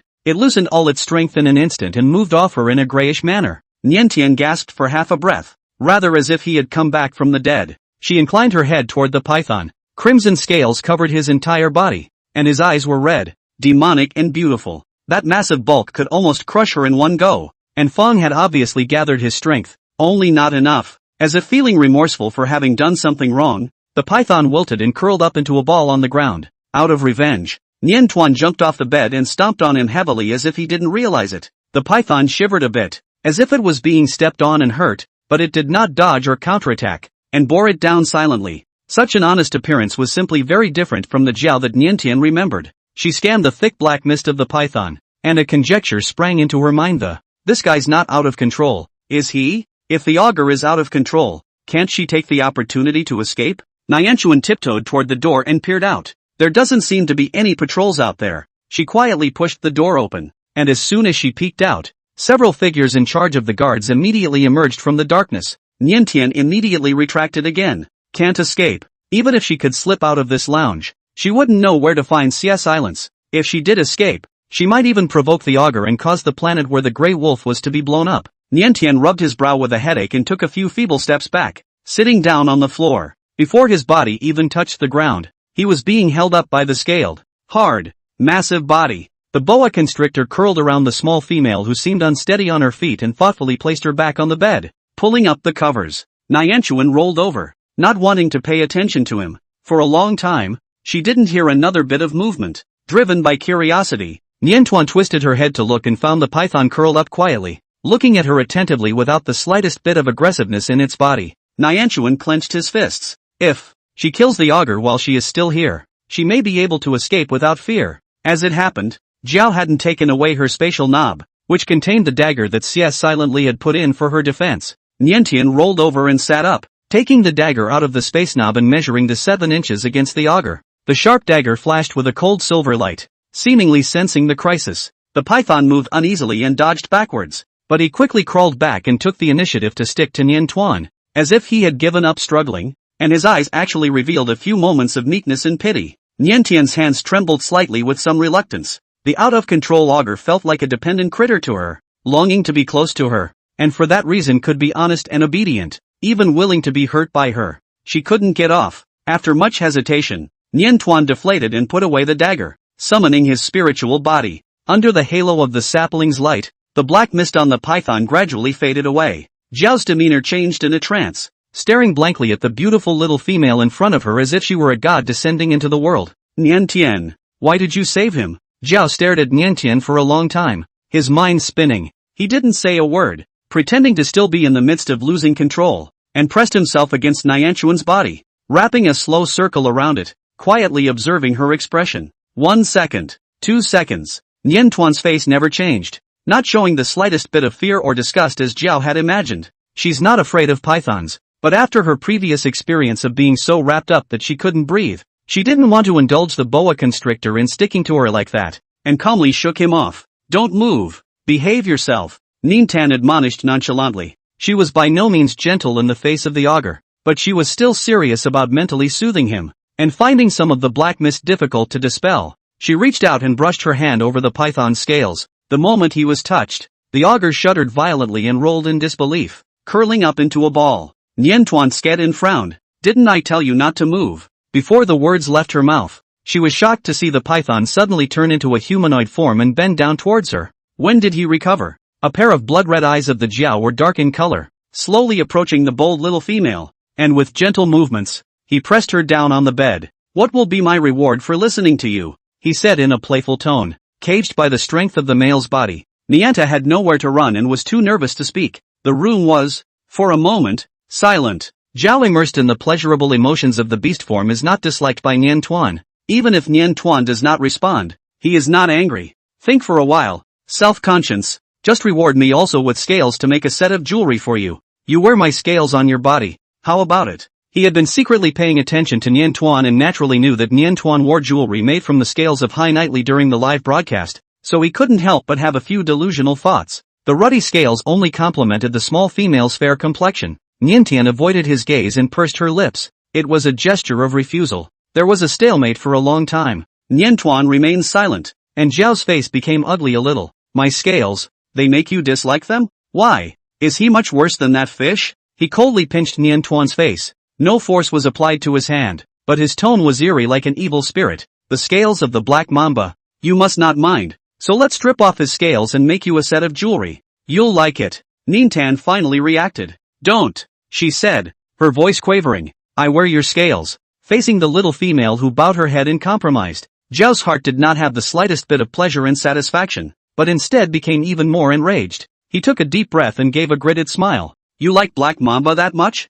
You'd do anything for him? What in the world deserved Niantuan to go to such lengths for a poor, downtrodden male like that, who was now even more of a wanted man in the Empire? Is it because Black Mamba is desperately trying to protect her? But he had clearly lost the ability to even protect her now. "Come on, let me show you how wretched the Black Mamba looks right now." Zhao easily suppressed Niantian's resistance and picked her up without a second thought. He wanted Niantuan to see with his own eyes that a useless Black Mamba like that wasn't worth her liking at all. The lowest level of the starship was a prison cell. The whole cell was dark, and the cold chill seemed to bore into the cracks of the bones from all sides. As a betrayer, Xia silently was kept in the deepest part of the cell under strict guard. His hands hung high, the whole set of special shackles electrified, removing all his power to resist. Even if he turned into his beast form, he couldn't get rid of the restraints, and it would even be more difficult. He hung his head low and didn't move a muscle, until the moment he saw Niantuan. His body shook. Panic and pain surfaced under his eyes. Struggling violently. "Let her go. What are you doing?" He slammed the cell door as hard as he could, ignoring the electric shocks that intensified with his movements. Xia silently didn't dare to think that Zhao had lost his heart to such an extent that he had brought Niantuan to the cell. Any of the punishments here would be impossible for a female with a delicate body to withstand. "Nianta will be tortured alive. Don't hit her. I'll take her place." Xia silently's breath stopped in agony as soon as he imagined the image of Niantuan being tortured. No matter what the punishment was, he was willing to bear it for Niantuan, even if it was doubled tenfold or 100-fold. Xia silently, seeing Xia silently's tragic state of being electrocuted, Niantuan couldn't help but cry out in shock, desperately breaking free from Zhao's shackles and staggeringly pouncing towards the cell door. No sooner had she touched the cold door than her waist was scooped up and squeezed from behind by a large hand. Zhao wrapped her arms around her waist and picked Niantian back up, clasping her tightly in her arms and not giving her the chance to run to someone else again. Even with a prison door in the way, even with their bodies in the way, these two men want to be close to each other, struggling against all odds. It's really a deep friendship that runs both ways. The augur was so irritated that he breathed heavily and laughed in anger. 100 lashes. The augur ordered his men in a cold voice. Since Black Mamba wanted a beating, he'd give him one. The sound of whistling whips was accompanied by the screams of the yearlings. The tortured Xia silently didn't say a word, endured with his eyes downcast, and didn't even let out a muffled grunt. Niantian, however, was trembling and shaking like a sieve, and his hands and feet were cold. "Don't scream." It only took a few seconds before the augur couldn't resist lifting a hand to cover her mouth. "Doesn't your throat hurt?" Seeing Niantuan's pitiful look as if the one being beaten was her, Zhao was annoyed to the extreme. Punishing the Black Mamba not only didn't make him feel half as good, it backfired. "I'll let him go if you give me a kiss," Zhao said, looking for a step down. That's not too much to ask. Niantuan was now in his hands, so he could do whatever he wanted to her as long as he wanted to. but the Augur only claimed a kiss. It doesn't even require a kiss on the lips. A kiss on the face is fine. Without hesitation, Nyanchuan cupped his face and pressed it. Don't, Nyan. Watching as Nyan Tuan was subjected to this kind of offense, Xia silently, who was able to endure the beating without uttering a sound, finally couldn't hold back and erupted into a hissing roar. A mere 100 lashes was nothing to him, not worth what Nyanchuan had done for him. In the cold cell, Jiao got a kiss as he wished, but it felt stolen, taken, and not his. A bead of tears brushed against the side of his face, as if it had hit his heart hard, and the arm holding Nyan Tuan couldn't help but loosen a little, and then quickly wrapped around harder and tighter. Stop. The Augur fulfilled his promise and instructed his men. Heal the Black Mamba. A farce that began suddenly and ended hastily. The men had never seen such a soft-hearted and well-spoken Augur before, and looked at each other in disbelief. They thought for sure Black Mamba would be killed. This is a traitor. Death is not enough. Jiao sent Niantian back to the lounge and threw him onto the soft bed,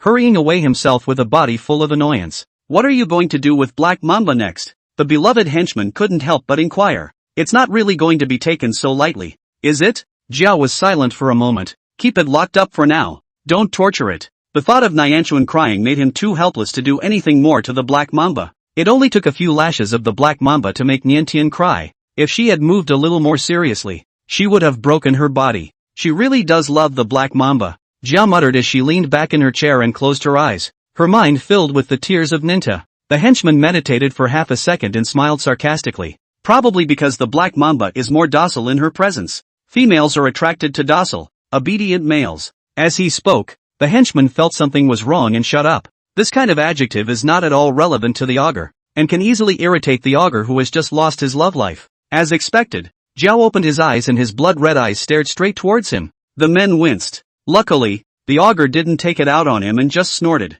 Meek. He was on the verge of being eaten to death by Nyan Tuan right now. If he were to be more docile, wouldn't he be ridden to the top of her head? Female status aside, Nyan Tuan was just his prisoner, and he had been merciful enough to her. I won't spoil her too much, Jiao said coldly. The henchman didn't dare to retort, spitting in his mind. Not favoring her? What rank-and-file prisoner lives in a lounge more luxurious and comfortable than the chief's own bedroom? If any other star pirate had captured Niantian, they would have eaten him up and enjoyed him to the fullest. Despite the resistance, it was only Jiao, who put harsh words on his lips, but actually didn't dare to do anything. His hands were tied and he had many scruples. Give the Black Mamba an inducer. The Augur suddenly spoke in the middle of the day. Hearing the word inducer, the men thought that Jiao had finally come to her senses and was planning to conquer Niantian physically first. However, upon closer listening, it was realized that the injection was given to the Black Mamba, not to the yearling. While it is true that there are male-targeted entheogens, they are used in very few applications,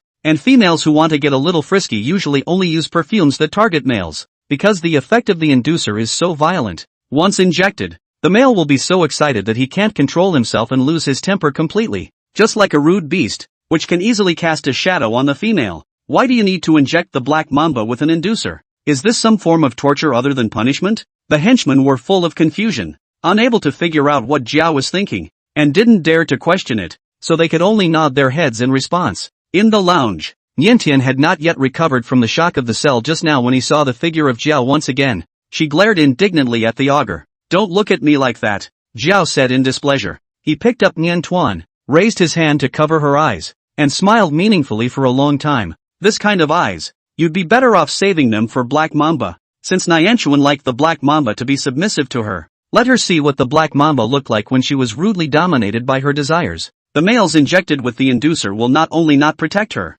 they will bully her viciously. I wonder if Nyanchuan will hate Black Mamba for this. The Augur was looking forward to it. Not long afterward, Nyanchuan was brought to that cell again. This time, the Augur allowed her to enter the cell for a visit. Nyan Tuan was inwardly anxious, feeling that Jiao was definitely up to no good, but he couldn't tell what was wrong for a while. As soon as she saw Xia silently, she couldn't care less and quickly ran towards him, confirming that the external injuries on his body had really been healed, and letting out a slight sigh of relief. Xia silently's expression, however, was a bit uncomfortable. Frowning, the inducer didn't work as fast, but it was almost starting to take effect at the moment. Feeling a surge of dry heat, Xia silently's expression instantly became embarrassed, urging Nyan Tuan, stay away from me. Once it started to take effect, the sensations brought on by the inducer were unusually violent, and his tone was overly eager and seemed a bit menacing. Niantian was startled and at a loss for words. Hurry! Xia silently had no way to gently coax her. Beads of sweat rapidly seeping from his forehead, tensing every muscle, enduring with difficulty, his eyes glowing red. He tried to curl up and turn his back to hide his ugliness, too close for this move to have much effect. Nianta saw his reaction. Her eyes widened and she reflexively dodged back a few steps, then realized that Xia Silence's situation was not from his intention, not just any old excitement. Xia silently looked like he was enduring it painfully. He was breathing very hard, his chest was rising and falling violently, and his body was beginning to radiate an abnormal amount of heat. Please, Nian, go. If he didn't leave, his image would really crumble before Nianchuan's eyes. Since they met, Nianchuan had never seen such a Xia Silali. He was very good at enduring. Even if he was injured, he would not show a pained look, much less make any noise. At this moment, however, his face changed completely. He stared straight at Niantuan, his eyes full of burning desire, but his mouth still said, "Go!" Nianta finally realized what the augur had done. She whipped her head around to glare at Zhao, meeting his playful gaze. Everything seemed to be going the way the augur had envisioned, and he smiled pleasantly. But the next moment, watching Niantuan actually take the initiative to hug Xia Silly, the smile on Zhao's face instantly disappeared and turned into shock. The male injected with the inducer couldn't control himself, and with his beloved little female close at hand, Xia Silky reacted with a few more agitated moments. He couldn't help but move up to kiss Niantian, his movements losing their measure in gentleness. Nianchuan was so kissed that he couldn't breathe, but she didn't show any anger or disgust, and wrapped her arms indulgently around the male in her arms. "I'm sorry." Between brief moments of clarity, Xia Silence's voice hoarsely apologized. "It's okay, it's not your fault." Nianchuan soothed softly. "I'm the one who wanted to stay, and I'm willing to help you." The beloved little female whispered softly in his ear, and Xia Silly felt his sanity burning faster. The last string abruptly collapsed as he violently rolled over and pinned Niantian down. The burning sensation came over in an instant, and Nianchuan shuddered and closed his eyes, waiting to take in whatever came next. The garment had just lifted a corner when the figure of Zhao rushed in frantically. He unceremoniously ripped Xia Silence away from Niantian, knocking him to the ground and pushing a disarming shot into his veins. All three men in the silence cell were panting violently. After slowing down, Niantuan wanted to hug Xia Silence again, but he was cut off halfway and fell into Zhao's embrace. The star pirate leader's heart was now filled with anger and jealousy. Injecting the Black Mamba with an inducer was the stupidest decision he'd ever made. Not only did he not get to see Nintan and Black Mamba turn against each other as he had hoped, but he witnessed her strong feelings for Black Mamba. It is amazing that she would have suffered anything to make Black Mamba feel better. Even in this cold cell, even in front of him, Zhao felt a burning sensation of cynicism spreading through his internal organs, like a fish in his throat. Not wanting to stay a moment longer, he carried Niantuan out of the cell. Realizing that Niantuan was still reaching out in Xia Silently's direction, he immediately clutched those two slender wrists and pressed them back into his arms. The intense mood swings caused his out-of-control value to spike dramatically, reluctantly sending Niantian back to the lounge and instructing his men to keep a close watch. Zhao immediately went back to his room and injected a potion to alleviate the loss of control. Only a few moments later, a second and third injection. The potion was meant to be a thirst quencher, unable to solve the problem as well as the female's mental appeasement. And each time the potion was injected, the next loss of control came faster and more ferociously. Injecting this agent for a long period of time, Zhao's body had developed a resistance to it and was on the verge of complete collapse. Outside the door, the men heard the frenzied movement in the room and dared not approach. It's late at night. The crimson python avoided everyone's eyes, seeking a favorite scent, and slipped silently into Nianchuan's lounge. Nintan wasn't asleep and was the first to spot the uninvited fellow. She glared hard at the boa constrictor. What she had experienced today had made her deeply realize what it meant to be a farmer and a snake, a benefactor. She was kind enough to soothe the spirit of the augur, and all she got was his malicious playfulness. The young female's resentful gaze made the python cringe a little. He had no sense, no memory as a human being, and no idea what he had done to upset anyone. After hesitantly hovering in place for a long time, he still came up towards Niantian and tried to get close. Nianta pushed him away in annoyance. The python curled up into a ball of sadness at the young female's unceremonious rejection. Not relieved, Netanyahu slammed a pillow at him. The boa constrictor took a hit and moved his body, voluntarily rolling the pillow back to Nianchuan. Immediately, the head was hit several more times in quick succession. The soft pillows couldn't hurt the python, and at first he thought Niantuan was playing with him. Then he realized that Niantuan was hitting him in anger. So he hung his head and removed a metal plate from the side of the bed and handed it over. "Hit him with this." Niantian, taking several deep breaths, She sat back on the bed in dismay. Python carefully peeked at her expression. She's still not happy. Is it because of him? Caught off guard, Nyanchuan was creeped out when he saw the python suddenly launch itself into a frenzy and hit the wall with force.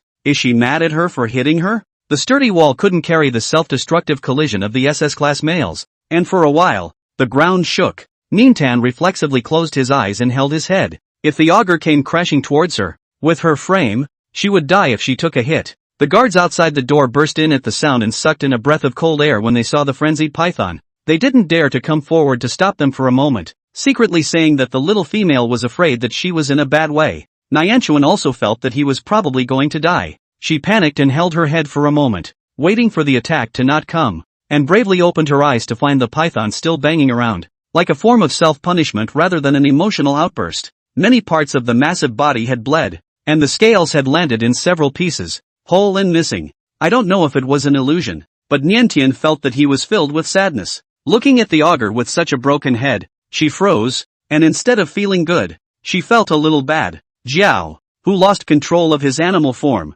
is a very cutthroat character from his human form. The Jiao in his human form was certainly hateful, but the way he looked now was truly pitiful. Stop. Nintan couldn't help but speak softly. Hearing her order, the python made a move and really stopped all its crazy behavior. The powerful beast collected all of its aggressiveness, and with a body full of wounds, slowly hung its head down and prostrated itself at the feet of Nian Tuan. Watching the shocking scene, the men couldn't believe their eyes. The Alpha-sama would even submit to a female? Although it was an out-of-control state without reason, it revealed more of Jiao's true heart. Nian Tuan moved his eyes away and turned his head to what appeared to be one of the higher ranking of Jiao's men, attempting to negotiate a deal. Can I release CS Sililai from his cell if I give him mental peace? The henchman hesitated. In fact, in the hands of an intergalactic pirate, the female has no say in the matter, and even if she is unwilling to provide mental comfort, there are many means by which she can be forced to do so. But the augur obviously wasn't going to force the Niantian. He'd rather endure the pain of injecting an overdose than try to do anything to Nyanchuan.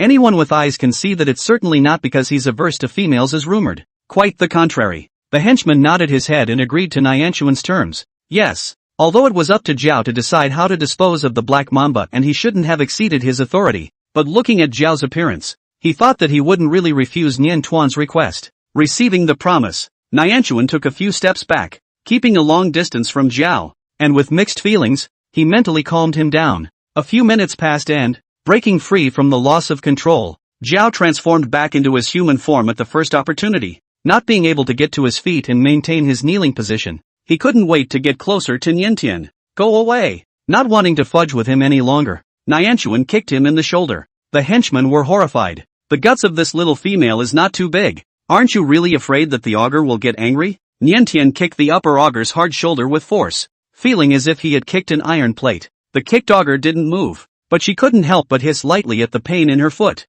As his men looked on nervously, Jiao raised his hand and clutched Niantian's ankle. Is intended to be twisted off, or do you plan on picking people up upside down and dragging them away? A myriad of scenarios floated through his hand's mind for a moment, but then he saw Jiao move gently to rub at Niantian's ankle. Because of the lack of shoes, Niantian's bare feet were a little cold. The huge size difference allows Jiao to easily grasp both of her small feet with one hand, kneading and inspecting them, his voice husky. I'll teach you. Next time you kick me, you can just kick me here. He grabbed Nintan's foot and made her step on his face. Whether female or male, having your face stomped on is an extremely humiliating experience. The men exited the door in a panic, not daring to look any further. If they accidentally saw the chief lord so humble and shameless, would they still have a life to live? It won't be silenced. Nyanchuan froze for a moment, until she felt the augur's warm nostrils become a little bit thicker. The roots of her ears abruptly reddened and she stomped the augur away with all her might. Pervert. Yes, that's right. Jiao, who nearly had a nosebleed from the heavy stomp on the bridge of his nose, surprisingly smiled without anger, his tone containing encouragement. Teaching me a lesson makes you feel a little happier? Nyanchuan was silent. Seeing that she was still upset, Jiao lowered his eyes in thought and unbuttoned his shirt, exposing his upper body. You can punish me all you want, he added, though reluctantly. No need to have any scruples. I won't retaliate on Black Mamba's head. There was no need for more punishment. The augur's body was covered in scars at the moment. Not only were there new wounds from the collision when he lost control of the party, but there were also layers and layers of old wounds that looked miserable, making it hard to imagine how much pain this body had endured. Despite hating him, Nyanchuan couldn't help but frown. The Augur noticed the change in her expression. He glanced down at his body, suddenly realizing that females didn't like the ugly scars, and his hands shook as he hurriedly redressed. Did scare you? Zhao inquired softly. Facing this abomination, Niantian didn't want to show sympathy or heartache and twisted his head away.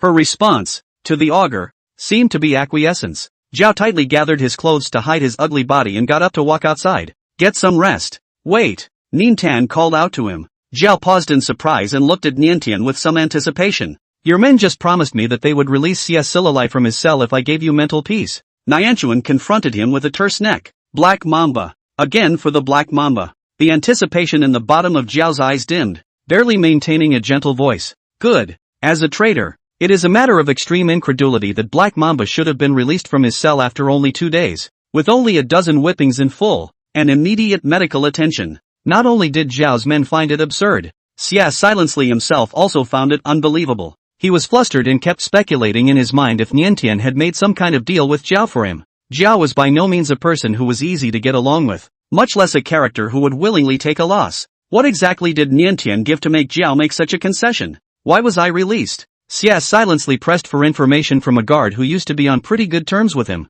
The other man somewhat avoided interacting with him as a traitor, but after all, he was mindful of old friendships, and looking around to make sure that Zhao wasn't nearby, he answered in a whisper. Because Niantian promised to give the Lord Chief spiritual peace. Xia Silently's expression instantly became ugly. Spiritual comfort. Ordinary mental appeasement counts for little leverage. Is it traditionally and thoroughly spiritually appeasing? Hey! The guard stopped Xia Silali, who suddenly wanted to run out. What do you want? Be honest with yourself. That little female is exhausted from a good beating by the Chief Lord tonight, so don't give her any more trouble. Niantian was indeed disturbed by the out-of-control Augur resting and tossing and turning. The guards were speaking the truth, expressing a very pure semantics, only the words used were somewhat ambiguous, and in Xia Sili's ears, it was interpreted as another meaning. He was struck by lightning and sat helplessly on his knees. Raging self-loathing overwhelmed him from head to toe. He couldn't guard Niantian, but instead became a drag on her. Is she hurt? Xia Silently had always been strong, but even at this moment, he couldn't help but choke in his throat. No! The guard shook his head dryly. The desire to gossip got the better of him. He lowered his voice and took the initiative to share it with Xia Silence. The Chief Lord is quite docile in front of Niantuan. He doesn't move a muscle and lies down on the ground. I've never seen him like that before. He was kicked in the face by Niantuan and actually didn't get angry. He even let Niantuan stomp on his face. The guard sked. It's just so humble and unimaginative. Obviously just a small female that could easily be taken. The alpha male in turn was pinched to death, willing to let even traitors and love interests like Black Mamba off lightly. The more Xia silently listened, the more he tasted a few things wrong. Reason returned and regained his composure, and he realized that he seemed to have misunderstood something. That, do they live together? He tried again to confirm. Hearing him ask about this, the guards couldn't help but snort even more. No, the Chief Lord specially got a lounge for Niantian. It's even more comfortable than the one he lives in himself. Why pamper a captured female so much? The Augur's men found this utterly ridiculous, but the absurdity doesn't stop there. Inside the room, the heartthrob's henchman watched as Zhao moved in on him with a vicious hand, unable to stand it and twisting his head away. What are you doing? Just looking at it made him feel the pain for Zhao. Thin sweat oozed from the Augur's forehead. Let the skin return to normal. The scars were left untreated for too long and now there is no way to recover them with the healer. To have a normal skin, he could only resort to some primitive and crude means of regrowing the skin. It did hurt, but it was something he had to live with. Why must it be restored? The henchman was full of puzzlement. Other than being a little harder to see, these old, healed scars don't affect anything. The Augur did not answer for a moment. Ryoga spoke slowly. She doesn't like it. Once upon a time, he didn't care about his appearance in the slightest, as it was just useless skin, and he didn't need to be appreciated by anyone in that regard. Seeing those males in the Empire digging their heels in to take care of themselves in order to attract females, he only felt ridiculous. It was only today that he finally felt it in a tangible way. Niantuan's dislike for him was more unbearable than ripping his skin alive. The henchman pondered confusedly for a moment, and boldly asked a question. It shouldn't matter much whether she likes it or not, should it? Only the males of the Empire who were submissive to their females would toss themselves around and remake themselves in the mold of what the females preferred. As for the Augur, I thought you said you wouldn't spoil her too much? As soon as the words left his mouth, Zhao's smiling gaze immediately stared over, and his men couldn't help but shiver. The Augur, however, was not angry, and with a light laugh, frankly admitted that he had reversed himself. That line. Just pretend you didn't hear it. Being ridden on top of his head by Nyanchuan was no big deal. Anyway, Nyanchuan was light enough for him to hold. In order to get a normal skin, Jiao was hurt so badly that even as a SS-ranked male with great resilience, he had to take a day off to recuperate. Nyanta doesn't know what's going on. She stayed quietly in the lounge for the whole day without encountering any more harassment from Jiao, and was in a good mood when she learned that CS Silali had really been released.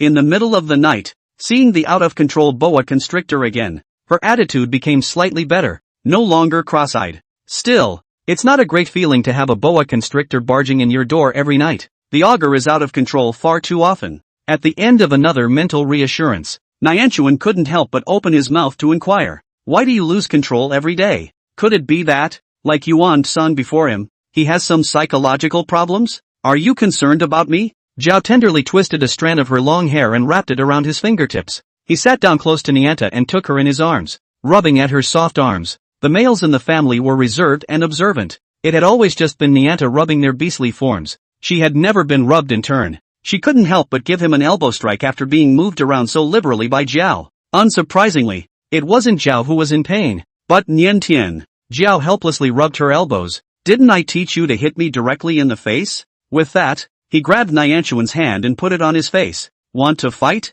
After waiting for a while and seeing that Nian Tuan had no intention of shaking him off, he lowered his head and kissed Nian Tuan's hand. Nyanta thinks he's very sick, often out of control because I've been injected with too many potions that delay the loss of control. The augur got serious and answered her question. The more times the potion is used, the weaker the effect becomes. And once it is stopped, the previously suppressed out-of-control values will skyrocket back up at an accelerated rate. Niantian couldn't help but freeze. There's no solution? I don't know. Maybe not. Jiao raised an eyebrow. Maybe if you give me a thorough mental soothing once, I'll be fine. Seeing that Niantian was annoyed by the molestation, he hurriedly stopped and laughed out loud. Just kidding. Nyanta has a hard fist. She wasn't one to get angry easily, but emotions always exploded easily here at the augur. Taking a deep breath, she barely managed to hold back from hitting anyone and inquired, Xia Silence Li's father, is he using this same potion? Hearing her mention the black mamba again, Jiao's smile immediately faded a few points. Worse than the beating,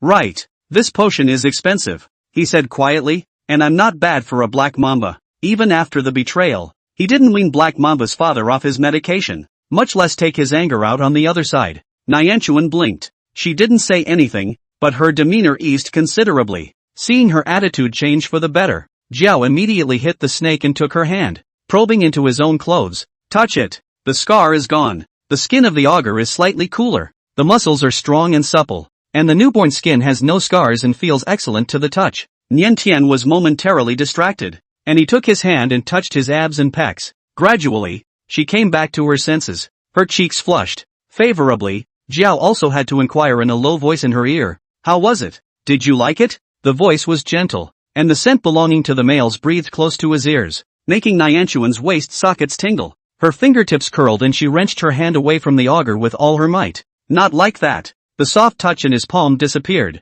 and Jiao was not angry, staring at Niantian's reddened earlobes and smothering a laugh. As long as she could slightly seduce Niantian, even just a little bit, yesterday's pain seemed like nothing. Nian Tuan didn't want to continue this topic with him and made a request. I want to see Xia Silence Li. No. The augur sked, dismissing her request. This bold little female was really riding up to his head at the slightest indulgence, picking out the words he didn't like to hear. Nyanchuan bristled and stopped communicating with him, showing his defiance with silence, allowing the augur to pinch her face. She ignored it, and when she was annoyed, she swatted away the disruptive hands. Jiao had never suffered so much defeat on a person before, and he didn't dare to retaliate back. 2 attempts to get back at Ninta and sow discord between her and Black Mamba ended in failure, instead leaving him in a tragic shadow. To Nian Tuan, he could only coax with his hair to get a few good looks. A strong twisted melon is not sweet. In order to taste a mouthful of sweet melon, Jiao's bottom line retreated again and again, and had been reduced to a pathetic worm played by the female.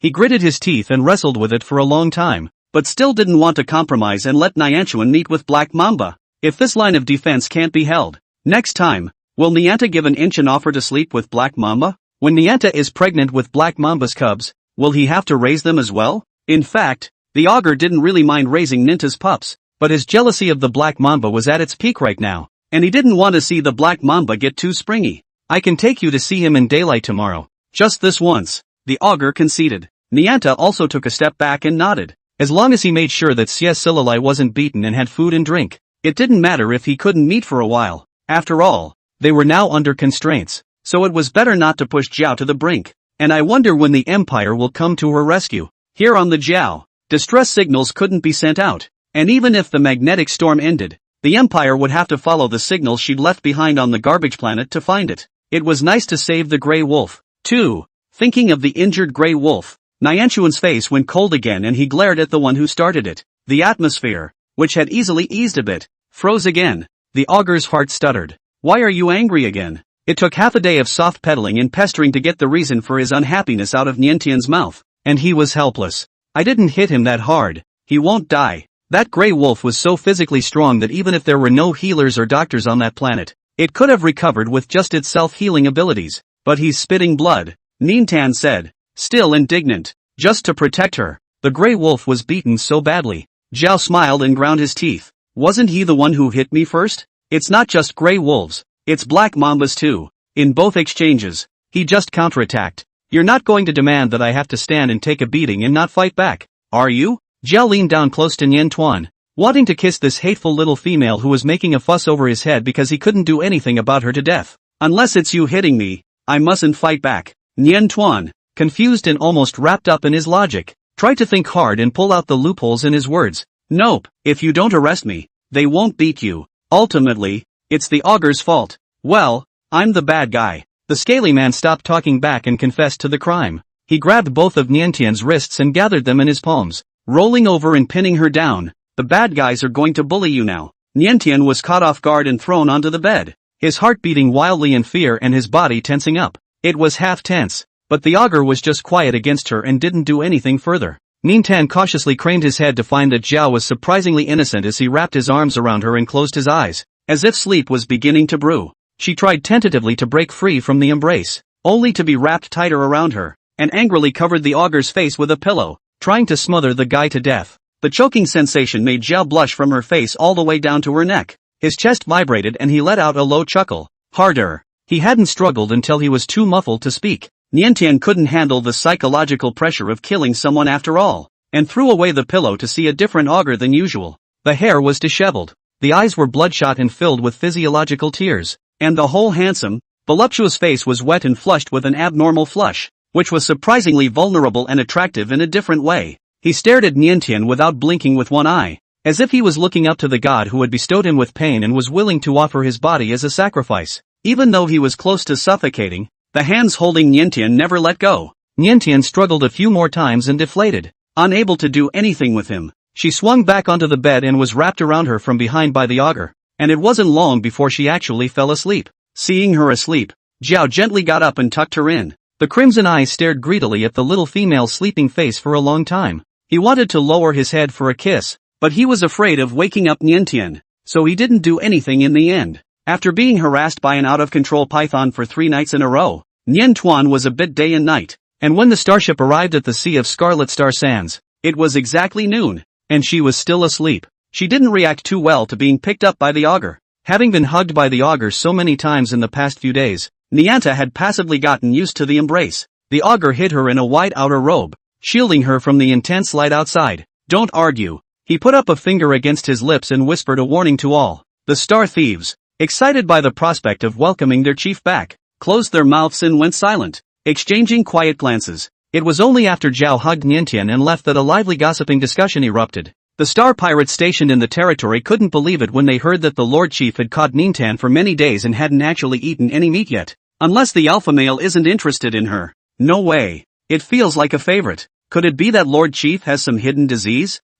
In the interstellar age, even if there are hidden diseases in certain areas, they are easily cured and are not a big deal. But the Augur has always been eccentric in nature, and in case he is really sick, he may be jealous of practicing medicine. The beloved henchman who worried about the health and well-being of the Lord Chief thought left and right, and, with courage, offered a tonic to the Augur. Zhao was concentrating on preparing lunch for Niantian, and casually took it without looking at it, assuming it was a common nutrient and tilting his head back to drink it. The supplements work mostly on conditioning, and the effects are much milder and slower to play out than the inducers. But even if the effect was mild and slow, playing on an already bloodthirsty male was like adding fuel to the fire. The Augur felt something wrong with his body and smiled as he grabbed ferociously at the lapels of his men. What did you give me to drink? The henchman's eyes fluttered and flickered as he offered an identical tonic with both hands. This.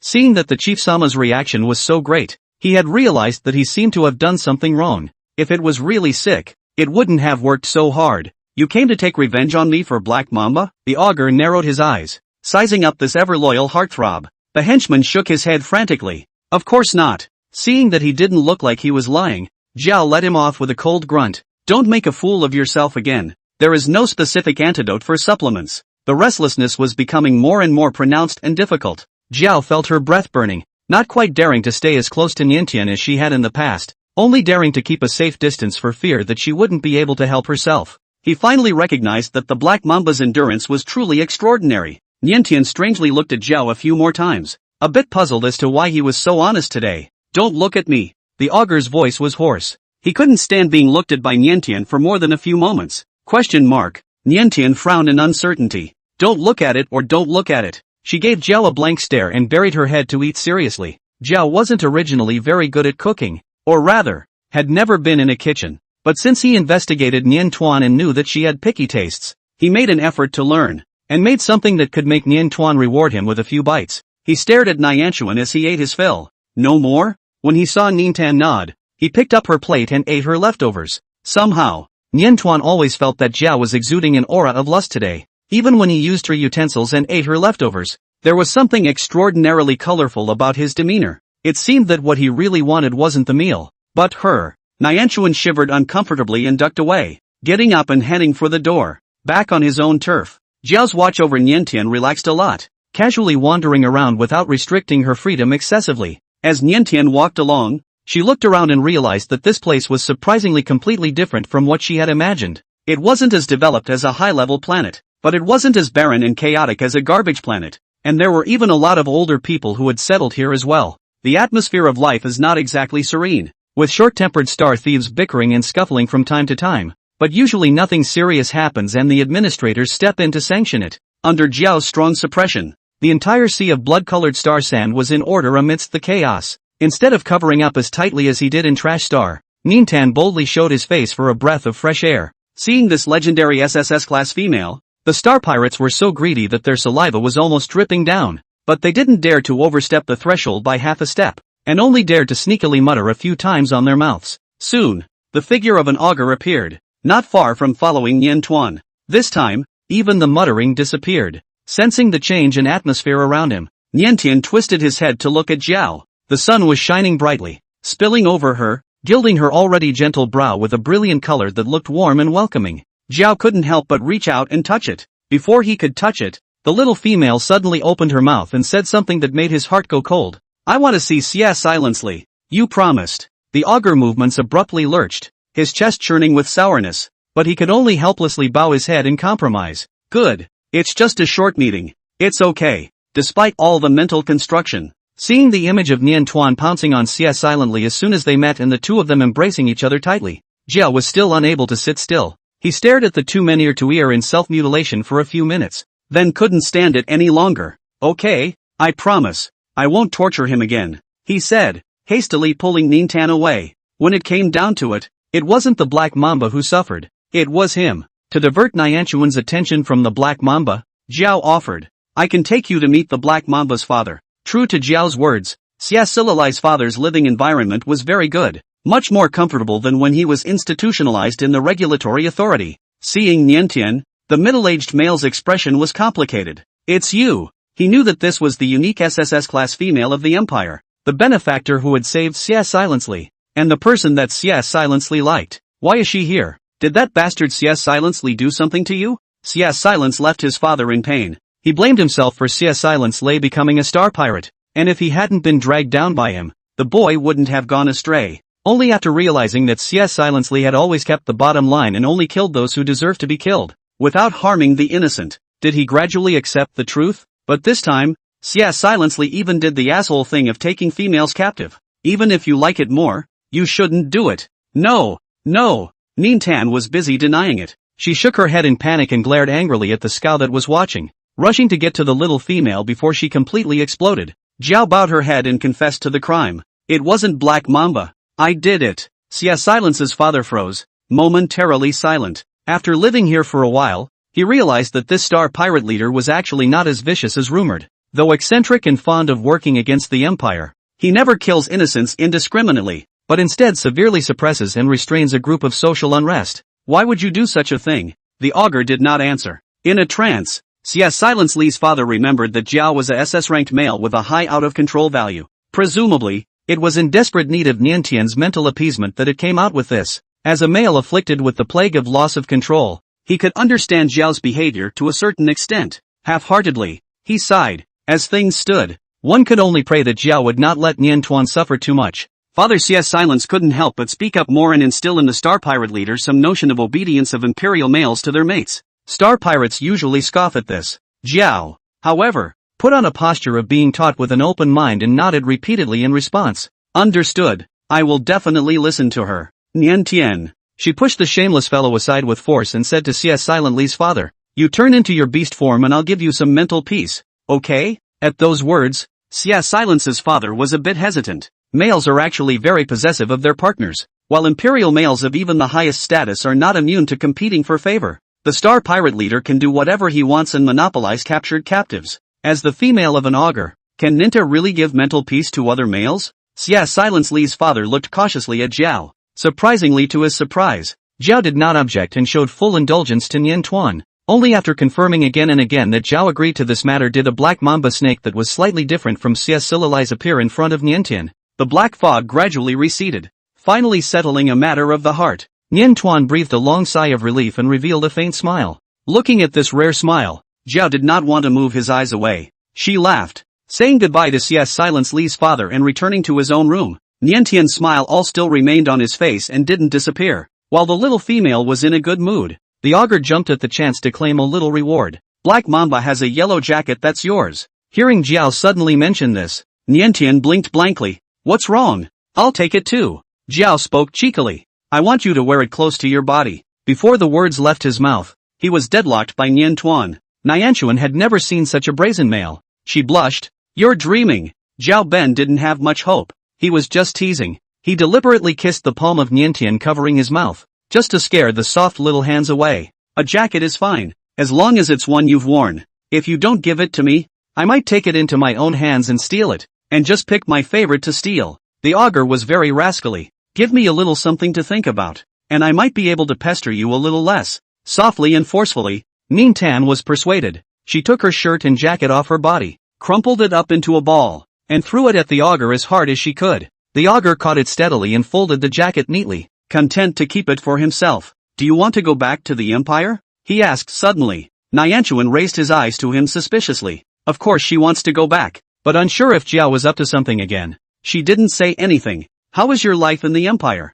The Augur continued to pursue the question. Did you volunteer to be with that tiger from the royal family? Is it also voluntary for you to mentally appease those strange males? As he inquired, he knelt down and tilted his head to scrutinize Niantuan's expression, trying to get a true answer. I'm living well in the Empire, and I'm with Talking Air Rin because I like it, Niantian said coldly. No one is forcing me to be mentally appeased. Except you. The Augur choked. I'm not forcing you either. Nianta didn't look good to him. It's true that there was no coercion, but didn't he capture her to get mental peace? After a long moment of silence, Jiao shook his head and smiled, getting up and leaving the room. Niantuan fell back on the bed and lay quietly for a moment, the scullion's unanswered inquiry echoing in his mind, wondering what he meant. After tossing and turning and rolling around in bed a few times, she suddenly heard a knock at the door and rolled over to sit up with a start, looking warily at the door. The Augur never knocks so softly. Who's out there? After a few knocks on the door, the person outside slowly pushed the door in and poked his head in,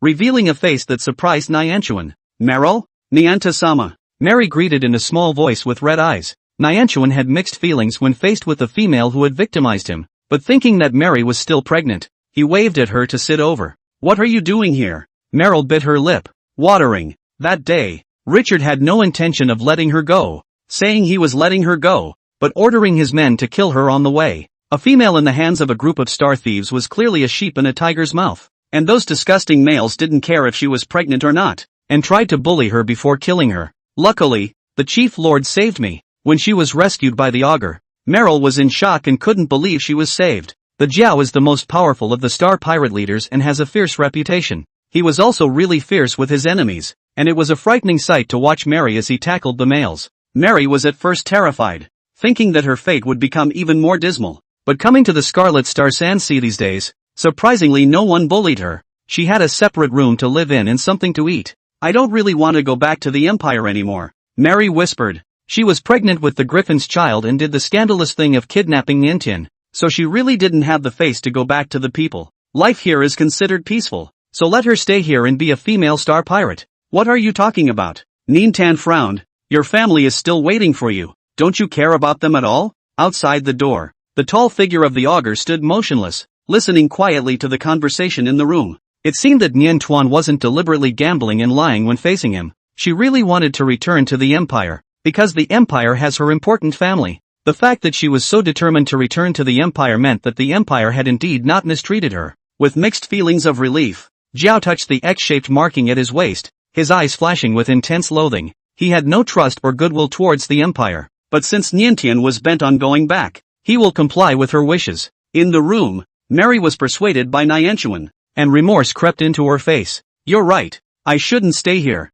She can't just throw all the pain on her family to suffer because she did something wrong and wants to avoid responsibility. But can we ever go back? Meryl didn't feel very hopeful. She might have a chance to go back, since the Augur had no interest in her. But Niantian was a SSS-class female, the only life-saving medicine for Jiao, so how could Jiao be willing to let her go? Thinking about the python that was getting out of control every day, Niantian was also very fretful. In the dead of night, the boa constrictor did push open the door and slipped in again, with the express purpose of going straight to Niantian and tentatively wrapping a circle around her. Niantian lazily pushed the rascal snake away and released his mental body, only to realize something was wrong when he looked down. Unlike previous days, the black mist on the python was not very thick today, far from being out of control. Fitted? Niantian nonchalantly yanked away from the python and surveyed him with his arms around him. For a moment, the python was a bit vain, but immediately began to continue playing dumb. He didn't know what Niantian was basing his out of control or not on, and performed with vigor. Niantian poked him directly. Don't pretend. Are your symptoms better? Surprisingly not out of control today. Seeing that he had been completely exposed, Jiao could only transform back into his human form and said with a smile, yes, the jacket is useful. Touching the jacket that Niantian had given him, he was much calmer. And a few more shots of rehydration potion would temporarily curb the out-of-control value growth, although relying on the potion in this way would sooner or later lead to a more violent backlash. Since he had decided to let Niantian go, he had to wean himself off her mental appeasement. Without trying to sell the story, the Augur shifted the conversation to business. The magnetic storm is about to end early, and I'll be sending you back to the Empire. ? Niantian snapped his head up and looked at him in shock. Really? The little female's eyes were round and adorable, and Jiao couldn't help but come up and kiss her cheeks. Niantian was so engrossed in disbelief that she forgot to push him away for a moment and was taken advantage of several times. Returning to her senses, she immediately tilted her head to avoid Jiao's kiss. A kiss fell short. Jiao struggled hard to struggle out of the ecstasy, gazed at Niantian with some reluctance, and murmured in a low voice, how heartless. After a short encounter, she was close to parting, and she was unwilling to give him a little sweetness for his memory. It wasn't really that she was heartless, but she was attached to Black Mamba without her affections falling on him. There was so much love, but he was stingy and refused to share a single penny with him. The Augur lowered his eyes to hide the cynicism in them, and took a special storage box out of the space knob. Once opened, it contained 5 pale pink potions. Niantian didn't know what it was, but watched as Jiao pinched her arm and seemed to want to inject her. Go away! Don't! She struggled violently. Don't touch me! The absolute difference in strength made the effect of her struggles weak to negligible. Potions containing valuable ingredients must be used as soon as they are removed from their specialized storage containers, or they will quickly become ineffective. Without any further ado, Jiao pressed down on Niantian and quickly pushed a potion into her body. His movements were gentle, causing almost no pain, but Niantian was shaking all over. In despair, is it some kind of poison, or is it an inducer? Looking at the frightened little female, Jiao had a breathless, airy feeling, gritted his teeth, and fiercely wrapped her in his arms. Do you really think that I'd give up hurting you? This is just a potion used to improve the physique. It's not something bad. It's because he was afraid that the lifespan of the experimental females would be too short, and it took a lot of effort to collect the materials and ask someone to make it to renew the life of Niantian. Injecting Niantian with a potion without a word of greeting was indeed harboring some intentional bullying. as Nian Tuan was really ruthless towards him. But I didn't expect that Nian Tuan would be scared like this. Nianchuan had no trust in him. Jiao lost the desire to argue. Even if he defended himself, Nianchuan probably wouldn't believe him. He gently let go of Nianchuan, put away the storage box, and got up to leave without a word. After half a day of rambling, Nian Tuan finally calmed down and realized that nothing had happened, and her body had not reacted violently as she had imagined. What happened to Tangled Up? She fell asleep at some point, and when she woke up, she had a surprisingly light and powerful feeling in her body, and her energy was unprecedented. Grabbing what was at hand and trying it out, he found that his strength had really become greater. His vision, his sense of smell, and all of his senses had been significantly improved, and his physique as a whole had been strengthened by a large margin. Was it that potion from yesterday? Was she wrong about the Augur? Nianchuan touched his ears in embarrassment. Thinking back on it, it seemed that the Augur never really hurt her, even though he often messed with and teased her. Thinking of the gloom that passed between Zhao's brows when he left last night, Nian Tuan's mood was a bit subtle. The Augur didn't show up at breakfast time as usual. Niantian waited until noon, when her men brought her lunch, and there was still no sign of Zhao. The leftover lunch was left unresolved and removed by his men, and Nianchuan hesitantly wandered around the room a few times before deciding to visit Zhao. What if that guy gets angry and won't send her back to the Empire in a fit of rage? Giving himself a reason, Nintan set off immediately. The journey to the Augur's room went smoothly. She wasn't stopped by anyone. The men were even happy to show her the way. Knocking gently on the door twice, he didn't hear a response. It's unlocked. You can just go straight in, the beloved henchman said in a respectful tone. Although the chief lord had a strong sense of territory, he definitely treated Nintan differently and would never get angry. Rarely did the little female even take the initiative to send to the door. Not only would the alpha male not be angry, he might be happy as hell. Niantian did not do anything else and pushed his way in. The first thing she saw was the familiar-looking dinner plate on the table, the very same plate she had eaten on at lunchtime, now clean and dry, the leftovers having been eaten. Niantian. It was a little breathless, but she was much relieved. Looking around, she realized that the room wasn't as luxurious as she thought it would be, and surprisingly, it wasn't even close to the lounge she had. There was very little furniture and no decorations. The air smelled of alcohol, and an uncountable number of bottles lay in a pile on the floor next to the bed. All the alcohol in the stars was strong, lightly scented, and very paralyzing to the nerves. An ordinary person would get a headache for most of the day from one bottle, so almost no one would crave it. It's almost like self-mutilation when you drink so much Augur. Is it true that you don't get alcohol poisoning? Niantian frowned fiercely. In addition to the bottles, there were also a lot of injections that had been given. She carefully picked one up and examined it carefully. It was different from the one she was given yesterday. It should be the kind of potion that delayed loss of control. Injecting so many at once. Thinking about the characteristics of this potion in the Augur's description, Nianchuan choked a little. In her impression, Zhao's body was terrifyingly strong, but at this moment, she had the feeling that he would die at any moment. Just as he was worried, his enhanced hearing caused Nintan to suddenly catch a ragged gasp. She followed the sound and checked it out, realizing it was coming from the washroom, the voice dull and raspy and seemingly laced with a few moments of pain. Nianchuan was startled. She couldn't think fast enough and pushed the door open violently. Seeing the scene in front of her, she sucked in a breath of cold air and took a few steps back one after another, her face bursting red. You pervert! The Augur turned out to be holding her coat. In the midst of his excitement, he was interrupted coldly, and Zhao was startled. If someone else had barged in, he would have had the heart to kill, but Niantian barged in, and he was uncontrollably more agitated. His already beautiful face was colored with a reddish hue, and his eyes were burningly glued to Nian Tuan, full of aggression as if they were substantial. I'm a pervert? You burst in here without a hello and staring at me like that. You're the little pervert, aren't you? The Augur's tone was ghostly, and his chest rose and fell violently. In response, Nintan's figure disappeared in an instant, and the door closed with a thud. Nintian only hated that her ears were now so sensitive that she could clearly hear Zhao's delightful laughter coming from the washroom. Being interrupted by her, Zhao surprisingly didn't stop and continued to do what he was doing. Even the movement became more arrogant. Niantian couldn't stay in this room for a moment longer and fled with a blush on her face. The henchmen watched Nian Tuan flee in a puff of smoke. All of them were full of fog, not knowing why. What did the chief minister do? You've scared the little female away. Why don't you hurry up and go after her? It was a long time before the figure of the Augur appeared, shrouded in a layer of icy vapor, the tails of his eyes glowing red. Niantian went to his room and never came out. The henchman warned in a whisper.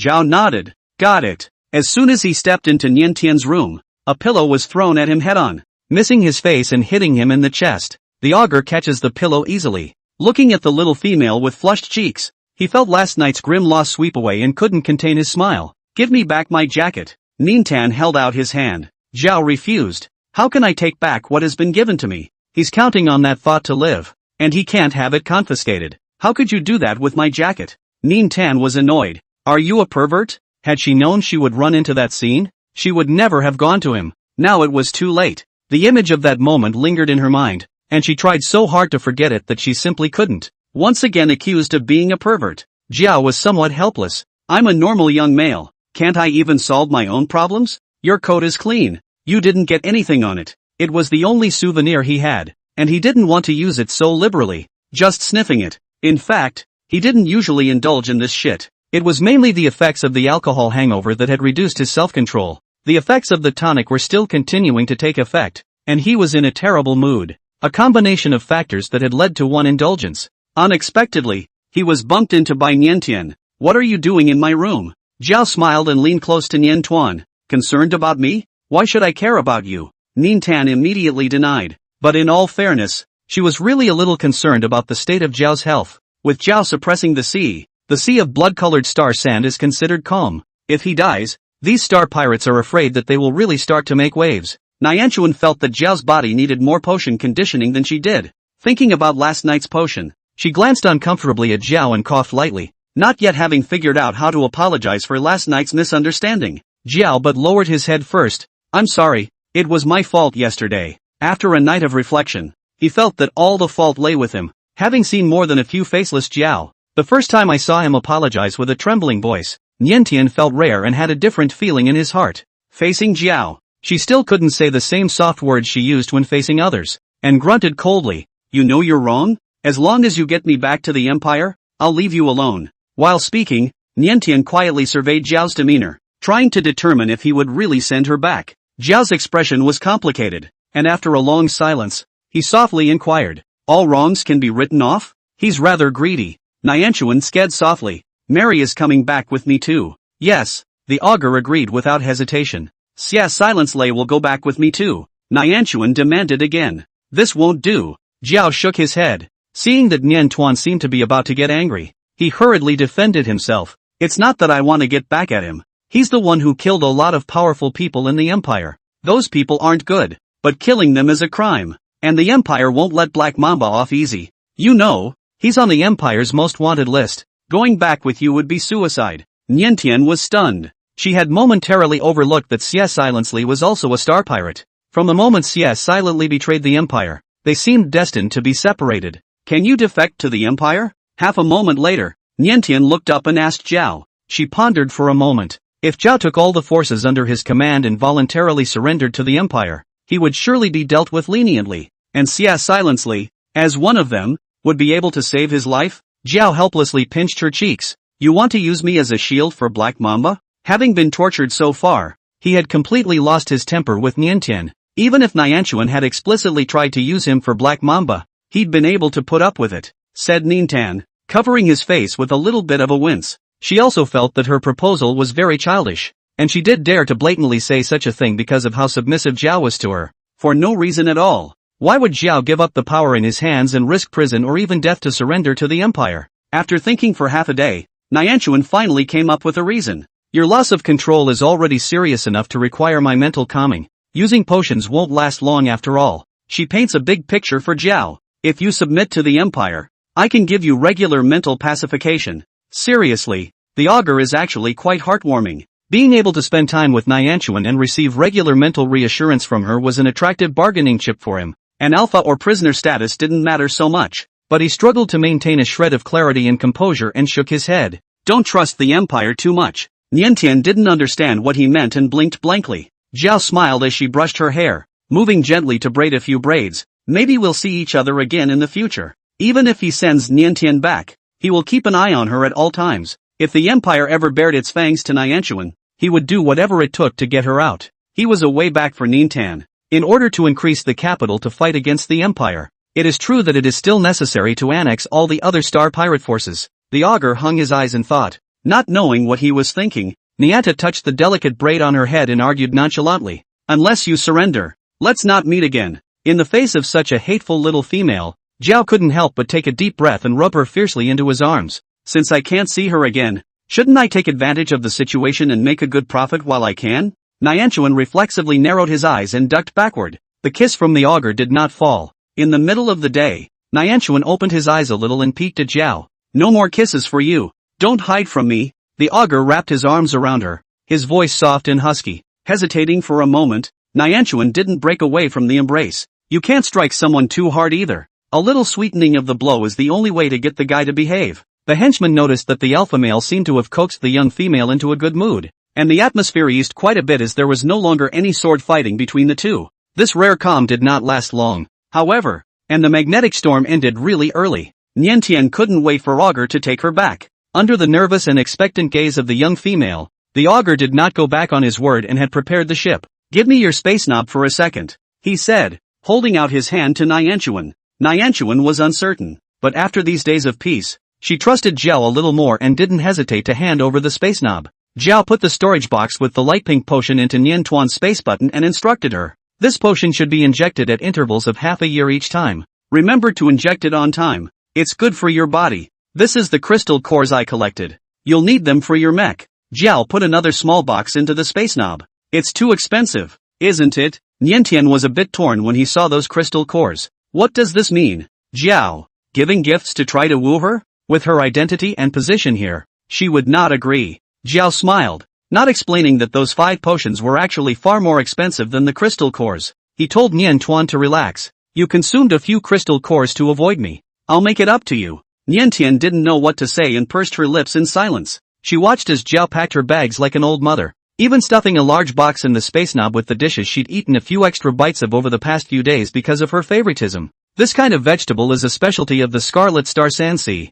Zhao explained when he saw her staring at the box. He also loaded in other specialties that Niantian liked, actually harboring some selfishness. I hope Niantian thinks of him once in a while for the sake of these things. Are you really unwilling to return to the Empire with me? Niantian couldn't help but bring it up again. Without responding, Zhao took out a file pouch and loaded it into Niantian's space button. This dossier, which can only be shown to those you trust the most, is best not given to anyone in the royal family. Nianchuan froze. What's so mysterious? Why can't we give it to the royal family? Can't you give it to Rin? Alright, let's go. Zhao carefully packed the archive bag before returning the space knob to Niantian. He followed Niantian all the way to the airship. He didn't leave until the ship was launched. Nianchuan looked back with hindsight. Surprised? You're coming with me? Aren't you afraid of being caught by the Empire? Zhao raised an eyebrow. Or what? Who do you want to give you a ride? Black Mamba? Couldn't just let Nianchuan and Mary go back by themselves. The 2 females would suffer if they encountered unsuspecting other star pirate forces on the road.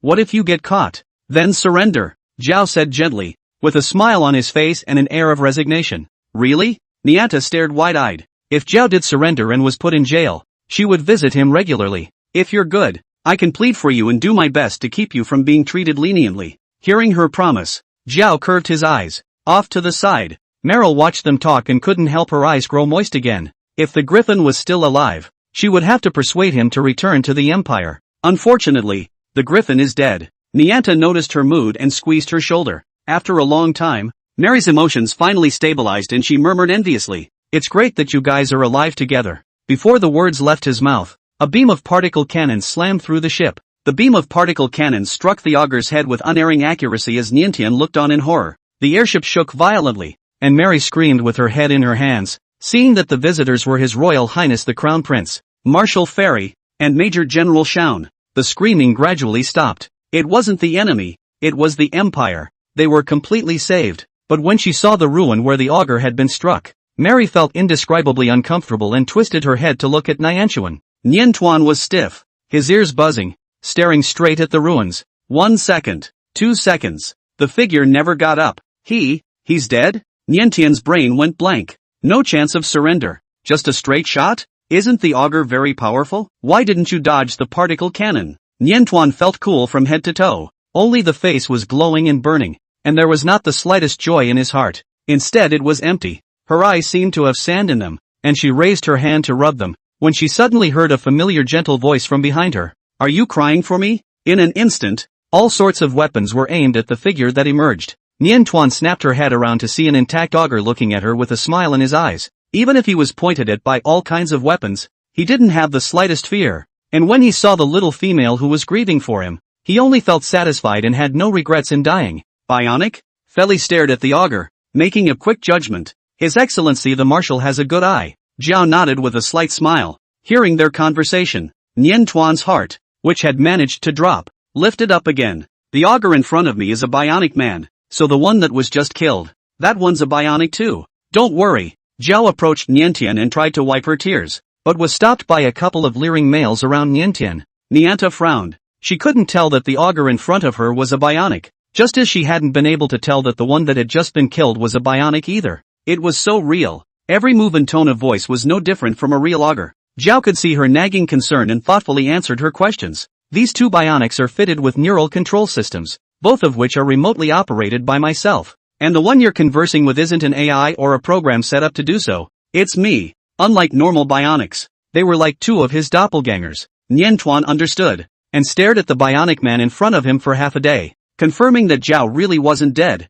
and his tense emotions finally relaxed. She let out a long breath, her worried expression fading as she ground her teeth. Fooled again by this abomination. The sadness just now was a waste of emotion. I'm sorry, the Augur volunteered, bowing his head and admitting his mistake. Didn't tell Nian Tuan about the bionic man in advance. Not that he didn't trust Nian Tuan and was worried about being backstabbed by her, but he expected that he would put on a death scene like this, and wanted to test whether Nian Tuan had a little bit of reluctance to give up on him. The results of the trial far exceeded expectations. The Augur was so happy that his scalp tingled, struck by an intense pleasure he had never felt before. The next time we meet, I'll be at your disposal. The ever-powerful star pirate leader willingly bent down and knelt at the little female's feet. Nianchuan glared at him. Despite the fierce look in his eyes, he didn't say never to see him again, and Zhao couldn't help but smile. It's so easy to go soft. It's so cute. The males in the room couldn't tell you what was in their hearts. Ever since they found out that Nian Tuan had been captured by the Augur, they had been in constant fear,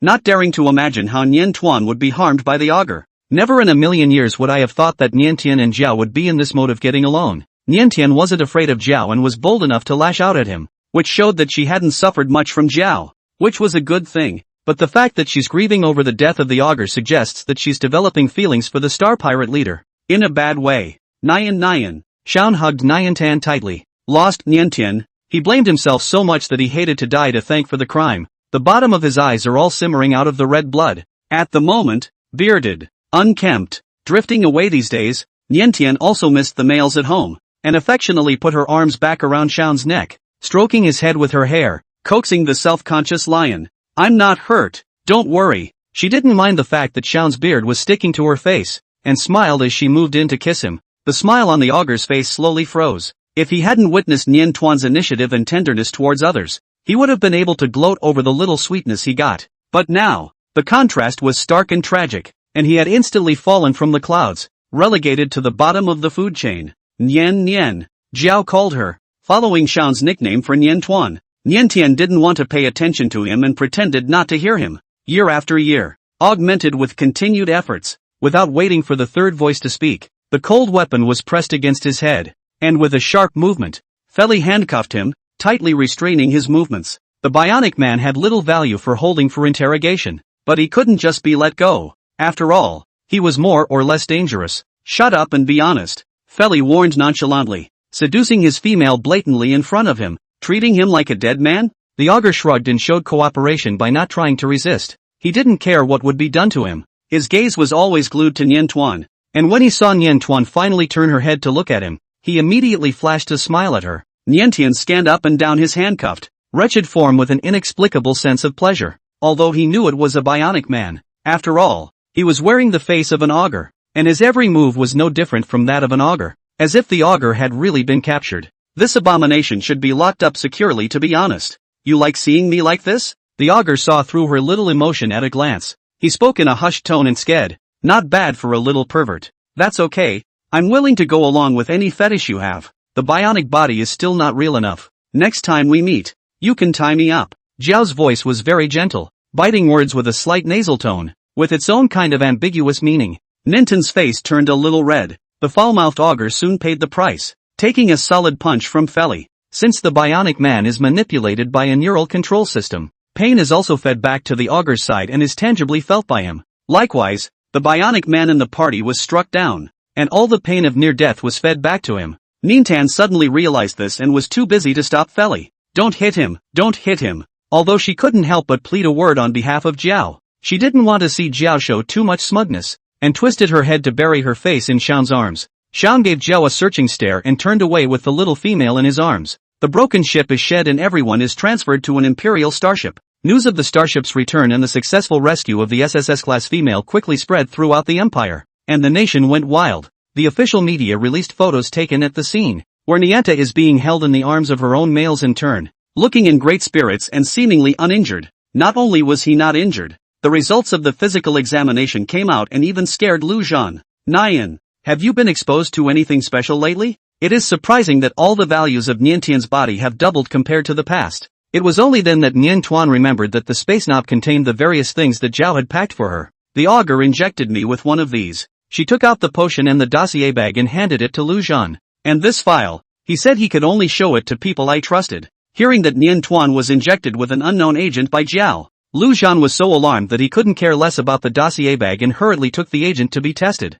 Repeated the test several times and found a false alarm. The potion is non-toxic and does no harm but good to the body. And it also contains an extremely rare and expensive ingredient that can be priced out of the market. This was really out of Lu Zhan's expectation. It was important to realize that this potion, if injected into Jiao himself, would have done exactly what it did to renew his life when he was on the verge of death. Such a precious life-saving medicine. He didn't keep it for himself, but was so generous to take it out for Nian Tuan to use. Even if Jiao liked Niantian, there was no need to do this at all. The body of Nintan used to be malnourished and very weak in the past, but with careful care it has become very healthy. For no reason at all. She didn't need to be injected with these agents. Lu Zhan frowned, his gaze slowly falling on the dossier bag. He cautiously checked the dossier bag first to make sure there were no dangerous items inside before opening it. Carefully flipping through the documents inside, Lu Zhan's expression became more and more grave. This turned out to be an archive of records from an illegal lab. The files were old, stained with dried blood and slightly mutilated,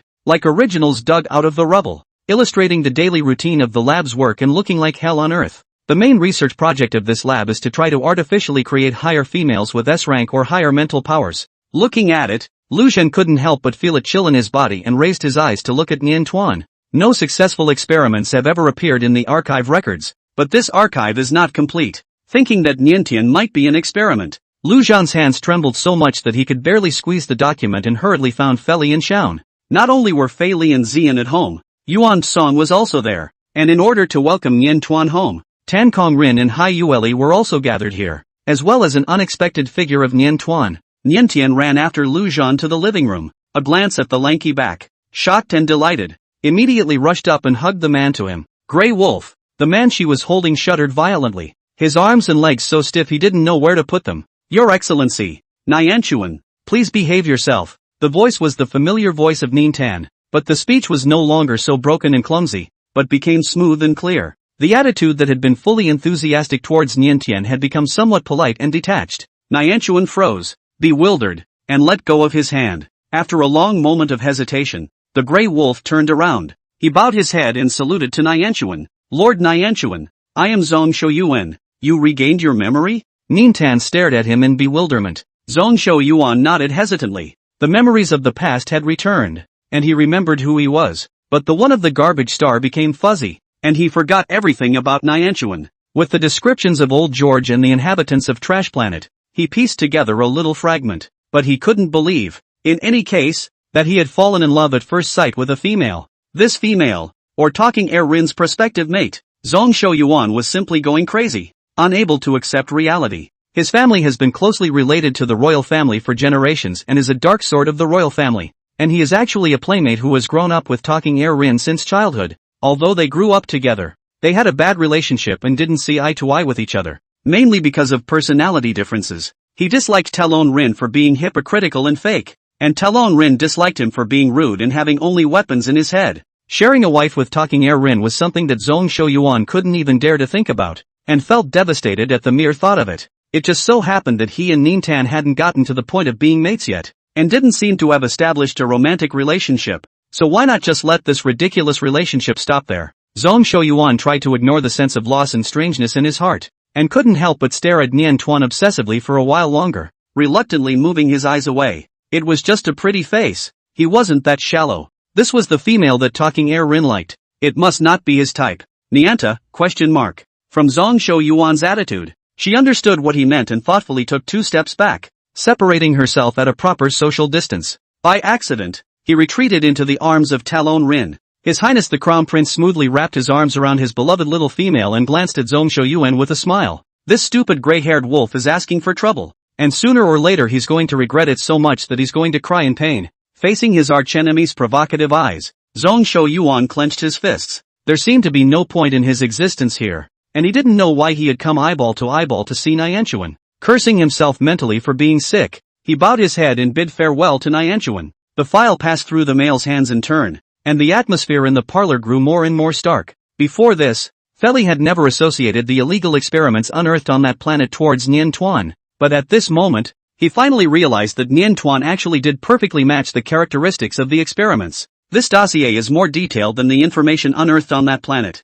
Feli looked long enough to notice some details and narrowed his eyes. Royal. He handed the file to Rin Tan Kong. Nian Tuan thought about Zhao's words and wondered if she should stop Tan Kong Rin from looking at this file, and after thinking about it, she decided to trust him. Flipping through the file, the smile on the Crown Prince's face faded a little. It might not be noticeable to the casual observer, but he was surprised to see a hint of royalty in some of the recording habits of this file. Royalty? He had a quick guess in his mind as to the identity of the culprit, and his face sank like water. But the more important issue at the moment is the yearly tandem. If she is indeed an experiment, the odds are that she will only have a short lifespan of a few decades. After reading the file, Lu Zhan realized that those few potions were mostly used by Zhao to renew Niantian's life. But even a precious potion like that may not solve the problem of Ninten's longevity. As long as there was a glimmer of hope, the Empire would exhaust its power to save the lives of SSS-ranked females. But a few decades was too short a period of time, and it was hard for them to come up with results in time for their research. An oppressive silence fell over the entire living room for a moment. Nianchuan surveyed them blankly, wondering why they were all down in the dumps. Is it this file? She reached for the file, wanting to see exactly what it said. She hadn't read it yet. Talon Rin subconsciously dodged, not wanting her to see something so cruel.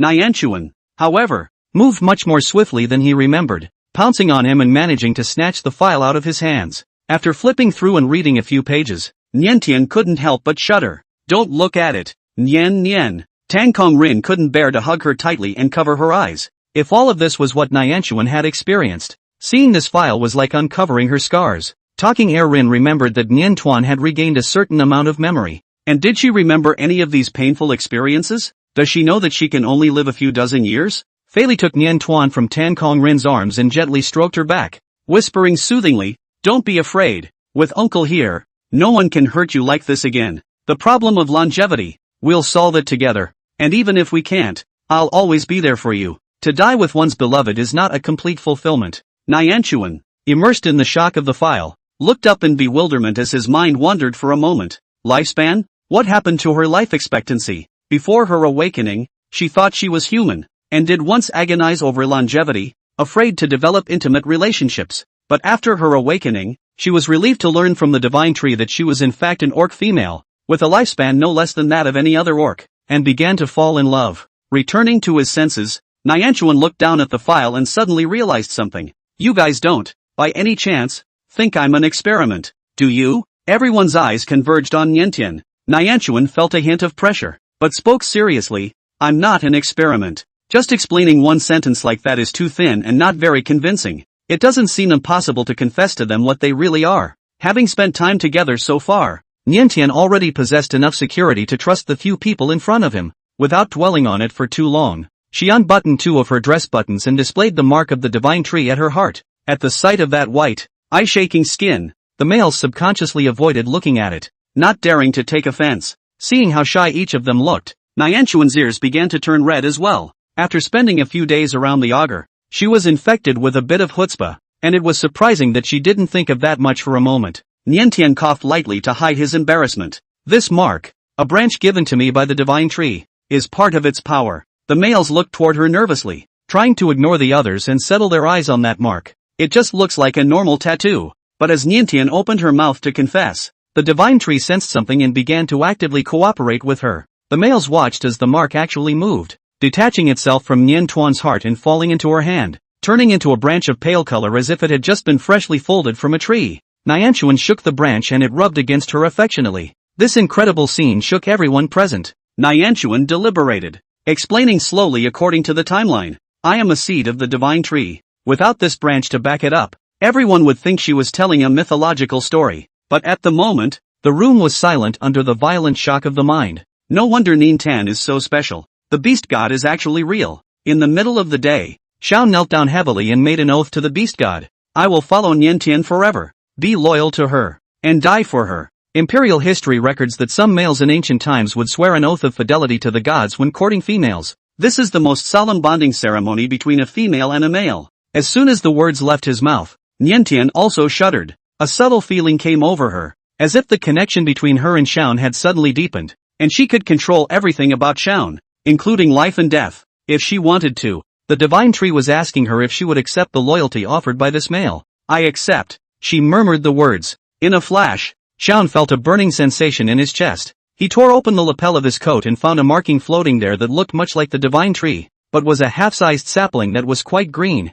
Nianchuan was a little distracted. She felt, from the very moment the oath was established, that Xiao was marked with her. This mark belonging to her was imprinted on Xiao's chest, and even more so on his soul. From now on, Xiao was the male that belonged to her. Can you see? She asked Xiao tentatively as she released her mental body. Seeing the vibrant sapling, Xiao's eyes lit up and he couldn't help but reach out and touch it. Because of the marking, he had connected with Niantuan's mind and knew without asking that this was Niantuan's spiritual body. Sincerely praising, it's lovely to see. Watching the atmosphere between Niantuan and Xian that was clearly more intimate than before. The males were not willing to lag behind, and one after another, they fell to their knees and swore an oath to the beast god that they would dedicate their loyalty to Niantuan. Niantian had never seen them look so impatient, their faces all filled with longing and supplication, looking at her almost pitifully, hoping to be marked by her. It's not a shackle, but a name they've dreamed of, and it's more official than registering a marriage in the system. I accept. The brand that surfaced on their chests finally gave the males a real sense of security,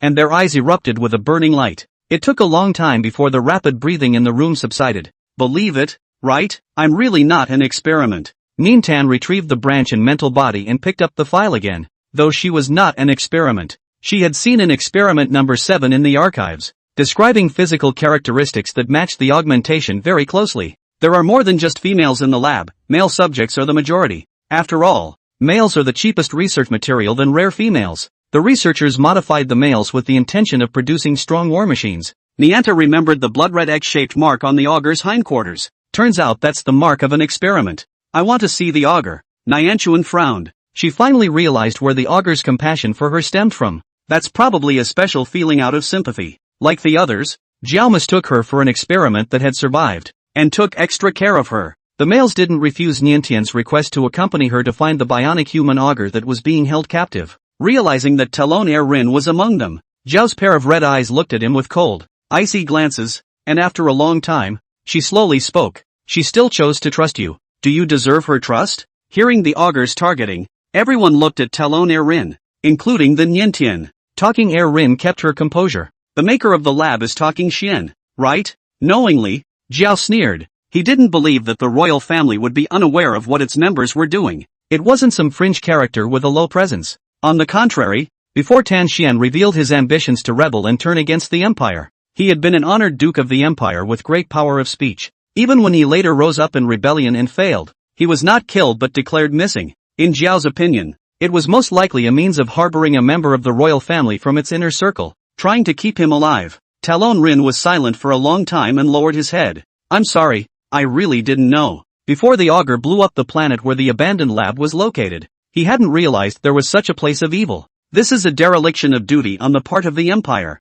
If they had been able to find out what Tan Xian had done earlier, they might have been able to save those experiments. Jiao closed his eyes and refused to continue communicating with him. As soon as he closed his eyes, he didn't move a muscle, like he was dead. Nianchuan panicked and lunged at him.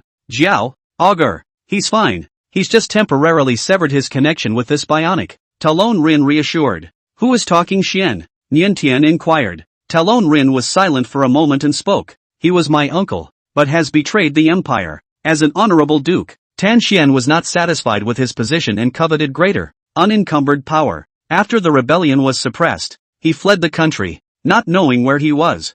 For all these years, the Empire has not given up on searching for him. The reason why Zhongshou Yuan lost his memory and landed on planet Z3413 was because he found Talking Xian during a search and arrest mission and was injured by him. However, in that fight, Tal Shan had not been able to curry any favors, and had fled in a sorry state with a blind eye. Nian Tuan listened to Talking Air Rin's explanation with an indescribably complex mood. The attitude of Talking Air Rin was very certain. For the enemies of the Empire, even if the bloodline was connected, the royal family would never harbor them. To Jiao, however, verbal defense was bound to be pale and powerless. Unless the Empire succeeded in capturing and executing Tal Shan in public, the bionic man sat quietly, not moving a muscle. Nintan stared at the motionless bionic man inside. She hadn't had a chance to clarify with Jiao that she wasn't actually an experiment. Visiting Jiao for a few more days in succession, all Niantian saw were bionic people who were as quiet as corpses. It wasn't until the fourth time I found the Augur that I finally got to talk to him. How's your health these days?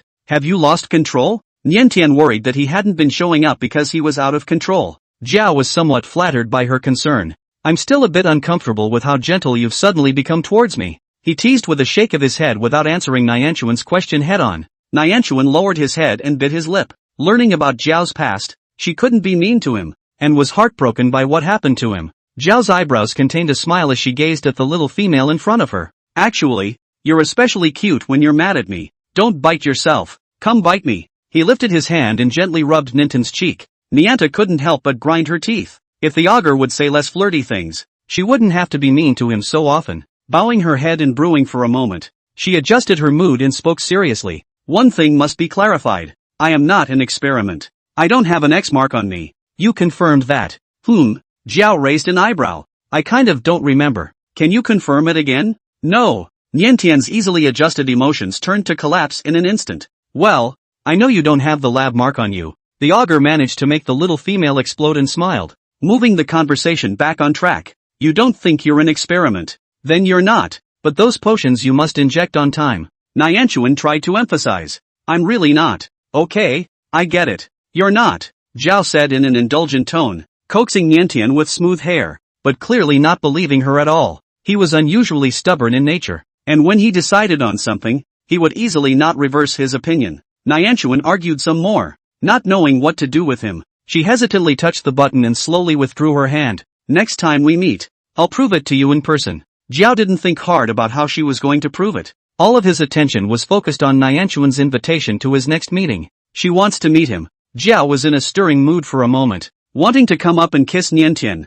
but not wanting to borrow this bionic body to get in too close contact with her beloved little female. The next time we meet, I'm going to kiss you. He held back for the moment, a pair of crimson eyes staring at Nian Tuan with predatory desire. Niantian had a red face and didn't say anything. As a special captive, the bionic man of the Augur did not appear in the officially released photos, but word somehow got out, accompanied by some blurry photos to back it up. Soon, someone found the wreck ship that belonged to the Augur. The Augur was captured by the Empire? The intelligence quickly spread to every interstellar pirate power. In the darkness, everyone was a little two-seated and dumbfounded. Whoever can take over and annex the power of the Augur will be the new boss. When the temptation is too strong, one loses a certain amount of vigilance. A sea of blood-colored star sand. Jiao temporarily cut off the contact with the bionic man, checked the information on the movements of the other star pirate forces, and began to pleasurably formulate a battle plan. The bait was successfully cast and the stupid fish are poking their heads out on the wind, so you can cast your nets and set your hooks in preparation for the harvest.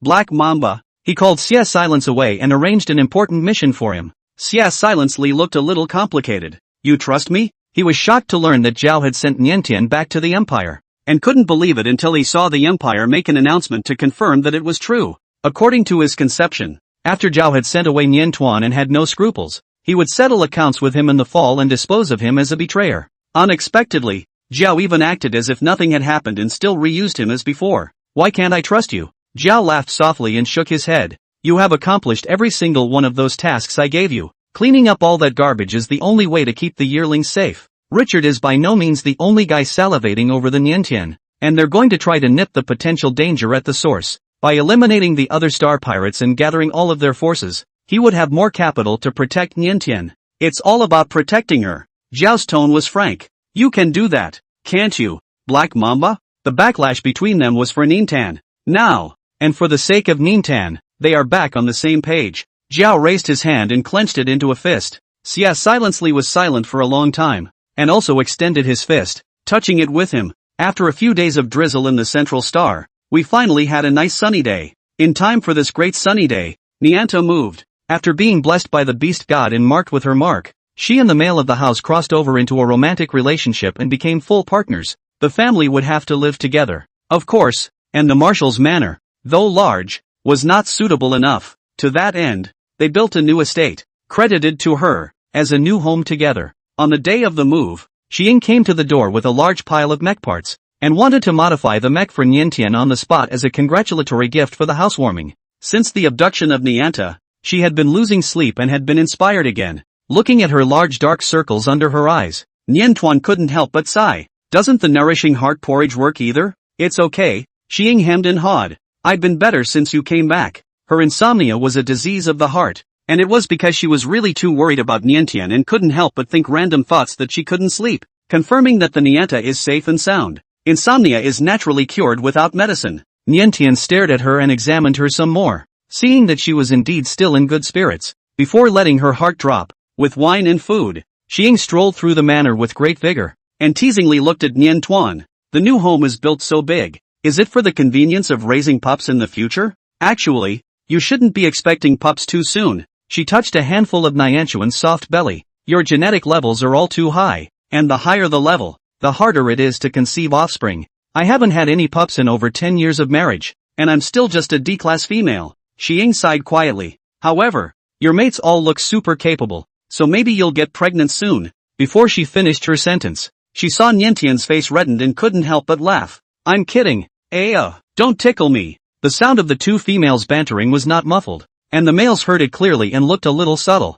They didn't really have too many fantasies about the pups. They just let nature take its course, but they couldn't help but have imagined the process involved. It is the age of the blood. The beloved little female is around, naturally easy to float. In the Empire, such things should be dictated by the females, and the males couldn't take the initiative to bring it up. But considering that Nintan didn't know much about the customs of the Empire, the males had the guts to take the initiative and try it once. It's late at night. Nianta came out of the shower to find her mates surprisingly all in her bedroom, being looked at by so many pairs of nervous and expectant eyes. She realized something subtly and clenched her sleeves. Nian, is there anyone you want to keep you company tonight? The different types of quality males unobtrusively try to present themselves in the hope of being favored. Niantuan had the feeling that he had traveled to become an emperor and was turning over the cards in the harem. Having become a mate, she didn't want to wriggle too much about it, despite her shyness, but who exactly she chose left her really torn. Standing hand and foot for a moment, she spoke softly. Shaun. Happiness came so suddenly that Shaun wore an expression of disbelief. All along, he had felt that he wasn't good enough and was clumsy, didn't know how to please Niantuan, and was simply no match for these love rivals. For tonight, although he harbored a hint of anticipation, he actually didn't have much confidence. Did Nintan really choose him? Shaun secretly pinched himself and it hurt before he dared to believe it wasn't a dream. A few others felt more or less lost, but acceptable. After all, Shaun was the first male to confess his love for Niantuan, and the first male to be marked by her, and it was only natural that he would be favored by Niantuan. Seeing that Niantuan did not intend to pick anyone else, they consciously retreated, leaving the space for the two. For a moment, the bedroom was quiet. Shaun and Nintan looked at each other, both of their faces getting redder and redder. Do you, want to take a shower first? Nintan coughed lightly to break the awkwardness. Shaun stiffened, and as if he had been ordered to do something, he turned around and walked into the bathroom with the same hand. He had actually showered ahead of time, but did it again anyway. Niantuan was lying on the bed, her back to the bathroom, hearing the pattering water inside, breathing heavily, and the temperature of her cheeks couldn't come down no matter what. The sound of water stopped, footsteps approached, the male's hot body loomed down, and Niantian couldn't help but close her eyes, her eyelashes fluttering. In order to please Ninta, Shaun had specialized in learning a lot of theory, also keeping in mind that females preferred gentler males. But after all, theory is just theory, not experience, and young males can't stand to be ruffled, and can easily lose control of themselves. Half of the night, Niantuan's eyes were lost in thought. In front of her, Shaun had always been gentle and polite. It wasn't until today that she finally saw what this male looked like when he was fierce. She had been passed out until noon, and Niantuan hadn't been able to get up, and the dripping of the optical brain on her wrist hadn't woken her up. Luan gave her a physical examination and was relieved to confirm that she was not physically injured and was just too tired. Xiao hung his head low. He did go too far this time, and I hope it doesn't cast a shadow on Nyan. Toward evening, Nyanta finally reluctantly got up from the bed and rubbed her distended belly. Walking out of the bedroom, he saw a drooping golden lioness, crouching in the doorway. "What's wrong with you?" She spoke, her voice muffled. Xiao blamed himself even more and was busy bringing her water to drink. Drinking water and another nutrient. Nyanchuan perked up and rubbed Xiao's head. "Why aren't you happy? Was yesterday's experience not to your liking?" It was like she wasn't cooperating enough and couldn't help but keep ducking. Xiao shook his head vigorously. "I'm sorry, Nyan. I made it hard for you." Niantian's small face flushed and she coughed lightly. "No, don't think too much. It wasn't a comfort against her will. She really couldn't talk about it being hard. It just felt too much over the top. The difference between Xiao and her, both in size and physical strength, was just too great. Will I have a chance later?" Xiao looked up at her cautiously. Nyanchuan agreed vaguely, his eyes drifting. On his wrist, the optical brain was ticking again, breaking the subtle atmosphere. Niantian opened his light brain to check the message and realized that the message had come from City Hall. "Nianta?" Seeing the puzzled look on the little female's foggy head, Xiao moved over to look at the light screen and frowned. "Where's the liar?" Surprisingly, someone approached City Hall claiming to be a relative of Nyanchuan. If it was in the past, when he saw this kind of news about looking for Niantian's relatives, Xiao might have believed it a little bit, but now that he already knew Niantuan's true life, he naturally wouldn't be fooled by this kind of information. Niantan took the light brain to show his mates. "It's ridiculous, laugh-inducing, but with a whiff of conspiracy." Talon Rin narrowed her eyes. "Don't startle the snakes yet. Go and see what's going on." In the city hall, two males who resembled Niantan by a good 50% sat in chairs and responded to the staff's questioning with a blithe demeanor. "We are residents of the planet Robinette. My sister was abducted when she was 4, and we've been looking for her. Something happened in the family earlier. Both my father and mother died unexpectedly, and we've just finished taking care of the aftermath, so I've come to find my sister. This is a picture of my sister when she was a little girl. In the photo, the young filly is wearing a tutu, has a full face, a small mole under her eye, and is smiling for the camera, which does look like Nyancha when she was a child." Nyanta arrived at the regulatory authority accompanied by Xiao and Rin talking hollow. Seeing this picture made her smile. She wasn't so round when she was 4, and in the few photos she's been in, she's so thin that her jaw is pointy. Raised as a baby by the god tree, she was still chubby, and after her exile to Earth, she was quickly thinned out and didn't have such a pretty little dress to wear. "Excuse me, do you recall a little bit of the old days?" the staff asked tentatively. "No," Nyanchuan denied, raising his eyes to the two males. Meeting Niantuan's gaze, both of them looked a little sad. "Sister, do you really not remember at all? Their acting is downright realistic and unobtrusive." Nyanchuan stared at them for a moment and shook his head. "It's normal not to remember things from the age of 4. Talon Rin smiled and opened her mouth, rounding off the conversation. "Whether or not there's a blood relationship, testing will tell us." Hearing him say that, the two males were surprisingly not the least bit flustered, as if they were well prepared. Nyanta provided a hair, and they were cooperative in providing test materials. While Xiao followed the staff to the testing room, the two males made no attempt to follow, sitting calmly outside and waiting, still persistently striking up a conversation with Niantan. They had small gifts for Nyanchuan, all things the females liked and couldn't pick fault with. Niantuan only glanced at it and retracted her eyes, not reaching out to pick it up, ducking toward Tan Kung Rin's arms, looking a bit overwhelmed. "Don't be afraid, Nian. Talking Air Rin wrapped her arms around Niantuan and softly soothed. "Maybe they really are your brothers." The two males threw grateful glances at Rin of Talking Air. In the testing room, the staff member got the report card and shook his head when he saw the data on it that proved no blood relationship. "I thought it was really Ninten-sama's family, but it turns out it's not." About to notify his co-workers, Xiao suddenly stopped him. 2 minutes later, the staff member emerged from the testing room beaming, excitedly pinching the report card. Xiao smiled back and walked over to Niantan. "Niantan, your family has been found." Ninten's eyes widened and he stood up violently. "Really?" The two males looked thrilled as well, with hot tears in their eyes, and came up towards her in a hug. Niantian took 2 steps back to avoid it, squeezing the corner of his coat in a formal manner and lowering his head. "The first time we met, we are still not familiar with each other." Nian is a bit uncomfortable. Talking Air Rin put his arm around Niantuan. The two males nodded understandingly and retracted their hands without forcing the issue. "Come and sit in our house and chat with Nyan, just in time to have dinner together," Xiao invited. The two men looked at each other, begging for more. The craft's destination was not their new home, carrying them to the marshal's manor. The two males didn't realize something was wrong until they stepped through the door and suddenly blushed. Too late to resist, the waiting fairy simply knocked them out and, with a little fumbling, found the bugs from them. The chip that monitors the state of the body is then picked out from below the collarbone and checked to make sure there are no other devices. And then the two captives can be taken away for a thorough investigation and interrogation. Ninten's fishing mission was complete and he returned home unharmed and still a little confused. It's over so easily? She'd thought those two would be so tricky, and had been especially nervous about being seen to crack during the performance. They're too confident to be vigilant. Talon Rin squeezed her hand, which means the people behind them are confident too. Such a self-confident and even conceited character was very much in line with Talking Xian. As expected, following the trail from these two captives, it quickly led to Tal Xian's head. I can't believe that Talking Xian thought I was an experiment too. Nianchuan was surprised to find Zhao and share this experience with him. The genetic data of those two males matched perfectly with the artificial experiments in the lab's archives, and if she was also an artificial female coming out of that illegal lab, she would indeed have the same genetic data as them in her body. But Tan Xian was clearly the owner of the lab. Wasn't he aware of the existence of her as an experiment in the lab? He didn't like to set foot in the lab, leaving everything to the agent in charge. Zhao recalled with a cold smile, answering the young female's questions. He wasn't impressed with most of the experiments,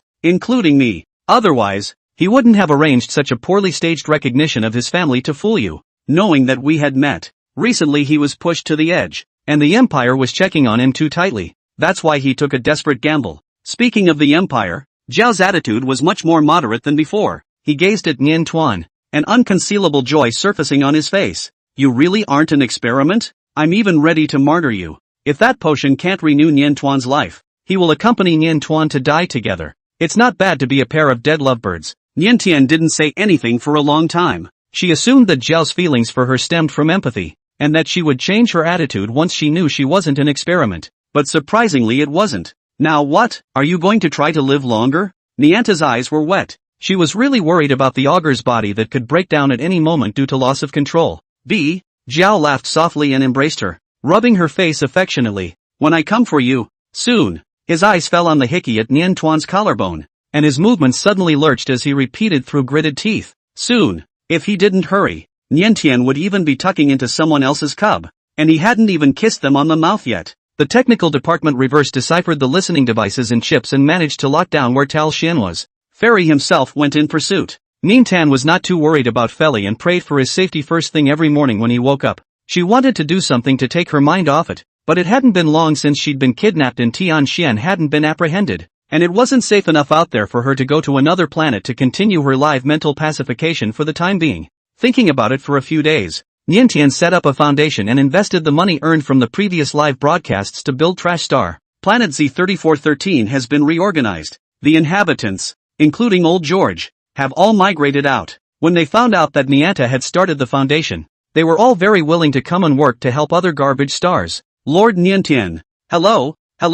Facing Niantian, Old George was a bit nervous and didn't know where to put his hands and feet. The last time they met, he didn't know Nian Tuan's identity and almost fainted in shock after learning that Nian Tuan was a SSS-ranked female. Just call me Nian Tuan. Nian Tuan's attitude was the same as before. Have you recovered from all your injuries? It's all healed. Just a flesh wound. Old George laughed outright. Although my physical fitness isn't as good as that gray wolf kid, it's not bad either. With that, he turned his head to greet Zhong Shouyuan. Gray wolf. Niantian also looked over in that direction. The taller male averted his eyes uncomfortably as he bumped into Nianchuan's gaze, his muscles tensing. Nianta was in a bit of a subtle mood. The gray wolf, who had regained his memories, treated her nothing like he used to, but it's understandable. After all, with his previous head injury and lack of common sense, the gray wolf shouldn't know what liking was, and his confession to her couldn't really do the trick. But in any case, the gray wolf had done her a favor by desperately trying to protect her, treating the benefactor. Niantian didn't mind putting a hot face on a cold ass, and was very enthusiastic about finding him a seat and bringing him drinks and snacks. Thank you. So Shouyuan took it stiffly. Old George slapped him on the back of the head and hated it. What's the matter with you, boy? After regaining his memory, the person in turn is not as smart as he was when he lost his memory, and he can't even please the females. What are you doing here today? Hurry up and go help the little female with her work, and talk to her. Old George's voice was not low enough, and Zhong Shouyuan was so embarrassed that his eyes flickered for fear that Niantian would hear him. No, I don't like her. I came here today to be with you, not to find her. The more he said, the lower his voice became, the more vain he became. Old George scowled at the lying grey wolf and shook his head with a snort. Just now his eyes were glued to the little female, and now he's here pretending. I don't need your company. Go ahead. Old George waved his hand. Beads of anxious sweat oozed from the tip of the young male's nose. No, I don't trust you. You're unfamiliar with the central planet. I need to get you home. That's all right. I'll be able to take old George home later, by the way, interjected Nintan. The road is safe, so go about your business without waiting around. Having lost the reason to stay, Zhong Shouyuan hung his head. He barely managed to hold himself together without showing a lost expression as he took a step or three to leave. Seeing his unimpressed look made old George's heart grow fonder. Mindful of the deep friendship, he decided that he might as well help the stupid grey wolf. Don't you look at him like that. From what I know of the boy, he definitely still likes you, old George said with certainty to Nintan. Nianchuan froze. Her hearing was good now, and she had actually heard what old George and Zhong Shouyuan were talking about just now, and she had also heard Zhong Shouyuan say that he didn't like her. It's okay, it's good to be friends. Nintan felt that old George was comforting her and shook his head and smiled. I promised him I'd treat him like he mattered, and whether he likes me or not, my feelings won't change. When she first landed on the garbage planet, she was picked up by the grey wolf and brought home when she was most helpless, and she uncontrollably developed a sense of dependence on the grey wolf. Later, it was even harder for her not to be moved by the grey wolf's desperate attempts to protect her. But now that the grey wolf had made it clear that he didn't mean that to her, she couldn't rely on the grey wolf's confession during his amnesia that she had to be with him. He's just being tough-talking. He's been peeking at you just now. Old George lowered his voice. If you don't believe me, just keep an eye on your surroundings when you leave later. That kid must be squatting nearby. Is it? Nianchuan will be convinced. Okay. With the foundation just getting started, things were a bit hectic, and Niantian was soon too busy to think about anything else. It wasn't until late afternoon that Xian reminded. It's time to go home. Nian. Niantian looked up at the sound of the voice, then realized that it was almost dark, and embarrassedly greeted old George. Let's go together. Old George didn't push the issue and nodded smilingly. Outside, the sun was sinking slowly, coloring half the sky red. Niantian breathed in the fresh air and stretched, her eyes suddenly settling on the bushes not far away.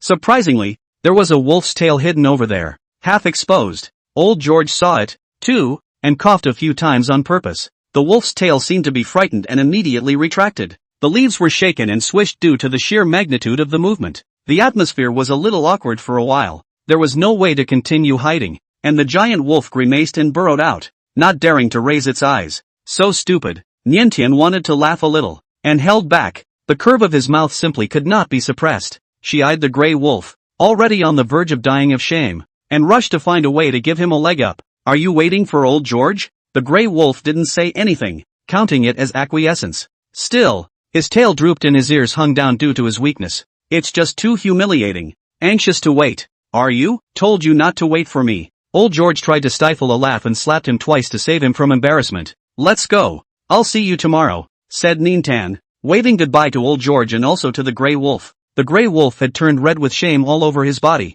which thankfully didn't look obvious thanks to the fur covering it. A full 10 minutes passed before he gradually calmed down. Old George scowled at him. Will you come back tomorrow? To come. Zhong Shouyuan didn't know what kind of mindset he was harboring, but the next day he even specifically got up early to pack his clothes. No, you're pushing too hard. Get rid of all these decorations, old George instructed him. Although he didn't understand, Zhong Shouyuan was obedient and took the decorations cleanly with his hands. After half a day of tossing and turning, he ended up in a plain shirt and work pants. Simple to the point of simplicity, but clean and well built. Old George looked him up and down and nodded his head in approval. Not bad, that's the style you fit into. Looking honest, much like he did when he was in Trash Star, it was easy to arouse nostalgia and goodwill in Nianchuan. Zhong Shouyuan looked in the mirror and nervously fastened his shirt buttons to the very top, unable to stop his head from wandering. Is it really okay to dress like this? Would it be too easy? When he saw Niantuan later, should he take the initiative to greet her?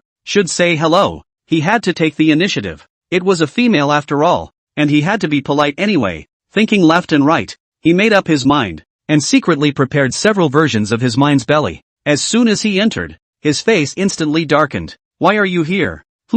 Talking Rin was sitting beside Niantuan in his office. He raised his eyes at the sound of the voice and smiled slightly. Of course I came to accompany my wife and master. His Highness the Crown Prince's tone was gentle and calm, and in just one short sentence, He choked Zhong Shouyuan so much that he couldn't catch his breath. The original plan he had made was all forgotten to the back of his mind. He forgot to take the initiative to greet Nian Tuan and stood straight in place. Instead, Nianchuan looked up, smiled, and said good morning to him. I didn't even know before that you and Aaron were actually good friends growing up together. Zhong Shouyuan suspiciously looked at Talon Rin. A good friend? Talking Rin flashed him a perfect smile. Just now, Nian and I talked about something from our childhood. Zhong Shouyuan's heart fluttered. He didn't believe that this hateful tiger would say anything good about him, and must have thrown a lot of dirty water at him in front of Niantian. Niantian couldn't help but snort with laughter as she looked at his expression as if he was on the verge of an attack. In fact, Talking Rin didn't say anything bad, but only told a little about their previous fights,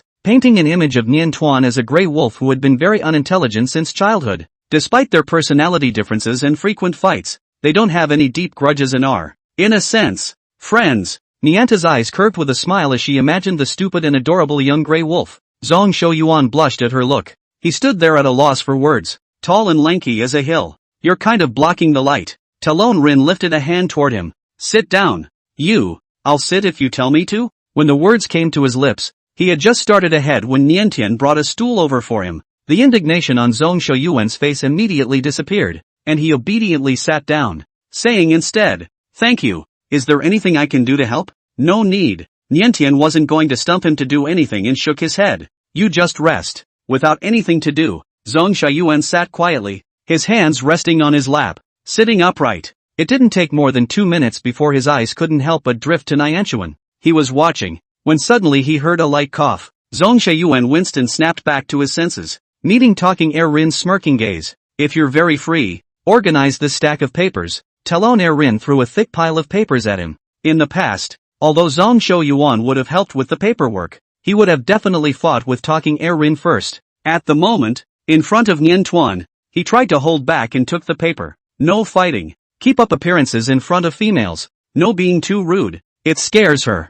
Zhong Shouyuan clenched the document in his hand. Even with work occupying his mind, he still wasn't focused enough. He was attracted by the slightest movement on Niantian's side and couldn't help but look up. She took a sip of water. She took her coat off. She stood up. She came over. Zhong Shouyuan took a deep breath and immediately lowered his head, pretending to be reading the documents carefully, eyes fixed on the document, but ears perked up. He tensed up and listened to the footsteps of Niantian approaching. A faint scented breeze swept past him, but did not linger and faded away again. It took a long time for Zhong Shouyuan to come back to his senses and realize that Nian Tuan had gone to look for old George and was just passing by him. He stared at the back in a daze of frustration. A subtle sense of loss lingered until the lunch break, when everyone nibbled on buns together, and Niantian pushed a couple of halibut buns toward him. You like the flavor? Eat more. Nianchuan tilted his head to look at him. I don't think your tastes have changed, have they? Zhong Shouyuan's handsome face turned red. No, it hasn't changed. Biting into the steaming bun immediately lifted the low mood. Marinated meat buns were indeed Zhong Shouyuan's favorite flavor, and his eating became all svelte as he couldn't bear to eat the buns Niantian handed him in one gulp. But when he looked up, he actually saw Talking Rin and Nian Tuan snuggling together in an intimate atmosphere, eating together. The bun in his hand stopped smelling good. A meal down. Zhong Shouyuan's mood can be described as ups and downs, complex flavors. He struggled to take his attention away from Nian Tuan and picked up the papers again, ready to paralyze himself with work. But suddenly he heard the voice of Talking Rin. Get some sleep, Nian. At the sound of the voice, he snapped his eyes over to see Talon Rin turn into beast form. The large-sized white tiger actually shamelessly plopped down in the young female's arms, sticky and inviting her to join her for a short nap. The paper in his hand slammed unsteadily onto the table with a pop. Nianchuan looked up at the movement. As the four eyes met, Zhong Shouyuan immediately turned his face away and picked up the documents in a disguised manner. He pretended to organize the papers for a while longer and glanced at Nianchuan again. She's still holding Rin Talon. Not only was he hugging, Niantian even took out a small comb and was tenderly combing the big white tiger's fur. These days, because of having to deal with the illegal lab and talking Xian, this big white tiger was busy and already tired. Even today, which was scheduled to be a vacation day, he had brought his official duties to accompany Niantian, and was hardly allowed to have any time off. Heartbroken by his exhaustion, Nianta used a small comb to massage his head repeatedly. The teeth of the metal comb scratched lightly against the fur, bringing just the right amount of tingling, and the large white tiger squinted in comfort, a lazy purr escaping his throat. Zhong Shouyuan looked at this scene in a daze, unable to move his eyes, feeling that increasingly burning gaze. The white tiger opened his eyes and glanced at him mockingly. Envious? Zhongsho Yuan understood what he meant and clenched his teeth angrily. He couldn't look at this deliberate show of weakness towards the little female's heart by talking Rin. It's just grooming? What's there to envy? Zhongsho Yuan tried to act disdainful and turned his head to stop looking that way. But while his eyes could be kept off,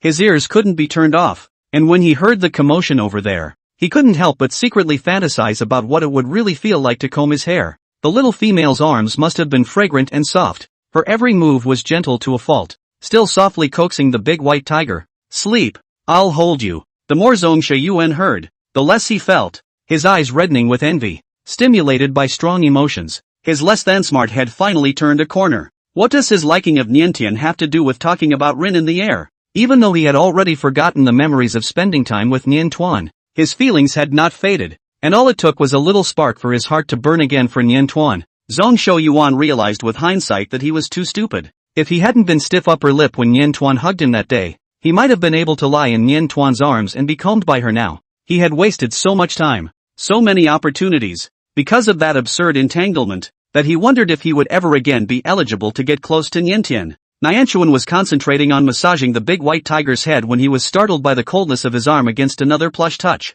Grey Wolf? She still wasn't used to calling Zhongsho Yuan by his first name, and was more used to calling him Grey Wolf. About to change her tone, the giant grey wolf whimpered softly and wagged its tail in response. For a moment, it was as if Niantuan had returned to those days of living in the basement. At that time she was in an agitated mood and had nothing to divert her attention, relying on the grey wolf to tirelessly cheer her up. He was clumsy, but full of her, as he was now. The fur plastered to her body was also as warm and secure as ever. A familiar feeling surged through his heart, and Niantuan couldn't help but eyed it with nostalgia. It took her a while to come back to her senses. What's wrong with you? Is there something wrong with the document? Can we wait until Rin wakes up before we look at it? No, I'm not looking for him. Zhongsho Yuan shook his head in denial. Because of his nervousness, he began to stumble over his words again, even less fluently than he had at Trash Star. I, like you, ? Niantian stared in surprise. With old George's reminder, it had become clear in her mind that Grey Wolf's feelings for her hadn't changed,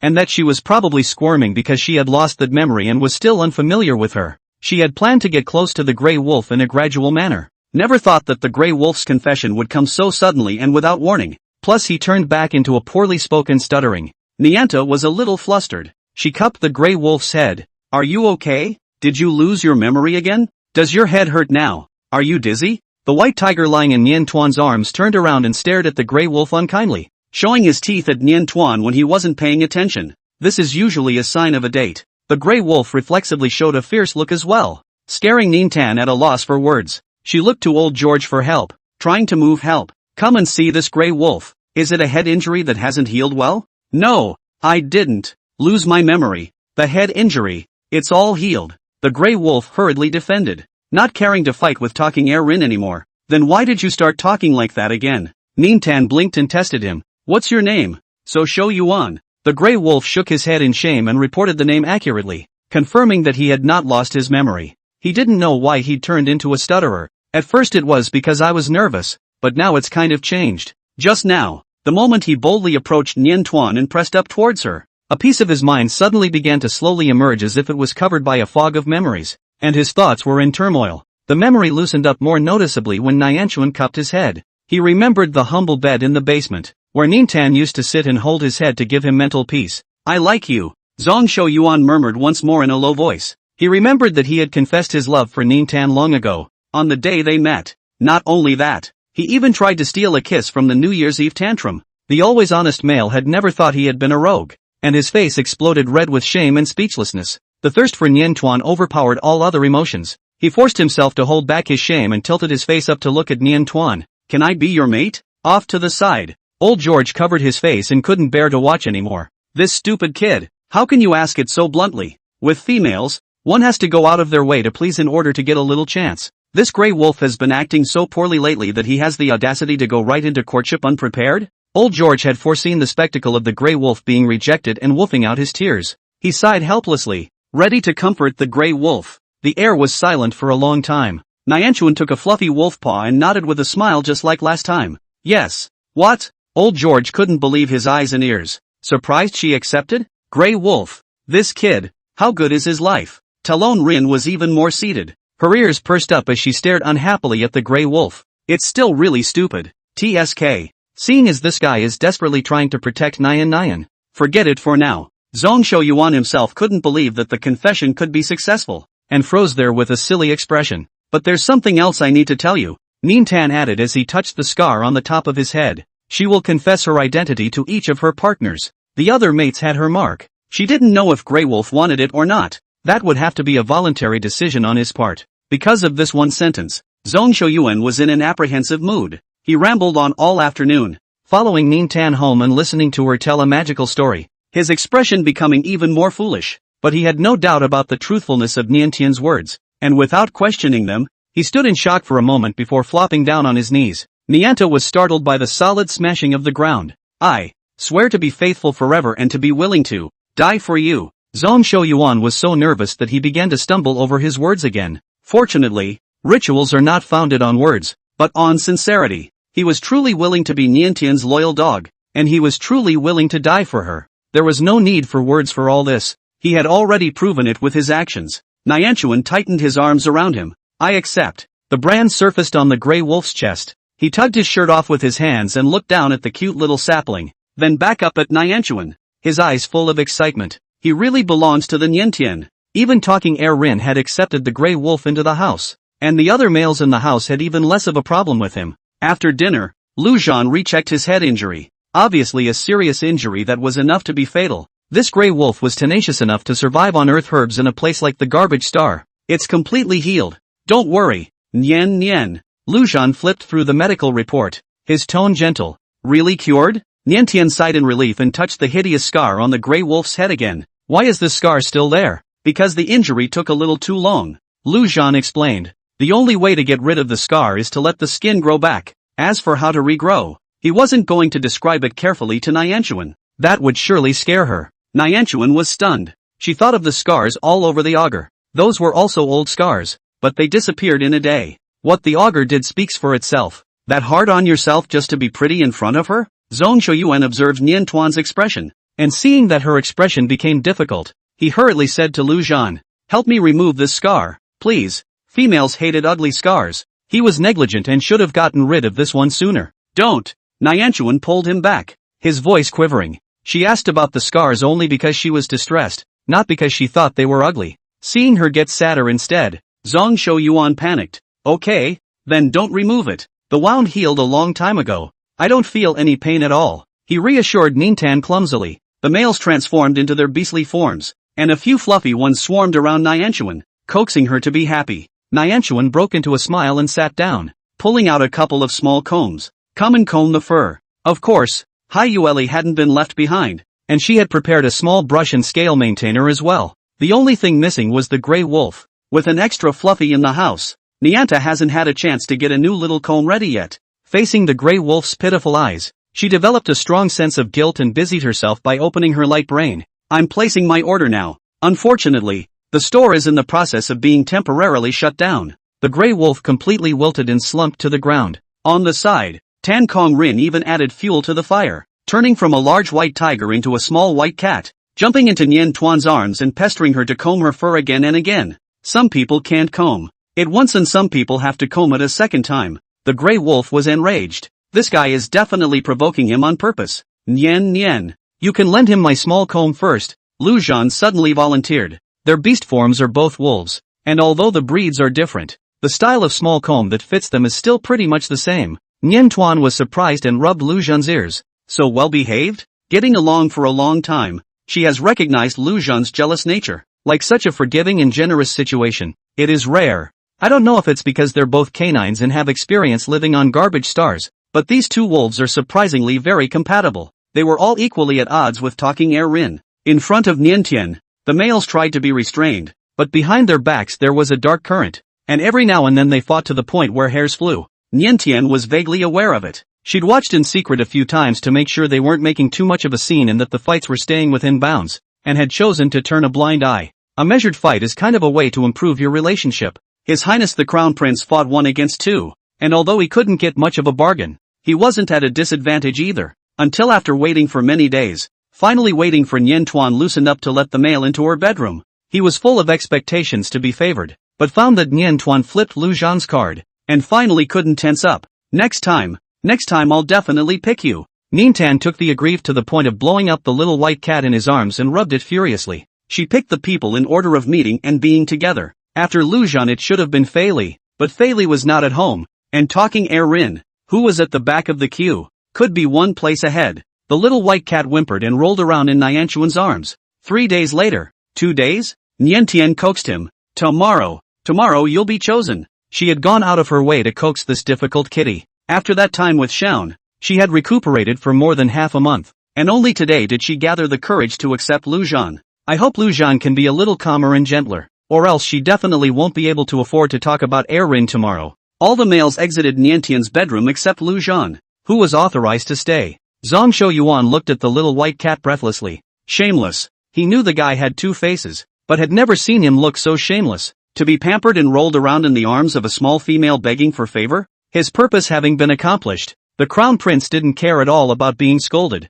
and flicked his big fluffy tail pleasantly. What do you know? That's what Nian liked about him. Room. Lu Zhan turned off the main light, leaving only a small nightlight with a hazy light, and scooped the little female up by the waist. Niantian let out a gasp. Scared. Nian? Lu Zhan squeezed her soft little hand. Nianchuan shook his head. She's just a little nervous. The one with Xiaon was just too much excitement, but Lu Zhan has always been gentle and calm, and should be very measured in every way. Don't be afraid. I won't let you get hurt. Lu Zhan gave a low laugh and wrapped his arms around her. But I might be a little mean. Is that okay? With that, he took off his glasses, and his gray-blue eyes, which had lost their concealment, were steeped in aggression. Nianchuan's heart beat wildly. With Niantian's permission, Lu Zhan's gentle image collapsed in an instant. Simply like 2 people. The garbage star's origins make him good at disguises, and his nature is revealed once he has his beloved completely in his arms. He was never a docile sheep. Nianta went back on her word to talking Rin.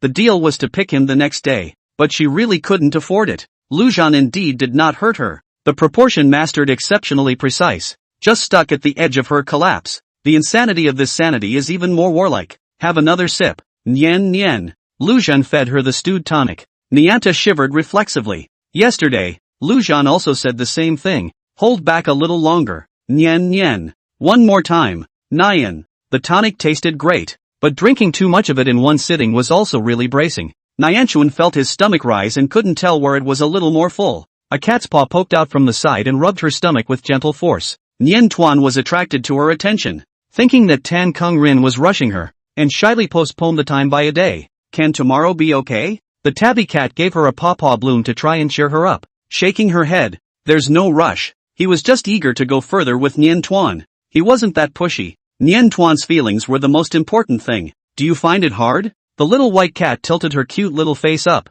her tone serious. If you don't like it, I won't do it. He couldn't care about the others, but he could do it for Nianchuan to be a vegetarian for the rest of his life. As for the cubs, it didn't matter. The pressure to give them to their younger brothers would be fine, and the second prince would surely be happy to create heirs to the royal family. In the palace, the second prince sneezed violently, his back chilling. Who's muttering about him? The little white cat was not at all vain, obediently squatting beside Nian Tuan and tilting her head to look at her. There's no dislike, Nianchuan denied, shaking his head as he took the cat's paw in his hand and kneaded the soft, fleshy pad. The body was at its youngest, and her beloved was by her side, even if Talon Rin was willing to be a vegetarian. The little white cat watched her expression to make sure she was telling the truth and perked up her ears happily. He sold another massage on Nianchuan to ease her fatigue, putting his beloved little female to sleep. The little white cat silently burrowed out of the bedroom, transformed back into his human form, and met Zhang Shouyuan's complicated eyes. You're not that shameless, Zhang Shouyuan lamented. This fake-looking guy was still very sincere about Niantian, talking about a slight smile. Rin smiled faintly. Let's take this as a compliment and returned his thick stack of documents. Take it and read it. Zhang Shouyuan. He retracted his preamble. This guy was really still shameless. After a few seconds of stalemate, he took the papers and set to work. Capriciously. Recently, talking Rin was indeed excessively busy, and it wasn't impossible for him to help share some of it, so as not to cause Nian Tuan grief if the guy died suddenly. The War Department has submitted a number of reports up in recent days. Fei Li tracked Tan Xian all the way to the border and found some disturbing movements in the neighboring country, which seemed to be colluding with Tan Xian. The judgment of the Lord Marshal is naturally very credible. The Empire sent reinforcements to the border. There are many related matters that need to be arranged and coordinated in advance. Talk about the heir Rin even overtime a few days. Finally can temporarily rest for a day. He took a rare nap and dreamed of Niantian holding him together. Feeling so happy that he didn't want to wake up for a while. When he opened his eyes, he froze at the sight of the sleeping, serene face of the young female. Is he still awake? Dream and reality perfectly overlapped, and talking heir Rin only thought he was still in a dream, wrapping his arms tightly around Nian Tuan and indulgently kissing her several times on the cheek. It wasn't until he realized the touch was overly real that he drifted back to meet Nianchuan's open eyes. Good morning. Ninta flashed him a sweet smile. Talking heir Rin was so shocked that she hurriedly let go of her hand and moved back. Early in the morning, it was the time when the male's body was not under control, and he didn't dare to wonder if Ningtan had just felt anything. Looking around, he confirmed that this was his bedroom. Nian Nian actually took the initiative to come to him? Is it to favor him? Afraid that he might have gotten the wrong idea, he hesitated to ask the question outright and got up to walk to the bathroom. I'll take a shower first. As soon as he entered the bathroom, Talon Rin started by splashing some cool water on his face in an effort to wake up. Really isn't a dream. His expression changed,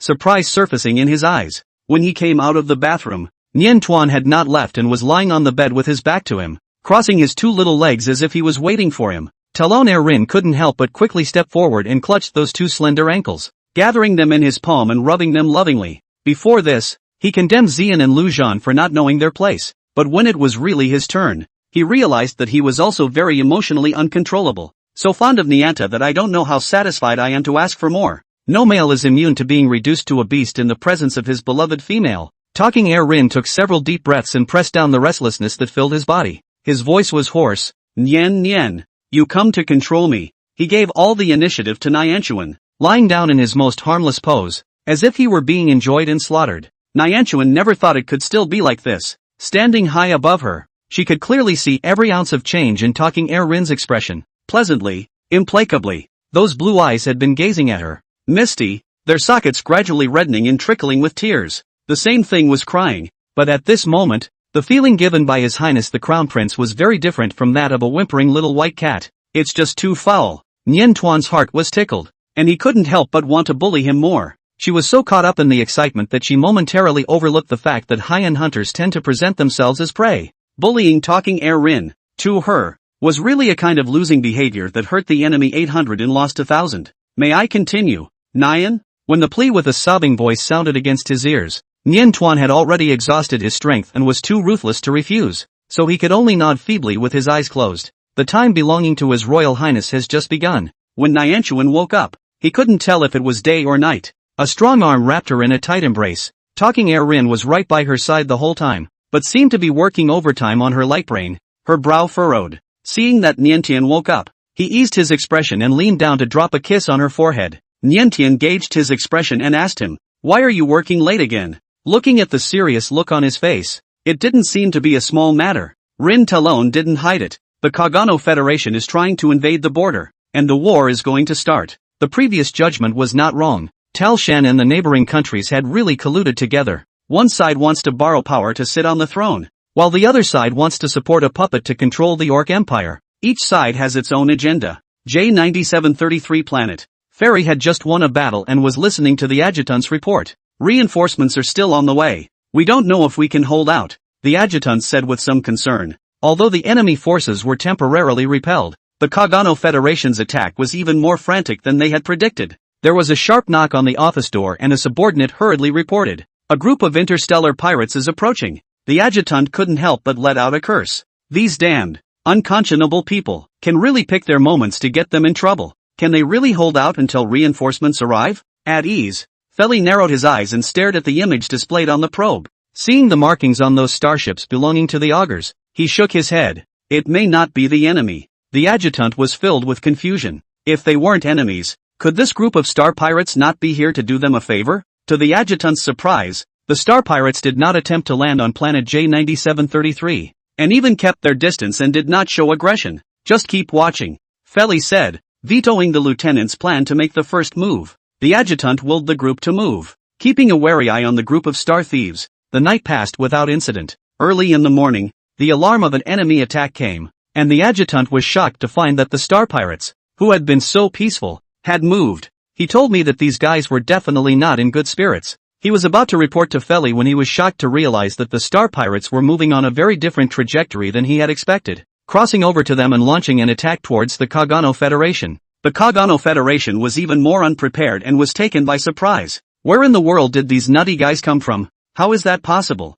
Tal Xian's jaw dropped. They're all Star Pirates. The Empire is in trouble. Taking the opportunity to add fuel to the fire is what this group of Star Pirates should do. Even if they are unwilling to help other races invade the Empire, they should still look on with a cold eye. How could they suddenly intervene? Your Excellency, Tal Xian's acting skills are truly exquisite. As if this matter has nothing to do with you, the general of the Kagano Federation sneered. We've just received word from these Star Pirates that they are demanding that you be handed over. I can't imagine that this former Duke is in such a situation in the Orc Empire that even the Star Pirates want to kill him. Do they, the Kagano Federation, really want to support such a puppet emperor that everyone is clamoring for to come to power? Tal Xian froze. What's his grudge against the Augur? He's been in hiding all these years and hasn't dared to mess with the Star Pirates at all. So why would Zhao want to kill him? Wait, he knows. It's because of the Niantian. It must have been the little female who seduced Zhao and made the Star Pirate leader rush for her. You go and respond to that Star Pirate leader. Tell him that I have no ill will towards Niantian, and that I am willing to share Niantian with him after I capture the Empire. Tal Xian calmed down. After all, the relationship between the Star Pirates and the Empire is still hostile. Niantian belongs to the Empire. Zhao can't have her. He threw out such a bargaining chip. There is no worry that Zhao won't be moved. When he received the news, Zhao was negotiating face-to-face with Feli. When he saw sharing, the smile on his face abruptly froze, and the ferocity of wanting to tear people apart appeared in the bottom of his eyes. I can submit to the Empire, with only one request, he said, abandoning all the bending and making a long story short. I'm going to kill Tan Xian with my own hands. Feli showed understanding. It's okay. A guy like Tal Xian could be executed entirely on the spot after capture, without the need to be escorted back to the Empire for trial. Considering the blood feud between Zhao and Tian Xian, it was reasonable for Zhao to do it. I'll do everything I can to cooperate with you, Feli promised. After word got through, the generals of the Kagano Federation were outraged to find that instead of being dissuaded, the Star Pirates had become even more ferocious in their attacks. Instead of questioning Tal Xian, he directly reported the situation upwards, hoping that the Federation would re-evaluate Tal Xian's value and consider whether or not to continue their cooperation. In this battle, the Kagano Federation was defeated and retreated in haste. The report of the shortcut traveled back to the military headquarters, to the hands of Tan Kong Rin, and then to the ears of Nian Tuan. Star Pirate Chief Zhao consolidated all the Star Pirate forces and submitted to the Empire, becoming a mega news that shocked the nation. Who, Augur? Seriously, it's not impossible. After all, he offered to send Lord Ningtan back to the Empire before. It wouldn't be for the sake of the Ningtan adults that they submitted, would it? Surrender for love? Star Pirates leader is actually this love brain. I don't believe it. It's a little too outrageous. I hope it's not fraudulent. Because of Zhao's defection, his bionic has been released, only still wearing a monitoring device in case it backfires. When Niantian hurriedly arrived, she met his smiling gaze. The Augur seemed to be waiting specifically for her. Are you here to take me home? He still had that immodest look, and as soon as they met, he moved closer to Nian Tuan. After bringing this bionic body home, you can at most kiss and hug it, and not do anything else. Even if you miss me, you'll have to wait until I come to the Central Star to find you, and then you can do whatever you want to me. Nianchuan blushed and pushed him away a little. You're not my mate yet. Zhao chewed on her words with a heartfelt, pleasant smile. Not yet. That means it can be. Sooner or later. How are things at the front? Are you and Uncle Ferris safe? Ningtan couldn't help but pry. When will you be back? There was naturally no absolute safety to be found in war, and Zhao could not predict exactly how long this war would last. The fact that Tal Xian hadn't been handed over yet meant that the cooperation between him and the Kagano Empire hadn't broken down yet, and that their thieving hearts wouldn't stop and they would make a comeback. Zhao whispered to comfort Niantian, I will definitely come back as soon as possible. Don't worry, I can't afford to die with you waiting for me at home. Niantian was silent for a long time and muttered in a small voice, I want to go to you guys. There should be a lot of people on the front lines who need mental reassurance, right? She was also useful. The smile on Zhao's face froze and she pinched her cheeks not too gently. Don't fool around. Males were born to guard females, and the battlefield was a domain that belonged to them, and no female should ever approach such a dangerous place. Not to mention that Niantian was a unique SSS-ranked female, and should never put her body at risk. Nianta sighed. Lately,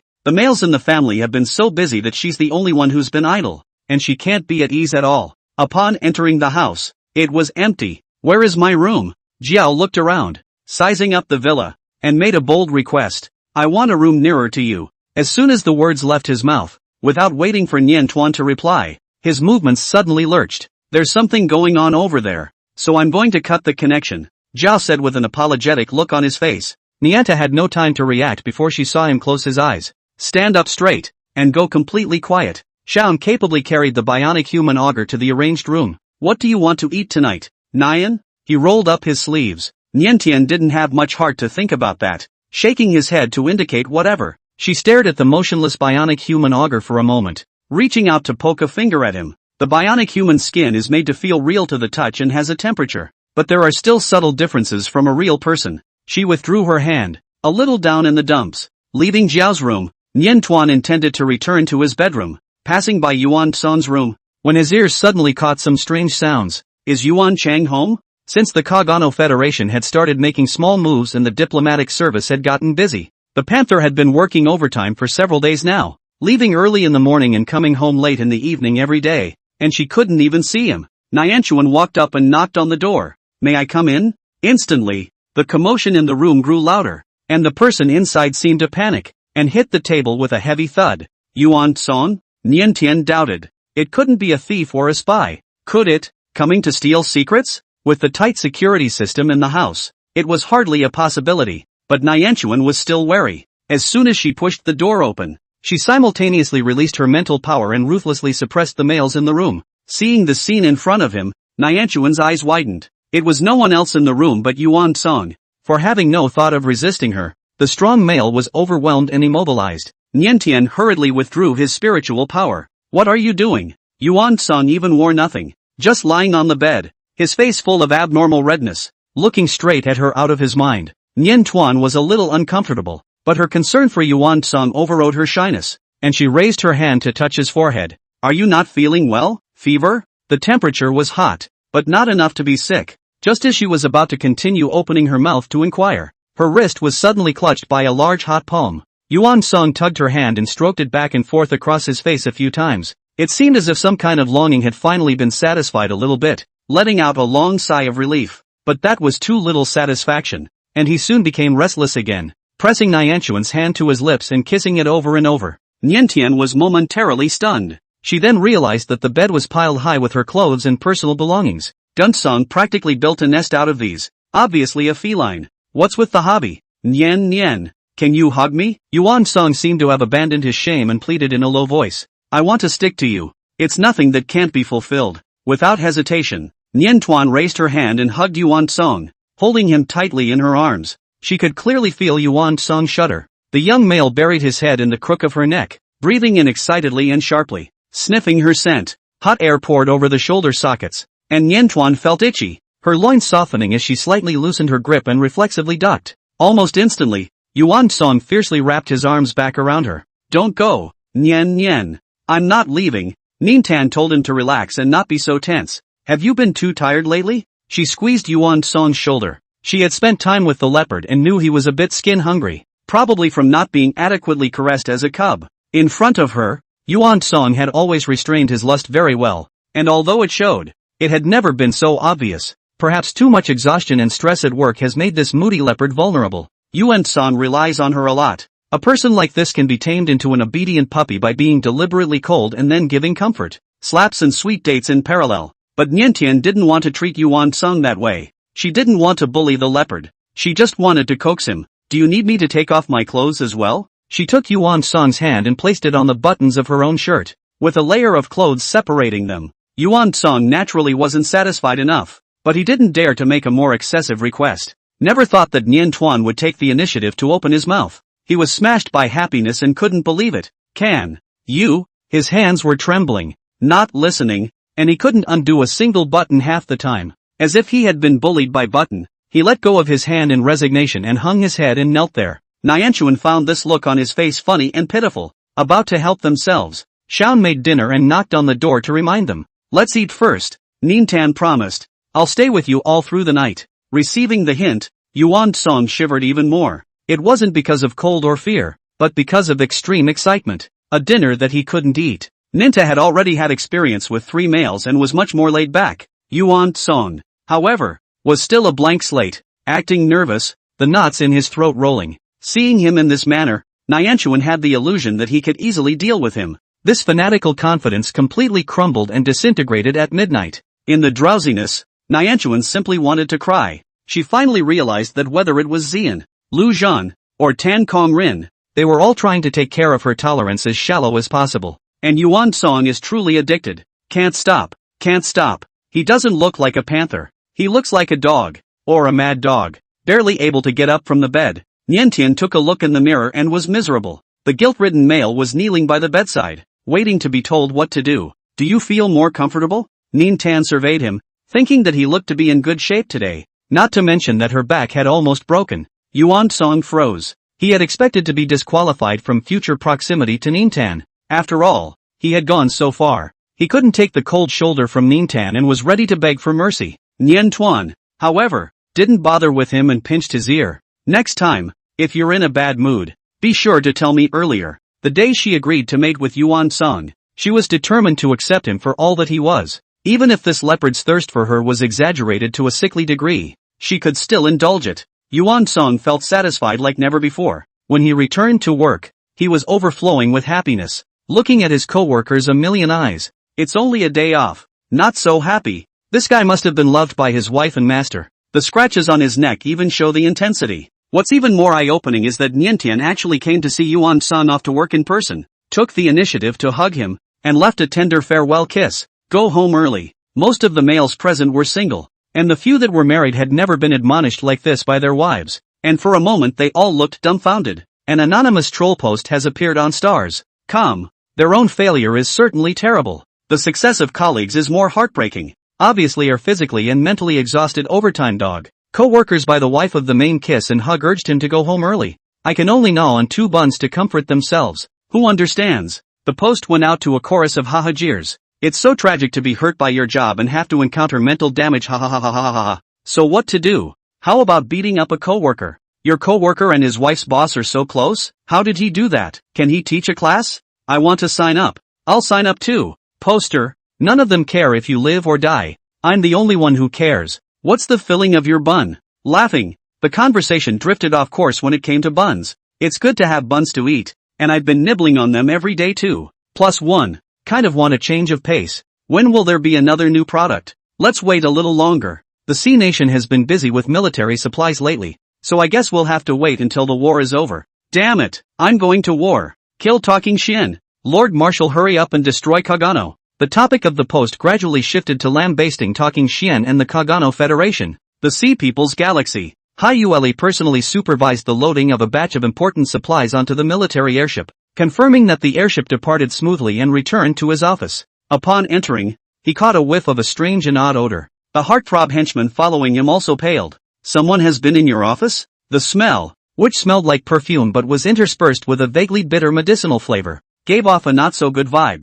It's me. After a long moment of silence, Hai Yueli's cousin, Hai Lu, raised his hand in acknowledgement and laughed sardonically. I came to deliver the papers just now. Is the smell of my newly purchased perfume too strong? His status within the Sea Nation Consortium was not low, and no one would stop him from entering Hai Knightley's office, nor would anyone find it strange. Hai Yueli stared at him for a moment and ordered his men, capture him and imprison him first. You? Hai Lu was furious. Who are you to arrest me? Seeing Hai Yueli's firm attitude, his eyes rolled. He simply stopped pretending and shouted to the surroundings. The dose he just inhaled should be enough. Do it. As the words fell, several people around them immediately got up and pulled out their weapons. Hai Yueli felt a surge of anger welling up from his heart, unable to contain it, almost rushing to his head. The same was true of his henchman, who inhaled a somewhat smaller dose than he did, but did not endure as well as he did, and as soon as he was stimulated, he slipped into a loss of control in the blink of an eye, and turned into a killer whale of enormous size.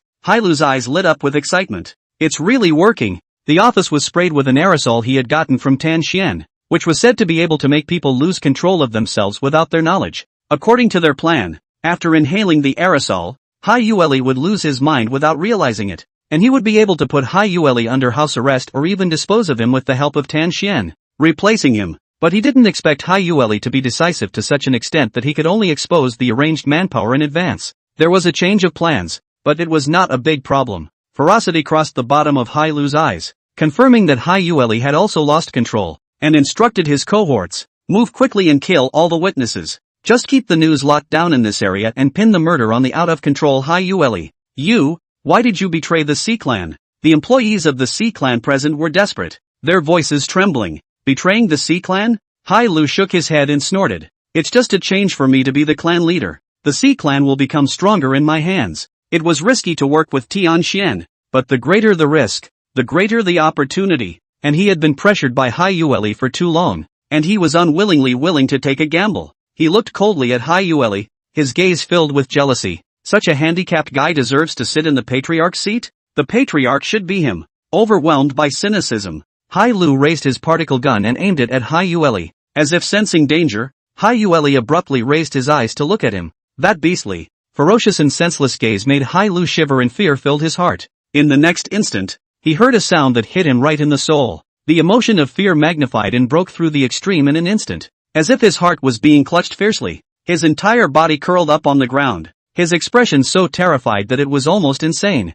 The people present, including the out-of-control Orcus, were indiscriminately subjected to this onslaught of emotional breakdowns and disorganized thinking. Hai Yueli stood tall, his gaze sweeping over these unresisting prey one by one. Central Star. Nieta had coaxed the anxious Leopard back home and was picking strawberries with Shaun in the small orchard on the property when she suddenly felt a palpitation coming from her chest. What's wrong, Nyan? Shaun was the first to notice that something was wrong with her. Is it a heartache? The young male lion panicked. Nientian stood there in a daze. Not. Something's wrong. Hai Yueli. She grabbed Shaun's hand with force, her tone urgent. Hurry, I'm going to find Hai Yueli. Hai Yueli had her mark on him, and she could feel that he was in a painfully disorganized state of loss of control. Don't panic, Nyan, Shaun said without questioning her words. I'll accompany you. But how could Hai Yueli suddenly lose control in good time? He is not a personality that is easily out of control. Shaun discussed the matter with the other males in the family and they all thought there was something fishy going on. They understood Nian Tuan's worries and weren't going to stop her from going to find Hai Yueli. But to ensure safety, Talking Air Rin sent her elite troops to investigate first. Nien Tan, accompanied by Shaun, set out a little later. The Sea People's galaxy is a settlement of the Sea Peoples. Almost all of the habitable planets here are covered with a large number of oceans, lakes, streams, and other bodies of water, and most of the sea males reside in the water, with very few buildings or pedestrians on land. By the time Nientian arrived at the planet where Hai Yueli was located, the elite troops that had been dispatched first had already scoped out the situation. A traitor has appeared within the Sea Clan, using a special aerosol to induce Lord Hai Yueli to lose control. The captain verbally reported to her briefly while handing over the detailed results of his investigation to Nientan for perusal. The traitors have all been arrested and imprisoned for now, but Lord Hai Yueli is missing, and we're doing our best to search for him. Niata scowled as she flipped through the investigation report, her brow furrowed. The out-of-control Sea Knight Re hurt a lot of people, not just the bad guys, but a lot of innocent people as well. It's a good thing there were no deaths, but those people are now in a very bad state of mind, all of them immersed in fear, incoherent, not even able to cooperate with the interrogation. Lord Nientian, an old voice sounded not far away. Nientian looked up at the sound and saw an old man in a suit with a serious demeanor. She thought the other woman's face looked familiar. And you are? I'm Hai Yueli's grandfather. The old man stated his identity. Can I talk to you alone for a moment? Nyanchuan looked to the captain, and when he saw a nod that it was safe to do so, he followed the old man into a quiet parlor, free of any uninvited people. You can come in as well, the old man said as he saw Shaun following Nientan and extended an invitation to him as well. As soon as he entered, he first handed Nian Tuan a space button. I didn't know you were coming. I'm sorry I didn't prepare a special meet and greet gift. Please accept these things. Nientian pushed back. Take it, the old man urged her. It's a small token of my appreciation as an elder. Delivering the gift, he stopped making too many pleasantries and went straight to the point. Hai Yueli's situation isn't just out of control. The returned ancestor bloodline in his body has been stimulated and is starting to awaken. This is our family's secret. No one else knows about it at the moment except me. The old man looked serious. But you are Hai Yueli's mate. You have the right to know. Ancestral bloodline? Nian Tuan thought of the talking air Rin who can change into a kitten. Also a return to the ancestral bloodline. Very very rare. Thousands of years cannot come out of one. The old man guessed what Nyanchuan was thinking. The royal family's white tiger bloodline. Its talent lies in might, being able to command all beasts, while our clan's talent lies in voice. Those people just had a mental breakdown when they heard Hai Yueli's voice. Nyanchuan was dumbfounded. It just sounds too metaphysical. It was as if Hyueli had really turned into a legendary shark or a siren. But on second thought, even the beast god is real. So what's so impossible about a shark? Nyanchuan settled down and thought of a question. Is his fishtail because of the return of his ancestors?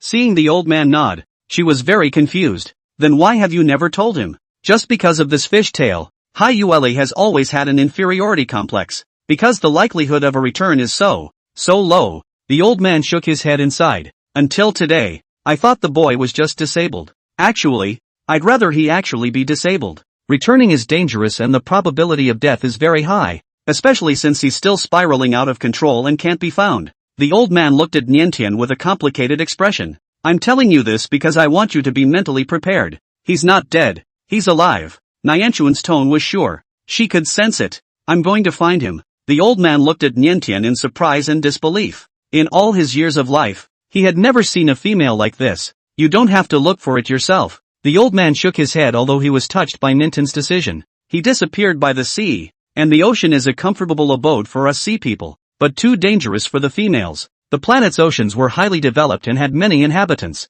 but it was still not suitable for females to explore deeply. I'll be careful. Nintan wasn't going to give up. Could put a locator on me. She had come to this planet to find Hyueli, and if she didn't try and let something really happen to him, she would regret it for the rest of her life. Unable to argue with Niantian, the old man sighed. Alright, please do take care of yourself. I'll arrange for 2 bodyguards to join you. Both bodyguards are sea people and can move through the ocean without the assistance of any device. Nintan and Xian donned their scuba gear and jumped into the sea as well. The scene in the sea was one of unexpected prosperity for Nintan, with various buildings and residences lined up. Since Hyueli disappeared in the sea, the road is under martial law today. There are not many pedestrians. Only the Sea Tribe search and rescue team and the elite troops sent by Tan Kungren are searching for Hyueli's traces everywhere. They were all surprised to see Nyanchuan. Niantian waved her hand at them, signaling that they didn't need to worry about her, before closing her eyes and feeling the markers guide her, swimming in one direction by instinct.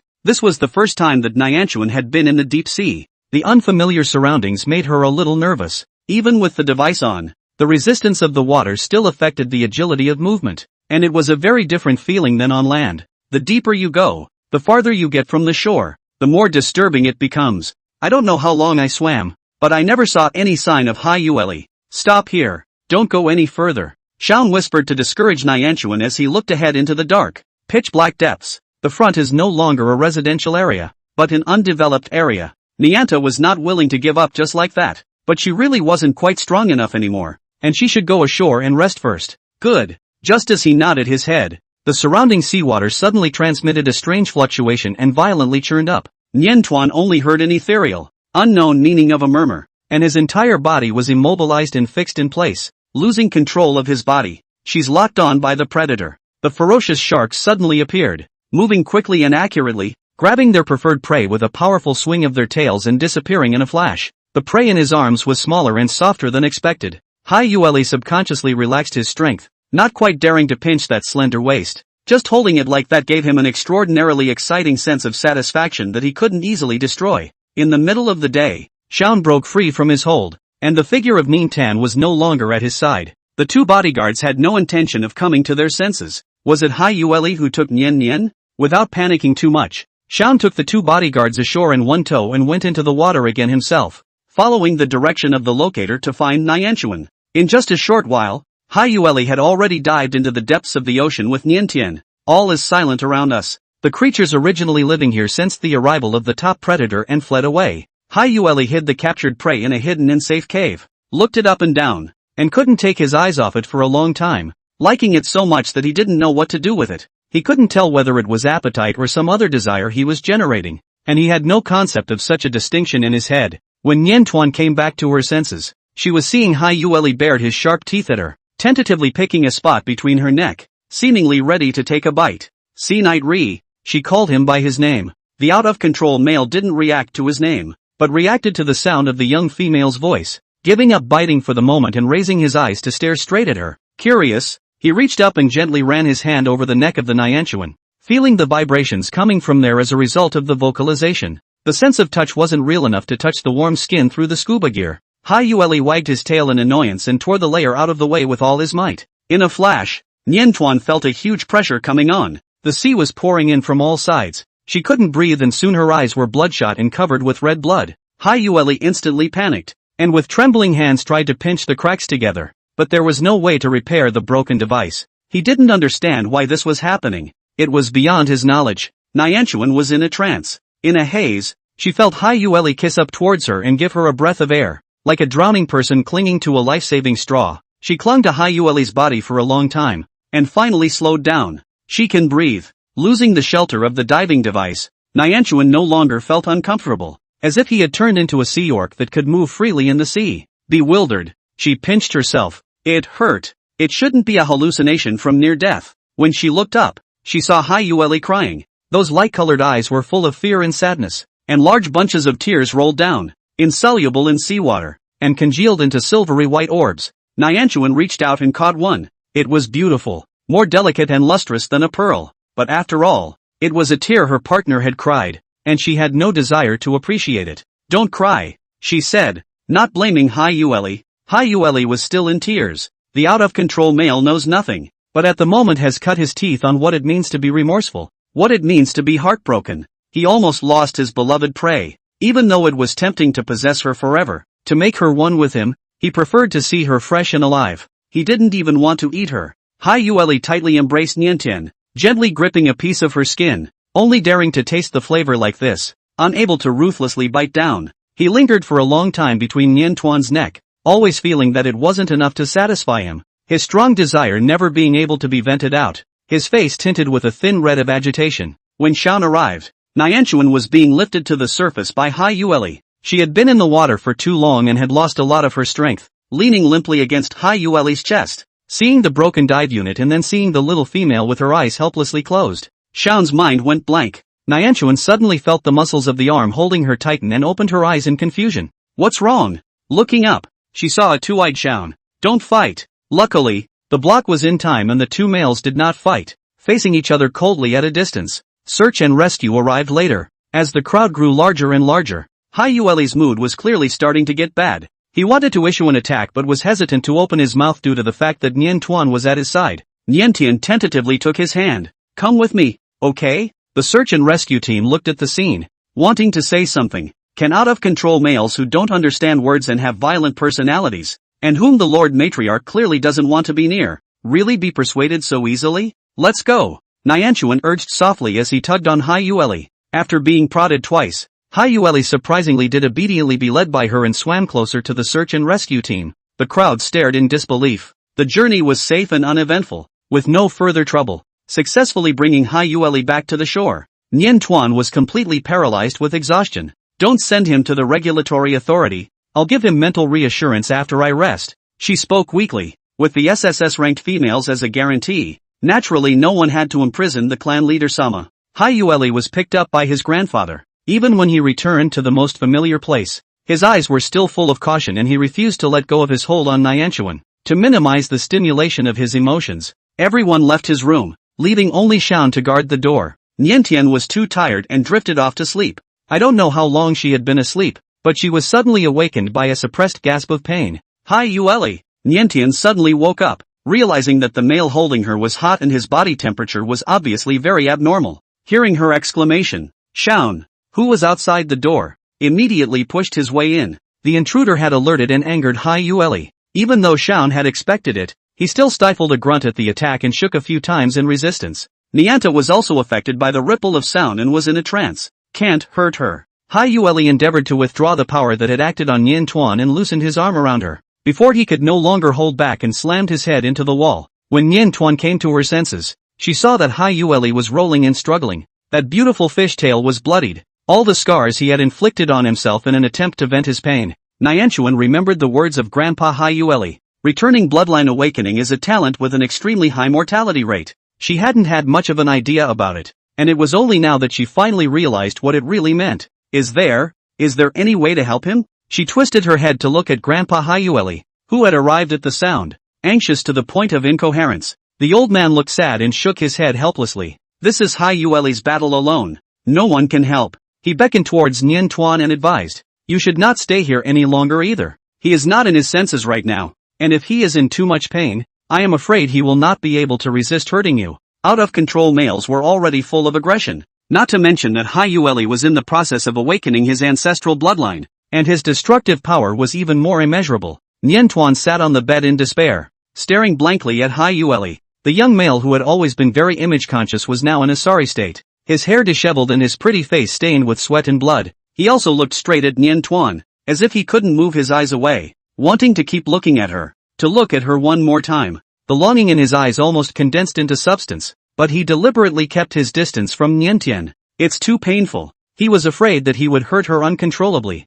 so he tried to stay away. Niantian's eyes fell on the collar he wore around his neck and tears swished out of his eyes. No, I'm not leaving. She recklessly jumped up and hugged Hyueli. The beast god is above. The old man witnessed this bold behavior and was solidly shocked. He couldn't bear to see Niantuan get hurt and subconsciously closed his eyes. 1 second. 2 seconds. Instead of hearing the screams, the room went quiet. The old man opened his eyes and once again let out a stunned murmur. The beast god is here. Being pressed against Niantian, Hyueli's movements were fixed. The burning searing pain in his body continued, but the pleasure of being embraced by his beloved numbed his nerves and he was strangely calm. Hesitantly, he gently covered his hands over Niantuan's back, rubbing them lovingly. The old man was speechless for a moment, and in the middle of the day, he burst into tears. Without further admonishing Niantuan to leave or attempting to forcibly tear the two apart and separate them, he turned and exited the room. He believed in Niantian and was willing to honor her choice. If something did happen, he would take the responsibility.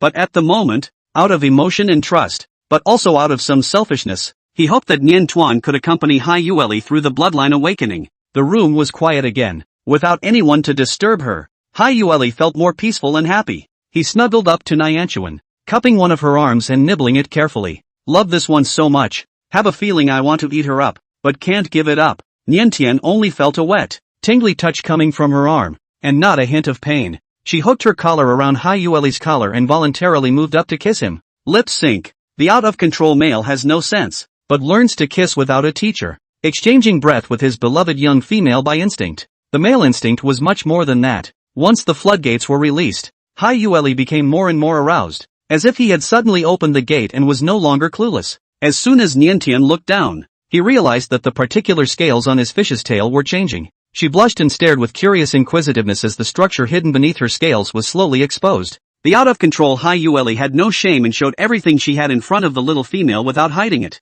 Niantuan looked away and sucked in a breath of cold air. She didn't think she was very good. Why are there scales on that? Niantuan stared for 2 seconds, unable to resist backing away a bit and shaking his head vigorously. No, absolutely not. As soon as the embrace was empty, Hyueli immediately furrowed his brows, his face showing pain. Not only was there the pain of bloodline awakening, there was also the pain of not being satisfied, which added up to make it harder for him to bear. Niantuan couldn't see him like this and almost immediately went soft. She pursed her lips and could only offer to deliver it again. Forget it. It's not going to work. It's going to work. She could just endure it for a while. She couldn't die anyway. Hyueli might really die if she was in this kind of pain. With Niantian's indulgence, Hyueli wrapped his arms tightly around her. He finally realized exactly what it was that he craved. There was no need to eat his beloved little female for him to become one with her. Extreme pleasure hit every nerve, and the pain of awakening was minimized and faded. The power filled up in Hyueli's body,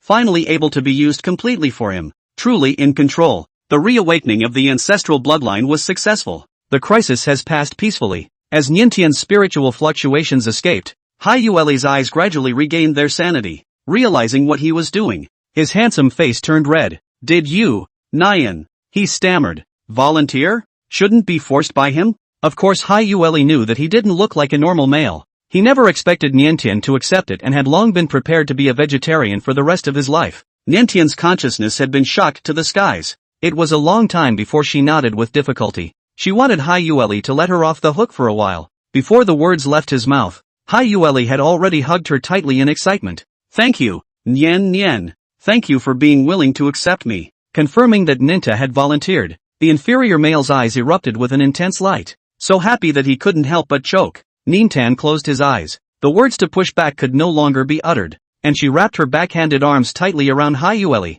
her breath trembling. After a difficult crossing, Niantuan had good news. Because of the success of the bloodline awakening, Hyueli's fishtail was able to turn into legs. He wasn't very comfortable walking on 2 legs, and at first, Like a handicapped rehabber, he stumbled and had a hard time walking. Niantian looked at his lips pursed a serious look. Feeling like the little mermaid in the fairy tale, could not help but laugh out loud. Haiyueli thought he was being laughed at and lowered his head in shame. Let me tell you a story. Niantuan saw through his little inferiority complex and coaxed him softly. It's a very famous fairy tale from the world I used to live in. Haiyueli's eyes twitched as he raised his head. The story wasn't long, and he listened attentively. When he heard that the little mermaid had exchanged her legs with her voice, and from then on every step was like walking on the tip of a knife, he blushed, realizing that Niantuan had not just been laughing at him, but had substituted him into the story. He also naturally substitutes himself into the little mermaid perspective, with Nintan being his prince. When the story came to the point where the little mermaid was aiming a dagger at the prince,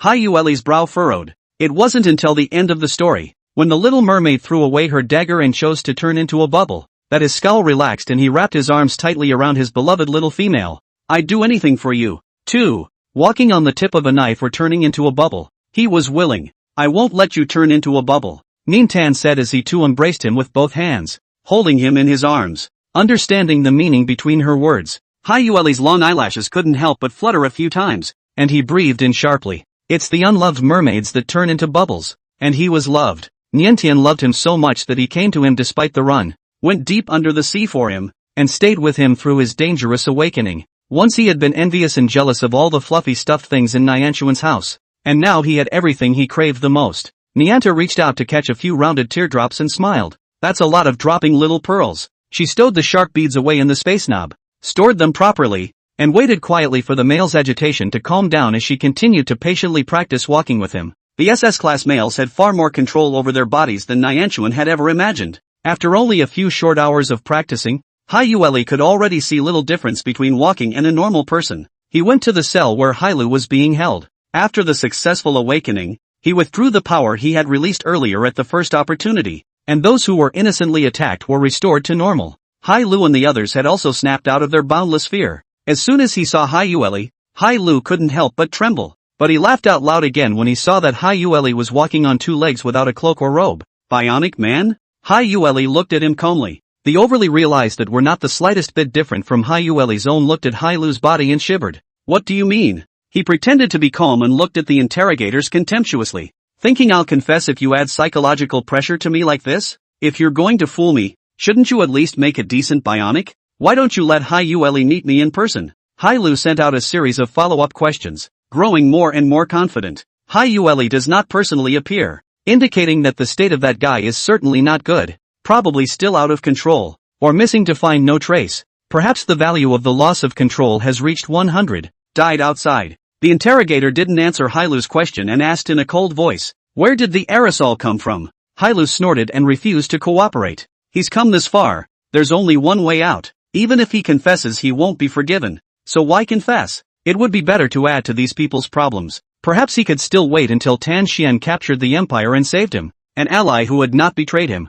Hailu made up his mind, but suddenly he heard Haiyueli's voice. Say, a short word that contained a special power that was irresistible. In a split second, Hailu's pupils plummeted, his body stiffened, and he spoke uncontrollably. It was given to me by Tan Xian. What is the contact between you and Tian Xian?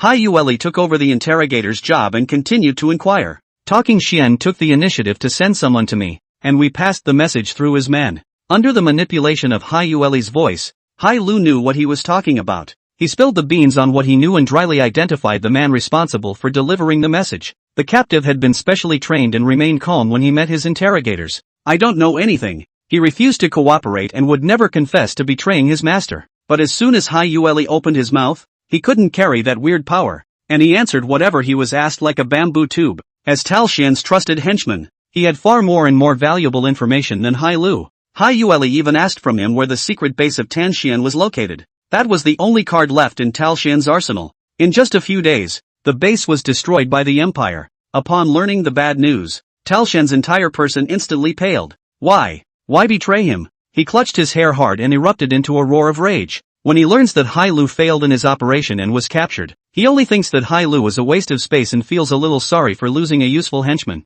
He thought that Hailu would betray him, so he never let Hailu know any important information. But he never expected that his always loyal men would betray him. Tal Xian angrily transformed into a black tiger, roaring to vent his fury. He surveyed and scrutinized the few remaining men around him with a skeptical eye, as if they were potential traitors. Unfaithful guys, be damned. The Black Tiger's expression grew maniacal as he pounced on them, biting and killing all of his men one by one. At the end of their lives, the men still looked numb. They had been brainwashed by Talking Xian for many years and had lost themselves, not knowing how to resist. The Kagano Federation soldiers who were responsible for guarding Talking Xian heard the voice and exchanged a look without immediately stopping it. Only when the room was quiet did a group of people push the door and burst in, tying up Tal Xian. You need to calm down. With a mouth full of blood, Tal Xian was put into a small, simple room. When he lost his own power, he also lost the bargaining chip to cooperate with the Kagano Federation, and was completely reduced to a puppet, no longer possessing any power of speech. And his treatment naturally took a sharp turn for the worse, and he was almost reduced to a prisoner. Curled up in the dark little room, Talking Xian had foreseen his future. Once the Kagano Federation was defeated and tried to make peace with the Empire, he would surely be offered up and put at the Empire's disposal. The Empire will kill him. There was no way back for him. No matter how harshly the Kagano Federation treated him, they were all on the same rope, and he could only pray that the Kagano Federation prevailed over the Empire. If he won, he could still sit on the throne, even as a puppet, and there might be a chance for a turnaround. After a few days of moody contemplation, Tal Xian asked to speak with the general of the Kagano Federation. You can just say what you have to say. We'll relay it on your behalf. The guards didn't think that Tian Xian had any value left in his contemptuous attitude. The general is very busy and doesn't have the time to talk to you face to face. Tal Xian's face turned blue, but after all these days of sparring, he had already accepted the reality and quickly regained his composure. I have a recipe for an aerosol in my hand that can induce male orcs to lose control. This aerosol was the result of many years of research in his laboratory,